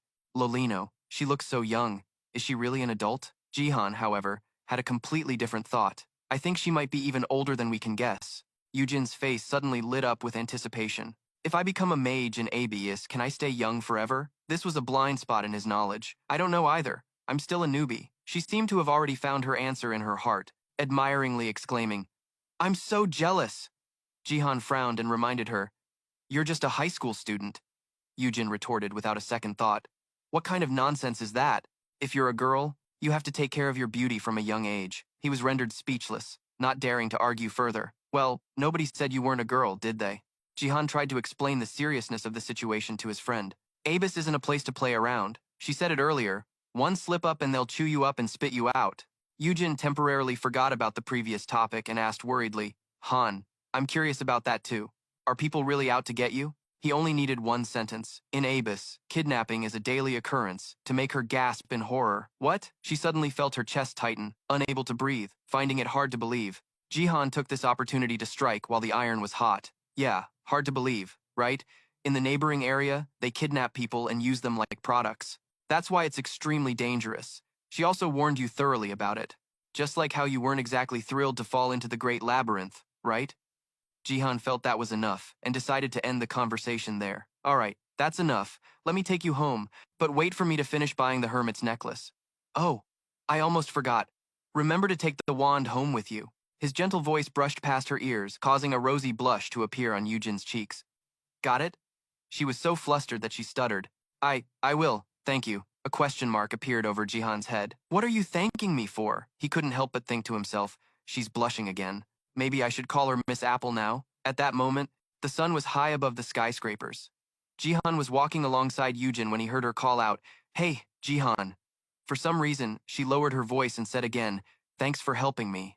He chuckled and brushed it off. I told you not to worry about it. Yujin still couldn't shake off her concern, but at this rate, she really owed him too much. I mean, this staff. This was something he couldn't really deny. Yeah, that's true. This staff is such an eyesore. Their thoughts coincidentally aligned, right? It looks weird. It's like I'm on my way to a cosplay convention or something. Jihan decisively grabbed the staff. Give it to me. This probably isn't a good idea. You carrying it around like this thing will just make you an easy target for the abyss. Yujin nodded in confusion. Then she softly called out to Jihan. Hey. He casually replied. Yeah, what's up? This thought had been circling in her mind for a long time, and she decided to share it. There's something I really want to tell you, Jihan asked curiously. What is it? Yujin was determined to express her feelings. It's just that. Her next words made the air between them freeze. I really hate you. Yujin's resentful confession stunned Jihan. Huh? Why? She laid bare the feelings she had kept hidden for so long. Honestly, I never really paid any attention to you before, but this time, you came in first place. Jihan carefully glanced at his friend beside him. Ah, that. Yujin didn't give him a chance to comfort her. It made me realize something. How can he be number one when he just grinds games all day? The kids at school say his family is super rich, or maybe he has a private tutor. Or is it not true that he just plays games day and night? Jihan glanced back at her, but surprisingly, her expression was bright with a relieved smile. Yujin avoided his curious gaze and continued her story. Thinking back now, I don't know why I had those thoughts. You must have worked really hard to get where you are today. Jihan didn't know what else to say. Is that so? The topic of their conversation shifted as quickly as a spinning top. Abyss is a dangerous place, right? Yeah, and I should stay away from it, right? Exactly. Yujin voiced the confused doubts she'd had in her heart for a long time. But sometimes I still think about it. What if I lived in that world? Jihan frowned, warning her against such risky thoughts. Thinking like that is dangerous. Even Eugene found her own random thought amusing. It is, isn't it? But it's not just me. It's everyone. She sadly shared her perspective on the gradually deteriorating mental state of modern society. Nowadays, no one has any dreams. Everyone just accepts that this is just how life is. And they just try to enjoy it as much as they can. Because we've been programmed that way. Maybe that's why everyone wishes they could be reborn into another world by watching anime, movies, anything that can bring them a little bit of happiness. Don't you think so? Yujin, satisfied after pouring her heart out, said, Today was really scary, but I also had a lot of fun. Jihan from the beginning to now had been a good listener. Just as he was about to ask why she said that, he heard her contradict herself. But what else can I do? He felt a bit down, but couldn't bring himself to scold her. You really are. Their long conversation led the two friends to her front gate. Jihan announced, We're at your house. He gallantly waited for Yujin to go inside, but she kept looking back, then ran back to whisper, Hey, can we hang out sometimes? The invitation from a genuine female friend made Jihan's face flush, while Yujin, embarrassed, dashed inside. Never mind. After summer break, let's see each other. She left him with a dazed expression, muttering, Hey, you could at least tell me what you want to do? Jihan said goodbye to his friend and returned to his beloved home. The recent invitation still made his heart flutter. The smile on his lips lingered, refusing to fade. But as soon as he saw Lina's cool interface, his small moment of happiness was instantly extinguished. There was a reason why. Why is this older woman dressed like that? She's definitely trying to trap me if I dare comment on her style. Knowing this, he just ignored her. No matter how bold his thoughts were, Jae-han remained very polite on the outside. Teacher. Lolita didn't even bother to look back. What is it? He nervously tapped his fingertips together, asking what it meant when a girl asks, Can we hang out sometime? Hearing this, she jumped in excitement. The nosy woman asked, No way. Is it that class president? Jae-han naively replied, Yeah, but Lolita rolled her eyes and cut to the chase. It means she's into you. He couldn't believe his ears. Huh? What did you say? She patiently repeated her conclusion. She's starting to fall for you, sweetie. Those words made his heart flutter. Wow, a girl likes me. Seeing her student walking on air. So happy. Lolita dryly commented, Looks like you're happy for the wrong reason. Jae-han blissfully tried to explain the indescribable giddiness in his heart. No, it's because it's the first time, but for some reason, Lolita was even more stunned. What? What do you mean by that? He innocently blinked his big eyes. Huh? What are you asking? Then she heard the earth-shattering news. So what about your little fans, Shin Yu-sung and Han Soo-young? You just gonna toss them aside? Jae-han's mouth twisted in disbelief. Huh? They like me too? Seriously. She was too tired to continue. Just go marry your game for life, Jae-han called out hoarsely after Lolita's heartless figure. Teacher? Teacher? Damn it. This woman really left me high and dry. He gave up and flopped onto a chair to recover on his own. Nien Hon Hoi Lin Kong. Energy quickly filled him up, making him sigh in comfort, peaking again. Jihan looked at his hand and declared with confidence, "It's true that if you know how to use your own two hands, good fortune will follow you for life. I really need to focus on grinding and getting stronger." The teacher was right. The ABYSS is a truly dangerous place. When they corner you, you can only rely on yourself. Jae-han resolved to set the ultimate goal of his life, to protect his friends and family. I have to become so strong that just hearing my name will make them wet their pants. Right, just like that one mage I've heard about countless times. Life and death. Meanwhile, Yujin was excitedly replaying her legendary achievement in her mind. She shyly shook her head, embarrassed by her own bold actions. I can't believe I actually made a move on a guy. And then she couldn't help but remember her friend's reaction. Jaehan completely froze. Yujin frantically shook her head, as if trying to calm the fluttering heart in her chest. She tried to calm down and then cheerfully made a plan. I should probably go shopping first. As soon as she looked up, she saw a tall figure standing outside the door, staring in with a very malicious gaze. He sneered, talking to himself. What a pain. I really don't want to get involved with that murderous witch. Yujin sensed the approaching danger. Who are you? Jaehan's warnings from that afternoon suddenly echoed in her mind. It made her face turn pale with fright, but Hung Jin's large hand was already lunging right before her eyes. As drowsiness gradually seeped into her mind, the only thing Yujin yearned for was a single name. Jae-han. He brazenly carried her unconscious body away in broad daylight, but since her ability is this powerful, I can't let it go to waste. Meanwhile, in some underground area, the temperature here was so scorching that the air itself seemed to melt. A fire golem, its body ablaze, was roaring in anger. Not far away, Jae-han watched it dissipate as a thought crossed his mind. Grinding dungeons is definitely the most broken way to level up. The virtual time dilation of 15:1 is all thanks to my upgraded skill. But after farming all day, I only managed to crawl up 2 more levels. I'm currently at level 53, and I've saved up 105 skill points. All my skill levels have increased, but the slow leveling is a real pain. Jae-han was all too familiar with this situation, and came to a quick conclusion. This means I've started hitting the leveling grind wall. That being said, as long as it's not the Blackstone Gang, I can handle any of those mid-tier guilds. If I use guerrilla tactics and pick them off one by one, I could probably even wipe them all out. Thinking this, Jihan made a weary decision. I guess it's time to get off my butt and earn my own keep. Besides, doing this can make a mountain of cash. Heh, it's like killing 2 birds with 1 stone, getting stronger and making money, so even if I'm sick of it, grinding is still beneficial for me. Just as he was psyching himself up, the system suddenly shot out a bright red notification. A party member is under attack. Jihan froze and repeated, a party member? For some reason, the first person who came to his mind was Yujin. Jihan's sixth sense told him his intuition was spot on. It was the class president. He hurriedly shouted the summoning command, and the status window that popped up showed Weijin's abnormal sleep state. Jahan gritted his teeth, quickly deducing the situation. If it were just normal sleep, it wouldn't show up like this. This means some bastard has. Damn it, that cougar Lolita was right on the money. The ABYSS isn't a place to be trifled with. But she probably doesn't know about this. Jae-han tried to stay calm and find a solution. Minimap. He scanned the map and quickly spotted it. There it is. Time didn't allow for any more hesitation. He reached out his hand and issued the command to exit the monster zone.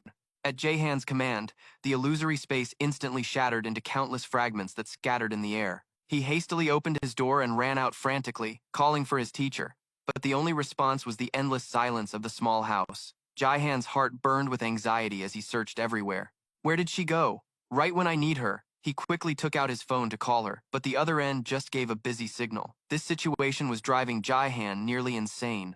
She told me to call if it's an emergency, so why isn't he picking up his phone? I guess I'll call Sun In then. But a bad feeling suddenly crossed his mind. Wait a minute, what if that place is dangerous? What if something happens to Sun In while he's trying to save the class president? 2 options swirled endlessly in Jae-han's mind. One was to go alone, and the other was to call Sun In. After a long internal struggle, the option to go by himself gradually won out. Jae-han silently put his phone away, deciding to risk it all. Damn it, I'll just solo the entire map myself. Now that he'd made up his mind, he had to get to it immediately. Gearing up, Jai-Han stuffed his inventory with every piece of equipment he could. Mana regeneration, increased poison resistance, a fire golem's heart for fire resistance, an enhanced fire attribute, a demon belt that siphons mana on hit, and a wand for magic arrows. A magic arrow that reduces damage by 50%, and another that increases it by 100%. Once he finished gearing up, Jaehan summoned the minimap again and quickly located Waiyujin's position. She's in Jido, at the 63-story building. Jaehan gripped his weapon and cast a flight spell. A wave of fury surged within him. I don't know who you are, but don't think for a second I'm letting you get away with this. Before long, Jaehan successfully arrived at the skyscraper that scraped the heavens. He landed lightly on a ledge like a small starling. He looked around for a moment but couldn't see a single soul, making him secretly wonder. The minimap says I'm in the right place, so why isn't anyone here? He bravely peered down the dozens of floors below and then let himself freefall to investigate. His falling speed was so fast that in the blink of an eye, the ground was right before him. Jihan timed it perfectly and touched down safely. He strolled around for a moment, but only noticed something that was normal, yet quite abnormal. It seemed like no one cared that he was carrying a bizarre staff, not that he was bothered by it either. Jihan opened the map again to take a look. Where could she be? He ventured a guess in his mind. Maybe she's inside an illusion barrier? If not, this whole situation is even more complicated. Just then, a sudden buzzing sound made him jump. It turned out to be his phone ringing. It was Sun In calling from his pocket. The moment Jaihan answered, Sun In's fiery voice immediately blasted from the other end. Hey, you son of a... A chill ran down his spine, but he still tried to play it cool. What the hell are you talking about? Sun In wasn't buying his act and cut straight to the chase. Where the hell are you? I found you. In front of the 63-story building? You idiot. What are you doing, dragging yourself? Over there for? Jaihan purposely ignored his friend's question. Why you gotta be so harsh? Sun In knew him all too well. I know you flew over there like a complete maniac. Jaihan held the phone closer and probed. So, did you call because you were worried about me? And he received an indirect confirmation. Do you have any idea you're their target right now? I'm pretty sure I already warned you. You got a death wish. Or something? Jaihan didn't have time to beat around the bush, so he cut to the chase. Death wish my ass. Besides, I'm in a real hurry right now. Sun In was still fuming, but as soon as he heard that the class president had been kidnapped, he immediately grew anxious and asked, the class president, Kim Yujin? Why would she? Jaihan urgently tried to end the call. It is what it is. I have to go now.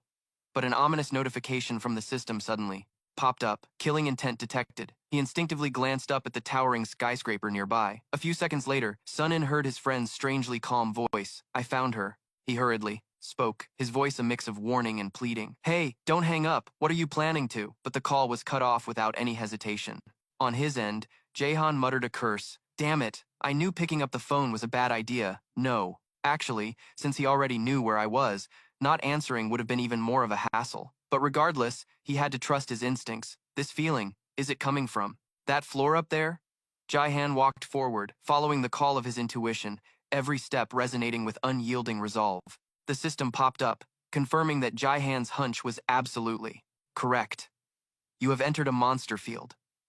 You cannot escape until the boss has been defeated. At this point, nothing could suppress his blazing fighting spirit. As he chanted the flight spell, his entire body was suddenly lifted off the ground by streams of green energy. He soared into the air, heading straight toward the source of the killing intent. On one of the upper floors, Hong Jin stared intently at the scene and clicked his tongue in judgment. Is that brat supposed to be the famous gamer? He looks kinda weak. Let's see if that's actually true. He slowly raised his hand, and countless rays of mana, of a murky color, radiated powerfully from behind him. They shrouded all the rectangular boxes scattered across the floor. Gradually, the boxes were flung open, as if by some mysterious power. The skeletons, inside, slowly lifted their heads, their bodies suddenly enveloped in a black, viscous liquid. They transformed into dozens of identical, cold, ashen figures of young women. Hong Jin pushed up his glasses, hiding the ambitious glint in his eyes. If I successfully capture him, I wonder if my ranking will increase. Unable to wait any longer, he roared, Attack! The female monsters obediently obeyed, shattering the glass and pouring out to confront Jihan. The sudden ambush put him on high alert, his brows furrowing as he looked up. Just a few dozen yards away, he saw dozens of figures diving from the upper floors, like moths drawn to a flame. Jaehan instantly cast a spell to deal with the swarming mob. Teleport! In the blink of an eye, he had moved right next to the building, silently, observing the free fall of the faceless female ghouls. They hadn't anticipated his incredible evasive maneuver and all crashed into the ground, causing a massive impact. Jihan seized this opportunity to use his staff. The magic wand delivered another powerful blow, the endless mana spiral.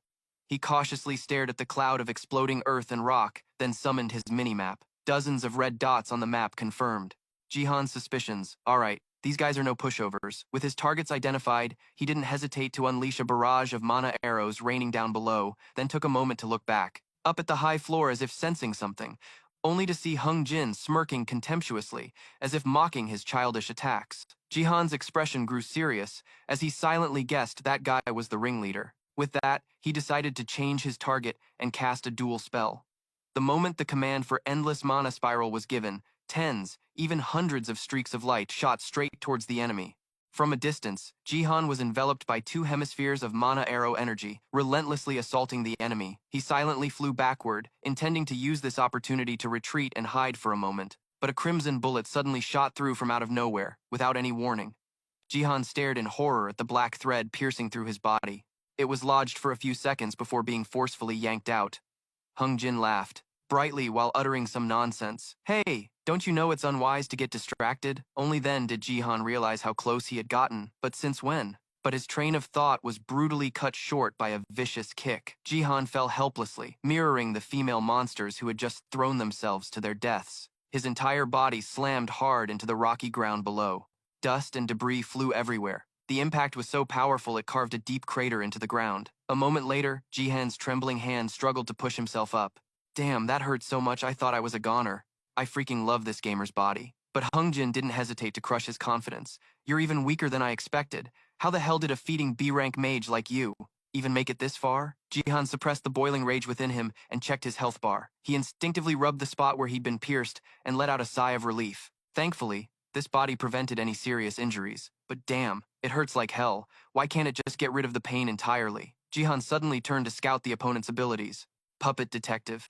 Level 88 Hung Jin. The staggering number made him jump. 88. This guy is a total tank. He attacked me, and I couldn't even react. He either has incredible speed or some kind of movement skill. Of some sort. Suddenly, Hung Jin's arrogant voice echoed from above. Hey gamer, I hear the Harem King has your back. Now you must realize there are some people you just shouldn't mess with, huh? You think you're the center of the universe? Are you asking to die, kid? Those demeaning words made Jihan burn with rage. Is this bastard trying to humiliate me? He naively demanded basic decency from a criminal.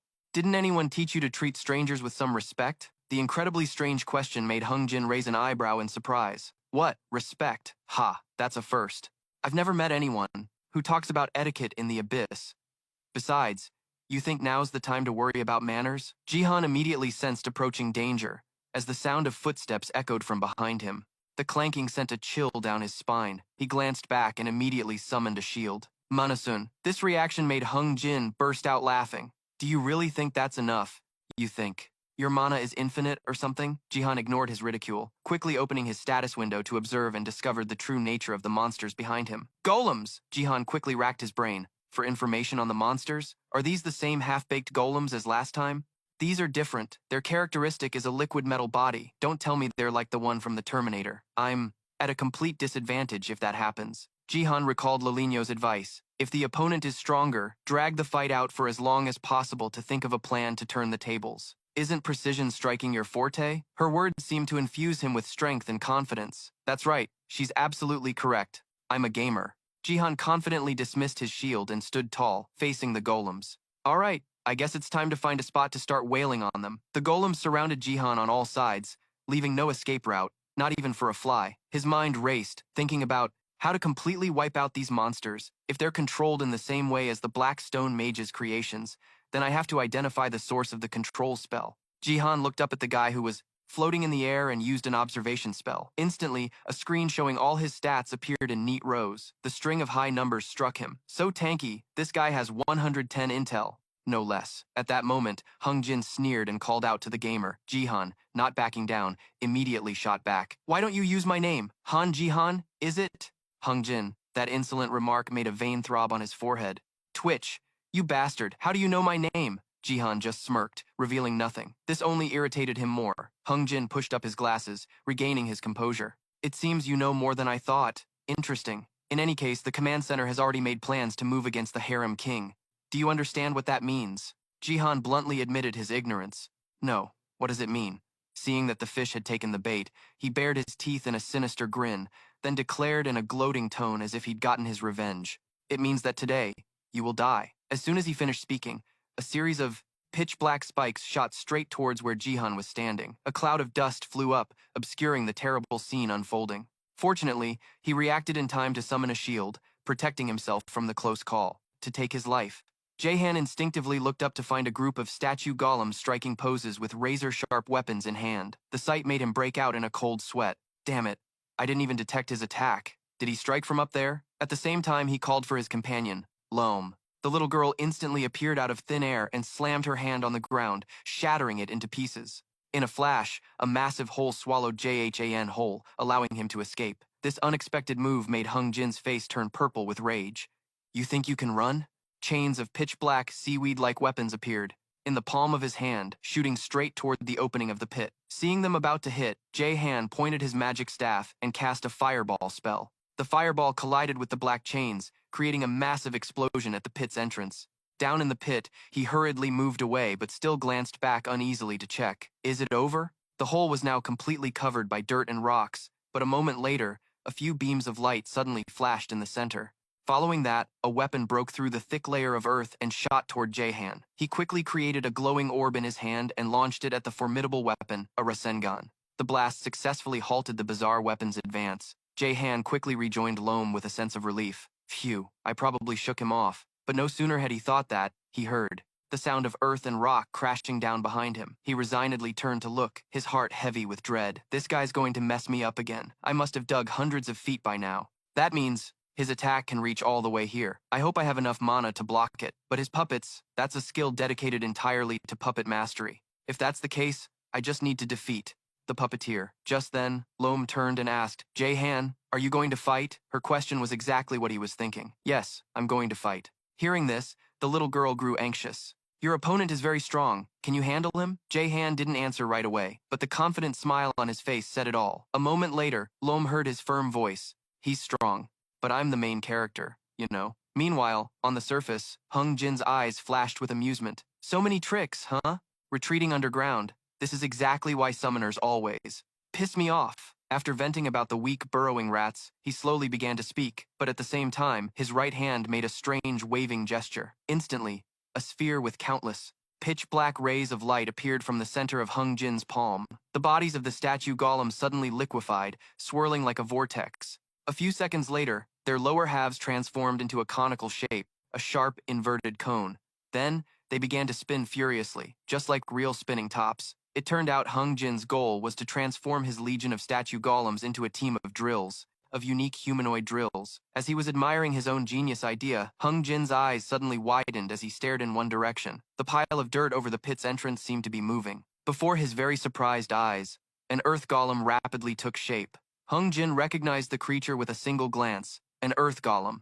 As soon as it took a humanoid form, it immediately grabbed a rock nearby and hurled it with stunning force at his statue golems. Without waiting for a reaction, the earth golem charged forward, its steps so powerful they shattered the ground beneath it into rubble.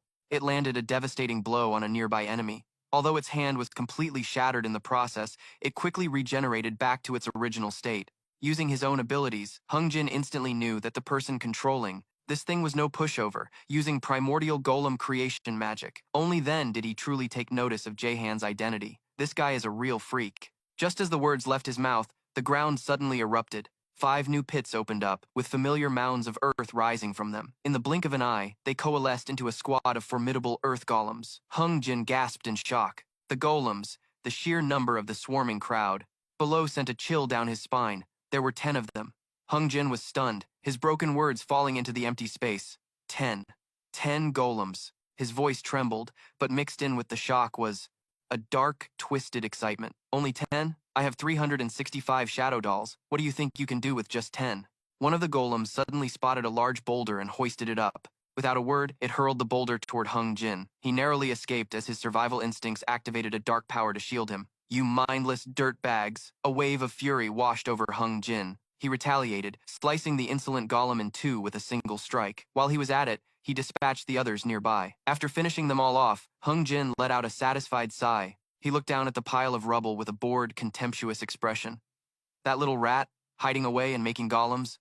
I should have dealt with him properly when I had the chance. But then, as he watched the golems begin to reform, Hung Jin, his face turned pale with horror. The chunks of earth and rock seemed sentient as they merged back together. The monsters he had just destroyed were slowly coming back to life. Hung Jin launched another ferocious attack, shattering a golem's face. But just a moment later, it was perfectly intact again. The rage inside him boiled over, and a sinister aura erupted from Hung Jin's body. He let it spread in all directions, amidst his furious roar. "You little brat!" Wherever this dark light touched the ground, chunks of malevolent energy began to rise. They all flew towards one point, merging to form a massive sphere of demonic energy in front of Hung Jin. As it grew large enough to hide his entire body, Hung Jin roared furiously at the scoundrels below. "Die!"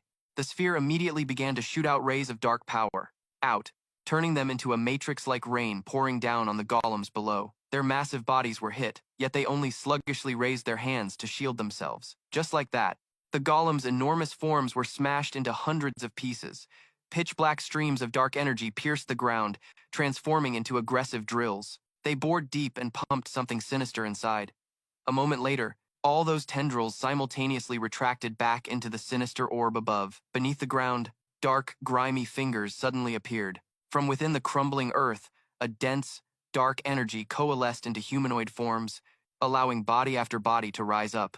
Just a few seconds later, those mindless creatures began to take awkward, staggering steps. But Hung Jin wasn't paying attention to that, concerned with something more important. Is it still alive? His rising suspicion made him forget about the orb hovering high above. At the same time, someone in the distance also saw it. Jaehan tried his best to hide, but didn't account for the tip of his hair peeking out, and excitedly lowered his voice to reveal his deduction. "Ah, now I get it. Controlling that mass of liquid metal-like dark orb is that bastard's main skill." He tried to stay perfectly still, not making a single sound, to give his brain time to shine. "Based on what I've observed so far, his detection ability is pretty weak. I just had to use a few golems as bait, and he got so pissed he showed his entire hand." Even so, Jaehan couldn't hide his respect for Hung Jin, but at the end of the day, this guy's interesting. Although he can't cover as much ground as that old hag, taking him down won't be simple. "But you think I'm just gonna lie still?" His cheerful mood made Jae-chan inadvertently speak louder than usual. Status window. Seeing his intel stats stuck at 131, he decided to change it, dumping everything into intel. Until that stat surpassed 200, Jaehan's body suddenly radiated a strange aura. A flood of new information rushed in because of it. High-tier magic skill has been created because the intelligence stat has exceeded 100 points. Magic control skill has been created because the intelligence stat has exceeded 100 points. By the time Jaehan raised his hand to confirm, 2 windows for high-tier magic and magic control appeared. The sight made him marvel for a few short seconds. What a sweet godsend. With this, I can totally wreck this son of a gun. Let's try this again. His mouth immediately responded with a growl. Endless spiral mana. The magic staff quickly gathered numerous streams of pure energy. When he felt it was enough, Jaehan chanted the skill name, Mana Fly.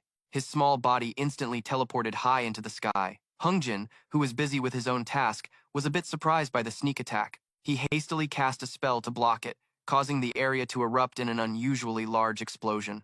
Seeing the cloud of smoke and dust before him, Jaehan worriedly thought to himself, "Did I get him?" But he immediately started to panic as it cleared. Huh? In just that short amount of time, once the smoke and dust completely dissipated, Hung Jin's completely unscathed body was revealed. He arrogantly flashed a victorious smile to mess with his opponent's mind, but a strange development startled Jaehan. The umbrella created by Hung Jin's power was gradually crumbling into pieces. Watching the dark umbrella slowly fall apart to the ground, Jaehan, who had been silently observing his opponent, had to smile amidst the tension. "So, pumping points into intel makes my hits hurt more," he unintentionally muttered. "If I'd known, I would have gone all out from the start."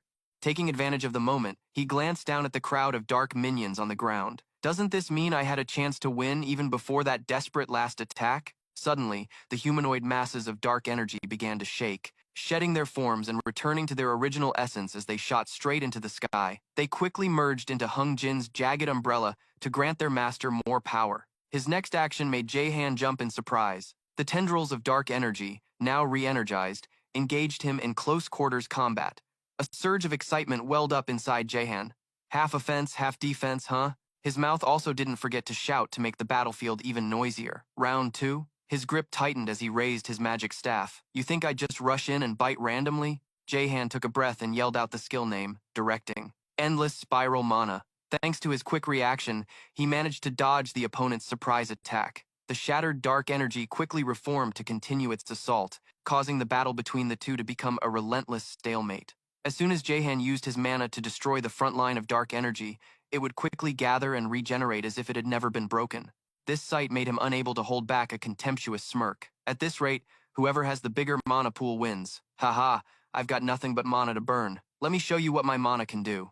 I haven't budged an inch this whole time. His rising morale made Jahan's attacks stronger than ever before. Because of this, the duel in the sky began to show a clear imbalance. Hung Jin tried to endure behind his defensive line. While his opponent was getting cocky, he changed the shape of his protective layer, turning it into a giant cone, and without saying a word, he shot his creation towards his opponent. This startled Jahan a little, but he still knew to speed away, his cold eyes intentionally revealing a thoughtful expression. Round 3, eh?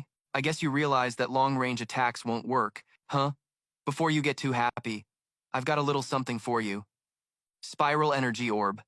As he spoke, Jahan summoned his trump card.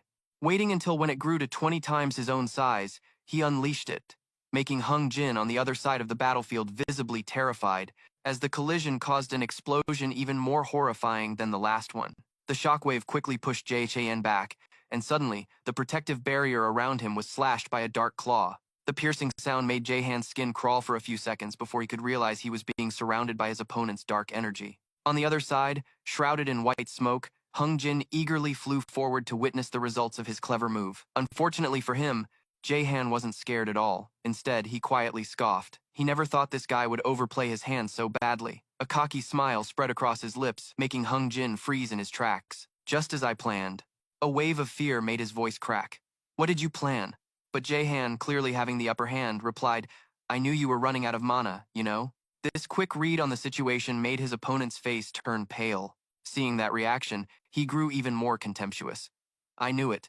Kid, that lady once told me she'd never seen a mage with such insane mana regeneration as you. The truth is, Jahan, the instructor had hinted that not everyone could afford to act tireless, since they didn't have the mana pool to back it up, and that's how I baited this idiot into wasting all his mana. Realizing he'd been set up, Hyung Jin got so angry a vein bulged on his face. You maggot! Jan happened to overhear the quiet curse. Oh, a maggot? I kind of like the sound of that. The next second, he raised his magic staff and threatened in a cold voice. You better hope this maggot doesn't skewer you, buddy. Without waiting for his opponent to recover, Jahan quickly switched techniques, Endless Mana Arrow. Hung Jin tried to muster more mana to fight back, but was immediately hit by a series of combo attacks from him. Dust and smoke billowed continuously, but it didn't diminish Hung Jin's will to turn the tables. Son of a bee. Meanwhile, Jan was quite cheerfully swinging his staff, directing wind arrows to swarm his opponent from the side. By the time he realized what was happening, he was already getting beaten to a pulp with no chance to even cry out. But as he stood there watching, blood trickled from the corner of his mouth. Unbeknownst to him, one of Hung Jin's dark energy tendrils had pierced his stomach, leaving him utterly confused and wondering, huh? A spell dispel? At the same time, Hung Jin, having just escaped a trip to the afterlife, flashed a demonic smile. Instead of rushing to attack, he just stood there watching Jahan's body tremble violently, then spoke with unmatched confidence. It's over for you, kid. Jihan's unusual calm stunned Hung Jin, even though his own weapon was smoking, ready to fire. What? His brain raced, trying to find an opening after what just happened. My puppet skill allows me to use magic to control liquid metal for an instant attack. He took a direct hit from me, but in the end, I'm the one who's losing? His opponent's hesitation gave Jahan a moment to catch his breath. He wiped the blood from the corner of his mouth and flashed a brilliant smile. Jahan's brain activated a flurry of words, while his hand gestured menacingly. You got me with a surprise attack earlier. Did you really think I'd be careless enough not to have a backup plan? How about you taste my ultimate big brain counterattack? It's good for your unparalleled health. He didn't forget to taunt Hung Jin with the most common trash talk. Does a gutter really think it can compare to the ocean? Those words hit him like a ton of bricks, making him freeze up completely. And on top of that, he had to watch Jahan perform a skillful butt-shaking dance. His opponent's moves were so captivating that Hung Jin couldn't help but stare, causing his blood pressure to plummet and his face to turn visibly pale. After a moment, Hung Jin snapped out of it and gritted his teeth, cursing under his breath. This brain-damaged freak, just die. Unfortunately, while his mind wanted to attack, His body was frozen and wouldn't move. In that very second, his trembling body sent a delayed warning to Hung Jin. My body won't move. Seeing his opponent's provocative smile, he started to panic. Why? No. Don't tell me that bastard's stupid dance was actually a spell? Just as Hyung Jin was about to speak, he saw Jihan fly towards him, launching a barrage of magic bullets at his opponent. The painful sensation on his body suddenly triggered old memories for Hung Jin. You're number one. This kid is a genius. You're exactly who our company has been looking for. While his body was in free fall towards the cold ground.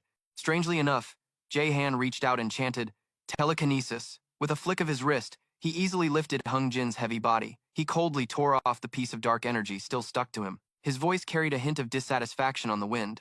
Holy crap, this body is barely human anymore. Looking at Hung Jin in front of him, Jae-han sighed and muttered, is this guy still alive, or did he respawn already? Observe.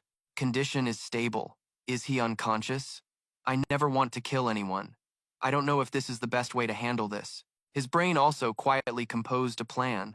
When I get home, I have to ask that lady to teach me a binding spell, or something that can seal an enemy's magic. I'm honestly still not sure what to do when he wakes up. Jae-han suddenly remembered something and his face turned pale. Ah, crap, he slumped over, holding his head and wailing in the sky. I completely forgot to ask this guy where he's holding the class president. A weary sigh echoed painfully. If I wake him up now and get my butt kicked, that would be totally humiliating, wouldn't it? Do I have to search for her myself? Oh, that's right. I can call LOM for help. The words had barely left his mouth when the little girl appeared. As soon as she heard his request, help me find someone, okay? Lam nodded eagerly right away. Yes, sir. The little girl slowly closed her eyes to concentrate. Her small body suddenly began to radiate a blinding light. Thanks to it, he was able to pinpoint the location, pointing the way without any hesitation. Over there.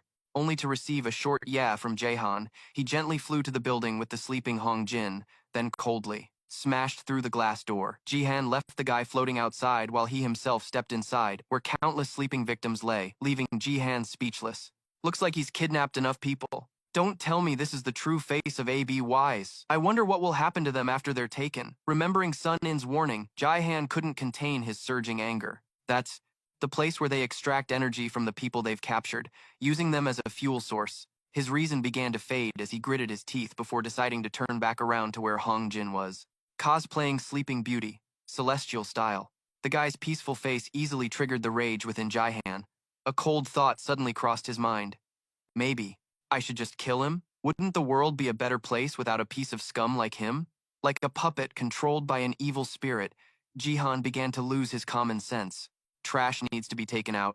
If you just leave it, it'll rot and contaminate everything around it. So, the best thing to do is...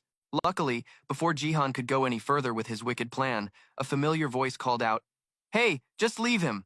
It startled him, making him pull his hand back and look over. Sun-in stared at him intensely. What the hell were you about to do? As soon as he heard Jihan's fake laugh, Oh, you're here? He immediately let his boiling anger erupt. Here? Did I hear you right? Before Sun-in could spit out another word, a saving hand quickly grabbed his shoulder. Whoa, calm down, calm down! Seeing the familiar face, Jae-han couldn't hide his excitement. SEOU. But as his gaze shifted further, the smile on his face quickly vanished into thin air. The math teacher didn't forget to add an ill-timed comment, +1 background character. Wait, I had no idea the math teacher was part of the Heavenly Will sect. Upon seeing SEOU, Jihan greeted her enthusiastically. Wow, it's been a while since we've seen each other. Huh. This made Jihan's eyes widen in surprise. Oh, hey SEOU, but why are you here? She glanced behind her, her eyes full of meaning. Well, it's because Sun-in was worried sick and insisted that I come along. I came in case the enemies were too numerous and aggressive. Faced with such sincerity, Jae-han was so moved that he bowed deeply in gratitude. Thank you, everyone. SEOU looked at his well-behaved demeanor and couldn't help but give him a tip. It's nothing, really, but I think you're about to be in big trouble. See? Sun-in's murderous aura is already making you turn pale. It's the real deal. And fearing she'd get caught in the crossfire, she quickly slipped away with the others. Well then, I'll just take a look around to check things out. Leaving Jae-han alone to face the music, Sun-in stepped forward and spoke, threateningly. Hey, any last words? His bravado crumbled in an instant, replaced by cowardice shining in his teary eyes. I'm sorry, boss. It was my mistake. I was a fool. But he was still very rational, not forgetting to interrogate him first. You know what you did wrong, don't you? If you still don't know, then you're just a worthless punk. Got it? His slow way of speaking made the mood. Jihan was seething. Go ahead and curse me out. I know it's my fault. You told me not to do anything stupid, but I was just too eager to take on the boss. Ha ha ha. Until he heard a sigh from his best friend. So frustrating. I can't just tie this blockhead to a post to make things easier. He was so startled he blurted out, tie me up? Sun In was too angry to hold back and let everything out that was swirling in his mind. Do you have any idea how worried I was? Do you know how many complicated issues there are with that damn labyrinth? Jihan accidentally turned off his filter and blurted out, a brain-dead question. You seem a little worked up, huh? When the other guy growled menacingly. Got a problem with that? He had to hastily bow his head like a lowly servant. No, sir, I don't. Please continue. But in his head, he was secretly running all sorts of calculations.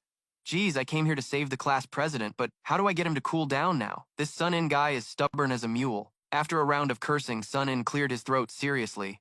Let me ask you something serious. Do you plan on continuing to get involved with ABYSS? Jahan thought for a moment before slowly answering. It depends on the situation. This made the other guy frown and ask why. He heard the sincere reply. My friends and family, what would I do if something happened to them? Those heavy words made Sun In stare at Jihan for a long moment. After a while, he let out a frustrated sigh. If that's how you feel, then I guess there's no other choice. Let's handle the problem here first, and then we'll talk about this later. It's extremely important. Got it? The tense atmosphere forced Jihan to frown seriously. Okay. And so with the help of the Cheonui Mun clan, he was able to rescue the kidnapped people. Jihan's loud shout, "Class president!" helped Yujin wake from her stupor. Jahan, because she had fainted, she had no idea she'd been kidnapped. It took him a little time to explain it to her, and until the problem was resolved, everyone decided to let the class president stay temporarily at the Cheonui Mun clan. As for her parents, she hypnotized them to make it easier to spin a story.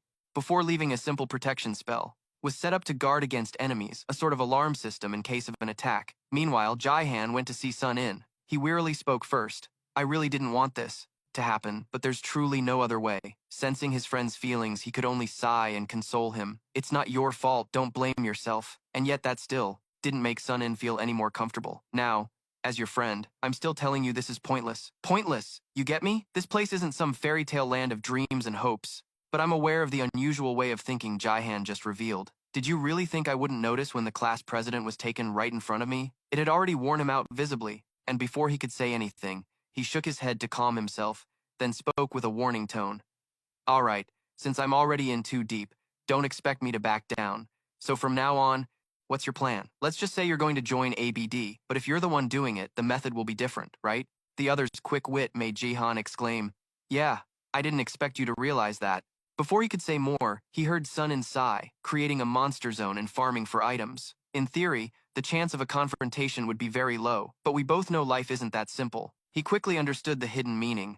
You're talking about the DPC, aren't you? When the other nodded in confirmation, yeah, Jihan eagerly replied, I've thought of a way to deal with them already. This visibly surprised Sun In. What way? He quickly revealed the plan he'd been nurturing for a while. I'm going to fortify my house. With the money I've farmed, I can buy a ton of books and properly reinforce everything to be safe. That single sentence made Sun In pull his desk closer and make a serious plea. Jihan, join the Heavenly Will clan. His sudden change in attitude gave him goosebumps. What the hell? Are you spouting nonsense? Because of that, he couldn't control the volume of his voice. Wait, I can join the Heavenly Will clan too? The naive question made Sun In retort. Why not? My clan focuses on family members, but that doesn't mean we completely ignore outsiders. If we did that, there'd probably be issues with bloodlines and genetics. The Shin family is the main branch, but there's also a sub-branch that includes 3 other families, Pong, Yu, and Yuen. You must know the story of Pong, Yu, and Yuen, right? Jahan smiled and nodded in reply. Yeah, of course. He also thought to himself, exclaiming, what Korean doesn't know the Dangun legend? Seeing his friend speak so sincerely, Sun In also felt comfortable sharing a few things. Simply put, it's about the bloodline. That's why the descendants of the Bong, Yu, and Yuen clans are naturally gifted with the ability to control wind, clouds, and rain. That one sentence easily piqued the interest of the game addict Jihan. So cool. But that attitude made him let out a weary sigh. You're the weird one here. Anyway, in this day and age, it's really hard to consider that a power. So, naturally, we also recruit people from outside the clan, and we call it external relations. Jihan took all that in before a question popped into his head. So, I'd be something like a contract employee? This made Sun In have to use all his energy to give the most concise answer so the other could think it over seriously. It's probably more like being a tenured employee than a mercenary. Think of it like a family-run corporation. The family members hold the key positions, while an outsider might be hired as the CEO. That's the principle. For that reason, I'm telling you to join the clan. You'll be asked to do this and that for the clan, but in return, you'll be protected. Hearing his teasing remark, "You gonna be my bodyguard?" Sun In suddenly remembered Deng Suk's request. "Please take care of him for me," and a chill ran down his spine as he replied, "You even have to ask? If you end up dying somewhere, how could I ever face your mom again?" Although the words were a bit forced, Jaihan still understood his friend's concern and smiled. "Is that so?" Then he continued the important, unfinished conversation. "So how do I join?" Luckily, Sunin had prepared everything beforehand and quickly pulled out a piece of paper. "Here, this is the contract." Seeing that his friend had the paperwork ready since who knows when, he stared wide-eyed with a bit of disbelief. After a moment, he spoke hesitantly. Hey, Sun In?" His dazed expression made the other a bit confused. "What?" But when he heard the main question from his friend, "Is this how it's normally done?" Sun In inadvertently revealed his own bewildered expression. "Is there a problem?" Meanwhile, Jahan was lost in fear as his fantasies began to surface, whispering, "You know, like in the movies, don't they have those kinds of ceremonies?" After he finished his sentence, the other let out a frustrated sigh. "Do you have any idea what era we're in? Why would we still do those old-fashioned things?" Which made him so embarrassed he froze up and blushed. "Really? There aren't any?" Sunin suddenly realized something important and preemptively said, "You should also know that you won't be held responsible for anything if you want to leave the clan. It's a tenured position, but no one's stopping you from quitting." This made Jihan, who was reading the contract, speak up. "So it's basically no different from a normal company." He calmly gave the other a firm confirmation. "Isn't that how it should be? Since you're not a member of my family, there is one other way to join the clan." His slow, fragmented way of speaking made Jiha incredibly curious. "What is it?" Until the next two words escaped Sun In's lips. "Get married." He froze, listening to his friend's words, which were 3 parts sincere and 7 parts demonic. You could marry someone from one of the Shin, Bong, or UN families. For you, let's see, it would probably be Miss Seo Du, right? That sincere, contemplative attitude quickly snapped Jaihan's soul back to reality just so he could scream, is this some kind of political marriage?" But unfortunately, Sun In didn't only ignore his friend's shock, but also calmly analyzed it further. "I guess you could call it that, but even if you did, there are still many things to consider. Not to mention the fact that you'd have to make countless vows." Hearing this, Jahan mumbled his thoughts aloud. Magical vows? As soon as he heard the other's confirmation, obviously, his oval face suddenly turned pale as a rotten pumpkin. "Gross!" Remembering the main point, he hurriedly urged his friend to at least sign it. This made John awkwardly ask to read more of the contract and notice a very special clause. His lips automatically read the words aloud. "A 5-day work week, 8 hours a week, not including lunch breaks. For students, 3 hours a day after school." The detailed work assignment made John exclaim inwardly, "What the hell is this? A company?" But his mouth said something else. "There's a salary." Sun In answered relatively calmly, "Well, it's a hired job.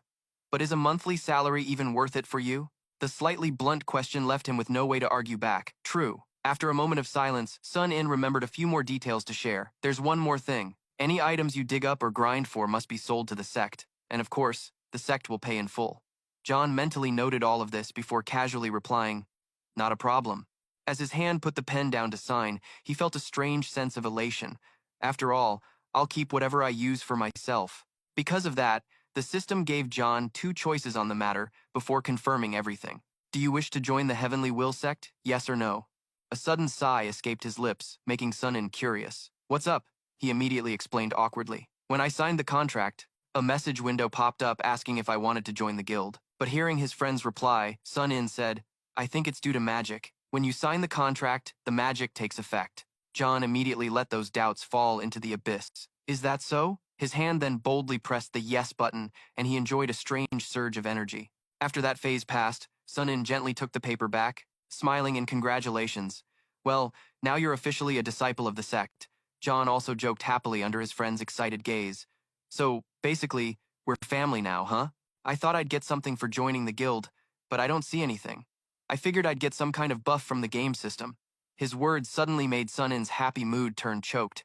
"This isn't a guild, you big oaf!" The other guy just shot back a clueless, innocent look. "It isn't?" After getting the treasure in his hands, He was quite excited and ignored those negative feelings. All right, the contract is signed. Now let's get to the introduction. Our territory and the people who founded this sect, you should know about these things. The serious statement made Jihan flinch slightly. What? Before he hurriedly followed his best friend. Yes, just like that, John had become a member of the Heavenly Will sect, feeling as if everything was happening too quickly. When he had a free moment, he opened his status window and was shocked by what he saw. The line occupation, high school student, Heavenly Will sect disciple. Dumbasses dealt a heavy blow to his self-esteem. Jihan's pride was severely wounded. What the hell, I'm a disciple, so why am I being called a dumbass? Are you kidding me? He was about to curse more, but someone angrily interrupted. Enough daydreaming. Focus up, causing his trash-talking mode to shut down immediately. I'm sorry. Even seeing that fearful look, Sun In's dissatisfied mood didn't change. Whatever, pay attention. The creed of the sect is, John quickly answered, to protect everyone. The correct answer made him sigh in satisfaction. So, you were listening.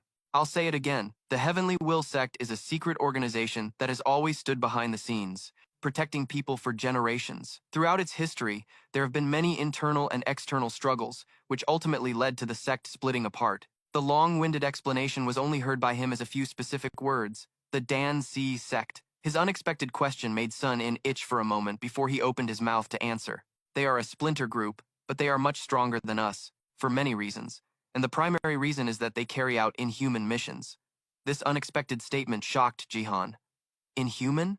The topic suddenly took a strange turn as he lowered his voice, the path that ordinary people would not choose. In other words, immoral acts. This made Jihan's eyes widen in shock and panic. You mean, even though his brain had already formed the idea, when the words came out of Sun In's mouth, they gained power from the terrible actions they implied. John still looked visibly appalled, unable to hide it. Is that even possible? Then, he continued his tense explanation. Of course it is. Why wouldn't it be? They can do whatever they want, but the funny thing is, the Dan C sect has the same goal as us.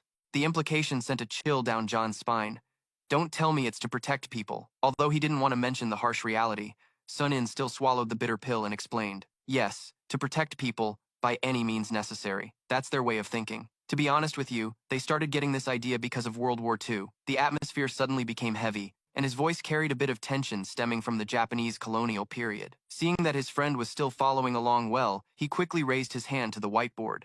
Exactly. And after that period, various factions united to form the Dan C sect, eventually leading to them occupying a position among the 9 great sects. And one of the first things they did was, his hesitation made Jihan anxiously press him. What was it? But when Sun In said the words he was waiting for, to control the major sects of the Abyss of Japan and use them as resources. He couldn't hide the shocked expression on his face. Knowing his friend would react that way, he could only sigh and continue the story, like pouring a bucket of cold water on him. In your face. It's not like the major clans and Abyss didn't participate in the occupation of Korea.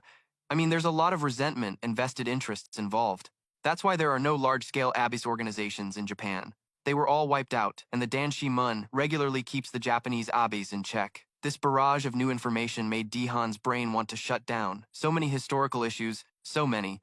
But Sunin's lecture was just too captivating. Anyway, the Danshi Mun shares a common goal with us. The only difference is their principle of action, which made him open his mouth to ask a question. Why doesn't the Dan Shimun try to deal with the Cheon Ui Mun? To which he got a simple reply, they can't, because they have to preserve the bloodline of the main family. All his previous frustration quickly vanished, replaced by a wave of confusion. What's so important about that? As if seeing his friend wasn't bewildered enough, Sunin continued his verbal assault. The Dan Shimun sword can only be passed down to the main family. Anyone who doesn't carry the blood of the Cheon Ui Mun can't use it. That was a knockout blow that made Jihan's brain completely shut down. When he finally came to, he was clutching his head, fighting off a dizzy spell. I think I'm overloaded. There's so much I don't get at all. And what the hell is the Dan Shimun sword? This made the other guy let out a sigh. Sunin sincerely said in a gentle tone. Anyone who's part of Abyss would know this, which made the clueless boy even more stunned. What? For real? When he heard the soft reply, that's right, Jihan embarrassedly lowered his head. I'm sorry. Luckily, Sunin was in a better mood by now, and gave a very forgiving response. It's okay. The Gungdan sword was the first sword our ancestors carried with them, and it's also known widely by the name Dangun King's Sword. That's the one. This surprising truth, revealed so casually, forced his brain, which was on a half-time break, to wake up. This seems to be serious. Did this guy get possessed by a scholar or something today? He's explaining things so damn thoroughly. After a few seconds of contemplation, Jihan awkwardly spoke up. Something like that can be passed down? Even though he received a firm nod from his friend, he couldn't hide his skepticism. It just made Sunin's blood boil, ready to go absolutely ballistic. The scene suddenly became awkward as Dihan was busy freaking out over how insane this was, while the other guy just smiled leisurely. Right after that, Sunin gathered his breath and dove into the main topic. You see, it's a true treasure, but at the same time, it also has a lot of restrictions attached, which makes it not at all easy to use. Dihan couldn't hide his surprise. Is that so? Although he really wanted to continue this topic, his friend could only announce, "Anyway, let's get back to the lecture for now." So, because we have it, our clan is entrusted with many important responsibilities for everyone. Our main duty is to periodically clean up the delusional freaks of Abyss. It seems he understood something, as he cheerfully asked, like dealing with villains in movies? And he quickly received a nod of confirmation from Sunin. Yes, but these guys aren't like the villains in the movies. They're all homicidal maniacs. As soon as he heard that, Dihan broke out in a cold sweat. I'm just asking out of curiosity. But when you say clean up, do you mean... His friend bluntly finished his unfinished sentence. Of course we take them all out, which made him scream until his voice was hoarse. Holy crap. Until he heard the next sentence from his friend. Unfortunately, there's no other choice. If we don't do it, there will be a lot of victims. The last bit of soul left in Dihan's body flew away, but Sunin paid no mind to his friend's reaction and sighed, continuing his presentation. It's also because we can't use the normal legal system to convict them. If they can use even a little bit of magic, it's damn near impossible for regular police to handle them. I mean, the police can't exactly catch guys hiding inside an illusion barrier, right? So our clan basically carries out the task of maintaining public order. After listening obediently for a while, Dihan clearly showed his curiosity about the Dan Shi Moon, making it impossible for Professor Sunin to end the class early. Even though we're of the same generation, managing the entire Korean peninsula is an impossible task. Just think of it like pest control. Even though we do it periodically, they always come back. And that's not even mentioning the tangled mess of political viewpoints. While his friend paused to catch his breath, he shyly mumbled, "So it's pretty complicated, huh?" But the next sentence immediately followed. Getting involved with power makes everything messy, because countless rights and rules will create their own consequences. This made Dihan freeze for a few seconds before asking, "By the way, how long is this class going to take?" His friend stood with his chin in his hand, thinking for a long while before replying sincerely. "Probably about a month, because you're as dumb as a rock. Dumber than a doorknob, so I'm forced to properly teach you this core part. After that, you'll learn swordsmanship with Seol." Suddenly hearing that familiar name, a cold sweat ran down Dihan's back in buckets. "Can I just leave?" Under his friend's expectant gaze, Sunin just said softly, "Practicing close-quarters combat is very beneficial. If you're a weakling, you'll end up dead one day. Sweetie." The statement, which was casually spoken but reeked of a threat, made him unable to hold back a curse. Bastard. Understanding his friend's mentality, the other guy sighed wearily and then patted Dihan's shoulder. "Hang in there. If you want to survive in Abyss, you have to constantly improve your skills to get stronger. Since your level is still low, you have to grind like hell." This sincere concern made him shyly lower his head. "Thanks, man." Sometime later, Yujin was sitting in her bedroom, unable to hide her surprise. I never expected Sunin's family to also be part of Abyss.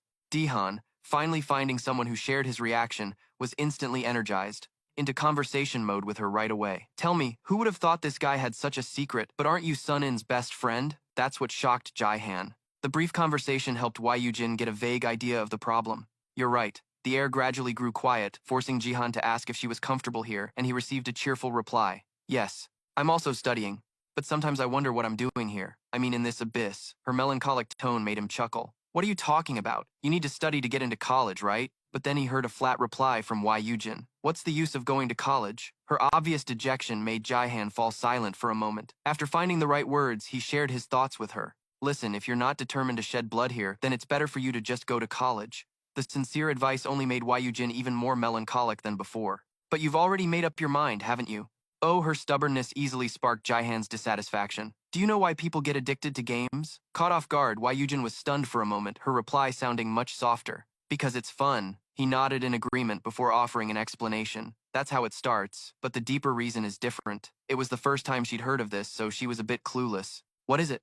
Until she heard his unexpected words experiencing the impossible, Yujin couldn't fully grasp the deeper meaning of his statement. So Jihan didn't hesitate to explain. "People like to fight, create things, and even do extraordinary things. Games let us do all that. Don't you think so? That's why people get hooked on them." Seeing Wei Yujin's confused face, he could only sigh and continue his argument. And that's what I see in you being drawn into the abyss and everything in it. That's what games are like. A lot of people get engrossed in games, but not everyone becomes a professional gamer, right? After Jaihan finished his speech, Yujin mumbled, "You mean I should be realistic, right?" As soon as he said yeah, the air in the room seemed to freeze before her sigh broke the silence. Yujin wearily leaned back. "You're absolutely right. I even completely understand your point of view theoretically." Jaihan didn't hesitate to finish her thought, but in reality, it's hard to give up, right? His calm yet heavy way of speaking gave her a headache, and she let out a long, drawn-out sigh. Feeling that the conversation had reached its end, he slowly stood up.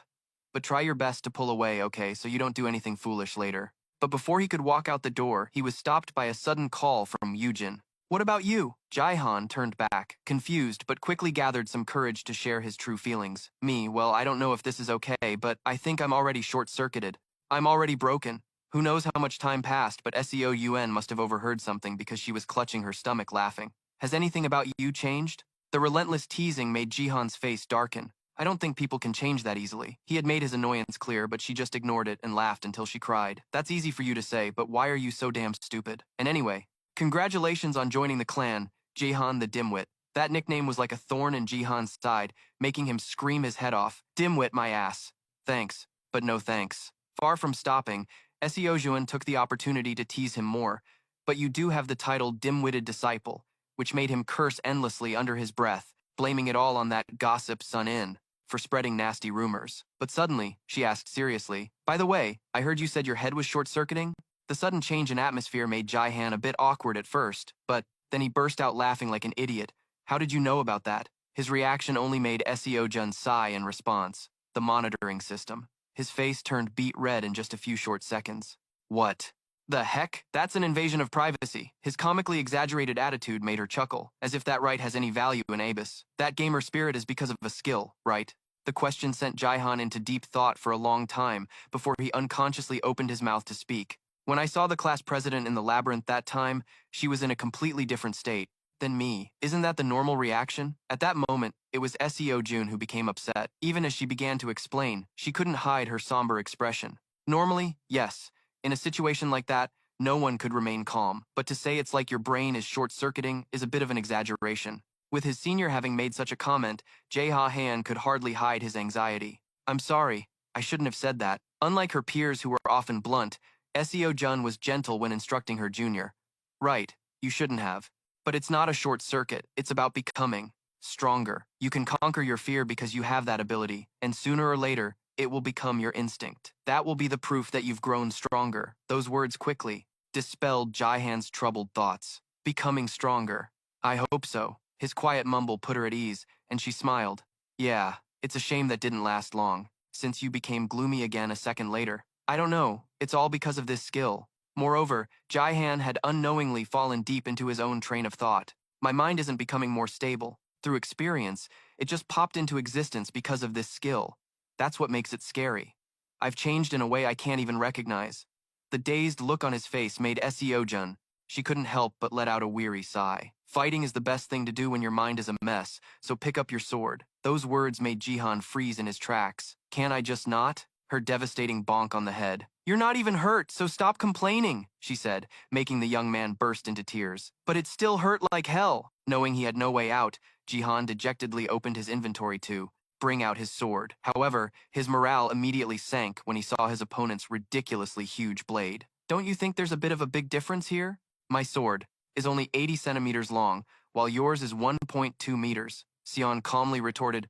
"So what? You think anyone gives a damn in a real fight?" This made Jihan's frail body tremble uncontrollably, but this is just practice. At that moment, she spoke with profound wisdom, as if she were enlightened. "You said you learned through skill books, right? Then what else is there to do?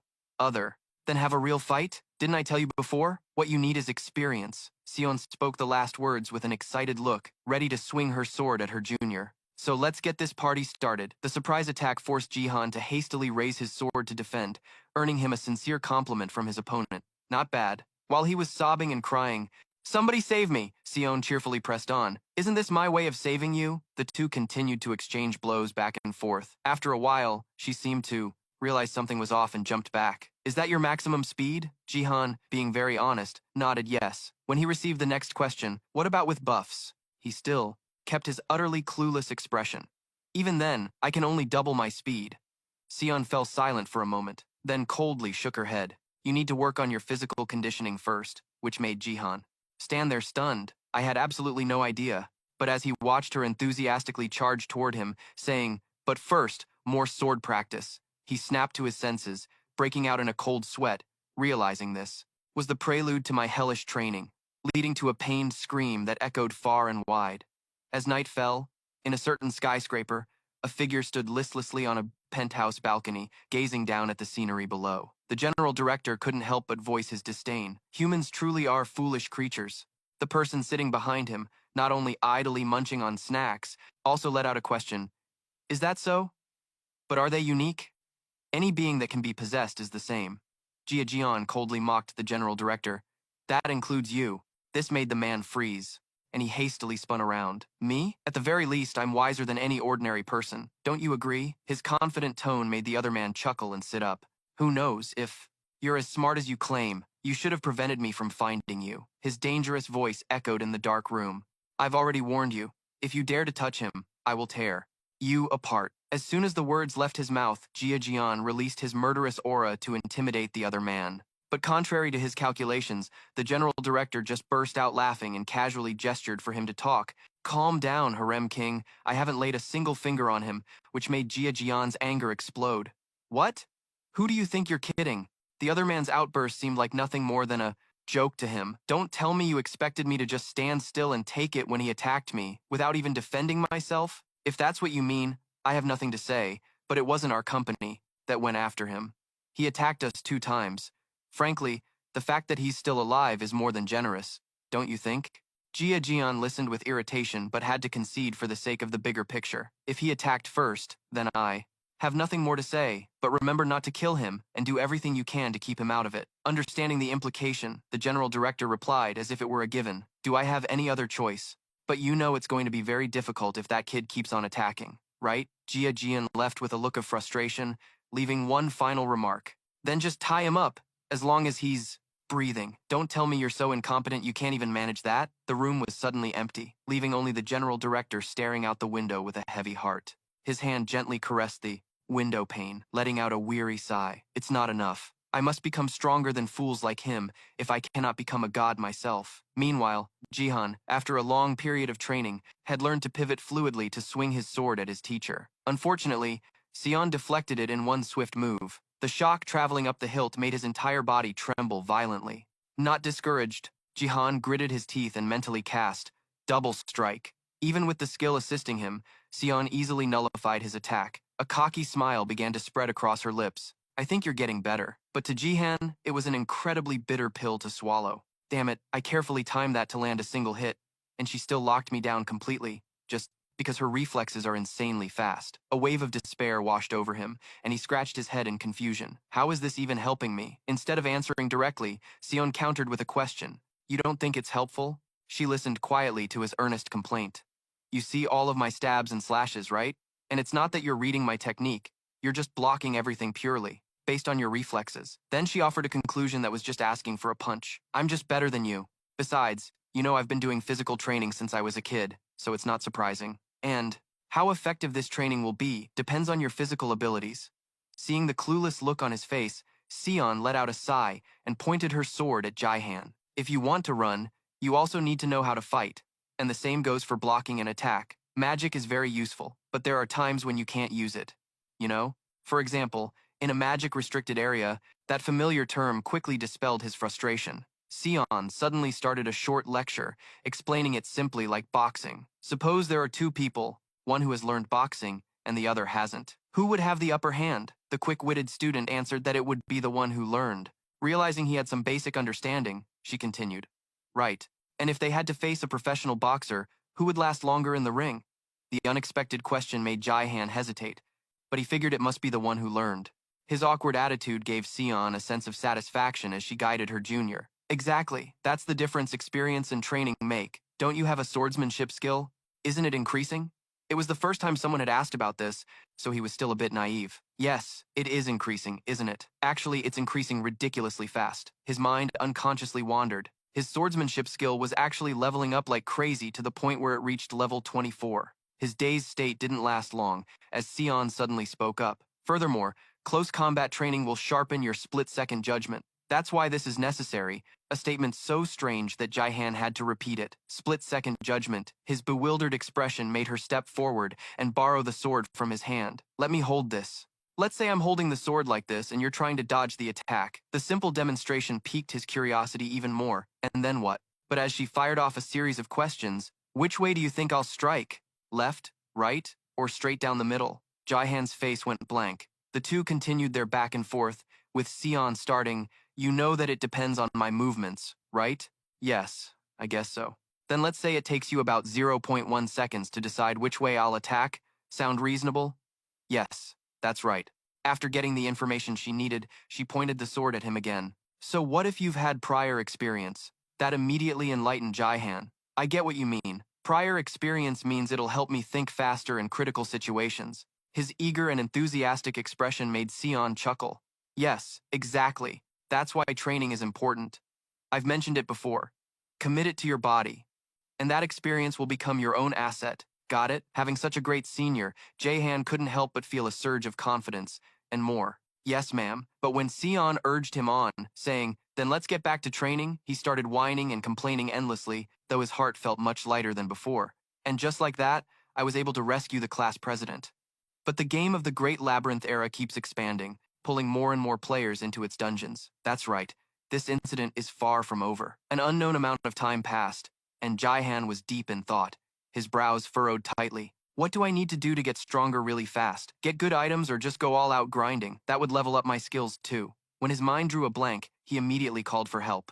There's a lot to figure out. Gloam, the little girl who knew everything, was able to answer right away. Yes, Jihan stared blankly at her and thought to himself. Gloam can be summoned at any time, but the skill tree is still at a standstill. His curiosity got the better of him, and he blurted out, "Hey Gloam, what do I need to do to level up the spirit summoning skill?" "Never mind, you probably don't understand what I'm saying." Who would have thought that Gloam would actually have the answer? "If you train, it will increase." This startled Jihan, who looked at her before asking in confusion. "So you do know?" Seeing her nod, which was more solid than the majestic mountains in the distance. "Yes, I know." He could only give a wry smile to brush it off. "So that's how it is. I didn't think of that at all. I should have asked sooner." His brain didn't forget to curse himself. "I'm such an idiot." Before opening his mouth to ask one more question, just to be sure. "So to level up the spirit summoning skill, I just need to train it?" He received an innocent reply from little Gloam. "Yes." The 5-minute conversation that followed consisted of Jihan asking a question and the little girl giving a one-word answer. "But how can I do that when I summon you?" "A different kind of training." "A different kind?" "Yes, a different kind of training." "What kind?" "Practice summoning the 4 elements." His eyes were filled with doubt. "You mean it's different from summoning you?" But he still received a firm reply from her. "Yes, it's different." Gloam's innocent face just made Jihan scream internally. What the heck is summoning the 4 elements? I'm so confused. Before he remembered his familiar trump card, the skill window, he hurriedly opened it to read about this new piece of information. Summon lowest grade 4 elements. Active, level 99. The first line made Jihan freeze up completely. Active, he thought silently for a moment, then immediately closed the system window. Then, without leaving his spot, Jihan began to meditate to summon the lowest grade 4 elements. Because of this, the ground around him began to stir, and a volatile stream of energy escaped from Jihan's body and slammed into the earth without asking for permission. Just a moment later, a tremor with him at the epicenter radiated outwards. A system message suddenly appeared. "You have met the conditions for summon lowest grade 4 elements to be upgraded to summon low grade 4 elements." The scene left Jihan stunned for a few seconds. Is that it? Then he fell back into a jumbled, dreamy train of thought. "I think, now I get it. The secret to surpassing my limits and leveling up is to experience it myself." I don't know how long it's been, but when John woke up and started to speak, he froze at the sight, right next to him. "I can't believe I finally figured out how it works. Oh my god, it really is." Seeing Glom's body shining like a $100 flashlight, he couldn't hide his surprise. "What is this?" Before the system notification could even appear, the conditions were met, and the spirit Glom would now evolve. Glom's small body suddenly underwent a clear transformation. Her hands, her hair, her entire being morphed into that of a teenager, like a high school student. The unfamiliar face made John freeze up completely. His brain, which had just shut down, was now screaming in confusion. Did she evolve or just grow up a little? At the same time, Lam, having just completed her transformation, took a deep breath to let out a shriek of joy. This feels amazing. Seeing this, John shyly wondered, really? Before she pounced on him for a tight hug. This is great. I'm bigger now, and it's all thanks to you, John. Thank you. John, a straight-laced guy who'd never even held a girl's hand, was so flustered by this that his face turned red. Hey, Lam, I'm sorry to say this, but can you let me go? You're pressing a little too close. His trembling made her quickly jump back. Yes.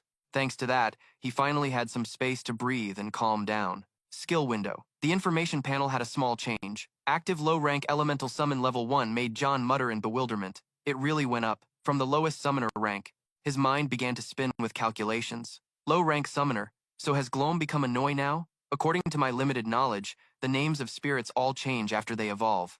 Lam is the lowest rank, then Noi is low rank, Noi Anen is mid rank, Noi is high rank, and after that is the Summon King. The Summon King must be something insane, right?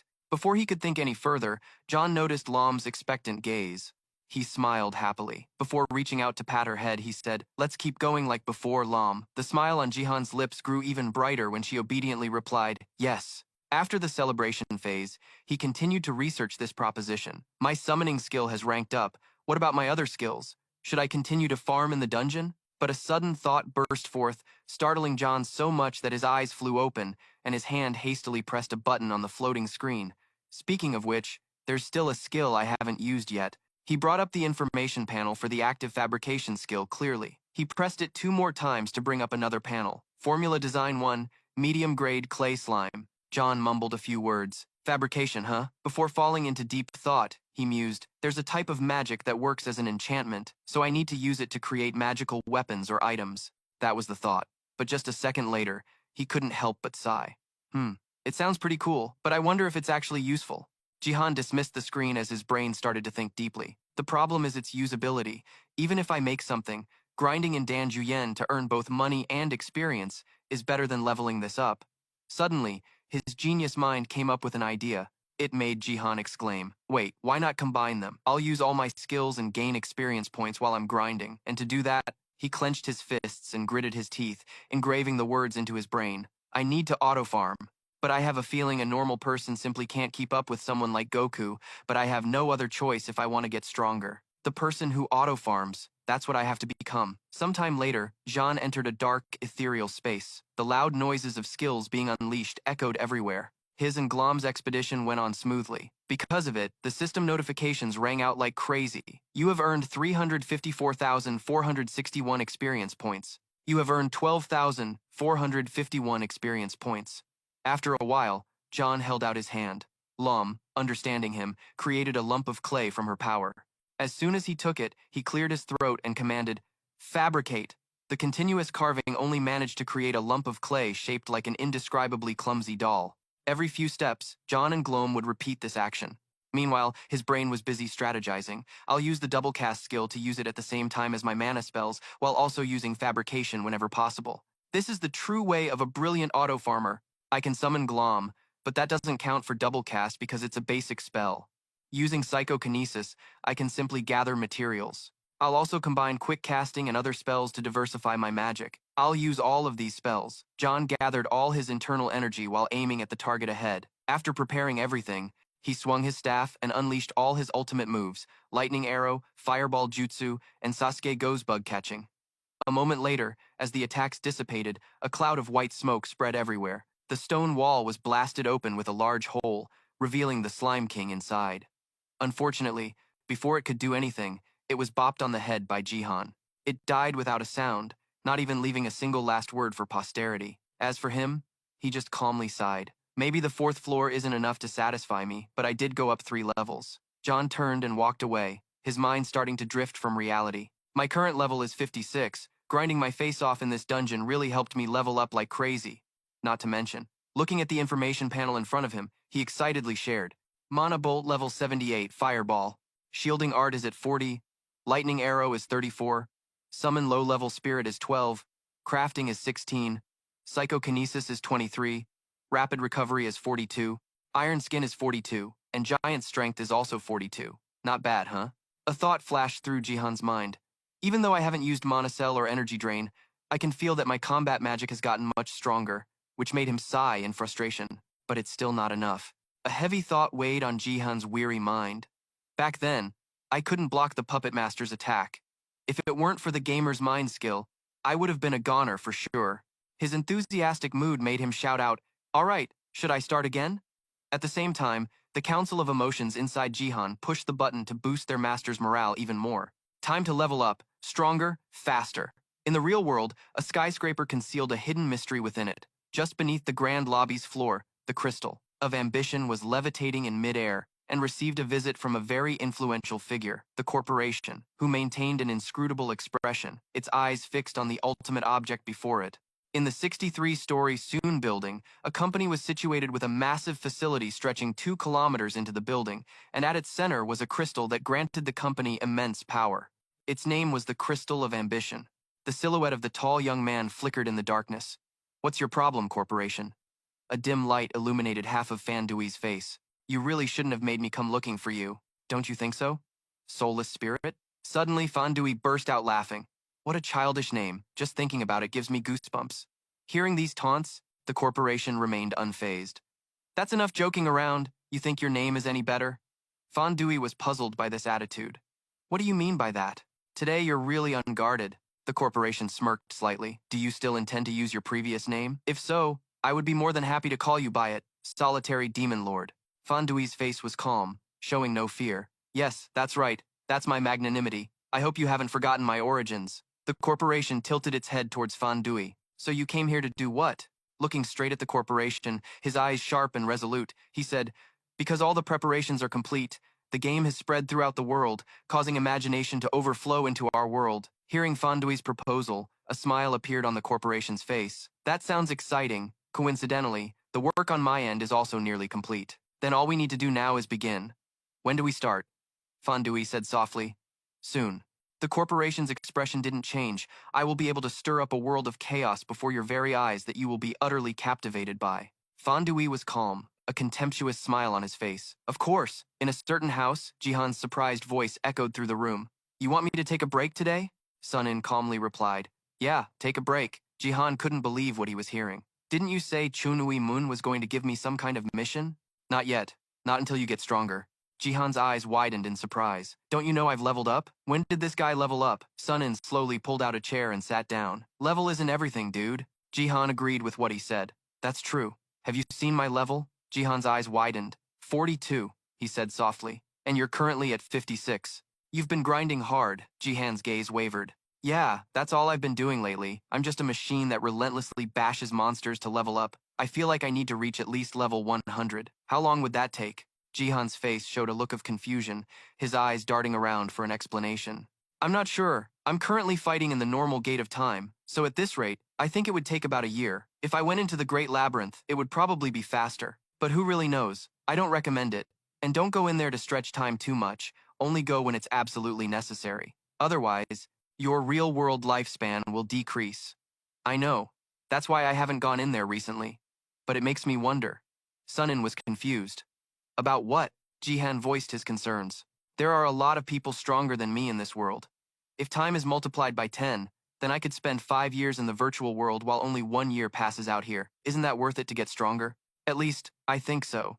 You know, if I just keep farming in the labyrinth." Sunin let out a long sigh. "Then in 10 years, you'll reach level 200. "Probably," Jihan said. "Isn't that the same level as Huang Sungan?" Sunin's voice was firm. "No, even higher." Jihan's eyes lit up. "So that's a good thing, right? If you're only concerned with your own safety, yes, but the problem is how you live. It means you still have your own life to enjoy. Think about how everyone around you would take it, and you're not even in a clan that belongs to the Abyss." Jihan had to accept that. True. He lightly raised his arm to his head, a thoughtful expression on his face. "Then I'll just alternate between both." A look of concern appeared on Sunin's face. "Don't get too crazy." But he still offered some sincere advice. "You can slow down the aging process with training, but 10 years is a long time." Jihan heard this and replied, "Got it." Suddenly, Jihan hesitantly asked another question. "Hey, did you come here just to remind me of that, or to actually give me a break?" Sunin answered without hesitation. "Yeah." Hearing that, he couldn't help but wonder, why so sudden? With my physical skills, I could go at it all year without even thinking. However, in contrast to his joking demeanor, Sunin explained very seriously. You shouldn't just focus on getting it on. Otherwise, your brain will overload, and it's not just a physical problem, but a mental one too. Jihan was completely stunned by his friend's words. You think that could happen to me? But I have gamer's mind. Sun-in quickly refuted his statement. That ability is truly amazing. But who knows? That term wasn't just coined for nothing. A hint of confusion appeared deep in Jihan's eyes. I guess so.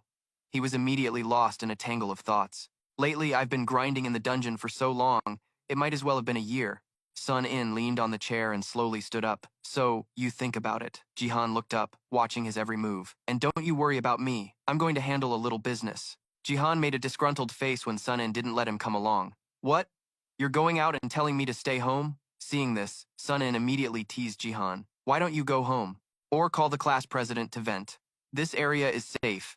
There's nothing to worry about anymore. Everyone's throwing a welcoming party for you tonight, so don't wander off for too long. Hearing that, Jihan spoke up. Right, a welcoming party for me after joining the sect?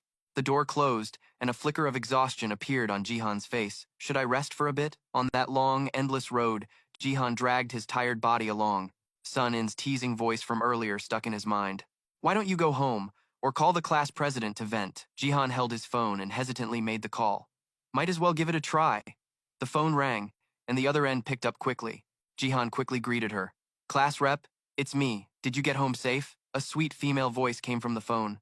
Sun-in brought me home. A look of surprise crossed Jihan's face. Is that so? That's weird, huh? I didn't know he could do that. Anyway, I was just calling to see if you got home safely. I'm taking a break today. Hearing him say that, Yujin was momentarily stunned. A break? His restless feet kicked at the stones on the road as he walked, just wandering around for now, no more diving into dungeons. Hearing something unusual, she asked him, Really? But Vodun is your favorite pastime. Does that mean you're free? I guess so. I was thinking of finding an internet cafe to sit at since I have nothing better to do. Hearing that, Yujin quickly made a suggestion. Then can we meet up? Jihan's eyes widened, a look of surprise slowly spreading across his face. If it's not too much trouble for you, what about you? Aren't you busy or something? Even though it's summer break, you must be buried in your studies, right? Yujin's voice, shifting from sweet to angry, came out of Jihan's phone. I was just kidnapped 3 days ago. You think I can even study? Seeing her reaction, Jihan immediately softened his tone. He was afraid she would get even more upset. Yeah, you're right. So where should we meet? Can you come to my house? Jihan wondered if that was okay. Of course. Now what am I going to tell my parents? I'm on my way. With a tall stature, Shindung's feet moved slowly across the ground, her sharp gaze sweeping around, her expression calm. Today was Shindung's day off. After days of hard training and studying, Shindung was leisurely strolling down the street with light steps. Usually, she was busy with missions for the Burning Soul Sect and her training, but she enjoyed watching the sky and taking walks on her days off. Suddenly, Shindung saw an old woman carrying heavy items and 2 children helping her. The entire scene was imprinted in her eyes. A faint smile appeared on Shindung's face, and her steps suddenly halted. She caught sight of a familiar figure. It was Jihan's back. Shindung suddenly started chasing after the figure, her steps quickening, becoming more and more rushed. Suddenly, Shindung stopped, hiding behind a tall pillar to watch his back. She stood there, thinking about what was happening. Why am I following him? Seeing Jihan move, she quickly followed his gaze, moving out from behind the tall pillar and running after him with nimble steps. At a tall building, his finger gently pressed the doorbell. Jihan stood in front of the door, waiting for someone to open it, his eyes full of anticipation. Jihan looked at the tightly closed door and thought, she's not answering. Suddenly, a sound from inside made him jump slightly. The door swung open, and Yujin was hastily putting on a jacket. You're here? Jihan's eyes widened. Yujin was breathing heavily. Did you just sprint down here the second I rang? Hey, calm down. Breathe in and out steadily so you can catch your breath. Yujin quickly adjusted her jacket. I'm fine. That's right. Her trembling hands touched his firm arm. Yujin gently hugged his arm, pressing her body against Jihan's. His eyes widened, and Yujin's hands trembled even more. Jihan's face was filled with complex thoughts. I wonder if coming to her house was the right thing to do. He took the initiative and spoke softly. Give me your hand. Here. He held out his palm. Jihan firmly grasped Yujin's trembling hand, his gaze warm. Burning soul restoration art. He slowly massaged her joints, and her trembling hands became calmer. Yujin was confused by his actions. What? What is this? Hearing her, Jihan explained. It's a healing art that can restore almost any problem. Her expression grew bewildered, her eyes flustered. Almost all just like before. Yujin quickly pulled her hand back, her face gradually turning red. That's amazing, she thought, feeling a flicker of happiness return. So, I'm okay now? Thank goodness. It's good to see she's feeling better. Jihan then spoke up. But hey, is this the real reason you wanted me to come over? If you weren't feeling well, you could have just told me over the phone. Why beat around the bush? Yujin listened in silence, her gaze fixed on him as he asked, How long have you been like this? Yujin turned on her heel, a hint of confusion on her face. I didn't know this ability could also fix psychological problems. Yujin turned to face Jihan, stretching her arms and tilting her head slightly as she looked at him. I feel much better now. Jihan's expression grew more serious. Abyss isn't like the world we live in. He gently put a hand to his head. I don't think this is the right place to talk about this. Yujin's voice spoke up. Let's go somewhere else. He agreed to her request. Sure. At a coffee shop, Yujin was the first to speak. Actually, it started yesterday. Jihan repeated her words, confused. Yesterday? Yujin's expression gradually changed, becoming somber. My body started shaking and I felt so scared. Hearing Yujin's confession, Jihan thought for a moment, so she's finally reached her breaking point? This is a really tough problem. The image of a fearful Yujin emerged from her words. I thought if I just endured it, it would get better. I told my parents I had a fever and hid under the blanket while my body was shaking. That's so stupid, right? Jihan could only let out a long sigh. It is stupid. He began to question Yujin in a serious tone. Why didn't you call me? She lowered her head, not daring to look Jihan in the eye. Well, I already told you. I didn't think you could do anything about a psychological problem. Besides, I thought I could just endure it. He gritted his teeth. This girl is on a completely different level of danger than Huan Sunga and Kuo. Si is Dung. But those two belong to Abyss, while this one doesn't. Yujin placed her trembling hands on the table. Can I ask you for a favor? She gathered all her courage to look at Jihan. Could you occasionally help me relieve this pressure? Would that be okay? Seeing him only sigh, Yujin looked at him, confused. You won't do it? Yujin was slightly startled when she heard Jihan speak. Are you dense? Jihan put his hand to his hair and ruffled it, his expression turning flustered. Why would I refuse? You should tell me if you have any problems. I mean, who else can help you besides me? Hearing that, Yujin blushed and looked down at the floor. Thank you. Jihan looked away. It's just part of the job. A shy expression remained on her face, but still, thank you. He suddenly let out a long sigh. The two of them sat opposite each other, holding their coffee cups. Suddenly, Yujin spoke up, her cup trembling slightly. Hey, Jihan, I've been thinking that from now on, I won't be able to live a normal life anymore. The expression on Jihan's face immediately changed. What do you mean? Yujin spoke with a fearful tone. What happened last night, I believe it was because I was too scared. Jihan looked straight at her face. Do you really think so? Yujin replied, in fear. Maybe not? Let me rephrase. It's because I panicked. So I started thinking about why I panicked. Then I realized the reason is that I no longer feel safe. Anymore. That something like that could happen at any moment. That's what I've been thinking about. When will I ever be free from this fear? Jihan seemed to understand what Yujin was saying. He just smiled gently, his eyes warm and tender. The fears engulfing Yujin made her feel small. But it's too much. Returning to a normal school life, going to college, then getting a salaried job. I just realized I can't do it anymore. Do you want to know what it's like to think about the future? Imagine your hands shaking uncontrollably, and you can only think after you've shoved a bunch of pills down your throat.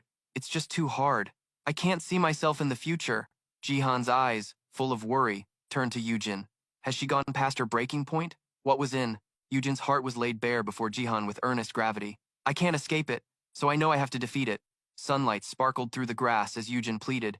Help me, okay? Jihan looked at her and sighed in compromise, but not without complaining, as if I have any other choice, but his tone was still gentle. I'll help. She was so happy she couldn't hide her smile. But Yujin was still apprehensive. She hesitantly asked a question. But like I asked, what are you thinking? Jihan replied without hesitation. I want to become stronger. Yujin was confused. Stronger? Stronger? Jihan calmly explained. In Abyss, isn't strength everything? Yujin understood. Everyone slaughters each other. He didn't deny it. That's right. The atmosphere grew heavy. She seriously said, I've always thought about what the best choice is to survive there, and I realized there's only one thing I can do, and that's to become stronger. Outside, the sky was still clear, with clouds drifting past the eaves. Jihan asserted, You're safe now. The Sung-in family will protect you. Yujin shouted, trembling. I know, rationally I understand that, but emotionally and subconsciously I don't feel that way. I'm not stupid. He showed clear surprise. What? Yujin didn't seem to be hiding her feelings. Even if I get stronger, what about my parents? I'm fully aware that they could also be in danger, she affirmed strongly. I know the Sungin family uses its power to protect this area, but I can't just blindly accept that. Everything is fine now, but what about later? What then? I could be in danger, and so could my parents. Jihan began to see this girl in a new light. Seeing her, a series of thoughts raced through his mind. She's really thought this through. Now that I think about it, I've never thought about my parents the way she has. Yujin clenched her fists. That's why I need to get stronger to protect myself and my parents, Jihan pointed out. Don't you think that's a bit one-sided? The stronger you get, the deeper you'll be drawn into abyss, and the more danger you'll face. No matter which path you choose, you'll still be in danger. Yujin didn't easily agree with Jihan. If that's the case, then I'd rather choose to get stronger on my own. Don't you remember what we learned in history class? She stopped arguing, her gaze firm as she looked at him. If you want peace, you must be prepared for war. Jihan silently looked at Yujin. Her words took him by surprise. Jihan shuddered, rubbing his head with a helpless expression on his face. All right, all right. Hearing his agreement, she beamed with joy. For real? Jihan forced a smile. I don't think I have another choice. A whirlwind of thoughts began to consume him. When you gaze into the abyss gazes back into you. That's what they say. Jihan lowered his head. Abyss. I think I finally understand why this hidden world is named that. Once you look into it, you can't just look away. Pushing those thoughts aside, he gave her a few words of advice. Remember to stay optimistic, because no matter what, this is a dangerous place. Her expression stiffened slightly at Jihan's concern. I'll do my best to get stronger. The two of them sat facing each other. The atmosphere started to lighten up. He grinned cheerfully. Okay, let's do that then. A system notification popped up. The kid is showing signs of enum. After reading it, Jihan shot up from his seat, questioning himself. Am I having muscle atrophy? Seeing his reaction, Yujin grew worried. What's wrong? Jihan gritted his teeth, a murderous aura radiating from his body. Could it be an enemy approaching? I thought this area was protected by the Heavenly Will Sex barrier, unless it's someone incredibly powerful? Jihan's face showed clear fear as he looked at the person in front of him. No, even Yujin was surprised. A slender figure with long red hair stood before their table. Shindung, with a displeased expression, heard him call her name. Miss Shindung. She lowered her head. Long time no see, Jihan. Jihan was clearly terrified of Shindung. Long time. She glared daggers at him, waves of killing intent slowly emanating from her body. I thought you were busy since I didn't hear from you. He waved his hands, sweat beading on his face. I really was busy. Shindung glanced at Yujin, sighed, and came to a conclusion. So it turns out you were busy flirting with and deceiving innocent girls. Hearing that, Jihan blushed beet red and flinched. Deceiving? What are you talking about? Then another voice spoke up, catching Shindung's attention. Miss Shindung, Yujin exclaimed with a surprised look. You're in Abyss too? Shindung didn't answer the question. Long time no see, class president. The words made her flinch, and her mood instantly soured. Why are you calling me that too? Her words felt like a blow to Yujin. Isn't that your name? Jihan grew even more terrified. His voice trembled. Hey Shindung, you're joking, right? It's just a joke, isn't it? A joke that bad needs a laugh track. Come on, just talk normally. Shindung tilted her head. It seemed she didn't realize the problem. Is there a problem? Then the two of them started whispering in front of her. She voiced her thoughts to Jihan. Hey Jihan, it's not convenient to say this here, but I think she's a bit strange. Jihan had no arguments. He couldn't agree more. Then, Shindung spoke up, interrupting them. Is there a problem? Was I wrong to do that? Jihan agreed instantly. Yes, there is. She lowered her head in thought and then concluded. And here I thought I was acting like a model female student. The two of them immediately retorted. Who told you that? Besides the delinquent girls who rip shirts and pull hair, what kind of student talks like you? Yujin continued. What possessed you to think that? That the class president's name is class president? Confess now. Hearing that, it was like she was struck by lightning. Shindung realized her mistake. So her name wasn't class president. Oh my god. Jihan started to get a little annoyed by Shindung's reaction. Your reaction is making everyone stare. Then she spoke up to correct Jihan. Jihan, you shouldn't shout like that. He agreed and calmed down. Sorry.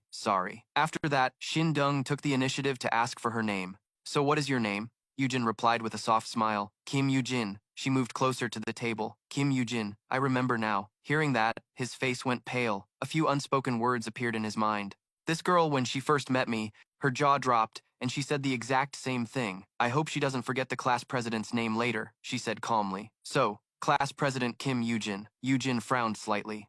You can just call me by my name. Shindung changed how she addressed her. Then, Kim Yujin. She started sweating even more. Is it necessary to use my full name? She changed it again. Yujin. Jihan. standing nearby, was snickering like he was watching a hilarious sitcom. Shindong glared at him and dropped a line that made Jihan choke. Why are you dating this playboy? Yujin sat still as a statue while Jaehan cried out in anguish, saying, You know, I don't even have a girlfriend, so why are you calling me a playboy? Refuting his claim, she added, You may not be dating, but you're still kissing girls left and right. Jihan's face turned red, his voice trembling slightly. Since when have I? Suddenly, a system notification appeared. The notification made him break out in a cold sweat. The risk of a gender swap was increasing. Yujin spoke up, making him more terrified than ever. An overwhelming killing intent poured from her as Yujin's hand shattered the tabletop. So Jihan is the type to go around kissing girls like that, huh? Jihan's jaw dropped at the sight of her. Is this girl going berserk? Yujin's hand shattered the tabletop. So Jihan is the type to go around kissing girls like that, huh? Jihan reached out his hand, trying to calm her down. What are you talking about? Why do your eyes look like a superhero about to spring into action? She gave a terrifying smile. What was that? He hurriedly tried to explain himself. Just listen to me first. Eugene listened calmly, outwardly compliant. But Jihan thought otherwise. This girl is a monster, even scarier than that guy in Hyjin I fought with before. He rubbed his head in distress, recalling the past incident. I've never kissed anyone before, it was just our lips touching, and I wasn't the one who initiated it. The teacher just gave me a little peck, that's all. Yujin glanced at Shindong. Shindong? Is he telling the truth? She closed her eyes and replied, It's true that she was the one who initiated it. The two of them glanced at Jihan. She concluded, Playboy. The other also added, This guy is good. Such a flirtatious player. He screamed internally. How could those girls falsely accuse a good guy like him? Xinjiang lowered her head to speak with Yujin. So what are you two talking about? She asked. Jihan turned pale, looking at the two of them. Why are you two so close now? She asked, pulling up a chair and sitting down as if she'd figured something out. So you're looking into the temptation of the abyss. My condolences. Yujin acted politely, then looked at Xinjiang with a determined gaze. But can you look into the abyss? A dividing line appeared, the boundary between brown and green. The abyss is sometimes called the world behind, and contact with this phenomenon is described in that manner. She continued to look down, seriously gazing into the abyss. Jihan looked at Xinjiang as a thought surfaced in his mind. When you gaze into the abyss also gazes back into you. I've said something similar, but I didn't think Xinjiang shared that thought. Then Yujin continued, I understand, because I have gazed into the abyss. Xinjiang explained with her eyes closed, to her that you can no longer ignore or forget it. You have no choice but to fight it. Because you have to, I agree with your decision. Class president, I'm so proud of you. She blushed with delight. That's amazing. Jihan froze. Damn it. Yujin placed a hand on her chest. I was right. Thank you for letting me know, Xinjiang. She replied calmly. I'm just speaking the truth. Because this Jihan guy can't offer any decent advice. He's just a newbie who has barely stepped into the abyss. Hearing this, he could only grumble to himself. Yeah, right. Being a newbie is a crime, ma'am. Xinjiang dismissed Jihan and continued speaking. Didn't the Heavenly Will sect say the same thing to you when they said they would protect you? Yujin nodded lightly in acknowledgement. She looked straight at her and said, They must have their reasons. By the way, what ability do you have, class president? Jihan jumped in to answer eagerly. I helped with her awakening process, so...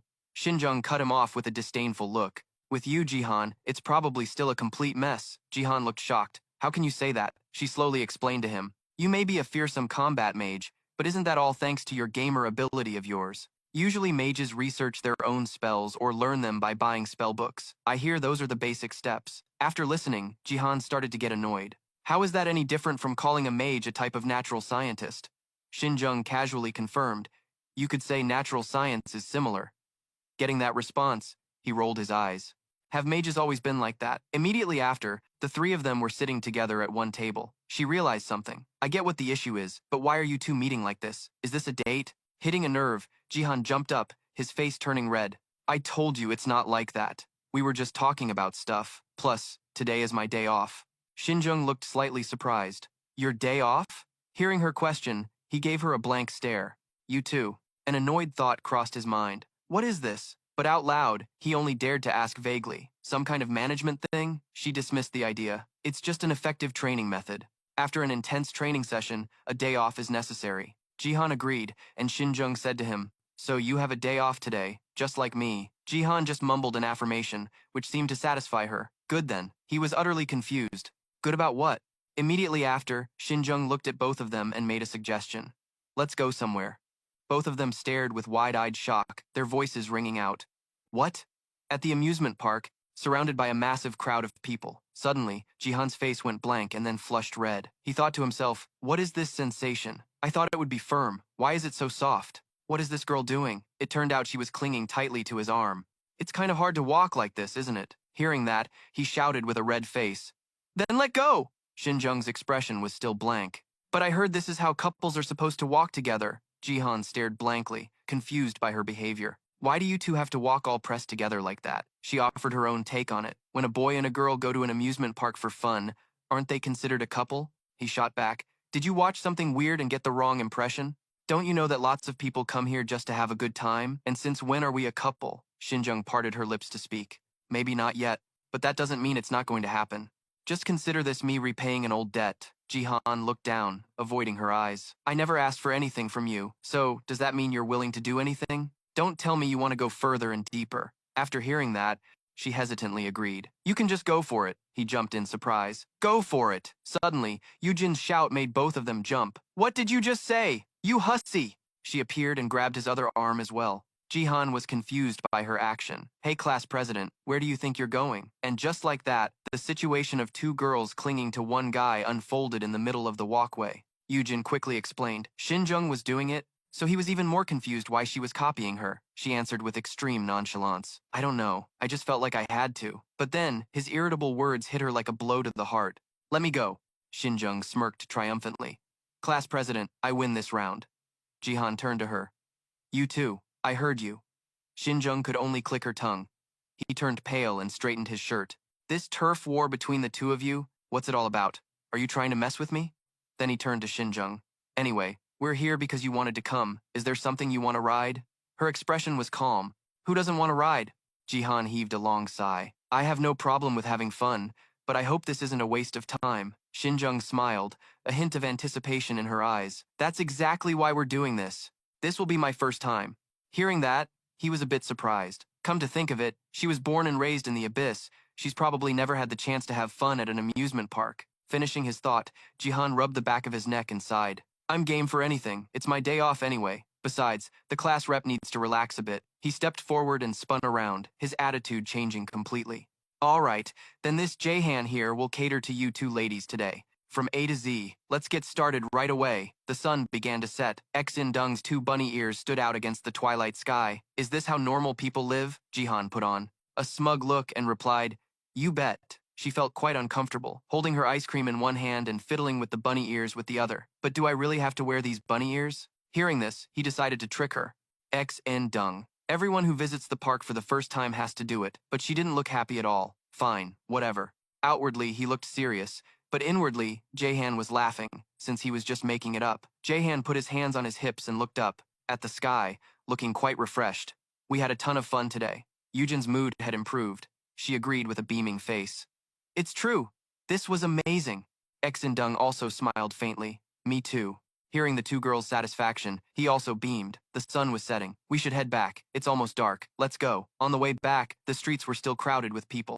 The three of them walked together down the street when Xin Deng spoke up. I'm so glad I could come to a place like this. He was quite curious about her comment. What do you mean by that? She continued to look straight ahead. Each district in Xi'an has its own organization, since there are so many people with different interests. Hearing that, he gave her a sidelong glance. So you guys are like the mafia, and what if we are? Detecting the disdain in his tone, Xin Deng began to explain seriously. Because of the recent problems with the labyrinth, the Danthi sect has gotten involved, and other sects are also monitoring the situation. A few rival sects have declared a temporary truce, so we're able to wander around freely like this without being hassled. After hearing that, Jahan felt a bit intimidated. Is that right? She calmly continued, even if we hide our magic while we're out, they would still find us. Then Wai Yujin hesitantly asked, so is AB really that dangerous? Xindeng agreed without hesitation. It is. According to past statistics, more than one-half of the people who have seen AB were swallowed by it. Jahan chimed in, meaning they kicked the bucket. She didn't deny it. He quickly turned to Wai Yujin. Class rep, did you hear that? Her expression soured. I did. But Wai Yujin looked at him with determined eyes. But I'm still going to participate. Hearing that, Jahan could only laugh helplessly. He was about to suggest, then we should, when a system notification suddenly popped up. On it, It read, engage in active hand movement, avoid gay status effects. A surprised look flashed across his face as Exin Dung's hand reached out to grab his, but his own hand reached out and grabbed Wei Yujin's. All three of them were pulled into a vortex. The system announced that they had entered a dungeon. Everything went dark, and when they could see again, they were inside. Since it was her first time, Exin Dung couldn't hide her shock. The labyrinth! She started to let go of Jaihan's hand when he turned and screamed, "Don't let go!" His shout was so loud it made Yujin's eyes water. Jaehan hurriedly opened the system interface, still talking a mile a minute. Exin Dung, hold my hand tight, hold on, and don't let go for a second. Then Jaihan commanded the system to form a party, and a notification appeared in front of Exin Dung. She asked him quizzically, "Do I just hit accept?" He nodded slightly. Once that was done, the system announced that Exin Dung had joined the party. Only then did they let go of each other's hands. "All right, you can let go now." Exin Dung put her hands on her hips and looked around. "So this is the infamous Great Labyrinth?" he replied. "Quickly, that's the one. But I never thought we'd get pulled in like this. The class rep always said she was dragged in while she was asleep." Jaehan raised his hand, about to use his power to get them out, but the system reported, unable to exit the dungeon. He cursed helplessly. Damn it. Exin Dung was confused. "We can't get out?" Jihan rubbed his head. "I've done this a few times before, and I could always get out of here with my current level, but for some reason, it's not working now." She seemed to grasp the situation. "So it just suddenly pulls people in and places a special restriction to keep them from escaping? It's a trap." He rubbed his chin, thinking, "The question is, was this trap set specifically for us?" Exin Dung seemed to catch his drift. "You're saying it might not have been?" Jaehan heard this and slowly started to break it down for her. According to the class rep, the Great Labyrinth sometimes pulls people in for no reason at all. The class rep was fortunate enough to stop getting dragged in after she got help from our teacher. And since I'm a special case, does that mean you two got dragged in along with me? After hearing him out, Xindung concluded, "We're lacking information." He nodded helplessly. She then asked, "The other times you were here, how did you get out?" He explained it simply for Xindung. "Before, I just had to take down the first floor boss to get out, but now, I'm not so sure." Then Xindung started trying to figure out who created this Great Labyrinth's illusionary barrier. He answered thoughtfully. Sun In said the corporation might be involved. She pressed him. "But you're not certain?" He continued. "I think that's just her own speculation." The image of the corporation in her head was completely artificial. The corporation? If that's true, this is a serious problem. Cutting through their thoughts, a flustered Yu Jin spoke up. "Shouldn't we be trying to find a way to escape first?" Jaehan didn't disagree, but felt helpless. "Of course we should, but the problem is how." He began to regret his past choices.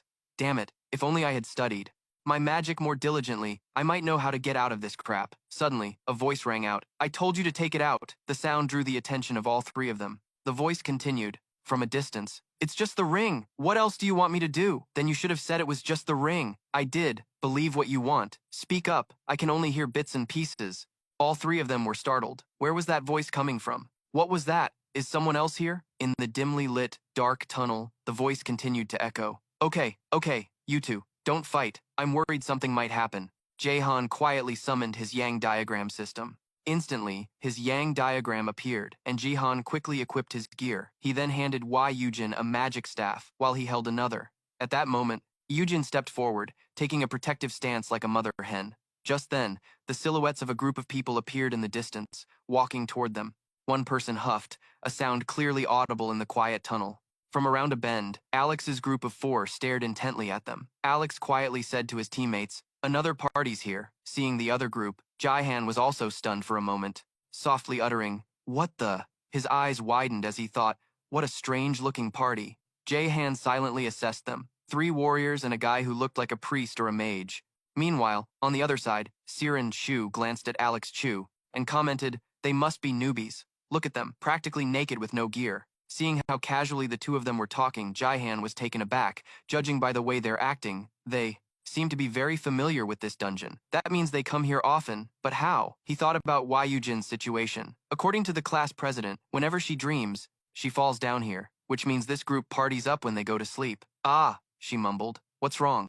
Jaihan considered a possibility based on what they'd just said, speculating, but what did they mean by newbies in gear? Does that mean they can level up in their sleep, just like my gamer ability? Suddenly, a disdainful voice called out, "Hey, you kids." The speaker looked like the oldest of the group, wearing a lime green shirt. He introduced himself. "The name's Fach, Kon, Thun." Then he jutted out his chin and asked, "When did you guys get in the cave?" At the term get in the cave, he thought to himself, that's a gaming term for entering a mob grinding spot. Alex, standing nearby, teased, are you seriously still using that ancient term?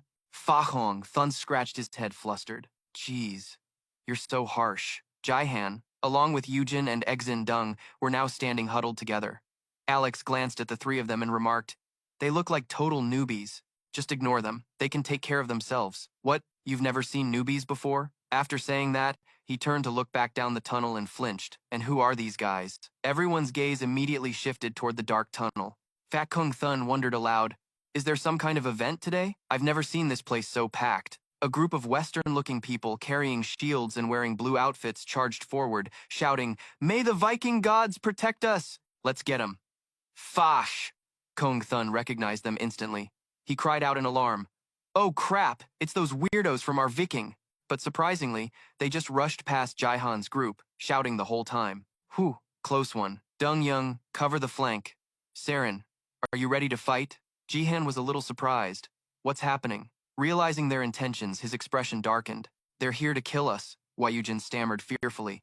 Jihan, what's happening? He quickly reassured her. Don't worry, you'll be okay. Xindung's face grew grim as she walked by, muttering, just a bunch of brats. Let me kill them all. Seeing her reckless demeanor, Jihan could only manage a strained, helpless smile. This girl's insane. Jihan quietly advised, let's just watch for now. I think I know what's happening. Fa Hong Thun suddenly brandished an enormous broadsword, its blade gleaming brightly, as he charged forward, letting out a great shout while bringing the blade down in a powerful vertical slash. The thunder blade sent a member of the R Viking group crashing to the ground in front of his entire team. Mempsey immediately retaliated. He charged forward, leading the way with an axe in hand and his face dark with rage, but a large wooden plank blocked his path. It was Jaihan, who had managed to find a massive wooden shield just in time to stop the attack. From behind the R Viking group, a figure stepped forward. Their face was obscured by a cloak, and only the dangerous, bright glint of their glasses could be seen. Dung Yun now raised a wooden scepter high and chanted, O wind of the north, freeze them with your breath. Instantly, in front of him appeared sparkling white motes, like Arctic snowflakes. Mess and his companions seemed to be frozen in place, staring blankly at the sight before them. Just then, Saren nimbly charged forward with a hammer. The two other people saw this and smiled slyly. Her hammer slammed right into the shield. Seeing this, Alex quickly warned Saren, the ice magic is useless. Use something else. Jaihan glanced over and saw Saren staggering, her face a mask of shock and horror. She was quickly surrounded by the sword and axe wielders of the R Viking group. The mob grinned gleefully at Saren as MAC held his axe high, laughing triumphantly. By then, you'll already be dead meat. At that moment, a hand shot out in front of the man. Jihan had decided to intervene. He whispered, bind, bind, bind. And instantly, all of them were tightly bound. They cried out in panic, let us go! With his hands in his pockets, Jaihan sighed and said menacingly, first, I have a few questions for you. Then he calmly sat down to have a little chat with them. As he listened to their explanation, his face grew thoughtful, and he became lost in his thoughts. Here's what I've figured out. Thunderblade. First, these people can respawn no matter how many times they die.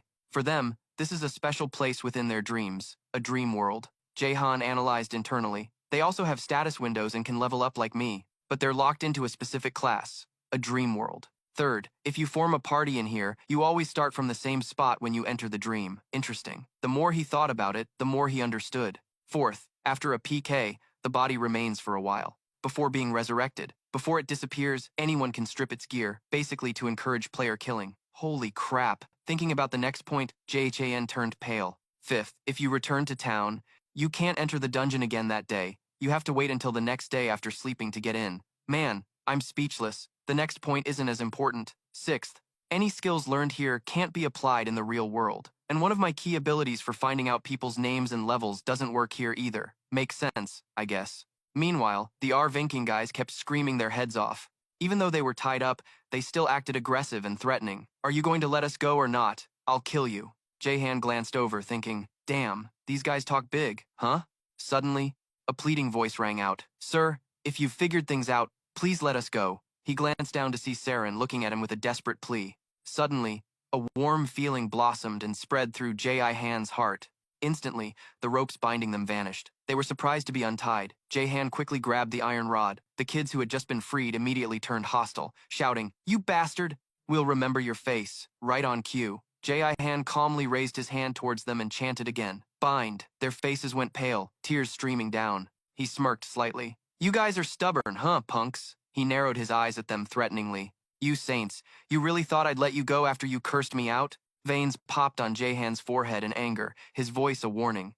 Next time you want to run your mouth, ever heard of thinking twice before you speak? His expression turned devilishly strange as he continued to threaten them. And another thing, getting your ass kicked here hurts just as much as in real life, right? Ji-Han's cold gaze swept over them, making them feel a chill. What do you think if I beat you until you're foaming at the mouth after tying you up like a sausage? Hearing this, they looked like they were about to puke.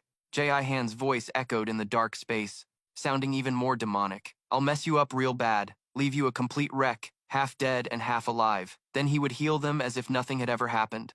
Yu Jin whispered to Ixin-Dung, if his savagery is ranked second, no one would dare claim first. Ji-Han smirked, explaining, not at all, I'm just teaching them a lesson so they'll remember. But it seemed that wasn't enough for them. They whined irritably. Let us go, and we'll screw you up. Ji-Han closed his eyes and sighed. Guess you brats have to learn the hard way. Sitting with one hand on his thigh, he raised his other hand, and a dazzling space of light instantly appeared. Their jaws dropped in horror. A whale, Jay-Chan smiled amicably. So, are you going to shut up, or do you want something to shut you up? They all begged in unison. 1,000 apologies, boss. With a wave of his hand, an object appeared in it like a magic trick. Seeing this, they immediately fled for their lives, disappearing in a flash. Suddenly, a curious voice spoke up. Are you a pro? Sung Chan looked at him inquisitively. Hey, what level are you? Ji-Han scratched his head, flustered. I have no idea. He then remembered and asked, by the way, how long have you been exploring this great labyrinth? The other person replied, I don't know if this is right, probably about a month. Ji-Han was surprised. And what level did you reach? The man replied softly, 12. Ji-Han's face went pale, thinking to himself, a newbie like that dares to call me a noob? He feigned ignorance and asked, so, have you guys managed to take down the Goblin King yet? The man held up both hands and replied, not yet. We're still struggling to figure out how to deal with its royal guards. Just then, Alex appeared and called out to Sung Chan. Why are you telling him so much? Jahan heard their conversation and could only shake his head and facepalm. Sung Chan whispered, I was thinking maybe he could give us a few pointers. Don't you think he looks like a pro? Alex couldn't hold back his frustration. But you have to have some self-respect too. Is self-respect going to help you beat monsters? Jahan ignored them, thinking, anyway, they said it's been a month, so it took them that long to reach level 12? To me, that seems slow. But isn't that also because I had Sun in to help power level me? Thinking it over, Jahan shook his head. I wonder if this is how the Great Labyrinth gathers imagination, by pulling people in and draining their mental energy while they're trapped in here? Jahan wondered, could this be considered a mutually beneficial situation? Since they get a form of entertainment out of it too. There's another party. He rubbed his chin as another question popped into his head. But I don't like the idea of a god being created from mental energy. It's not considered taboo for no reason. Suddenly, a voice spoke up. Sorry to ask this on our first meeting. It was Sung Chan, who hesitantly asked, can you carry us? Ji-Han cursed internally. Holy hell, should I play along or just bail? He immediately made an excuse to refuse. Sorry, but we have our own business to attend to, the man stammered. No, I understand. So they said their goodbyes. Well, see you later then. We're going to rest. Exindung glanced at him. What's your plan? Jahan answered calmly. First, we'll take out the first floor's boss, then we'll look into a certain issue. Jahan's expression became serious. I don't think these people understand how serious the situation is. Yujin said nonchalantly, what's so serious about this, Jahan? He immediately pointed out the anomaly. We entered this place in broad daylight. Try to guess their ages. At their age, how many people sleep at this hour, right? Exindung began to understand his point. Does that mean they were pulled in here? Jahan confirmed his suspicion. That's what I think too. Jahan's voice dropped slightly with worry. There must be some force interfering with the Great Labyrinth's illusionary barrier. Gindung also started to feel uneasy. That's dangerous. Jahan added, yes, although it's just a hypothesis. But so what? His eyes sharpened. If we die in here, we might actually die for real. Hearing this, Shindung frowned in thought and then said, but hasn't it always been like that before? We're bugged game characters, and they're not. They're just regular players, right? What happens if they die? Jihan recalled the moment they appeared. There was another team. Shindung frowned. You could be wrong. Jihan crossed his arms and said calmly, maybe, but we can't rule out that possibility. That's the problem. He confidently asserted that the masterminds had finally shown their true colors. Jihan then suggested, Since we don't know anything right now, let's just hold back and observe for a bit. Shindong agreed. Whatever. A massive punch slammed into the beast's face, sending it flying instantly. At that moment, Shindong rushed over. She flexed her wrist and commented, "Weak." Yujin's eyes widened while Jihan gave a wry smile. "Well, this is the first floor. We'll probably have to get to the 6th floor to see what you're capable of." Shindong asked curiously, "What's on the 6th floor?" "Monsters that can use magic. Some of them are really strong." Jihan described what he had encountered on the 6th floor last time. The boss was a fire golem. "It's pretty tanky. The people around us might even struggle to take it down." Shindong was surprised. "A fire golem?" Shindong said confidently, "If it's a fire attribute, then it's no problem." Jihan looked at her in surprise. "The blazing soul divine art." A glint appeared in Jihan's eyes. He rubbed his chin smugly. "Fire resistance. Huh?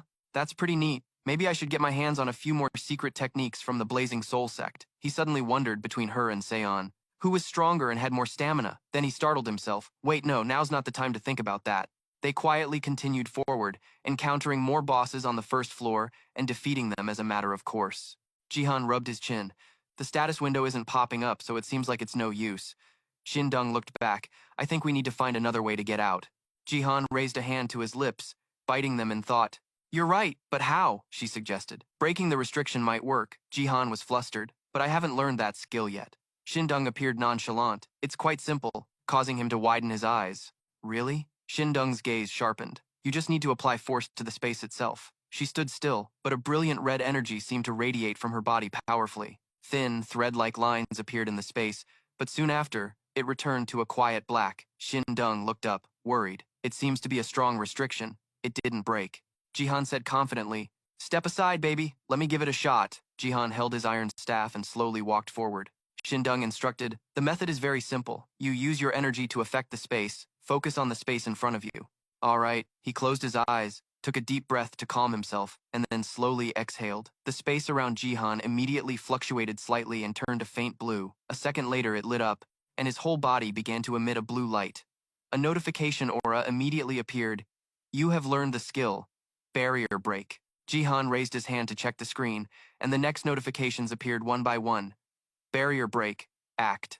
A skill that uses mana to destroy barriers. Its power depends on the INT stat. Thin threads also appeared in the space. Jihan looked up intently, and after a moment, they disappeared. He scratched his head. "Looks like I failed too." Shindong praised him. "Jihan, your magic is very powerful. It seems to be several times stronger than mine." Jihan said humbly, "I just increased my magic power." He quickly changed the subject. "Let's talk about that later." "It didn't break. What should we do now?" He was surprised when she said, "You just need to get stronger," Shindong asserted. "From my observation, you just need to be a little stronger than you are now to be able to pierce through it." Jihan was surprised. "Really? You're worried? So just a little more push is enough?" Suddenly, a sound startled them both. Many large screens suddenly appeared in front of them, displaying the face of a young man with blue hair. Jihan's face paled as he stammered, "True Dragon's Descent." Yujin was shocked. "Burial." He looked back at her, surprised. "You know him?" Class President Yujin still couldn't close her mouth. "He's a character named Burial," Yujin explained further. "One of the main NPCs of the Age of the Great Labyrinth, a character who plays the role of assisting players. His setting is a low-level incubus." Jihan frowned. Considering the ones who created this monstrous game, it wasn't surprising at all. Burial on the screen began to speak. "Welcome, everyone, to the Age of the Great Labyrinth. Today we have a special event. Unlike before, you will be continuously resurrected even if you die." The virtual character added, "This is a special area that can only be entered through dreams." He explained the game mechanics. 10 minutes in here is equivalent to 1 minute on the outside, so feel free to enjoy the game to your heart's content. And he gave an important piece of information. If you stay here for more than 100 hours, or if you clear the 10th floor, you will be able to escape the Age of the Great Labyrinth. Furthermore, there is a special reward for those who conquer the 10th floor. Burial emphasized. That is, you will gain the ability to use your powers in the real world. Jihan was immediately stunned to hear this. Burial announced, "Now, let the game officially begin. Good luck." After that, the screen vanished, leaving the three of them with bewildered expressions. Jihan felt like it was an illusion. He turned to ask Yujin, "Did you see that?" She replied, "Yes." He continued to ask Shindong, "And you?" Her face was calm. "Yes." Jihan scratched his head and sighed. "What a pain in the ass. I don't know what the guys who made this were thinking." Suddenly, there was a noise from the door leading down to the dungeon. Jihan was surprised. Did someone already beat the boss before us? The three of them wondered, what do we do now? I guess we just wait for it to respawn and then fight it. Jihan's face darkened as he sighed. Yujin suggested, let's go on ahead. They both agreed. Jihan couldn't help but wonder as he walked. If you can be revived after dying, then I don't need to worry about anyone dying here anymore, he thought confidently. The 10th floor. Huh? I'll tear it apart. Jihan started using his supernatural soul divine art to take down the bosses. He grew more skilled and powerful with each passing moment. Shindong exclaimed, just as I thought. Jihan is both strong and fast. Yujin stammered as she looked at her. Seun, are you already used to this stuff? Shindong calmly replied. You get used to it. The two of them huddled together in a corner while Jihan relentlessly slaughtered the bosses around them. It's nothing. I'm just a little surprised. Shindong looked up and said loudly, if you want to be involved with ABIS, you'd better get used to it quickly. Jihan floated in the air, watching them with a smile and thinking to himself, they got close so fast. Is it because they're both girls? Suddenly, they noticed something up ahead in the tunnel. Yujin quickly shouted, Jihan, calm down. He flew forward. I'll go check it out. The tunnel in front of them was pitch black. Jihan proceeded slowly, his eyes widening in shock. Ahead, two girls were huddled together on the ground, surrounded by two young men wielding weapons. They screamed in fear. Get away! The two villains' menacing voices echoed. Look at this piece of work! Her voice is so smooth. Hey, we didn't say we were going to do anything. We're just smiling. Maybe tie you up a bit? They sneered. And if our hands happen to slip and strip you bare or poke around a little, well, that can't be helped. The blonde girl trembled in fear in a corner. The two men laughed wickedly. People choose pleasure. Who would choose to get slaughtered? Jihan flew over in a rage. His face was filled with killing intent. You damn punks. He shot towards them like a bolt of lightning. Before they could even understand what was happening, they were sent flying. The remaining guys turned pale with fear. Jihan charged in, attacking from all sides while cursing non-stop. You weaklings think you can put on a circus act here? His voice rained down on them relentlessly. The girl who was tied up watched in stunned silence. How old are you? Still acting like animals in heat. You like playing plumber, huh? Then let Big Bro help you out. 1, 2, 1 to 2. In and out, in and out. Feel good yet? Jihan glared at them, his face furious with veins popping. Get up, was that all you got? His eyes flashed in surprise as the system announcement suddenly rang out. You have acquired 41,690 experience points. Jihan looked at them, but they had been unconscious for a while, so how could they answer? Jihan looked down, his voice dripping with sarcasm. You're both pathetic and weak, yet you still like to bite off more than you can chew? The one he'd beaten earlier, still lying on the ground, had enough strength to curse, catching his attention and making him turn back. In your dreams, you little brat, I'll remember your face. Jihan waved his wand, finishing off the cursing man in a single move. A notification window popped up. You have gained 63,590 experience points. He stood between the two fallen enemies, his expression unwavering. Jihan felt a bit confused. There's definitely something wrong with my head. He turned and saw the person he'd just saved was still tied up on the ground. Jihan knelt down and asked gently, Are you okay? You shouldn't have had to see that sensitive scene just now. COA was terrified. Don't come near me. Seeing how scared COA was, he tried to comfort her in a soft voice. There's no need to panic. It's okay now. I'm just here to help you. COA still didn't trust Jihan. She resisted. Don't! Just then, Shindong arrived, carrying Yujin at full speed. COA was startled, her eyes wide with a bewildered expression, as if she didn't understand what was happening. Jihan turned to look and said cheerfully, You're here. Shindong set Yujin down and asked Jihan, Did you just take care of them? He replied, Just finished. She looked around the scene of the fight and commented, That was pretty clean. Meanwhile, Yujin felt dizzy. I still can't get used to this, Shindong replied in a calm voice. You have to learn to get used to it, if you want to stay alive in Abyss, Yujin mumbled. I guess you're right, Shindong spoke up, reminding her, You'll witness much more brutal things later on. It'll make you realize that killing someone is actually no big deal. Then she wondered. On another note, Jihan, he asked, What is it? Shindong wanted to know for sure, so she asked, Have you told her about all the different problems in Abyss yet? Jihan shook his head. Not yet, but I'll have to eventually. Yujin was still feeling dizzy. But let's put that aside for now. Can you come over here and untie her? I don't think she'll be comfortable with me fumbling around. She agreed. Leave it to me. Shindong knelt down and made a few chopping motions with her hand. The ropes on Seoa's body snapped one by one.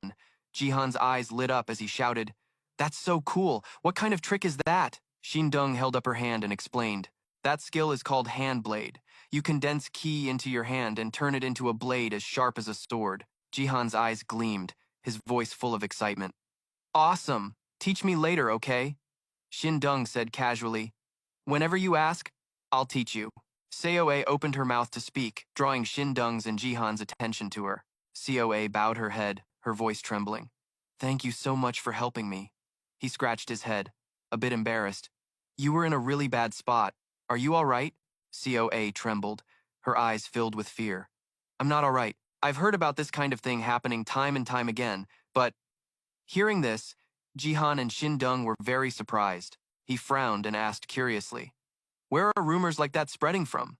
Coa hesitated before explaining, it's been a hot topic on the DMC forum lately. You don't know? Jihan thought to himself, confused. Forum? That must be short for Great Labyrinth.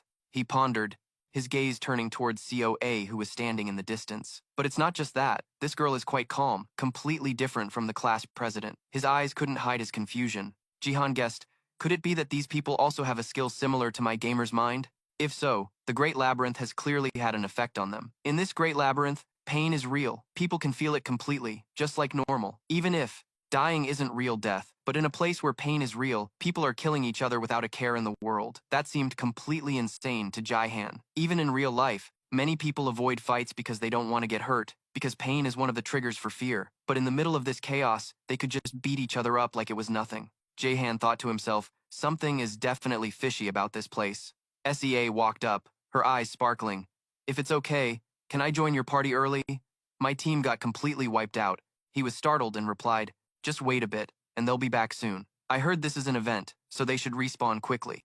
Sea continued, her voice hesitating slightly. Are you talking about that video from earlier? But I have no idea where they'll respawn, and besides, I'm scared I'll run into those perverts again. Jaihan felt a bit conflicted. It was hard to turn her away when she said something like that, and since she was being honest, it made things even more awkward.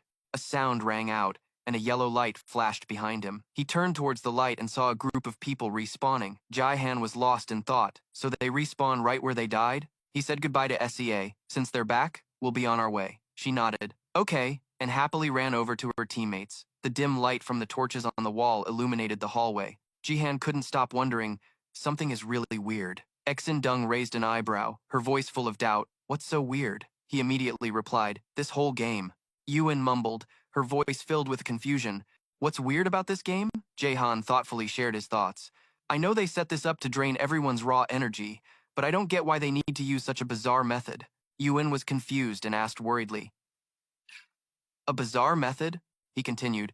In Abyss, kidnapping is a daily occurrence, but they brought everyone here while they're fully conscious into a maze to fight each other. Isn't that strange? Exien Dung suddenly interjected. No one can turn more than 100 people into a resource to be harvested. Jaihan didn't understand and turned to ask, why is that?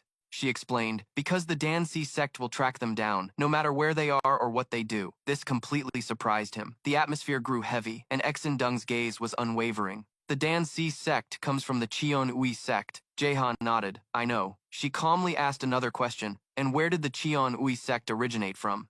He hesitated before answering. From the Huaneng. Xien Dung lowered her head, her eyes pensive. Godly tribes exist in this world, you know? Jaihan asked back, his voice full of doubt. No. What are they like? She continued, her voice steady. Korea has Dangun Wangjom and Huaneng. China has the goddess Nuwa, the Yellow Emperor, and Yuanshi Tianzun. Japan has Amaterasu and Izanagi, and so on. His eyes widened as he thought about it and then voiced his guess.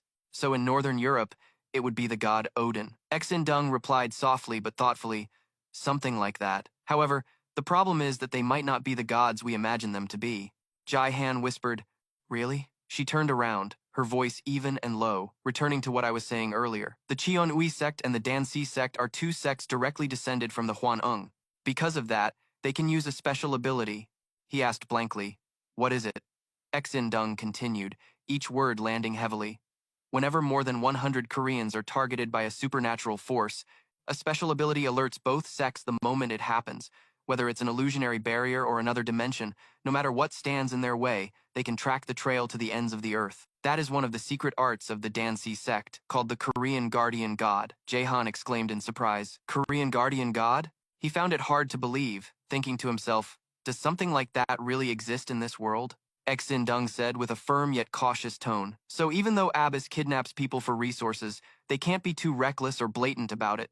Because whenever someone dares to do that, the Dansi sect immediately appears and annihilates them in an instant.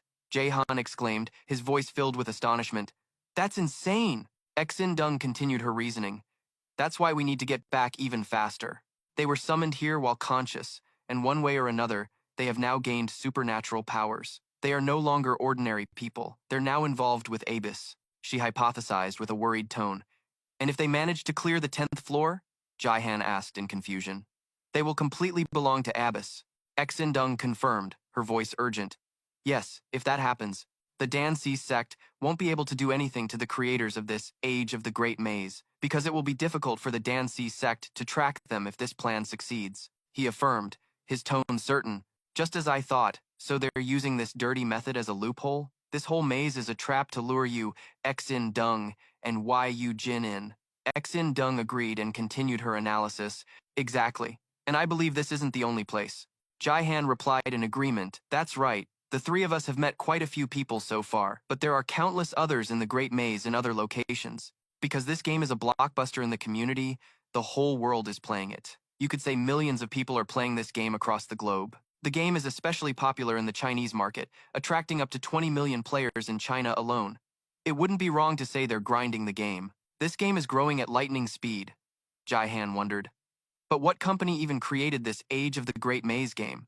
Exin Dung spoke, her eyes thoughtful. I believe one of the organizations within Abyss is behind this. Everyone suspects the company. However, there's still no concrete evidence. He asked again, his voice tinged with hesitation. The company? It seems Jihan and them are fated rivals, he declared in a decisive tone. For now, let's clear the 10th floor first. Shindung nodded in agreement. That should be our top priority. Or if Jihan gets strong enough really fast to be able to break this great labyrinth era by himself, that would be even better, he explained in a serious tone. To do that, I'd need to gain at least 10 levels. Jihan began assigning tasks. Now, Sizun, carry the class president. She replied briefly. Got it.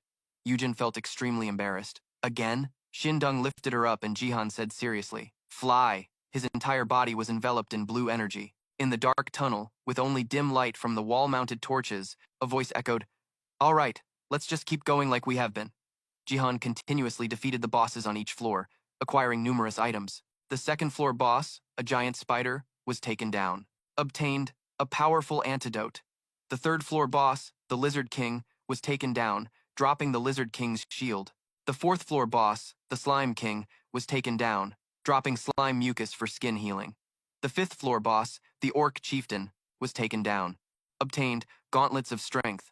The sixth floor boss, the Fire Golem, was taken down, dropping a Fire Heart Stone. He said urgently, Shindung, take these gauntlets of strength and this Fire Heart Stone, especially the Fire Heart Stone. It enhances the fire attribute, she replied curtly. Okay. So, Shindung equipped the gauntlets of strength and wore the Fire Heart Stone around her neck. The three of them reached the end of the dark and gloomy tunnel. Jihan said with a sense of anticipation. This is my first time in here too. He stepped into the mysterious area. A vast landscape unfolded before the three of them, a lake with clear blue water. Jihan looked surprised and confused, as if needing an explanation. Before them was a massive space, with blue water and towering pillars that stretched to the ceiling. He exclaimed in astonishment. A giant lake. Yujin was in awe of the sight before her, Jihan said helplessly. How are we supposed to get to the next floor from here? The lava field was already insane, but a whole lake down here is just unbelievable. Who would even believe this? Shindung asked in a serious tone. So what do we need to do? He answered with a worried and doubtful expression. I'm not sure. We need to take down the boss to move to the next floor. But now there's no clear path forward. The three of them had to somehow figure out where the boss is. But what if the passage is underwater? Jihan suddenly reacted as if he'd just remembered something. Wait a minute, Shindung asked. What is it? Did you figure something out? He explained hopefully. Usually in game environments like this, the monsters drop support items. That item would let us breathe underwater or something similar. That has to be it. Hearing this, Shindung immediately took off her jacket, her voice resolute. Then I'll go grab one. Jihan was startled as she instantly jumped into the water, making a huge splash. He watched in disbelief, muttering, This girl. Jihan frowned slightly, thinking to himself, Shouldn't you at least give me a heads up before jumping into a fight so I can be fully prepared? And that's not all. The 7th floor monsters are at least level 70. They're not some kind of pushovers.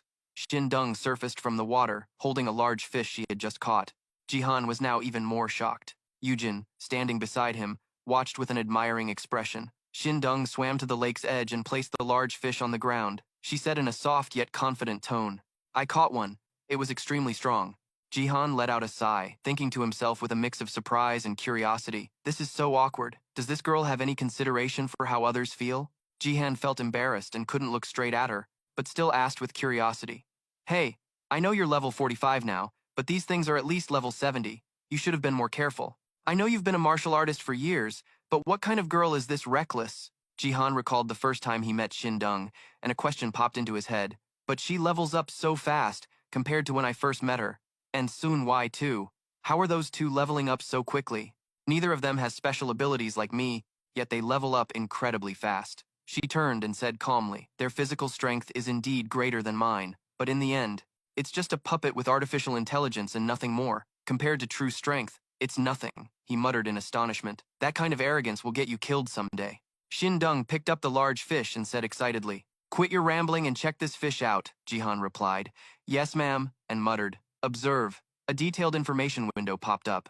Berserk Tuna, level 71, STR, Dex and Vt, all at 100, water element resistance, power enhancement in a water environment. It's quite strong. For a level 71 monster, its maximum stats should be around 355, but this one's are a bit higher. Not only is its health high, but its attack and DEF are also beastly. Those black-robed guys from before, even with a Loso, couldn't have killed this thing if they all jumped it at once. He looked at Shindung and said, "It's strong, but let's just kill it now," she replied curtly. "Okay." Shindung raised her hand, her palm glowing as she prepared to unleash a powerful attack. She struck the large fish with an incredibly powerful blow. Seeing this scene, Yujin hid behind Jihan, gripping his arm tightly. To Jihan, what just happened wasn't scary at all. Suddenly, a line of text appeared that made him freeze. "Why bother taking vitamins if you've got no guts?" Jihan saw Shindung getting furious. A blazing red aura surrounded her like an angry storm. "Did you make me work my butt off just so you could go get cozy with another girl?" Jihan's face flushed bright red as he yelled in a fluster. "Hey, what do you mean get cozy?" Shindung glared at the two of them and asked resentfully, "Moody, class president, are you planning to stay glued to him forever?" He was stunned, a series of question marks popping up in his head. "What kind of weird nickname is that?" Yujin blushed and mumbled. She explained, "Sorry, I was just so scared." Jihan was even more confused. What was there to apologize for? And why was she apologizing to him? Was she his boss or something? He focused on something else. His eyes were filled with curiosity and surprise. "Anyway, so the drops are money in this marble?" Jihan picked up the wet bills and complained, "Getting wet when you don't need it to. Does it have to be this realistic?" He put the money away, picked up the orb, and wondered, "What is this thing?" Jihan continued to examine the orb and whispered, "Observe." A system window appeared. Breathing orb, a common grade item dropped from the 7th floor water monster. It allows the user to breathe underwater for a maximum of 24 hours. He smiled with delight and said, "Just as I thought." Yujin turned to him curiously. "What did you think, Jihan?" He said with certainty, "Swallowing this orb will let us last longer underwater," she exclaimed, impressed. "That's like a cheat, isn't it?" Jihan put the item away, saying thoughtfully, "It's not quite like in those videos, but..." He pulled something out of his inventory. Yujin asked curiously, "What did you just stick in there?" Jihan replied, "What needed to be stuck in?" He held out the towel he had just pulled from his inventory towards Exin Dung. She turned around, her eyes wide with surprise. Exin Dung asked, her voice slightly hesitant, "Is that for me?" Jihan asked caringly. "You need to dry off too, right?" She quickly waved her hands.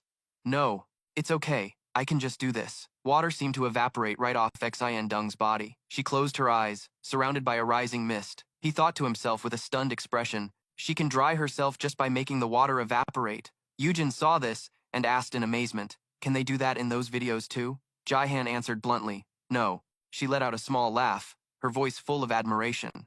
"Xin Dung really is special," he continued, his tone calm as if it was nothing. "There are even weirder tricks than that." Hearing this, Yujin lowered her head, her voice barely a whisper. "Maybe I should just go back to focusing on my studies?" Jahan shrugged and replied instantly, "I already told you that." Xin Dung glanced at him, her voice a clear command. "Put that towel away." Jahan responded immediately. "Yes, ma'am. Now let's get ready to farm," she asked, puzzled. "Farm?" He explained slowly, his tone calm. "It means gathering items. We need more of these orbs so we can all last a long time. And we can eat them until we can breathe for 24 hours underwater." Exin Dung understood the mission. Just then, Wai Yujin's stomach rumbled, making all three of them freeze. She was extremely embarrassed, her eyes wide in shock as she stammered. Eugen's face turned beet red as she shouted, "It's not what you think, not at all." Exindung spoke up, her voice calm. "Well, we have been in here for quite a while." Jaehan nodded in agreement. "That's right. It's been about 6 hours, hasn't it?" She continued, her voice still even. "Exactly. And if you add the time we spent having fun at the park, it's normal to be hungry." Eugene's face flushed as she covered it with her hands and groaned, "This is so embarrassing." Seeing her blushing and covering her cheeks, Jihan whispered, "Inventory," and the familiar chest appeared before him. Jihan bent down and rummaged through it for a moment before pulling out 3 neatly wrapped pieces of bread. He chuckled, his tone half joking. "They don't call bread the staff of life for nothing, huh? It's more useful than a lot of those other vitality-boosting foods." Eugen was touched as she accepted the bread from Jaehan. Exindung frowned, her eyes narrowing slightly as if deep in thought, then suddenly asked, "Is that the type of girl guys like?" He replied gently, "Exindung, why are you so hung up on that issue?" Jaehan offered the bread to her, his voice natural and caring. "Have some." Exindung looked at him for a moment, then nodded. "Okay." She took the bread and was about to take a bite when she suddenly paused. Sindung looked up at Jaehan, a worried expression on her face. "But isn't this expired?" He smiled and replied casually, "It's fine." She moved closer, half joking and half worried. "I'll be fine, but you might get a stomachache from using expired goods." Jihan tried to explain. "Things put inside the inventory don't spoil." Exindung exclaimed, half joking, "How convenient. That thing you stick stuff into is pretty incredible." Jihan recalled and marveled. "I was shocked too. It felt so surreal when I first tried it." He took out more items from the inventory, handed them to her, and said, "Here, have some milk cartons too." Jihan looked around and wondered, "The 7th floor is starting to have these fish monsters. I wonder what the boss will be." Exindung seriously offered a theory. "Perhaps it's a type of water monster." He could only sigh in exasperation. "No kidding. I was asking what kind of monster it is." She pondered for a moment, then slowly guessed. "I'm not sure. Maybe a kelpie?" Jian asked curiously, "What's a kelpie?" Exindung thought for a moment and began to explain, "It's a mythological creature that looks like a horse. It can run on or underwater and is considered one of the most dangerous underwater monsters. Because it controls all low-level water spirits, it can use water to attack us." His eyes widened as he spoke, as if he had just realized something.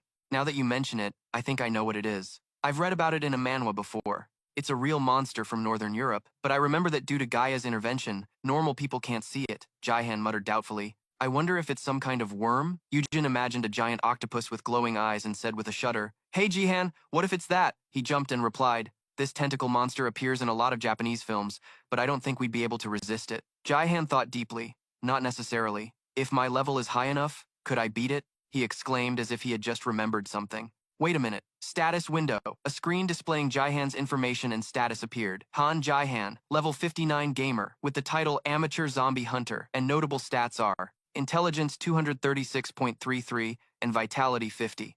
He pointed at his status window and mumbled, "If my current stats are like this, I'll be able to get my INT over 300 in about 10 more levels." Exindung tilted her head and asked with curiosity, "How strong is 300 INT? Jihan said softly, "You can think of it as me being 30% stronger than before." She did the math and asked again, "Is that at full power? If so, you could just barely pierce through the barrier in this great labyrinth. So there's a way to escape?" Jahan's gaze turned serious, his voice lowering. "We'll figure that out later. Let's get back to the boss. Can we kill the tentacle boss, the Kraken? It won't be easy for just us to hunt level 70 monsters." Hearing this, Eugen asked worriedly, "Isn't that fire golem strong?" He shook his head to show he didn't agree. Jihan began to explain logically. "This is underwater. Class rep, you and me, do you think we can move freely underwater? Just being able to hold our breath longer doesn't mean everything is easy." He recalled how Exindung caught the fish, his voice both sad and accepting. "It's sad to say, but Exindung has way more experience in this than we do," she immediately explained. "Any standard organization conducts underwater combat training." Jihan's eyes widened in surprise and he stammered, "All of them?" Exindung nodded without hesitation. "Yes." He swallowed hard and exclaimed helplessly, "That's brutal." Jihan suddenly thought of himself. "Does that mean the Heavenly Will sect is going to put me through the ringer underwater too?" Exindung asked again, her voice clear, "So how do we hunt monsters now? I believe that except for me, everyone else will struggle with underwater combat, right?" He sighed, closed his eyes, and whispered one word, "Bait." She squinted and asked with a look of doubt, Luring them? It might work on normal creatures, but these are just artificial beings with set behavior patterns. Can you really lure them? Jai-Han chuckled and said confidently, yes. They'll take the bait right away. Shin-Dung seemed to accept Jihan's method, but she was still a little worried and asked again. Will it work? He replied without hesitation. Of course. Yujin looked straight at him. Her voice wasn't loud, but it carried a sense of trust. Right, Jihan? He stood before a bunch of spears stuck in the ground and began to explain confidently. Of course, this is an ancient fishing method. In gamer terms, we call it baiting. Jihan raised his hand, pulled out a staff, and uttered a single word, create. The entire spear was enveloped in blue energy. Rock fragments floated around it as if drawn into a vortex. Under the somewhat stunned gazes of Shin-Dung and Yujin, Jihan slowly clarified the principle. I'll use this stone spear to explain. It's as strong as steel, but if you use magic to harden it and then throw it. He took a deep breath and tensed his biceps. Giant strength, heavenly will, outer core technique.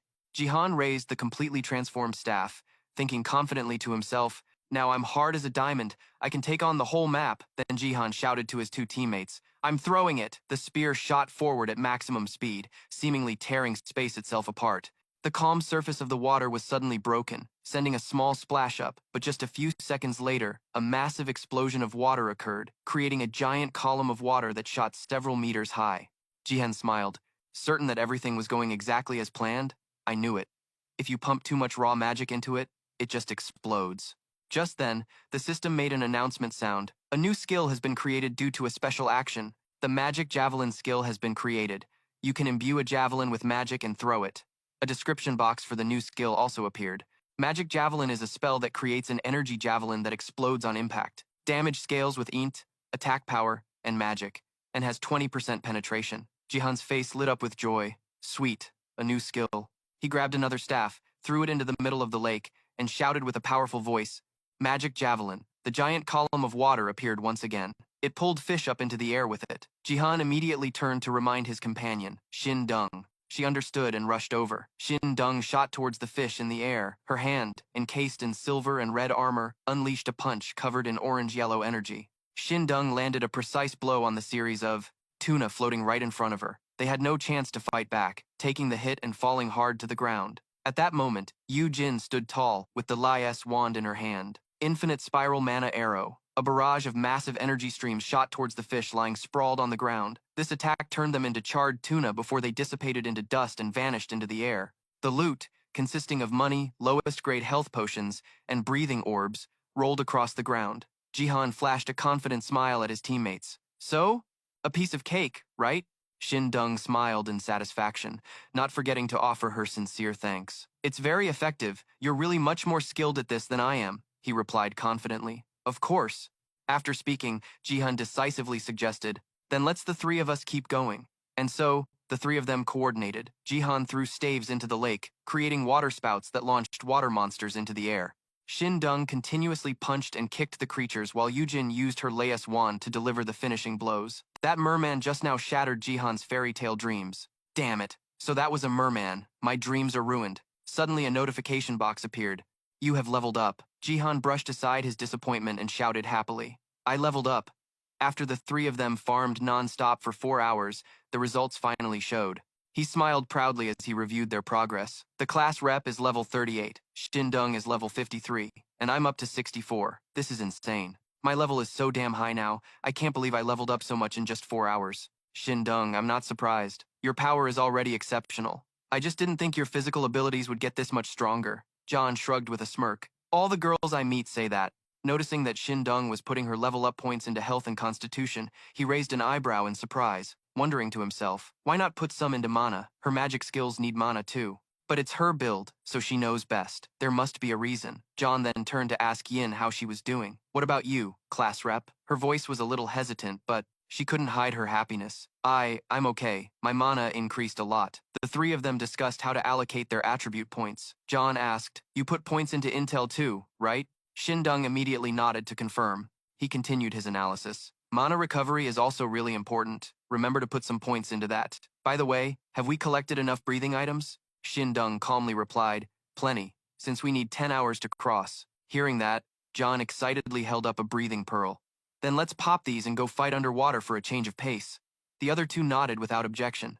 All right, He opened his mouth and swallowed the breathing pearl. Without a second thought, immediately, a system notification popped up in the air. The breathing orb has been activated.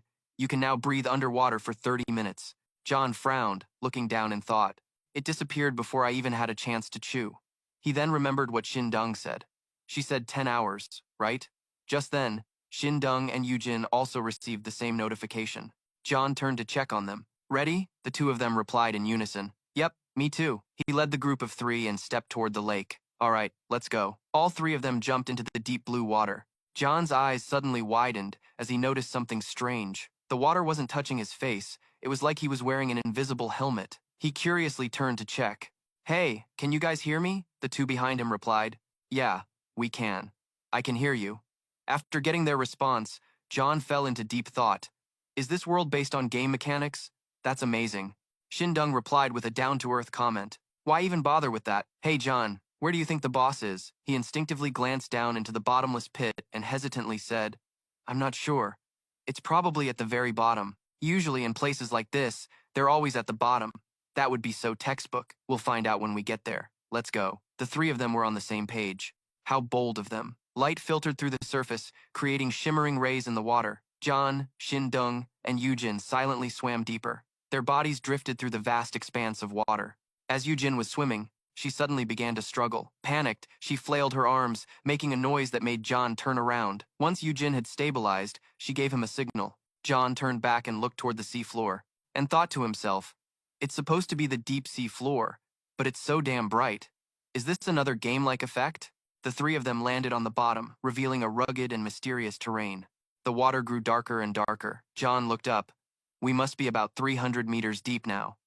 Damn, that's deep. Shindung looked around cautiously. Looks like there are monsters down here. John nodded in confirmation.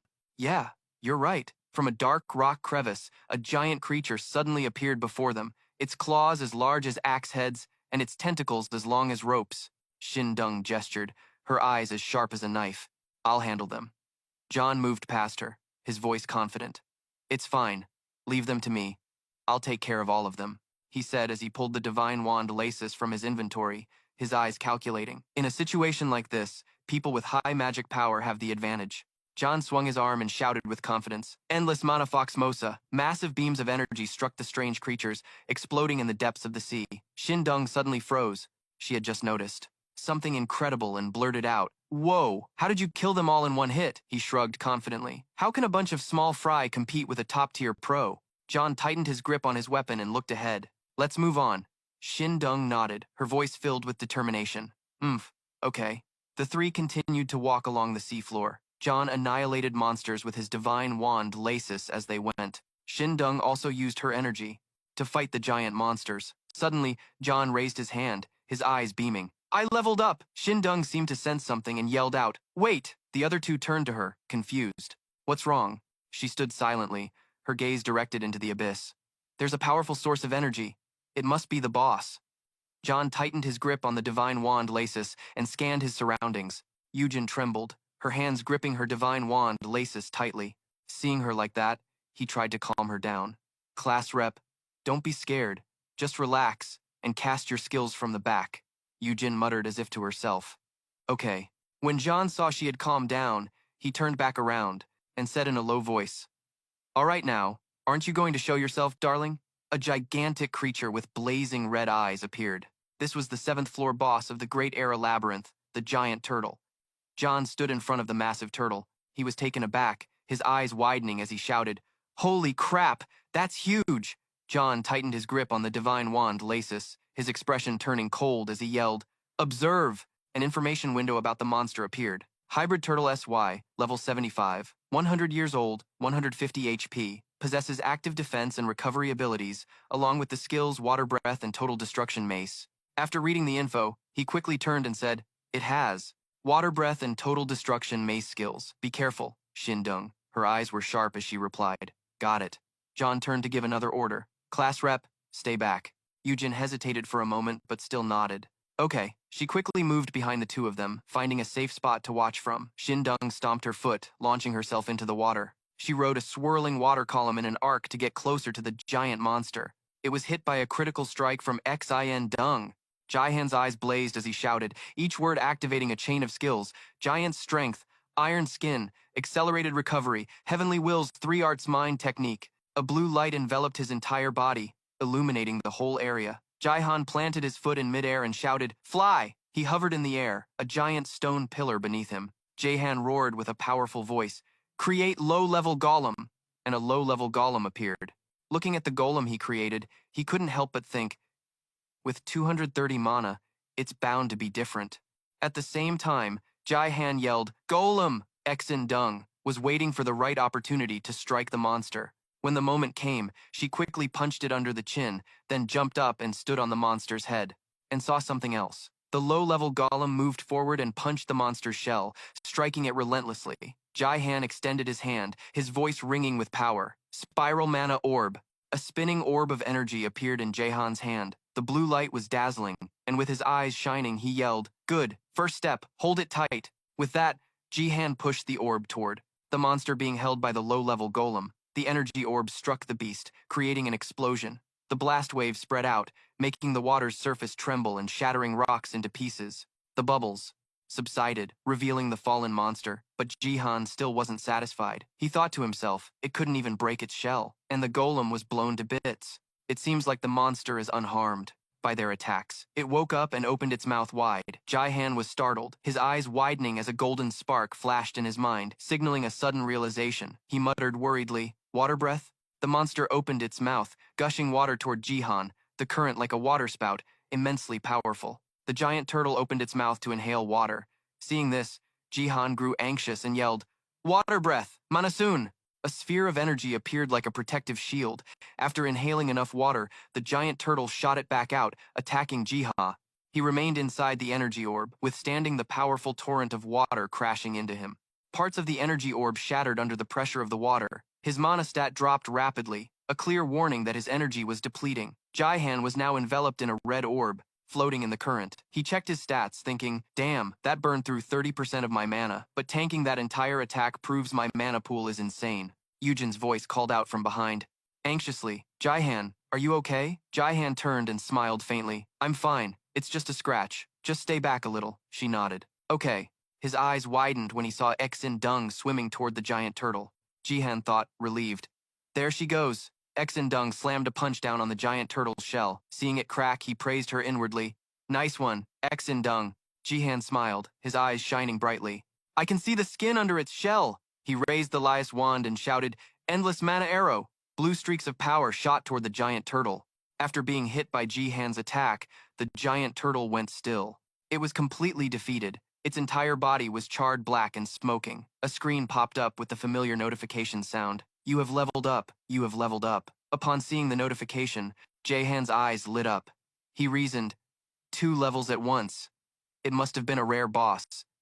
Jaihan tapped the screen and mused, "Now, let's see." When his stats appeared, he laughed happily, thinking, 80 points at level 67. Nice, I'll take it. The screen vanished. Jaihan turned and wondered aloud, "Now, I wonder what it dropped. Collecting the loot is the best part." Exindung frowned and replied curtly, "You sound like a weirdo." He shot back, "What gamer doesn't get excited about grabbing loot?" Jaihan's eyes lit up when he saw the items, and he excitedly exclaimed, "Observe! Giant turtle shield, made from the incredibly hard shell of a giant turtle, increases magic resistance by 10%. Gauntlets of Poridon, containing the power of water, increases rare skill power by 20%, plus 10, plus 10, plus 10 to HP, and allows underwater breathing. Turtle's Retribution Blade, forged from a giant turtle's carapace, causes bleeding on hit, plus 30, plus 10, HP. Jaihan looked at the items he had just obtained. His eyes gleamed. "We got some top-tier loot," Exindung muttered. That must have been a boss with a low drop rate. He began to analyze. The gauntlets increase 3 stats, and the sword increases strength and HP. She asked in surprise. "Really?" Jaihan handed the item to Exindung. "Here, you take the gauntlets," she asked. "But what about the class president?" Eugen smiled gently. "Me? I'm fine." As the 3 of them were talking, a sound chimed and notification windows appeared before them. "You have conquered the 7th floor of the dungeon. Do you wish to proceed to the next floor? You cannot leave until you have conquered the 10th floor." Exindung looked at the notification and asked quietly, "So, are we going to the next floor?" Jihan replied, "No, we're leaving for now." "How long have we been here?" she asked. She explained gently. "About 13 hours. We don't feel tired thanks to your soul recovery technique, but it has been a while." Hearing this, he made a decision. "Then let's get out of here. I've gathered enough stat points." A status window appeared at Jahan's command. He muttered as he allocated the points, all in on intel. His intelligence stat shot up to 323. A familiar notification sound chimed. Mana has surpassed the 300-point threshold. The skill Supreme Magic has been acquired, a skill exclusive to natural-born mages. Increases magic attack power by 50% and reduces mana consumption by 50%. After reading the notification, Jian laughed heartily and thought, a 50% boost to magic attack power and a 50% reduction in mana cost? With this, I can spam spells to my heart's content, without a care in the world. Xindung's eyes widened at his reaction and she asked, "Is it that amazing? The power of a gamer, huh?" He teased back. "Xindung, why you gotta be such a buzzkill?" "What?" She blushed and yelled. "Shut up!" Jihan mumbled, his voice low. "Anyway, this is enough to get out." He raised the Lassus wand high and shouted, "Break the barrier!" Cracks appeared above Jihan. He turned his head and called out, "Come here and hold on to me." Xindung grabbed Yujin's clothes and then clung to Jihan's arm. The cracks multiplied, and falling debris created an opening. He yelled, "Break!" The three of them were teleported to a completely different place, but remained in the same position. There were many people walking around them. Jihan quickly lowered his arm, only now realizing they had escaped. Xindung felt a little embarrassed, helping Yujin stand up straight as she asked, "How much time has passed?" Jihan took his phone out of his pocket and looked. The screen showed it was 5:32 p.m. He thought for a moment, before answering. "About an hour and a half. It seems that character Bariel was telling the truth." Xindung added regarding the world inside the barrier. "Since we broke the illusion barrier, the people who were inside have probably all been pushed out. They're safe now." Jihan nodded. He noticed that he and Yujin were still holding the Lassus wands. Afraid of attracting attention, he advised, "Let's put the wands away for now. Class rep, stop fidgeting with it." Yujin quietly agreed. The two of them opened their status windows and stored the Lassus wands. After some thought, Jihan made a decision. "I should probably call them." Xindung turned to him, her voice serious. "That's a good idea. You should let the Tianwai Mon know since you're a member." He asked Xindung about her intentions. "What about you?" Xindung replied, "I'll report to the Niohon Mon as well." She stood still, her gaze darkening as if contemplating what had just happened and what was to come. Xindung suggested, "Let's get out of here first. It's too crowded." Jihan said softly, "Right." The taxi that brought the three of them to their destination quickly drove off. He volunteered to walk ahead and lead the way to the area near his house. As he was speaking, Jihan's face suddenly froze for 5 seconds. "Come to think of it, I could have just called while we were in the car." Xindung looked over, a little surprised. "You haven't called yet?" After asking, she said calmly, "I already called." This time, it was his turn to be stunned, exclaiming, "Since when?" Jihan and Xindung chatted as they walked into a coffee shop.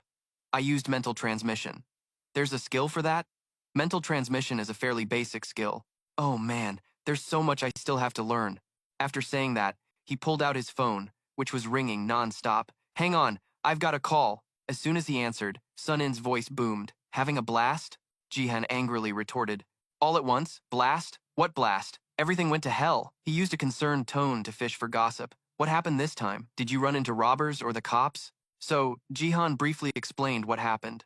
While Yujin was buying drinks, Sun In listened and then furiously shouted, "Are you out of your mind?" Jihan replied helplessly. "You think so too, right?" He then asked decisively. "Where are you? Tell me right now." He quickly tried to calm him down. "Calm down, man. We're at a coffee shop near my place now." Jihan didn't forget to add, "The class rep and Xindung are here too." Sunin just tossed out one more sentence before quickly hanging up. "Stay put, I'm on my way." He looked at his phone screen, cursing aggressively in his head. "Damn, this guy is so reckless."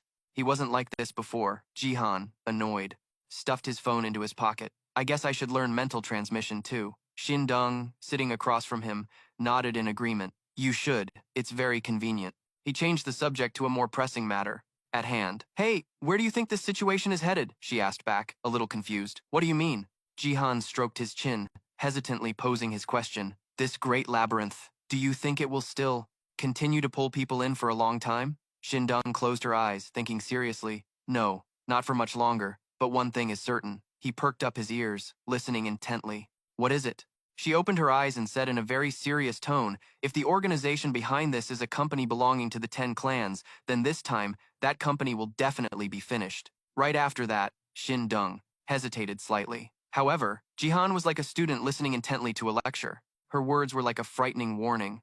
There's no way to know if we can stop the divine altar sect or not. His pupils widened in shock. You mean even if they're eliminated, a god will still be born? Shin Dung nodded without hesitation. That's right, and even if a god is born, they might still be wiped out. Jihan's face showed a hint of confusion. How is that possible? She lowered her head, her thin lips slowly parting. No one can guarantee whether that god will be good or evil, or if it will be insane. Shin Dung coldly analyzed the possibilities. Whether that god would protect them is also a question mark. And even if it is a god, it can't defeat the divine altar sect because they belong to the 9 gates. He was completely dumbfounded. Is that true? Jihan felt a bit disappointed. I thought gods were supposed to be omniscient and omnipotent. She winked, breaking the tense atmosphere.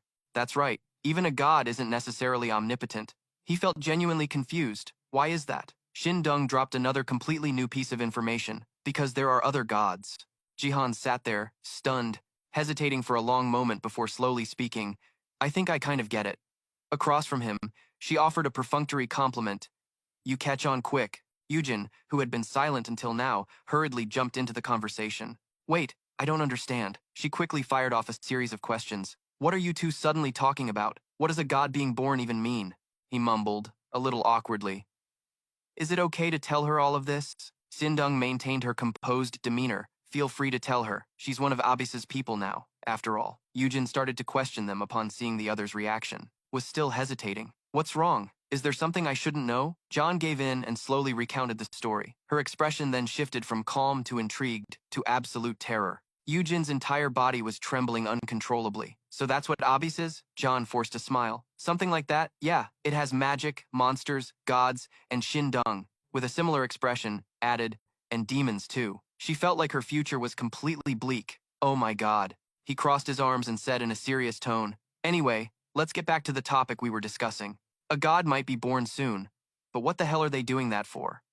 A look of disgust crossed her face. Who knows? The company's chairman wasn't even human to begin with. John stated the obvious. He's probably plotting something. Shindung continued her analysis of the situation. Exactly. The crucial point here is whether whatever he's planning is powerful enough to overcome the Dansi sect. His eyes widened in admiration. You've already thought that far ahead? She put on a tired, exasperated expression. Anyone with a brain could think of that. Shindung's voice continued. However, the problem is, I think the company is going to collapse soon. John, eager to learn, asked, why? She gave an example to make it easier to understand. Let's say there's an elephant, and in front of it, a frog. If they were to fight, what would happen? And just to be clear, the frog is just a regular frog, not poisonous at all. In his mind, he began to simulate a frog and an elephant fighting. Finally, John had to begrudgingly admit, unless there's a miracle. Shindung cut him off. It's called a miracle because it doesn't happen. He felt a slight pang in his chest. Where did she even learn a line like that? John was about to ask another question. So then, but Sun-in's voice calling from behind successfully shut him up. John stood up politely to greet him. You made it? The moment he sat down, he immediately let out his frustration. Real clever. Now tell me everything from start to finish. Why were you so vague on the phone? John's hand, poised for an introduction, froze in midair. You should at least pretend to have seen the other two. The moment Sun-in glanced over, he braced his hands to stand up. Miss Sin-dung, what are you doing here? She answered honestly. I came along because we already had a date. His face instantly went pale. What? Sun-in turned his head to interrogate him. Why are you messing around with some girl at the park instead of meeting me? John shrank back in fear. Two guys asking each other. To go to the park? What the hell for? On the other side, Shindung added more fuel to the fire. I had the day off today too, so I came to the park to have a good time with John. Does he really need to ask for permission to do that? Mr. Head Disciple of the Thean Y sect, Sun-in and she turned to glare at each other, sparks flying everywhere. John looked utterly helpless, stuck in the middle. What is wrong with these two? Even Yujin, sitting beside them, felt herself trembling. I'm so scared! Separated by a table, the two of them stared daggers at each other. He sneered, his voice dripping with contempt. You're just some run-of-the-mill disciple from the Nianhan sect. Shindung merely raised an eyebrow from her side. And your point is? She struck right at his sore spot. Besides, even as the head disciple of the Tian Y sect, you're still way too green. You think you can beat me now?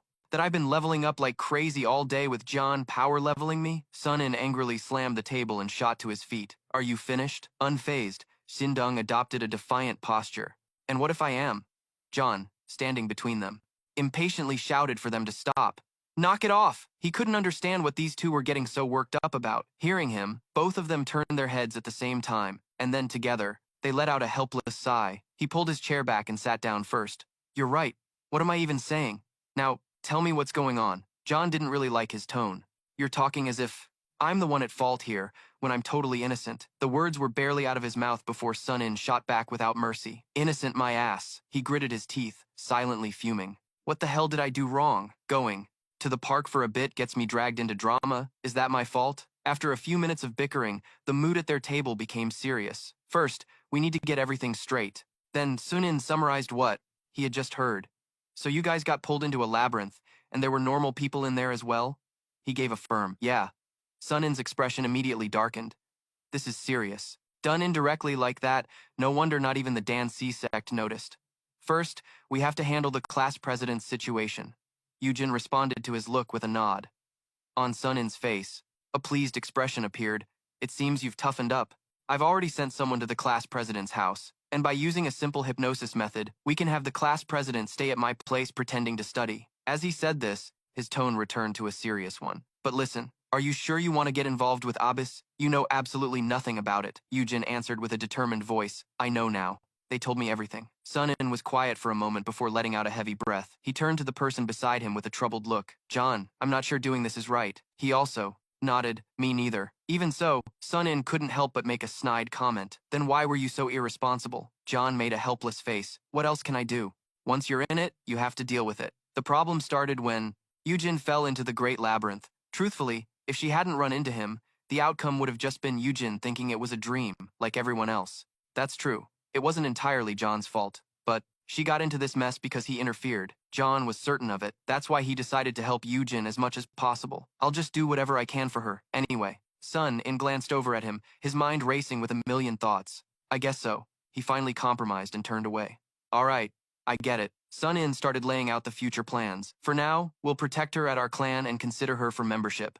As a disciple, Jan enthusiastically gave a thumbs up. Sun-In was appalled. He coldly rejected the blatant flattery. What are you sucking up for? Sun-In quickly composed himself before looking at the person opposite him.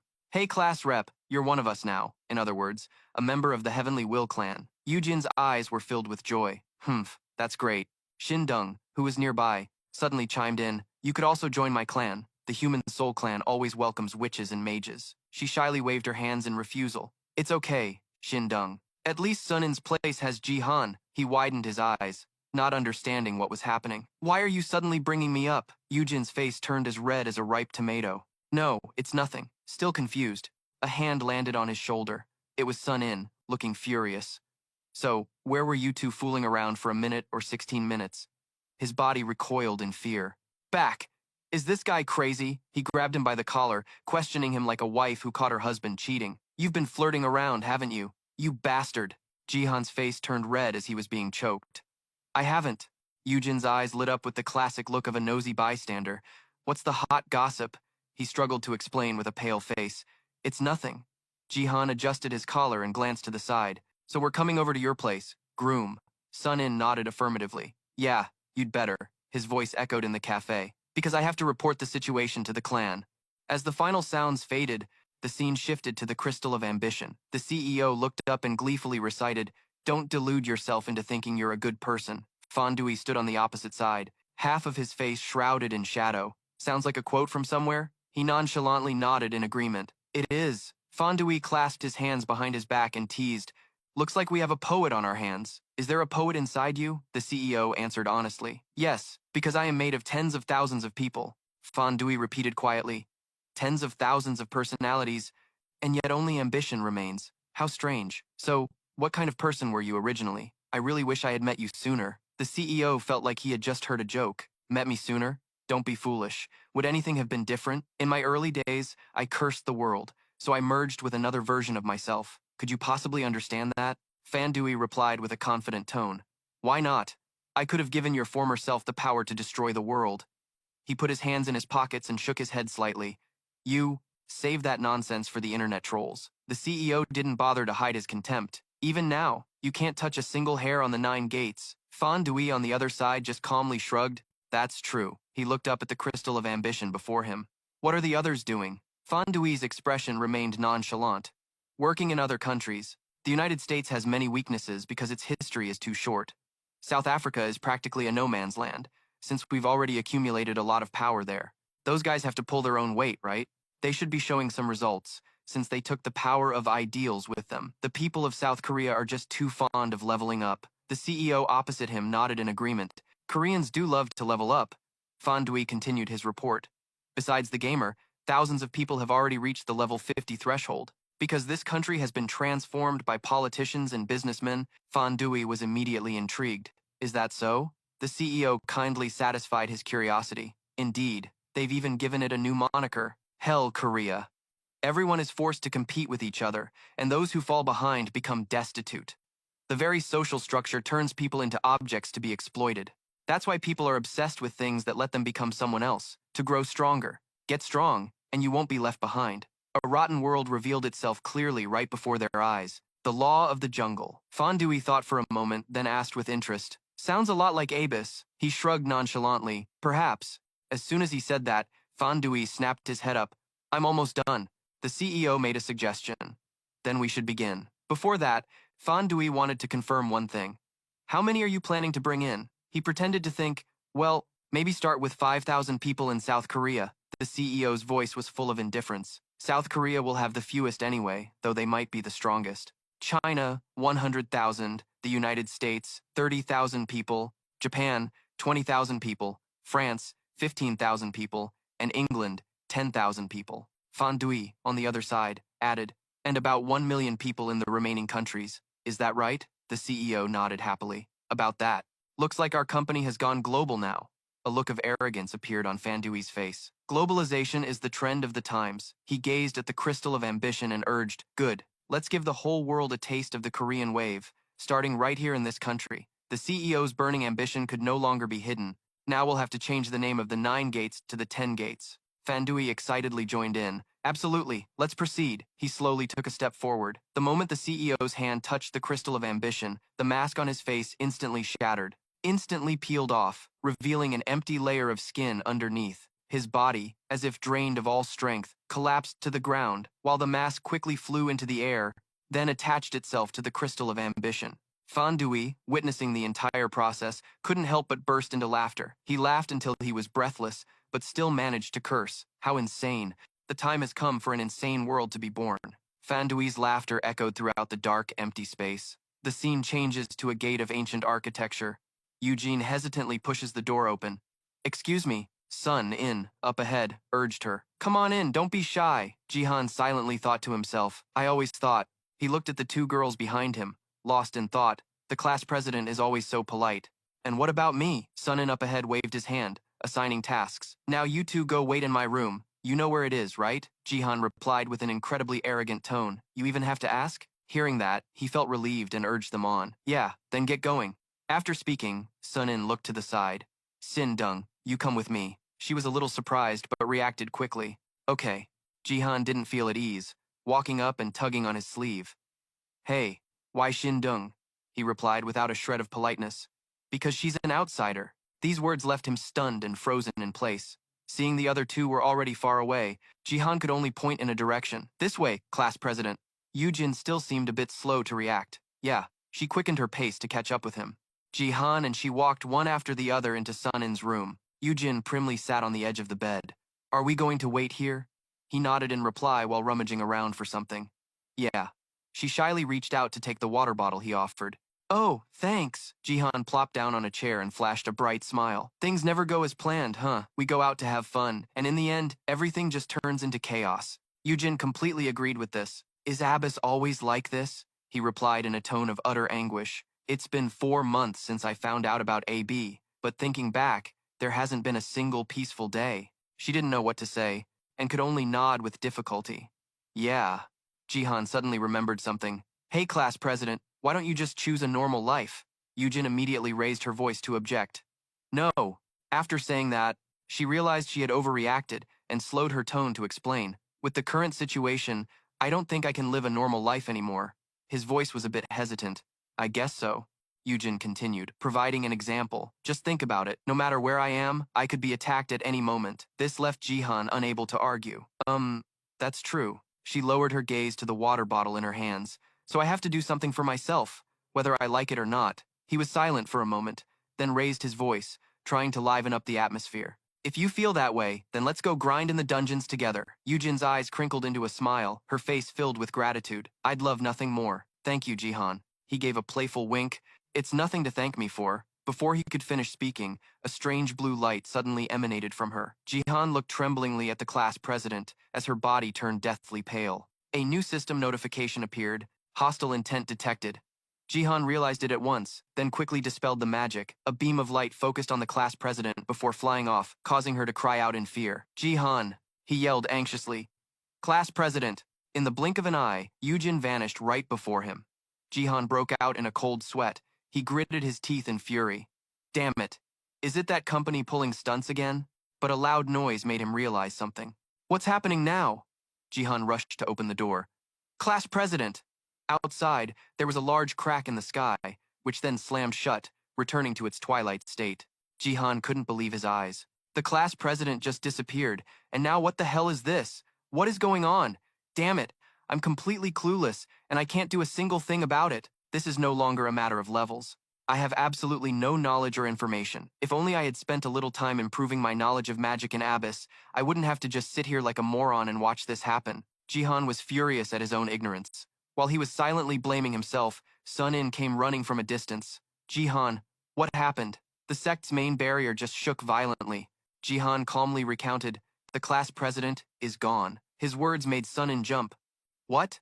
Jihan's face darkened. A strange light emanated from her, and then she was gone. If the sect's barrier was shaken, it must have happened right at that moment. Sun In cut him off. Spatial teleportation.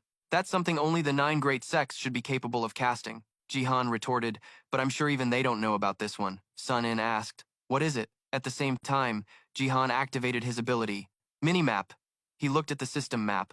The class president and I are in the same party. I know where she is. Sun In looked on, bewildered. So where is she now? Jihan's eyes darkened. He said with certainty, Gangnam Station. I'm gonna save the class president. Sun In stopped him. Are you crazy? Are you walking into a death trap? The two got into a huge argument. Let go of me. No. What do you think you can accomplish alone by storming their base like that? You heard the rumors that you're becoming a warlock? Think carefully. If I were the one kidnapped, would you ignore me too? Backed into a corner by Jihan. Sun In couldn't argue back. He also confirmed that he wouldn't. Jihan was satisfied with the answer. Exactly. Sun In still had his own point of view, but the class president doesn't mean the same to you. Me too. I only care about just you. How close are you to the class president? Are you willing to risk your life for her? I'm willing to risk my life for you, but not for the class president. Jahan felt a chill run down his spine. What do you mean, you blunt-speaking jerk? Sun In stood his ground. So don't go. In fact, I'm going to stop you. Jian disagreed. Come on, I'm not planning to just rush in and tower dive to save her. Sun In asked again. So then Jihan had to explain his specific plan. I'm going to ask for help, of course. Now that I know where the company is, there must be a few people interested in that. Information, right? Sun In was slowly starting to realize. Wait, are you? Jihan continued. That's right, contact the Danshi clan for me. Tell them the company is currently at Nam Station and that they're the ones behind the Great Labyrinth. And I'll ask Mr. Heian for help. I don't think it's right to ask Miss Thao, so I'll just give her a heads up. Jihan was lost in thought about her. The teacher is completely uninvolved in this because she taught me magic as I requested. I can't drag her into such a dangerous situation. But that old man Hoan owes me, and I believe he'll agree to help, as long as it's not too dangerous. For my sake, he's already taken out half of that company. He urgently prompted Sun In. Hurry up, man. Jihan held the phone in his hand, but his mind was only on In. Wait for me, class president. I'll save you soon. At Hoan Sunggon's location, he focused on the girl in front of him. Sung praised her. Good, you're doing very well. Sung-A floated in the air, her body emitting a dark aura. Sung-A was in some pain as she felt it. Sung didn't care about her feelings. He just kept praising. Good, you're doing very well. Sung looked up. It was the dark dimension, the void. Some even call it hell. This power comes from that place. This world is divided into 3 realms, the celestial, the terrestrial, and the netherworld. The netherworld is called hell, while the celestial realm is heaven. Things that are light float up, while heavy things sink down. Things that accumulate what humans call evil are heavy and reside in the netherworld. Meanwhile, things that carry what is considered good and bright reside in the celestial realm. The terrestrial realm is the world where humans live, situated between the other two. However, the celestial and nether realms are actually just reflections of the terrestrial realm. They are like giant illusionary barriers. Gods reside in the celestial realm and demons in the netherworld, all of them originating from the terrestrial realm, which is why they are immortal. As long as the terrestrial realm exists, the celestial and nether realms are eternal, so the power within you is also endless. However, controlling it is an extremely arduous task. Focus, constantly focus. Resist the power from this space that is like an artificial celestial realm. In AB, potential is limitless, as long as one has talent and time. Sung yelled, "You need to try harder if you want to be with Jaehan." Sung-ae could only obey him. "Yes, father." Suddenly, Sung-gan's phone rang, forcing him to get distracted from the current matter. On the other end of the line was Jihan. "Hello, sir. I need your help urgently." Sung-gan wondered. "My help?" Then came Jihan's explanation. "Yes, it's like this." Sung-gan understood after listening briefly. "I'll help. Wait there." Sung-ae, afraid her father was leaving, called out. "What is it, Dad?" Sung-gan didn't hide anything from her. "Jaehan asked me to help him." She eagerly pleaded, "Can I go with you, Dad?" But she only received a single no in reply, so she just obediently agreed. Sung-ga slowly lowered herself to the ground. Sung-gan turned to leave. "I'll be back." Sung-ga obediently replied, "Yes, sir." He cast a spell, raising his hand and then clenching his fist. Instantly, the ground cracked and shattered as if in an earthquake. Over on Lolino's side, she was surprised by the story she heard over the phone. What, the class president got kidnapped again? Is this girl cursed or something? Is she a magnet for scandals? So, what does Jihan plan to do? He's not planning to rush in recklessly again, is he? Has he asked the Black Devil for help? Then that's fine. Anyway, I can't help him right now. Bye. Ahou Ting had overheard the conversation and initiated a chat. "You seem worried." Lolino was called out. "Of course, he's my disciple after all." "Humph. I guess it can't be helped." Hou Ting was a bit confused. "It can't be helped? What do you mean?" Lolino said calmly. "I'll send a message to the Harem King, since the rumor that he's watching over Jian is known by almost everyone." Then she sent the text. "For real. There, done. Let's head to Japan." Back with Jihan, Sun-in probed to see who else would be helping. "Are you calling the maggot lady?" Jihan just grunted. "They're busy." Hearing this, Sun-in sensed the danger. "Are you really planning to go? For real?" "Once the Dan-shi clan gets involved, it's game over one way or another." Jaehan stated decisively. "I'm going, and at my current level, my mana pool is probably on par with Miss Lolly." Sun-in was shocked. What? Knowing his friend could be dense, Jaehan explained, "I dumped all my skill points into Intel, so my mana pool has surpassed 300. Sun-in never expected his friend to pull such a dirty move. That cheerleader Jaehan does whatever he wants, without a care in the world. I might lack combat skills or knowledge about mana, but if it comes down to it, I can still mess them up. So I have to join the fight." But Sun-in knew the opponent better than anyone. The Danshi clan probably won't like that. They don't appreciate others meddling in their affairs. They might even attack you. Jihan was surprised. "Even if I tell them I'm from the Qianyui clan?" Sun-in's resolve wavered.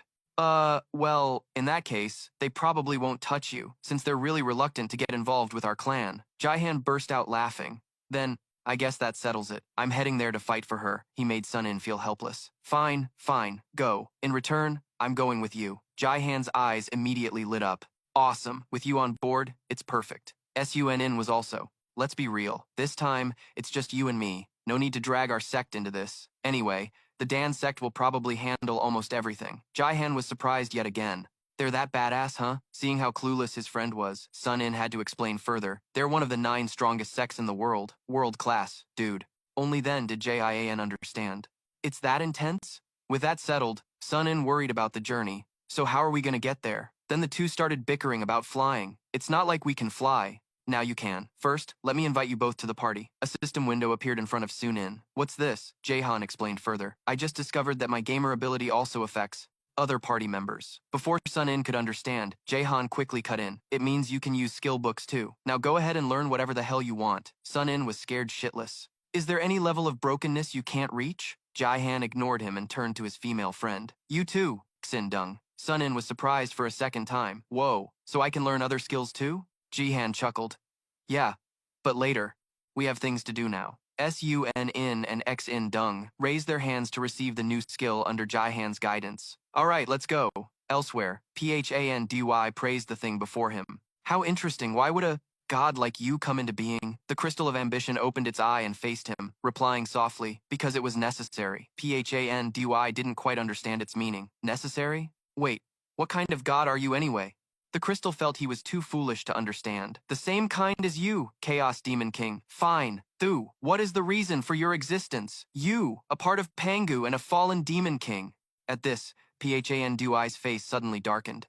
I see. An ancient god. The crystal remained calm while communicating with him. Gods are omniscient but not omnipotent. That guy Phandy became completely indifferent. Of course, other gods possess similar power. They can't be both omniscient and omnipotent at the same time. That would be a contradiction. The crystal coldly accepted this obvious truth. That is especially true in the context of this Earth dimension, where a being with power equivalent to the Creator God has been born. We are all children of the Creator God. Phandy put his hands in his pockets, acting as if he understood everything. I know that too. All gods understand that we are his children. So, for what purpose do you exist? The crystal received the confusing question. I've already told you. The reason is the same as yours. I was born out of necessity. Phandy scratched his head in frustration, apparently not satisfied with the answer. Hey, you already said that I fell with the 72 demons in hell, so how can you expect me to understand something like that? Phandy suddenly realized. Wait, you're just like me? They stared at each other blankly, silently confirming a truth. Then Phandy burst out laughing. Ha, this is a masterpiece, a true masterpiece. Ha, could it be that the unseeing eye doesn't reach here? What about Hela? Wait, and the Creator, God of ours, where is he? The crystal of ambition answered slowly. They are all watching this world. However, this place has a special nature. I thought you came here because you knew that. Very well. Chaos Demon King Phen Thu. Phandy was pleased with the answer and laughed heartily. That's right, an Isekai Harem King is here. Ha, so what do you plan to do? What should I call you? The crystal of ambition was bewildered by the question. Don't you know that a god cannot name itself? Phandy disagreed. Perhaps that's true for self-born gods, but you were created. There's no way the company chairman didn't give you a name during your creation. Suddenly, the crystal of ambition glowed, slowly transforming into a human body. With its face more than half hidden, it lowered itself respectfully. The corporation, god of alteration, compensation, and entertainment. That is my name. Phandy was very pleased with the introduction. He clapped in praise and then turned to leave. Haha, good, I'm off. I look forward to cooperating with you in the future. The corporation. His figure gradually disappeared into the night with a ghastly laugh. Ha, leaving. The corporation alone, who muttered 2 words, change. Instantly, the surroundings seemed to explode in a brilliant white light that illuminated the entire area. Meanwhile, Jaihan's group was flying quickly to the place where they took the class president. Jaihan announced the phenomenon happening before them. There it is. It's starting. After flying for a while, they found a place to land. Let's land there for now. Jaihan leaned over and glanced down. Below. What is that? Sun. In had also recognized the disciples of the Dan sect gathering. This was the first time Jaihan had seen them. They looked pretty badass. For Sun In, it was a familiar sight. According to the Abyss rankings, each of them is B rank. Jaihan repeated, B rank? Sun In pointed towards X In Dung. X In Dung is a C rank martial artist. They then compared the levels of the others. Master Hoan is SSS rank. What about Miss Lori? Only S? Is the power gap really that huge? Jaihan marveled inwardly. Didn't she summon a demon before? Their voices still echoed from atop the skyscraper. There are at least 100 SSS rank people in the entire world. Is that a lot or a little? A lot. Just think of it like the top 100 global corporations. So the SSS rank powerhouses are on the level of the top 100 companies. Globally, you saw Master Heian destroy a company last time. Xen Dung, who had been quiet, finally chimed in. The head disciple of the heavenly demon sect is right. Jaihan, he is so strong that it's difficult for any single organization to take him down. Jaihan had his own question. What about the 9 sects? Xen Dung continued to explain. The 9 sects can even destroy the black demon Hoan X Yung because they are incredibly strong. That lower-ranked group were just grunts from the Dan Tian sect, but they were still stronger than me. Jihan broke into a cold sweat hearing Shin Dung's assessment. Is that so? I can't believe the Dan Tian sect is that freaking strong. Shin Dung continued. The Titans will be coming too. Her words scared Jihan even more. The ones from the company? She didn't hide anything from him. That's right. They want to show off their overwhelming power. Jihan was surprised. So there's no slot for us like last time, but we still have to get involved anyway, right? Just then, Sung approached from behind. If you intend to save the class president, Kim Jujin, then you definitely have to get your hands dirty, Jihan. When they saw him, they all called out Teacher Hwan's name. Jihan was delighted to see Sunggon and welcomed him. You're here, sir. Sunggon was cold on the outside, but warm on the inside. That's right. I came because you asked for help, but it seems rescuing Kim Jujin will be very difficult, Jihan asked worriedly. Really? Jung went straight to the point. The Dantian sect is clearly not the type to show mercy to their opponents. Look, Jihan followed the direction he was pointing, and his eyes suddenly noticed a crimson orb appearing in that spot. It's one of the 8 great treasures of the Dantian sect, the Huan Wung's Eye. Jihan trembled at the sight of something he had never seen before. Huan Wung's Eye. The Huan Wung's Eye then emitted a blinding light, and then shot that light straight down to the ground. The sky, the earth, and even the lightning reacted. Where it landed, a bottomless pit appeared. Jihan approached it and exclaimed, "It's freaking deep!" He tremblingly pleaded for help from Sunggon. I know this is a world inside an illusion barrier, but are they really allowed to do this? Why not? It's just a virtual world after all. Sunggon was starting to notice something unusual about this situation, but the company's reaction is very strange. Although resisting is useless, what's strange is that they aren't resisting at all. Jihan focused his energy to observe his surroundings. Looking closely, everyone we've seen so far belongs to the Dantian sect. They're all B-rank martial artists, so I wonder what their levels are. They're too far away, I can't freaking read it. Sunin then agreed with the point Sunggon raised. It really is strange. They're not reacting at all, even though we're attacking them like this. Or maybe the company isn't here? Sunggon cut in. No, I don't think so. Even if they were told the company was here, there's no way they wouldn't have conducted a preliminary investigation. After a while, Shin Dung chimed in. The Black Demon is right. There's no way the Dantian sect would act so unprofessionally. Jihan thought to himself, that's right, so then the class president. Then he opened his minimap. As soon as Shin Dung saw him open the minimap, she came closer. The class president. Is she still there? Jihan reassured her. Yeah, she's still there. She's right where that pillar of light struck the ground, but she's completely unharmed. Sunin theorized. So, they've created a special barrier inside the illusion barrier? But there's no reason the Dantian sect wouldn't know about it. It's so strange. His words made Jihan even more confused. It really is weird, though. How can the company withstand an attack like that? It seemed like he had realized something. Wait, can you create another dimension inside an illusion barrier? Sunin squinted in confusion. No, that's impossible. Jihan pressed. Why? Then, Sunin explained in detail how barriers are created. To be precise, we are not the ones who create the illusion barrier. It's G who creates it for us. Only archmages can cast spells to create other dimensions. Since there are only 20 such people on this planet, they can create completely different dimensions, and it seems they do. At this point, Jihan found it absurd. So the company can't do it? With his vast knowledge, Sunin guided the group. I heard that 18 of the archmages are associated with the 9 gates. The remaining 2 wander around as freelancers, although there might be other archmages I don't know about. Jihan repeated his words. That's information from the abyss. But what if we assume that this time the company has an archmage? Sunin broke into a sweat as the question went beyond his knowledge. Then that kind of attack would be useless, because they can hide in their own dimension. You have no choice but to break through and destroy that dimension. But do you think the company could have an archmage? Jihan focused on the lightning striking down. He affirmed that they could. I think they'd at least need one to create the Great Labyrinth. Sunin and Shin Dung were confused, both looking in the same direction. Shung stepped towards them. I think Jihan is right.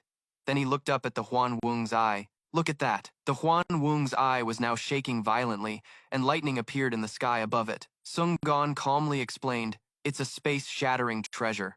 This was the first time Jihan had seen it, and he was a little surprised. Are they planning to attack the company's base with that thing? Cracks gradually appeared in the sky, then it shattered completely. The Huan Wung's Eye was still floating in mid-air. The system window displayed a notification. Killing intent detected. Sunggon stopped Jihan's movement. Be careful. He immediately turned to look at his classmates. An internal reaction appeared on their bodies, and even Jihan reacted. The sky had now mostly shattered and immediately exploded, engulfing the area where the group stood in white light. Jihan looked around in confusion.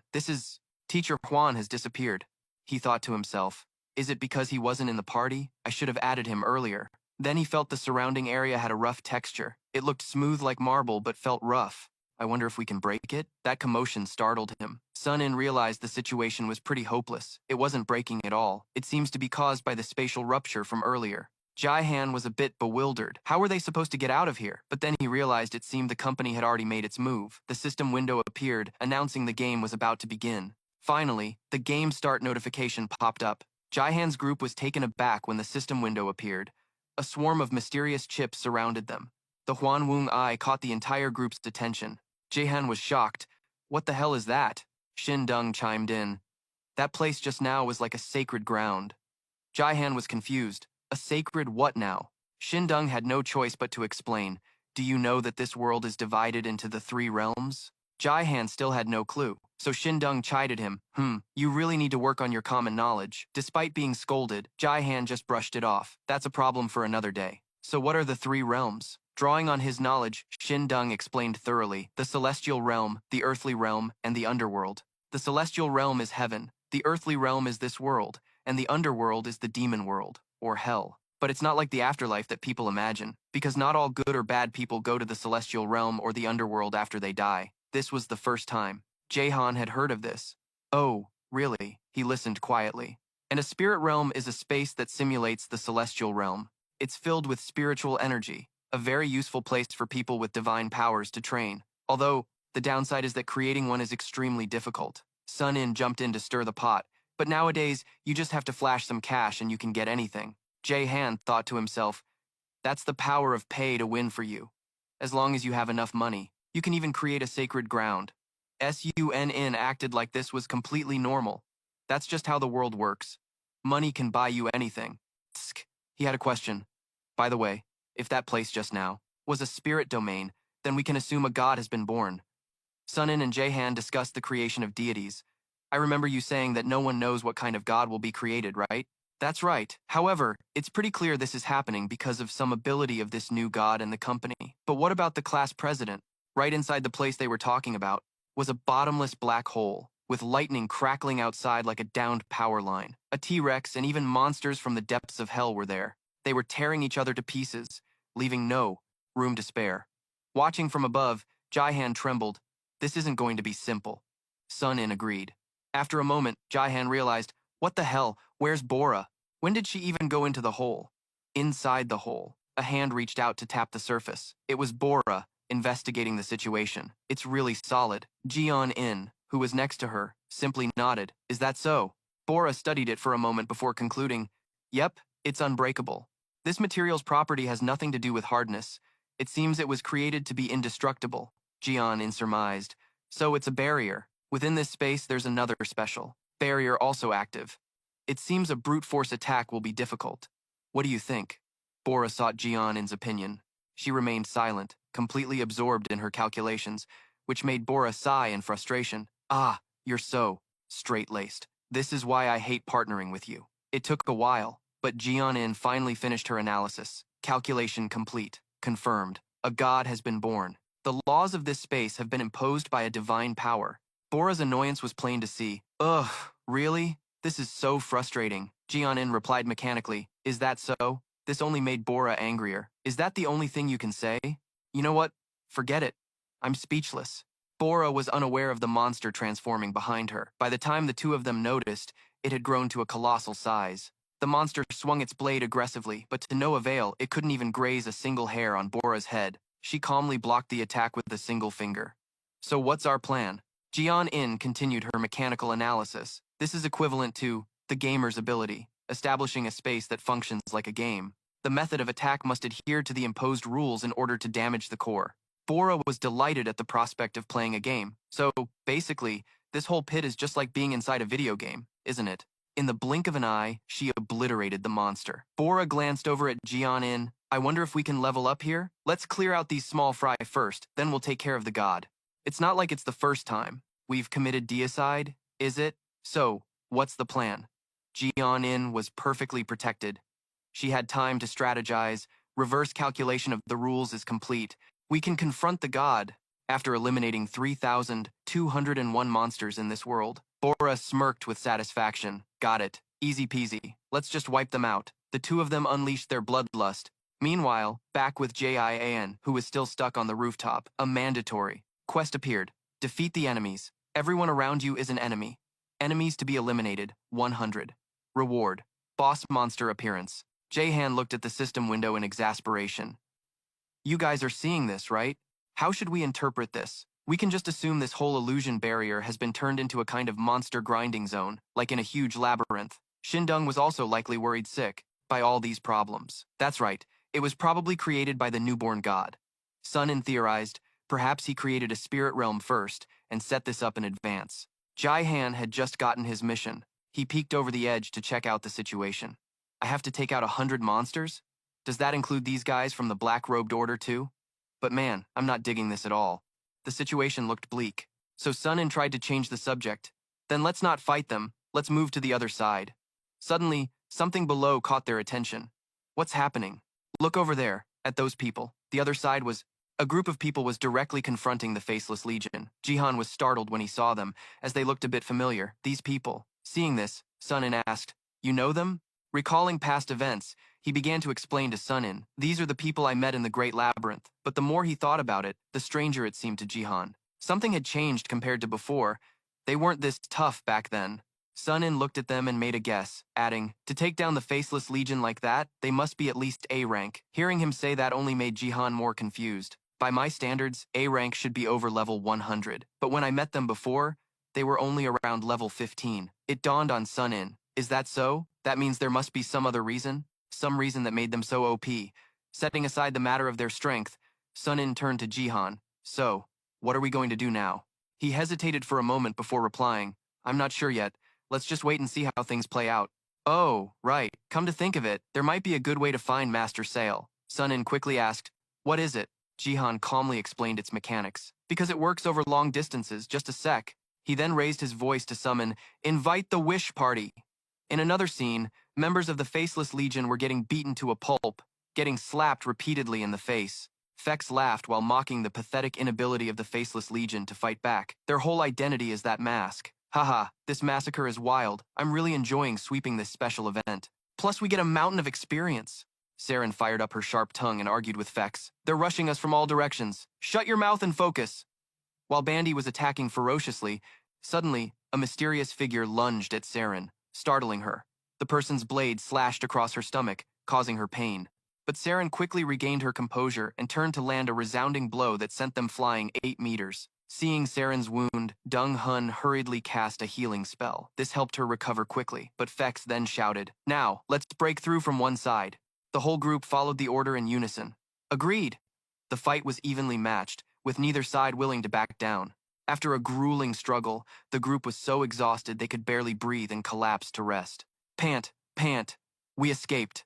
Alex looked around and wondered, why aren't they chasing us? Saren then offered her assessment. It seems like they went that way. Fex then pulled himself together and said loudly, "That was tough as hell, but we leveled up like crazy, right?" She quickly checked the details. "That's right. We've gone up about 10 levels. Dunghun heard this and his jaw dropped as he exclaimed, "Whoa, that's a lot." Seeing this, Saren replied, "Insane, right?" He continued, "Anyway, the quest seems to be to smash those things. Can we handle it?" After hearing him, Saren pointed in another direction and said, "Look, it's not just us." In the direction she pointed, there was still a group of people fighting endlessly. The sound of shouting rang out, accompanied by deafening thunder and lightning, as neither side would yield. Fex, with a gleeful smile, turned and said, "Whoa, awesome reinforcements." He led the group, preparing to charge in. "All right, let's keep going." Elsewhere, Bora calmly commented on humanity. "Humans are truly foolish." Suddenly, a mysterious voice added, "Why don't they have the slightest suspicion about what's happening to them?" Hearing this, Bora turned to look at John In. "Gao," she calmly explained, "you can't break the rules. You have to exploit the rules." After hearing this, she scratched her head in frustration, looking extremely angry. "These damned gods! Then we'll just have to slaughter these players," John In replied calmly. "Correct. It seems they are weakening our forces from within this thing. We need to let our combat power increase. The faceless soldiers have been demoted by 2 ranks. Bora said this with a strange smile. From B rank down to just D rank? How pathetic. She didn't hesitate and quickly gave the order. Implement the next phase of the plan. Bora accepted immediately. "Yeah, do it. Kill them all. We have to kill them all to force that rotten god to show his face." John In, with a cold expression, looked ahead and shouted, "Begin." Immediately, a blinding light appeared, covering the entire area. The members of the Faceless Legion seemed to gather in a single spot. Then the whole group merged to create a giant black mountain. However, there were also some stubborn ones who didn't follow the herd and chose to split off. One of the Faceless Legion members slowly opened its giant mouth and breathed a ferocious flame. The ones who had gathered earlier soon vanished without a trace, causing the remaining crowd to panic and flee in disarray. Seeing the hole in the barrier, Jihan's group couldn't help but let out a gasp of surprise. Then, that crack grew wider and wider, until the hole was wide enough for Sale to step through. This place is truly treacherous. He couldn't hide his curiosity. Master, where were you to make such a grand entrance? The man's voice was calm, but everyone could hear the arrogance in it. This place itself was created by a newly born god. He exiled me. I was thinking of a way to return, and I was able to come back because you invited me to the party. Saya looked around. My power comes from the underworld, so I can also interfere with other dimensions. I may not be able to travel between dimensions, but at the very least, I have the ability to force a path open to another dimension. Jihan's mouth hung open, but he was speechless for a long moment, so overpowered. Then the man suddenly, he turned to look at the person beside him. Hey, Sun-In, you could solve this situation instantly with your sword array, so why are you just standing here? He lowered his gaze slightly, images flashing through his mind that he had just seen. The conditions to activate the sword array are very complex. These people now belong to Abyss, so I can't use it. Jihan turned his head back in surprise. Hey, did you say these people belong to Abyss? Sun-In wore a polite smile. This is a spirit realm. Jihan nodded but still didn't understand a thing. So what? He had no choice but to explain more clearly. Only the spirits of these people were connected to the inside of the Great Labyrinth's illusion barrier. Until that point, they were still ordinary humans. Pausing for a moment, Sun-In's voice continued. But because the guy who created the Great Labyrinth has become a god, they can now use the powers they obtained there in the real world. Jihan's face instantly tensed. They obtained powers? So they're not ordinary people anymore. This is a real hassle. While he was deep in thought, Sungun spoke up. What do you plan to do, Jihan? He hadn't quite processed it yet, but still instinctively turned his head. Yes, sir, the man continued. Your goal is to save the class president. She has probably appeared here by now. Getting her out of here shouldn't be too difficult. Jihan hesitated for a moment, but ultimately chose to tell the truth. That's right, but I want to sever their connection to that mysterious god, Sungon replied in a dismissive tone. That's not hard, because it's not the gods who choose humans, but humans who choose gods. The connection is broken when you reject a god. Jihan's jaw dropped in disbelief. It's that simple? Jihan glanced back slightly. Seeing this, Sun-In smiled and gave a nod. Bolstered by his comrade's confidence, he declared without hesitation, then let's save the class president and get out of here. I have no intention of getting into a drawn-out fight with that god. Unfortunately, this moment of camaraderie didn't even last a minute before Sun-In sidled up to tease him. Is that so? Jihan turned to him with a deadpan expression. You don't support me? Sun-In gave a wry smile and nodded eagerly. Of course I do, his reliable voice echoed within the barrier. As long as someone from the Danshi clan takes action, this matter will sooner or later come to an end. After the two finished their banter, Sungon urged them on. So, we should start looking for the class president, right? Jihan immediately and obediently turned back. Yes, teacher. They got right to work. Where is she? Jihan muttered, pulling up the system's minimap interface. After careful observation, he came up with an answer. Her position has changed from before. She's over there, about a few miles away. Sungon manipulated his energy, and the two of them lifted off the ground. Let's go. But then, as if remembering something, he reached out and summoned a black hole. Following the movement of Sungun's arm, a round object slowly emerged. He picked it up and introduced it to Jihan and Sun-In. This is a hover disk. You can control it by channeling ki into it to create a mental link. Have you two ever used one before? Jihan honestly shook his head. No, but let me try. Sun-In, on the other hand, was very confident. Yes, I have. Hearing this, Jihan immediately had his doubts. Don't you dare lie. Before Jihan could say anything, Sungun channeled his energy and flew up. Well then, let's go. The scene then shifts to Yujin's location, where faced with a nearby explosion, right in front of her, she calmly used her short-range teleport skill. The moment her body hit the ground, Yujin didn't hesitate to push off her toes and dash forward. Fly! The Hahoi face troop reached out to grab her, but luckily Yujin managed to swerve in time. She brandished her Lias magic wand, continuously using skills to tear the Hahoi face troop to shreds. Spiral mana arrow. Just as Yujin was about to fly up to rest, from behind, a loud noise suddenly erupted. She turned around to see flames spreading right up behind her. Instantly, a protective circle appeared, giving Yujin time to retreat. After escaping danger, a system notification sounded in her ear. Mana has dropped below 30%. She read it but didn't stop, continuing to soar upwards. Only then did Yujin dare to relax and let out a sigh of relief. I'm only alive thanks to Jihan. She felt incredibly lucky. As long as I stay up here, it seems that Giant can't do anything to me. If I hadn't learned to fly, I'd probably be down there fighting until I coughed up blood. But the others are fighting so well, especially that old guy I met in the labyrinth.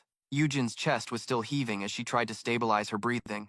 What should I do now? Just as she finished the thought, a voice suddenly sounded from behind, making her scream in terror. So what would you like to do? Seeing her strong reaction, Jihan quickly tried to calm her down. Calm down, but his words only made Yujin's eyes well up with tears. Ji. Her lips trembled for a moment before she called out his name plaintively. Jihan. In the vast sky, the two of them just looked at each other without a word. Yujin couldn't hold back her tears and flew straight towards him, overwhelmed with happiness. Jihan. Suddenly, there was a strange sound, like a painful collision. She slammed right into his shield, wincing in pain. Boink! She became completely flustered.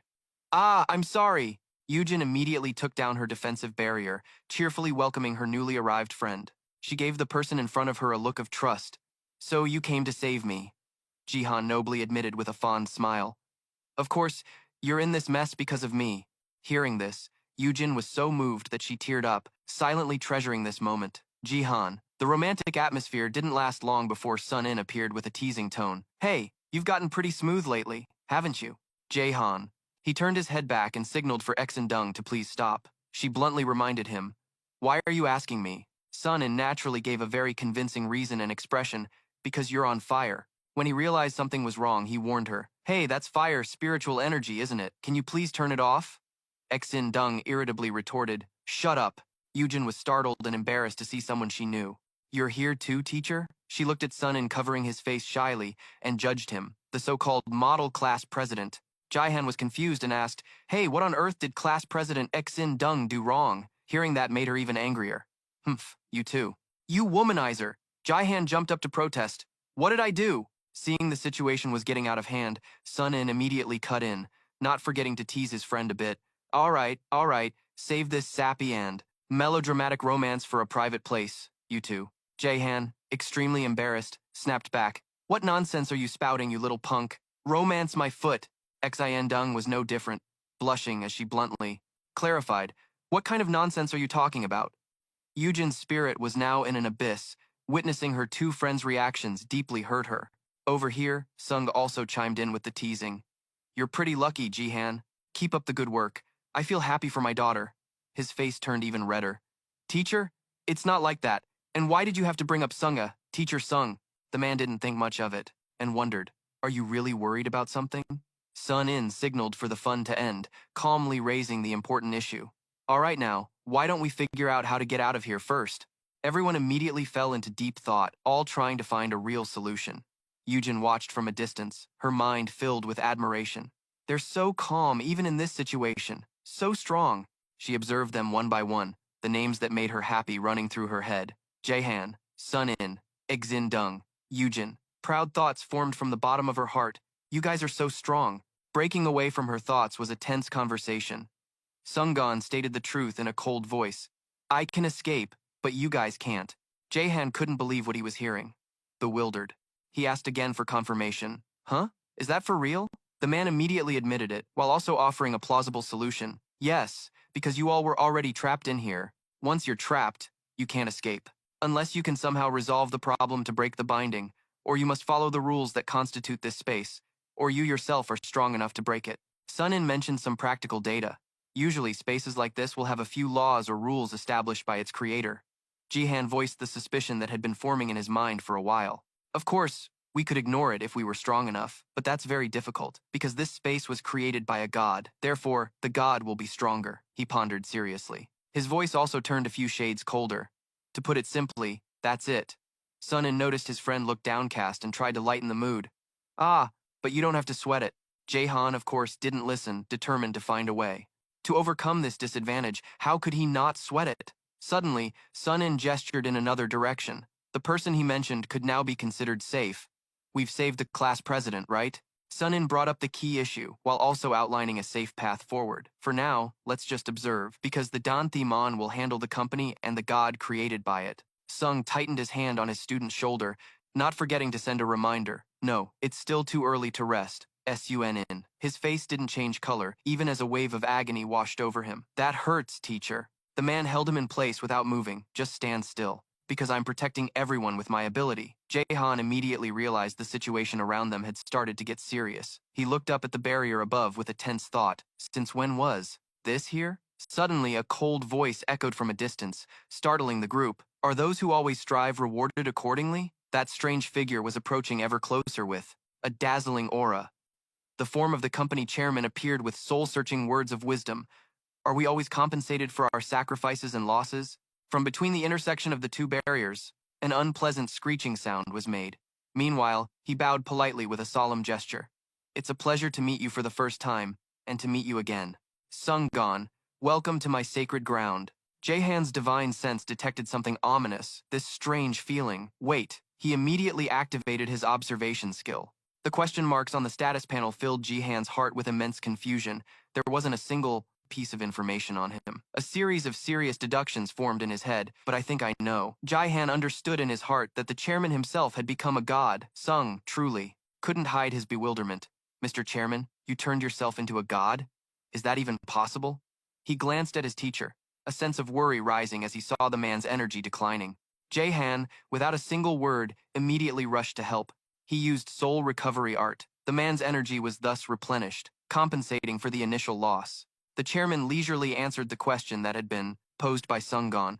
You know what a god is, so you must know that it is not impossible. The man pointed out the unusual characteristic, then froze as he realized the problem. But you're not even a person, no. Wait a minute.